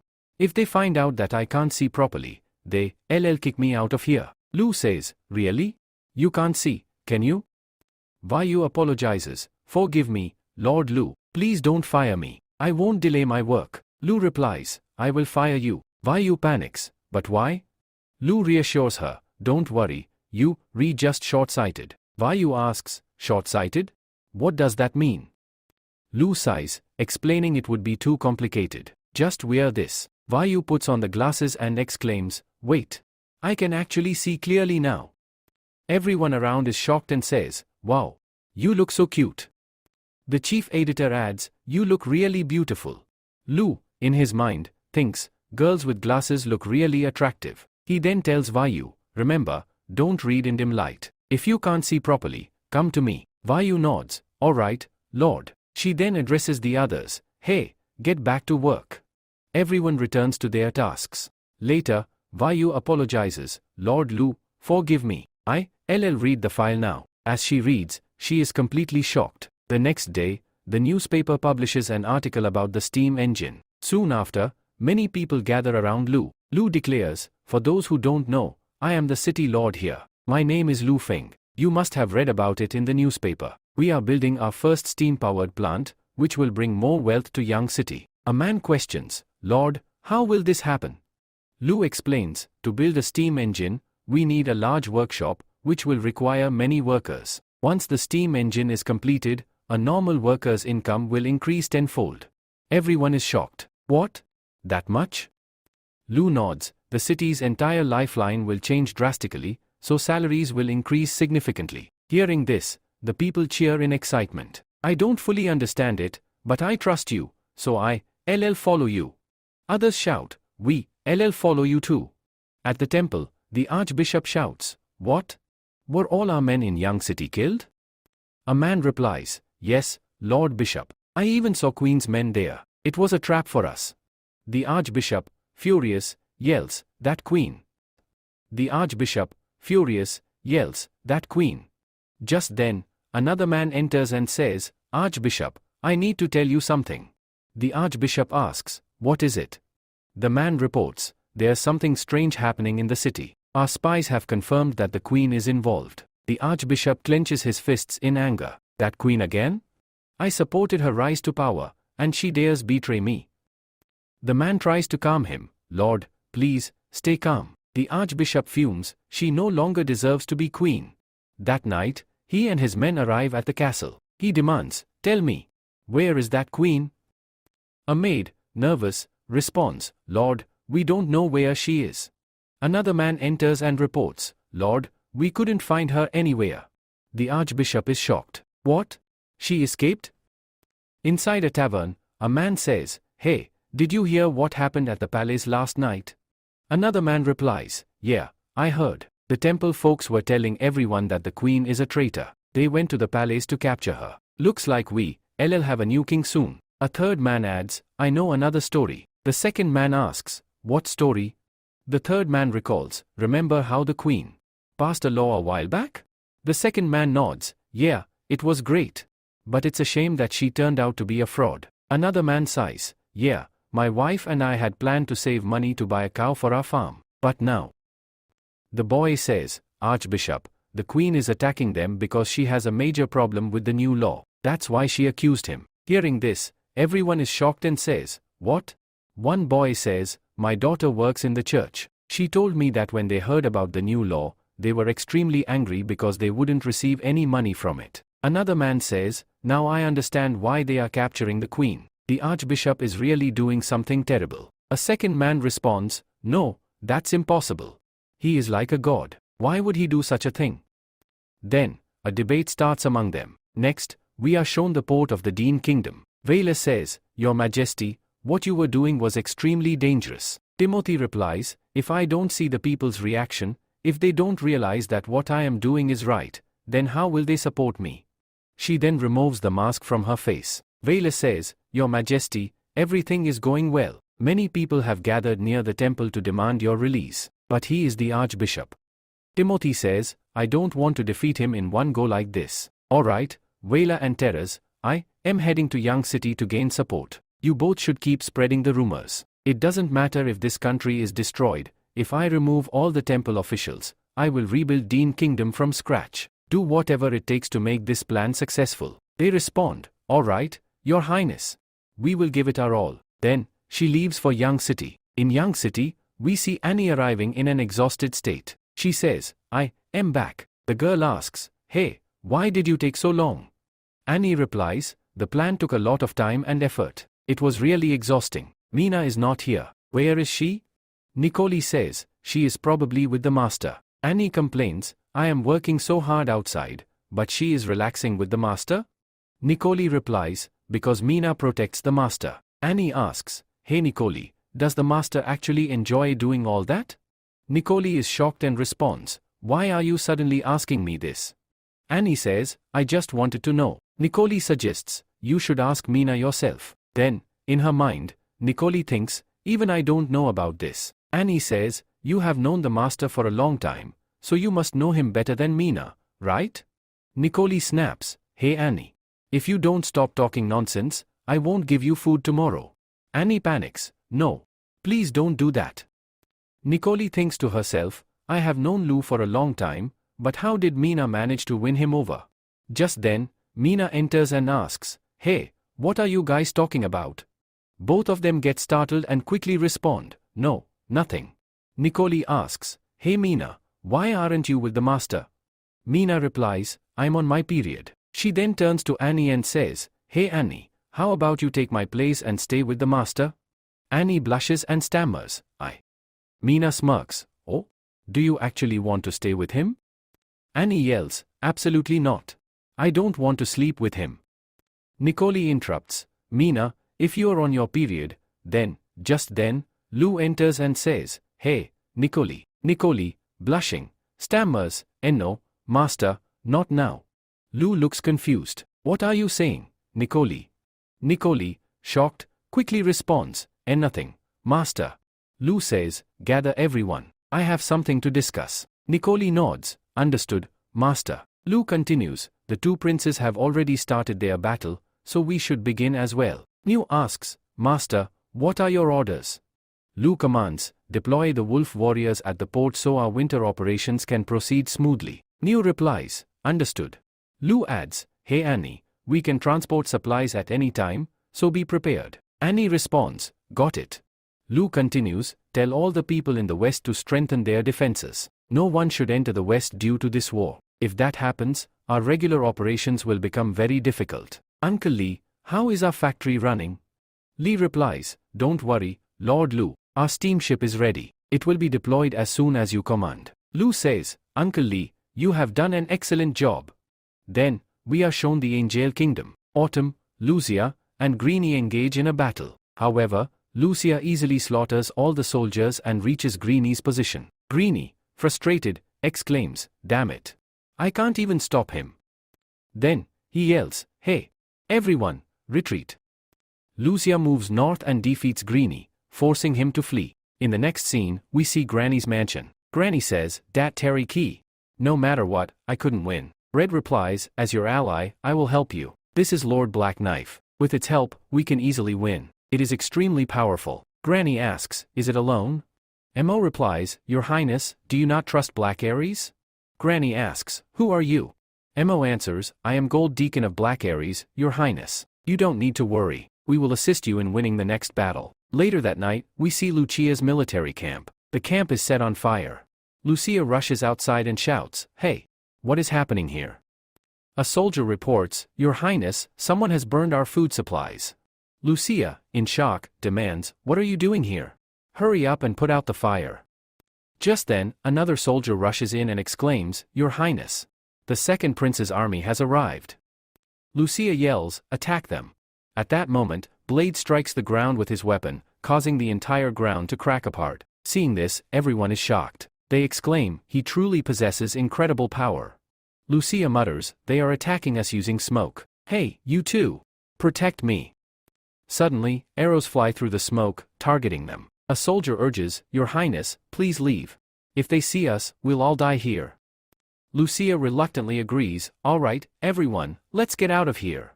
A soldier from the enemy side comments, Did they just run away? Blade smirks, I haven't even warmed up yet. Granny expresses gratitude, Thank you, both of you. Once I become king, I will reward you handsomely. The soldiers respond, We appreciate it, Your Highness. However, in his mind, Granny thinks, Lucia, I will defeat you once all my reinforcements arrive. A few days later.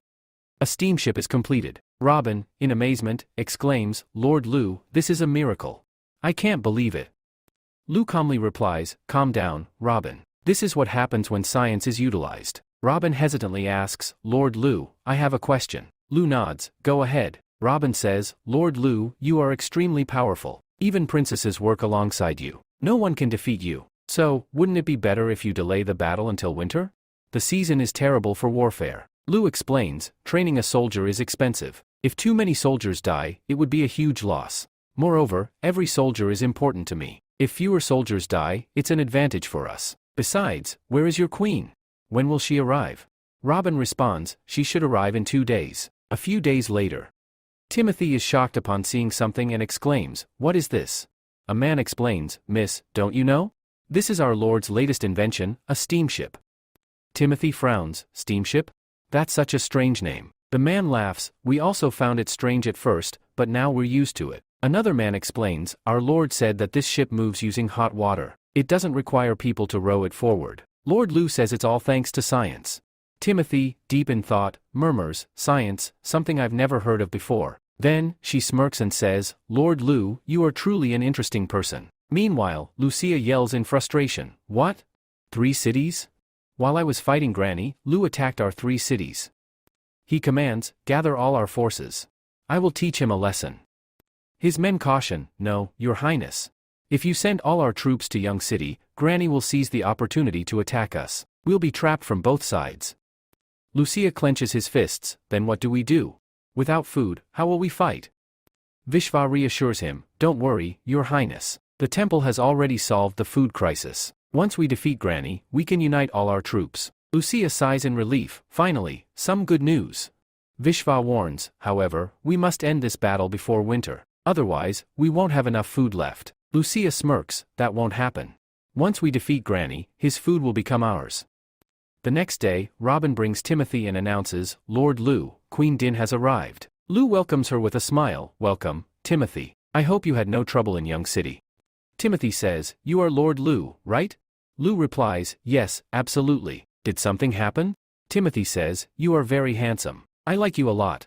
Let's get married and rule the kingdom together. Hearing this, the 3 of them are completely shocked. Lu responds, Your Highness, I know you are joking. You must be really tired. Please get some rest first. After that, they are escorted to their rooms. Robin asks, Your Highness, what were you saying to me? Timothy replies, I am serious about this. Robin asks, Are you sure about what you re-saying? Timothy says, He is a genius. Instead of making him my partner, I'd rather make him my husband. Meanwhile, Annie shouts, This is absolutely terrible.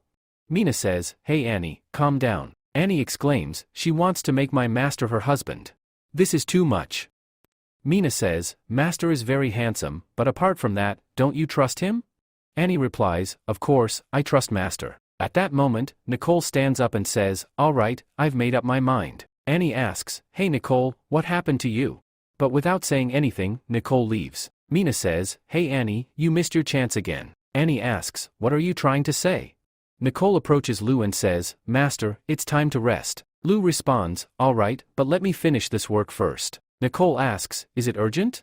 Lou replies, "No, it's not that important." Suddenly, Nicole kisses him and says, "Master, tonight I'll sleep with you." Then, Nicole starts making her move. After some time, they finish what they were doing. Lou asks, "Hey Nicole, what happened to you today? You were really full of energy." Nicole responds, "Do you know what my lucky charm is?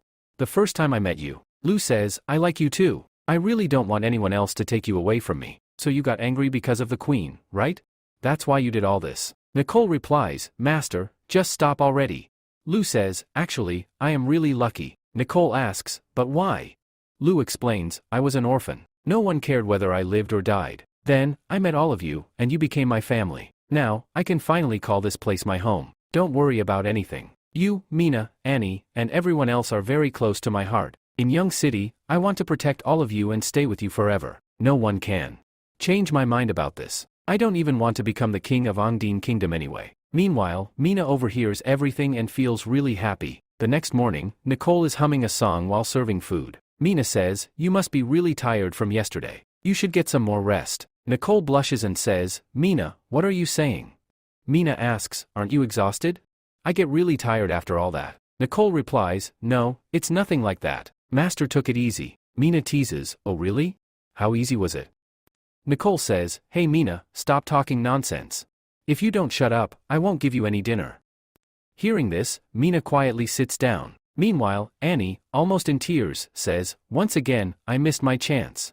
At that moment, Timothy arrives and says, "Wow. I've never seen food like this before."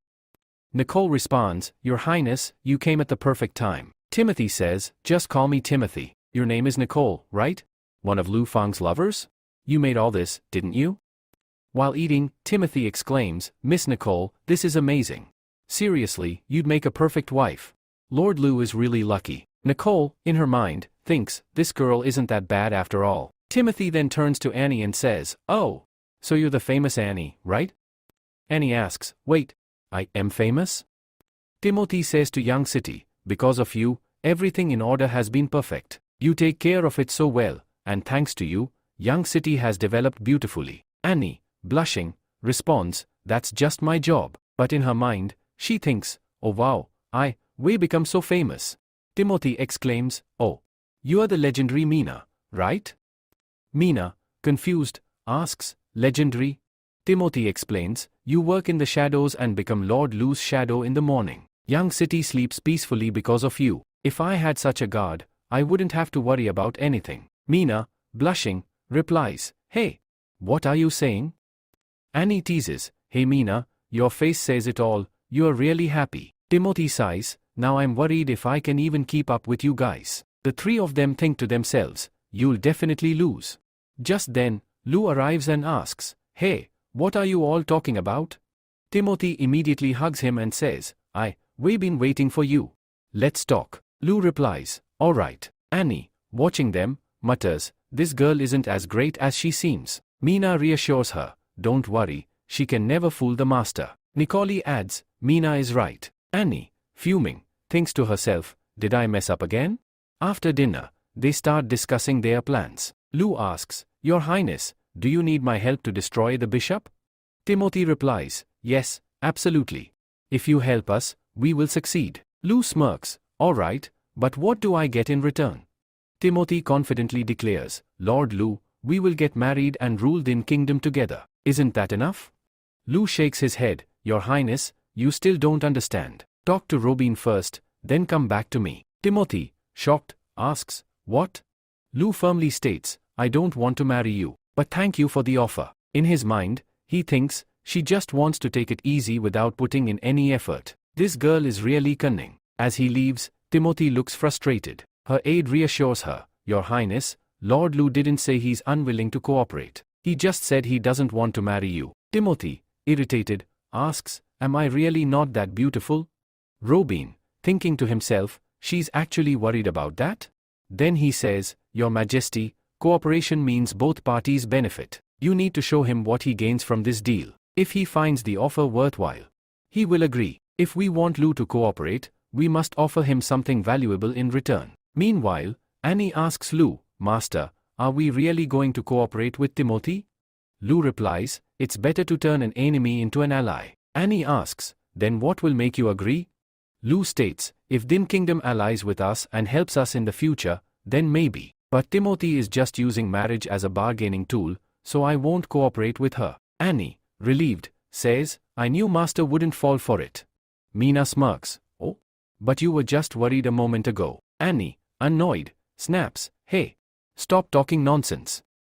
Just then, Timothy arrives and says, Lord Lu, please forgive me. Let's seriously discuss cooperation. Lu nods, alright, let's talk. Timothy asks, Lord Lu, before we begin, I have a question. You have everything, wealth, resources, and young city flourishes under your rule. You even refuse to rule Din Kingdom with me. So, what do you really want? Lu replies, Your Highness, think about it carefully first. Timothy insists, as far as I know, everything you do is for young city. I want to know, what is your ultimate goal? Lu looks at her and says, for me, this isn't just a city. It's my home, filled with memories. I want to develop it further, make it stronger, and protect everyone here. But to do that, I need immense power. Timothy says, oh, I figured it out. The Din Kingdom used to be a very powerful empire. But ever since that bishop arrived, this country has been dying day by day. And many nobles are supporting him. Together, they are making the royals look weak. I want to restore the Din Kingdom to its former glory, just like Young City is now. That's why I want to cooperate with you. To be honest, I need your help. Lu replies, and what will I get in return? Timothy says, in the future, there will be no interference from the bishop in your city. Plus, you will gain a powerful and loyal ally. Also, the Din Kingdom's market will always be open to you. This is an investment, Lord Lu. What do you say? Lu thinks for a moment and then replies, all right, this is a great plan. Now tell me more about these bishops. Timothy, excitedly, says, thank you. Lu responds, I know you will accomplish great things in the future. That's why I agreed. Timothy adds, besides that, Lord, if you agree, I am willing to marry you right away. Annie shouts, stay away from my master.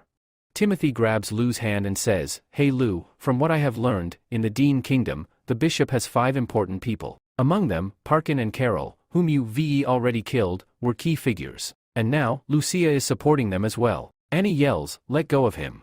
But Timothy tightens her grip on Lu and says, absolutely not. Lu, in his mind, thinks, these people have really trapped me here. Meanwhile, Blade is slaughtering everyone mercilessly. The people around, terrified, begin to flee, but Blade kills them all and laughs, saying, these people are nothing in front of me. On the other side, Lucia shouts, this is absurd. Our 5 grandmasters couldn't handle one person, and all of them were killed?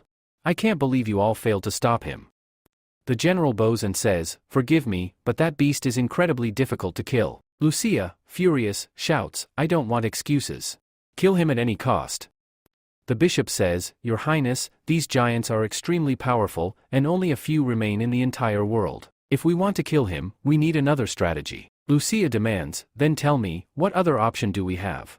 Bishop Vishav responds, we can poison him. And this is the poison master, Mr. Leek. Lucia says, Mr. Leek, I leave this giant to you. Leek smirks and says, all right, I will take care of him. Lucia, confident, says, with your help, I can easily get rid of Greenie. And once he's dead, I will reward you all. All right, I am leaving now. The others bow and say, thank you, Your Highness. The general turns to the bishop and says, now it's your turn to handle things. The bishop nods and orders, deliver this letter to Bishop Benny's. Tell him that the last group of nobles is now supporting Lucia. Our plan has succeeded completely. The messenger bows and says, yes, my lord. On the other side, Lucy, shocked, asks, are you really going to the capital?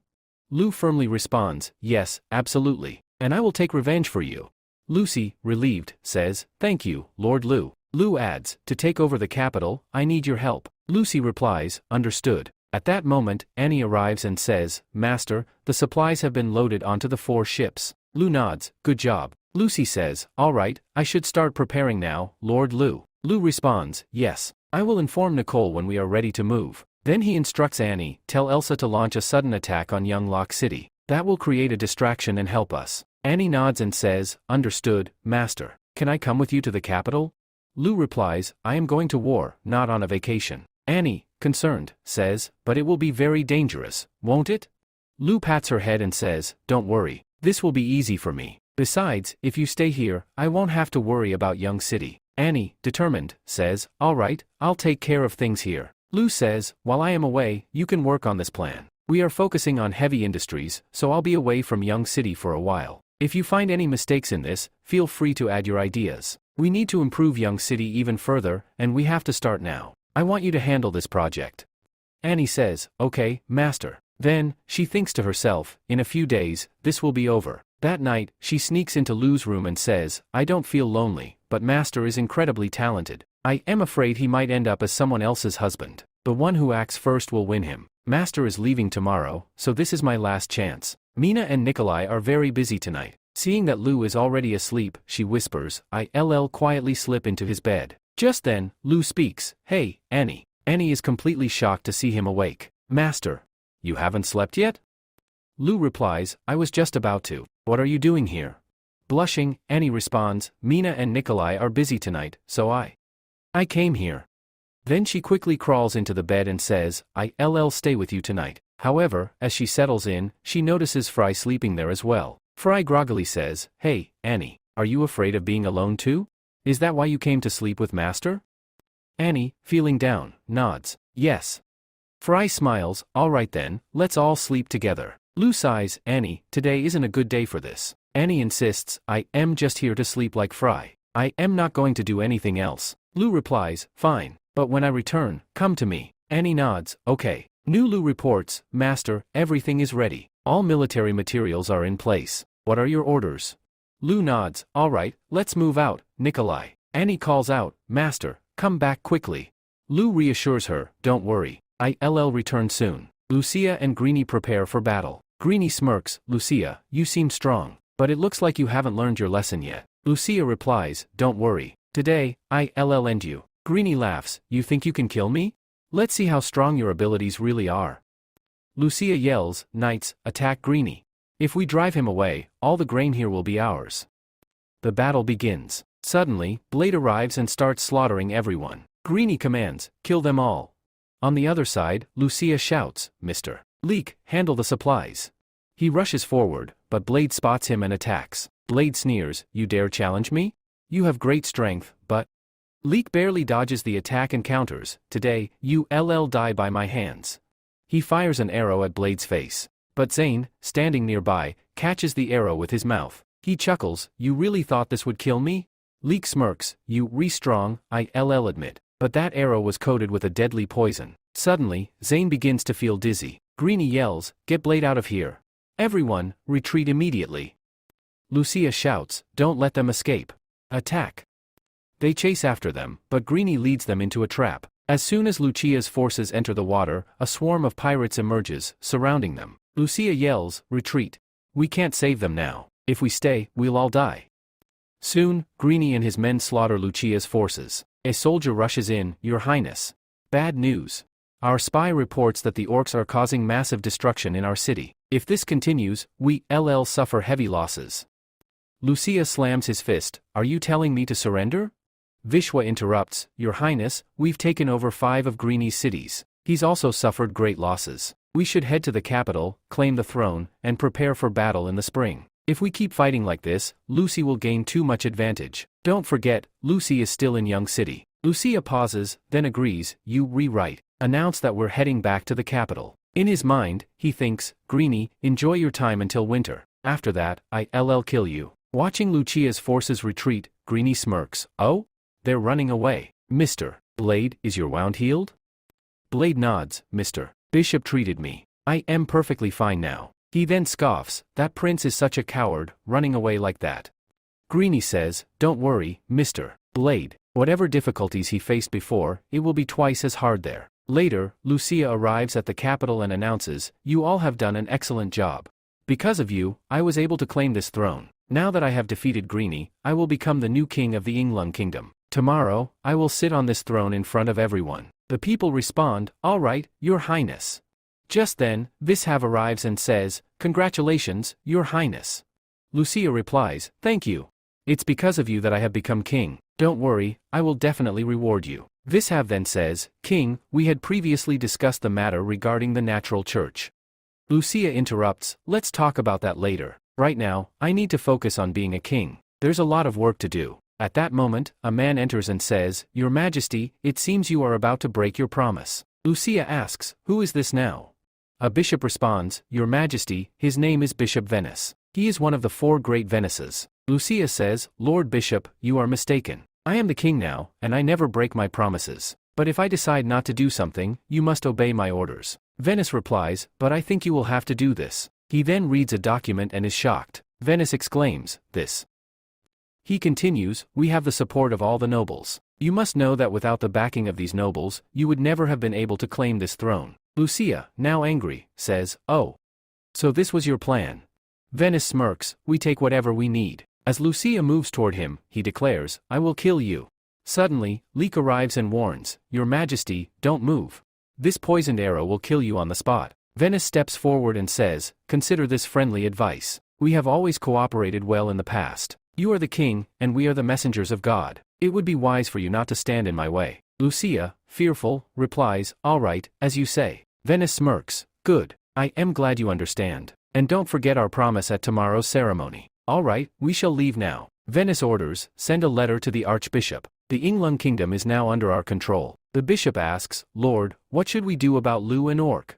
Venice replies, that's not a big problem. I've heard that Lord Lu is just a castle lord, so there's nothing to worry about. Once we control the entire city, his territory will automatically fall under our rule. Meanwhile, Lucy says, how are we getting into the capital so easily?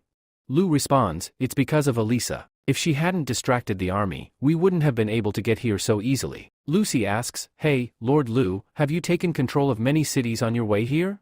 Lu replies, yes, that's also one of the reasons. Then, he thinks to himself, in this kind of weather, people don't think too much. Just then, Timothy arrives and asks, this is Yinglung's capital, right, Lord Lu?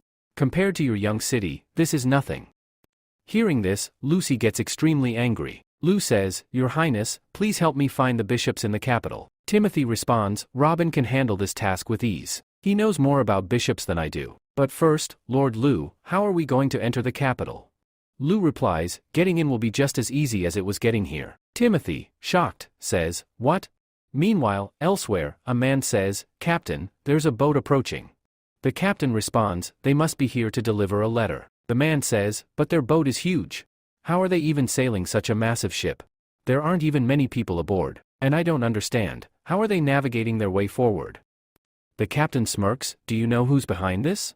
We can't even talk about him. His life is beyond our imagination. It is said that nobles from other kingdoms bathe in gold coins every day. The men, shocked, exclaim, what? Is that even possible? Meanwhile, Timothy, still shocked, says, what? Letter delivery?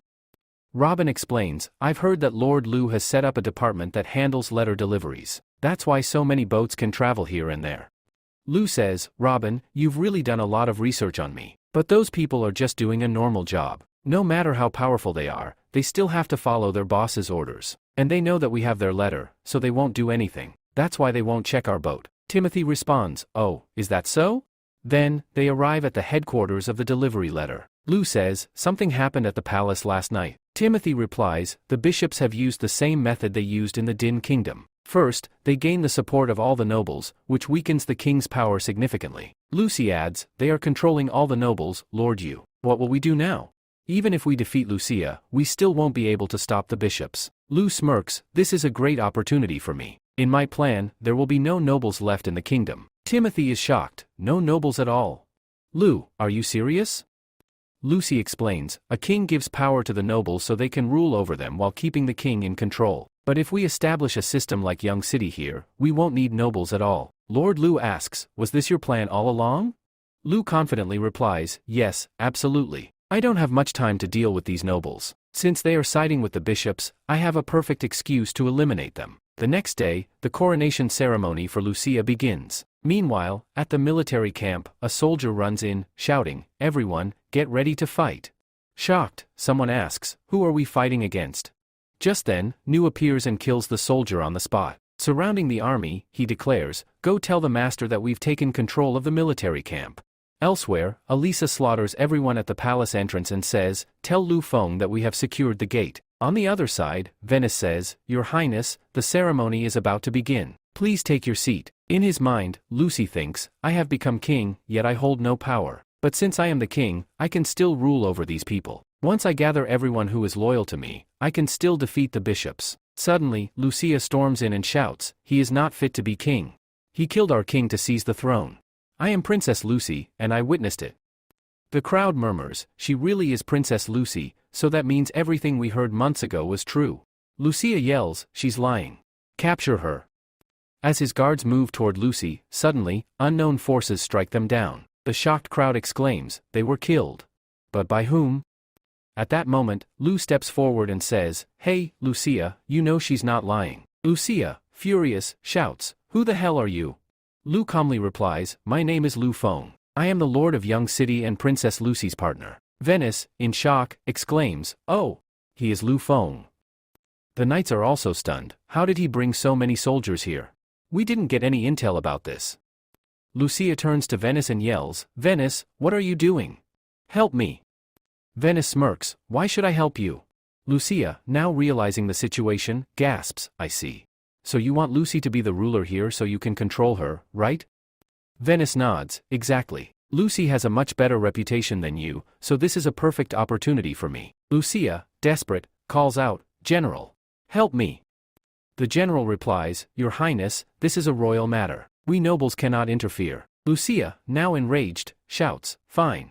Guards, what are you waiting for? Kill them all. Lu commands, Attack them. The general turns to the bishop and says, Come with me. Venice adds, General, call in your guards as well. The general agrees but murmurs to himself, How did Lu bring so many troops here? He is truly talented, but he lacks strategy. Once my army arrives, I'll control Lucy and rule the Ingle Kingdom. Venice nods, Yes, you're right. Moments later, Lu wipes out all of Lucia's soldiers. Seeing this, Lucia is utterly shocked. Lucy steps forward and commands, Surrender yourself. Lucia, refusing to back down, shouts, Never. I am the king's eldest son. I have the most right to the throne. Just then, Mina arrives and kicks Lucia hard, sending him to the ground. She scoffs, These nobles never listen. If we don't get rid of them, they'll keep spouting nonsense forever. Vini says, Hey, General. Those people have already finished their work, but why haven't your people arrived yet? The general replies, They should have arrived a long time ago, but they still haven't shown up. Just then, a man speaks up, Hey, Archbishop. They're heading toward us. What should we do now? Vini says, Don't worry. They don't have the courage to face me. Then, Lu approaches him and says, So, you are the Bishop of God, Vinis, right? Vinis replies, Haha. I didn't expect you to know me. It's a pleasure meeting you. Lu responds, All right. Hey, seize him. The men grab Vinis. Vinis protests, Hey, what are you doing? Lu, do you think you helping Lucy? Are you seriously that foolish? If I am not here, no noble will support you. Lu smirks, Yeah, you're right. Hey, capture him too. Hearing this, the people are utterly shocked. They exclaim, What? Lu commands, Lock the bishop in prison. Seeing this, all the nobles become extremely nervous. Then Lu turns to them and says, By now, you all must have realized that my word holds the most weight here. So don't try anything stupid. You know what will happen to you. The nobles, frightened, reply, Understood. Meanwhile, Vinis is locked up in prison. He yells, You wretched humans. God will curse you. Just then, someone calls out from behind, Hey, Lord Bishop. Vinis, startled, turns around and exclaims, Bishop? What are you doing here? The bishop replies, Lord, this is all because of Timothy and Robin. Lu Feng is helping them. We were just starting the ceremony when suddenly, Lu Feng appeared and captured all of us. This is all Robin's doing. We came to the capital and got trapped here. Hearing this, Vinis is so shocked that he nearly collapses, but the bishop catches him. The bishop asks, Lord, are you all right? Vinis mutters, Years of my hard work, all wasted. The bishop reassures him, Lord, I don't think we lost just yet. Our men are still in other cities. If we can somehow get this message out, Vinis interrupts, but how? Lu Feng won't let us escape, and as soon as winter ends, they'll execute us. Suddenly, Nicolai rushes in, shouting, I have news from the capital. Master has taken over the capital. Annie exclaims, That's great news. Nicolai hesitates, but, if Master has taken control of the capital, will the nobles outside obey him? What if they refuse and attack? Annie reassures her, Don't worry, Master has already planned for that. Once the nobles find out that the capital is under his control, they'll have to prepare accordingly. Nicolay, inform all the ships to depart. Nicolay nods, understood, Miss Annie. Meanwhile, Lucy enters the king's office. Memories of her father flood her mind. Before his death, her father had told her, Lucy, go somewhere far away. Never return here. Lucy, with tears in her eyes, whispers, Father, I'm back. Just then, Lou arrives and says, Oh, so you're here. Lucy quickly wipes her tears and says, Thank you, Lord Lou. If it weren't for you, I would have never been able to return. Lou replies, It's all right. I made a promise to you, didn't I? Lucy nods, Yes. But apart from that, Lord Lou, I need to talk to you. Please, listen to me. Lou asks, Tell me, what is it? Lucy takes a deep breath and says, I want you to become the king of this kingdom. Please, be our ruler. Lou, shocked, replies, What? Lucy pleads, Lord Lou, please hear me out. I listened to your conversation with Timothy earlier because I wanted to understand why you redoing all this. You said you re-protecting your home, the place where all your memories reside. But no matter how hard I tried, I couldn't save the people here. I believe you know of a better world, a world you truly love, and that's why you're trying to recreate it here. I know that your innovations will change the world. If you only wanted to protect a few, Young City would have been enough. But you want to save even more people, to give them a better life in this world. And to do that, you need to elevate yourself even further. Lou sighs and says, You rewrite. I'm ready for this. Lucy, overjoyed, exclaims, Really? Lord Lou, thank you.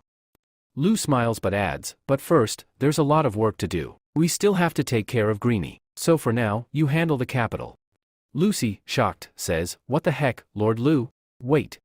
But I don't know anything about this. I'll just become a burden, and those noble people aren't even going to help me.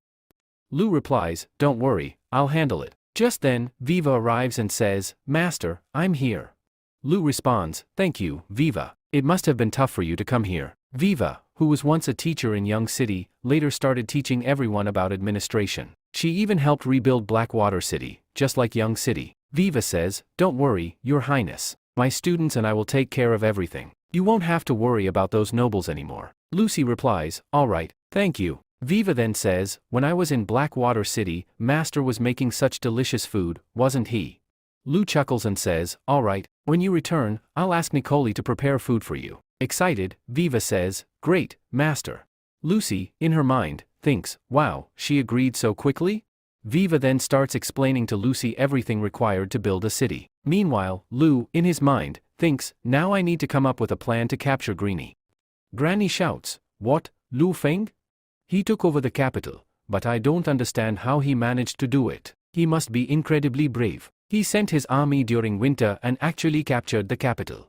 Red responds, Good thing we had spies in the capital, or we would have never received this information. Mo says, Your Highness, how about using this opportunity to remove Lu and make yourself the king?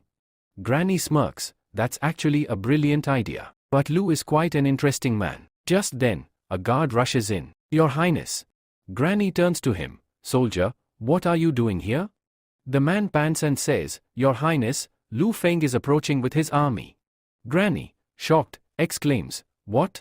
But he's supposed to be fighting Lucia in the capital. How can he be here? Red smirks, Let him come. Granny frowns, What are you suggesting? Red explains, If we defeat him here, no one will stop us from taking over the capital. Granny nods, This plan is excellent. I'll need Mr. Blade and more for this. Blade grins, Fighting excites me. I don't care who the enemy is. Someone adds, Yes, besides, he has a deep grudge against Black Ares. It's finally time for revenge. Granny, along with his army, waits in position. Soon, Lu arrives and smirks, Looks like we've been expecting me. Granny declares, Lu Feng, this is my territory. If you leave now, I'll let you go. Lu scoffs, Cut the nonsense and start the fight. You're going to lose anyway. Red advises, Your Highness, they've just arrived. They're exhausted. If we attack now, we can wipe them out. Granny yells, Kill them all. Blade laughs, Finally, it's time for some slaughter. Suddenly, a rain of arrows showers down on them. Granny, shocked, shouts, How is this possible? How can they attack without formation? New commands, First team, retreat. Second team, attack immediately. The sheer number of arrows overwhelms them, killing many. Blade scoffs, Do you really think you can stop me with arrows? He jumps forward to attack, but Leah blocks his strike and throws him back. Blade grins, you, re-strong. You must be the wing killer. Finally, a worthy opponent. Meanwhile, New whispers, Master, everything is ready. Lu nods, good. Attack. The battle erupts. Mo seizes the opportunity to sneak behind Lu and strikes. Lu, today is your end. But Lu quickly counters with a punch, sending her flying. She groans, damn. He saw my attack. Before she can react, Lu slashes her with his sword. Mo gasps in shock, impossible. When did he attack me?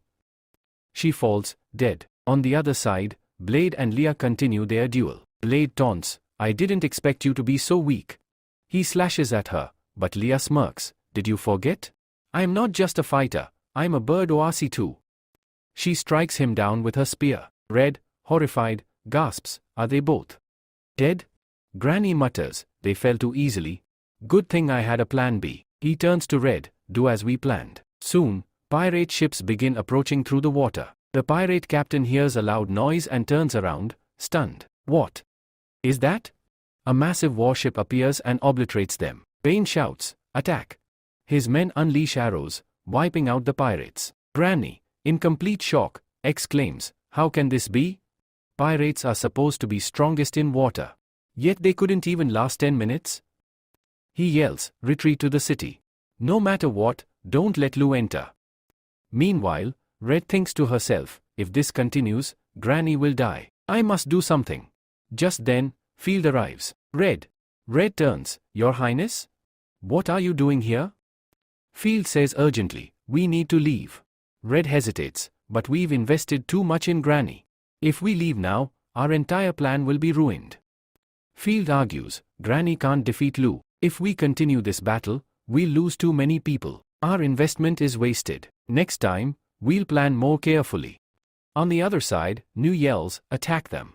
As soon as his men advance, all of Greeny's soldiers shoot arrows at them. Suddenly, a man shouts, look up. What is that? Greeny responds, I heard that Lufeng has an air force. Is this the same one? Hey, Red. Find a way to take it down. Just then, a guard reports, Your Highness, none of Blackberry's men are here. Greeny says, did they escape? The pirate captain exclaims, damn it. They fooled us.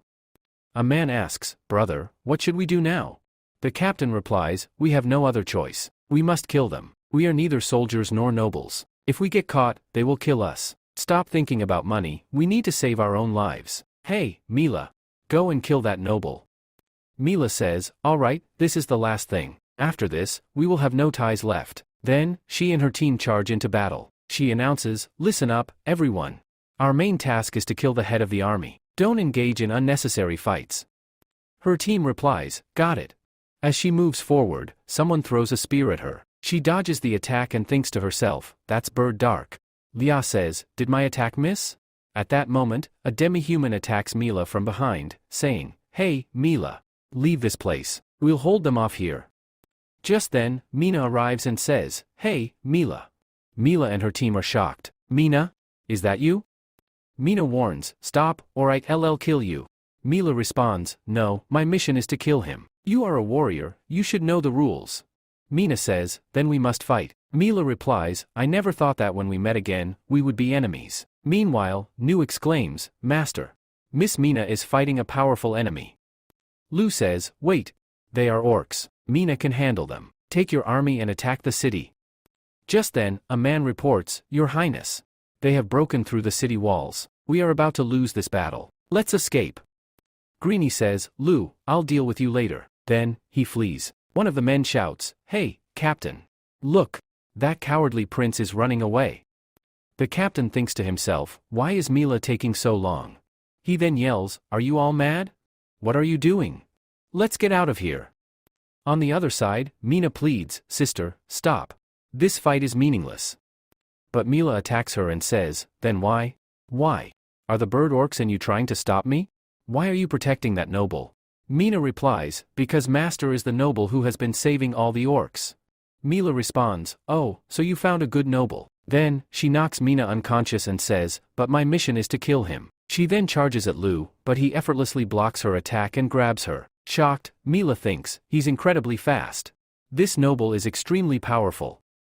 Lu says, tell your men to stop fighting. It's pointless now. Mila's team, seeing this, is shocked. This can't be.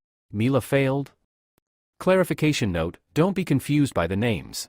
The cat orc who was with Lu from the beginning is Mina, and the one who just arrived is Mila. In the last episode, we saw that Mila is Mina's sister. So, don't get mixed up with the names. Mila says, I lost. Kill me, but don't harm Mina. She had nothing to do with this mission. Lu replies, who said I was going to kill you?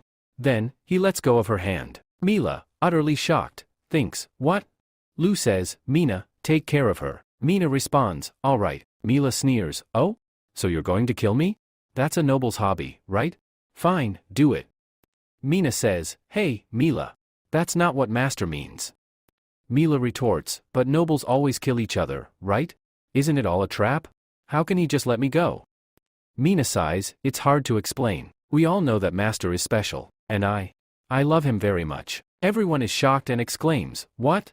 Are you serious? Lu, in his mind, thinks, so, this is Mina's family. Meanwhile, Greenie and a few of his troops are seen escaping. A guard says, Your Highness.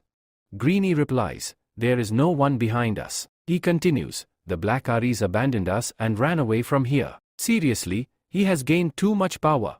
Hey, who told you that you could sit? Go and gather everyone. These pirates are absolutely useless, one of his men says. Another man speaks up, hey, what should we do? We already lost the battle. Even if we support him, it won't make any difference. A second man responds, what exactly are you trying to say? The first man replies, yes, you're right. I don't want to wander in these jungles anymore. I won't even be able to return home. Just then, a group of people surround Greenie, shouting. Greenie demands, hey, what are you all doing?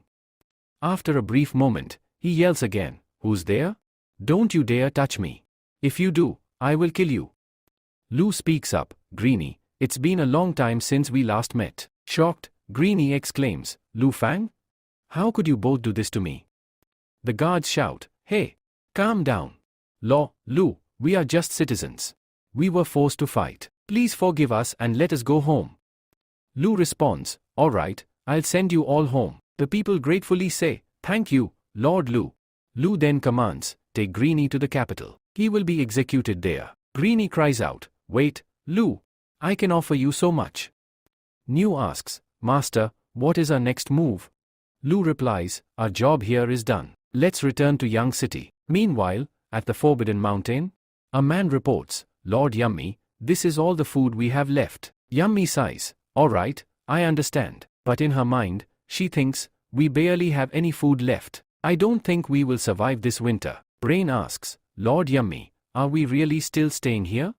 Yummy firmly responds, of course. The king ordered us to protect this treasure. Brain protests, but we'll be killed.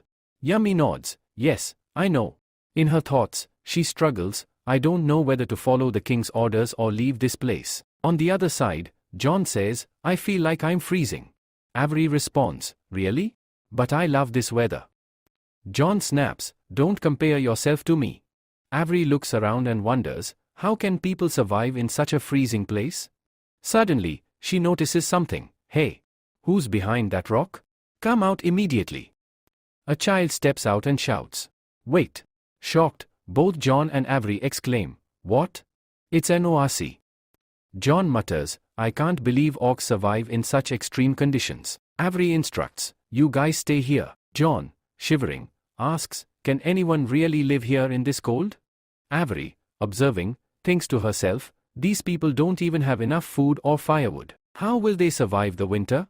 Just then, Brain arrives and says, Lord Avery, it's been a long time since we met. Shocked, Avery responds, Brain?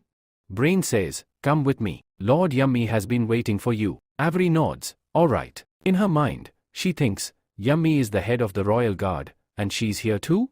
Judging by their expressions, they've been expecting us. They knew we were coming. Yummy speaks, Avery, I've been waiting for you. Are you here for Princess Annie's treasure? Avery, surprised, asks, Yummy, you knew we were coming to investigate Forbidden Mountain? Both Yummy and Brain respond at the same time. Investigate? Treasure? Yummy suddenly commands, wait. Avery, Brain, what is going on? Brain replies, I have no idea. John interrupts, it seems like there's been a misunderstanding. Avery asks, Yummy, Are you talking about the treasure that Our Majesty left behind? Yummy nods, yes. Our king ordered the royal guard to stay here and rebuild the ORC kingdom. Members were supposed to come, but since that day, no one has arrived. Avery insists, Yummy, please come with us. There's no point in staying here any longer. Yummy questions, are you saying we've been wasting our time here? Avery quickly clarifies, no, that's not what I meant. She continues, now both princesses have their own territory, and they both know about the treasure. Yummy says, then why didn't those people come here? Avery responds, because they don't need to. If I hadn't received the order to investigate this place, I wouldn't have come here either. And I wouldn't have found out that you were here. But now that I know, I won't let you stay here. Otherwise, you'll get killed. Do you really want to wait for them and die here? Avery asks. Yummy replies, you don't know anything about this. We had an agreement with our king. Brain says, Yummy, Avery is right. Since the princess doesn't want this treasure, staying here is pointless. Besides, we don't have enough food to survive the winter. Why should anyone stay here? You should return with Avery and ask the princess about the treasure. Yummy sighs and says, all right, Avery, let's go. Lou appears and says, finally, I'm back. A soldier reports, Master, we have everything ready. We are completely prepared to leave. Lou instructs, Sean, you will lead the new team. Capture the city I have marked. Treat Robin and Timothy well. Also, arrest all the bishops and lock them in prison. Sean nods, understood. I'll handle it. The group sets off, and Lou declares, it's time to return to the castle. Upon his return, everyone welcomes him, saying, Master, welcome back. Meanwhile, Annie watches from a distance and thinks, what should I do now? He promised that when he returned, he would sleep with me. But now, I don't have the courage to go to him. Lou asks, where is Annie? Nicolette responds, I think she's waiting for you in your office. Should I call her? Mina calls out, hey, Annie. What are you doing there? Annie suddenly runs off, saying, welcome back. I have some work, so I'll get going. Mina watches in confusion, what's wrong with her now? Lou sighs, before leaving, it seems I gave her too much work, but everything has started progressing very quickly. Nicolette adds, Annie has been working really hard every day. Lou smiles, well, at least she's here. That's good to know. Hearing this, two others get angry. Lou reassures them, don't worry, you both are very important to me. Annie sneaks off somewhere when Belle appears and calls out, hey, Annie. Annie nervously asks, what is it, Belle? Belle replies, nothing. Master is calling you. Annie heads towards Lou's chamber, thinking to herself, what should I do? Should I just stand here and wait for him? Or should I go inside myself? And then, what should I do? Should I take off my clothes? No. I should have asked Mina about this. But how could I ask her something like that? Lou arrives and asks, what's wrong? Are you feeling unwell? Annie, startled, responds, no, not at all. Lou smiles, well then, thank you for all your hard work. Annie replies, it's my job. I am your secretary, after all. Lou nods, come with me. We reach the capital, and there's a lot of work to do. Annie sighs, so that's why you called me here. Lou confirms, of course. Do you have something else to do? Annie quickly says, no, I'm completely free. But she thinks to herself, so, he called me here for work, but he forgot about the promise he made. Lou hands her a map, saying, look at this first. IV ordered Sean to capture this city. Annie examines the map and comments, this city's location is very critical. It controls a major water route and can block 2 surrounding areas. Master, are you planning to control the entire kingdom using these 5 cities? Lou nods, yes, exactly. This place will be our military base, with railways and airships in the future. I need a full report on how many people will be needed and what resources will be required before spring. Annie thinks for a moment and replies, wait. I need to think about this. This is a massive project, and we don't have enough manpower. If we hire workers from other cities, they won't have construction experience. They're bound to make mistakes. Even if we train them, it will take too long. After contemplating, she says, Master, I will need to build 3 plants. Lou frowns, why? Annie explains, because the current production method is outdated. I want a second plant at the new site. Its main purpose will be production and manufacturing, which will free up workers. Then, we can assign them to other tasks. Lo says, alright, do this task. Annie replies, alright, master. She immediately goes to give the order when Lo suddenly comes and hugs her tightly. Lo says, it has been so long. Now we should rest. Annie, shocked, says, master? Lo reassures her, don't worry, I remember my promise. Tonight, I want to stay with you. Annie, blushing, replies, alright then, I will stay. But I am only staying because you said so. Otherwise, I have no reason to be here. Lo smiles, yes, I understand. Then, their event begins right there. Meanwhile, Mina and Mila are talking. Mila says, "This is such a beautiful city. And its lord is amazing too." Mina responds, "Mila, I told you, didn't I? You would love this city." Mila says, "You are very lucky to have found someone who takes such good care of you." Mina laughs, "Ha. Back then, I almost killed him." Mina then asks, "So, Mila, do you want to leave this place?" Mila replies, "No, not yet." Mina asks, "Is something bothering you?" Mila says, "I still can't believe it. A guy bought a title and an entire city. And soon, he will become a king. His food is also unbelievably good." Mina responds, "That's because he thinks a lot before making decisions." Mila adds, "He didn't kill me in battle, and he is taking care of you, so I will stay here for a few days. I want to see if he is truly a good person. If he is, then I will stay." The next day, Nicolette says, "Hey, Annie. You seem to be in a great mood. Congratulations." Mina teases, "So, last night must have been amazing for you, right?" Annie quickly responds, "No, not at all." Mina laughs, "Haha, don't be shy. I can tell just by looking at your face." Annie, blushing, asks, "Really?" Mina bursts into laughter. Annie then says, "Master forced me to do it. I didn't want to." Mina smirks, "Yeah, sure." Yuffie, listening while eating, comments, "This is delicious." Nicolette asks, "Hey, Mila, don't you like the food?" Mila shakes her head, "No, this is amazing. I have never eaten anything this good before." Nicolette smiles, "Oh, thank you." Mila says, "Humans are usually so greedy, but he is different. He truly cares about all of you." Annie nods, "Yes, you are right. Master is a playboy, but I have fallen in love with him." Nicolette adds, "That's why we all take care of him. We all love him equally and want his attention." Mina sighs, "We don't have any other choice. Master is amazing, and even though he is a playboy, I still love him very much." Mila shakes her head, "You guys are such fools." Annie says, "But I don't want to share my love with others." Nicolette agrees, "Me neither." Mina continues, "Well, it's not like we met Master before you, Annie. I used to think the same way, but we all love him so much, and we have become a big family now. I don't care who he stays with because he loves me deeply." Annie says, "Mina, you are saying everything. Give me a chance to speak too." Suddenly, Bailey shouts, "Ah, I am so full." Bailey then looks around and asks, "Why are you all looking at me like that? And what were you talking about?" Nicolette quickly says, "Oh, nothing. Want me to get you more food?" Bailey excitedly responds, "Yes, absolutely." Yuffie, thinking to herself, "So that means I still have a chance. I can still do this." Mila, looking at Yuffie, mutters, "She's right. Love makes people's IQ drop drastically." Later, Mina and Mila return after taking a bath. Mila stretches and says, "Ah, that felt amazing." Mina smirks, "I told you, didn't I? You would love it."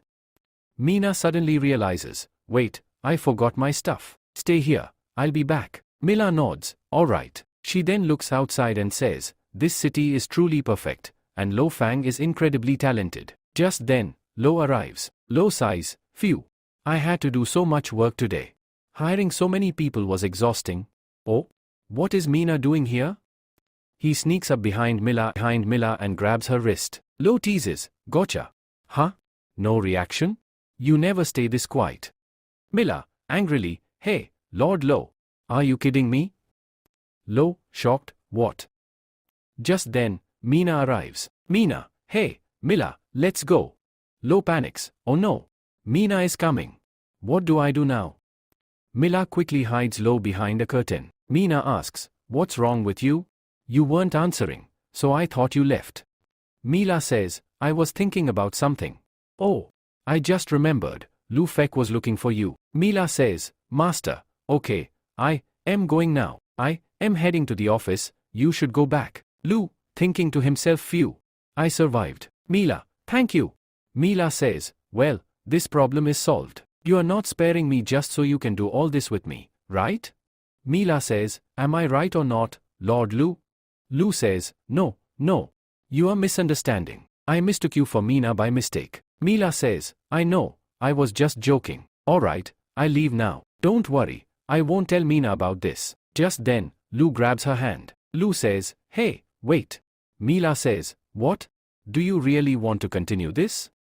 Mila says, humans are really greedy creatures. Lu says, I need to talk to you about something else. They go to the hall and continue talking. Lu says, Mila, you can stay here and work with Mina. She was saying that you really skilled in fighting. Your friends are training with the army, and they're even getting paid for it. Lu says, you can think about staying here. There's no need for you to leave. Do you have anything to say? Mila says, thank you for all this. Lu says, alright, I'll take my leave now. Mila says, hey, wait, Lu. Since you've taken care of Mina so much, let me tell you something important. Mila says, when I was with the pirates, I overheard a conversation between the pirates and Black Iris. Red was saying, hurry up and get everything ready.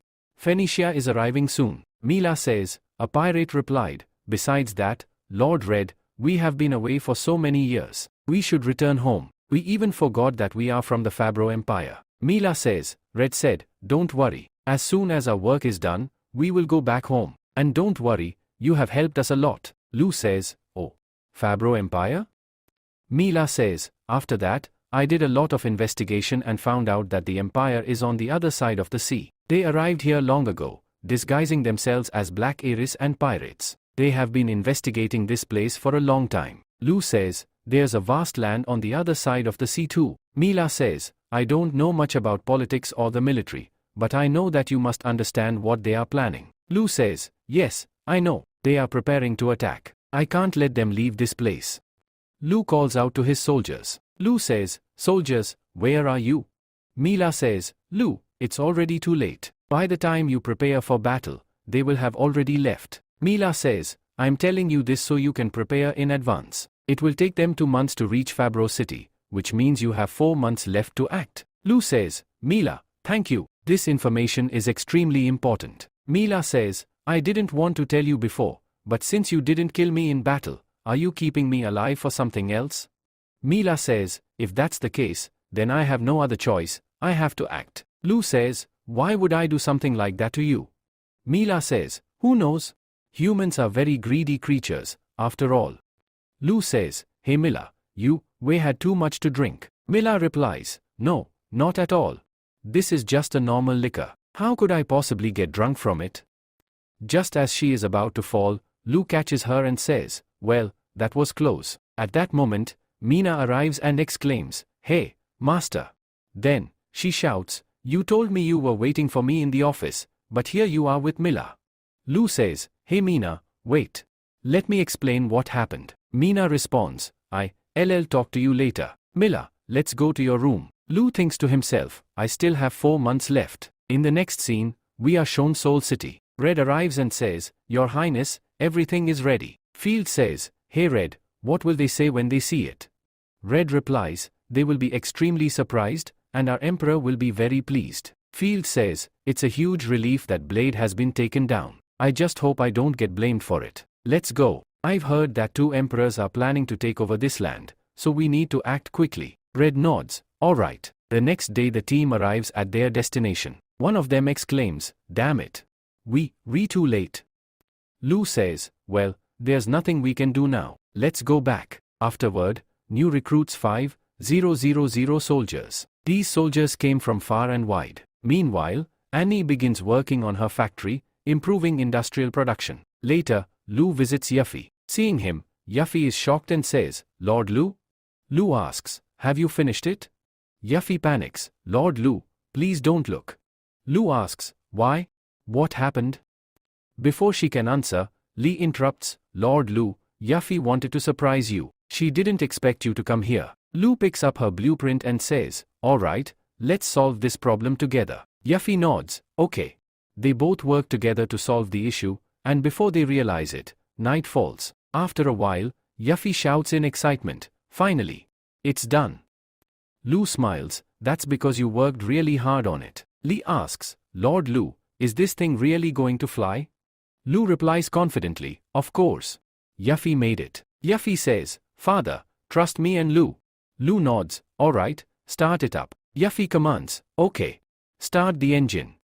The ship pilot begins operating the controls, and the airship takes off smoothly without any accidents. Yuffie, piloting the ship, exclaims, we finally did it.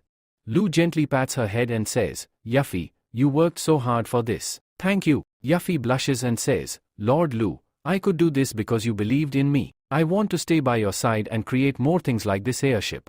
The next day, Lu arrives at the workshop. Lee looks at Yuffie and says, this girl really doesn't know how to stop. Lu replies, Uncle Lee, I need to discuss something with you. Please come with me. Lee agrees, alright, let's go to my room. Hearing Lu's voice, Yuffie turns around and excitedly calls out, Master. However, she sees Lu ignoring her and walking away. In Lee's room once inside, Lee asks, Lord Lu, what do you need? Lu says, I have a design, and I want you to build it. Lee looks at the design and asks, what is this, Master Lu? Is it similar to a crow's bow? Aren't bows enough? Why do you want to create something so complicated? Lu explains, this isn't a bow. I call it a rifle. Although it functions similarly to a bow, it allows us to attack from long distances. It's far more powerful than a bow. If we build it correctly, we can shoot targets up to 400 meters away. Lee is shocked. 400 meters? That's incredible. It's even more powerful than an arrow. Lu continues, with this, even a weak person can take down a strong one. I've drawn a blueprint for it. This is the first generation gun, but over time, it will evolve. Eventually, all our weapons will be replaced by this, making us far stronger than any other country. Lee, realizing the importance, says, if this is so crucial, don't worry, Master Lu, I will make sure it gets built properly. Lu nods, I'll provide all the necessary materials later. In the meantime, I will strengthen security here. Once it's complete, we will begin mass production. Uncle Lee, once this is done, I need your help in dividing the production process so that no one knows the full design. Choose only the most trustworthy people for the final assembly. Lee replies, Lord Lu, I have no problem with that. But I do have one question. Lu smirks, Uncle Lee, you want to ask why I am not giving this project to Yuffie, right? Lee says, yes, you are right because she works much better than me. Lu says, to be honest, I wanted to give it to her. But Uncle Lee, you must have seen it. Yuffie was so happy after building the airship. She loves creating things that bring smiles to people's faces and make the world a better place. But what we are building now is a weapon. Thousands of people will die because of it. I don't want her to create something that she might regret later. Uncle, if you don't want to make it, just let me know. Lee says, Master Lu, don't worry. I will make it for you. Lu says, alright, Uncle Lee. Thank you. Then, he leaves. Just then, Lee says, hey, I know you re-hiding. Come out now. Yuffie responds, Dad, how did you know I was here?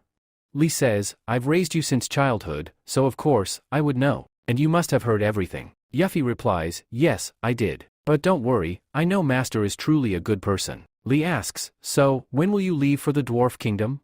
Yuffie says, I'll wait a little longer. Then, she shyly asks, Dad, if I want to stay here, would you be okay with that? The next day, Lu says, our airship is complete. Now, we need to focus on the Yanglang Kingdom. Anyway, this kingdom is already in our hands. Mina says, but we still haven't taken over many places yet. Lu replies, yes, I know. Those areas belong to powerful nobles. I've told Shan not to attack them yet. Mina asks, but why, Master? Lu explains, if we don't defeat them in one strike, they will regroup and become even stronger. That's why we need to prepare and attack all at once. Besides, our soldiers are exhausted from battle, so I've called them back to rest and recover. There are many people who haven't even seen a real battle yet. They don't know what true combat is like. Mina asks, Master, do you want to send a new army there? Lu responds, once their training is complete, tell Sen to attack Yen City. Mina says, Yen City? But why? Lu explains, this is where our battle with the Fab Empire will begin. We must prepare in advance. Mina sighs, looks like Annie is going to be very busy again. Just then, Lia arrives and says, hey, rascal. Did you call me? Suddenly, Freya rushes in and hugs Lu. Lia asks, tell me, why did you call me here? Lu says, I want you to distribute these flags with your people. Lia asks, alright, in which city? Lu replies, throughout the entire kingdom and some other countries. Lia exclaims, what? The whole kingdom? Are you trying to exhaust us to death? Lu laughs, no, you won't have to travel on foot. Lia asks, wait, are you giving us balloons? But they don't travel that far. Lu says, hey, just come with me first. A little later, Lia sees the airship and exclaims, oh, it's an airship? Why didn't you tell me earlier? Lu replies, you didn't even give me a chance to speak. Yuffie worked really hard to build this airship. Don't worry, you are very important to me. If anything happens to you, I'll feel terrible. Then, he thinks to himself, this bird out will be really useful for me. Leah takes the papers and says, alright, I'll handle it. Lu says, hey, Mina, inform the newspapers that I need copies of this, lots of them, before the ship departs. Mina nods, understood, master. Meanwhile, we see a man saying, it's freezing today. The weather is much colder than before. Suddenly, he catches a falling page and says, what is this? What's written on it? The handwriting is terrible. Reading further, he mutters, a mere lord from a normal country wants to defeat the Fan dynasty and establish his own kingdom. Just then, his servant says, Master, look up. The man asks, what's wrong with you? But when he looks up, he is shocked and exclaims, that's a monster. The sight of the airship is a completely new creation for everyone. The people of Yanglang Kingdom are utterly stunned. Slowly, the news spreads, and more people become curious about Young City. Then, we see a scene in the Sahara, where people throw away the newspaper. Elsa reads it and says, Young City is becoming more and more mysterious. Then, in the land of chaos, Bella reads the newspaper and says, this is from Young City. Lu Feng never stops. Even though I just won this battle, I still feel uneasy. He keeps surprising me. I think it's time for me to visit Young City. Meanwhile, another nobleman reads the letter and becomes furious. He shouts, this is treason. I will never accept this. Go, contact the other nobles immediately. Wait, what are you trying to say? This news cannot be leaked before winter. Seriously, you all are such losers. I don't care how you do it, but you must contact them no matter what. On the other side, the bishops also find out about it. They say, now we understand why we haven't been able to contact the bishop. I must quickly go to the Dean Kingdom and inform the Lord about this. Meanwhile, Avery arrives with Yummy and says, hey, Master Yummy, this is Young City. Yummy, shocked, says, wow. There are so many people here, even in such cold weather. Do they roam around like this even at night? Avery replies, Yummy, come with me. I'll introduce you to Annie. Yummy nods, alright. John then says, okay, everyone, form a line. After registration, you will receive food. Later, Avery reaches the castle and says, Your Highness. Annie responds, Avery, you, back. How many times have I told you not to call me, princess? Wait, you, Yummy, right? Yummy, in disbelief, says, I can't believe you were so close, and I had no idea. At that moment, Elsa and Bella arrive. Elsa laughs and says, lol, Lu, congratulations.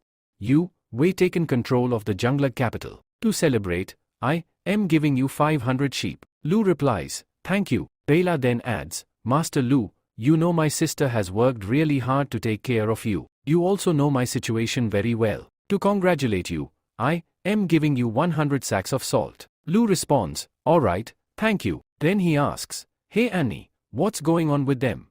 Annie replies, no worries, you'll find out soon enough. Elsa steps forward and says, Lord Lu, I want to collaborate with you. Bella interrupts, yes, Lord Lu, me too.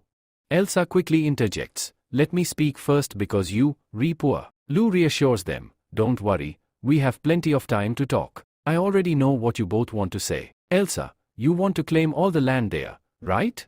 But you don't have enough supplies, so you, hoping I will help you. Elsa nods, yes, exactly. Lu continues, Bella, you want to establish the largest territory in the land of chaos, but you lack weapons. You need weapons from me, right? Bella confirms, yes, absolutely. If I had enough weapons, I would take over the entire land. Lu responds, alright, I have no problem with that. Hearing this, both Elsa and Bella cheer, seriously? This is amazing. Lu then says, however, I have an agreement. It will be the new national policy of this country, and I want many nations to support it. Take a look at it first. Elsa, puzzled, asks, race agreement? What is this? Lu explains, you must already know that Young City has a large number of orcs. These orcs have greatly contributed to building the city. Also, the kingdom is very close to other kingdoms. Just last year, many orcs were captured. I want to abolish slavery and free them. This will also include humans who have been enslaved. Bella asks, Lord Lu, do you want this policy to be applied in our territory as well?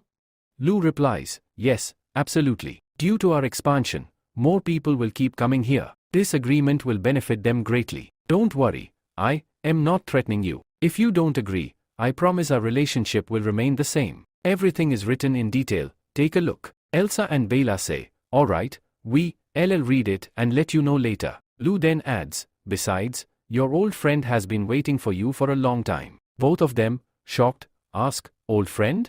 Who? Just then, Yummy arrives and says, Princess Elsa, Lord Bela. It has been so long since we last met. Bela exclaims, and you, in Young City too? Elsa says, where have you been all these days? I've been searching for you for so long. Yummy replies, it's a really long story. Let's go to my room, and we can talk there. Mina asks, young master, is this agreement really that important? Lu responds, yes, you can say that. I want to make it a habit. In the future, trains, airboats, and steamships will keep running, leading to a lot of interactions between people. That's why I am creating a law, to keep them within legal boundaries so they don't even think about doing anything wrong. From that moment on, a new civilization will begin. Mina, confused, says, I don't understand anything. Should we really give money to Elsa and Bella? They want to rebuild the Orc Kingdom. If they grow strong, will they treat us well in the future or not? Hearing this, Lu starts laughing. Mina asks, young master, why are you laughing? Then, Lu hugs her and says, I am just really happy. Don't worry, nothing will happen to me. I am helping Bella so that we don't have any enmity with the orcs, and in the future, they won't attack us. Elsa wants to take full control of the desert, but they won't be able to stabilize their power due to a shortage of iron. That will force them to depend on us, and all the meat in our country will be sold there. Mina responds, oh, so that's the reason. Meanwhile, Yummy says, Your Majesty, Brain will be extremely happy to hear about you. Bella says, Yummy, you worked really hard. Yummy replies, I am nothing compared to you. I was just sitting idle in the snow mountain for a few years. Our Majesty had prepared treasures to redevelop the country. So, how would you like to distribute them? Bella asks, what did our king leave behind? Yummy responds, there are weapons, gold coins, and lots of jewelry. Bella says, alright, I'll take all the weapons because I need to fight in the war. Elsa interrupts, hey, wait. I need iron too. Meanwhile, Annie, eating biscuits, thinks to herself, Nikolai's cooking is getting better and better. I feel like if I don't eat, I won't be able to work. This is seriously weird. Bella calls out, hey, Annie. Say something. You have a share in the treasure too. We've been talking all this time, and you're just sitting there eating? Elsa adds, yeah, I've noticed too. You never used to eat this much before. Annie replies, I don't know why, but when I see food, I just can't stop myself from eating, and I feel sleepy all day. I'm feeling drowsy even now. Yummy comments, Princess Annie, as far as I know, your relationship with Lord Lu isn't just normal, is it?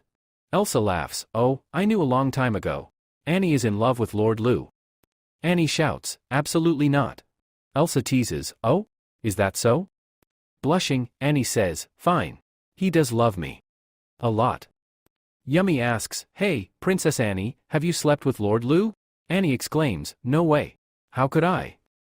The three of them exchange looks and say, Now we get it. Yummy smirks, Princess Elsa, Lord Bella, I seriously suspect something. Annie's mother had the exact same reaction. Annie, panicking, says, hey, what are you talking about? Elsa says, Annie, listen carefully. Maybe you re-pregnant. Annie, shocked, exclaims, what? What are you saying? Bella shrugs, forget it. This is nonsense. Let's focus on bargaining. We'll take the weapons and only a little gold. Annie will get a bigger share of the treasure. Elsa nods, fine, I have no issues with that. At that moment, Annie suddenly runs away. Elsa yells, hey, Annie. What happened to you? Just then, Annie stumbles and bumps into Nicole. Nicole says, hey, Annie. Why do you look so scared? What happened to you? Annie shouts, Nicole. I'm pregnant. Nicole, in shock, exclaims, what? What are you saying? They both rush to tell Lu. Lu starts checking and examining. Just then, Annie hesitantly says, young Master Lu. Lu gently pats her head and says, don't worry, we'll find out the truth soon. However, in his mind, Lu wonders, is she really pregnant? Then Lu says, no, you are not pregnant, Annie. Annie, shocked, replies, what? But Yami told me I was pregnant.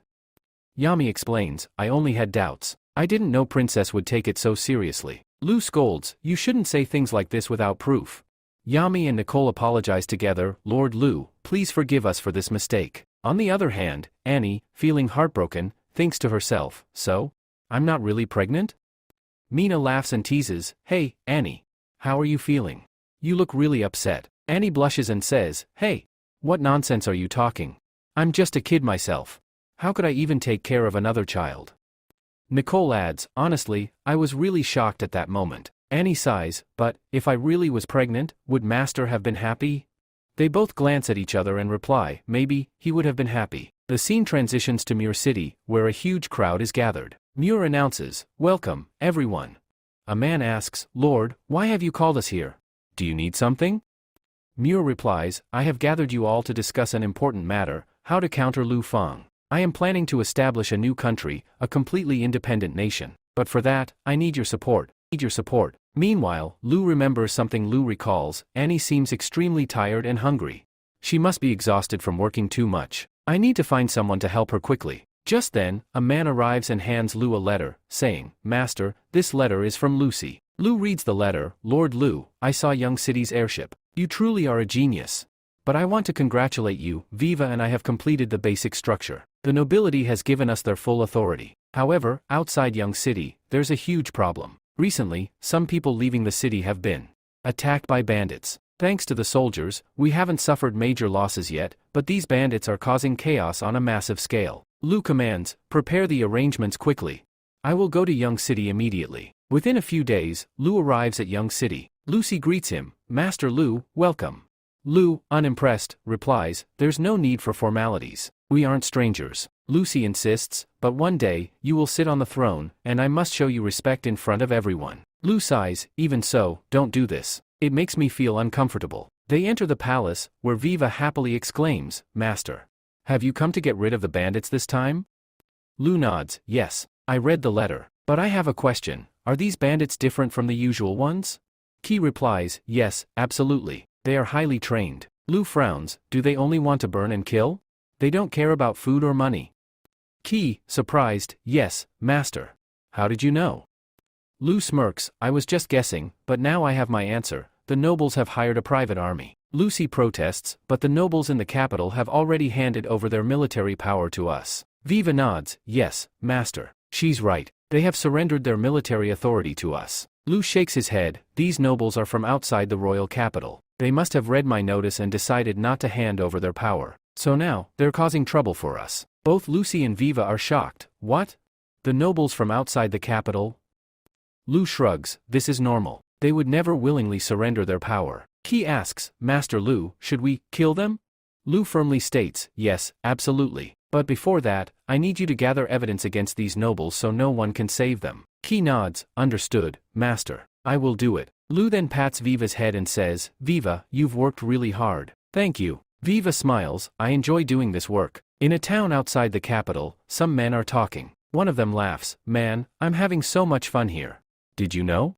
Yesterday, I attacked a village. There were some women hiding there, and I captured them and sold them off. Another man grins, really? That's amazing. Last night, I burned down an entire village. Watching it go up in flames was such a thrilling sight. Hearing this, another man scoffs. These fools. Just then, another man arrives and reports, Master, your strategy is brilliant. While these men create chaos outside the city, we steal all their food and money. Muir smirks, they think I'm truly helping them build an army. Meanwhile, the kingdom is struggling because of them. Now's the perfect time to make a fortune. A subordinate agrees, yes, sir. You're absolutely right. These common people will never be able to predict your plans. Muir chuckles, let them create more chaos for a while. Then, when we save the kingdom from them, we'll become heroes. The king will reward us handsomely, and I will become a duke. The man praises him, sir, your intelligence is unmatched. We'll let them cause trouble, then take them down ourselves and become the kingdom's saviors. On the other side, we see the ocean. A storm has struck, causing great distress among the people there. Phil says, hey, Red, there's no need to worry. This ocean cannot stop us. You already know that our ship is being steered by mermaids. As long as they are with us, we won't have any trouble. After some time, they safely reach Fabro. The mermaid reminds them, don't forget the promise you made to us. Phil responds, don't worry. As long as you follow my orders, I won't harm your family. She then instructs, take this and keep it below deck. It will rest there, it will be very useful to us in the future. Later, someone throws it into a room where his family is present. They ask, are you okay? The mermaid replies, yes, I am completely fine. Just then, a man arrives and says, Your Highness, welcome to the Empire. Phil orders, quickly arrange a carriage for the capital.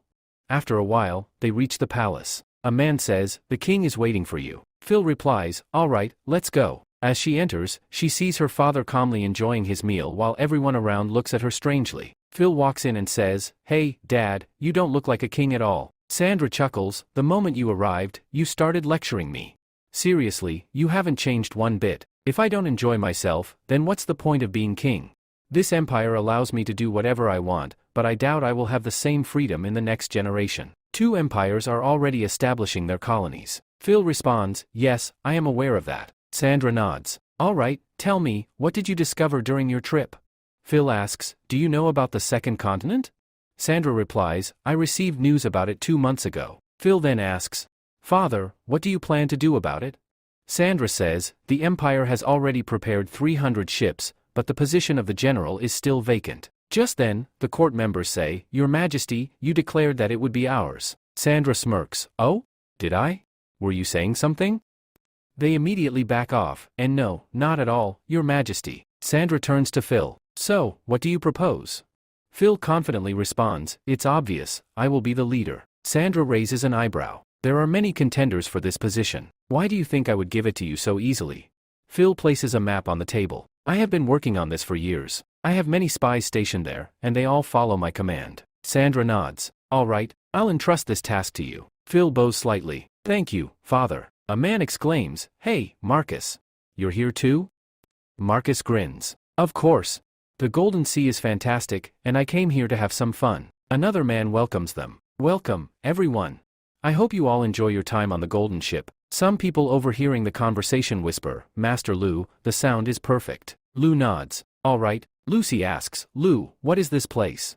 Lu smirks. "This is a gambling boat. Every type of thug, killer, and noble comes here. Now, we can finally control them." Lucy thinks for a moment. "Did you build this place just to capture them all in one go?" Lu nods. "Yes, but we have to be patient. If we act too soon, those behind the scenes will get cautious. We need to wait for the right moment." Just then, a man rushes in and whispers, "Master Lu, come here and listen to this conversation." A few men are talking in hushed voices. One of them says, "Lucy, wasn't there an auction a few days ago? These guys are so scared they're not even leaving the city." Another man adds, "Count Murray is very cunning. He's working with the thugs, but no one knows about it." A young man cautions, "Hey, don't speak so loudly. Someone might hear you." The other replies, "Relax, this is a private room." Then, one of them asks, "Murray was wondering, is there a place with valuable goods we can target? If there is, tell us quickly. We have to strike before spring." Another man confidently responds, "Yes, Lu's team has a cargo ship carrying a lot of clothes, food, and money. I've already investigated their route and the number of people guarding it. We can wipe them out in a single attack." The leader smirks. "Now that's the kind of information I like. If we succeed, we'll secure massive supplies for the capital. Then, we can launch an attack on the capital itself. I'll inform Count Murray about this." The young man grins. "Good. I know we will succeed, but don't forget about me." The leader reassures him, "Don't worry. Count Murray will promote you soon." Meanwhile, on the other side, Viva asks, "Young master, they just left. Are we just going to stand here and watch? Shouldn't we capture them?" Lu replies, "Don't be hasty. If we make a move now, the mastermind behind them will escape. First, we need to find out who Count Murray really is." Lucy explains, "He's a noble, and his influence runs deep in the city." Lu smirks. "Take some men and head to Murray City." He nods. "Understood, master." Lu instructs, "All right, start the operation. If anything goes wrong, report to me immediately." Elsewhere, a man is traveling towards Murray City, unaware that Key is secretly following him. The man boards the gambling boat, enjoying a few rounds of betting. Suddenly, another man approaches him. "Hey, master, someone wants to talk to you. Please come with me." Suspicious but curious, the man follows him. "Who is it?" he asks. The escort gestures towards a room. Inside, as the man reaches for the door, someone sneaks up from behind and knocks him out cold. "Take him away," the attacker orders. On the other side, a man shouts, "This is an urgent message." Then, he starts reading a letter and says, "Summon the entire army here. We need to leave immediately." Meanwhile, Muir receives the news that Lu's team will soon deliver their supplies to the Yiglung kingdom. He turns to a young man and asks, "What do you think we should do?" The man replies, "Everyone knows that Lu has top-quality supplies. From the information I've gathered, there will be very few guards there. This is a great opportunity for us, we shouldn't miss it." At that moment, one of his guards hesitates and says, "Lord Muir, we shouldn't mess with Lord Lu. Fighting him will only bring us losses." Muir scoffs, "What are you trying to say? Should we just let go of such a golden opportunity?" The guard responds, I mean we should prioritize our safety. Muir smirks, there's no need to argue. I've already made up my mind. It doesn't matter who he is, right now, he's just the city lord. If we attack them, we can make a fortune. Meanwhile, someone is overhearing their entire conversation. The next day, a guard approaches Muir and says, Master, everything is ready. Muir nods, good. Start the operation. The guard then gathers everyone and announces, listen up. The young city's supplies are about to leave. If we capture them, we will have an abundance of resources. No matter what, we must seize them. He then commands, Group 3, deliver this news to the Lord immediately. Group 1 and 2, come with me. On the other side, Muir's team waits in position. Sitting in his castle, Muir smirks and says, it must have started by now. You know what to do when they arrive, right? A man standing beside him reassures him, don't worry, everything is arranged. No one will escape after this party.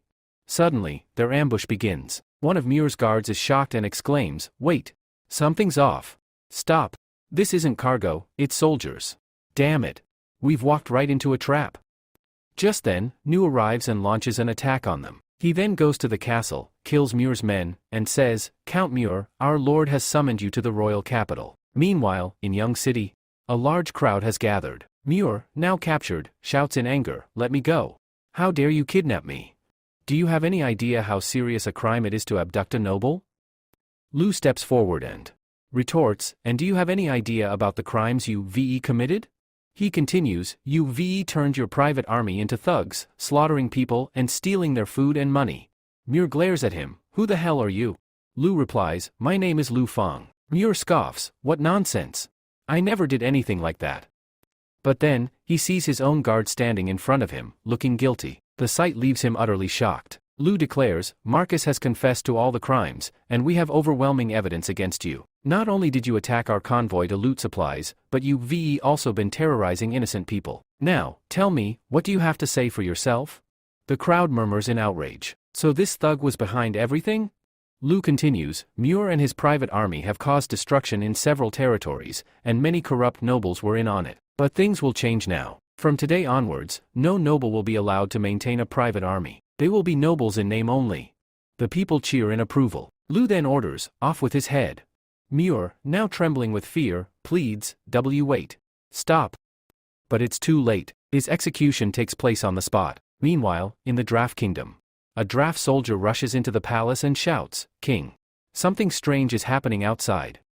Robertson frowns, what's wrong with you? The soldier pants and says, come outside. You won't believe what's in the sky. The people look up in shock, an airship hovers above them. Wait, what is that? At that moment, Mira arrives. Muir, confused, asks, who are you? Mira smirks and says, have you forgotten already? We here on behalf of King Lu Fang. A noblewoman, Daisy, gasps, Lu Fang, is now a king.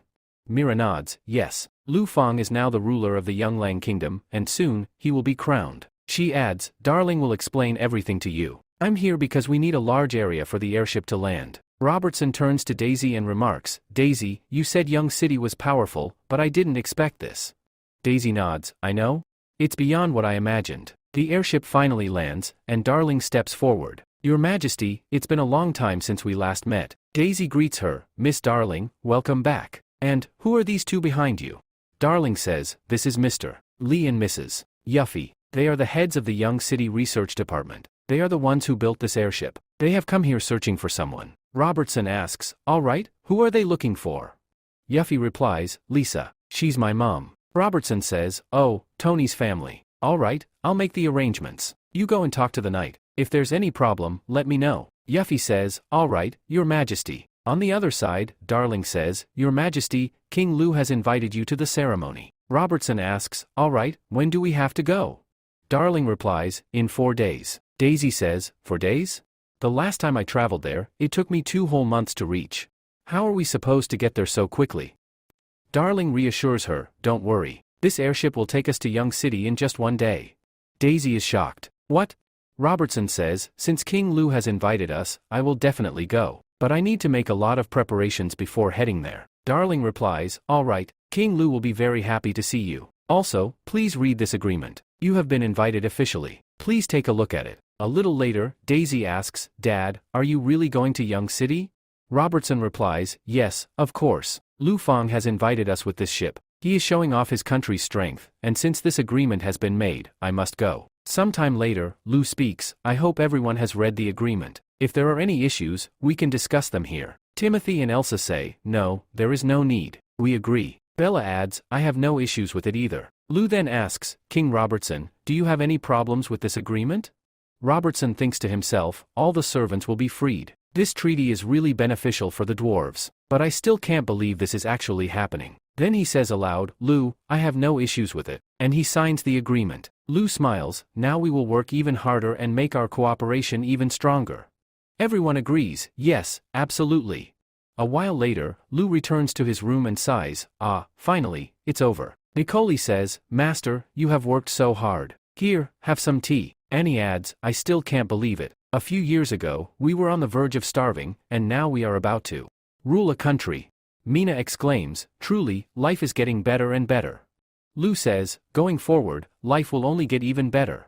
Then the three of them approach him and say, Young master, tomorrow is your coronation ceremony, right?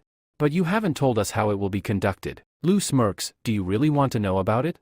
All right then, tonight, the three of you will stay with me. Mina and Nicole protest, Master, you are such a shameless scoundrel. Nicole adds, Young master, you are such a pervert. Lu chuckles, you can say whatever you want later, but for now, come with me. Then, he begins his activities with the three of them. Bela says, wow, this building is really amazing. Annie responds, when Master first showed this design, I was completely shocked.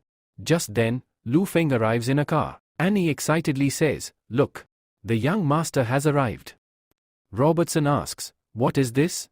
Dizzy replies, this is the new department. It's called a car. Robertson says, this thing is really impressive. Meanwhile, Lu steps out of the car, holding a sword. Annie whispers, Master looks really handsome today. Mina smirks, someone was saying last night that he was extremely exhausted, but looking at him now, it doesn't seem like that at all. All the girls in the crowd start cheering, Your Majesty, Lu Feng. You are incredibly handsome. After a while, Lu addresses the crowd, I'm sure you all have already read the news, so I won't waste words. The Yangalung Kingdom will now be renamed as the Ha Dynasty. Yang City will be the capital of the Ha Dynasty, and its name will be changed to Zen City. I will protect all of you, and no one here will go hungry. There won't be any unnecessary changes, so there's no need to worry. This country will be strong, and you will all live peacefully. Hearing this, the people cheer loudly, Thank you, Your Majesty. Bela comments, that speech was really short. Elsa smiles, but this promise is more than enough for the people. Lucy says, so Young City has now become Zen City? That's a really nice name. Nicole shouts, all right, let the celebration begin. The celebration starts, and everyone begins dancing. Meanwhile, Lu addresses the crowd, thank you all for coming to the Ha Dynasty. Today, Young City has officially become Zen City, and it is now stronger than ever. Because of all of you, the Ha Dynasty will become even more powerful. I hope our cooperation lasts forever. The people cheer, Hail Your Majesty. The music begins, and everyone starts dancing again. Just then, Robertson approaches and asks, Your Majesty, can you sell us airships and cars? Lu replies, don't worry, we will be selling cars and airships very soon. Robertson smiles, all right. I'll wait for it. Timothy walks up and says, Your Majesty, congratulations. Lu responds, don't worry, I've already made a plan for the future of the kingdom. When the time comes, I will take action. Timothy, feeling happy, hugs him and asks, Your Majesty, do you really not want to marry me? If we get married, our countries will merge, creating an even stronger empire. After some time, Lu calls out to Bela and Elsa, Hey, Bela, Elsa. They both reply, Congratulations, Your Majesty. Lu asks, Has spring arrived? Is everything ready? Elsa nods, Yes, my tribe is fully prepared. Bela reassures, Don't worry, Your Majesty. I will guard the land, and no one will be able to attack the Ha Dynasty. After all, this was your idea from the beginning. Lu smiles, All right, thank you. I hope our cooperation remains strong. A few days later, winter ends, and the snow starts melting. Seeing this as an opportunity, various continents prepare for war. Meanwhile, Lu thinks to himself, my first task is to establish a natural management system. It will be called the Department of Justice, and its heads will be Lucy and Viva. Lucy, as the first princess of Yangalung Kingdom, has a great reputation, so the people will support her. Viva will assist her with administrative tasks. For the engineering department, Yuffie and Lee will handle all my designs, as their skills are extremely precise. I will also bring more advanced technology from Earth. As for the army, Uncle and his family will take command. New objects, Master, this isn't right. Lu reassures him, don't worry, Uncle Lu, I have complete trust in your family. New nods, alright, our family will never betray you. Lu continues, the next step is to establish a centralized bank. All currency will be deposited in this bank, which will issue notes in return. I will control it for some time. Nicole exclaims, does that mean we can print as much money as we want? Lu responds, technically, yes, but we can't print too much money. Darling questions, will these banknotes really have value? Paper money itself has no value, it's just a medium for circulation. If we produce too much of it, its value will decrease drastically. That's why we must not print excessive amounts. If we start printing banknotes, we will control the entire commodity market. Is that what you want, Lu? Nicole says, I don't really understand, but it sounds great. Lu thinks to himself, Darling's mind really works like a business expert. When the time is right, I will entrust this responsibility to her, and she will handle it with ease. Annie says, young master, what is this? Lu says, this is a sanitation system. This is the demand of the future. If you ever have to go to another city, and you already know how dirty that city can be, Annie says, yes, I know. I really don't want to go to another city. Now, everyone wants to turn all cities into Jiang City, right? Lu says, no, not yet, but after a year, I will transform all cities, and no one will have any trouble traveling to another city. Just then, Mina arrives and says, Master, you are really working very hard. Lu says, finally, my work is finished. Becoming a king is really very difficult. I don't know why everyone wants to be a king. Mina says, young master, take some rest. At that moment, Lu picks Mina up and sits her on his lap. Mina says, young master, what are you doing? Lu says, don't move. I just want to hug you and rest. Mina says, alright. Lu says, other than that, someone told me something important. Mina says, what is that? Lu says, they were asking who would sit in the position of the queen. Mina says, Master, why don't you make Lucy the queen? Lu, shocked, says, what? Mina says, this is a new kingdom, and those people don't even like orcs. Lu says, what are you saying? I treat everyone equally. Mina says, even so, Lucy is perfectly capable of becoming the queen. Lu says, do you remember what I told you? I still truly want to marry an orc. Hearing this, Mina blushes deeply and, running away, says, I have a lot of work. I'm leaving now. Lu says, looks like the queen's throne will remain empty for now.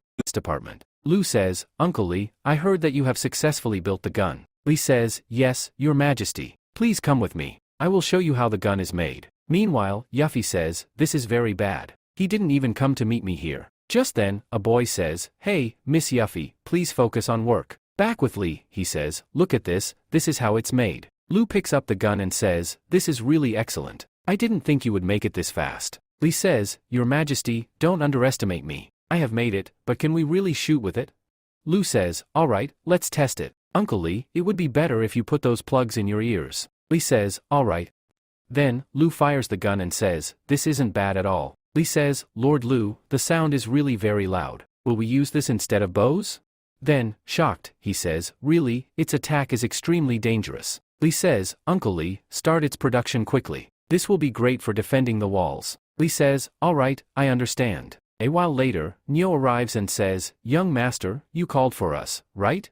Lu says, Uncle Nyo, please come and sit. We are going to talk about the next preparation. Now that we have taken over Yonglang City, but Yong City is in the west, and we still haven't controlled many cities, I want you all to go to the 4 main cities. He says, Master, whenever you tell us, we will go immediately. Lu says, don't worry. When the time comes, I will let you know. But I want to tell everyone that in 5 months, our coast will be attacked. Nyo says, Master, can you tell how many are coming? Lu says, I don't know exactly, but I can say that they will be far greater than any battle we have faced so far. The bulky soldier says, then tell us what we need to do. Lu says, I want to stop them in Yong City itself. Other than that, next month, I will leave Yong City's defense in your hands, and I will train a new army and give it to you. De says, alright, young master. Lu says, alright, that's it for today. Then, as they are going home, they talk among themselves and say, now we are going to separate, but I never thought we would all become generals. De says, hey, Papa, what happened? Nyo says, I want to tell you something. Lu has a lot of trust in our family. He trusts us and is giving us his army so that we can protect this city. And you all know that he has done a lot for our family. From today, we will protect Lu Fang's country no matter what happens. They all shout, all right, Papa, we understand. Nyo says, I have complete faith in all my children. I hope you don't do anything wrong. They all shout, Papa, don't worry. We won't do anything wrong. On the other side, Lu says, finally, this is over. Now I have to start working on the navy. It would have been great if I could contact them. But how do I contact the mermaids? Then, the next day, a large number of mermaids arrive in Young City. The people there are shocked to see them and say, who are they? Are they orcs? Another man says, I don't know. I've never seen them before. Bliss says, Papa, this is Young City. Cushion says, this city is really amazing. Bliss says, Young City is truly wonderful. I can't even explain it to you. Once you explore, you'll understand. Just then, Belle arrives and says, hey, stop right there. I'm from Jiang City's security division. State your names and tell me why you've come here. Bliss says, hey, boss, it's been a long time since we met. Boss says, oh, Bliss, it's you. Then, they reach the castle. Bliss says, has Lu Fang really become the king? Nicole says, yes, a lot happened after you left. Please wait here. I'll call the master now. Cushion says, alright. Hey, Bliss, so much has changed here in just 1 year. Bliss says, yes, really. I can't believe it. Cushion says, in just 1 year, he became king. Lu Fang is really amazing. Then, Lu arrives and says, sorry for making you wait. And you must be Bliss's father, right? Cushion says, I came here because your country saved my daughter. Thank you. I had heard many rumors about Yang City, and I was very curious to see it myself. That's why I came here without informing you. I'm sorry. Lu says, it's alright. You are all welcome here. Besides that, Lord Cushion, I have a question for you. Cushion says, yes, please ask. Lu says, I heard that pirate people attacked the mermaid tribe. I believe they are from Fabro Black Edges. Do you know anything about the Fabro Empire? Cushion says, Fabro? We don't know much about them. But from what we do know, they come from the other side of the Storm Sea. Lu says, Storm Sea? What is that? Cushion says, it is a sea where the water level rises with extreme speed, and it always rains. Anyone who dares to cross the Storm Sea has to endure a lot, and that's why many people have died. But since we are from the mermaid tribe, we help people cross the Storm Sea. That's why they are attacking us. Lu says, this is the reason behind it. Cushion responds, well, it's good that those people left. Otherwise, we wouldn't even be able to sleep properly because of them. And they kidnapped many of our people. Lu says, I have some bad news. Febro is about to arrive here. Cushion is shocked and asks, what? Lu continues, from what we learned, they will arrive within a month. And this time, they will come in even greater numbers than before. Bliss, equally shocked, exclaims, Dad, that place? Lu asks, yes? What's the problem? Cushion explains, to be honest, that place belongs to our mermaid tribe. Bliss adds, if they settle in Stormy Sea, our tribe will be in great danger. Lu says, if that's the case, I have a suggestion for you. Cushion responds, Your Majesty, please tell us. Lu suggests, you should all come here. If needed, you can stay in the Han Dynasty. I will take care of everyone, and they can live here. Cushion asks, Lord Lu, what exactly are you suggesting? Lu reassures him, don't worry. I am a friend of Bliss. I don't intend to harm you. I also have another plan. I want the mermaid tribe to work for me. That way, you will be able to fight against the Febro Empire easily. Cushion thinks for a moment and says, give me some time to decide. Bliss, what do you think? Bliss responds, Dad, Lufang is very trustworthy. I think we should trust him. Cushion agrees, alright, Lord Lu, how many people do you need? Bliss, thinking to herself, wonders, did he really agree this quickly? Lu replies, 1,000 people will be enough. If possible, I can deploy them strategically. I will take responsibility for their equipment and food. They will also receive a monthly salary, just like the soldiers of the Han Dynasty. Cushion says, I hope you will keep your promise. Lu reassures him, don't worry. I will establish contact right away. Meanwhile, in the Elf Empire, a man says, Febro is going somewhere. I heard he has acquired a new contingent. Lauren replies, that means their country must be quite strong. We must seize that city at any cost. At the ORC Empire, the news spreads quickly. A woman asks, "Your Majesty, what should we do now?" Black responds, "Do you even need to ask? It's time to steal." In the next scene, in the desert, Elsa is hiding in the grass. After waiting for a while, she suddenly shouts, "Attack now." The enemies, caught off guard while eating, panic. We under attack. Before they can grab their weapons, Elsa's forces ambush them, killing everyone in the area. In Chaos Land, Bela is standing guard when an Oasi rushes to her. "Boss, 3 empires have attacked us. They coming from all directions, and we are heavily outnumbered. I don't think we can stop them." Bela smirks. "Why are you so worried? Are Lu's weapons useless? It's time to use them. Attack them." Meanwhile, the enemy troops are discussing. "Don't worry, they are very few in number. The moment they run out of arrows, we will strike." However, as soon as Bela's forces launch their arrow attack, the arrows pierce through the enemy's armor, killing them instantly. Shocked, the surviving enemies exclaim, "What kind of weapon is this? They are so few, yet their arrows are so powerful. We can't fight them." Panic spreads, and the enemy soldiers begin to flee. Bela orders, "They're terrified. Open the gates. We will finish them off." In the Din Kingdom, the bishops rally the people. "These Han Dynasty people are violating our sacred laws. They refuse to obey our God. They are evil. We must change this so that our God's blessings remain upon us." The crowd roars, "Let's go. With our God's blessing, nothing can harm us. We will kill the Han Dynasty's king and restore our God's presence here." Meanwhile, on the other side, Nyo reports to his master, as expected, the Din Kingdom has sent all their people here. Lu says, "The time has come to show those people our true strength. Inform everyone to follow the plan exactly as we discussed." A short while later, an airship arrives in the Din Kingdom. Seeing this, the soldiers there are shocked. "What is this?" one of them exclaims. Another man says, "I heard that the king of Hein has a hot air balloon. Could this be the same thing?" "No," another soldier replies. "That is not a hot air balloon. I have seen one before, and it is not this big." Suddenly, the airship starts dropping multiple objects. "Everyone, move away. Stay back." Someone shouts. The general smirks and says, "Dodging this is quite easy." But then, unexpectedly, all the dropped objects begin to explode. Many soldiers get injured in the blasts. People scream in panic, "This is God's punishment. We should not have attacked Hein's people. Let's get out of here." The captain rushes to inform the archbishop about everything. The archbishop, shocked, asks, "Punishment?" The captain nods. "Yes, many knights said they saw something falling from the sky, and after it landed, there was a massive fire. They believe it is God's wrath, and now they refuse to fight." The archbishop turns to Leo and asks, "Leo, let me ask you something. The Hein kingdom rejected our proposal, didn't they? You must remember how they imprisoned all our bishops, right?" Leo replies, "Yes, I know about that." The archbishop frowns. "Then tell me, if we haven't done anything wrong, why would God punish us?" Leo, shocked, hesitates and then says, "You rewrite. That dynasty must be using some dark power. They want to separate us from God." The archbishop nods. "Now you understand, don't you? We must have even greater faith in God now." Leo says, "Archbishop, I will go and inform everyone about this." The archbishop replies, "Go ahead, and remember, God will always protect us." A while later, Nyo arrives and reports, "Master, the people of Din Kingdom are not afraid of the dynamite. Instead, they are gathering more troops." Lu smirks. "As I expected, that sector leader is truly cunning. He wants to use them to control the entire continent. Bring Nicola and Timothy here immediately." Meanwhile, Timothy asks, "What's the situation there?" Robin responds, "The archbishop keeps sending reinforcements." Timothy, frustrated, says, "Hein's army is strong enough to crush Din's knights easily, yet they are doing nothing. I don't understand what their plan is."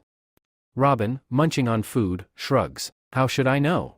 Hearing this, Timothy gets even angrier. Just then, Nicola arrives and says, Hey, Timothy. The master is calling for you." Timothy replies, "Oh? Lu, tell me, why did you summon me here?" Lu smirks. "I'm sure you already know, the Din Kingdom is sending troops here. Within a few days, they will send a lot more reinforcements." Timothy frowns. "And that's why you called me?" Lu nods. "Yes, the time has come for you to return to Din Kingdom." Hearing this, Timothy's face lights up with joy. Robin says, "Thank you, Lord Lu, for keeping your promise. But why now?" Lu explains, "From what I have gathered about the Din Kingdom, the people were happy when you reduced the taxes. But after you left, the bishop and his men refused to accept those changes. Now, with the increased taxes, the people won't stay quiet. They will be furious at the bishop and might even start a rebellion. I am sure you've left someone there to fan the flames, haven't you? Timothy smirks. Lord Lu, you are truly sharp. Lu continues, during all this chaos, people will lose control, and Din Kingdom will be thrown into turmoil. The bishop will not take this lightly. And once they realize that they lost this war because of God's punishment, their faith in the bishop will shatter. At that moment, they will need a leader, someone who will defeat their enemies and become their savior. As soon as possible, I will send my men and resources to Din Kingdom with you, so you can take control of it once again. Timothy speaks, Lord Lu, thank you. Lu replies, hey, Robin. Robin asks, do you have any questions? Robin continues, I was wondering. Is it really the right thing to do? Will it be easy for us to rescue all the knights from the archbishop? If he orders Din's knights, they will kill us immediately. Lu says, don't worry. If anything happens, I will save you. Robin responds, if that's the case, then I have nothing to worry about. Timothy adds, besides that, I have a question for you. Then, the scene shifts to the head border, where a few knights arrive. The knights say, there hasn't been any war here. This place is perfect for having fun. Suddenly, arrows rain down on them, shocking everyone. The people exclaim, they are attacking. Let's retreat to our camp. Next, we see Annie, who yells, Annie, when did this happen? Why didn't you tell me earlier? A girl replies, as soon as I got the news, I rushed here to inform you, but it took 3 days for the message to reach us. Annie thinks, this is impossible. Supply theft is a common issue, but if such a big problem occurred in the military, 3 days is too long. A lot could have happened in that time. She then leaves, saying, Annie, all right, I am going to see the master. Upon reaching, she says, Annie, young master, a few days ago, we had a conflict with the Din Kingdom, and we suffered massive supply losses. But we received this information way too late. Do you have a plan for this? Timothy interjects, yes. I wanted to discuss this too. Your plan is great, but if anything goes wrong, the delay in receiving information will be disastrous. Lu replies, if that's the case, come with me. After some time, Lu shows them something. Lu, this is a new department I've created. It will solve all communication problems. Lu calls out, hey, Yuffie. Is everything ready? Yuffie replies, don't worry. I've tested everything. Lu says, hey, Timothy, you were worried about communication, right? This machine will solve all those problems. Timothy asks, really? Lu says, I sent Robin to the market, right? Ask him a question. He will respond, and that will prove whether the machine works or not. Timothy, that sounds great. She writes a message and gives it to Lu, who then types and sends it. A while later, in the big market, a boy approaches Robin. Boy, Mr. Robin, you've got a message from Timothy. Robin reads it, this is definitely from Timothy. On the other side, Timothy excitedly says, Timothy, really? Show me what he said. The girl shows Timothy the response from Robin. Timothy exclaims, this is amazing. Lu asks, hey, what did you ask him? Timothy hesitates. Lu, do you really want to know? I can't tell you. Lu shrugs, alright, never mind. Meanwhile, Annie asks Yuffie, hey, Yuffie, did the message really come from the big market? Yuffie nods, yes, absolutely. Timothy says, good. Our communication problem is finally solved. Lu adds, it's difficult to learn this in a short time, so I'll send someone with you. That way, you can always contact us. Timothy replies, alright. Thank you in advance. The next day, they prepare to leave for Din Kingdom. Timothy says, alright, I'm leaving now. Thank you for taking care of me all this time. When I become the Queen of Din, I will invite you there. Lu smiles, alright, I'll be there. Later, as they are about to leave, Robin says, I thought you would do something before leaving. Timothy replies, I'm not the kind of girl who creates unnecessary drama while leaving. She then adds, the future is long. If I become the Queen of Din Kingdom, I can summon him to my territory. If that happens, something interesting might occur. Robin warns, don't do that. It'll put us in huge trouble. Meanwhile, Lu says to Annie, let's go. We have a lot of work to do. Annie excitedly responds, young master, I have an amazing idea about this machine. They arrive at the castle, where Annie suggests, Annie, master, I want to set up a station for this. Lu says, can you tell me what benefit we will get from this? Annie says, yes, why not? Earlier, many kings didn't even know what was happening in their land, and by the time they found out, it was already too late. But now, we have this machine, everything will change.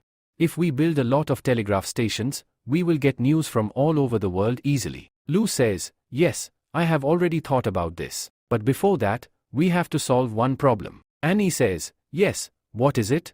Lu says, most of our people are not educated. Annie, shocked, says, really?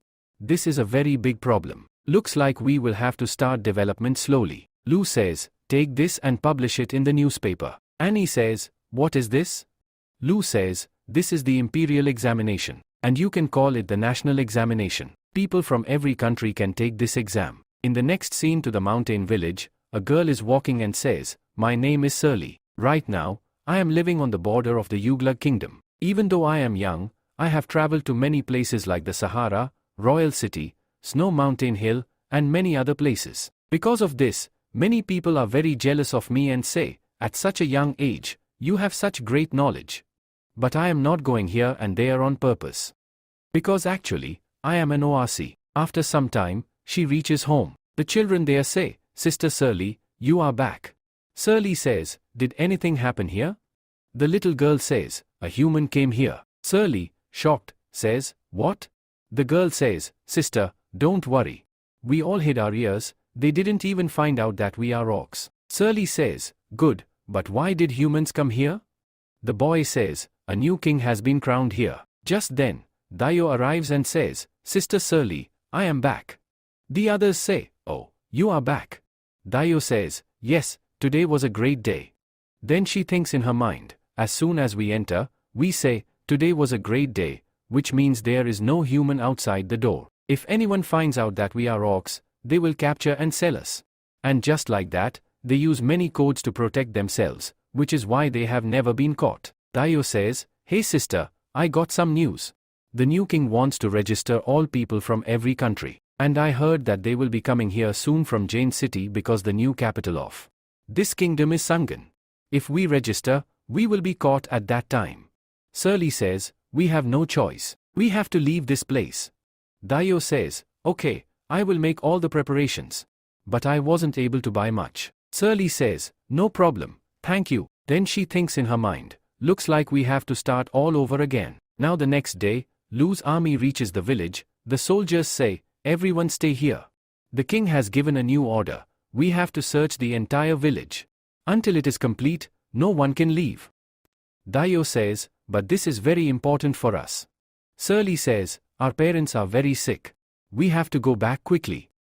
The man says, alright, wait, I will arrange something. Fine, you people go first, and I will arrange a cart so you don't get delayed. Surly says, thank you. Then she thinks in her mind, stay calm. If I keep panicking like this, they will get suspicious. Then she whispers, hey Dio, I will reveal that I am an ORC. They will get busy trying to capture me, and you use that time to escape. Dio says, but, then pauses. Fine, I understand. They had a rule, if someone had to die to save everyone, then they would do it. And using this opportunity, they all run away. Later, Surly goes to register herself. A girl there says, I have heard about you. Don't worry, I will do it as soon as possible. Surly says, okay, thank you. Then the girl asks, what is your name? Surly says, my name is Surly. The officer says, really? Your name is very nice. Have you ever read a book before? Surly says, yes, when I was young, I read some books. The officer says, okay, remove the cloth from your head. I need to confirm something. Surly says, okay. She removes the cloth, and seeing this, all the people there start whispering and talking. They say, she is an ORC. Now I understand how she came here at such a young age.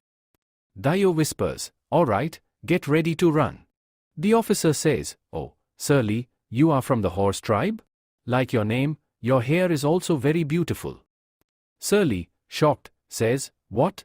The officer hands her a certificate and says, here, take this. And remember to get it changed into a hard document later. Surly says, wait, you are not going to capture me? The officer says, hey Surly, calm down. I know what you are worried about. I am also an ORC, and I am a chameleon. Don't worry, our new king is very kind. Here, orcs are not made into slaves. Surly says, that means orcs will not be captured? The officer says, yes, absolutely. We orcs can live here in peace. Tayo sees all this and is shocked. She says, why are they not capturing her? The officer says, oh Surly, you said you know how to read, right? The king is going to hold an exam. If you are interested, you can go there. Everything is written on this paper. Shirley says, alright, thank you. Then Do softly asks, hey Shirley, what's going on here? Shirley replies, I don't know either, but it seems like we don't have to hide anymore. Hearing this, everyone becomes happy and starts removing their disguises. Shirley says, I don't know, but I need to go there and take the exam. I need to test my ability and see what I can do. The scene shifts to Dougal Mansion, where a large crowd has gathered. They shout, hey, open the door. Dougal responds, why are you people here? Bishop God's general says, I have heard rumors that something is being secretly spread within this mansion, and all of it goes against our God. I want you to let us inspect this place. Dougal shouts angrily, nonsense. My family has been serving the Din Kingdom for centuries, and you all are here just because of some baseless rumors? It seems like people are right. Bishop has lost God's grace. That's why he's blindly suspecting everyone. Jenna, thinking to himself, says, ever since the Queen disappeared, many forces have risen against Bishop God. But till now, we haven't been able to identify who they are. The Archbishop suspects that Lord Duke is behind it because he was a strong supporter of the Queen. However, he has no solid evidence against him. I thought I would gather proof here, but the situation is worse than I expected. If I sneak inside and we don't find any evidence, it will cause a huge problem. People will start doubting the Archbishop. Then, he speaks up, Lord Duke, I apologize. You must know that rumors have spread throughout the city. I hope you will forgive us for this misunderstanding. Dougal replies, fine, it's just a misunderstanding. I hope you catch the real culprit soon. They respond, thank you for understanding. We will take our leave now. As they depart, Dougal turns to his men and commands, tell all our people to stay alert. Until the Queen arrives, do not act recklessly. Just then, a voice from behind says, you, really doing a great job. Dougal, furious, asks, who's there? Timothy steps forward and says, hey, Lord Duke. How are you? Dougal smirks and says, so, you both have finally arrived. Timothy says, Lord Duke, you have done an excellent job. Sue adds, this was really difficult. I hope you don't give us such a task again. Timothy replies, although we didn't get any information from here, we received crucial details from Lu Fang of the Han Dynasty, but I still want to hear everything from you in detail. Sue says, Your Majesty, as you know, the day after you left, they immediately cancelled your tax policy. Many people were extremely angry, but no one dared to oppose it openly at first. Instead, they wanted their request to reach the bishop. So, I sent someone to deliver the request. But as you instructed, we had to appear weak. However, the bishop's people saw us as cowards and attacked, driving my man away. That's when everyone realized that the bishop was against them and would never accept their request. Taking advantage of this, I spread rumors that you had implemented the tax for the people's benefit, but the bishop had forced you to flee. As a result, everyone realized that you were on their side, and now they are eagerly waiting for your return. All you have to do is go to them and wave your hand. That alone will be enough to gain their support. Timothy says, you have done an amazing job. Lu adds, I will do anything for the prosperity of Din. Timothy nods, alright, we must begin our plan without delay. The time has come to remove the bishop from power. Sue, shocked, exclaims, Your Majesty, you are acting too hastily. Right now, many people support you, but that's because it benefits them. Bishop God will do anything for money, and he might betray you at any moment. Even if the people don't betray you, the Archbishop still has his army. If he gives the order, the army will attack us, and the people won't be able to protect us. Timothy reassures him, don't worry. For that, these people will help us. Just then, a group of people arrives and says, we are from the head dynasty. My name is Fuji, and this is Taki. Sue welcomes them, it's a pleasure to have you here. I would love to hear your plan on how to defeat the bishop. Fuji replies, alright, let me explain what you need to do. The next day, at the city's church, a massive crowd has gathered, shouting, these bishops are terrible. They have enslaved the people. We don't want such bishops in the Din Kingdom. Timothy steps forward and shouts, everyone, stand with me. We will defeat these bishops and build a new Din Kingdom. The church guards, hearing the commotion, say, what's all that noise outside? Go check it out. When they look outside, they see the angry mob breaking through the church doors. The furious crowd yells, "These are the ones who have made our lives miserable. Kill them!"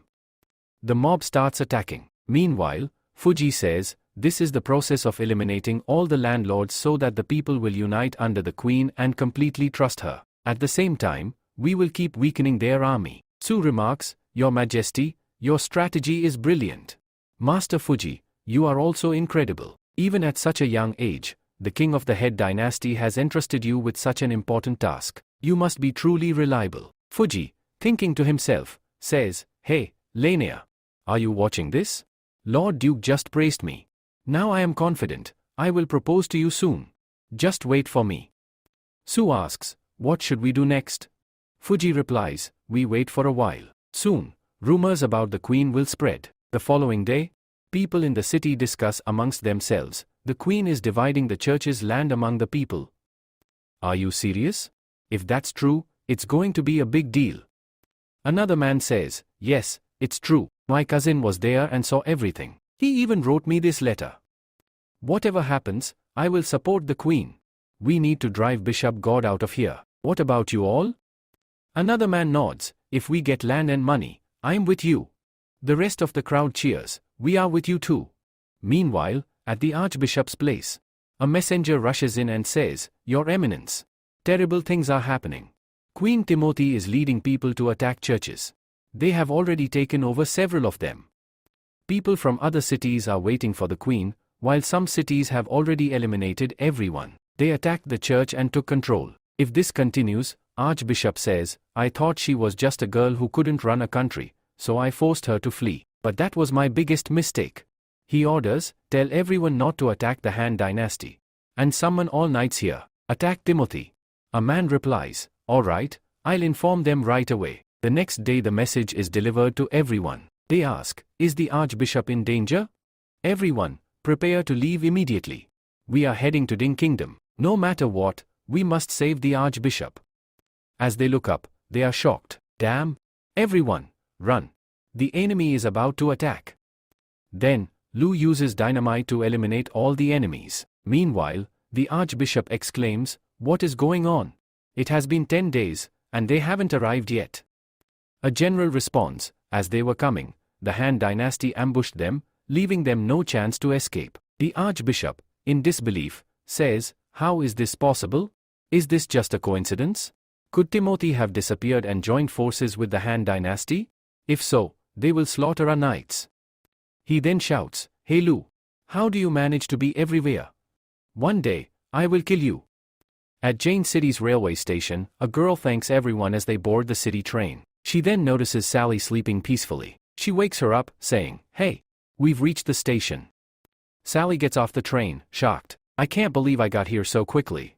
Before leaving, Dao had asked her, "Hey Sally, will you be able to reach the exam venue?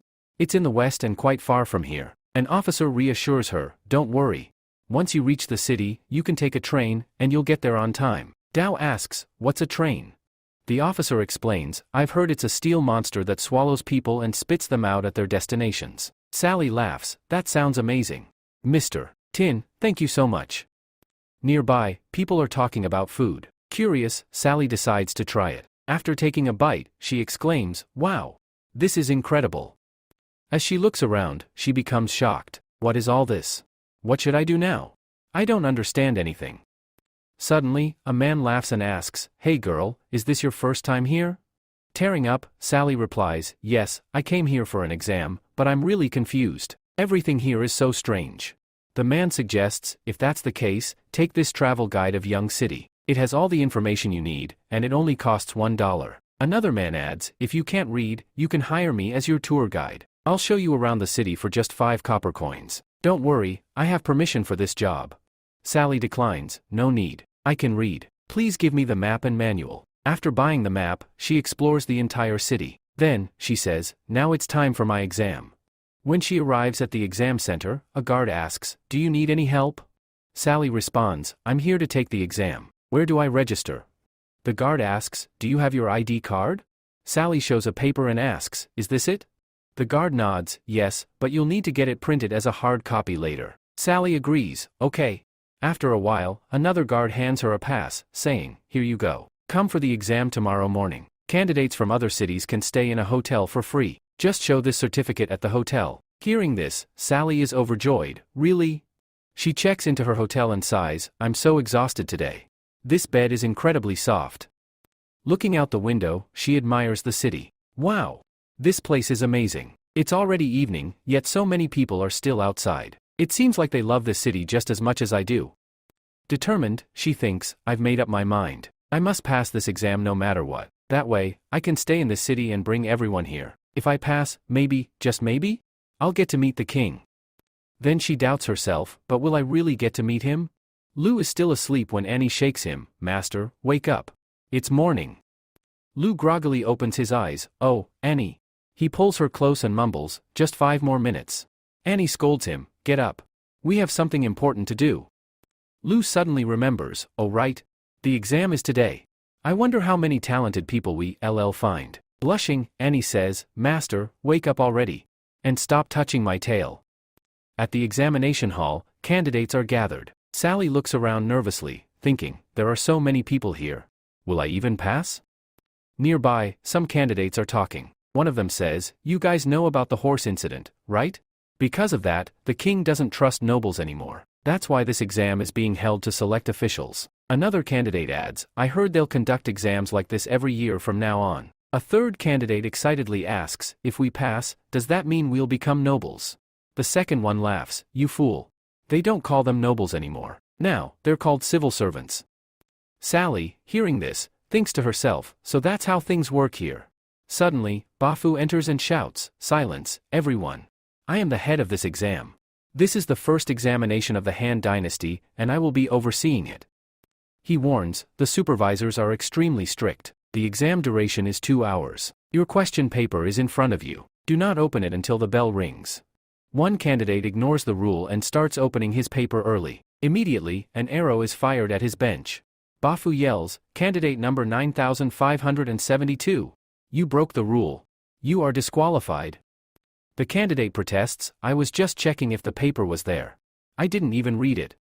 Bafu remains firm, no one breaks rules in this examination hall. Leave now and try again next year. He then announces, during the exam, no looking around or talking.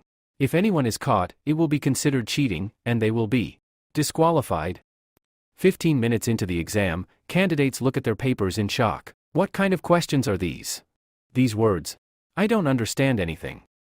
Meanwhile, Lou and his companions observe from a distance. Annie scoffs, these candidates are all useless. Mina adds, look at their answer sheets. They're almost blank. Annie complains, Master, their level is terrible. We're wasting our time here. Lou smirks, I don't think so. As the exam ends, some candidates faint from stress. Sally feels uneasy, thinking, it feels like someone has been watching me for a long time. She looks up and sees Lu Fang staring at her. Shocked, she wonders, why is he looking at me? That night, Annie tells Lu, Master, the exam results are out. Lu says, all right, let's see how much everyone scored. Hopefully, we get some good candidates. Mina looks at the papers and is utterly shocked. She exclaims, Master, all the papers in my hands have scored less than 10. Annie sighs and says, these people are useless. My money has been wasted. Nicole tries to calm her down. No worries, this is our first time. Lu, with excitement, says, I found a really good candidate. Annie, shocked, asks, what? An ORC and 3 civilians? And they all scored above 60? The ORC even got 80. After the examination, Sally, deep in thought, wonders, why is this happening? I just wanted to pass the exam and stay here. But why do I have to meet the magistrate? What if I say something wrong and offend him? But from what I know, the magistrate here is very kind, so I shouldn't worry too much. Nearby, a girl excitedly says, hey, did you know? The king is really handsome. Another girl replies, yeah, I know. And he's incredibly strong too. When I first saw him, I literally forgot to breathe. The first girl continues, we heard he's amazing. The second girl, a bit skeptical, says, it doesn't matter how great he is. He's a king. If we do anything wrong, our lives will be over right here. Hearing this, Sally is completely shocked. The first girl asks, hey, are you okay? Sally, trembling, responds, Vaya, I am fine. Just then, Nicole arrives and says, all right, Miss Sally, come with me. As Sally starts walking, she nearly collapses, but Nicole catches her and says, hey, careful. The other girls whisper among themselves, will she really be okay? Lou tells Sally, your results were amazing. Have you studied a lot before? Sally nods, yes, I have. Lou curiously asks, where did you live before? You don't seem like someone from the West. Sally hesitates before replying, I used to live in the ORC kingdom. My parents were with the nobles. No, wait. My parents were nobles. She mentally scolds herself. What am I saying? Lou chuckles, don't worry, we have plenty of time to talk. Sally nods, okay. Then, looking at Lou closely, she suddenly realizes something and thinks to herself, wait. He's the same guy from yesterday. So he's the king? After a moment, Lou says, oh, so you were a noble of the ORC kingdom. Now it makes sense why you, Ray, so knowledgeable. Sally explains, after leaving the kingdom, I traveled to many places. Lou nods, that must have been really tough for you. Nicole, take Sally and make sure she rests. Nicole responds, Sally, come with me. As she leaves, Sally wonders, is this it? Lou asks, so, what do you all think? Annie responds, she was from a noble family, but she's been through a lot. Despite her knowledge, she doesn't act arrogant. I think she's perfect for this. Mina adds, from what we observed, I don't see any problems with her. Lou nods and instructs Annie, take her under your wing and train her. Also, select others whose scores are close to hers. We, train them and establish a telegraph network. Annie hesitates, but we don't have enough people for this. Lou agrees, yes, I know. To set up the network, we, need around 1,000 people. Managing that many knowledgeable individuals in one place will be difficult. So first, we, set up telegraph stations in 5 major cities. This will be our central hub, and messages will be sent through pigeons to the smaller cities. Annie's eyes widen, so that means those 5 cities will gather all the information and send it to us? Master, this is an incredible idea. Sally wonders, did I fail? Were all the other candidates accepted? Nicole thinks to herself, what should I tell her? I can't just say that the young master chose her specifically for this. Just then, Lou arrives and asks, hey, what are you two talking about? Nicole, relieved, says, perfect timing. Lou turns to Sally and says, you, be working under Annie from now on. Are you ready? Sally, excited, replies, yes, absolutely. The captain reports, Your Highness, we are heading straight into the storm. These people have been tailing us for a while. They only care about money, not their lives. Phil smirks, let them come. It won't make a difference to us. The captain nods, all right. Lower the mermaid figurehead and head toward the stormy sea. On the other side Shirley, deep in thought, says to herself, working here is truly an honor. But even a single mistake can cost lives, and we cannot afford to be careless. Any slight error here results in severe consequences because it has a major impact on the country. She continues thinking, that's what I believed, but this place is so peaceful. Everyone here is working so calmly. For Lord Lou, this project is extremely important. However, everyone here seems very relaxed. Could this be another test? But how do I pass this test? Just then, Lou calls out, hey, Shirley. Shirley, startled, quickly stands up. Yes, Lord Lou? Lou reassures her, we hold these meetings regularly. There's no need to worry. You can consider us as your own people. Shirley nods, okay. Then, thinking to herself, my own people. Lou asks, all right, tell me, what's the status of the main city project? Shirley responds, understood. She starts searching through her papers, and after a moment, she finds the report. She mutters to herself, got it. Annie then reports, the infrastructure setup is complete, and it will soon be finished just like our city. Based on calculations, the main city in the north is nearing completion. The materials for the secondary city have also started arriving, but production has just begun. So, according to our plan, capacity is still at 20%. However, I believe that once the departments and machinery are fully operational, it will reach 100% easily. Shirley, surprised, thinks to herself, wow, she remembers everything. But, what exactly is capacity? Lou then asks, how is the development of the Forbidden Mountain progressing? Annie replies, it has started, and we will receive updates soon. Lou emphasizes, the Forbidden Mountain is extremely important to us. It provides the raw materials, chemicals and minerals we rely on. We need to pay close attention to it. And what about the ship? Annie responds, I've instructed some craftsmen to train in ship navigation. Also, the industrial area agreements have been finalized. However, our rail project hasn't started yet. Lou nods, alright, handle it. Annie adds, rifle production has begun, and bullets are also being manufactured on the production line. However, production capacity is not yet fully optimized. Here, this file contains all the details. Lou instructs, don't rush them. Let them fully understand the process first. If they hurry, accidents might happen. Shirley, shocked, thinks to herself, iron ships, chemical mining, what even is all this? Nicole notices her reaction. Hey, Shirley, what's wrong? Shirley apologizes, sorry. We never heard about these things before. I don't understand what they are talking about. Lou says, if you don't understand, just ask. Annie reassures her, don't worry. I'll do my best to teach you. Shirley asks, so, what exactly does capacity mean? Annie explains, it refers to the amount of finished product we can produce within a given time. Shirley comments, if we produce more, wouldn't that be great? Annie shakes her head, if we produce too much, the country won't be able to buy all of it. Then what happens to the excess products? Shirley thinks and responds, we'd have to sell them at lower prices?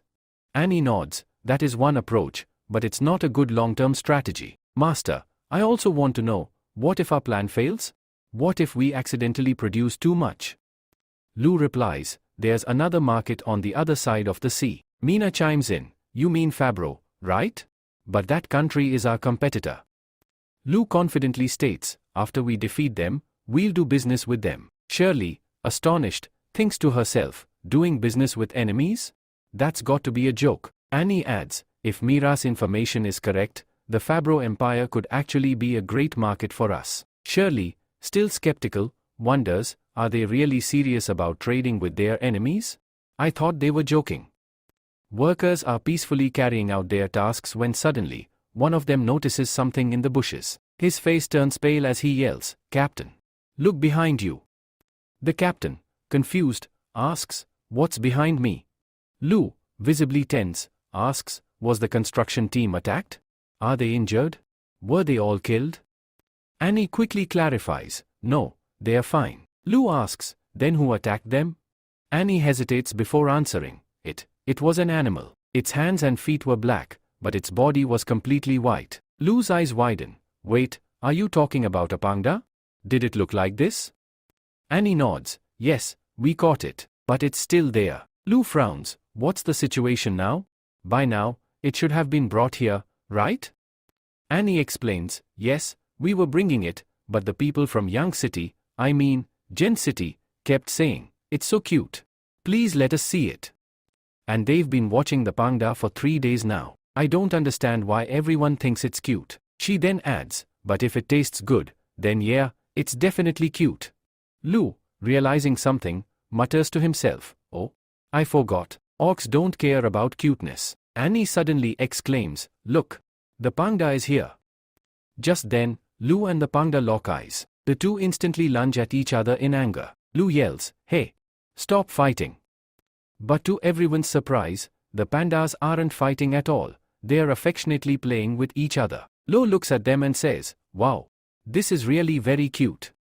But after 5 minutes, Lou returns and sees that everything has been destroyed by the two pandas. He exclaims, I left them alone for just a little while, and they've caused so much destruction.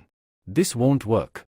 I'll have to appoint someone to take care of them. The two pandas respond, but just now, you were saying how cute we are.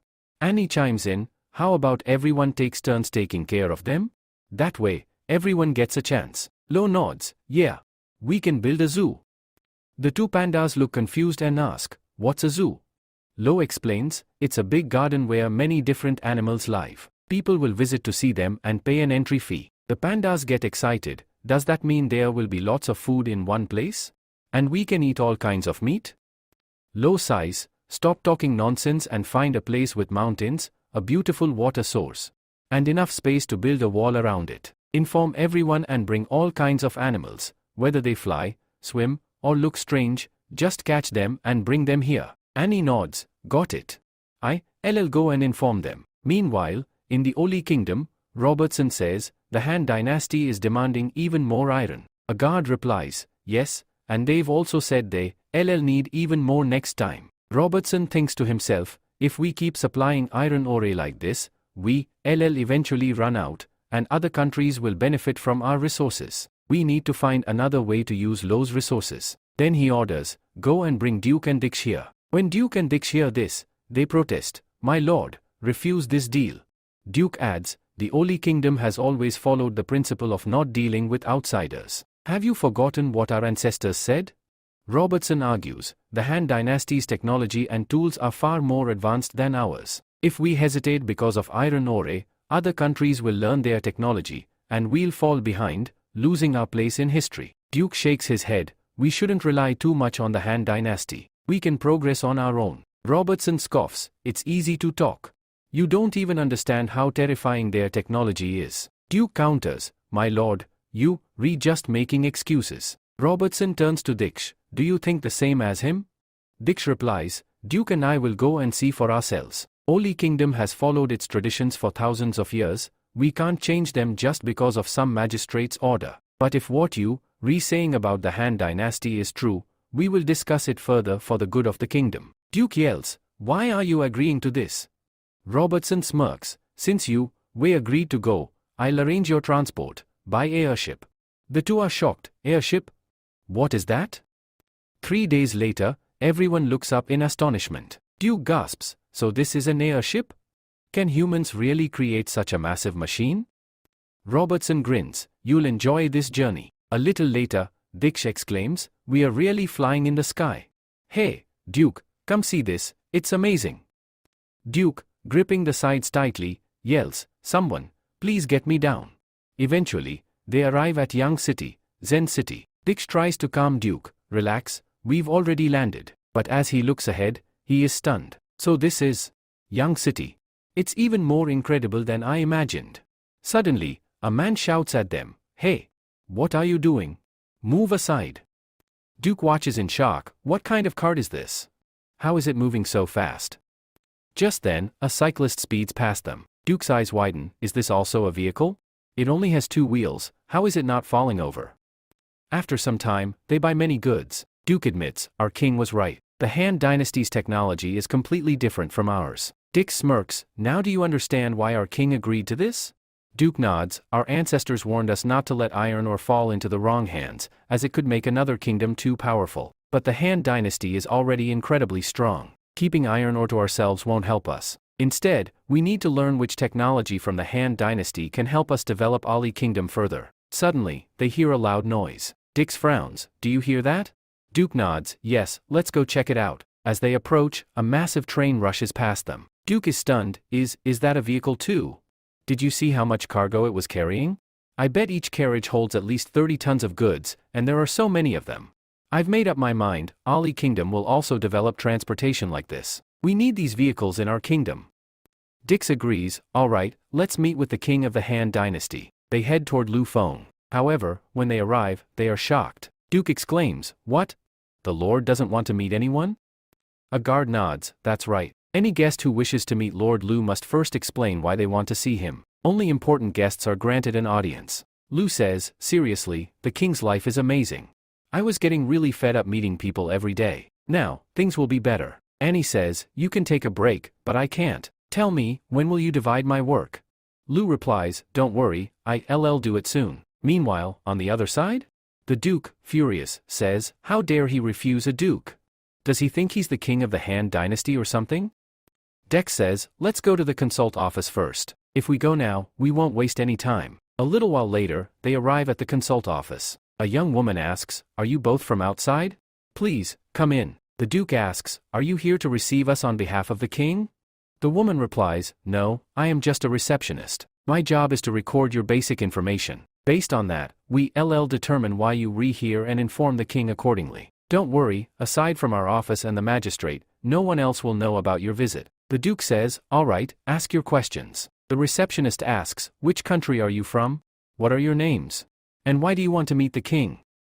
The Duke answers, we are from the Oli kingdom. We want to discuss iron ore with the king. The receptionist responds, oh, so it's you both.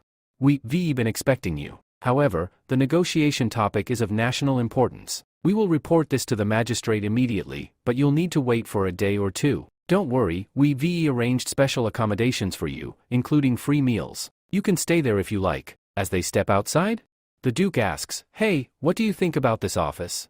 Dex replies, "It's extremely efficient. They assess a person's usefulness and assign work accordingly. This saves the king a lot of time and ensures security. When we return, we should recommend this system to our own king." The Duke agrees, "Yes, this is perfect. This train is manufactured here, but we don't need it from the dynasty. We'll acquire it in our own way." Dex asks, "What are you trying to say?"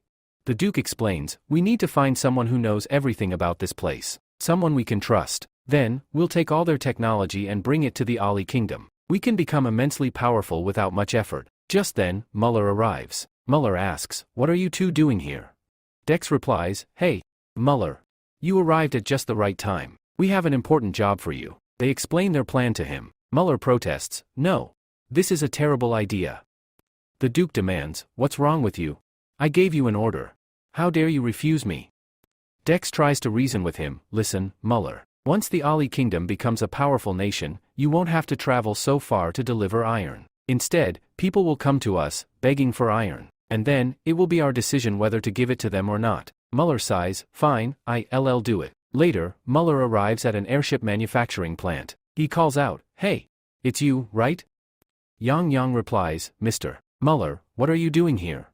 Muller says, "Hey, you finished your work, right? I was just heading home. Come with me." Yang nods, "All right, Mr. Muller, thank you for this." Muller notices, "Hey, you look really down. Is something wrong?" Yang shakes his head, "No, nothing's wrong. I'm fine." Muller suggests, "Hey, there's a new wine in town. Want to grab a drink with me?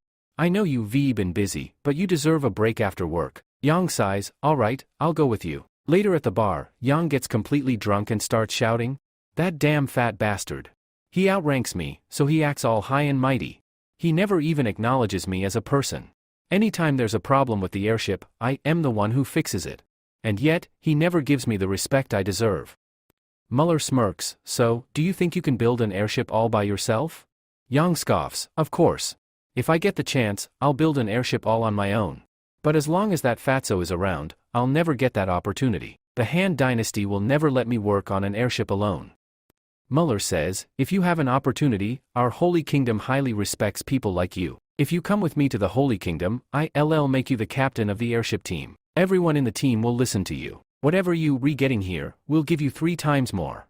Yang replies, "All right, I need some time to think about it. I'll let you know tomorrow." As Muller leaves, he thinks to himself, Yang said he needs time to think, but judging by his expression, he'll accept soon. Muller then heads to the technical team and later meets with the chief. He offers everyone a chance to work in the Holy Kingdom. After some time, Muller thinks, "I thought this would be a difficult task, but it turned out to be quite easy. Now, I must inform the Duke about this." Just then, Belle arrives with her team. Muller asks, "What happened?" Belle says, "We have received multiple reports against you. You trying to steal our city's secrets. You are under arrest." Muller is shocked. "How did they find out? Did someone report me? No, that can't be. Everyone was impressed by my offer." He quickly defends himself, "There must be a misunderstanding. I would never do such a thing." Yang interjects, "No, I am certain about this." Muller, shocked, asks, "Yang? What are you doing here?" Yang smirks, "I was one of the people who reported you." Muller, in disbelief, says, "But why? You were unhappy with your job, right? The Holy Kingdom was offering you a much better life. So why did you report me?" Yang replies, "Because the Han Dynasty is my homeland. When I was starving, no one helped me, but now, I am well fed and respected. I will never betray the Han Dynasty." Belle grabs Muller and says, "Come with me." Later, Belle informs Lou about the incident. Annie, furious, exclaims, "How dare he? He was trying to steal the secrets of Zen City. We must punish him." Lou reassures her, "Don't worry. Our technology is extremely advanced. That's why they're after it." Annie questions, "Master, why are you defending him?" Lou replies, "I'm not defending him, I'm stating the truth. But you're right, we can't let him go so easily. From today onwards, I'm implementing a new law. Anyone who comes here must follow our rules. If they break even a single law, they will be expelled immediately and will never be allowed to return." Annie nods, "Understood. I'll handle it." Sally asks, "Will this be enough to control everyone?" Lu responds, not completely, but it will significantly reduce such incidents. And for those who dare to break the rules, we'll create a special department to handle them. Mina smirks, our wolf team can easily take care of people like them. Lu reassures them, you don't need to worry too much. Our technology will soon become extremely popular. If we maintain it well, we will grow even stronger. But I can't do this alone. It's time to introduce a new policy. The next day, a boy selling newspapers shouts, breaking news. Our magistrate has issued a new order. A new patent office is being established. Anyone can apply. People rush to buy newspapers and read the announcement. We can apply to the patent office. If we pass the examination, we'll receive a natural reward. Another man, shocked, says, wait. What? The first prize is 100 gold coins. His friend excitedly points, you fool. Look here. The biggest reward is an important title in the Han dynasty. This will bring us great benefits. If we pass, we can join the Ministry of Science and Engineering. I've heard that the city view from there is amazing. And we'll get to live there for free. Another man exclaims, if that's the case, I'll definitely give it a shot. His friend scoffs, how? You don't have anything to offer. The first man grins, I'll start studying right away. I'm off to the library. He dashes away. His friend watches and says, library, huh? That is the best place for studying. Hey, wait. I'm coming with you. Meanwhile, Annie reports to Lu, Master, as soon as people heard the news, they rushed to the library. They're eager to invent something for the exam. Lu smirks, where there is profit, people will always rush. This will encourage innovation in our city. He then thinks to himself, if I don't copy Earth's technology, people might start suspecting that I'm from another world. No one here knows about science yet. Once I do this, all my problems will be solved. Annie says, hey master, what should we do with Mullah? The one from the Oli Kingdom still hasn't told us who gave him this order. Lu responds, what's there to think about? The Duke from the Li Kingdom is definitely behind this. They must be thinking about taking all the development here without making any payments. But doing that is extremely difficult. Now it's time to meet them. Then, both of them are summoned to meet Lu. The Duke says, the king of the Han dynasty wants to meet us. Dex says, no matter what happens, we won't admit that we had a hand in what Mullah did. They then reach Lu and say, we are from the Oli Kingdom. It's a pleasure to meet you, Lord Lu. Lu replies, there's no need for all this formality. Your country doesn't even want to deal with ours, and it seems like they aren't too happy about it. The Duke asks, Lord Lu, why are you saying this?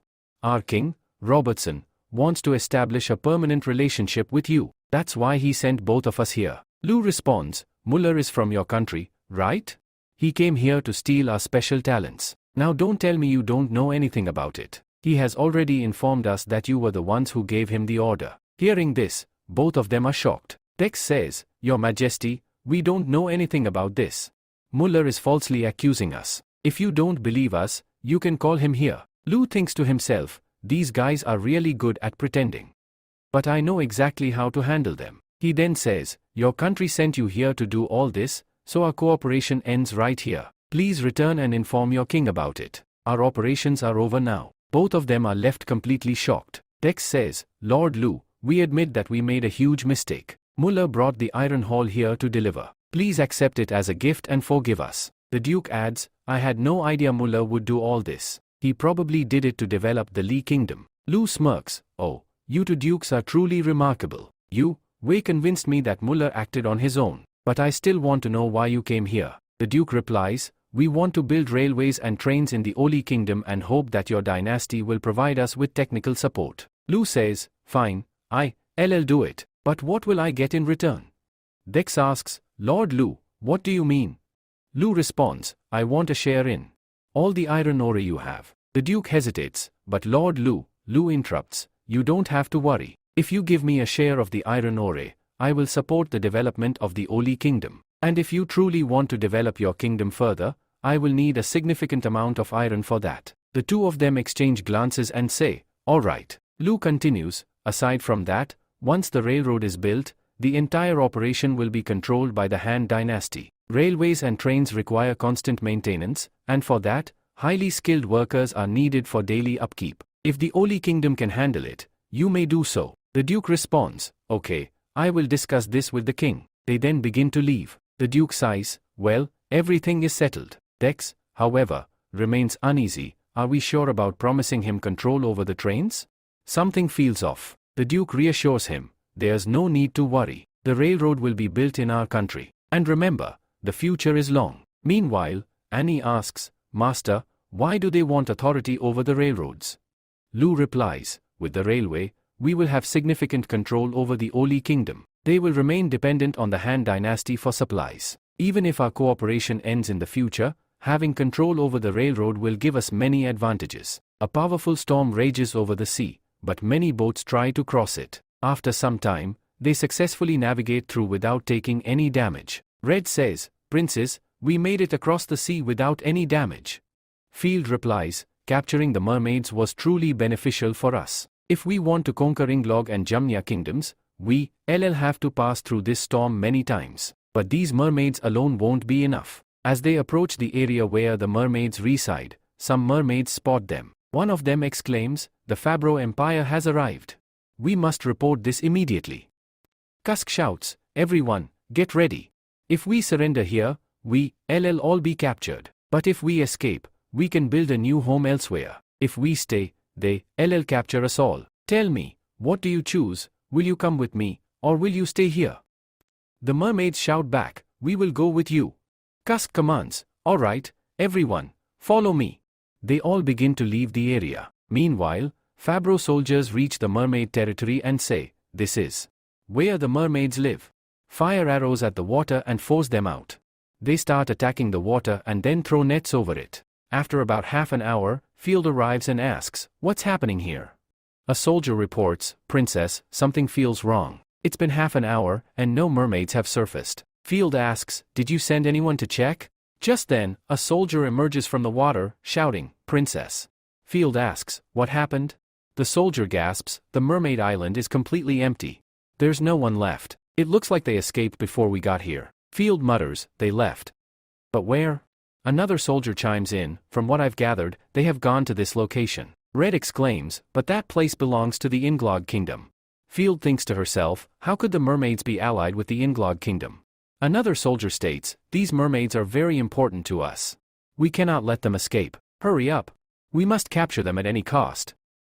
Now back to Lu's camp. Lu says, we have received news that the Fabro Empire has crossed the Storm Sea. But there's no need to worry. Focus on our plan and prepare for battle.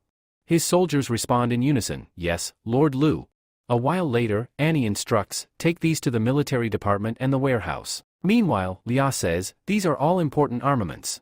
Please be careful. If they fall, there will be a massive explosion. A soldier shouts, everyone, board the boats. We resetting sail for battle. At the time Cusk arrives at Lu's camp, Cusk approaches Lu and says, Your Majesty. Lu greets him, oh, you both have arrived. Welcome. Cusk replies, the place you've given us is truly wonderful. My people are extremely happy about it.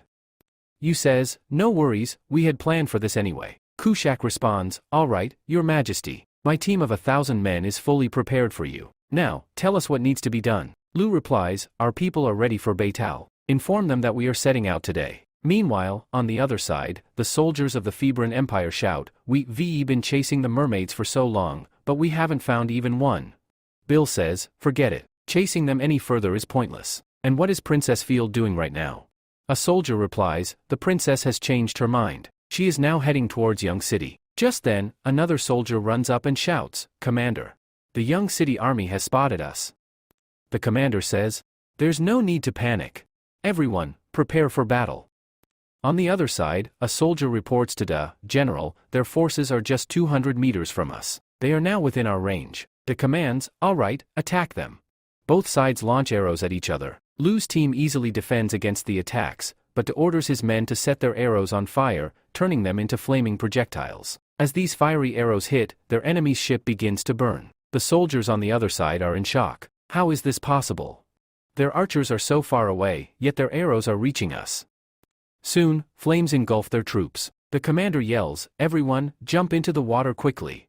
Field watches this from afar and says to Red, tell everyone we need to leave. There's no point in attacking them now. De observes everything, and one of his men reports, General, the enemies have fled. De smirks. These black oil arrows are quite effective. A soldier adds, I've heard we have even more powerful weapons, and this is just a basic version of it. De grins. Indeed, using new weapons is quite thrilling. Let's return and inform Lord Lu. He then sends a message to Lu and asks, what does Lord Lu say about this? A soldier responds, Lord Lu says we must keep an eye on them. Under no circumstances should the Febran Empire's army be allowed to enter this region. De replies, understood. Tell Lord Lu that all preparations have been made. Meanwhile, Jalen sets out with his team to meet Field. Upon arrival, he asks, Princess, what can I do for you? Field asks, what is the current situation of the Young Kingdom? Jalen replies, the Young Kingdom is no longer called that. It is now known as the Han Dynasty. Field nods. I see. Tell me everything that has happened since I left. Jalen explains everything. Field sighs. So Lu Fang has become the king. He was once just the lord of Young City. Jalen confirms, yes. Field says, if that man is there, then reaching that place will be very difficult. Red interrupts, but Princess, we don't have enough supplies. If we don't stop somewhere, we'll run into serious trouble. Field contemplates. There's only one place.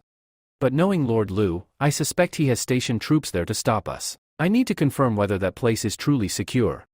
Meanwhile, Bill is informed, Princess has decided that we need to move to another location. Bill asks, where?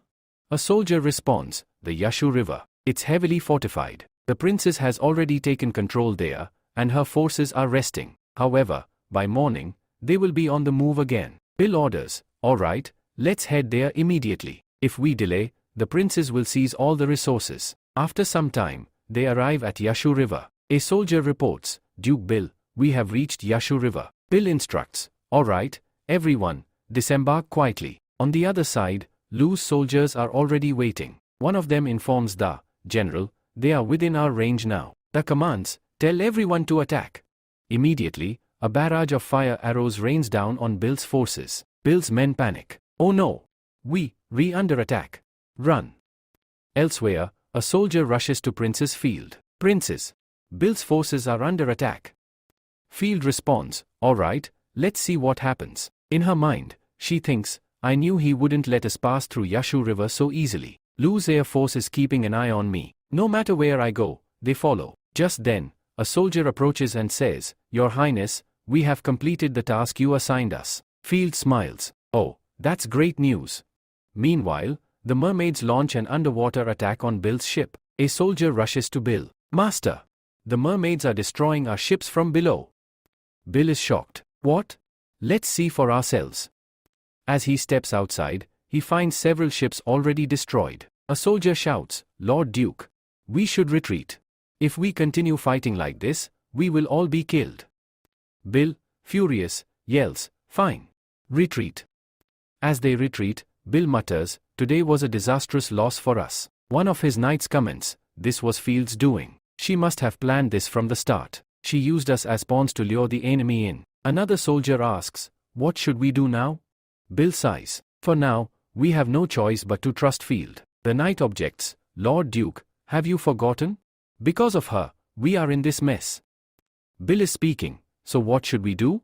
Right now, our ship and supply conditions are terrible. Because of this, we can't even return to the Empire. Go and inform Field that we are ready to go with them. Then, the knight takes the message to Field. Field reads it and says, alright, while the Duke says, go and tell them that we already made a plan. The knight responds, thank you. I'll inform them right away. Next, we see a boat. One man says, it's very dark here. Let me turn on the light. Another man smacks him and says, hey, you idiot. Do you want to get us all killed? A third man urges, hurry up. This war is about to end soon. We need to finish our job quickly. The first man nods and says, yes, besides, we'll be the first merchants to set foot in the Han Dynasty. Just then, soldiers arrive and demand, who are you people? The merchants plead, please don't harm us. We surrender. We are businessmen who have come here to trade. Meanwhile, the receives this information and asks, Febro, have you checked the merchants properly? The boy responds, yes, we have checked them. They really do have a lot of goods. I believe they genuinely came here for business. The nods and says, alright, send this report to the magistrate. A man then delivers the message. Lu exclaims, what? Febro captured the businessman from the Empire? Annie comments, they arrived so quickly. The war isn't even over yet. Lu replies, when it comes to money, merchants go crazy. Then, he orders the knight, go and tell her that these people should only be allowed to do business in Jiangdun City. They should not be sent anywhere else.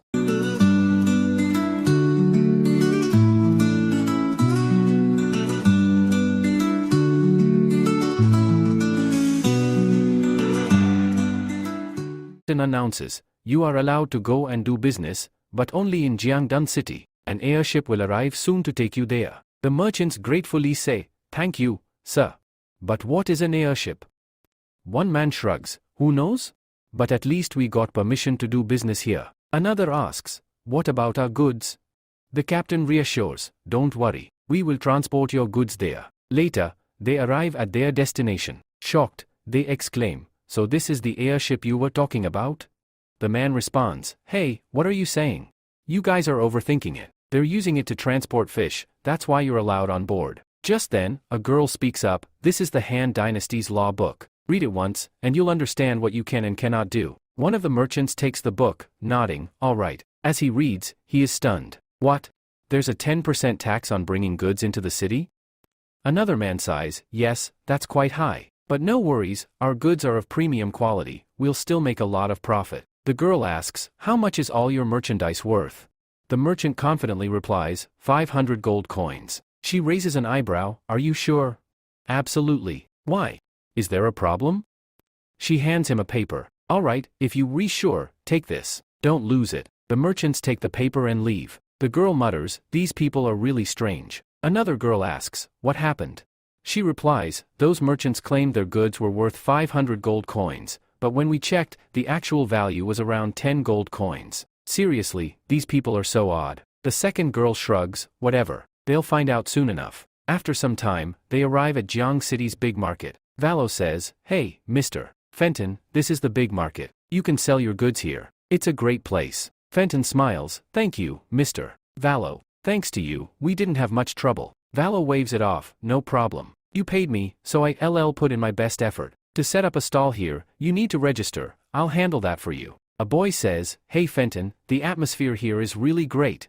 This place is perfect for selling. Fenton replies, alright, Mr. Valve, please register this place. Valve responds, okay, you guys get ready. Then, everyone takes out their products. Fenton says, I am pretty sure all these items will be sold by noon. The remaining ones, we sell tomorrow to maximize our profit. They start setting up and selling their goods. Meanwhile, Valve thinks to himself, is this really the best stuff they have? Noon arrives, but no one visits their shop. Frustrated, Fenton shouts, why isn't anyone coming here? Another man comments, the people of Zen City are really different. Just then, a man approaches and asks, hey boss, what is all this? Fenton replies, this is wheat cake, a specialty of the Fabro Kingdom. You should try it, it's very tasty. You won't find this in Zen City. The man says, oh, better than Zen City's food? Let me see. However, as soon as he takes a bite, he vomits and runs away, shouting, this is awful. They're lying when they say it's delicious. Fenton, shocked, says, how is this possible? This is our best pie. Maybe the people here just have terrible taste. Valve asks, if you don't mind, can I try it? Fenton responds, sure, here you go. So? Isn't it amazing? Valve, with a blank expression, says, do you think my face says it's amazing? Meanwhile, in another location, Annie asks, hey master, why did you allow Fabro Empire merchants into our country?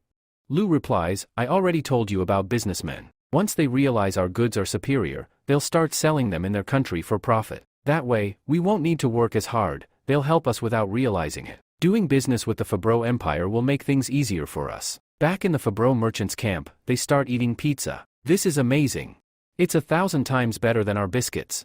One of them exclaims. Another merchant says, I knew you'd love it. Now I understand why Zen City's people aren't coming to us. Kin asks, are you still going to continue, Fenton?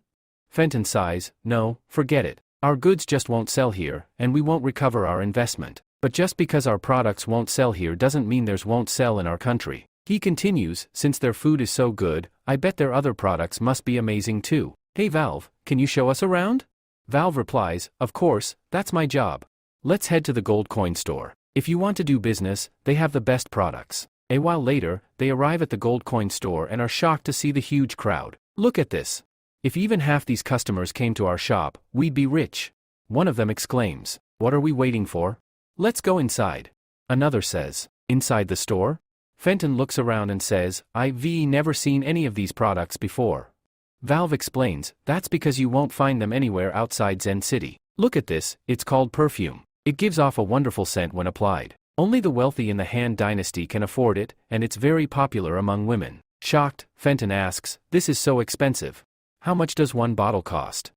1 gold coin, Valve replies. This product is amazing. Let's buy it. We'll sell it for 5 gold coins each, Fenton decides. The group quickly starts purchasing items. Valve says, this is a great place. Let me take you to another one. Fenton asks, hey Valve, is there a place where I can find cheap but good items? Valve smirks, oh boss, what exactly do you need? Fenton replies, clothes, food, and something unique. Valve reassures him, don't worry, I'll take you to the best place. A while later, they arrive at Tori's fabric store. Fenton looks at a fabric roll and says, this grade of cloth is only 2 copper coins?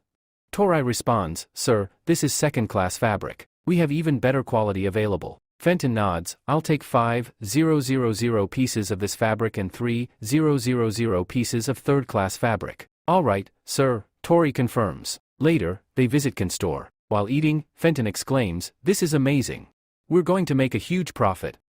Boss, I need 1,000 cans, he orders. After some time, they reach another store. Valve points to an item and says, boss, look at this, it's a unique item from the Han Dynasty. Fenton examines it and says, this isn't bad. Quickly, pack 300 of these. Just then, a man approaches and says, sir, take a look at this. Fenton, intrigued, replies, this is really good. I'll buy it. But before he can complete the purchase, Kuan interrupts, hey, stop. Fenton frowns, what's wrong with you? Kuan explains, boss, if we keep spending like this, we'll run out of money. How will we return home? You shouldn't have bought so much stuff. Fenton brushes it off, don't worry. We'll sell everything and make a fortune. He turns to Valve and says, thanks for everything these past 2 days. Valve replies, no problem. My job here is done. I'll take my leave now. Fenton suddenly gets an idea, hey, I have a great plan. Will you come with us to the Fabro Empire? Valve looks surprised, what?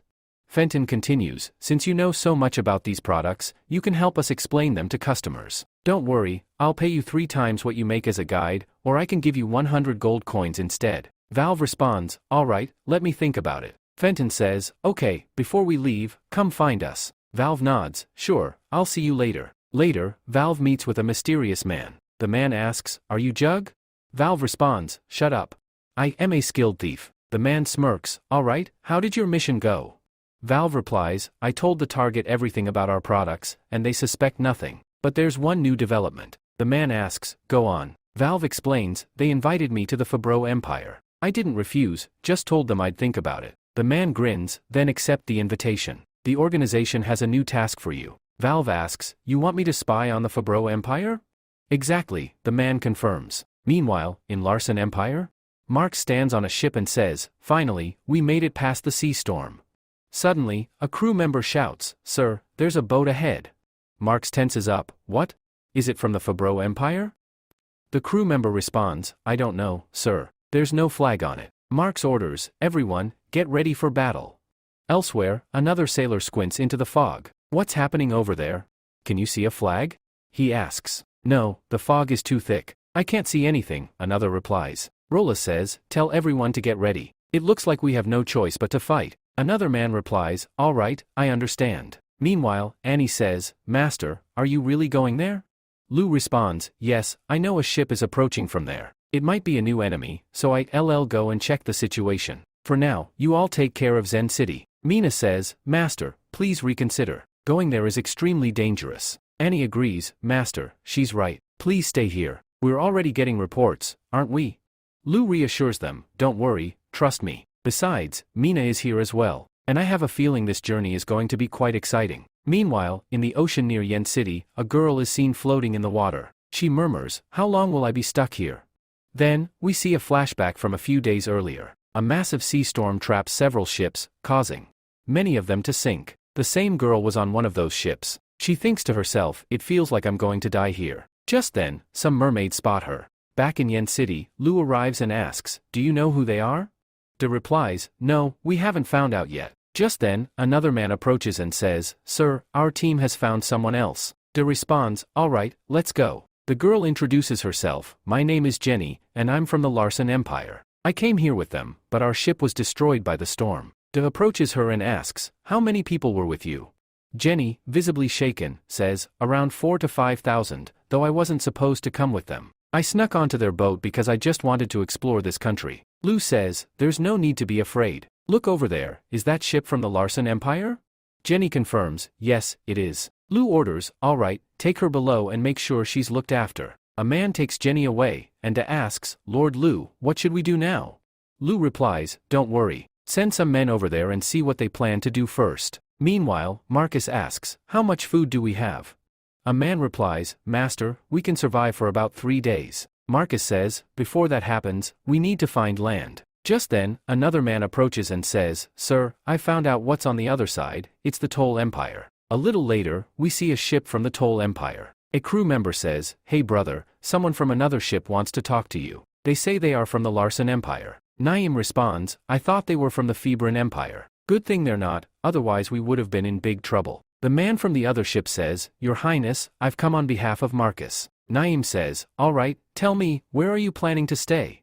The man answers, Marcus says we're planning to stay in Yen City. If they invite us in, we won't cause any trouble, but if they refuse, we'll attack. If you join us, we'll split everything 50-50. Naim agrees, all right, we'll share it evenly. Meanwhile, Lu receives their message. He reads it aloud, they're saying to let them in. If we refuse, they'll attack the city. Lu turns to De and says, you know what to do. De responds, don't worry, I'll handle everything. On the other side, a man says, Master, look. They've closed the city gates. Marcus observes, it looks like they won't let us in. They must be really strong. We have so many people, yet they're not afraid. Then, he shouts, everyone, get ready. We're going to destroy that city completely. His men cheer in agreement. But after a short while, the same men start begging, please forgive us. We surrender. They are captured and brought before Lu. Naim bows and says, Your Majesty, thank you for allowing us to land here. Lu replies coldly, you will regret what you've done. I didn't let you come here. Marcus pleads, please forgive us. We only wanted to come ashore. Lu glares at him, because of you, my Han dynasty has suffered major losses. You'll have to compensate for it. Naim steps forward, Your Majesty, Lu Fang, our Toll Empire will compensate with 5,000 gold coins. Marcus is shocked. What? That much? He quickly adds, Your Majesty, I will also pay 5,000 gold coins. Lu smirks, I don't want 5,000, I need 1,000,000 gold coins. Both Naim and Marcus are stunned. Naim yells in frustration, but Marcus calms him down, stay quiet.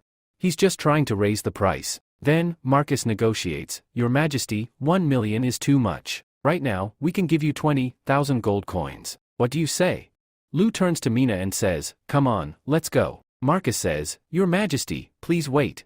We can offer 1,00,000 gold coins. That's the most we can give. Naim says, Your Majesty, this is all we have. Mina says, Master, I think this is all they have. Lu says, all right, but I need around 2,00,000 gold coins. Both of them respond, Your Majesty, that's impossible.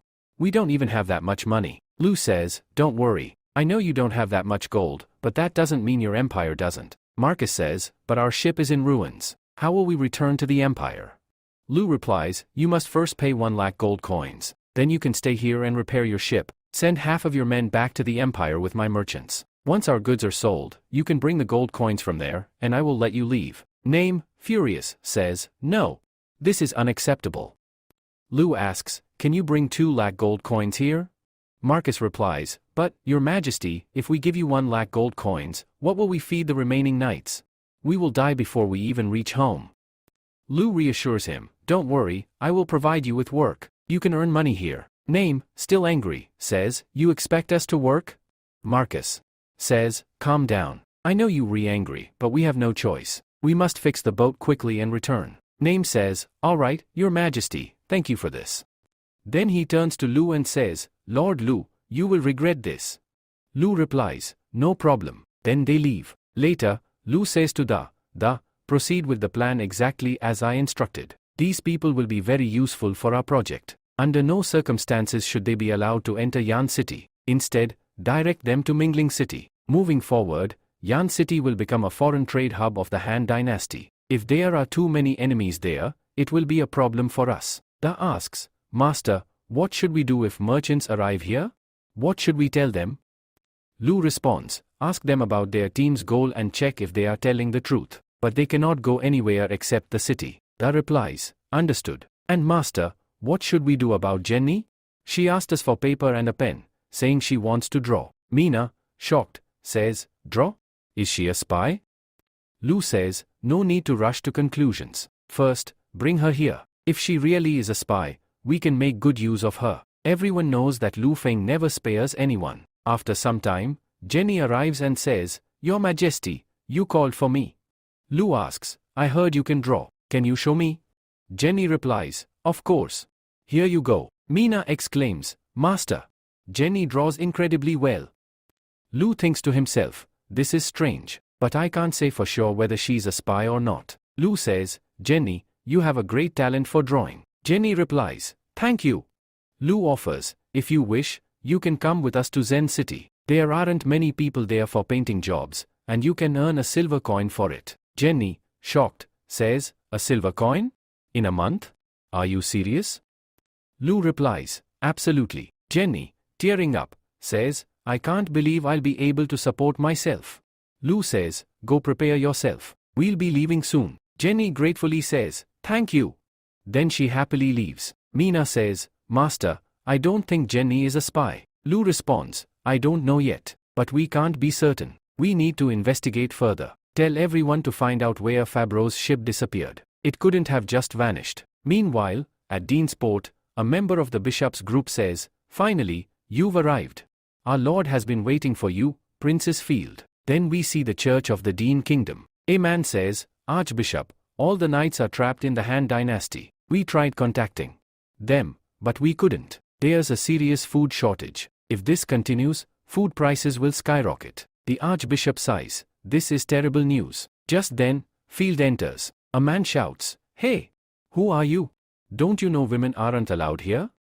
Field smirks, "Oh really? And what will you do about it?" The Archbishop interrupts, "Stop. Welcome, Princess Field. I've heard a lot about you from Black Eddie." Field says, "Let it be. Anyway, our schedules are too tight, and I don't have much time to come here and talk to you." Archbishop Vishav replies, "Yes, that's true. According to our previous agreement, you will provide us with 4,000 knights, and in return, I will give you food and shelter." Field asks, "So when will we get the food?" Archbishop Vishav responds, "As soon as our agreement is finalized, you will receive the food." Field nods, "All right." Saying this, she leaves. A man approaches the Archbishop and warns, "Archbishop, this is extremely dangerous. We cannot bring Febron's army here. He has 10,000 knights. We need to be cautious." Archbishop Vishav replies confidently, "So what?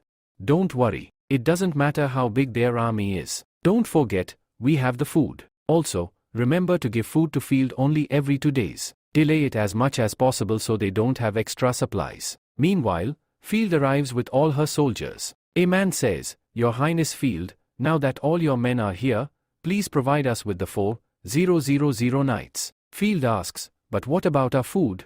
I don't see any food here." The man gestures toward a ship. "The food is stored in the ship. Look, we have prepared it in advance for you." Red, frustrated, says, "Are you joking with us? There are so many of us, but only a small amount of food." The man responds, "I had already prepared this food so that none of your people would starve. We have given you 2 days' worth of food in advance. If you have a problem with this, we will take the ship and leave." Field narrows her eyes, "So that means I will have to rely on you for all future supplies?" The man smirks, "Yes, Princess, you are absolutely right." Red, fuming with anger, shouts, "How dare you?" Field, unfazed, says, "Once we are fully prepared, I will send my people after you." The man replies, "All right, I will inform the Archbishop about this. Also, the next food supply will be delayed a little." Did everyone understand what just happened? Our main character, Lu Feng's 2 enemies have joined forces, but neither of them fully trusts the other. What do you think? Can they make things difficult for Lu Feng, or not? Red angrily remarks, "These men." Field dismisses it, "There's no need to pay attention to them. Tell me, how are things progressing?" Black Abyss replies, "Everything is going according to our orders. The ships that were destroyed have arrived here, and the people will be here within a week." Field smirks, "Han Dynasty. I will come for you soon." Meanwhile, at Lingal City port, a young man exclaims, "Hey, brother. We have arrived at the port." Another man responds, "Finally, we are here. Once we repair the boat, I'll make sure to teach them a lesson." Then, Da arrives with his army. Name shouts, "Hey, Da. What does this mean? Why are you stopping us? I have already contacted your king." Da responds sternly, "You just need to follow the country's rules and regulations." Name asks, "What kind of rules?" That explains, to maintain national security, outsiders are not allowed to carry weapons here. A young man yells, what about our safety? If we don't carry weapons, then, the interrupts, if you don't plan to cause trouble, then you have nothing to worry about. Also, you cannot bring your entire army into the city for repairs. They must stay outside the city gates. Only your prince and a few selected people may enter. The young man, shocked, asks, what? Then where will all these people stay? Da reassures him, don't worry, I have already arranged for them to stay in tents. Name glares at Da, and if we refuse to comply, Da smirks, then you can go back to where you came from. Left with no choice, they hand over their weapons. Name sighs, fine, let's go into the city. But in his mind, he swears, Lu Feng, I will take revenge on you for this. This isn't the capital of the Han dynasty, but this place is really amazing. Even the ground is so clean. Name replies, so what? That doesn't really matter. The boy suddenly notices something. Wait. This gun is amazing. Where is it coming from? Just then, he exclaims, hey, bro. Look over there, so many people. Name says, come on, let's eat something, or we'll die of hunger. They order food. As they wait, one of them says, wow, all this food looks delicious. Name responds, this is really popular in the Han dynasty. As soon as he takes a bite, his eyes widen in shock. Why does this food taste so incredible? Without wasting any time, they start eating at full speed. Nearby, a group of locals watches them. Look at them. When we first came here, we were just like that. But these guys seem even hungrier than we were. After a while, the waiter comes over and says, sir, your total is 200 van. Name looks confused. Van? What's that? A man explains, it's a banknote issued by the bank. Don't you guys have any? Name gets angry and says, hey, what are you trying to say? Kun quickly steps in. Hey, bro, calm down. If we do anything reckless, we'll get into trouble. Please, let me handle this. He then speaks to the waiter. We are from outside, and we don't know anything about this. Can we pay with coins instead? Also, where is this bank? The waiter explains everything about the banknotes and the bank. Later, Kun comes outside and says, hey, bro, I figured it out. Name says, let's explore the city first. At night, they return to their camp. Name says, hey Kun, everything here was amazing. Kun replies, yeah, bro, you, rewrite. I can still remember the taste of that food. Should we go eat there again tomorrow? Just then, Leonard arrives and says, Your Highness, you are back. Kun responds, Leonard, you are working really hard, aren't you? Leonard says, not too much, but can you both help us?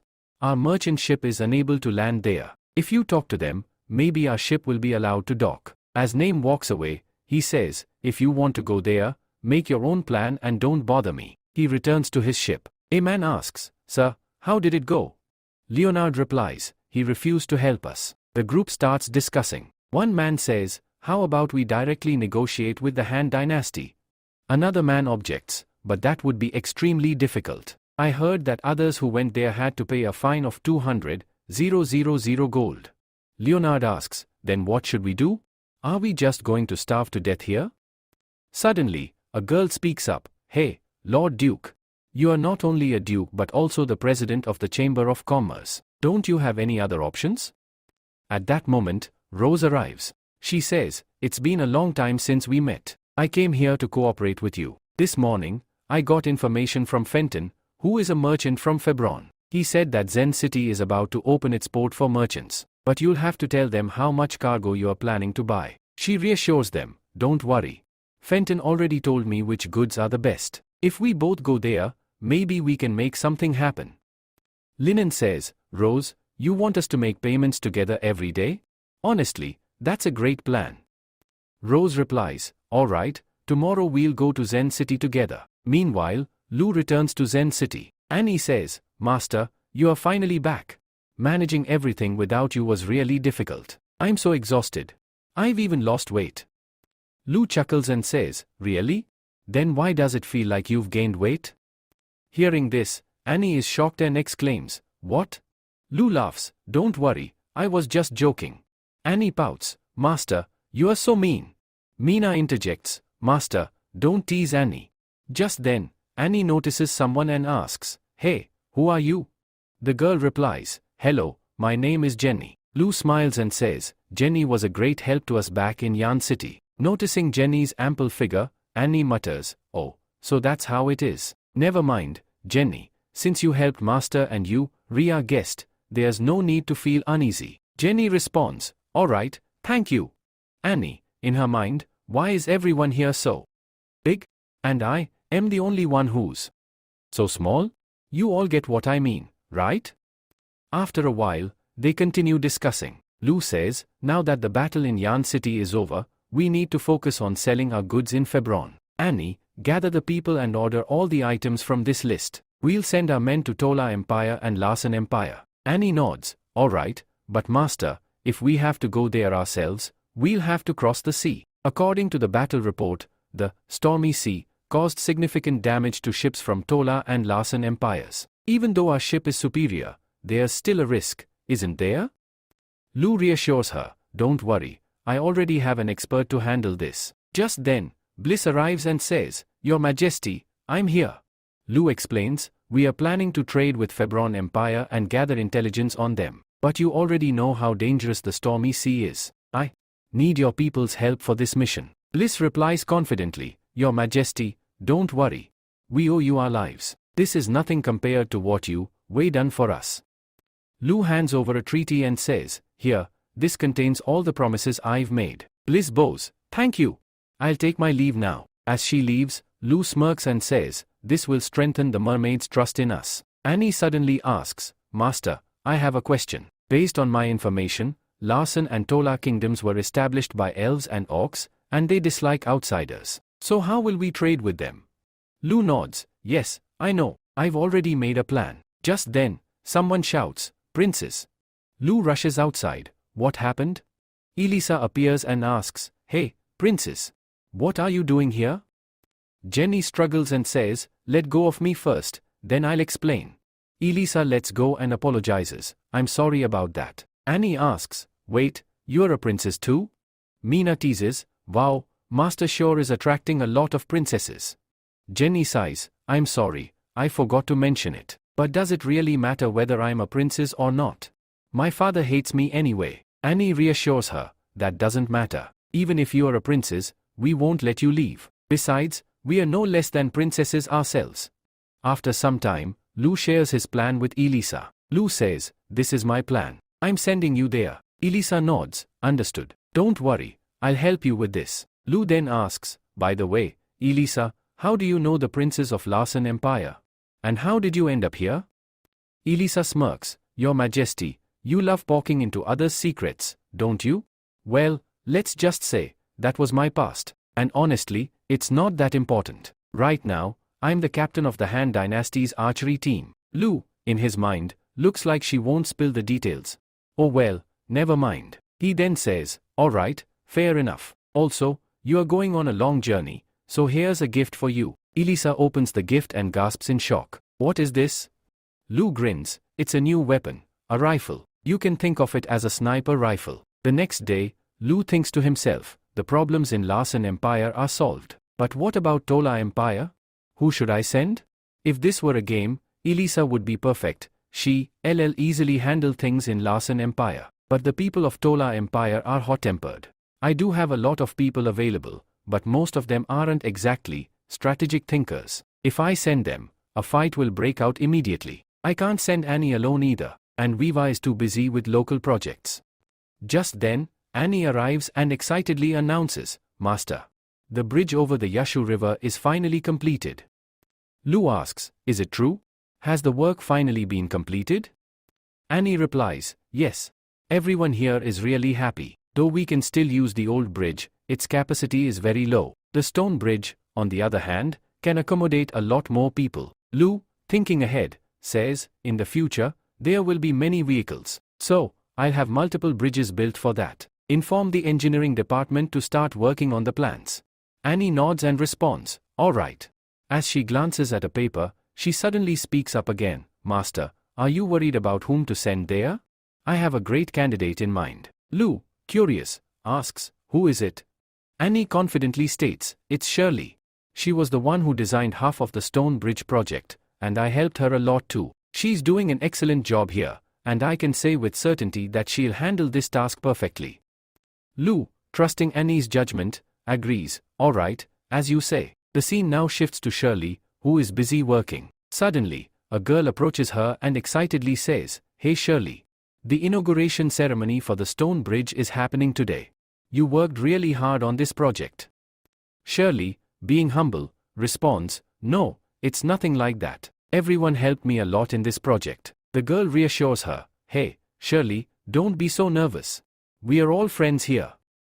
Shirley smiles and replies, "Alright." The girl then notices something on Shirley's calendar and curiously asks, "By the way, why have you marked that date?" Shirley happily explains, "That's the day my family is coming to Gen City." The girl, excited for her, exclaims, "Oh, really? That's wonderful." Now, we move to Yan City, where the stands in front of some visitors and asks, "Tell me, why have you come here?" Rose answers, "We wanted to visit this place." The leader of the group adds, "This is very important for us." Da reassures them, "There's no need to worry. Anyone who treats this place with peace is welcome here." Hearing this, both Rose and the leader become excited and ask, "Really?" However, Da warns them, "But apart from that, you must follow the Ha dynasty's laws. You cannot bring weapons into this city. If you are caught with weapons, we will lock you up for a few days and then send you back. Also, if you engage in anything illegal apart from trade, you will regret it." Lennon, wanting to clear up any doubts, responds, "Don't worry. We are not that kind of people." Da nods in approval and instructs them, "Alright, go and register. After that, you will be allowed to enter." Feeling relieved, they say, "Thank you very much." In Din's fort, a soldier rushes in and informs, "Your Highness, a lot of villagers have arrived, and more are expected to reach here within 2 days." Just then, another soldier runs in with an urgent message, "Your Highness. Bishop's men have returned."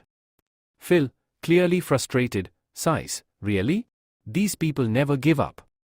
Then, turning to Red, she asks, "Hey Red, did you bring the city map as I asked?"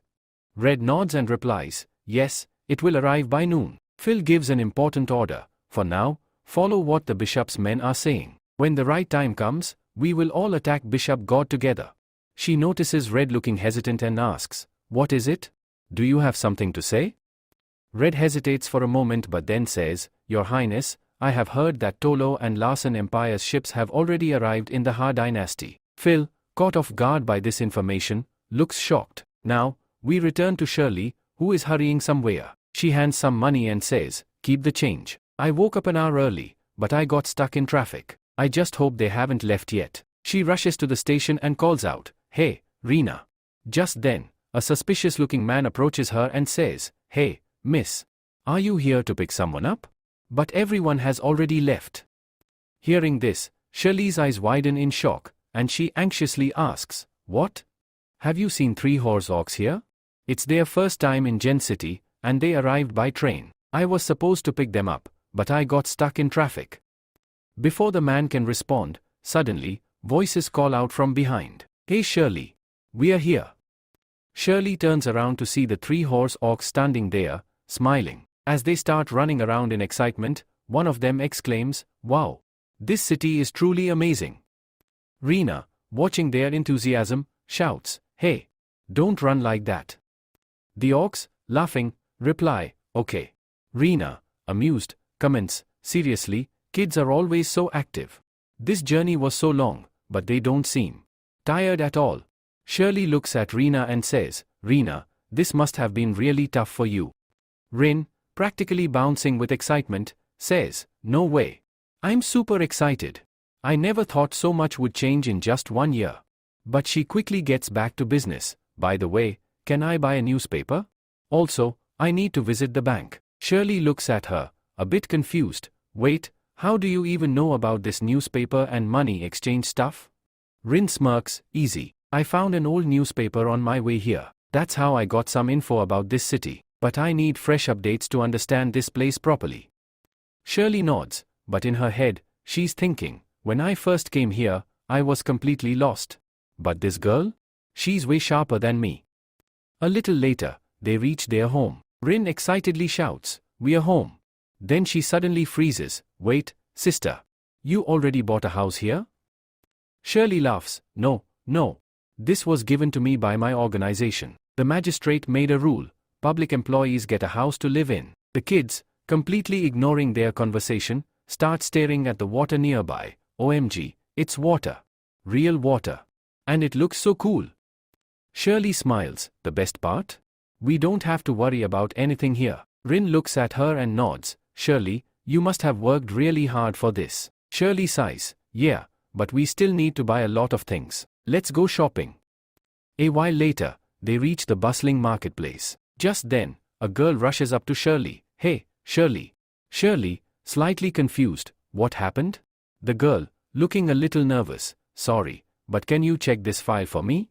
Shirley quickly hands her wallet to Rin. Here, hold this. Buy whatever you need. Rin smirks. That's your work, not mine.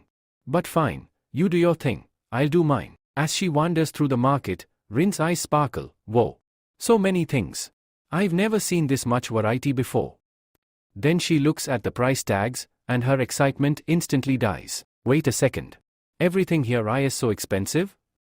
Just then, a shopkeeper girl approaches her. Hello. Need help? If you're confused, I can guide you. Rin, without missing a beat, if you sell this, how much bonus do you get? The shopkeeper freezes. I don't know. Let me ask my supervisor. Rin waves her off. Go ahead.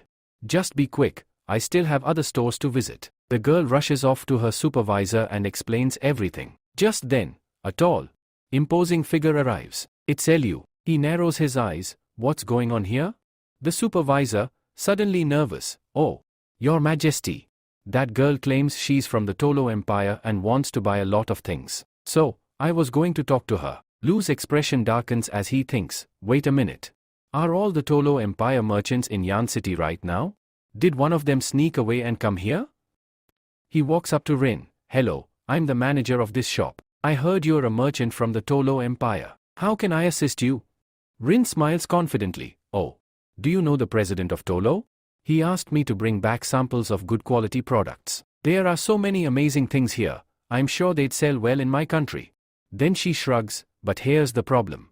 I spent way too much money just to get here. Right now, I don't have enough to buy everything. So, can you sell these at a discounted price? I promise I'll bring a massive order in 3 days. Lu silently watches her, then smirks in his head. She's trying to lower the price by using the merchant excuse? Clever, but how does she even know about the Tolo merchants? Just then, Shirley arrives. Hey, Rin. I'm back. She looks up and freezes. Wait, magistrate? What are you doing here? Rin turns, confused. Huh? Then she looks at Lu, and her heart skips a beat. What? He's the magistrate? Lu folds his arms. Shirley, you know her? Rin gulps. I am sorry. Lu sighs. Relax. Just tell me, how do you know about the Tolo Empire? And why are you using its name? Rin hesitates, then says, Your Majesty, I read about it in a newspaper. Lu raises an eyebrow. A newspaper?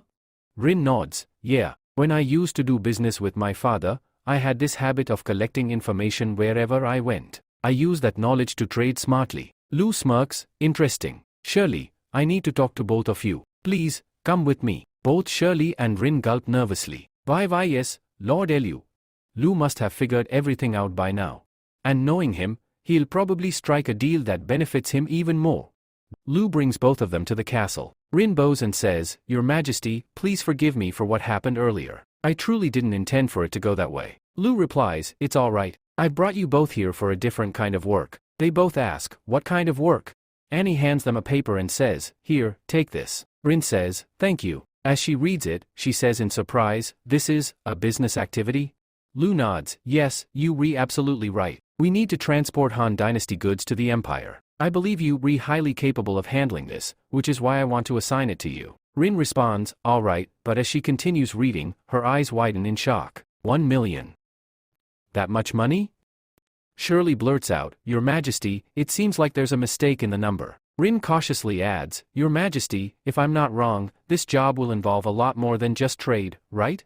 Lu replies, Yes, there's more, but I can't explain everything right now. If you accept the mission, I'll tell you everything in advance. But I promise, nothing will happen to you. Rin nods. I understand. Then in her thoughts, she says, So this means?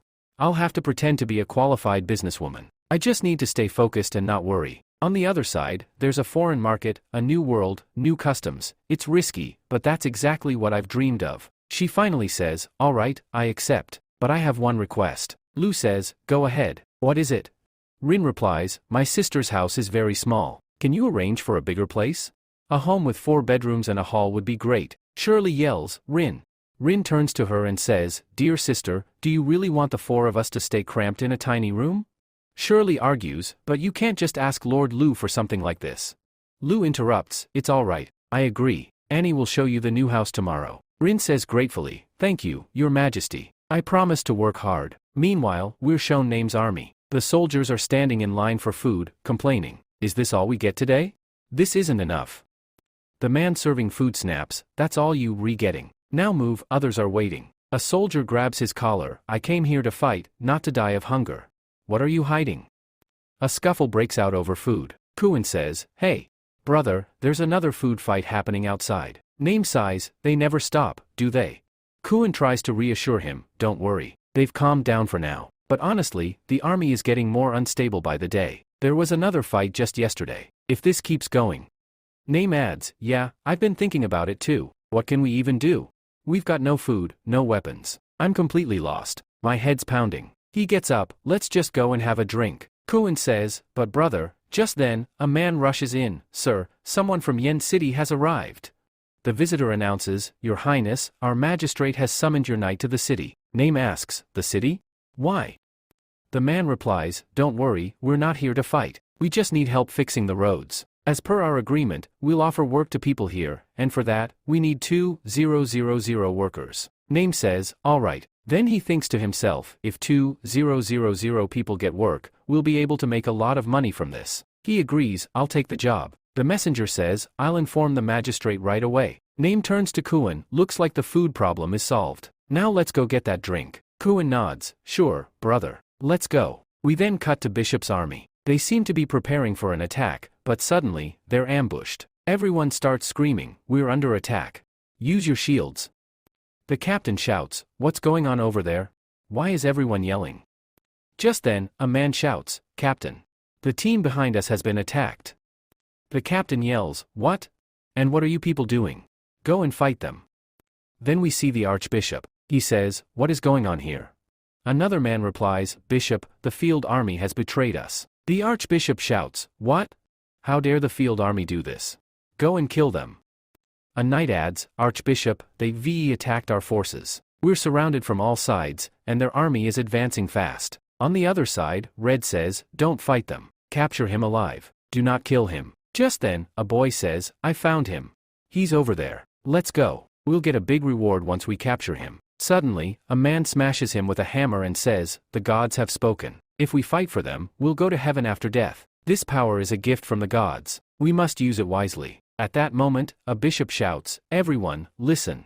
This is a message from the gods. Whoever passes this test will be able to see God. Then, everyone starts going wild, attacking each other, yelling, we must fight for the gods. Meanwhile, someone else says, Your Highness, just as we suspected, those bishops are extremely clever. They've managed to hold Red back. Field comments, these bishops are cunning. They use the name of the gods to do whatever they want. Hey, Gray and White, go and handle the situation. Both reply, yes, Your Highness. Back to the bishop, he shouts, don't be afraid. These people are weak. They're nothing in front of God's power.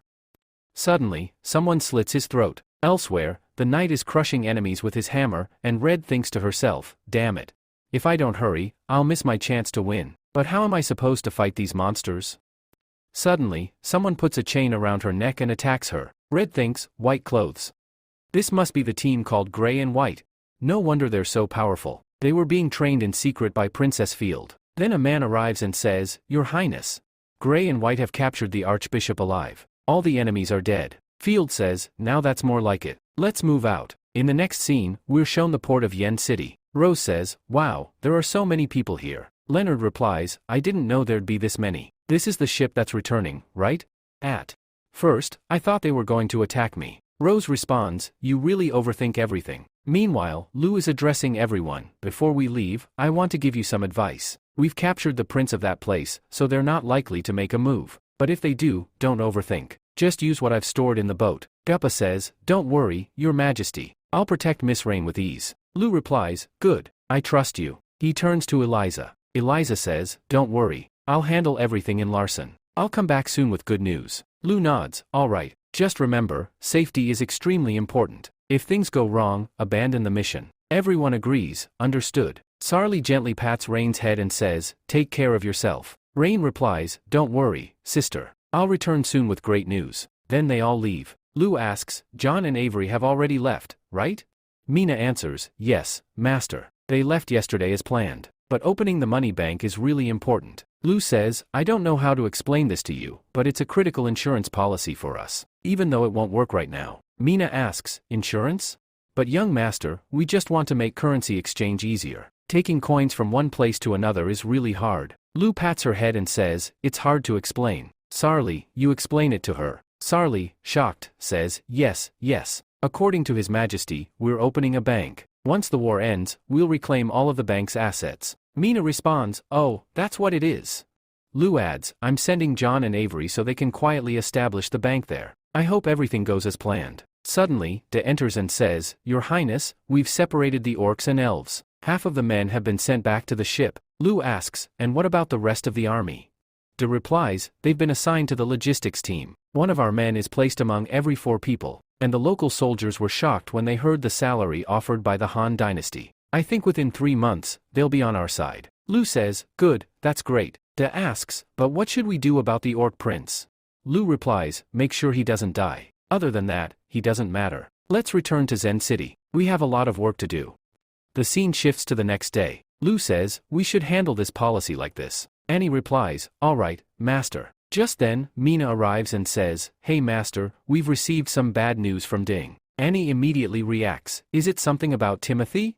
Mina replies, no, it's not about him. Annie asks again, so what's the bad news from Ding? Is it about Vakikyun?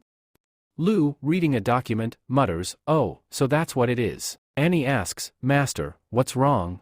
Lu says, right now, Field has broken cooperation with the bishop. A conflict has already occurred between them. Mina adds, Field has captured the archbishop and also taken control of Ding's capital. From the intel we received, it looks like the bishop is planning something big very soon. Lu thinks to himself, the archbishop of the believers has been taken. Seems like a major battle is on the horizon. Even though Field has the archbishop, they have no regard for Ding. Something huge is about to go down there. Could the Han dynasty profit from this?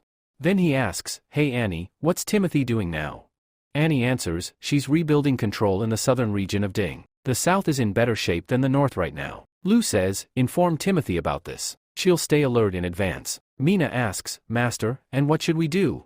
Lu responds, we wait and watch how things unfold. The scene shifts to Gizan City in the Ding Kingdom. Red says, Your Highness, we've removed the last resistance. The kingdom is now ours. Field asks, what about the other task?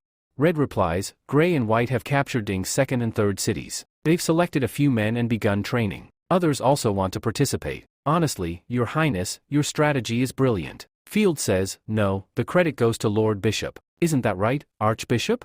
The Archbishop replies angrily, Field, you'll regret this. God will punish you. Field smirks, yeah, save that nonsense. It's not like we don't have people in Farbo. I eliminated your agents there long ago. Many people hate you already. It'll be easy for me to trap them. The Archbishop shouts, enough. Stop your nonsense. Field orders, take him away and lock him in the cage. Keep a close eye on him. Also, we need to brainwash the people here. A knight drags the Archbishop away. Field then turns to Red, what else is happening? Red says, after the Archbishop's arrest, the remaining bishops have begun fighting amongst themselves. Whoever proves to be the strongest will become the next Archbishop. A war seems imminent. Field nods, I know. What's next? Red continues, the king of the Han dynasty is sending his men to the Tola and Larson empires for trade. Field frowns, but how does the Han dynasty know about that location? Red replies, some people from that region are working with them. Due to their recent losses, they're being penalized heavily. If Han dynasty joins hands with Tola and Larson, it could become a big problem for us. Connecting both countries would restrict our access to the ocean and massively empower the Han dynasty. Red asks, Your Highness, should we ask for help from the Magistracy to quickly subdue the Han dynasty? Field warns, don't be hasty. Red pleads, but Your Highness, Field explains, from what I know about Tola and Larson empires, they're a group of orcs and elves. They've lost a lot to Han dynasty. I'm sure they'll negotiate. When that time comes, we'll use the Febro Empire to manipulate the orcs and elves to our advantage. Red nods, oh, I see. If we defeat both Tola and Larson in one go, the Magistry will be pleased. I'll prepare a report immediately. Field stops her, no need. I have a feeling, but anything can happen. Red replies, understood. Field instructs, go downstairs. Red responds, okay, and exits. Field then thinks to herself, right now, my top priority is to make a name for myself in this continent. Stable foundations bring solid results, and my plan is spot on. But contacting both Tola and Larson at once, it'll definitely put massive pressure on Lu Feng. I'm certain he's struggling to even eat or sleep right now. Back in Gizan City, everyone gathers in front of a notice board. One guy says, looks like our king is planning something new again. Another adds, I heard he's preparing something for the summer. A swimming pool will be built within 3 days. Someone else excitedly points, it's going to be right behind this building. I'm definitely going when it opens. On the other side, Lu says, how could I forget this during summer? The most important thing, swimwear. We then see Lu Feng in a swimsuit, while Field is deep in thought. Lu probably isn't sleeping, and that's true, because he's too busy swimming. Suddenly, Mina arrives. Master, we're here. Lu replies, you all look amazing. Nicole shyly says, wearing this in front of Master is so embarrassing. Belle asks, is this the swimming pool? Annie questions, why do we have to wear these swimsuits? Normal clothes would have been fine too, right? Lu answers, if you wear regular clothes, everything underneath will show once they get wet. Annie, shocked, exclaims, what? Mina chuckles and says, I think Master has a new hobby. Annie, blushing, says, Mina, what nonsense are you talking? Mina laughs and replies, I was just joking. Yuffie says, Lord Lu, thank you for calling me here. Lu replies, no problem. You've been working so hard, you should relax a little here. Yuffie nods, alright. Then everyone starts playing in the water. Nicolette says, Master, this bridge will open soon, right? I'm sure a lot of people would want to come here. Mina adds, we can swim and relax in this place. That way, the entire city won't have to suffer from the heat. Nicolette says, if the streets of the city could also stay this cool, it would be amazing. Mina agrees, yeah, it used to be scorching hot before. The officers patrolling the city used to faint from the heat. Lu says, yeah, I know. That's why I've made a plan. Soon, we'll have sprinklers installed all over Zing City. Mina asks, what are sprinklers? Lu turns to Yuffie, hey Yuffie, have you started the research with the fire department? Yuffie responds, that was completed a while ago. Lu says, good, now it's time to bring out the fire truck. With it, we'll supply water to cool down the entire city. Mina says, this city will feel so chilled. Yuffie remembers, hey, Lord Lu, do you remember a citizen gave us a fan? Lu replies, yes, I do. Do you have an idea in mind? Yuffie explains, we've improved it, changed its design. Now it works with just one lever, and it's become super popular. Nicolette adds, yeah, I remember. A while back, someone made a seat to protect themselves from the sun. If we set those up outside shops, it'd be perfect. Customers wouldn't feel the heat. Yuffie says, some people even tried to make coolers using ice, but they didn't even know how to make ice. Lu chuckles, right. As they continue, Lu starts thinking, the merchant ship must have arrived there by now. I wonder how things are going. Scene shifts to the Tola Empire's port. A guard suddenly yells, sir, there's a monster outside. The captain rushes to the scene and shouts, what is this? What kind of monster has shown up here? Gabba says, this port isn't that small. Rain adds, finally, we've arrived. But compared to Zing City, this place is terrible. Just then, a man informs them, ma'am, a lot of soldiers have arrived here. Gabba assures, don't worry, I'll handle everything. Rain observes, looks like the people here aren't giving us a warm welcome. Meanwhile, the soldiers begin whispering among themselves. One of them says, that ship is huge. Another adds, and it's made of iron. Can an iron ship even float? The captain, thinking to himself, these fools. It doesn't matter if it floats or not. What matters is, why is this ship here? Suddenly, someone yells, someone's coming out from the iron ship. The captain raises his voice, hey, who are you people? Rain replies, your prince attacked our country. Our king has sent us to deliver a message. The captain demands, how do I know you retelling the truth?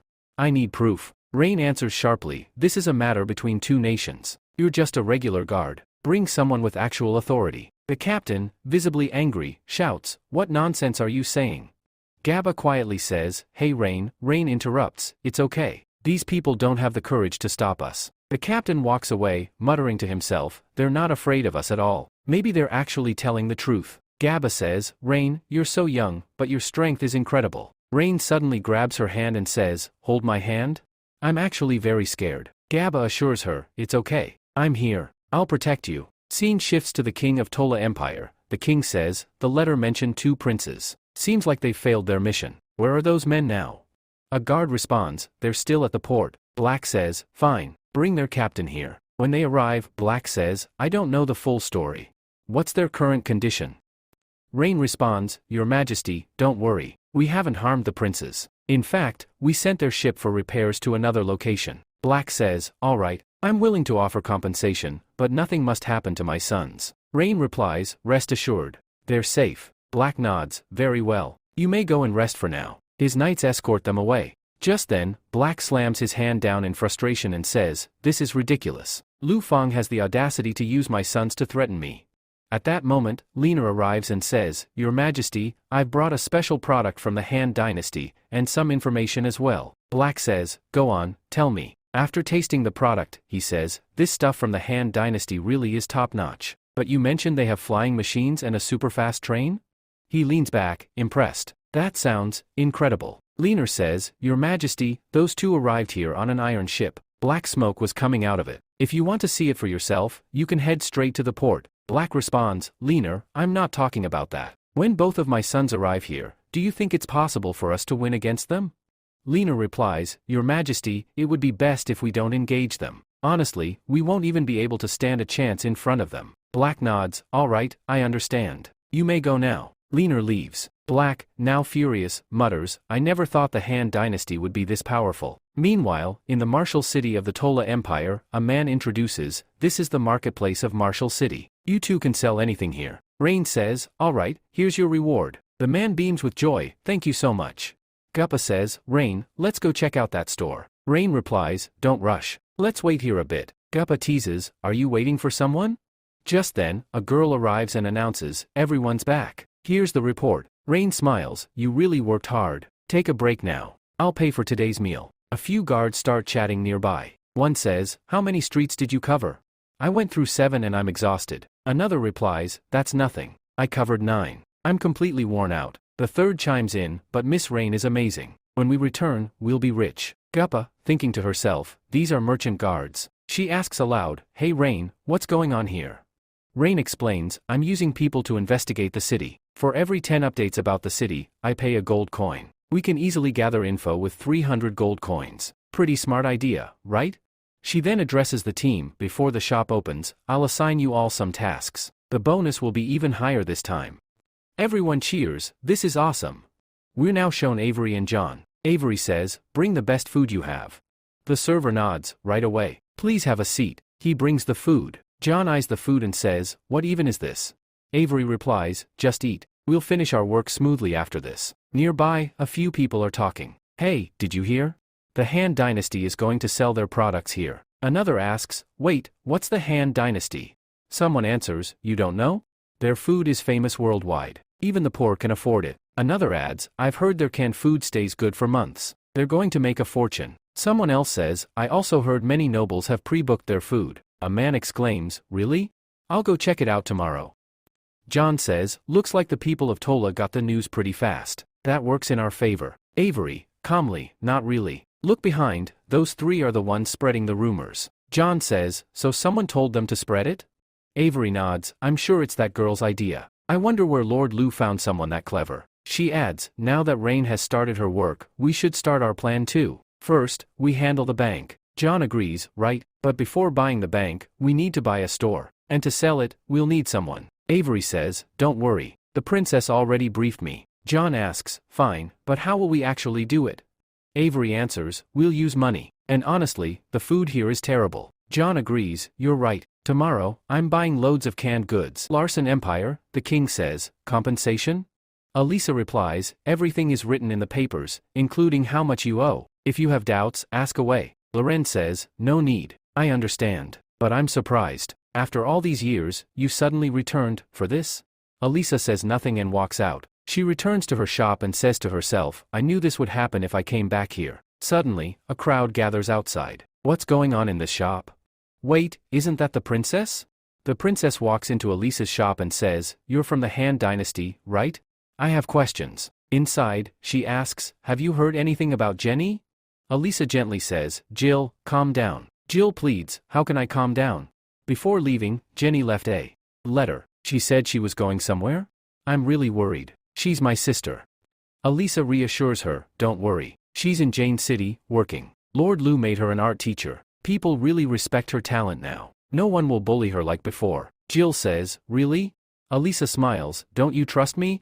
Jill quickly responds, no, I didn't mean it like that. Alisa playfully hits her, I know you didn't. Jill smiles, I'm glad she's doing well. But what about you? Are you leaving again?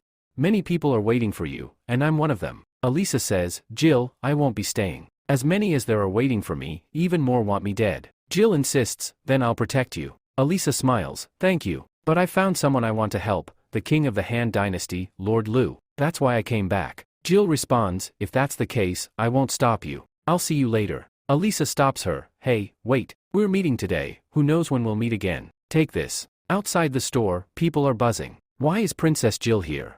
Don't know, but this shop must be special if royalty is visiting. Jill steps out and says, finally, I found it. Alisa adds, if you like it, come visit again. Jill says, everyone knows Han Dynasty's products are top quality. If you return to Larson Empire, let me know. Alisa nods, of course, princess. Meanwhile, a few guys gossip, did you hear?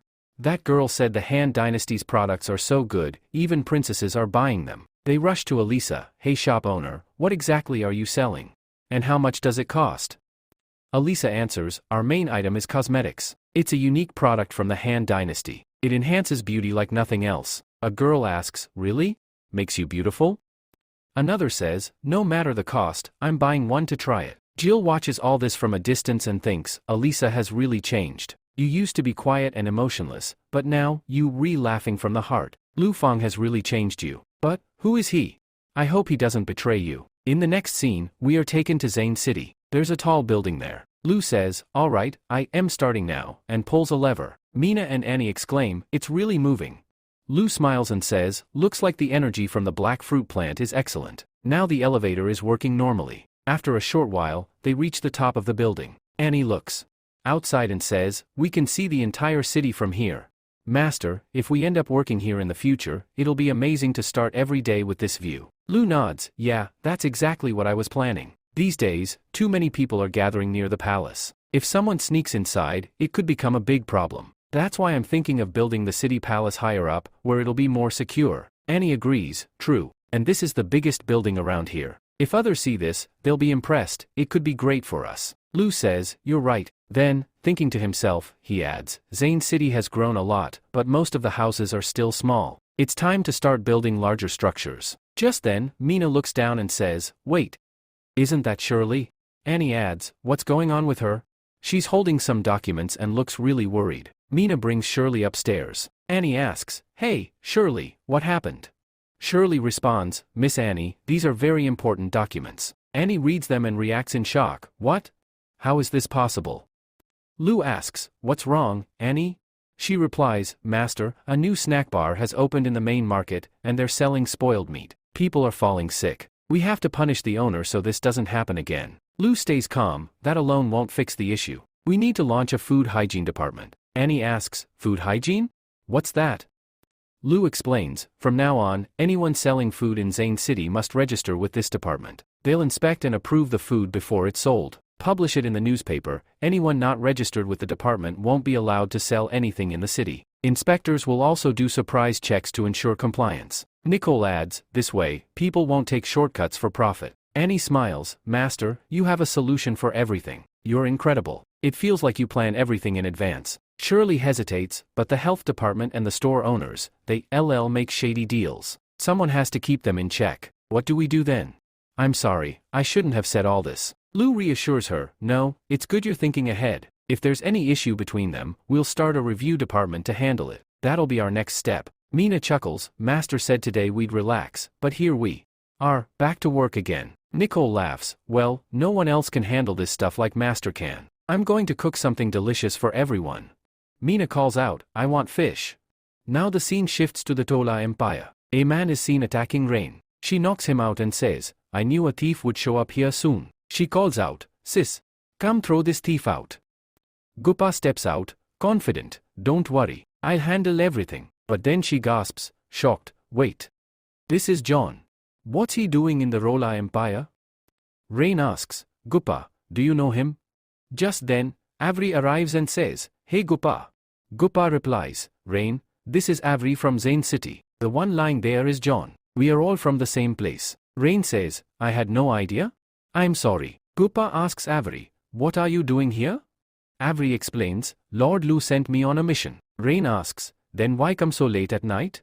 Avery sighs, Lord Lu asked us to open a bank here, but not a single customer has shown up. Things are going worse than we thought. I came to ask for your help. Rain nods, don't worry, leave it to me. I promise your bank will be full of people tomorrow. The next day, Rain addresses a crowd. Thank you all for your support.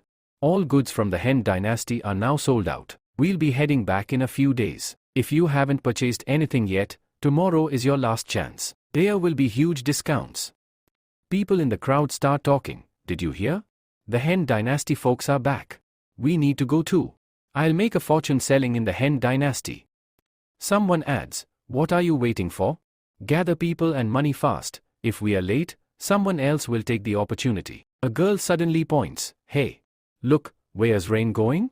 Let's follow her. Maybe they're about to buy something before leaving. If we get our hands on it, we'll make good money. Guppa warns, Rain, everyone's following us. Rain smirks, I know, they are only interested in making money. That's the bank Avery mentioned. She then shouts, wow, we can even exchange money here. Everyone around starts chattering excitedly. A girl curiously asks, what is this bank? Have you ever seen a store like this? Another man replies, I heard about it from the Ha dynasty. In exchange for money, we get a voucher, and later we can withdraw money using that voucher. Then, another girl raises a doubt, is this really going to work? Or is it some kind of scam? Meanwhile, John asks, Rain, do you think people will come?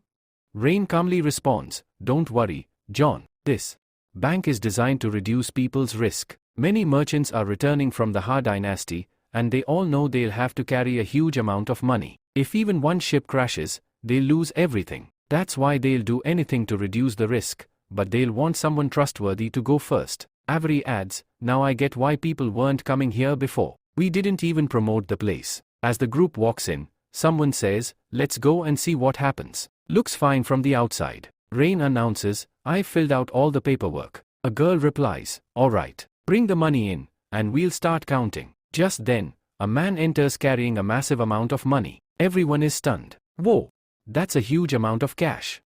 Rain says, this is 23 million taels. Can you count it? The girl nods, sure. But everyone, please be patient. Our client has a lot of money. Counting it will take time. Someone in the crowd asks, so, we can actually store our money here and withdraw it anywhere?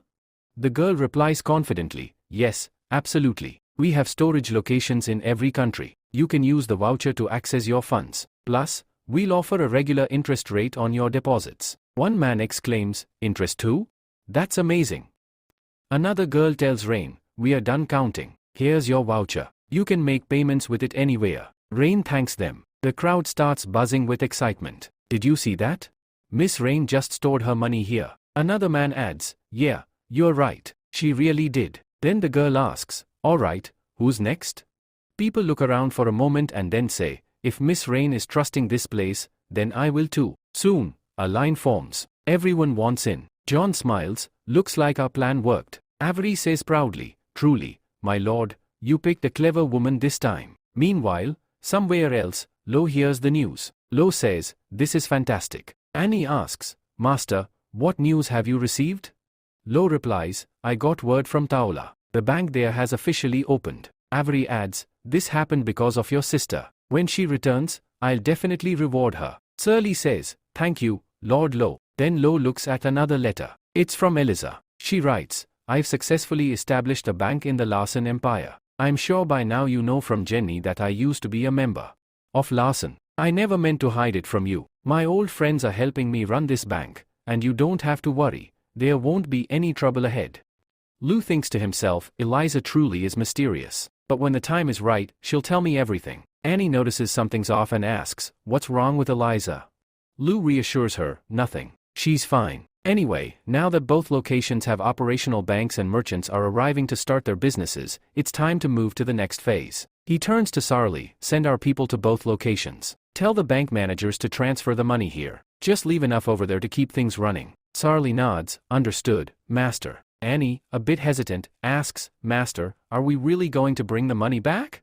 Lu affirms, yes, we must. That way, people at both locations won't face any trouble with cash flow. And we won't just keep the money, we'll use it to make even more. He adds, once the money returns, Annie, start the general bank in Jane City, exactly as outlined in the plan documents. Annie responds, understood, Master. Then Lu continues, next, we'll purchase raw materials from foreign countries. Not finished goods, only raw metals. They're much cheaper. Also, tell all factories to prepare. Production will increase drastically soon, and that's our opportunity to do business internationally. That's how we'll earn massive profits. Annie, now fully excited, says, I can already see the money flowing. Seriously, Black Heiress and the Fabreau people are fools. They're wasting golden opportunities to get rich. Lu smiles, glad you realized it. By the way, has the bank in Fabreau started yet? Annie replies, Mira left for Fabreau a few days ago. As soon as she lands, she'll inform us. And with that, we're shown an airship making its way toward Fabreau. Mira says, we're just about to reach the Fabreau Empire. Lia replies, go and inform everyone to get ready. The group gathers near the gates of Fabreau. A few men are brought down, seemingly as captives or informants. Lia commands, everyone, follow me. Don't fall behind, especially you. Don't worry, we'll protect you no matter what. The group nods in agreement, and Mira turns to her sister. I know exactly where we need to go. Following a map, they carefully make their way inside the Fabreau Empire, outwitting the patrolling knights without any issues. Later, Mira stops and says, Sister, this is the place. Lia walks up to a door and knocks. A man inside asks, who is it? Are you Duke? Lia responds, no, I'm your uncle. The man opens the door and lets them in. Come in. I've been waiting for all of you. My number is 9527. Lia nods and thanks him. Thank you for all the effort. The store you purchased, it's quite big. The man replies, the location is excellent. The owner was ready to sell, and don't worry, I've checked everything. No one will suspect anything. Here are the keys and documents. He hands over the documents and leaves. Lia then addresses the group, everyone, go to your rooms and rest. Be here on time tomorrow. As they walk away, she sighs, hey, next time, don't take on a mission like this. It's way too exhausting. Mira laughs, sister, did you forget something? Lia asks, forget what? Mira reminds her, you said this was an important task, and that you'd do it because Lord Lu trusted you the most. Lia groans, stop with the nonsense. You still remember that? I was just trying to help him, that's all. Mira smiles, yeah, I get it. Inside the Dean Kingdom Timothy complains, the food across Dean has become awful. Whaler agrees, the Archbishop is a fool. He let foreign enemies attack us, but honestly, it's good for us. Their enemies had taken their rations, and now their fields were almost depleted. Whaler continues, soon, their crops will run out. That's great for us. Robin warns, don't celebrate too soon. Bishop of God may be gone, but we're about to face even greater enemies. Timothy asks, do you know who they are? Robin replies, yes, I do. Just then, X walks in. Timothy says, everyone's here. Robin, tell them what you know. Robin explains, they came from the Fabreau Empire. Their leader is the third queen of Fabreau, and she's under the control of Black Heiress. She has captured several major cities in Dean. Vaesen is one of them. Many nobles are supporting her. Whaler snaps, these nobles will never learn. Robin continues, if we don't do something, her power will keep growing. One day, she'll target us too. Timothy asks, what are our chances if we fight her directly? Robin sighs, at this moment, none. Robin corrects him, she was lying about having 20,000 soldiers. Fabreau soldiers have been practicing martial arts for generations. They're battle-hardened. Right now, at least 2,000 to 3,000 of them are extremely strong. Our men aren't that experienced in the battlefield. Even with just 2,000 of them, they could push us back. Whaler is stunned, how is that possible? X steps in, if defeating them head-on is so difficult, we'll need to use a guerrilla strategy. Everyone reacts in shock, guerrilla strategy? What's that? X explains, we'll send in a small team, 4 men. The enemy will chase them. Then they'll escape. While the enemy rests, we'll strike again. We'll keep repeating this until they're exhausted. X turns to Robin, you said Queen Field wants to conquer all the Bishop God's territory, right? Robin nods, yes, she's slowly eliminating all her opponents. X says, exactly. We'll use this strategy to frustrate her forces. They'll be tired even before the real war begins. It won't defeat her entirely, but it will give us an opening for a bigger attack. Robin adds, her right and left hands are the Red Deacon and Black Heiress. They've taken over Diesel City. Timothy asks, can we really disrupt Queen Field like this? X confidently replies, yes, we can. Whaler, thinking to himself, wonders, can we really fight like this? I've never heard of such a strategy. Can my people even pull this off? Timothy asks, Mr. X, is this your plan? X responds, no, Lord Lu told me about it when I left. Timothy reflects, oh, Lord Lu. Meanwhile, Whaler sips tea and thinks, now this is a real plan. Then he speaks up, you're the queen. You can't just take advice from anyone. You need to think things through and consult with us. Timothy nods, all right, let's do that. Whaler, in shock, says, what, Timothy? Speak up, Whaler, do you doubt it? Whaler replies, no, I don't have any doubt. This strategy is really strange, but that man is incredibly clever. I could never have come up with a plan like this. Hearing that, Timothy starts laughing loudly. She says, yeah, I know. Then she lowers her voice and asks, hey Robin, what happened to the magistrate? Robin replies, that's a long story. I'll tell you later. Whaler says, if that's the case, then maybe we should ask for help from the Hen dynasty. Just then, both Timothy and Robin shout, no. Absolutely not. Whaler, shocked, asks, but why? Robin says, Whaler, we shouldn't even consider that. Nothing in this world comes for free. If we keep asking for help like this, Lord Lu will start thinking we're weak. Then, in his mind, he thinks, I didn't expect the magistrate to think like that. She's really changed. Timothy adds, yeah, you're right. If I ask for help, Lord Lu will also see me as weak. And if that happens, how will I marry him in the future? Whaler is stunned. Marriage? What's going on here? Robin says, I knew something like this was going to happen. The next day, we're shown a city, people are heading toward it. The captain says, make sure everyone knows we move at night. The team replies, understood. Everyone moves to their assigned spots. Then, we're taken underground in Gizan City, where Timothy is heading with some people. One knight says, Your Majesty, everything is ready. Timothy replies, good, launch the attack. Suddenly, a massive explosion takes place. Red, witnessing it, is shocked. What's going on here? She exclaims. Just then, a knight rushes in and says, the city is under enemy attack. Red asks, how is this possible? How could enemies reach here? Another explosion shakes the place. Some knights grab Red. Your Majesty, we've captured her, they report. Red, in disbelief, asks, are you Timothy? How did you get here? Timothy replies, oh, I'm glad you recognized me. This is my country. Have you forgotten that? I know all its secrets. Take her away. Lock her in prison. The soldiers drag her out. Whaler says, Your Majesty, our plan succeeded. The city is now under our control. Timothy replies, good. Inform everyone, gather all the supplies. We need to leave before field attacks. Whaler asks, Your Majesty, it was so hard to capture this place. Are we just going to abandon it now? Timothy answers, Whaler, don't forget our plan. We're not ready to face field yet. Even I don't want to leave this place. But I have to. One day, I'll take it back. Whaler nods. Understood. Soon, Field hears the news and screams, Gizan City. It's lost. Where's Red? Who attacked the city? White answers, they've captured Red, and it was Timothy who led the attack. Field says, Timothy? I thought I'd never have to confront her, but it looks like she needs to be taught a lesson. Just then, a man rushes in. Your Majesty. I have news. The enemy didn't stay, they attacked and then disappeared. Another man adds, Your Highness, they could have easily taken control, but they left. Why? Field growls, this is such a childish strategy. But it's messing with my head. Go. Find out where Timothy is, now. One of the soldiers says, But Your Highness, we still have to fight the Bishop of God. Our army is already low on energy and numbers. If we go searching for Timothy now, it'll take a lot of time, and even if we catch her, it won't do much good. Field replies, Who said I'll use the army to find her? White says, Hey Knight, don't you know about the Black Aries? Seriously, you don't know why they're famous? We can track anyone with ease. It doesn't take us time. Field smirks. Perfect. I've made my plan. We will teach her a lesson. Otherwise, she'll just keep troubling us in the future. Gray. White. Go. And make sure she learns her lesson.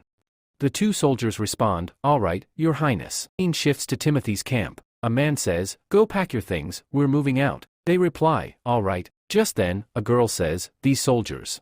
They're from our magistrate's team, right? Another girl adds, Good thing we waited for them. Suddenly, a third girl behind them says, You both go ahead, I have something to take care of. As they leave, someone whispers, Hey, do you know about that girl?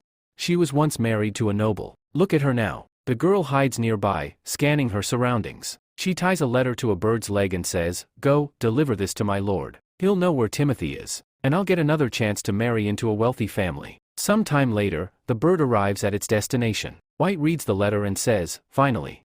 I've found her. She's in Morning City. Gray smiles. At last, this is going to be fun. White warns, don't mess things up. Our first mission is to rescue Red. Gray replies, I know, but we also need to teach them a lesson. The story now takes us to Morning City. Everyone is in discussion. Robin asks, what should we do next?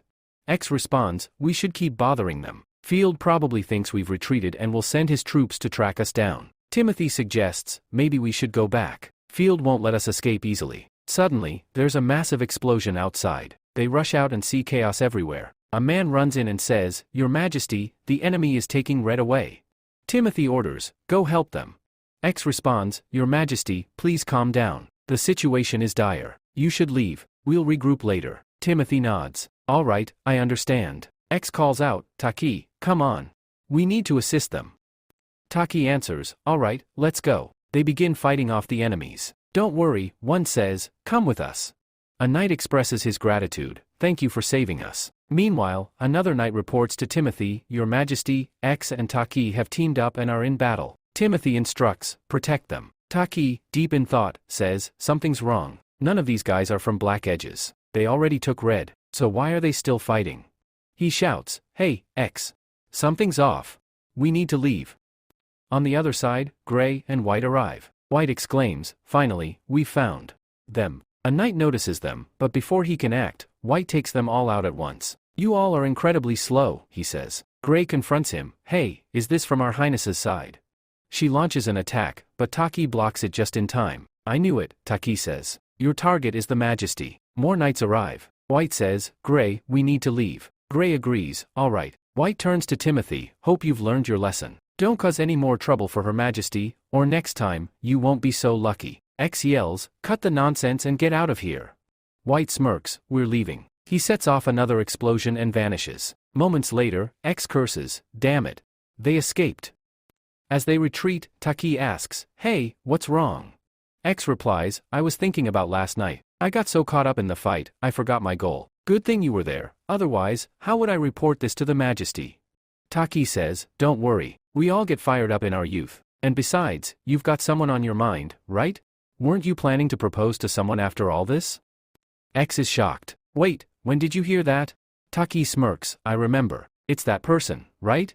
X quickly says, all right, enough. Stop it. Just then, a knight arrives. You too, the Majesty is calling you. Taki says, hey X, let's go see what's happening. Meanwhile, Robin asks, Your Majesty, do you really want to seek help from the Han Dynasty?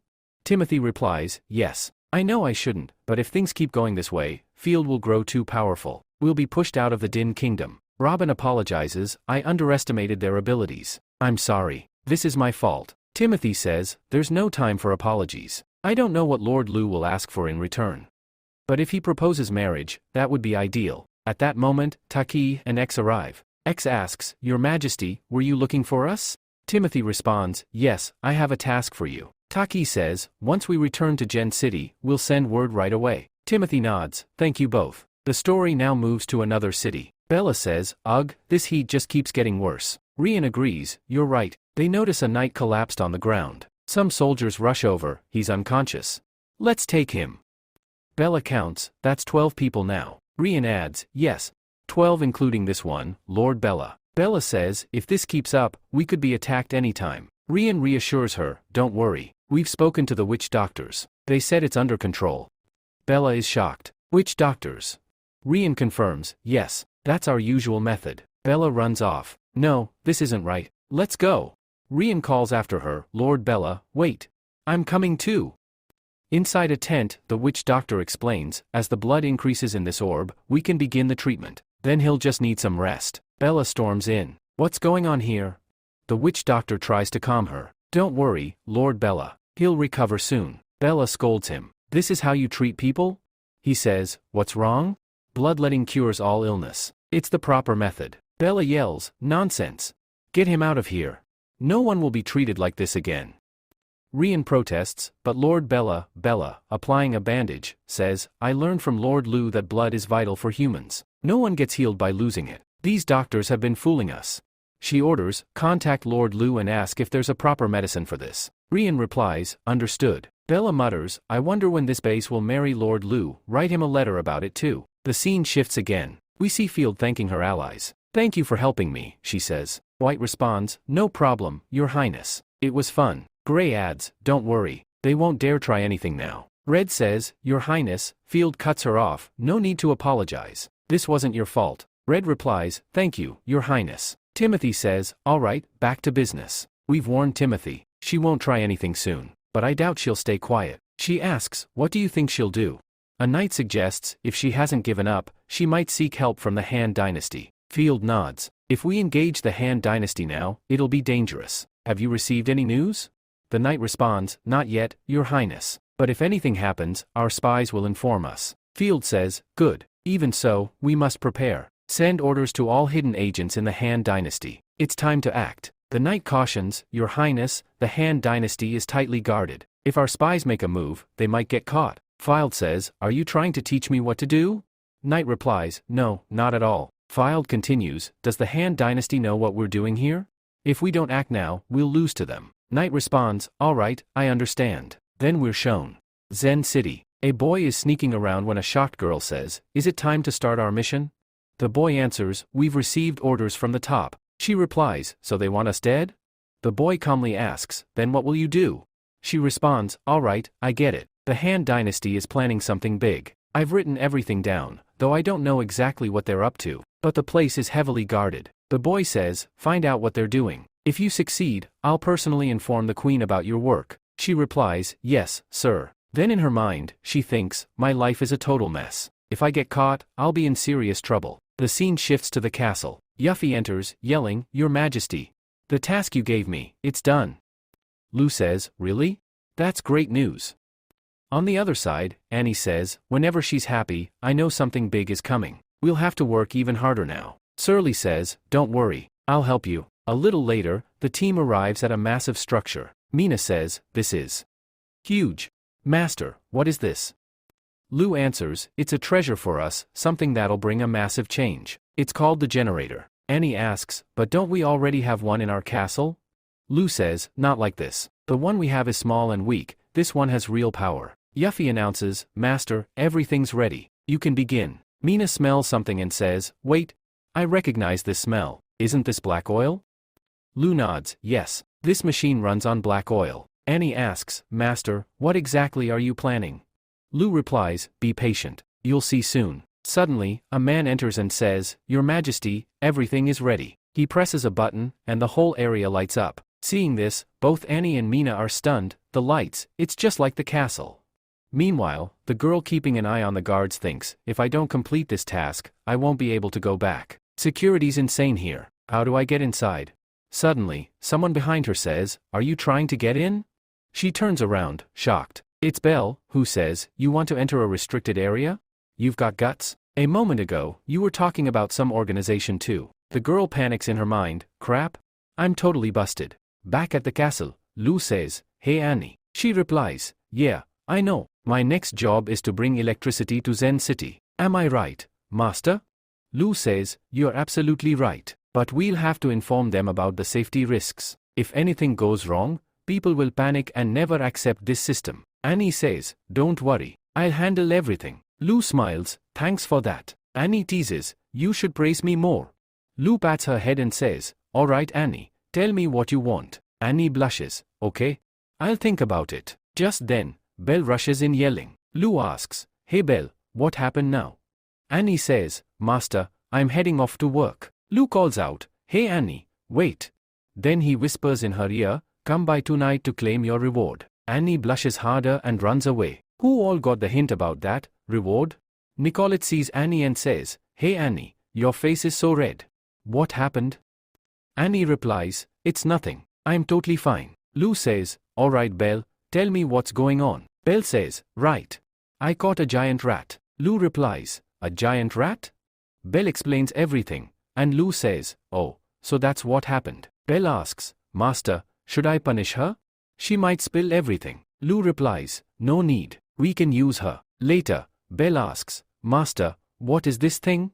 Why do I have to make her drink it?"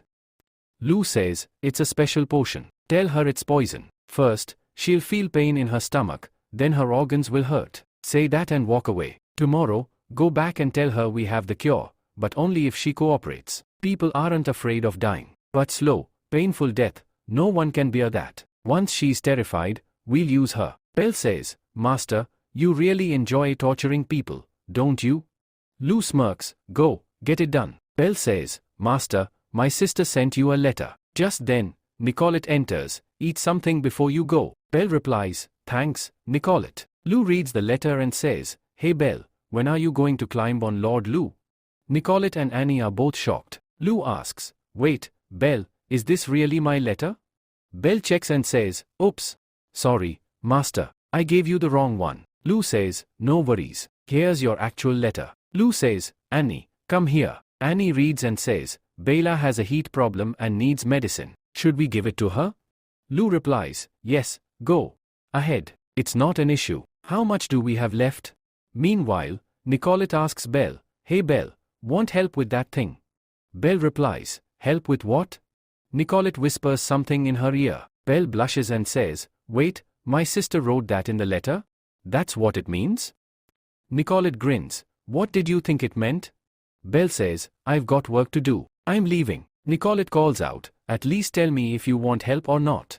But Belle walks off without saying a word. Lu says, hey Nicolette, it was just a misunderstanding. Don't tease her about it. Annie grins, Master, admit it, you enjoyed hearing that, didn't you?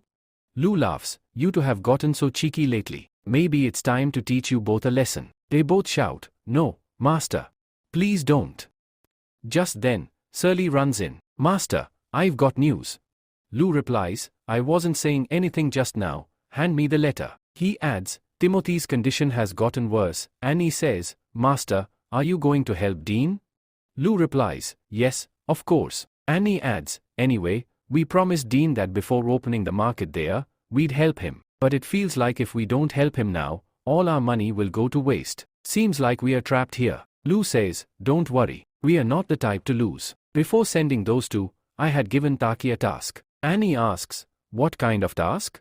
Lu answers, I asked him to survey the Dean Kingdom, to find out how many resources and minerals are available there. For Timothy, this information is useless. But for us, it's nothing short of treasure. Timothy wanted to help us, and we agreed. So far, we haven't received anything in return for the help we gave earlier. But if we assist now, we'll get all those resources for free. I know Timothy wants to help us, and once this cooperation ends, she'll be heavily dependent on us because of the help we provided. Annie says, Master, you really clever. So, who should we send to help them? Lu responds, how about we send the new department? Annie says, that department is already gone. Mr. I reported it earlier. Lu nods, alright, then send the new army. Once they there. He thinks to himself everything will be settled. Now we just have to wait for news. But why do I feel like I'm forgetting something? Nicolette enters and says, Master, is everything settled? Can we talk about Belle now? Annie interjects, Master, by the way, Dean's queen is really beautiful. Let's talk about her instead. Lu sighs, you two, cut it out. Meanwhile, the scene shifts to the Tola Empire. A girl walks in and says, Lord Elisa, everything we managed to bring from Gen City has been sold. Elisa responds, oh? So it's finally all sold out. Looks like we should head back to Gen City in a few days. The girl then says, Lord Elisa, you've received an invitation. Elisa replies, no use. It won't benefit us. The girl insists, but the king here personally sent you the invitation. After a moment of thought, Elisa says, alright, I understand. You may go now. She places the letter down and walks away. In her thoughts, she says, I just hope going there doesn't cause any problems. Lorden says, Elisa, welcome. Elisa responds, Your Majesty, you are personally welcoming me? I don't feel worthy of this honor. Lorden asks, how are you finding this party? I'm sure you must have forgotten how the parties in our kingdom used to be. Elisa replies, this party feels just like the old days. It brings back so many memories, but it doesn't make a difference. We are the only ones talking here. There's still a lack of humans in this place. At that moment, Jean enters and says, Elisa, I heard you're heading back to the Han Dynasty. Elisa nods and says, yes, we are leaving tomorrow. Jean asks eagerly, will you take me with you to the Han Dynasty?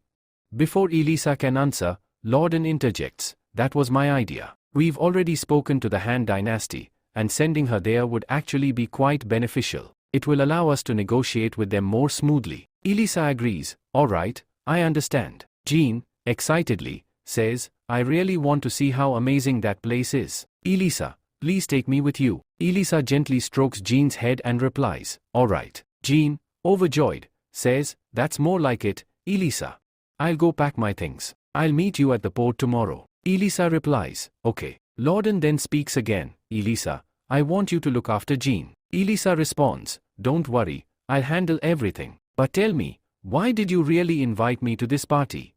Loudon, after a pause, says, to be honest, it's hard to hide things from you. Let me get straight to the point. The Han dynasty is quite powerful, and what they have could benefit our country greatly. I want to know how they've managed to achieve all this. Elisa answers firmly, you are mistaken. While I am currently serving the Han dynasty, I will never reveal their secrets to you. You are asking the wrong person. Loudon, growing angry, says, Elisa, don't forget, you are an elf. Elisa responds sharply, what exactly are you trying to say?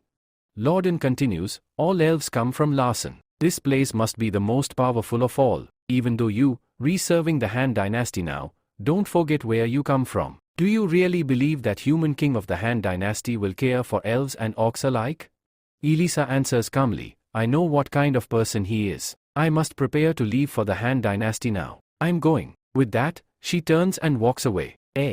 Man says, Your Majesty, please calm down. Lorne responds urgently, quickly, call the craftsman. The man replies, all right. Soon after, the craftsman arrives. Lorne tells him, from today, whatever you need will be provided. You must create the object that the Han dynasty is seeking. The craftsman nods and says, all right, and then departs. Lorne, fuming with anger, mutters, Elisa, you will deeply regret this someday. The next day, Elisa prepares to leave. Jean says, at last, we are finally getting out of here. Elisa replies, how long will it take to reach the Han dynasty? Note, the girl's name is Jean, but in some places it appears as Jilly. Understand they are referring to the same person. Elisa answers, it will take about a month. Jilly, shocked, exclaims, a month? Elisa confirms, yes, absolutely. Then, silently to herself, she thinks, this is the last time I will ever come here. I have no reason to return. I no longer need to hide. I will go and tell Lu Fang everything when I get the chance, everything about me. Meanwhile, in the Han dynasty, a large crowd gathers. Among the murmuring voices, one person asks, what is this thing?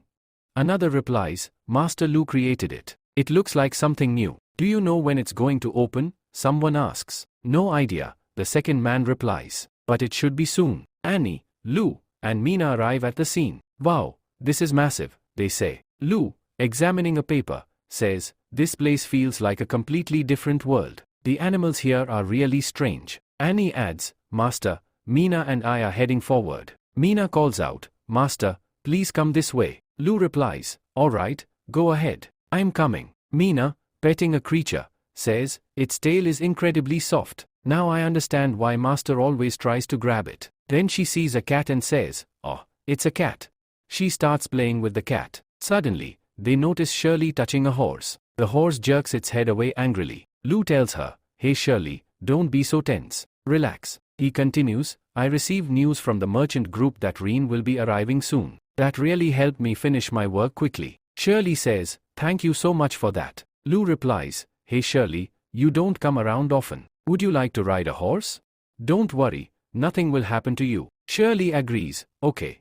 I'll try. She rides the horse and comes back after some time, smiling. That was so much fun, she says. A man comes running and pleads, my lord, please forgive me. I forgot to lock the door. I had no idea it would escape from here. Lu replies calmly, I understand. Now it seems that before we open the zoo, we must take proper precautions for safety. Annie nods, all right, master. Scene shift, inside the Dean Kingdom. Red addresses the ruler, Your Highness, I've prepared everything. We've already eliminated many of the bishop gods. A few still remain, but they'll be taken care of soon. Field responds with confidence, after that, half of the Dean Kingdom will be under our control. Red adds, but there's a problem. A disease is spreading within the army. Around 10% of our soldiers are no longer fit for battle. Field frowns, that's truly strange. What did the witch doctor say? Is there any cure? Red answers, the witch doctor suggested we need to extract the blood. Field exclaims, extract the blood? Many have died because of this method. That witch doctor is useless. The head dynasty had already banished such doctors, yet we still follow this technique? Red asks, Your Highness, what should we do then? Field replies, send someone to the head dynasty. They may have medicine or a better method. Bring some medicine back if possible. Red nods, all right, Your Highness. But do you really believe we can capture the city from Timothy? Field says, I did believe it, but things have changed. Still, we will continue. If we want to win, we must stick to the plan. There's nothing wrong with it. Red says worriedly, but the army is in a terrible state. The constant rain has trapped them, and our grain supply is running low. If war breaks out now. Field cuts in, even so, we will proceed. Our main enemy is not Timothy. It's the head dynasty across the sea. If Timothy seeks their help, we will never be able to defeat him. That would put us in serious trouble. Red agrees, understood. Field reassures her, don't worry. I'll be fine. I believe we will win. The situation isn't as bad as it seems. We still have those soldiers who have never lost to anyone. Red smiles, all right, Your Highness. I'll take my leave now. Field calls out, hey, Red. Wait. It's pouring heavily. Come have a drink with me. They both begin drinking. Field asks, Red, how long do you think this war will last? Red answers, if nothing goes wrong with your plan, the battle will be over in a month. Your Highness, you seem tired. You should rest. Field replies, I'm not tired. I'm actually excited, more than I've ever been in years. I'm doing all this for my freedom. She continues, when I was a child, everyone believed I would become queen. I believed it too. I worked hard to someday sit on my father's throne and lead the country. But eventually, I realized that no matter how hard I worked, in my father's eyes, my only purpose was to marry a powerful man's son. I didn't want that. So, I ran away. For years, I've been proving that I am worthy of becoming king. I'm no less than any king. Red says firmly, Your Highness, I'm sure you will succeed. Meanwhile, in another scene Robin alerts, Your Highness, look. They've arrived. Timothy responds, finally, they're here. He looks at the massive steel ship and says, this ship is enormous. Only Lu Fang could have built it. Willer comments, with this ship, we could win any battle at sea. Your Highness, how about we buy one?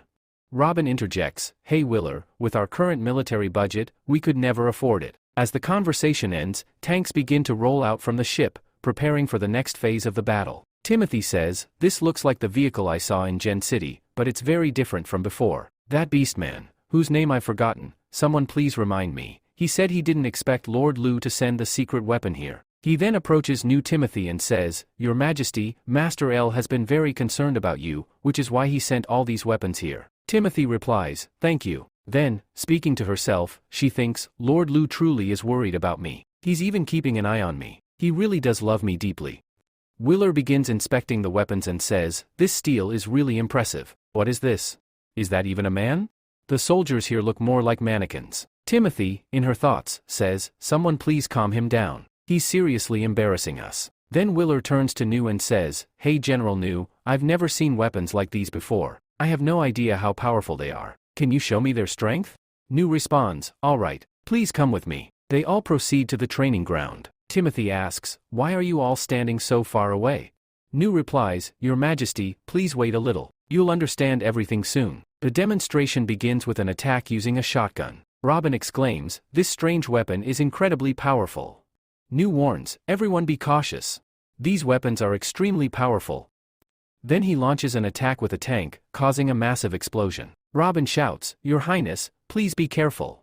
As Timothy catches him, she says, don't worry, it's just a small piece of debris. But then she notices blood on her hands. Shocked, she realizes she is injured. Robin cries out, Your Highness, your hand is bleeding. Someone, quickly bring some cloth.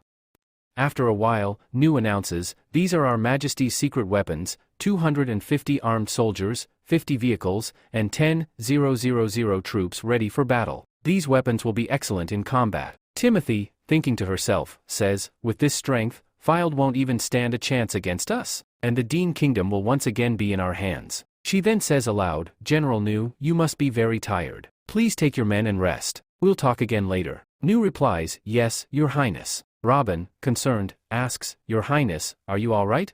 Are you feeling unwell?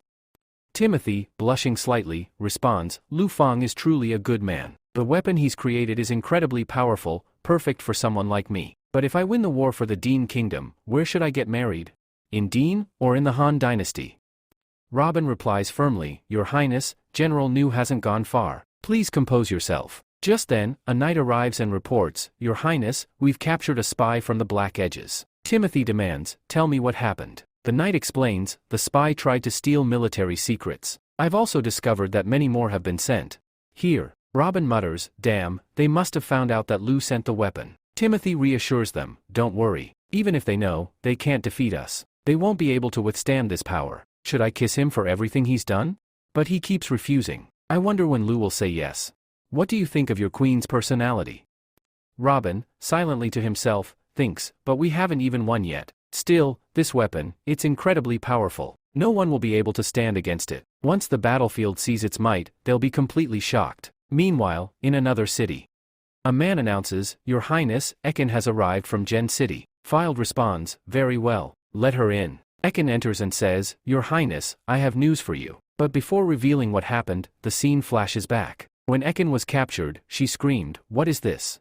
Mina answered coldly, Poison. A very ordinary thing. She begins to force it down Ekin's throat and explains, After drinking this, you'll experience terrible stomach pain. Slowly, your organs will rot, and then you'll die. But if you deliver a message to Filed, I'll give you the antidote. Ekin replies with determination, No, I will not betray my queen. Mina shrugs, then suffer the pain. Stepping outside, Mina says to Annie, being a villain is so much fun. Annie agrees, let's go inform the master. Despite the torture, Ekin remains loyal, though eventually, she begins to consider cooperation. She reports to Filed, Timothy sent a letter to Gen City asking for help, but they're not helping her. Filed is puzzled. But Timothy stayed in Dean Kingdom, right?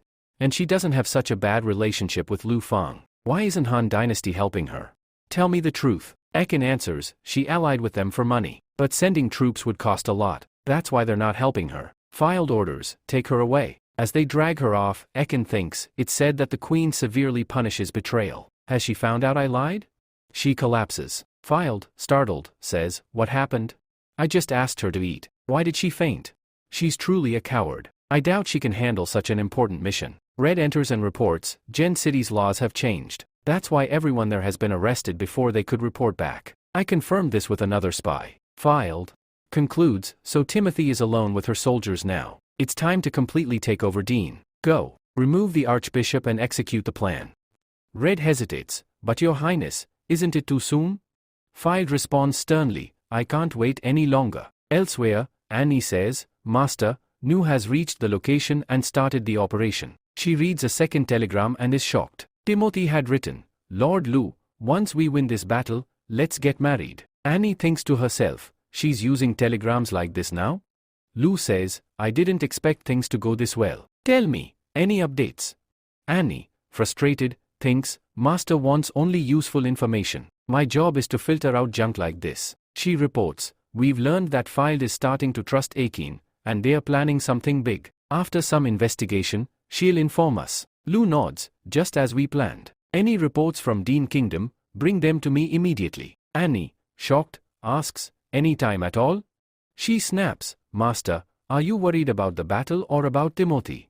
She loves you more than anything. Now talk to me. I'm leaving. As she storms off, Lu catches her and says, jealous? I thought you knew how much I love you. Maybe that's not enough. Annie replies, I'm not jealous. I don't care what you do. Lu kisses her and says, you don't need to be afraid. I'll always love you the same. You'll always be my Annie. Annie, touched, thinks, he truly cares for me. I shouldn't be affected, but I am. They begin kissing when suddenly Nikolai walks in and says, Master, a candidate for dance teacher has arrived for an interview. Lu asks, Nikolai, what are you doing here? Annie snaps, can't you knock before coming in? Nikolai introduces the girl, who says, Hello, Your Majesty. Lu smiles, no need to be nervous. This interview is very simple. Can you tell us about yourself?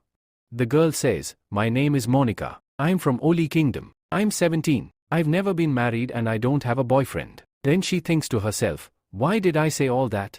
Lu, silently observing, thinks, she's either very nervous, or this is just how she is. Either way, it could be a problem. He tells her, Monica, listen, this dance school exists for one purpose, to give a chance to those who love dance. You'll have to teach all kinds of people. Monica, in her head, doubts herself. I shouldn't have left home. I came to Gen City for a new opportunity, but I failed. Everyone was right. I'm useless. That's why I keep getting rejected. She apologizes and starts to leave. I'm sorry for wasting your time. Lu stops her. What happened? I haven't even said anything yet. Nikolai, go see what's wrong. She seems really nervous. Monica, mentally fighting her doubt, thinks, I can't give up like this. She shouts, Your Majesty. I may not be a good teacher, but I want to try. Please give me a chance. Lou is surprised but says, alright. After some time, Annie says, she's totally changed. Nikolai adds, this is the grassline style, right? Monica is doing it beautifully. It's like watching a dance god. Annie agrees, she's amazing. Her ballet's dance is just as brilliant. After Monica finishes, she asks, how was it? But looking at everyone, she starts to doubt. They are probably scared of me. Monica, this isn't your fate. You'll never become a dance teacher. Just then, Lou says, Monica, I want you to become a dance teacher. Do you want the position? Monica hesitates. But I have trouble communicating. I get stressed easily. I can't gather many students, and no one listens to me. Lou replies, anyone who sees your dance will become your fan. You just need to work hard and teach everyone. Through dance, you can unite people. Monica, moved, thinks, this is the first time someone accepted me for my ability. From now on, Lord Lou will be my favorite. She says gratefully, thank you, Your Majesty, for this chance. I will do my best. Lou adds, we arrange housing for civil servants, but since your communication needs improvement, I want you to stay at the castle for a while. What do you say? Monica speaks to herself, I can't believe I'll be living under the same roof as Lord Lou. That means I'll have a chance to be close to him. Then she says aloud, alright, I don't have any problem with it. Lou responds, I haven't even told you your salary yet. Aren't you worried I might be lying? Monica replies, I trust you. Even if you do lie, it won't matter to me, because you accepted me after watching my dance. Lou says, I'll talk to you about the salary later. In the meantime, if you have any issues, feel free to ask me. Nicole comments, it seems like Monica is starting to fall in love, and the master is beginning to like her too. Annie says, I'm not jealous of any of this. Lou interjects, hey Nicole, take Monica with you. Nicole approaches Monica and says, my name is Nicole. Hey Monica, can I learn dance from you? Monica replies, yes, Nicole. Nicole then says, hey, don't blame me in the end, you fool. At that, Annie yells, who are you calling a fool? Nicole explains, dancing will make your waist soft and flexible. So when you get the chance to do it with the master. Hearing this, Annie is shocked and exclaims, wait, I am coming too. Lou says, hey, stop. Don't you have work to do? Then, with a sigh, he adds, fine, I'll do it myself. These girls are really hard to understand. A few days later, we see Lou reading something and saying, the zoo facility has started. The number of guards there has increased. In case there's an accident, a medical room has been arranged. I'm going to create a safety rule. You can take it there and hand it over. Mina replies, alright. Meanwhile, Mr. Mason is telling them that his ship has been stolen, and he's asking for their help. Lou says, wait a minute, Mina. Why are you making me do all these small tasks? Where is everyone else?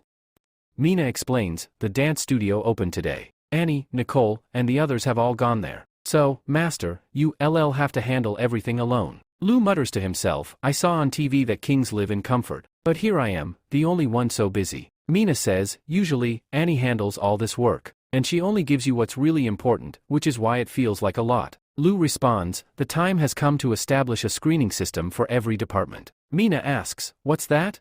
Lou replies, to put it simply, it means each department will select its own staff. Then, the work can be divided into two types of documents, one for important tasks and another for regular ones, like finding the missing ship. Mina says, that would speed things up a lot, but reporting everything might take more time. Lou agrees, yes, I know. This system still needs a lot of work. Once I finish it, I'll show you. Then he thinks to himself, now I understand why Annie gets so exhausted, she really needs rest. Annie adds, once all this is over, we'll go check in on Mina. Lou says, alright, let's wrap this up quickly. Later, they head over to the dance training room. Mina comments, a lot of people have come here to practice dance. It's good because we're recruiting from here. Monica is managing everything all by herself. Lou says, yes, I know. Monica is really good, but she gets very nervous. Just then, a girl approaches and asks, Your Majesty, are you here for an inspection? Wait, I'll call Monica right away. Lou replies, no, that's not necessary. I just came to look around. You carry on with your work. Mina says, Master, look over there. One of the staff members is talking to someone, saying, your granddaughter is very talented, so she can learn here for free. Her talent won't go to waste. An old man says, but after enrollment, you won't ask for any fees, right? We don't have much money. The staff replies, this is a public dance studio created by the king. It won't cost you much, and those who are talented don't have to pay anything. Later, we'll even help them get job opportunities. The old man says, truly, our king is a wonderful person. Hey Loon, you've got a great opportunity, you must work hard. Loon replies, okay, Grandpa. Mina says, now I understand why you're providing free training. You want everyone here to be happy, don't you? Lou replies, yes, the chances of success are low, but I want to try. I want everyone to live together in one place, without any issues about race, age, or gender. Everyone will get equal opportunities, so they can all live happily. Mina says, young master, this is room number 205. Lou replies, the staff said Annie and the others are all inside this room. Mina warns, master, if you suddenly enter, you might witness something unusual. Lou asks curiously, unusual? Like what? As he approaches to open the door, strange and eerie sounds come from inside. Both Lou and Mina are visibly shocked. Suddenly, they hear Annie scream from within, master, it hurts so much. Help me. Lou quickly opens the door and asks, Annie, are you okay? But to his surprise, he sees everyone inside practicing. Realizing the misunderstanding, he calmly closes the door and says, carry on with your practice. Just then, Nicolai steps out and asks, master, what are you doing here? Everyone gathers around Lou. Meanwhile, Annie thinks to herself, if master sees me now, this will be really embarrassing. Fairy beside her assures her, don't worry, the master is kind. Even if he sees you, he won't hate you. Annie responds, it doesn't matter to me whether he hates me or not. Devil chimes in teasingly, look at the master, surrounded by girls. And you're completely flat-chested. You don't stand a chance. Annie replies, so what? I don't care. Another girl, Fry, exclaims, look, my wings are starting to grow. Nicolai walks over with food and asks Lou, master, are you hungry? Here, I brought you something to eat. Lou then notices Annie and calls out, hey Annie, what are you doing over there? Come here. Annie thinks to herself, the master is actually so nice. I thought he would hate me seeing me here, but that seems impossible. Still, I'm doing all this to learn for the sake of the dance master. Scene, shipyard, a sudden crisis. Suddenly, a man comes running in, shouting, there's a serious issue in the magistrate's steam carrier construction. There's a fight going on. The scene shifts to the shipyard. A man yells, weapons are extremely important. We need to improve them and remove all the cabins so we can fight more efficiently during war. Another man argues, these weapons are meant for human use.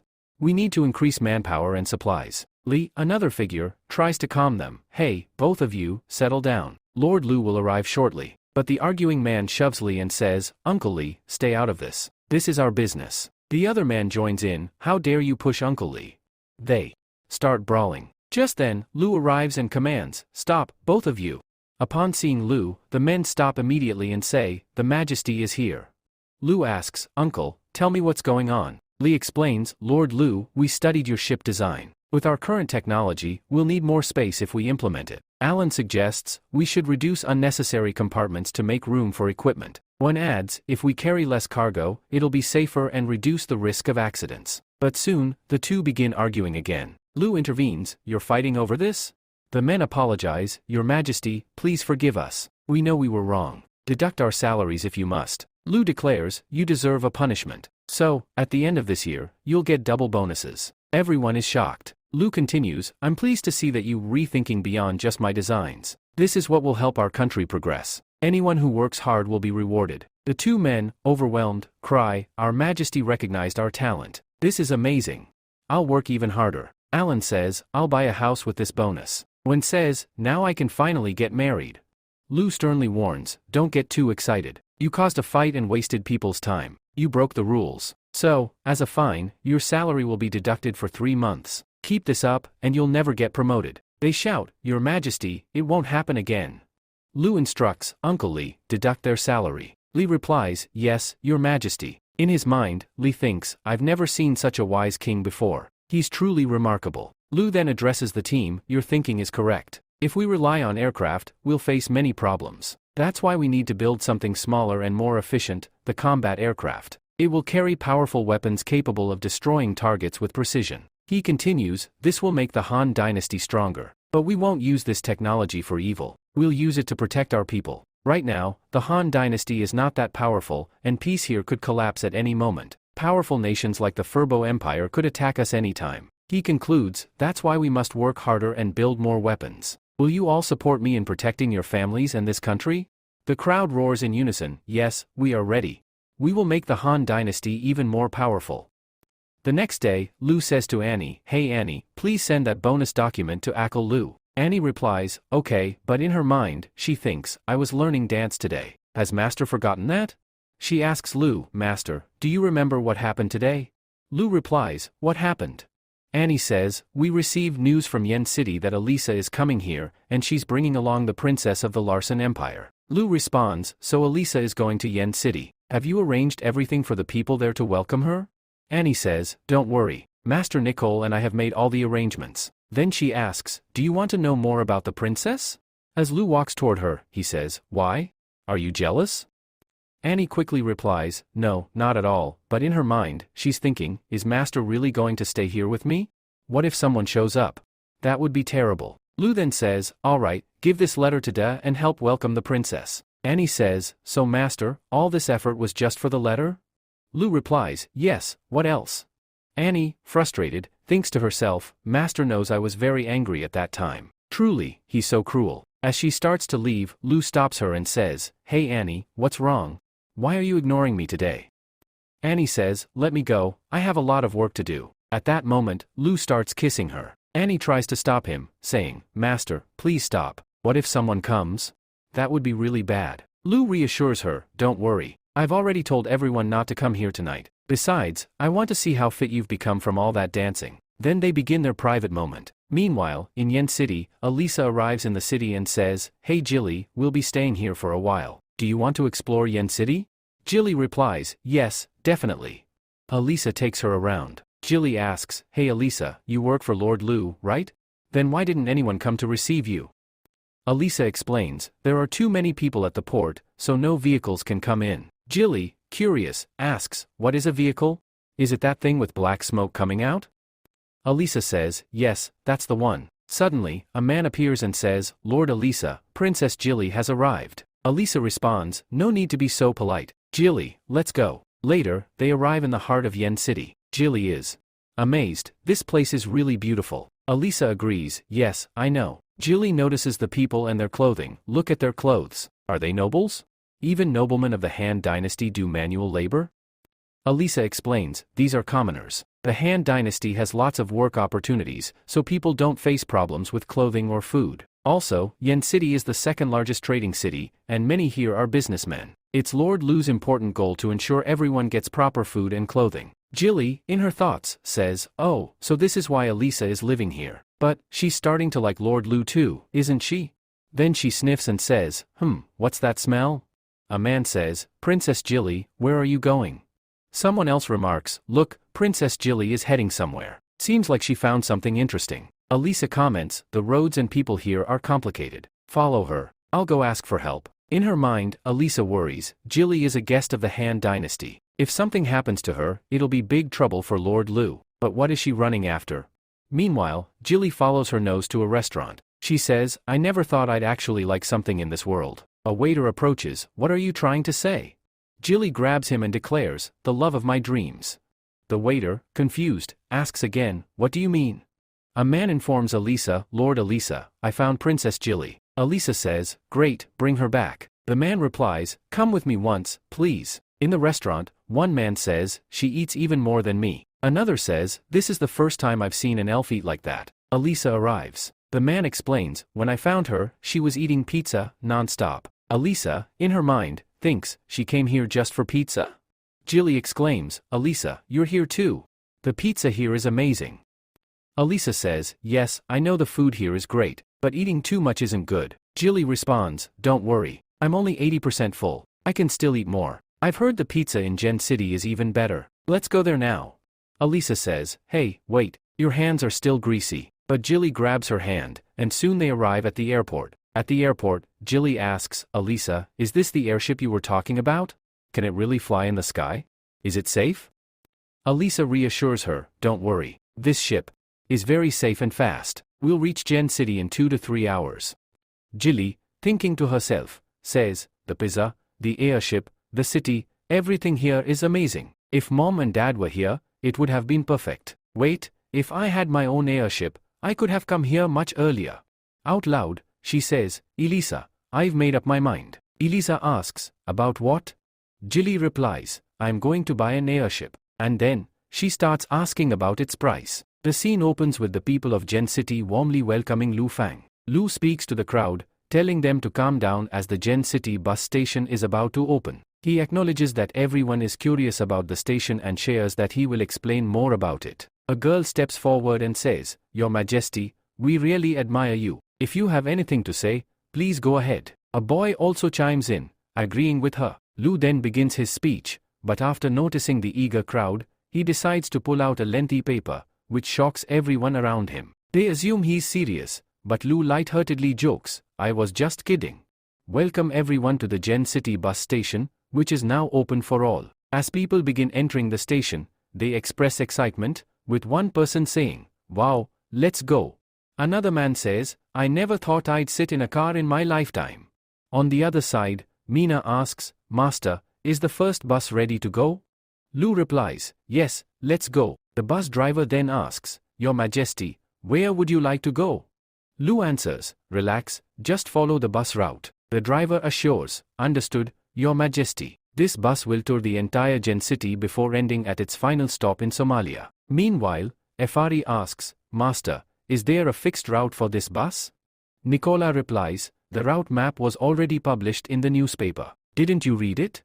Efari responds, My wings have grown, and I've been busy practicing flying. Lu laughs and explains, This is a bus that will transport people, with fixed times. The bus will run every 10 minutes from 6 a.m. to 11 p.m. Shirley adds, Yes, I understand. Those who live in the old city but work in the new city can take the bus here without any worries. Lu confirms, Exactly, you're right. Belle then asks, Master, I have a question. Mina adds, Master, what is this number? Lu replies, This is the license plate. All our buses have the same design, and with this plate, people can identify the bus and its destination. Yuffie adds, You know, I designed this plate along with Master. Mina praises, Yuffie, you are amazing. Efari comments, This bus really is different. Look at the seats. Mina says, Master said the middle seats are very smooth. I'll sit there. Yuffie says, I'll sit in the front. Nicola thinks to herself, I'll sit next to Master. Belle then asks, Master, do you really want to hear this? The opening of the bus station might cause many businesses to shut down. She nervously continues, I don't know much about this, so if I'm wrong, please forgive me. Lu reassures her, Belle, your question is valid. You've made a good observation. This development in transportation will replace horse-drawn carts with cars, but we currently only have cars and buses. In the future, more types of transport will be used, but, due to the limited technology, we can't make too many right now, or else the cost would skyrocket, and regular people wouldn't be able to afford it. He continues, eventually, everyone will be able to afford a car, and there will be a great demand for drivers. We will also employ those who are unemployed. Nicola remembers, when I was cleaning Master's room, I saw the industry development plan. It already accounted for this issue. Belle realizes, Master had already thought of it. I was worrying unnecessarily. Lu pats her head and reassures, Don't worry. You gave me a good idea with your question. I am thinking of opening a training institute for the unemployed to give them proper skills. Shirley reflects to herself, coming here was the right decision. Lord Lu is such a good person. Nicola notices, why are these workers digging holes here? It smells terrible. Belle comments, it's fine, but the stench is unbearable. Lu explains, they are renovating the drainage pipes. The sewer and lighting pipes were combined, which caused waste to accumulate here. Don't worry, after the renovation, they will be separate. When the rainy season comes, the water will not collect here. Shirley adds, this project is really useful. Nicola agrees, yes, I know Master is amazing and can do great things. You'll see it for yourself. Efari asks, but will the workers have to work very hard? Lu replies, yes, this work is challenging, but we are paying them very well, 3 times the regular salary. We are also providing them with food and accommodation. He continues, later, when the pipe maintenance starts, the safety team will monitor it closely because the pipes run under the whole of Gen City. This will help us send Timothy's army discreetly through the city without anyone noticing. I will give you the document on this later, and you'll need to form a team for it. You'll be the captain, and you will oversee the security of these pipes. Belle stands up and says, Master, don't worry. I'll make all preparations as soon as I return. Nicola and Efari think to themselves, Master has such great plans, if only I had the chance to be closer to him. A heated conversation breaks out. Field is questioned. Did you free the old man? She's asked. A young man responds, no. He defends his actions, saying, Johannes, the Archbishop, has done many wrong things, but everything he says is true. You care for common people like us. If you become our queen, we'll survive. The surrounding crowd begins to murmur. One man claims, yesterday I saw a light outside the temple. Maybe it really was God. Another adds, whether it was God or not, Her Highness has reduced our taxes and given us food and jobs. A girl steps forward, her voice trembling with emotion. I don't want to go back to that miserable life again. Please, Your Highness, become our queen. As her plea echoes, the people kneel, all chanting, please, become our queen. Save us from all this. Back at the palace, the news reaches Timothy. Meanwhile, Timothy is introduced. A man rushes in breathless and announces, we received intel from a spy, Field has become queen of Golden Eagle City. Vela is stunned. What? He exclaims. Robin nods. Field has taken control of many cities. To win the hearts of the people, she had no choice. Vela becomes worried. Then what should we do? Their army is far larger than ours. We are truly in grave danger. Timothy responds with determination. No matter what, I have Lu Fang by my side. We'll never be in danger. Robin warns, Your Majesty, wake up. Lu Fang isn't here. Only his soldiers are. You, Ri alone. Furious, Timothy screams, get out of here. In the vibrant streets of Zen City on the other side, Zen City bustles with life. Lu remarks, this place is becoming really popular, but traffic accidents are increasing. It seems safety guides in newspapers aren't helping. We may need a traffic officer. Just then, Mina rushes in, panicked. Master, terrible news. 2 days ago, Field became the queen of Golden Eagle City with the Archbishop's help. Annie, shocked, says, Field's power has grown so much. Will she come here next? Lu replies calmly, Annie, you are underestimating her. Field's goal isn't just one city. Her true target is the entire Ha dynasty. Even after winning, she won't be satisfied. She'll aim to conquer more countries. She's crowned herself queen now, but next, she'll win over the nobles to rule peacefully for the next 100 years. He continues, once the Archbishop leaves, she won't be able to sway public opinion so easily. That's why she keeps using him to manipulate people. Eventually, she'll hold both military and political power, making her an even greater threat. Annie asks, then what should we do? Lu replies, we need to create a safe place to retreat to if things go wrong. Mina, furious, suggests, why don't we just kill her now? Lu calms them, don't worry. I know she's powerful, but I won't let her grow unchecked. A personal moment with Efari later, Lu steps outside and sees Efari. You are still angry with me? He asks. I know how you feel. That's why I'm giving you a chance. Your sister is coming soon. If you can convince her, I'll allow you to join the war. Efari's eyes light up. Really? Then promise me. I promise. Lu nods. Efari hugs him tightly. You are truly a good man, Master. Lu, with a soft smile, responds, I honestly don't want to send you off so soon. I want you to grow a bit more. Efari teases, how long does it take to grow up, Master? You promised to marry me once I did. I did say that, Lu admits. Efari grins, if I go to war and return, I'll be grown up, right?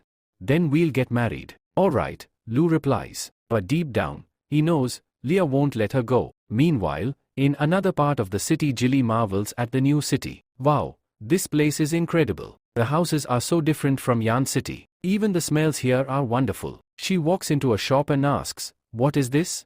The shopkeeper answers, seems you are from another city. This is Zen City's famous tofu dish. Our Majesty created it himself. Alicia smiles and says, good thing she didn't run away again. Hey, take these items to my house. I'll bring Princess Jilly. Later, Jilly eats the dish and exclaims, this is amazing. Salty, but delicious. Alicia scolds her, Jilly, this isn't the time to joke. We need to get going. We should rest. But Jilly hugs her. That's not important right now. I just don't understand how humans here can cook so well. Hearing that, Alicia faints. Jilly, unfazed, orders more tofu. The shopkeeper nods. Alright, I am frying some now. But I think that girl just fainted. Better check on her. His wife arrives just then with food. Here, I brought this for you. You must be tired. I'm fine, the man replies. How are you and the baby? Jilly, watching them, thinks to herself, humans and demi-humans living as husband and wife? Orcs are usually treated as slaves, but here, they seem to live in peace, and even love? She reflects, Lord Lu must truly be a great man if he brought so much harmony. Alicia wakes up and shouts, do you want to meet Lord Lu? We can still go. Jilly shakes her head, not yet. I want to explore more of Zen City. I want to taste everything here. Meanwhile, elsewhere in the city on another side of town, Lean and Name roam around. This city is great, Lean says. The wine and food here are fantastic. And we can bully anyone, Name laughs. A shopkeeper calls out, sir, this is high quality at a low price, only $10. Name grins, so cheap. Pack it up. Lean warns, brother, don't forget, we need money to leave. Lu Fang has our soldiers under control. What if he kicks us out? Name waves him off. We are princes. He can't do anything to us. But what if he does? Lean presses. Why do you think I'm buying all this stuff? Name explains. We'll sell it back home and make a fortune. Then we can buy all the girls we want. Suddenly, Belle steps in. You two are pretending to be princes of Tola Empire and buying things without paying. Name retorts. Watch your mouth. Do you want to damage relations between Tola and her dynasty? We are real princes. Belle declares, I'm captain of Zen City Patrol. Multiple shopkeepers have reported you. You've taken goods without payment. A man shouts, yes. He drank wine and ran away. Another adds, they came to my store and left without paying. Lean panics, brother, what now? Name shrugs, she won't dare do anything. We have our royal tokens. Belle inspects the token and thinks, these are real. They truly are princes. But I must teach them a lesson. She commands, arrest them both. Name protests, do you know what you are doing? This could start a war. Belle replies firmly, this matter is important. I'll report to Her Majesty. Name scoffs, go ahead. Even if she comes, we won't be harmed. Bailey rushes to Lo and informs him of everything. Annie, standing nearby, says with concern, these two are genuinely causing a lot of trouble in Zen City. Mina agrees and suggests to Master Lo, please send them back to Lingu City. Lo replies, we must never underestimate the Tola Empire. Even if they are far away, they can still cause us problems. Besides, we must maintain good relations between the two nations. Bailey expresses hesitation, but Lo firmly says, let them go, Bailey. That's an order. Bailey reluctantly approaches and says, let them leave. Naim, one of the troublemakers, smugly responds, now you understand your mistake, don't you? Even the Ha dynasty fears the might of the Tola Empire. And what about all the goods we purchased? Will Lo Fang do anything about that? Lin, his companion, steps in and says, keep all the goods we bought right here. Nothing should go missing. As they speak among themselves, one of them scoffs, TSK, these people are unbelievably greedy. Another man says, calm down. Don't create more trouble for Her Majesty. A third one agrees, yes, you're right. Let's just pretend we gave everything as a gift. Naim laughs bitterly, you all clearly hate me, but none of you can harm me. I'm a prince. You are nothing but commoners. Suddenly, Bailey kicks him hard. Naim screams, what are you doing? How dare you hit me? Bailey answers coldly, Her Majesty allowed you to leave, but she never said you could leave without punishment. She glares at Lin, who says, don't dirty your foot for me. I'll fall on my own. Then, with a dramatic cry, he drops to the ground. Bailey declares, these two broke the rules of the market. As punishment, all the goods they took will be confiscated. Their own belongings will be sold to compensate. And if that still doesn't cover the loss, they'll be made to work as laborers. Majesty has made it clear, everyone here is equal. No one is above the law, not even a prince from another nation. If you break the law, Bailey will punish you. We do not entertain conflict. We live in peace. Anyone who tries to disturb that peace will be dealt with according to the rules. Hearing this, the two men murmur to themselves, damn it. We are in deep trouble now. Later that night we shift scenes to the nighttime. Lin sighs, I'm exhausted. I thought this job would cost us more money, but we ended up earning instead. Naim frowns, are you stupid? We are princes. Doing menial labor is disgraceful. If this news gets out, it'll be utterly shameful. Lo Fang is much smarter than I gave him credit for. Lin, however, is more practical. To make money, we can work as laborers. It won't cause too much trouble for us. We caused so much chaos here, yet everyone treats us kindly. In the Ha dynasty, there really is no hierarchy. Sometimes, it feels like home. Naim snaps, hitting him lightly, wake up and tell me, whose side are you on? Lin quickly responds, yours, brother. Of course. Good, says Naim. Then listen. We attacked this place, so they've captured our soldiers. And now they've even slapped me in public. I'll write a letter to father. He'll send the army and take revenge. Lin, in his thoughts, worries, who knows what will happen next. Meanwhile, in the mansion Annie remarks, evening has come, but it's still hot. This fan really is amazing. Mina agrees, yes, the breeze feels much cooler with it. Annie turns to Lo, you've been drawing something for days now. What is it? Lo smiles, I'm designing a passport. Both girls are shocked. Passport? What's that? Lo hands them a document. Annie reads aloud, recently, many smugglers have been caught sneaking into the country without a permit. Last month alone, around 2,000 people entered illegally. Mina, alarmed, adds, that means Zen City could be full of such people, hiding and possibly planning something big. Master, I'm really worried. I'll alert the security team right away to tighten surveillance. Lo reassures her, I already spoke to Bailey. She'll begin her night patrol soon. He pulls her close and whispers, but what you should be worried about is that I won't let you sleep tonight. Mina blushes and says, Master, stop it. Back to the brothers. Lin says, Brother, we need to send that letter to father. But who's going to deliver it? Naim smirks, I already have a plan. We'll use a merchant from Tola Empire to deliver it. Just then, some people approach them and ask, Are you both princes from the Tola Empire? Naim replies, Yes, that's us. What do you want? Suspiciously, he thinks, Who are these people? Have they been listening to us the whole time? The woman among them says, We are the consulted staff from the Ha dynasty. We are here to invite you to the consultation center. Lin asks, What's that? She explains, It's a service for foreign guests. We'll take care of your food, clothes, and lodging. And if you wish to speak to Her Majesty, we'll arrange that too. Naim, thinking to himself, These people probably want to keep an eye on us. He declines politely, No thank you, we don't need your help. The woman smiles knowingly, Ah, I see. Still upset about what Bailey did to you? Well, if you change your mind, you are always welcome. Lin turns to his brother, Let's go, brother. We won't have to do any work there. Naim snaps, You don't understand. This is Lo's trap. We need to contact the Tola merchant fast. We'll send the letter quietly while pretending to work here. Then father will come rescue us, and our mission will be complete. New developments. Suddenly, Bailey appears from the airship and tosses down a paper. Our Majesty has introduced a new policy for all migrants. Anyone without a permit must live outside the city and will receive food for 5 days. But if they want to stay and work here, they must get a passport. Lin, reading the newspaper, says, Wow, this really is amazing. Naim groans, What are they trying to say with this? Damn it. Our entire revenge plan is falling apart. Lin asks, What should we do now? Naim replies, There's only one option left. He yells, Miss, wait.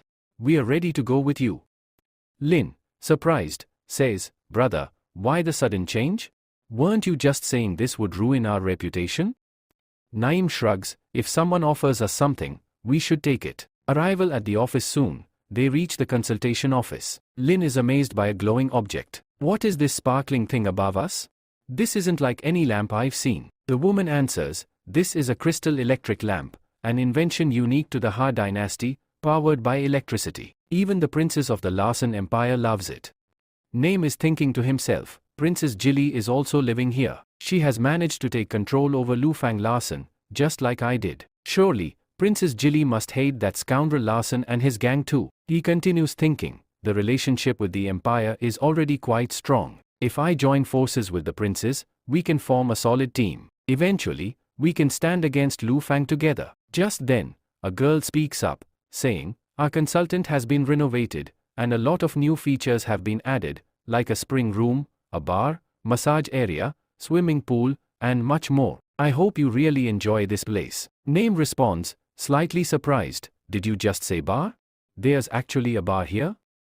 The girl nods and says, Yes, you can enjoy the drinks here completely free of cost. Our bartender can even prepare a special drink just for you. A little later, as Naim is sipping his drink, he says with delight, This is really amazing. Drinking this has truly made my day. Then Lin speaks up, Hey brother, you've had quite a lot to drink. Don't forget, we still have to send that letter. Naim, now visibly tipsy, slurs, What letter? Which letter? Come on, let's drink first. Lin insists, Brother, we also need to talk to Princess Jilly, remember? Naim brushes it off, we'll talk to her later. First, let me enjoy this wine. And with that, he continues drinking until he falls asleep right there. The next day, we are shown Lu looking over something and saying, "This passport sample doesn't look too bad. Let's go ahead and use this design for printing." Annie replies, "Yes, I've already sent it. They'll start making copies of this sample soon." Just then, Belle enters excitedly and says, "Master, I just met someone outside. Guess who it is?" Lu asks curiously, "What? Has Elisa returned? Or is it a prince from another country?" Before Belle can answer, a girl enters and says, "Your Majesty Lu Fang, greetings. My name is Tony Sally. I am from the Oli Kingdom." Lu looks at her and says, "Aren't you Yuffie's mother?" Sally begins recounting her story. "When Yuffie and Li came looking for me, I was outside with my sick master. After some time, I returned to the Oli Kingdom. The moment I found out about everything, I came straight to Gen City. Thank you, it's because of you that I was able to leave the Oli Kingdom. The people of the Ni family were so afraid of your strength that they didn't dare stop me. And once I arrived here, I discovered that they were working in the Ministry of Science. So I was on my way there to find out more, but I was stopped. That's when I met this girl who helped me a lot." Bailey interjects warmly, "It's all right, madam. I'm Yuffie's close friend. You can call me Bailey." Lu adds, "There's no need to be so formal. Please, sit down comfortably. I'll call Uncle Lee and Yuffie right away." Nicole offers politely, "Madam, here, please have some tea." Sally accepts the cup, saying, "Thank you." Mina chimes in, "Shall I go and call Uncle and Luffy? I can run the car at high speed if needed." Lu responds calmly, "It's all right. I've already sent the car to pick them up." As Sally looks at Lu, she reflects to herself, "He's so young. He's not at all like what I imagined. When I came from the Oli Kingdom to Gen City, I saw such a grand airship. It was enormous. This city is incredibly clean, the people are kind, and all species live together peacefully. I thought someone with the power to destroy an entire kingdom would be a middle-aged old man. If I hadn't seen it with my own eyes, I'd never have believed that a young man was running a whole country." She continues thinking, "No wonder Lee and Yuffie chose to stay here. They must be really happy in this place." Just then, Uncle Lee enters and exclaims, "Hey, Sally." Yuffie, overwhelmed, thinks to herself, "Is that really my mother?" Uncle Lee gently says, "You've been missing your mom so much, haven't you? Go on, go meet her." Yuffie runs to Sally and embraces her tightly. "Mom." Sally, with tears in her eyes, says, "Oh my Yuffie, you've grown up so much. You must have endured so much because of me. I'm so sorry." Yuffie replies with a smile, "Mom, I'm perfectly fine. I never thought I'd get to see you again." Bailey, touched by the reunion, says, "This reminds me so much of my sister." Lu responds, "Well then, when your work is done, you can go see her, or better yet, invite her here. That's no big deal." Bailey beams.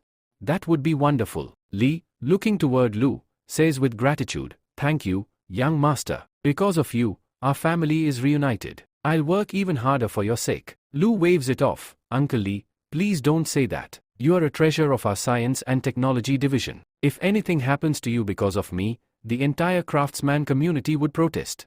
Lee chuckles, "Young master, you're always joking. They'd never actually do that." Yuffie adds, "Dad's always teaching them anyway, but I do think the young master is right." Sally, meanwhile, reflects again, "Is Lord Lu truly this kind? I've never seen a ruler who speaks so warmly with dwarves and orcs." Just then, a lady enters and announces, "Master, dinner is ready." Sally says politely, "Since you're about to eat, we should take our leave." Lu insists, "Madam, I already told you, there's no need for such formalities. We'll all eat together." Sally objects, "But that wouldn't be right." Lee gently grabs her arm and says, "Hey, there's nothing wrong with that. The master always eats with us." Sally stares in surprise. "Wait, he's the king, isn't he? Lee, how can you just eat alongside the king?" Lee smiles, "Don't worry, the young master is a truly good person, and in the future, he might become our son-in-law too, so, there's no reason to be shy." Sally, wide-eyed, says, "But how is that even possible? A dwarf and a human getting married? Besides, he's a king, and we are craftsmen." Lee asks calmly, "Didn't you see on your way in how peacefully orcs and humans live together here? The young master isn't the kind of person who hates others because of what they are. And on top of that, Yuffie really likes him." Sally smiles slowly, "Oh, so that's what this is. I can already imagine it now. Yuffie will say, 'Master, don't move. I'll do the work.'" Then Lu will drop her onto the bed and say, "You don't move. I'll handle the work now." Then Yuffie will scream, "Let me go. I should be on top." Suddenly, Yuffie snaps out of her thoughts and exclaims, "Mom, what nonsense are you saying?" Annie tries to calm her down. "Hey Yuffie, what's gotten into you?" Nicole offers sweetly, "If you liked that drink, I can get you some more. Please, relax." Yuffie responds, "No, I'm okay. I'm totally fine." Just then, Lu walks in and asks what should be placed on top of it. Yuffie, thinking to herself, mutters, "Oh no, did I speak too loudly?" Then, trying to cover up, she says aloud, No, it's nothing like that. I was just thinking. If we put something over the airship, it could work really well." "Yes, that's what I was thinking." Lu, slightly annoyed, replies, "How many times do I have to tell you? Don't think too much about work while eating." Sally, shifting the topic, says, "Your Majesty, I really need to talk to Lee today, and it'll be quite awkward if Yuffie is there. Could you keep her with you tonight?" Lu responds, "All right, that's fine." In thought, she wonders, did Master agree to what Mom said? Did he really listen to her? And these clothes? We then see a flashback from earlier. Sally says to Yuffie, "I prepared these clothes for you. It's a wedding gift I meant to give you, but today is such a special day, you should wear them." Yuffie hesitates, "No, I don't need it." But Sally insists, "This is my gift to you. Even if you don't use it, that's fine. But to me, you'll always be a little girl. Do you really want to go through with this? If you truly don't want to, then at least let him know that you've grown up. Our little Yuffie isn't so little anymore." Yuffie nods, "Yes. Mom was right. If I wear this, Master will know that I've grown up." Just then, Lu calls from outside, "Hey Yuffie, are you okay? You've been in the room for over an hour." Yuffie answers, "Wait, I'm coming," and opens the door, addressing him, "Master." Internally, she wonders, Master is actually looking at my body. Meanwhile, Lu is thinking to himself, "I can't believe it's really Yuffie standing in front of me." Yuffie notices his reaction and says, "Why is your face so red?" "Oh, I see." She tries to play it off. "No, Master, it's nothing like that." Lu chuckles and says, "It's fine. Don't move." Yuffie, still in her thoughts, thinks, Mom's method really worked. Master actually wants me now. But what's going to happen next? I'm so embarrassed. I should close my eyes. Then Lu presses a button and says, "You've been in here for too long, that's why your face is so red. Let's try out our new ceiling fan. This one's really powerful. What do you think? Wouldn't it be great if everyone could use it?" He adds, "Yuffie, you should start working on the power generator project. After this, we'll have two generators." Yuffie, still wrapped in thoughts, thinks, even though I wore this outfit, Master only wants to talk about the black oil project. He doesn't even see me as a girl. Frustrated, Yuffie pins him against the wall and says, "This is not the time to talk about the black oil engine." Lu, confused, asks, "Yuffie, what's gotten into you?" Yuffie leans in to kiss him, but she's too short and can't reach. She steps back, thinking, "I completely forgot. I'm still too small. I can't even kiss him. I have to get out of here fast." What was Mom even thinking? Lu asks, "Hey Yuffie, what are you trying to do?" Yuffie replies, "Nothing, Master. I'm sorry," and starts to leave. But Lu catches her hand. Yuffie turns, startled, "Master, what are you doing?" Without a word, Lu begins to kiss her. Their moment begins, leading into a romantic scene. The next day, we are taken to a drawing class. Jenny is teaching everyone how to draw. Jilly, watching from the side, mutters, "Jenny is really acting like a teacher. But I honestly can't understand what she's teaching." She observes how confident Jenny has become. Back when she was in Larson, things were so tough for her. A memory surfaces. Jenny once said to her, "Because I'm an illegitimate child, people don't like me. They even tear up my drawings. Even my father hates me. Am I not his daughter?" Jilly had responded, "Hey Jenny, you're the king's daughter. Tell me, who's bullying you? I'll teach them a lesson." In her heart, Jilly thinks, "She's my sister. She's always needed protection. But in just 1 month, she's changed so much. It feels like she's found her purpose." Jenny spots her and starts walking toward her. Jilly quickly says, "Don't come out yet. Finish your class first." But Jenny walks up and hugs her. "What are you doing here? I missed you so much." Jilly scolds her, "I told you not to come out. Why did you?"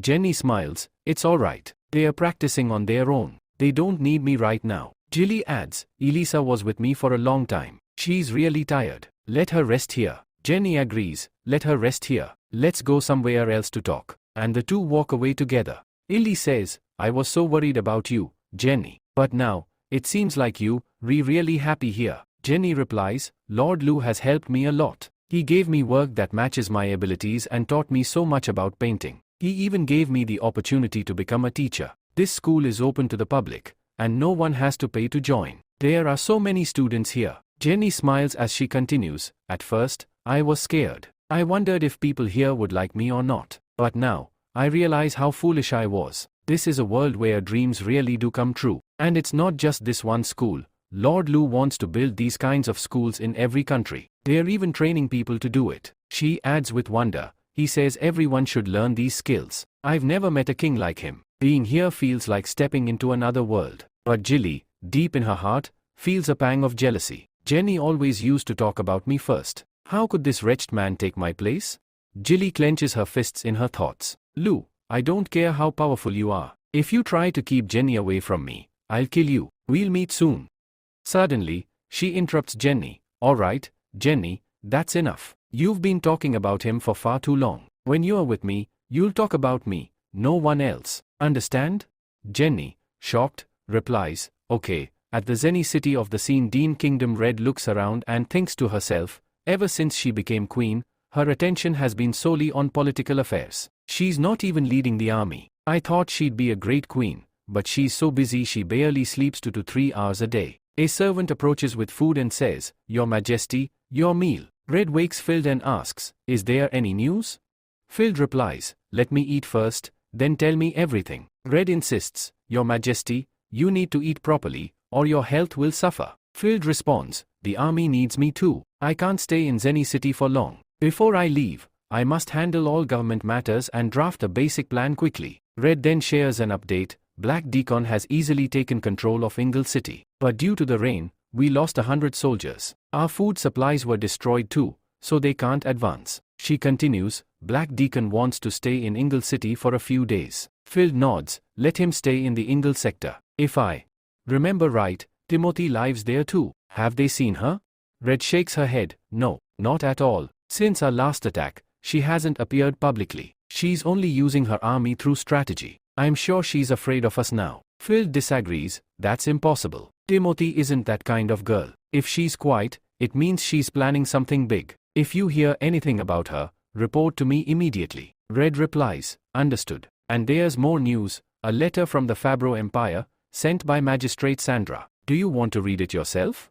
Phil says, no, you read it. Red reads aloud, Sandra is furious. She found out you were trapped by the mermaids and couldn't even land. She's sending Prince Andy here. According to the letter, he'll arrive in a few days. Phil thinks to herself, Andy is my father's firstborn son. His abilities far surpass mine. After my father, he's supposed to become king. He no longer trusts me. Red, in her thoughts, feels sad. Phil worked so hard to gain Sandra's trust. And now they are sending Prince Andy here. She'll be heartbroken. But Phil remains composed. Red, I'm not a child who gets upset because my father favors him. If he comes here, so what? I'm the queen. He'll have to bow to me. A bit of good news. Red says, Your Majesty, the medicines we bought from Zeni City were distributed. The results have been amazing. Do you want to see? Phil says, really? Alright, let's go. Soon, they reach the place. A man reports, the knights who were very sick recovered completely after 2 days of taking the medicine. The old therapy from the witch doctor, removing blood, was completely useless. Another man, hiding his face, pleads, please don't look at me. Phil walks up to a knight and asks, are you okay?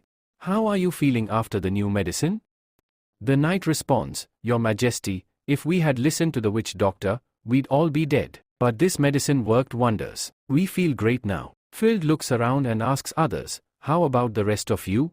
They start sharing their experiences and say the same. The medicine has helped them feel much better. Phil says warmly, rest until you fully recovered. Don't worry about the battlefield right now. The soldiers cheer and respond, yes, Majesty. As you say. As they talk among themselves, one says, she's not like what people say. Our queen is amazing. Once I'm fully healed, I'll help her as much as I can. Red, hearing all this, thinks to herself, I'm glad they love her so much. A tense moment with the witch doctor. Phil says, you, come with me. The young man, nervous, replies, okay, but inside, he's panicking. I'm doomed. The Majesty will kill me because I used the blood draining technique. Outside, Phil shouts, hey, witch doctor. Do you realize how many people died because of you? The boy pleads, Your Majesty, please forgive me. My master taught me that method. I didn't want to harm anyone. Phil, sternly, says, fine, I'll give you one chance. Research this new medicine and find out everything about it. The boy hesitates, but this medicine is very different. I am sure it took a lot to make it. We need advanced equipment, and I don't know how to do any of that. Phil replies coldly, then you'll have to lose your life. The boy quickly responds, please don't worry, Your Majesty. I'll learn. No matter what, I'll find a way to make this medicine. As he walks away, he murmurs to himself, what do I do now? The knight stepped forward and spoke, Your Majesty, why are you doing this? We can buy it directly from there. Phil responded sharply, you truly are a fool. If we go into battle, many people will be injured. And if we try to purchase large quantities of medicine, we'll have to pay a heavy price. As soon as Lu Feng finds out that his medicine is going elsewhere, he'll stop exporting it altogether. That's why I said we must start producing it ourselves. Otherwise, my army will be in grave danger. On the other side, Lu said, I won't stop the export of medicine. Annie asked, so we'll continue exporting the medicine? Lu replied, yes, foreigners are already lining up to buy it, along with our own people. There shouldn't be a problem. However, we have received a massive number of orders. Nicolette interrupted with mild irritation, you've started discussing serious matters again during mealtime. Monica added, when I went to the dance studio, I saw a huge crowd gathered near the pharmacy. That's why the medicine sells out so quickly. Bailey chimed in, yes, I've caught several people selling the medicine at exorbitant prices. That's why its cost has skyrocketed. Annie said, there are reports that foreigners are disturbing the market significantly. By purchasing the medicine at high prices, they are creating serious problems for everyone. A huge amount of medicine is being exported. I feel it's being stockpiled for military use. Lu nodded, you're right. Annie continued, Master, this is a very serious matter. It might be wise to ban the export of medicine altogether. Lu thought to himself, I wanted to help Timothy. I really believed there would be a war, but I don't want to rely heavily on guns and weapons. Still, I don't want to stop the medicine exports either. Then, out loud, he said, Annie, you're right. It seems we'll have to halt the medicine exports as well. Along with that, we'll stop exporting weapons too. After that, we'll improve our sniper rifles, bombs, and everything else. The factories can mass produce them with ease, and all these will be highly effective in war. He paused, then added, besides that, we can combine poison into bombs. This way, without losing a single soldier, we can destroy entire cities. It won't take long. We can conquer the entire continent without shedding a single drop of our soldiers' blood. However, after using biochemical weapons, all the people in those regions will die, the land will turn into a wasteland, and survivors will be plagued by disease. But that doesn't matter. The people of the Han dynasty won't have to suffer. This is a huge advantage for us. I'll build my kingdom over the corpses of millions and become king forever. Efari whispered, young master seems terrifying. It feels like he's changed. Nicolette murmured, war truly is horrifying. Mina pleaded, master, please don't scare everyone. Lu smiled and said, all right, so how was my performance? Did I manage to frighten you all? Turning to Annie, he asked, and you, Annie? What did you think? Annie, lowering her head, replied, Master, I'm sorry for what I said earlier. I just want ordinary people to live in peace. Lu gently placed his hand on her head and said, I know, Annie, you are thinking for the good of the Han dynasty. If we don't sell the medicine, many people will suffer. Our first priority should be to ensure the medicine reaches normal civilians. Even if they are our enemies, they are still just ordinary people. Besides, the pill box has the recipe written on it. Someone will eventually figure out how to make it. I have great faith in the Han dynasty's military. Even if the enemy gets the medicine, they won't be able to defeat us. That evening, Bailey announced, the connection is secured. The security division will soon establish a station there. Annie hesitated, should we really build a station there? Yuffie reassured her, don't worry, it'll be our secret. No one will ever find out. Lu nodded, alright, this meeting is over. Janie says to Elisha, I found out that last night, Jilly had spoken to the minister. She said she wanted to meet the master. When I asked her about it, Janie continues, she replied, do you know anything about it? Elisha responds, I don't know anything either. Jilly then speaks up. The boy who stole my sister from me.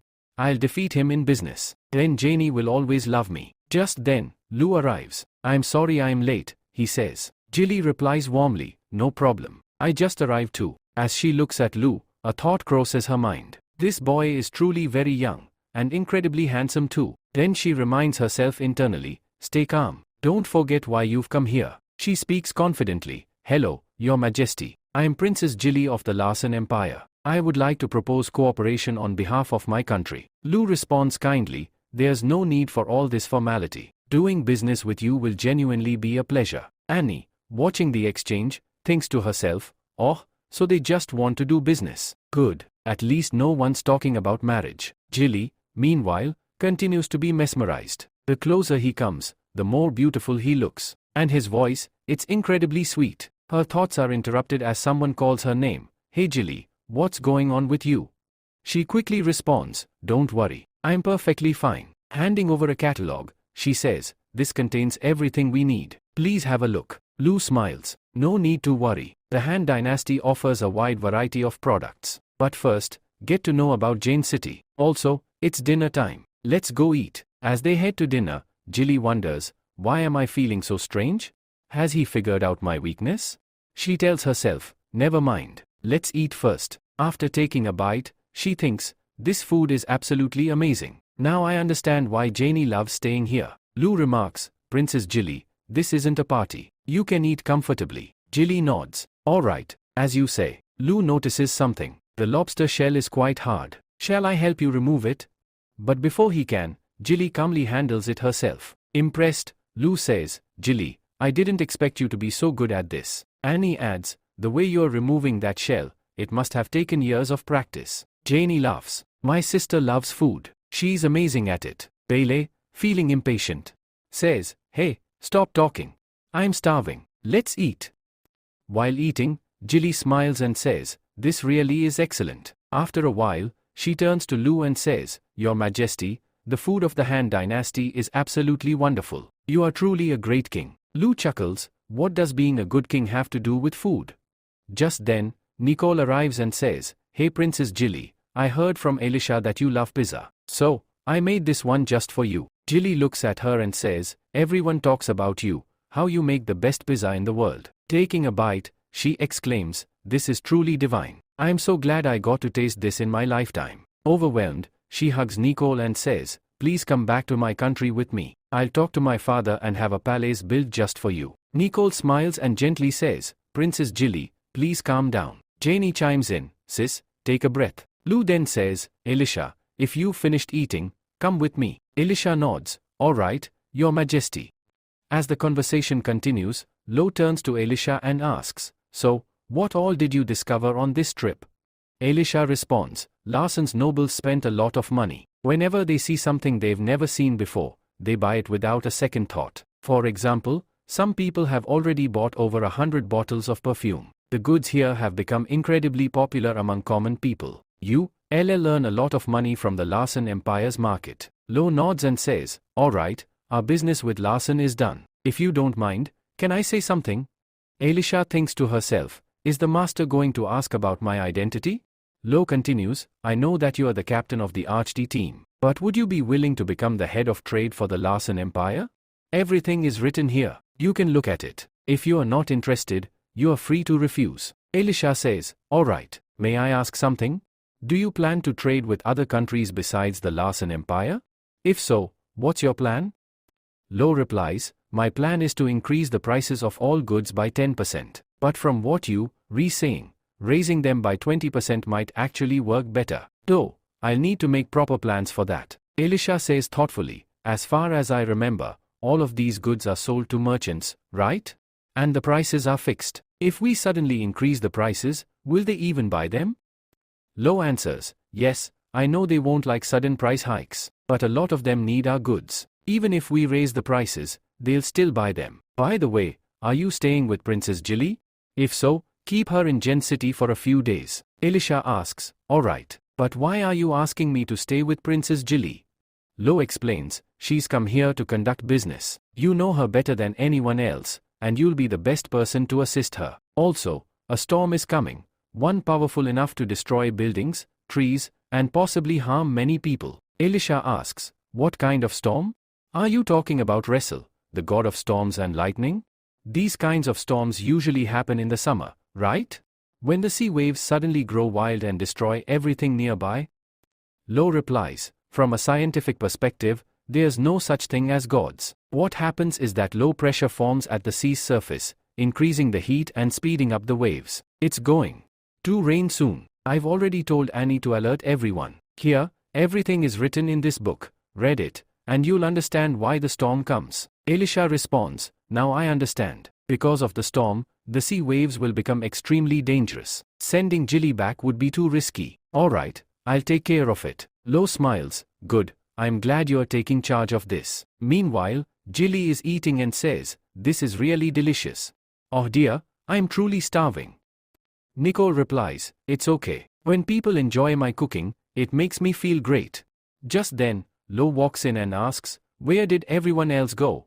Nicole responds, we were all talking, but they still had some work left, so they left. Jilly says, I told them to go if they had things to do. Staying here would just waste their time. Besides, I'm sure you are busy too. Please, go ahead with your work. I'll handle everything here. Lo says firmly, no, that's not right. You are our guest, and I'm the king of this country. How can I leave you alone?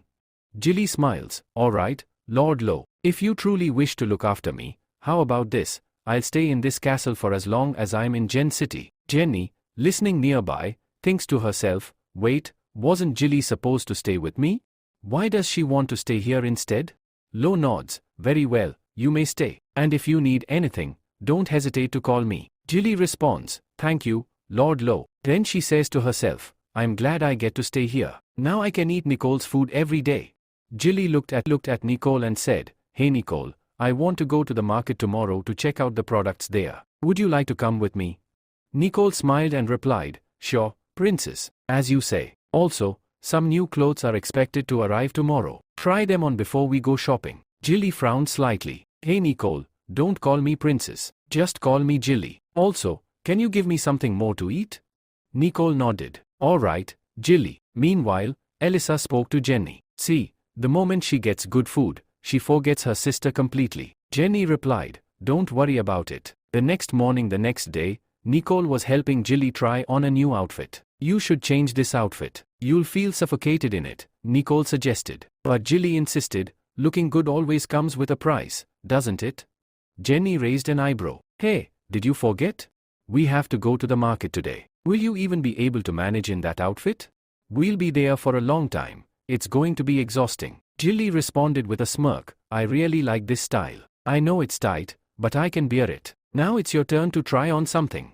The others protested, no, we don't want to. But Jilly forcefully made them try on clothes anyway. Lue steps in later. Lue commented, they're all going shopping, right? You two should go as well. Mina replied, Nicole is already going with her. I'd rather stay with you. Annie chimed in, I do want to go, but if I leave, you'll have to handle everything alone. Lue sighed, alright then. By the way, where's Elisa? Annie replied, she left for the factory early in the morning. She said a storm might be coming, so she wanted to make sure the right products were chosen to avoid any harm to Jilly. Meanwhile, at the factory, a worker explained, this is the basic situation. We package glass products in a way that prevents damage during shipment. Elisa nodded. Thank you. The boy replied, no problem. Elisa asked, is this the agricultural field? He answered, yes, but this is the old one. A new field has been set up elsewhere. Back at the market later, we see them at the big market. Jilly said, I've been to so many stores, I don't even remember what I've seen so far. Elisa asked, hey Jilly, do you want to go to the clothing store and change outfits? Jilly shook her head. No, this one's perfect. Just then, Jenny noticed, looks like it's going to rain. Nicole agreed, yes, you're right. Elisa turned to Jilly. From what I've learned, the prices at the market and the factory are the same. But in the market, you can only buy a limited amount, which isn't suitable for you. Plus, many products here are made of glass, which aren't ideal for long-distance transportation. If you decide to transport them, it'll cost you a lot and might lead to a loss. If you really want to buy, you should buy directly from the factory. Their packaging is excellent. Jilly smiled. Elisa, you went to the factory to help me? Thank you so much for that. Then she looked at a flower and thought to herself, wow, such a beautiful flower. My mom loves flowers, but the gardeners back home don't take care of them properly. Maybe I should bring a gardener from here back there. Rain and unexpected plans. Suddenly, Jenny exclaimed, oh no. It started raining. Nicole quickly asked, are you all wet? Jilly replied, my new outfit got a little wet. Nicole gently said, wait, your forehead is wet too. Jilly smiled. Thank you, Nicole. Jenny thought to herself, whenever she sees good food, she forgets everything and becomes obsessed. It's really strange. Then she said aloud, since it's raining anyway, why don't we go get a massage? Jilly was shocked. What? A massage? That's such a horrible idea. Nicole asked, why would a massage be horrible? Elisa added, hey, you've misunderstood. Our massages are really good. A flashback. Jilly suddenly remembered something her mother once said. Jilly, I don't want to keep repeating myself, but you are a princess of this country. How can you do something so inappropriate? Jilly had replied, Mom, I'm just really tired. I want to relax my body with a massage. What's wrong with that? Her mother said, yes, I know massages are normal, but your body is much more sensitive than others. The moment someone touches you, you start screaming. People might think you being indecent. I think massages aren't suitable for girls like you. Back in the present, Jilly thought, but if everyone else here is getting one, then maybe I should too. At the massage center just then, a staff member approached. Is this your first time here? What kind of service would you like? Elisa answered. Yes, this is our first time. We are not sure what services are available. Could you please explain them to us? This place is nothing like the Larson parlor. There must be some kind of service here where the body isn't touched at all. Just then, a staff member speaks up. We offer massages here, including traditional ones. Both were invented by Magistrate Lu Feng. After trying them, our guests have been extremely satisfied. Jenny, silently to herself, I have to find some way to help Jilly overcome her problem. It'll be better if she reacts strongly, maybe then she'll realize there's nothing inappropriate about this. Honestly, if I'd come here alone, I could never have done it either. Suddenly, Nicole says, I want a pedicure. Jenny adds, I am going for a full body massage. Jilly hesitates and says, I just want to take a bath. Jenny chuckles and says, she's joking. She actually wants the most expensive massage here, the Thai massage. Jilly, are you scared?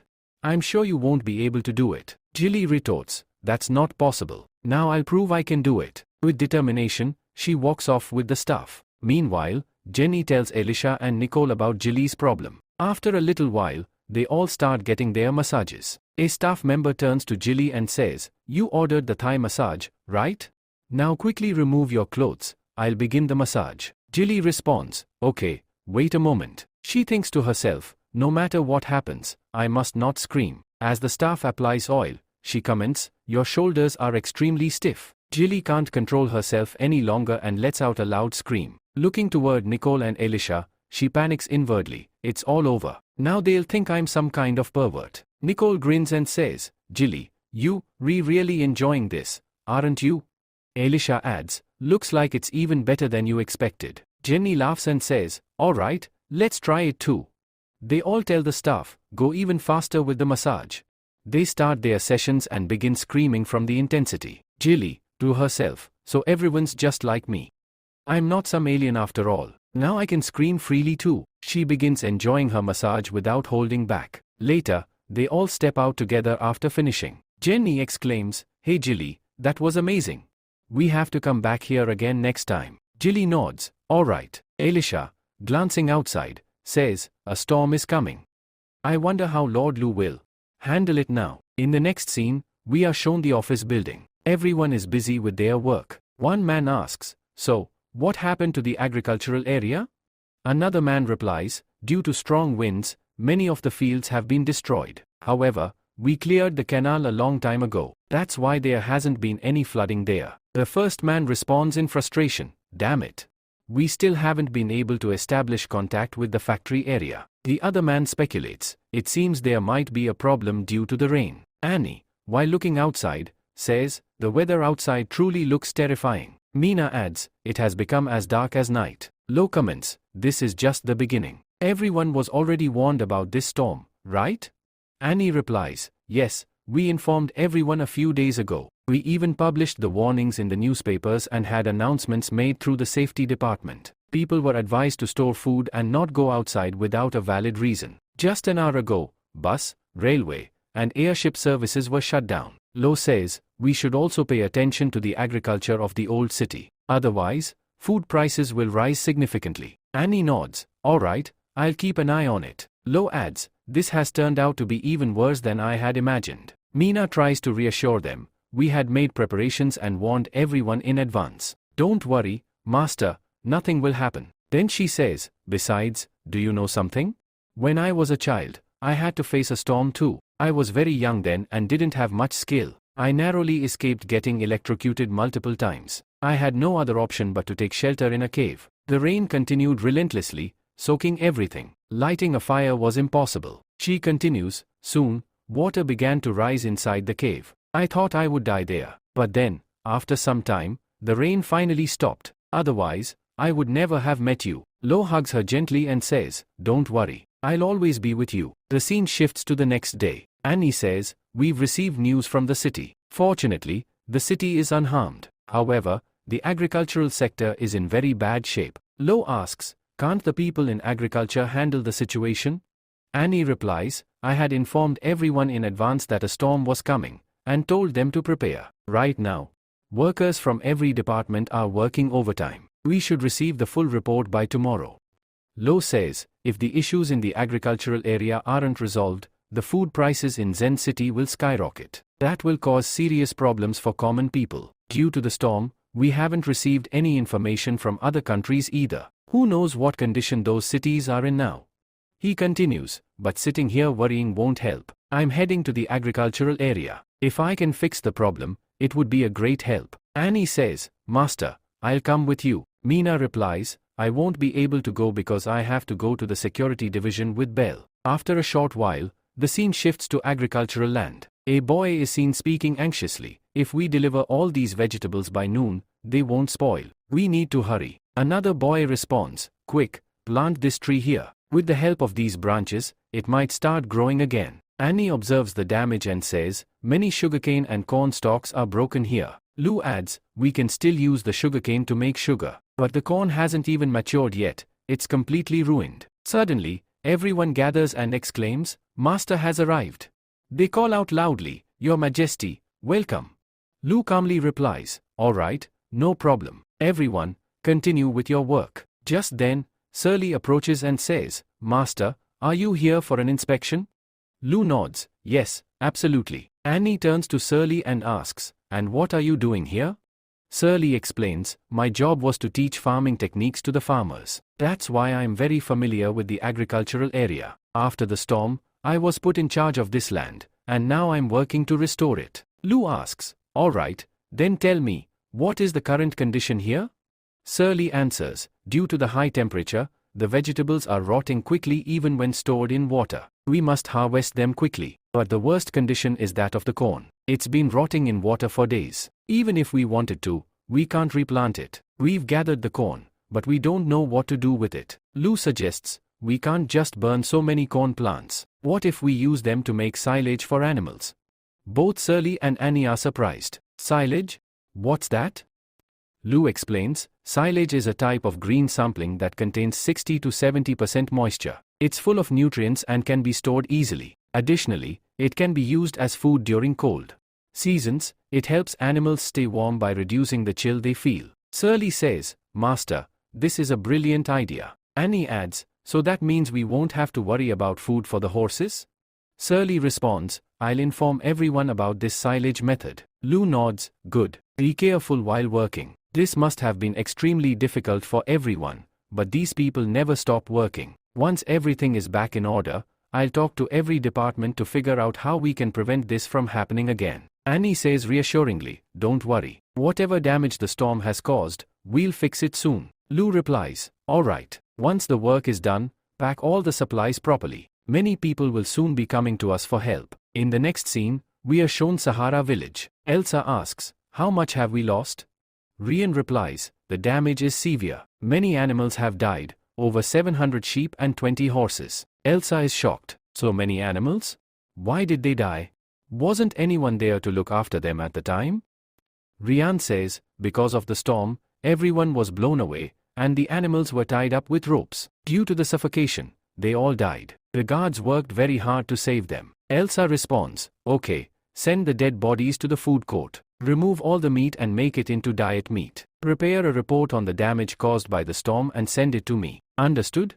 You may go. Rian adds, one more thing, many night people suddenly fell ill. The doctor says that based on his medical book, it seems like some kind of flu. If we don't control it soon, it will spread very quickly. Moreover, the medicine we bought is running out. Elsa replies, this is really a major problem. If we don't treat it quickly with the flu medicine, exporting medicine will be very difficult. Wait, do you know the situation in other cities?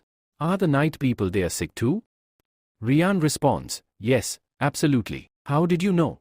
Elsa says, that doesn't matter much. Just inform everyone to take their medicine on time, and make sure they recover as soon as possible. Also, send some spies to Zen City. I have a big deal to handle with Lord Lu there. The scene shifts to the next day in Zen City, where Beatrice says, the situation here is really serious. Many buildings have been damaged. Kushan responds, even then, this city is in better shape. But many houses have been destroyed, and the rice fields have been completely submerged. We don't have much food left either. Beatrice asks, Dad, don't we have food in the warehouse? Can't we survive with that?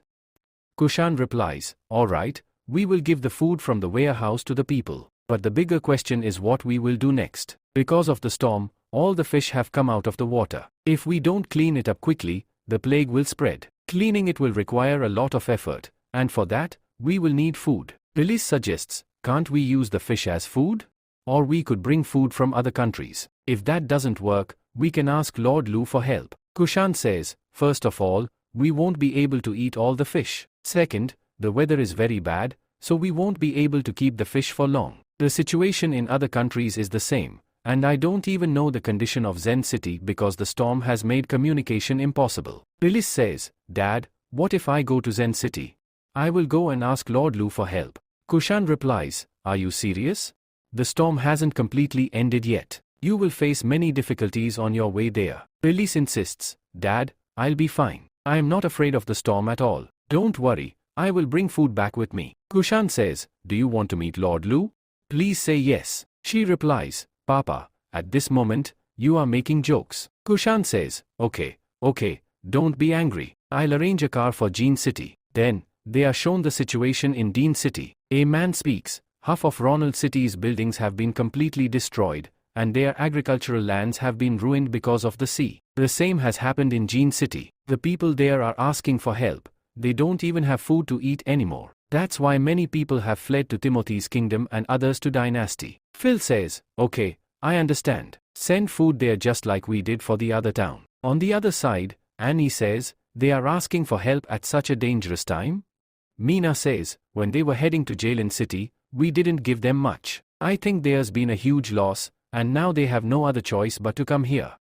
Lu says, whatever happens, we'll have to wait. Once they arrive, we'll know the details. Annie says, yes, Master, we've received a message from Angie City. Elsa has sent a spy to ask for our help. They need medical supplies and weapons to attack another country. In return, she'll provide high-quality iron ore and 5,000 knights. Lu says, only Elsa could do such a thing. Fine, arrange the medicine and get the equipment ready. We need to send it to Jalen City as soon as possible. Mina says, it seems Sahara is really in a lot of trouble, otherwise, she wouldn't do something like this. Lu says, we prepared as much as we could, but still suffered huge losses. It'll take time for her to be able to fight back. So, I'm not too worried about that. Annie says, Arning Major City has sent a report. Their situation is not as bad. Yin City has suffered the least damage, and other cities are in a similar condition. But Jalen City has faced extreme damage. However, no one in the town has died. Lu says, we must deliver supplies to North City. In times of crisis,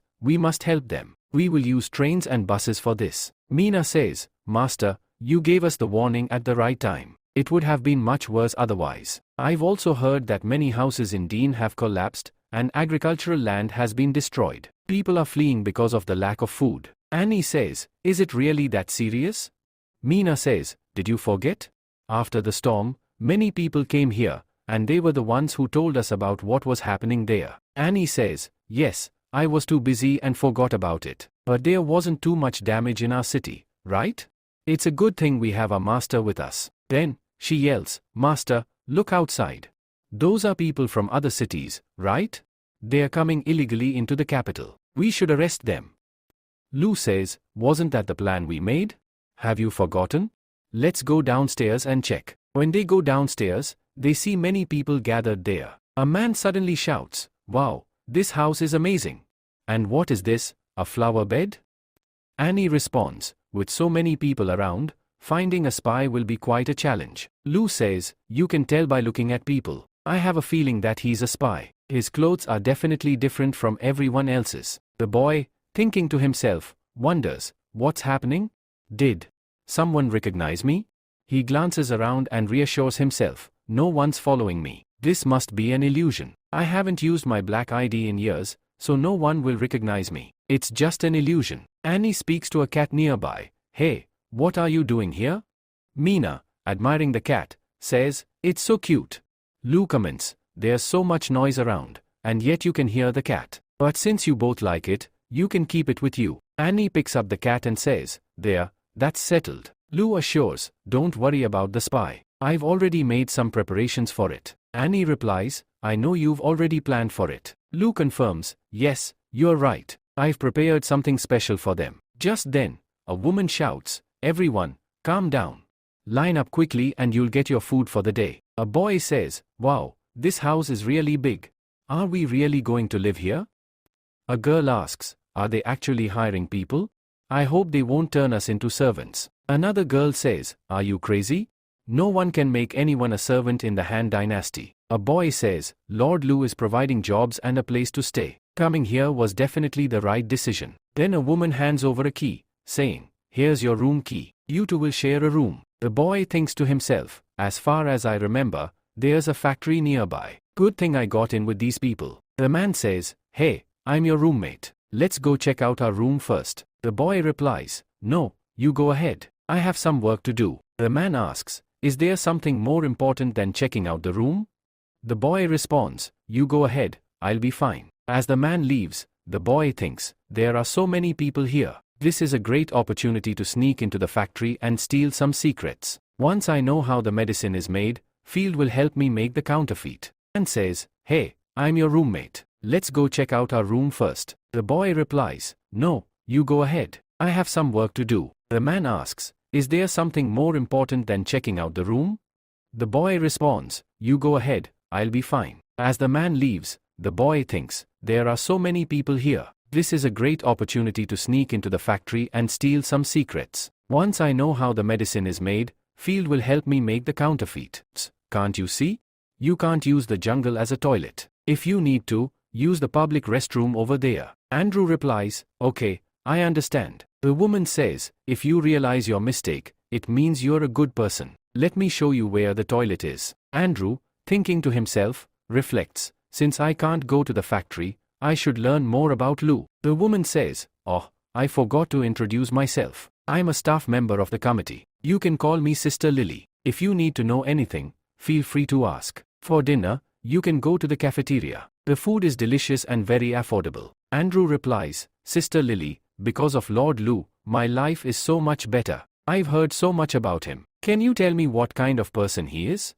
Lily responds, you're asking the right person. Let's sit down and I'll tell you everything. They sit down, and Lily continues, our minister is really handsome. He can write political affairs with a pen, and he can even fight the army all alone. Andrew asks, is he really that powerful?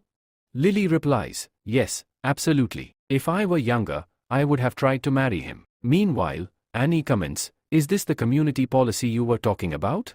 They're doing a great job organizing everything for us. Mina asks, so, what's our secret weapon?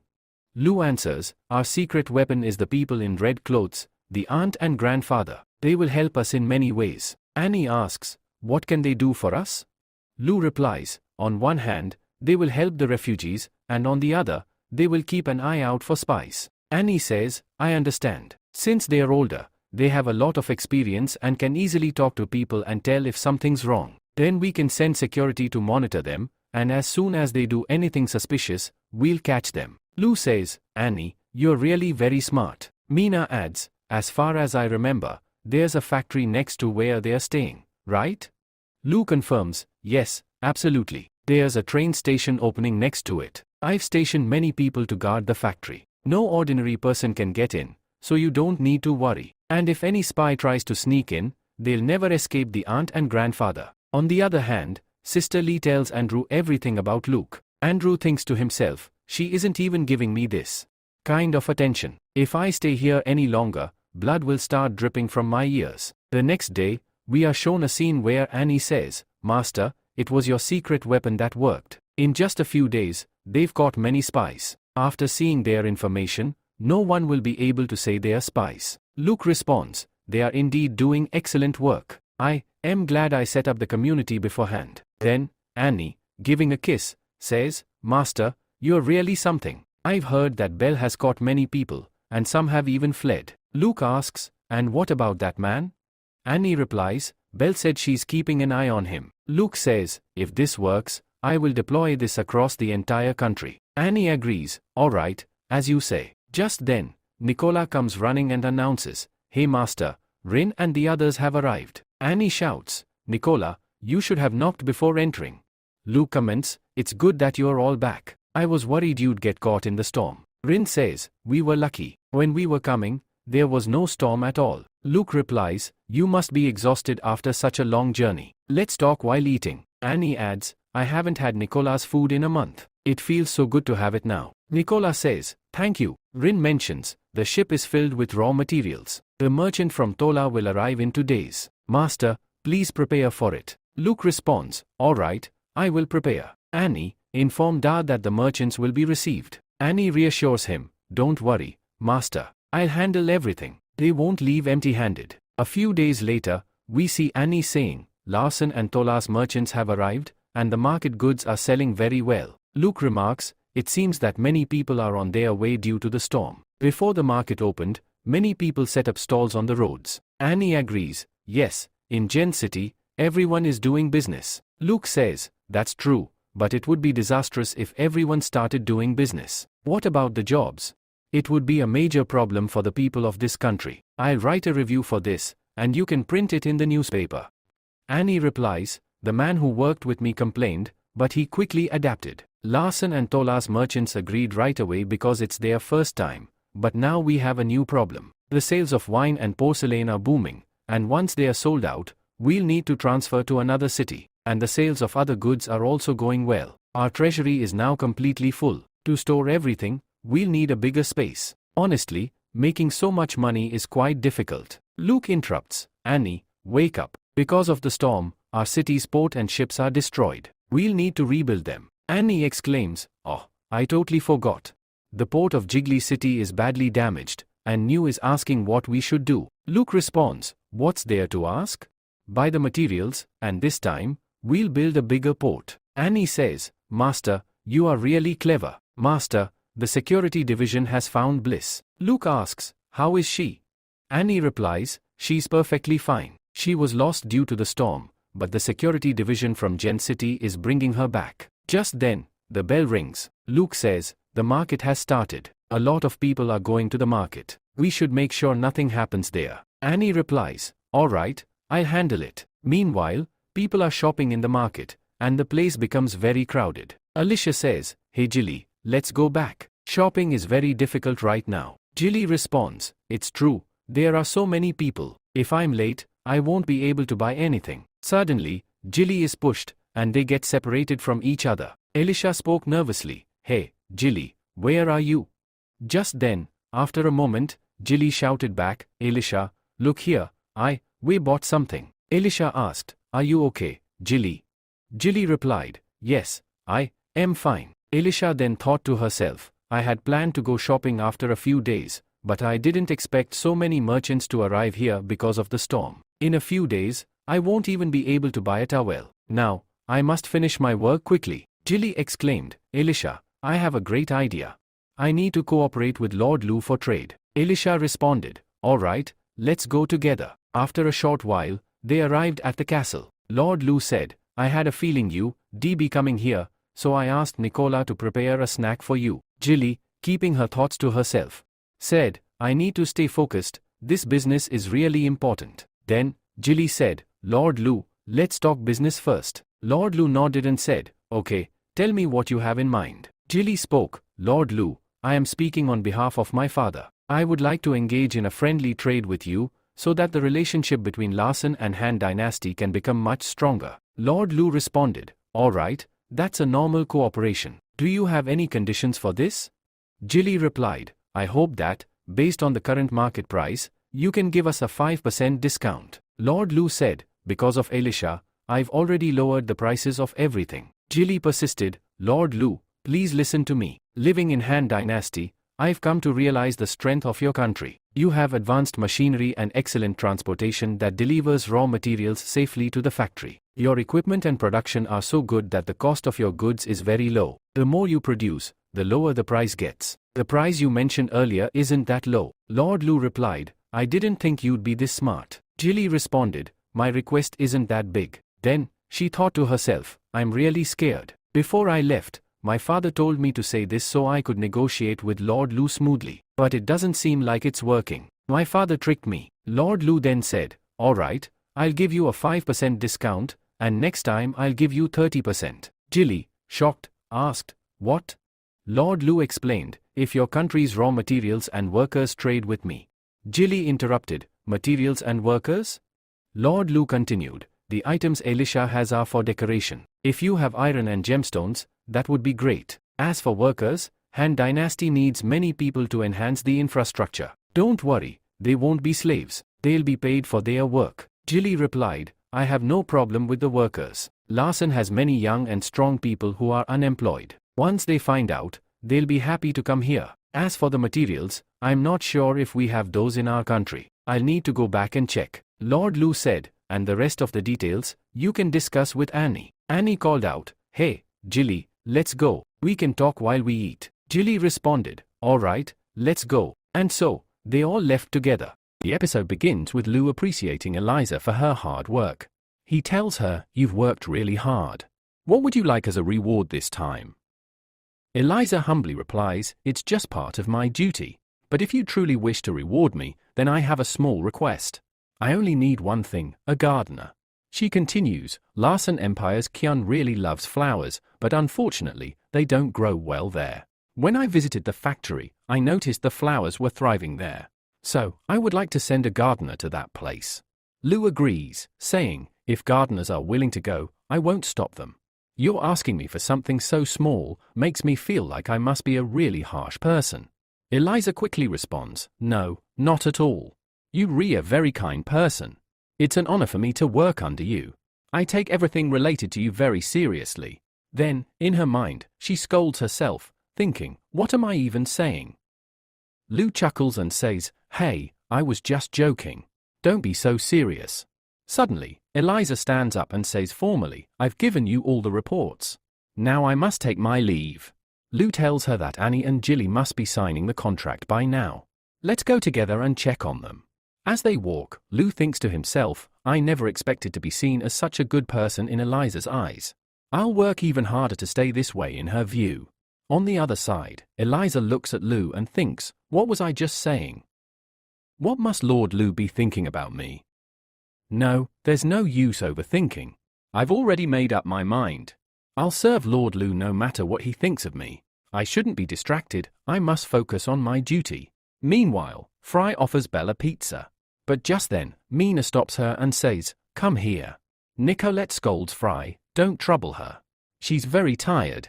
Lu, watching this, reflects silently, Belle is so exhausted that she fell asleep while sitting. Everyone's been working so hard lately. Maybe we should give them a few days off to rest.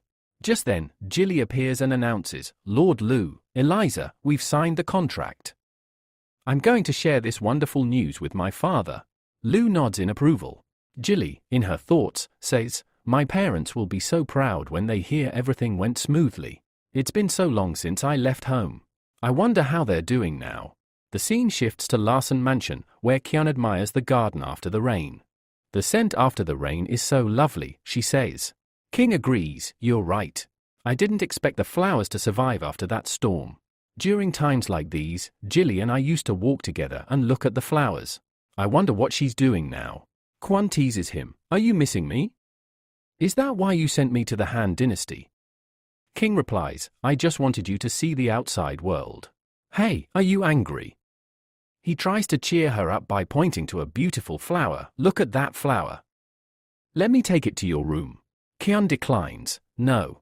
If we take it to the room, it'll die within a few days. King insists, let's take it now. Next month is autumn, there won't be any flowers left. Hearing this, Kyun becomes furious and storms off. Larson quickly says, don't be angry, I was just joking. But Kyun snaps, you know how much I love flowers, and you still joke like that. Trying to change the topic, Larson says, didn't you say you loved the food in Gen City? Our chef says he's made some progress. Let's go have a look. Kyun agrees. Fine, let's go. They arrive at the castle kitchen. Larson points to a dish and says, this is your result, right? Then why is it covered up? The chef replies nervously, Your Majesty, it's not quite a success. Larson becomes furious. Then why did you say it was a success? Are you trying to fool me? The chef tries to explain, this is very different from the Han Dynasty's recipe. Please have a look. Larson inspects it and says, how is this different? It looks exactly the same. A complete copy. Kyun observes, compared to the Han Dynasty's version, this one has a weaker aroma. But the red color is quite beautiful. King adds, the meat is roasted properly and looks just like the Han Dynasty dish. But as soon as Kyun tastes the wine, she spits it out. She says, it looks amazing, but the taste is extremely bitter and sour. It's nothing like the red wine of the Han Dynasty. Larson tastes the meat and growls, it looks the same, but the taste is awful. Is this what you achieved in a month of research? You knew you'd fail, yet you kept going. The chef bows his head, Your Majesty, please forgive me. It's incredibly difficult to copy anything from the Han Dynasty. King agrees, yes, I know it's hard. That's why I supported you. He then declares, as punishment, I'm cutting your salary for 3 months. And if you try to copy it again, I'll kill you. The chef stammers, thank you, Your Majesty, for sparing me, and immediately runs away in fear. The king said, I only wanted to make you happy. I didn't expect things to turn out like this. The queen replied, I understand. But I don't see why you're copying them. If you like what they have, then just buy it. The king explained, the craftsmanship of the Han Dynasty is far superior to ours. Once this trade begins, the market space will shrink drastically. What will we do then? The queen tried to comfort him, the Han Dynasty is located very far from here. You know how dangerous the sea routes are. I don't think they'll be able to send too many goods here to sell. So, there's no need to worry. But the king was unconvinced. You know about the massive ship Alyssa arrived in. The merchants who visited there say even larger ships exist, capable of carrying much more cargo. Lord Lu's technology is truly on another level. It's a good thing he's trading with us. Otherwise, we'd be in big trouble. I believe that in the future, everyone will try to copy the Han Dynasty. The scene shifts to the Tolar Empire. A boy said, did you hear? The king is rebuilding this road again. This is the 3rd time he's done it in this same place. Another man responded, I think he's trying to replicate the roads from the Han Dynasty's books. But every time we walk on them, they fall apart. The boy laughed, at least it's being tested here. Imagine if the whole road had been built like this, it would have been a disaster. Are they really trying to imitate the Han Dynasty? The other man shrugged, what can we even say anymore? Complaining won't help. Let's just do our jobs. Back with the king, he looked proudly and said, this time, the road looks exactly like the one in the book. If we can somehow repair this route, we'll surpass the Han Dynasty. His officer replied, yes, Your Majesty. We're working hard. But which book are you referring to? I've never seen it. The king revealed, it's a treasure from the Han Dynasty. I got it from Lena. Please, don't tell her. This book details everything about their architecture, homes, roads, even storage. It's an important resource. We must learn from it. At that moment, Lena arrived. Dad, you're doing it again, aren't you? The king said, oh, Lena, don't be angry. I just need the book for a few days. Next time, I'll ask first. Lena replied, I'm not angry about that. The king was surprised. You're not? Lena sighed. I'm just tired. You're using a children's book, 3 years old, as a guide for construction. I didn't say anything about your last 2 experiments, but this time you're using soil and stone. When it rains, the soil will dissolve, and only the stones will remain. That will make walking nearly impossible. I think it needs some kind of special glue to hold it all together. Without it, building this road will be impossible. Dad, when will you face reality? The king chuckled, you're just 15, yet your thoughts are so complicated. Grow up a little more, then we'll talk. Now, come on, let's go for a walk. Lena shouted, Dad, what nonsense are you saying now? Later, the king asked, Lena, what do you think when comparing the Han dynasty to Tolar? Lena answered, I've never been to the Han dynasty, so I can't say much. But from the merchants and books brought here, and from what I've heard, I can say they are far more advanced and powerful than us. The king smiled proudly. My Lena is truly smart. Yes, the Han dynasty is stronger. That's exactly why we must learn from them, so we can eventually surpass them. Building this road is a huge step in our development. Lena thought to herself, oh, so this is what Dad has been thinking. I thought he was still angry about his brother being imprisoned there. My father really thinks in a completely different way. I misunderstood him. Just then, the king laughed and said, you already know how powerful your father is. I'm not boasting, but I'm quite different from the rulers of Larsen and the Fabro Empire. Lena thought again, here he goes, comparing himself to them again. The king continued, you know how the Larsen people are, they'll do anything to replicate the Han dynasty's food and wine. And Fabro's royal children just want to conquer other countries. One of their daughters is even out at war. But me? I think differently. We'll build roads and grow rich. Lena replied, Dad, if you really want to build roads, why are you learning from a children's book? Your brother is in the Han dynasty, right? Ask him for help. He'll figure out how roads are really built there. The king's eyes lit up. That's an excellent idea. I completely forgot about that. I'm going to write him a letter right away. Once that's done, we'll bring in plenty of workers from there. But Lena thought quietly to herself, I doubt those idle people will be able to do this job properly. We are once again shown the bustling city of Jane City, where Nem and his brother Lean are dancing in the street, slightly tipsy. Nem remarks, hey, do you remember how heavy the rains were just a few days ago? Now the skies have completely cleared. Lean, clearly unaware, replies, what rain? When was it raining? Our room service has been so good, we don't even realize what's happening outside. Nem slaps him and says sternly, what's wrong with you? Don't you understand that we've been stuck here for the last 2 months? If Dad finds out about this, we'll be in big trouble. Lean, now serious, asks, so what should we do now? Nem responds, we have to find a way to get out of that building and wait until Dad sends us some money. But Lean argues, and what difference will that make? If we leave that place, we'll have to work and earn money. Those people have been supporting us so well. Frustrated, Nem says, if you really want to stay there, then don't call me your brother anymore. Lean tries to calm him down. Brother, don't be angry. Do you even have a plan? Nem replies, yes, of course I have a plan, then pauses, wait, I just realized. I actually don't have a plan. Just then, a man in the background announces, the Summer Sports Festival is about to take place in Jane City. Anyone who participates in the competition will receive a bonus, and the first prize is 1 million euros. Excited, Nem turns to Lean and says, hey, I found the perfect plan. Let's join the sports festival. Nicoli steps in to explain, this summer sports festival will have 7 events, swimming, weightlifting, archery, soccer, and more. Everything is written here in detail, you can read through it. A nearby boy exclaims, a sports festival in Jane City? That sounds amazing. There are so many events. I'll participate, even if I don't win. This is the city's first ever sports competition. Reading the announcement, Nem says, 1 million euros, with that money, we can easily buy a house right here in Jane City. Lean responds determinedly, brother, we have to win no matter what. But it also says we need to clear a preliminary contest before we can officially enter the competition. Nem assures him, we've been training in swordsmanship since childhood. These guys will be nothing in front of us.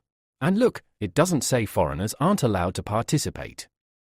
Lean says, Alright then, let's go register our names. Meanwhile, on the other side, Nikoli seems frustrated. Everyone's gone crazy. No one's even paying attention to the master.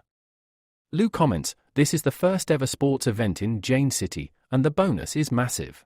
Mina adds, even the priest of Tolar is fired up. Nikoli remarks, the master himself is handling all the event planning. I don't even know what half these events are. Lu replies, you've been working so hard, I didn't want to disturb you. Mina notices, Master, you look absolutely exhausted. Please let us know before you do something like this again. The master embraces them both and says, don't be upset. Everything is going exactly according to my plan. You two should enjoy yourselves. Soon, the competition begins. Annie announces, Princess Jilly and the other VIPs are already seated. The stadium is packed with a total of 300 people. Belmina is in charge of ground security, and Alicia is keeping an eye from above. Everything is ready, so please, don't worry.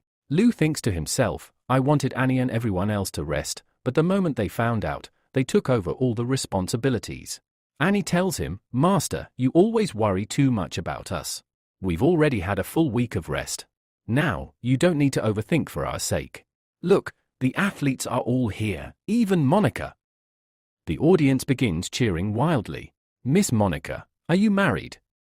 I'm sure you'll win first place. Miss Monica, please marry me. Monica waves and says, thank you all. I'll give it my all. Annie shares, Monica is Jane City's most popular dance teacher. She's confident and more beautiful than ever, she's changed a lot. And look, both princes of Tolar have already won competitions. Now they're joining in as well. Jilly is competing in the swimming event. I didn't even know she could swim. Lu quips, why don't you go down and play too? Annie smiles, watching from here is wonderful. But if I had the chance, I wouldn't let him go at any cost. Lu asks, who are you talking about?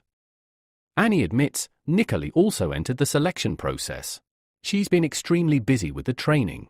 I haven't even eaten a single meal from her hands in 8 days. Lu replies, you're absolutely right. I miss her a lot too. I hope this competition ends soon. After a while, the announcer addresses everyone. A month ago, we faced a massive storm that caused a lot of damage. But together, we recovered. That's why I created this sports event. So that everyone can relax and enjoy themselves. The host then shouts, the ceremony is about to begin very soon. Everyone, enjoy the games. The crowd is buzzing with excitement. One person says, we're so far away, yet we can clearly hear the majesty. Another replies, it's the power of the black box. It amplifies all sound to a massive level. The first man comments, this black box is truly powerful. If I sell it in the Tolar Empire, I'll make a fortune. Another adds, if I get the chance, I'll buy a car with the money I make. The storm caused severe damage to the coastal area of the Han dynasty, leaving everything in ruins. I initially thought it would take almost 3 months to fix it. But, surprisingly, the people managed to restore everything in a single day. The merchants who were there experienced no trouble, and I can say with certainty that Lu Fang likely has very few resources left. To make more profit, he's selling everything he owns to the merchants. At the same time, he's holding such a large sports meeting to display his power to the world. The Han dynasty is really struggling, and many people are bound to starve to death. I'll have to wait here a bit longer. Soon, Lord Lu will come to beg me for help, and he will promise to teach me all his skills. Just then, a voice calls out from behind, what's wrong with you? The game started 2 minutes ago, and you're still standing here like an idiot. Another man says, hey, don't get angry. He's probably just too excited to see his favorite player. Al smiles and says, thank you, I was just too excited, that's why I lost focus. The man replies, no problem, but you don't seem like you're from Gen City, are you from somewhere else? Al responds, I'm from Larson. The man replies, just so you know, I'm not from Gen City either. I'm from Jelen City. Al asks, Jelen City? I heard its situation is pretty bad. The man says, yes, it was severely damaged by the storm. But we left the city before the storm hit, and now, in just 2 or 3 days, they have made Jelen City far better than before. As soon as I heard about the sports event in Gen City, I boarded an airship to come here. You'll see many people from Jelen City here. Al thinks to himself, 3 years ago, a storm hit Larson, and it took almost 3 months to fix the city. Many people died, and the city had to be evacuated. But Lu managed to fix it in a few days. I thought no one from other cities would come here, but people from all over are participating in this game. The Han Dynasty's power is truly terrifying. Suddenly, the host shouts, the 400-meter race is about to start. The crowd cheers. Monica, we know you tell El win. Monica smiles and says, thank you so much for your support. One boy says, Monica smiled at me. Another boy argues, no, she smiled at me. A third boy says, enough, all of you. Monica's smile was for me. A girl thinks to herself, why are they all so loud? Have they never seen a girl before? She then wonders, how did Monica make it to the top? She's so thin, how can she run fast? She adds, you won't win with that pretty face, Monica, causing Monica to freeze in shock. She thinks, what is she saying? Lord Lu always says that friendship is more important than competition. The race begins, and everyone starts running. The girl watches Monica and thinks, she's running so fast right from the start. Does she think this is a 100-meter race? After a while, only 100 meters remain, and the crowd talks among themselves. The players are running at top speed now. One person comments, Monica isn't running fast anymore. Is she tired? The girl mocks Monica, I told you, don't chase after the boys. You'll never win. Monica replies, what do you mean by that? Another boy comments, she's insulting Monica. Another adds, well, she's right. Monica is full of herself. Everyone is running at full speed now, and it looks like Monica might lose. Al thinks to himself, this competition is about to get intense. No matter how fast Lu is, he can never control so many people at once. I'm sure he's shocked and wondering how to stop them. On the other side, Lu says, don't worry, nothing will happen here. Annie says, but master, the competition will happen soon. Lu responds, let's see what happens. Meanwhile, the host yells, Emily is currently in the lead. She'll reach the finish line in just 50 meters. Can Monica catch up with her? Monica looks back and thinks, it doesn't seem like she's going to stop. If she doesn't stop, Emily will be in trouble. Monica rushes back and the host yells, why is Monica going backward? Is she crazy? If she keeps running like this, she'll take first place. Monica reaches Emily and saves her. Emily says, you came back to help me. Monica responds, Lord Lu always says that friendship comes before competition. I'm going to finish the game now, take care of yourself. Emily says, I'm sorry, and congratulations to you. We'll do great in the finals. Monica smiles, thanks. Lu comments, in the film, they face each other in competition and get closer to each other. That's my main goal, people from the Han Dynasty learning to live in harmony. The two embrace and apologize, I was really wrong. Monica is truly a wonderful person. Suddenly, Annie hugs Lu and cries, Master, I didn't understand your goal. I'll participate next year to support you. Just then, Mina arrives, you're too thin, it's going to be hard for you to make it into the top 100. Annie responds, what did you just say? Mina laughs, you can't even catch me, how will you ever make it into the top 100? Annie grabs Mina and says, who said I can't catch you? Mina yells, let me go, I have important work to do. Annie says, what's wrong? Mina responds, a lot of people from other countries came to watch the match, but they don't have tickets. They're trying to climb over the wall to get in, and we've sent groups to control them. But there are too many, and it's hard to stop them. Some people are even taking advantage of the situation to raise ticket prices. The price of third-class tickets went from 50 yuan to 500 yuan. Annie stood in the control room, her voice firm yet concerned.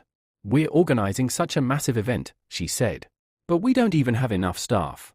If the enemies take advantage of this moment and manage to slip inside, it could be disastrous. Mina nodded thoughtfully. Zen City is indeed vast, but its capacity is still limited. What if we send some people back? Reduce the crowd. Lu, standing beside them, shook his head. Sending everyone back will take too much time. And don't forget, many of them have come from different countries. If they truly wish to witness this event, let them. Let them see. Then, lowering his voice, Lu leaned closer to Mina and whispered, Hey Mina, you take care of this. Mina smiled. Master, your idea is actually brilliant. The scene then shifts to the entrance of the stadium. A group of people arrives, confused and murmuring among themselves. Why were we called here? One of them asks. Lu steps forward, addressing them with calm authority. I'm hosting this game because the storm in Zen City left everyone in despair. I wanted to do something to lift their spirits. But honestly, I didn't expect participants from so many countries. It's a wonderful surprise. He paused, letting the silence hang. All the competition tickets have been sold. However, we're building a new section of seats in the stadium. These tickets will be distributed for free. That said, the new seating won't be huge, so please don't be disappointed. A few murmurs of surprise ran through the crowd. Lu continued, with our latest technology, even those outside the stadium will be able to watch everything live. You don't need to go inside to experience it. The crowd started talking excitedly. One person said, Your Majesty really is an incredible man. But I still can't believe we'll be able to watch it from outside. Just then, Lu's tone shifted. Don't be too thrilled just yet, he warned. Let me remind you, we've caught many people today trying to sneak into the stadium. Some even attempted to sell cricket tickets at an inflated price. He narrowed his eyes at the crowd. Zen City is part of the Han Dynasty, our capital. Foreigners are watching us. Do you really want to tarnish the name of our kingdom? The guilty ones lowered their heads. Your Majesty, please forgive us, they pleaded. We won't repeat it. Lu nodded. Annie will now explain what you all need to do. Annie stepped forward with confidence. Everyone, listen. My name is Annie. First, there will be a live broadcast here. We'll also announce how to buy tickets properly. Until then, I hope all of you remain calm and respectful. Suddenly, Jilly appeared, slightly out of breath. Your Majesty! Both of you are here. Perfect. Jenny's swimming competition is about to begin. If you are free, please come with me. Mina glanced at her watch. I have work. I can't come right now. Jilly turned to Lu. Your Majesty, what about you? Lu gave a small sigh. I have to finish this work. But the first live broadcast is at the swimming pool. I need to be there to see how effective the system is. He looked at Mina. If you face any problems, come find me, okay? He then turned back to Jilly. Let's go. Jilly blushed slightly and whispered to herself, Lord Yu is so handsome. They both headed toward the swimming arena, where the grand competition was about to begin. As Lu watched the host handling the competition, he couldn't help but think to himself, this guy's hosting style, it's on a whole other level. For a moment, I felt like I was back in my real world. The host's voice thundered across the stadium. The 400-meter race is about to end. And in just a few moments, we'll know who the winner of our competition is. Then, with an enthusiastic smile, he announced, and the winner of our competition is Jenny. Cheers erupted. As he continued calling out the second and third place winners, a joyful voice cut through the noise. I knew it. I knew you'd win, Jenny, shouted Jilly with excitement. The host turned to Jenny and said, Congratulations, Miss Jenny. You've secured the first place. In his mind, he grinned. Good thing I was the one to host this swimming event. Jenny spotted her friend. Jilly.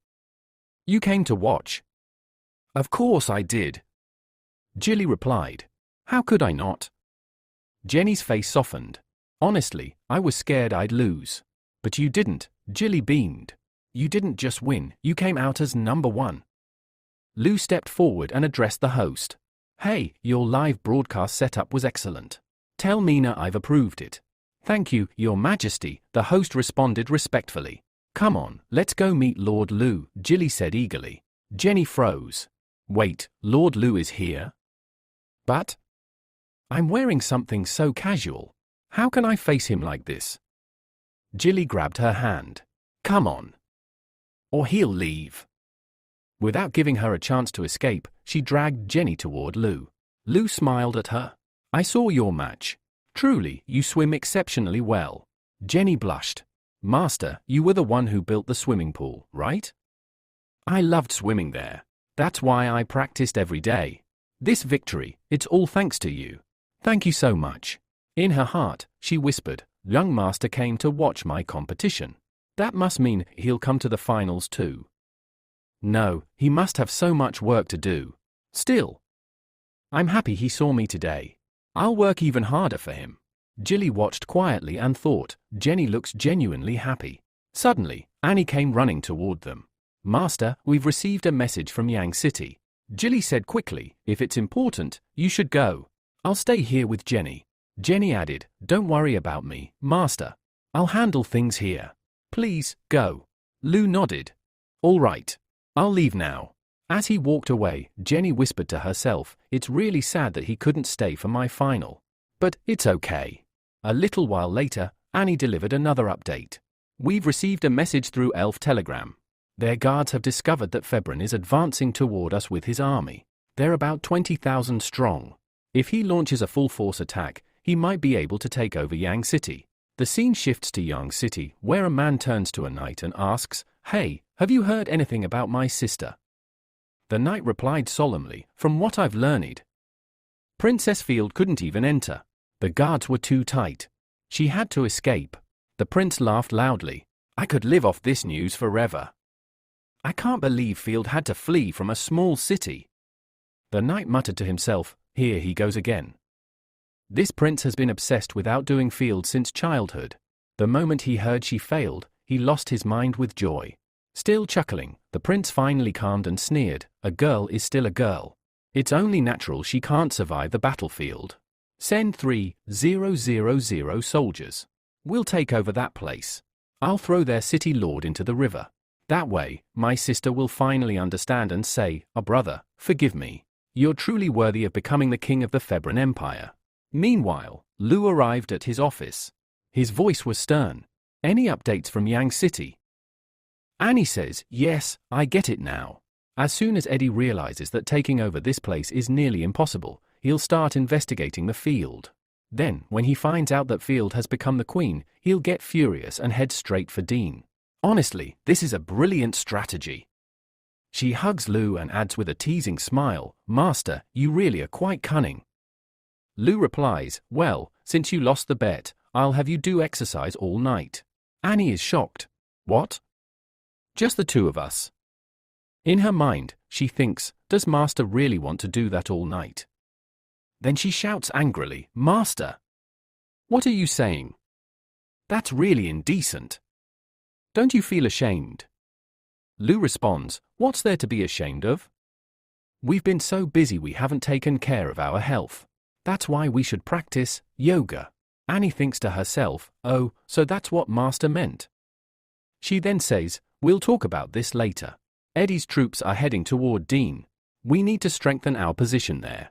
Lou nods, absolutely. This day is going to be a turning point with Eddie involved. We need to prepare properly. The scene shifts to Edin City. Timothy says, thank you, General New. Because of you, our tactical exercises are going smoothly.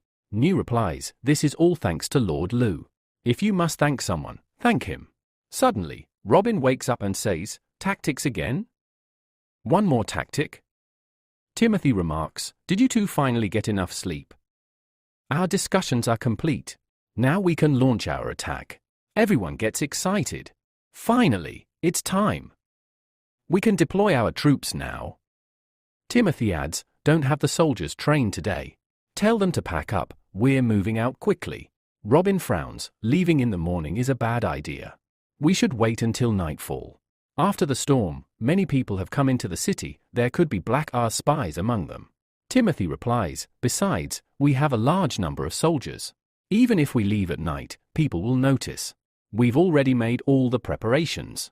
It's time to stop hiding, it's time to strike. The scene cuts to Field's mansion. Red says, this is the current battle situation. Is there anything else you want to add? Field responds, if Timothy were a fool, the bishops would have devoured her by now. Something feels off. The person I sent to investigate just returned, right? Red says, I've received the report. It's still sealed. I haven't opened it yet. Field snaps, why didn't you tell me earlier? She begins reading the message. Red, reading alongside, says, it says Black spotted Eddie in Gizon City, and he's still there. Field smirks, when I found out Eddie might come here, I sent Black to Gizon to see what he was up to. My brother traveled so far to see me, of course I'll give him a grand welcome. Honestly, where else would you find a sister like me? Red thinks to herself, whenever Field and Eddie are together, they fight like cats and dogs. Who knows what'll happen next? The scene shifts to Jerry City. A man bows before Eddie. Your Highness Eddie, this food and wine were sent by Her Majesty. She couldn't come herself due to her busy schedule. If you need anything, please let me know. Eddie replies, all right, you may go. Then Knight bursts out, this is too much. Field is seriously underestimating us. Eddie looks confused.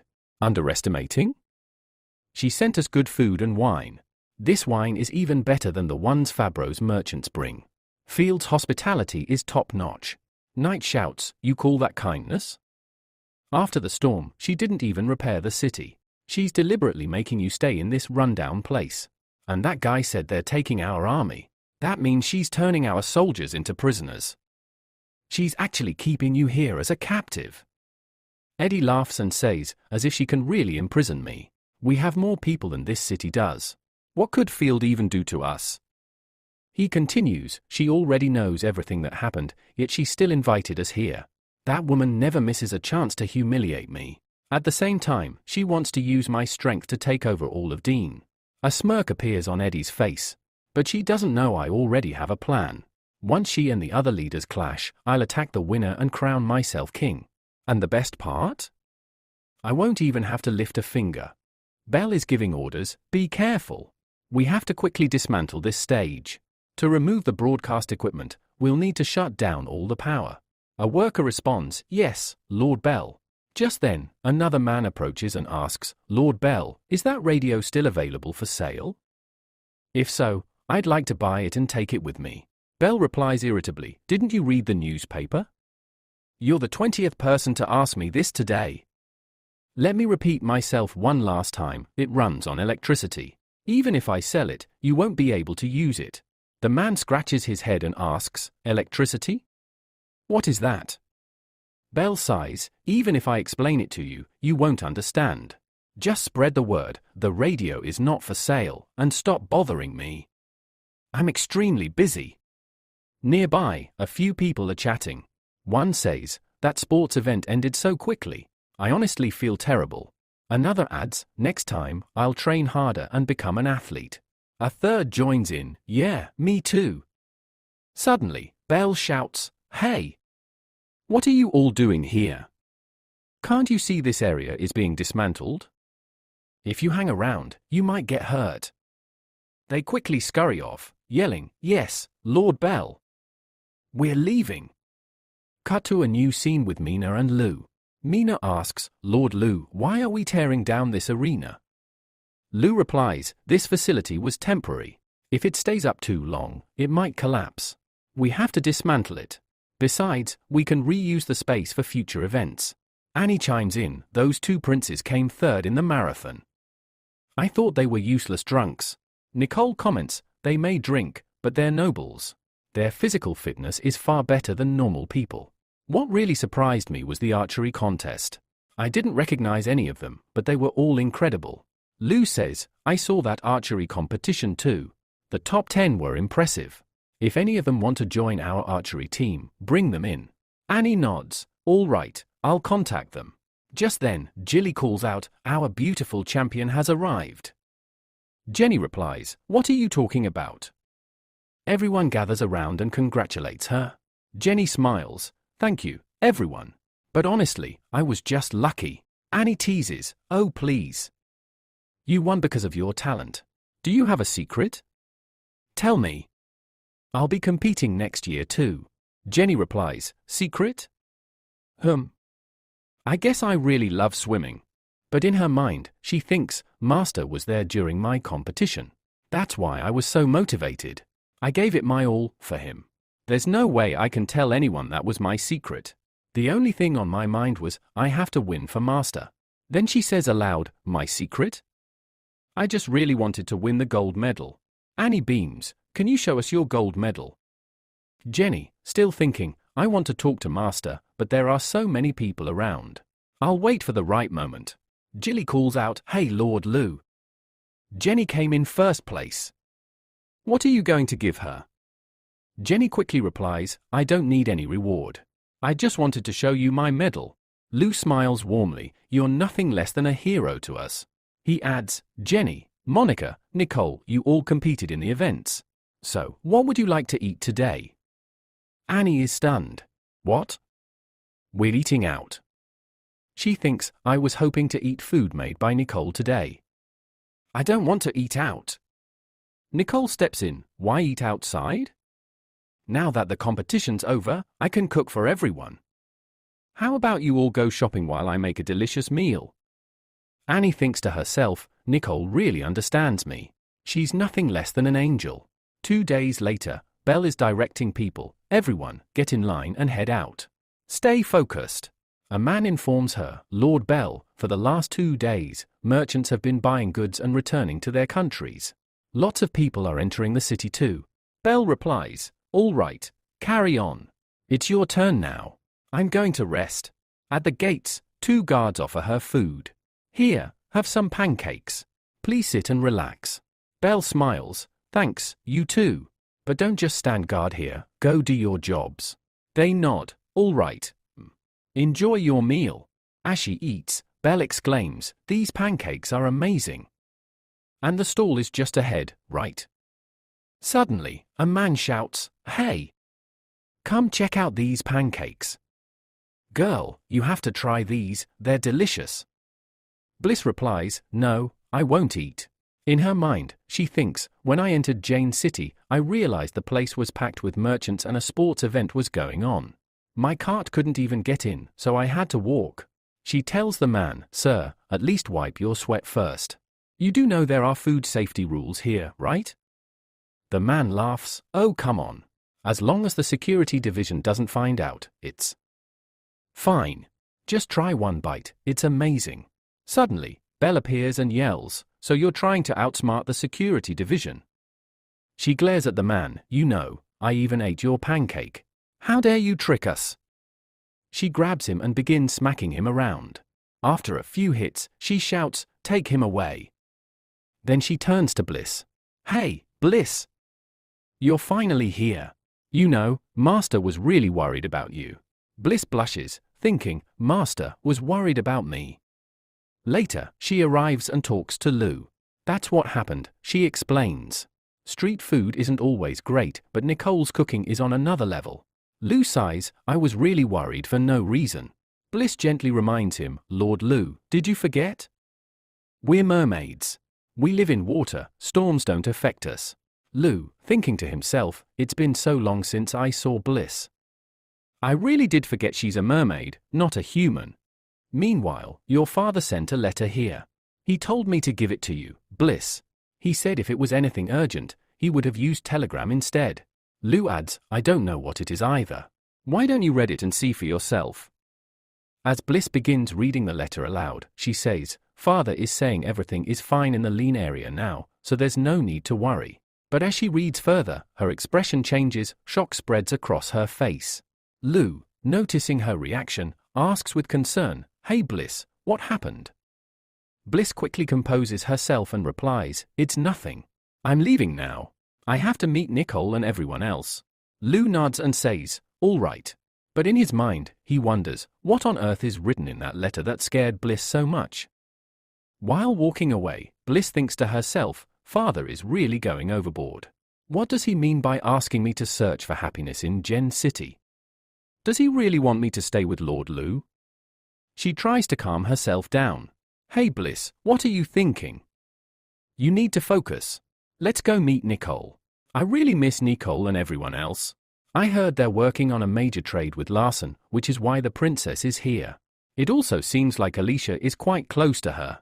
As Bliss leaves the area, she thinks, let's get out of here. They're discussing business matters, if I stay, I'll just get bored. At that moment, Annie arrives and asks, Hey Master, did you promise Alicia that she could find a gardener for Jilly? Lou replies, yes, I did. Why? Annie says, well, I've got one bad news and one good news. Which do you want to hear first? Lou sighs and says, what happened now? Fine, tell me the good news first. Annie informs him, we received news from Ollie that they found another iron ore mine. So next year, they'll be able to send even more iron. Lou, observing Annie, thinks to himself, she's grown a lot. She even looks taller now, her legs have really gotten long. Then he asks, all right. And what are their conditions? Annie replies, their condition is that we help them build a road. Lou stood firmly and said, all right. First, I need to study everything in detail. I also have to ask those people if any part of the city needs repairs.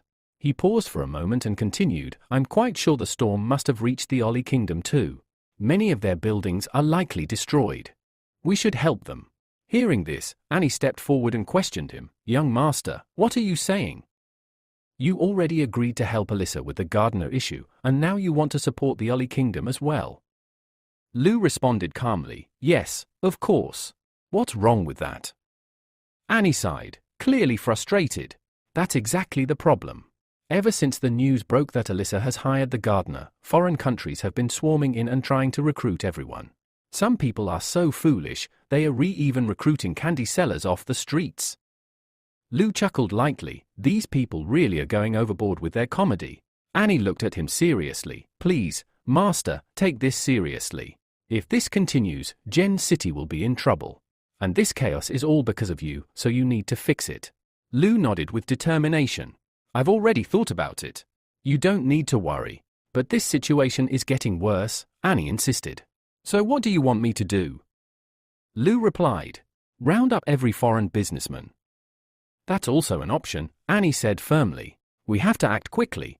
You already know, Annie, that no one here is anyone's servant, Lou explained. If we start capturing people, we'll be violating the principles of equality and freedom. Besides, these people will keep coming no matter what. We can't stop them. He looked her in the eyes and asked, and do you really think our own people are going to leave? Annie paused, then sighed. Master, you're absolutely right. A flower for the queen. In the next scene, we see Jilly. A man shows her a flower and says, I selected this based on the climate in Larson. If you like these seeds, we can purchase them immediately. Jilly's eyes lit up. Wow, they're absolutely beautiful. My mother will love these flowers. All right, go ahead and buy them. Take the payment from my maid. The man nodded. Sure. Just then, Jenny appeared. Good morning. Alyssa smiled. I'm glad you're here. Jilly was just about to head to you for breakfast. Jenny eyed the man and asked, who was that? Jilly replied casually, just a gardener.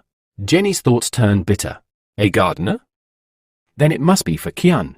Jilly never says much when talking about him in front of me. Kian always treated me badly just because I was an illegitimate child. Then, out loud, she scoffed, Larson's gardeners are useless anyway. I'm glad you're inviting people from here to visit. It's the right move. Jilly smiled softly. Yes, you're right. That man chose some really lovely flowers for me. Then she thought to herself, I was talking about the queen. I thought Jenny would be upset, but maybe I was overthinking things. A new home for Jenny. Jenny announced proudly, I had something important to do this morning. Remember, I came first in the freestyle championship? I'm using that prize money to buy a house in Gen City. Alyssa raised an eyebrow. So, you went house hunting this morning? Jenny grinned. Yes, I've been shopping all morning. I found 2 amazing houses and now I'm confused about which one to buy. Alyssa laughed. Do you need our help? Jenny nodded. Yes. All right then, let's go, Alyssa said. Jenny beamed. Both houses are nearby. Alyssa looked around and said, property prices in this area are going to shoot up soon. You've made a smart decision, Jenny.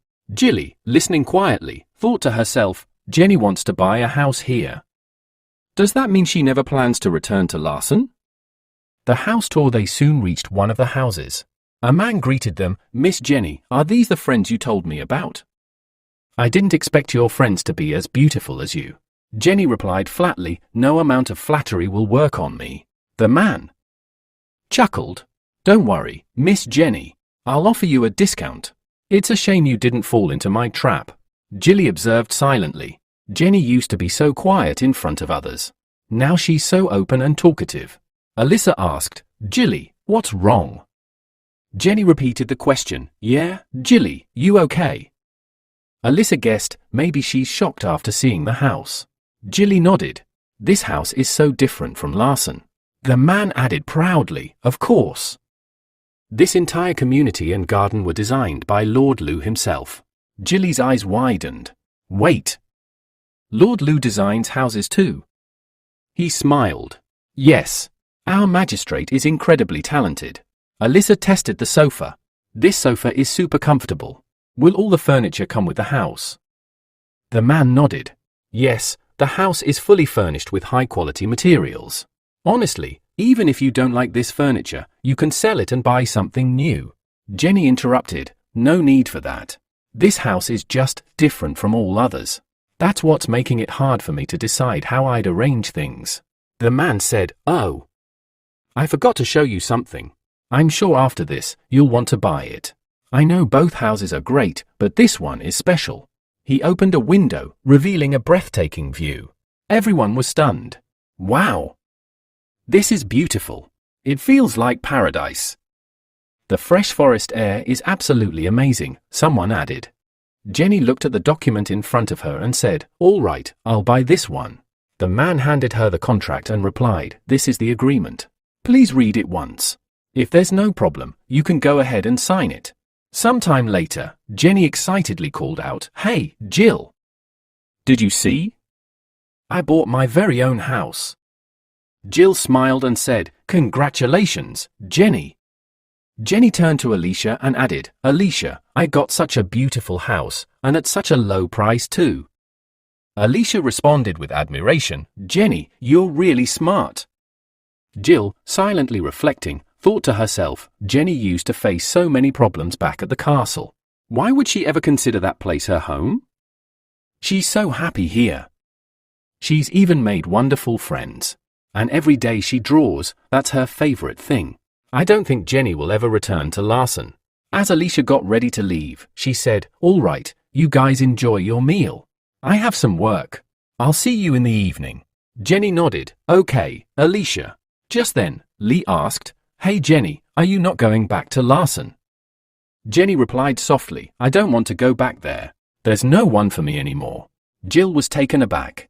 Really? She asked. Jenny hugged her and said, Yes, I have you. And if you ever miss me, you can always come here. Just don't cry remembering me. Jill thought in her heart, Jenny truly is amazing. She never talks about herself. Wait, didn't she love Lord Lu? Then I'll make it my mission to bring them together. The next morning, Eichel was setting breakfast for everyone when Jill arrived. Good morning, Eichel. What are you up to? She asked. Eichel replied, the master and the others went for their morning exercises. Some of them haven't even woken up yet, but they'll be up soon. But hey, why are you up so early? Without answering directly, Jill hugged her and said, I had a dream where you made a delicious meal, so I woke up early. Eichel laughed. There will be an amazing lunch today, but you'll have to wait for it. Jill sat at the table, thinking, I'm sorry, Eichel. I lied. I woke up early because I have something to do for Jenny. I need to find out if Lord Lu is really taking care of her or not. Just then, Lu entered. Oh, Jill, you're up early today, he said. Jill asked, Lord Lu, were you out jogging? Then thought to herself, I didn't realize he was this fit. Lu answered, I've been really busy lately, so I decided to squeeze in a morning workout today. Jill blushed inwardly. He's seriously hot. No, wait. What am I thinking? Focus on Jenny. Soon, everyone else arrived and greeted, Good morning, Lord Lu. Jenny entered too, and asked, Why is everyone up so early? Lu looked at her and asked, Hey Jenny, didn't you sleep last night? Jenny smiled, I bought a house yesterday. I was so excited, I couldn't sleep. Everyone gasped in surprise. You bought a house, Jenny? Yes, she confirmed. I went house hunting with Jill and Alicia yesterday. I found one that was perfect for my budget, so I quickly bought it. Just then, an orc woman appeared from behind and asked, Hey Jenny, how much did the house cost? Jenny jumped, startled by the voice. I didn't mean to scare you, the orc woman chuckled. My kids are about to start a family, so I'm thinking of buying a house for them. But I have no idea about the market. Can you help? Of course, Jenny said. Please have a seat. Annie muttered, Oh wow, someone's getting married soon, huh? Eichel added, I had no idea about this. Jenny explained everything about the housing options and prices. If it's for a newlywed couple, the new development area would be perfect. Schools and departments are nearby too. The orc woman quickly rushed off, saying, all right, I'll go check it out now. Eichel called after her, Mom, aren't you going to eat? But she had already left. Annie turned to Jenny. You bought a house secretly and didn't tell me? Were you planning a surprise? Jenny replied, did you forget? I won 100,000 from that contest. I used that to buy the house. And there are still houses available. You can buy one too. Even Alicia is planning to get one soon. Annie sighed, that sounds impossible for me. Mina added, I don't even have that much money. Silently, some of them thought, I don't want a house. I just want to stay with Master. Jill thought to herself, Lord Lou hasn't said a word. Does he even know Jenny bought a house? Or does he, like many, underestimate girls? Finally, Lou spoke. You all work so hard, and I've never really rewarded you. If you want to buy a house, I'll help you financially. Mina protested, that would be too much trouble for you, please forget it. Eichel said, I don't want anything either. Jenny smiled, Master, I already bought my house, so there's no need to waste money on me. Jill thought with admiration, Lu Fang respects all the girls. He's even offering to help them buy homes. Annie chimed in, Master, I think you'd be going overboard. Don't forget, you don't have unlimited money. You've invested heavily in your country, your properties, factories, and markets. Yes, you earn well, but after all the castle maintenance, salaries, and expenses, there's barely anything left by the end of the month. And now, among all of us, you're the one with the least. Mina spoke first. Just look at Master's face, he looks absolutely shocked. The others quickly chimed in, trying to reassure him. Master, don't worry. We'll contribute some money from our salaries to help you out. But Lou shook his head. No, it's all right. Keep your money. It doesn't hold that much value for me. But make sure you use it for something meaningful. Watching all of this, Jilly thought to herself, I've seen many nobles who flaunt their family resources and look down on those beneath them. Even my father, who's incredibly smart, wastes money without a second thought. But Lu Feng is different. Completely different. Before I leave, I'll do everything I can to bring the two of them together. The next day, we are shown the office in Jane City. Annie speaks up, Master, I've submitted the factory plan. I think the work will begin soon. That's it for me, do you need anything else? Lou replied, that's all. You should take a rest now. Then Annie adds, Master, remember you were talking about buying a house yesterday? What if we buy a home for Ilsa? Lou chuckled, Annie, have you forgotten? By the end of the month, I'm usually broke. Annie smiled, all right then. I'll start saving money from today. I'll give her a huge surprise someday. I wonder what she's up to right now. I hope the materials and people we sent have reached her. Lou nodded, they must have reached by now. You haven't seen her in so long, you must really miss her. How about going there to meet her? Annie replied, we're way too busy, and she probably doesn't have time to meet right now. It'd be better if I didn't go. But it would be amazing if the distance between Sahara and the Han Dynasty was reduced. That way, it wouldn't affect our time and work too much. Lou said thoughtfully, I can try to reduce the road time. Annie's face lit up. You rethinking of establishing an airship route to Sahara, right? If that happens, the trip that used to take half a month by vehicle could be completed in just 2 days. But why will it take 6 months to complete this project? Lou explained, we'll have to build an airport for the airships. Plus, we'll need to secure the location with tight security. The problem is, those people are always on the move. They have no fixed base. One day they're here, and the next day they're gone. If we start work now, it could create complications during wartime. I just hope things settle soon so we can begin airport construction.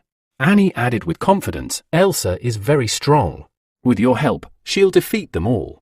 Then, we're shown the Sahara territory. Elsa asked, all right, tell me, what's the current situation with the government? And how's the one Lord Lu mentioned doing? A girl responded, he's doing really well. The Moji tribe believes we're cooperating with the Kogi tribe. The two tribes are now at odds with each other. Lord Elsa, your plan is working perfectly. Elsa smirked, After the storm, both tribes are trying to rebuild everything. Now they're in competition.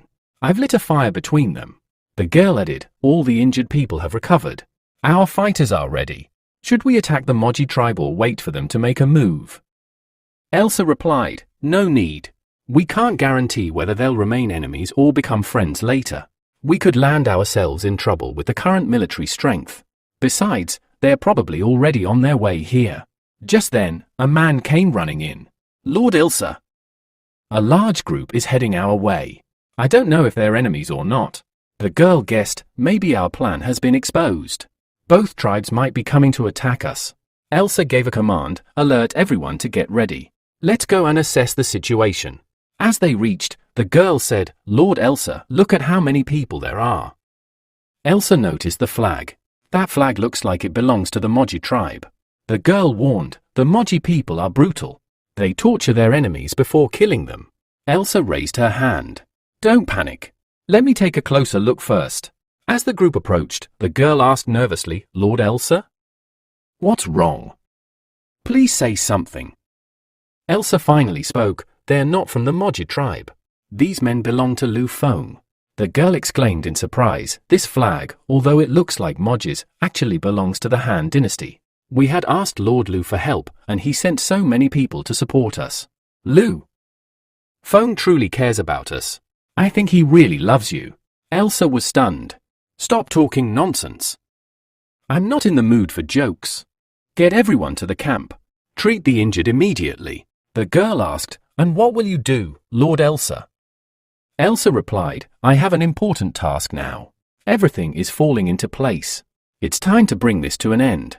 The girl reminded her, Lord Elsa, you once said this move was too risky. Elsa responded firmly, it was risky. But now, with this support, it's the perfect opportunity. She then thought to herself, as soon as I capture both the Moji and Kaji tribes, I'll fulfill the promise I made to Lord Lu. Maybe if I go with them, I'll finally get to meet him again. Back in Jane City, Lu addressed the group, the day you've all been waiting for has finally arrived. Excited voices rang out. What kind of food do they have here? I'm going to eat everything. Lu laughed, go open the door and see for yourselves. The food is amazing. They opened the gates and gasped. Jilly exclaimed, wow. This is like heaven. I've never seen so much food on a single table in my life. And everything looks delicious. Lu praised, Nicole, you've done an amazing job. I only taught you how to make tea this morning. I had no idea you'd cook all this so well. Nicole smiled, I love cooking. Annie called out, hey, what are you two talking about over there? Come here already. Nicole asked, why aren't you all eating? If the food gets cold, it won't taste as good. Annie replied, you've worked so hard. You should eat first too. Everyone nodded. Yes, Nicole, sit down. Then we'll all begin. Nicole said, Master gave us this treat. Please say something, Master. Belle asked, what do you want to say, Master? Annie added, Master is so poor, yet he's giving us such a grand treat. Lu replied, you all worked so hard during the game. And Nicole worked even harder preparing all this. Back in my hometown, this kind of food always brought people together. I hope this makes your day special. Jilly, in her thoughts, said, since Lord Lu said today is special, I'll make my move to bring those two together. But first, I need to finish this food, it won't taste good if it gets cold. After some time, they all finished eating. I'm so full, someone said. Lu responded, all right, since you're all full, how about taking a little walk? Belle asked, Master, are you coming too? Jilly thought to herself, no. I finally managed to get Jenny to the balcony. If Lord Lu leaves now, my plan will fail. Lu said, no, I've got some work to do. Jilly quickly jumped in, hey, Lord Lu. Jenny's painting materials are on the balcony. Could you help us bring them down? Lu replied, sure, let's go. But what are her materials doing up there? Jilly answered, she wanted to do some sketching. Meanwhile, Jenny was waiting. Why hasn't Jilly come yet? She said she wanted to see my medal. Did she sneak into the kitchen for food and forget about me? Ah, here she comes. She has no sense of time. I'm going to scold her so badly, but then she gasped. Oh, Lord Lu. What are you doing here? I thought you were Jilly. I'm so sorry, Lu said gently. No problem. Jilly is right behind me. Oh wait, where did she go? Jenny thought to herself, Jilly must have brought him here on purpose. And she doesn't even know if he loves me or not. I need to send him away quickly. She said, I'm sorry. She must have been joking around with you. Lu, sensing something strange, thought, something's off. It's like she wants to say something but won't. Then he spoke, it's all right. I didn't know it was a full moon tonight. It's beautiful. Jenny agreed softly, yes, it really is. Then she thought, why isn't he leaving? Has he figured it out? Lu asked, you haven't been in Jane City long. Are you facing any problems? Jenny smiled, no, not at all. I love it here. The people, and you, are wonderful. I'm enjoying teaching everyone how to draw. Lu gently patted her head. Hey, don't be so nervous. You can talk to me normally. So Jenny starts by saying, honestly, I feel really good here, but I'm missing Larson a lot. Every time I think about that place, I feel terrible. Meanwhile, Lu is wondering in his mind, what's she trying to say? Does she want to leave with Jilly too? On the other side, Jenny's thinking, Mom and Jilly both want to see me happy. I have to share my true feelings with Master. Only then will Jilly be able to leave without any worry. Then suddenly, both of them awkwardly greet each other with a hey, and stop walking. Lu says, okay, you go first, but inside, he's thinking, no matter what, I have to stop her from leaving. If she just wants a short vacation, that's fine, but I don't want her gone for good. Jenny takes a deep breath and says, Master, this gold medal, it's for you. Lu looks surprised, isn't this your medal? You worked so hard to earn it. I can't take that. Jenny insists, please don't refuse. I really want you to have it. And in her mind, she's saying, I want to give it to him from the bottom of my heart, just like my feelings. I accidentally ran into him before, but now I'm holding his hand on purpose. Lu smiles gently and says, thank you. I'll treasure it. But deep down, he's thinking, Jenny wants to leave. That's why she's giving me this. What should I do? How do I convince her to stay? Jenny's also deep in thought, Master is truly a kind person. And then, from a distance, Jilly is watching all of this. She mutters to herself, giving a medal and shaking hands, that's something a student would do. What's gotten into Jenny? Why is she throwing away this perfect opportunity? I worked so hard to get these two alone, and now it feels like all of it's going to waste. Suddenly, Jenny drops a bomb. Master, what do you think about illegitimate children? Lu is shocked. In his mind, he's recalling, she always called Jilly her sister, but she never once mentioned Larson's king and queen. Does that mean Jenny is the king's illegitimate daughter? Jenny's own thoughts are spiraling. Even Master must hate people like me. I thought too much. Then she says aloud, Master, it's getting late. I should leave now. Jilly, still hiding, thinks, I'm such an idiot. Why did I ever think Lu would be the right person for her? This is going to shatter all of Jenny's confidence. But then, Lu speaks up. If an illegitimate child hasn't done anything wrong, I don't think they deserve hatred. Sure, they might not have a known origin, but if their behavior and heart are good, they deserve respect. Jenny, you are a good girl. It's not your fault that you were born that way. So don't ever look down on yourself. Jenny's eyes fill with tears. Inside, she's thinking, my mom was the king's maid, and I was born by mistake. That's why both the queen and my mom hated me. We were thrown out of the palace. We lived in a wooden hut with no food or clothes. People used to harass us all the time. But Mom never once complained. She worked hard, she even taught me how to draw. When I turned 6, everything went downhill. My mom got sick and died. At that time, I didn't even know what death meant. After she passed away, my life got worse. The harassment increased. But then, everything changed. Jilly came into my life. Jilly knew my identity. She gave me food and clothes. But I was so scared, I ran away. After that, no one dared to bully me again. Jilly started visiting me every day. Slowly, she became my best friend. We used to sneak behind the palace to play. One day, when some ship hands were leaving for the dynasty, I snuck into their ship and escaped. That's how I met Master and everyone else. But I was always afraid that if they found out who I really am, they'd kick me out too. And then Lu says the words that change everything. I don't care who you really are or what your past is. No one here will hurt you. You're one of us, our equal. Hearing this, Jenny rushes to hug him tightly. Master, I love you so much, she says, then kisses him. I really, really like you. You're such a good person. You said it doesn't matter where I come from, and because of that, I fell for you even more. I don't know how you feel, but I just wanted to express my love. I want to live in your heart forever. I'll work even harder so that one day, you'll love me even more. All right, Master. I'll be going now. Watching all of this, Jilly smiles in the shadows. Mission complete. She kissed Lu Fang. Now he'll take care of Jenny from here on. Phew, after all that effort, I'm starving.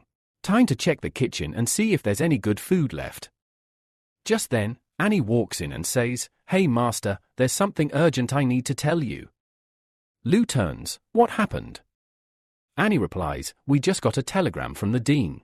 Timothy and New are sending out their soldiers. Lu immediately calculates the timing and says, based on the telegram's delivery, it seems Timothy and New will reach the army camp soon. Go. Spread the word. Any updates, report to me immediately. The scene shifts to the battlefield. A soldier says, Captain, your leadership is amazing. We've already captured so many cities. Next up is July City.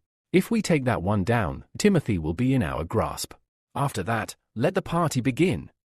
Gray says, July City is extremely secure, easy to defend but hard to attack. We've won many battles, but Timothy's tactics are exhausting our knights. They're worn out.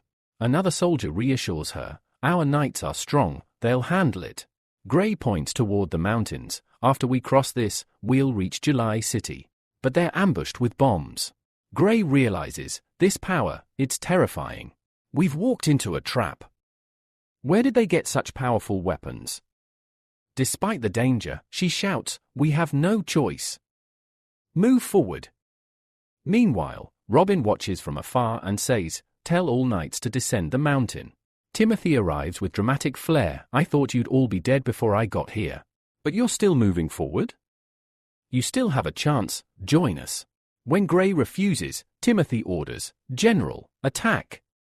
Tanks launch, and chaos follows. Fisu comments, Your Highness, our plan worked perfectly. But Timothy knows it's not over yet. Gray yells, Everyone attack. If we kill her, the city will be ours. Fisu says, You were right. Even after being wounded, they keep coming. Timothy orders another wave. Arrows rain down. She thinks, if my attack fails, I must at least extract info about their weapons. That vehicle is like a monster, it's shooting from the top. She sends New, who attacks Gray and says, How dare you attack that thing, it's very valuable. Gray wonders, is this thing really that precious? One knight tells her, Captain, I've got it. She rushes over, You have good skills, but I don't have time to play. New chases, but Timothy says, We've completed our goal. No need to chase her. New replies, Understood. Your plan was brilliant, we captured many soldiers. Timothy warns, Now that we've started fighting the field army, we must be extra cautious. New says, If Lord Lu joins you, we'll win every battle. After a while a knight tells Gray, We left with 2,000 people, only 700 returned. Gray scolds, I told you to collect info and retreat. He apologizes, I took too long. Many got captured trying to bring this back. Gray calms down, Still, you did a good job. We'll show this to the Queen. Elsewhere, Fisu brags to everyone, Gray attacked our tank, but nothing happened. New fought her, it was an epic battle. Timothy and New arrive. Jenna says, I told him to observe the scene, but he's just goofing off. Timothy shrugs, Robin and the knights will handle things. These July City people must be worried about the war. Seeing her, the townsfolk gather and thank her and New. Timothy says, You're our people. It's our duty to protect you. She asks New, I'm right, right? He agrees. Timothy adds, This battle is over, but there's still more work ahead. You handle the rest, I'm leaving. One boy calls out, Your Highness, please wait. She's surprised, What now? Then someone arrives with food. Timothy looks at the food bag and says, This looks familiar. Ah yes, I remember now. I gave this food to them when I came here. One of the locals says, Your Highness, your soldiers are protecting our July city. You saw how little food we had, and yet you gave us your army's rations. We know you care deeply for us, but we can't accept this food. Timothy replies, You don't even have enough food, and still you're refusing this. They say, This food belongs to your army. If your soldiers don't eat, how will they keep winning battles like today's? We'll work hard and grow our crops again. Please take this food back. Timothy nods. All right. Since you re-insisting, I'll take it back. But I have one condition. If you ever run out of food, come to the castle and report it. I don't want anyone to die of hunger here. They respond, Don't worry, Your Highness. We still have grain left, and our next harvest is coming soon. Later that night, Robin warns everyone, the field army is cunning. They might send spies. Stay alert. He notices movement and thinks, Who's sneaking around at this hour? Timothy went to rest. Could it be a spy from the Black Edges trying to steal our secrets? He rushes into the room yelling, You're surrounded. Surrender now. But to his shock, Timothy is there. She calmly says, Robin, what's wrong with you? Did you lose your eyesight or what? Robin stammers, Why, Your Highness? I thought you went to sleep, Timothy replies, I couldn't sleep, so I came here instead. You can go. I'm fine. Robin says, Please get some rest, Your Highness. You shouldn't be up like this. Then he thinks to himself, she must be overwhelmed. It's the first time she's seen so many corpses. She must be exhausted but can't say it aloud. He asks, Can I help you with anything? Timothy opens up, Robin? 80% of the soldiers on today's battlefield were once our people. Now we've split into two armies and are killing each other. When I first came here, people were thin and weak. I couldn't bear to watch, so I gave them food. And yet, today, they gave it back to us, along with extra supplies. She continues, What do you think, Robin? If I were stronger, would things be different? Robin asks, Your Highness, are you okay? Timothy says with a tired smile, I'm all right. Just a little worn out. Robin adds, Your Majesty, I've been following you for years. I've seen how hard you work. None of this would have happened if not for that bishop. You care more for your people than yourself. Timothy smiles and says, Okay, enough. We still have a lot to deal with. We also just got word that one of our explosive packages has been stolen. Robin replies, Yes, that's true. Timothy chuckles, Now that's what I like to hear. And I'm pretty sure Gray will hand that over to the field army, the moment they try to open it. Boom!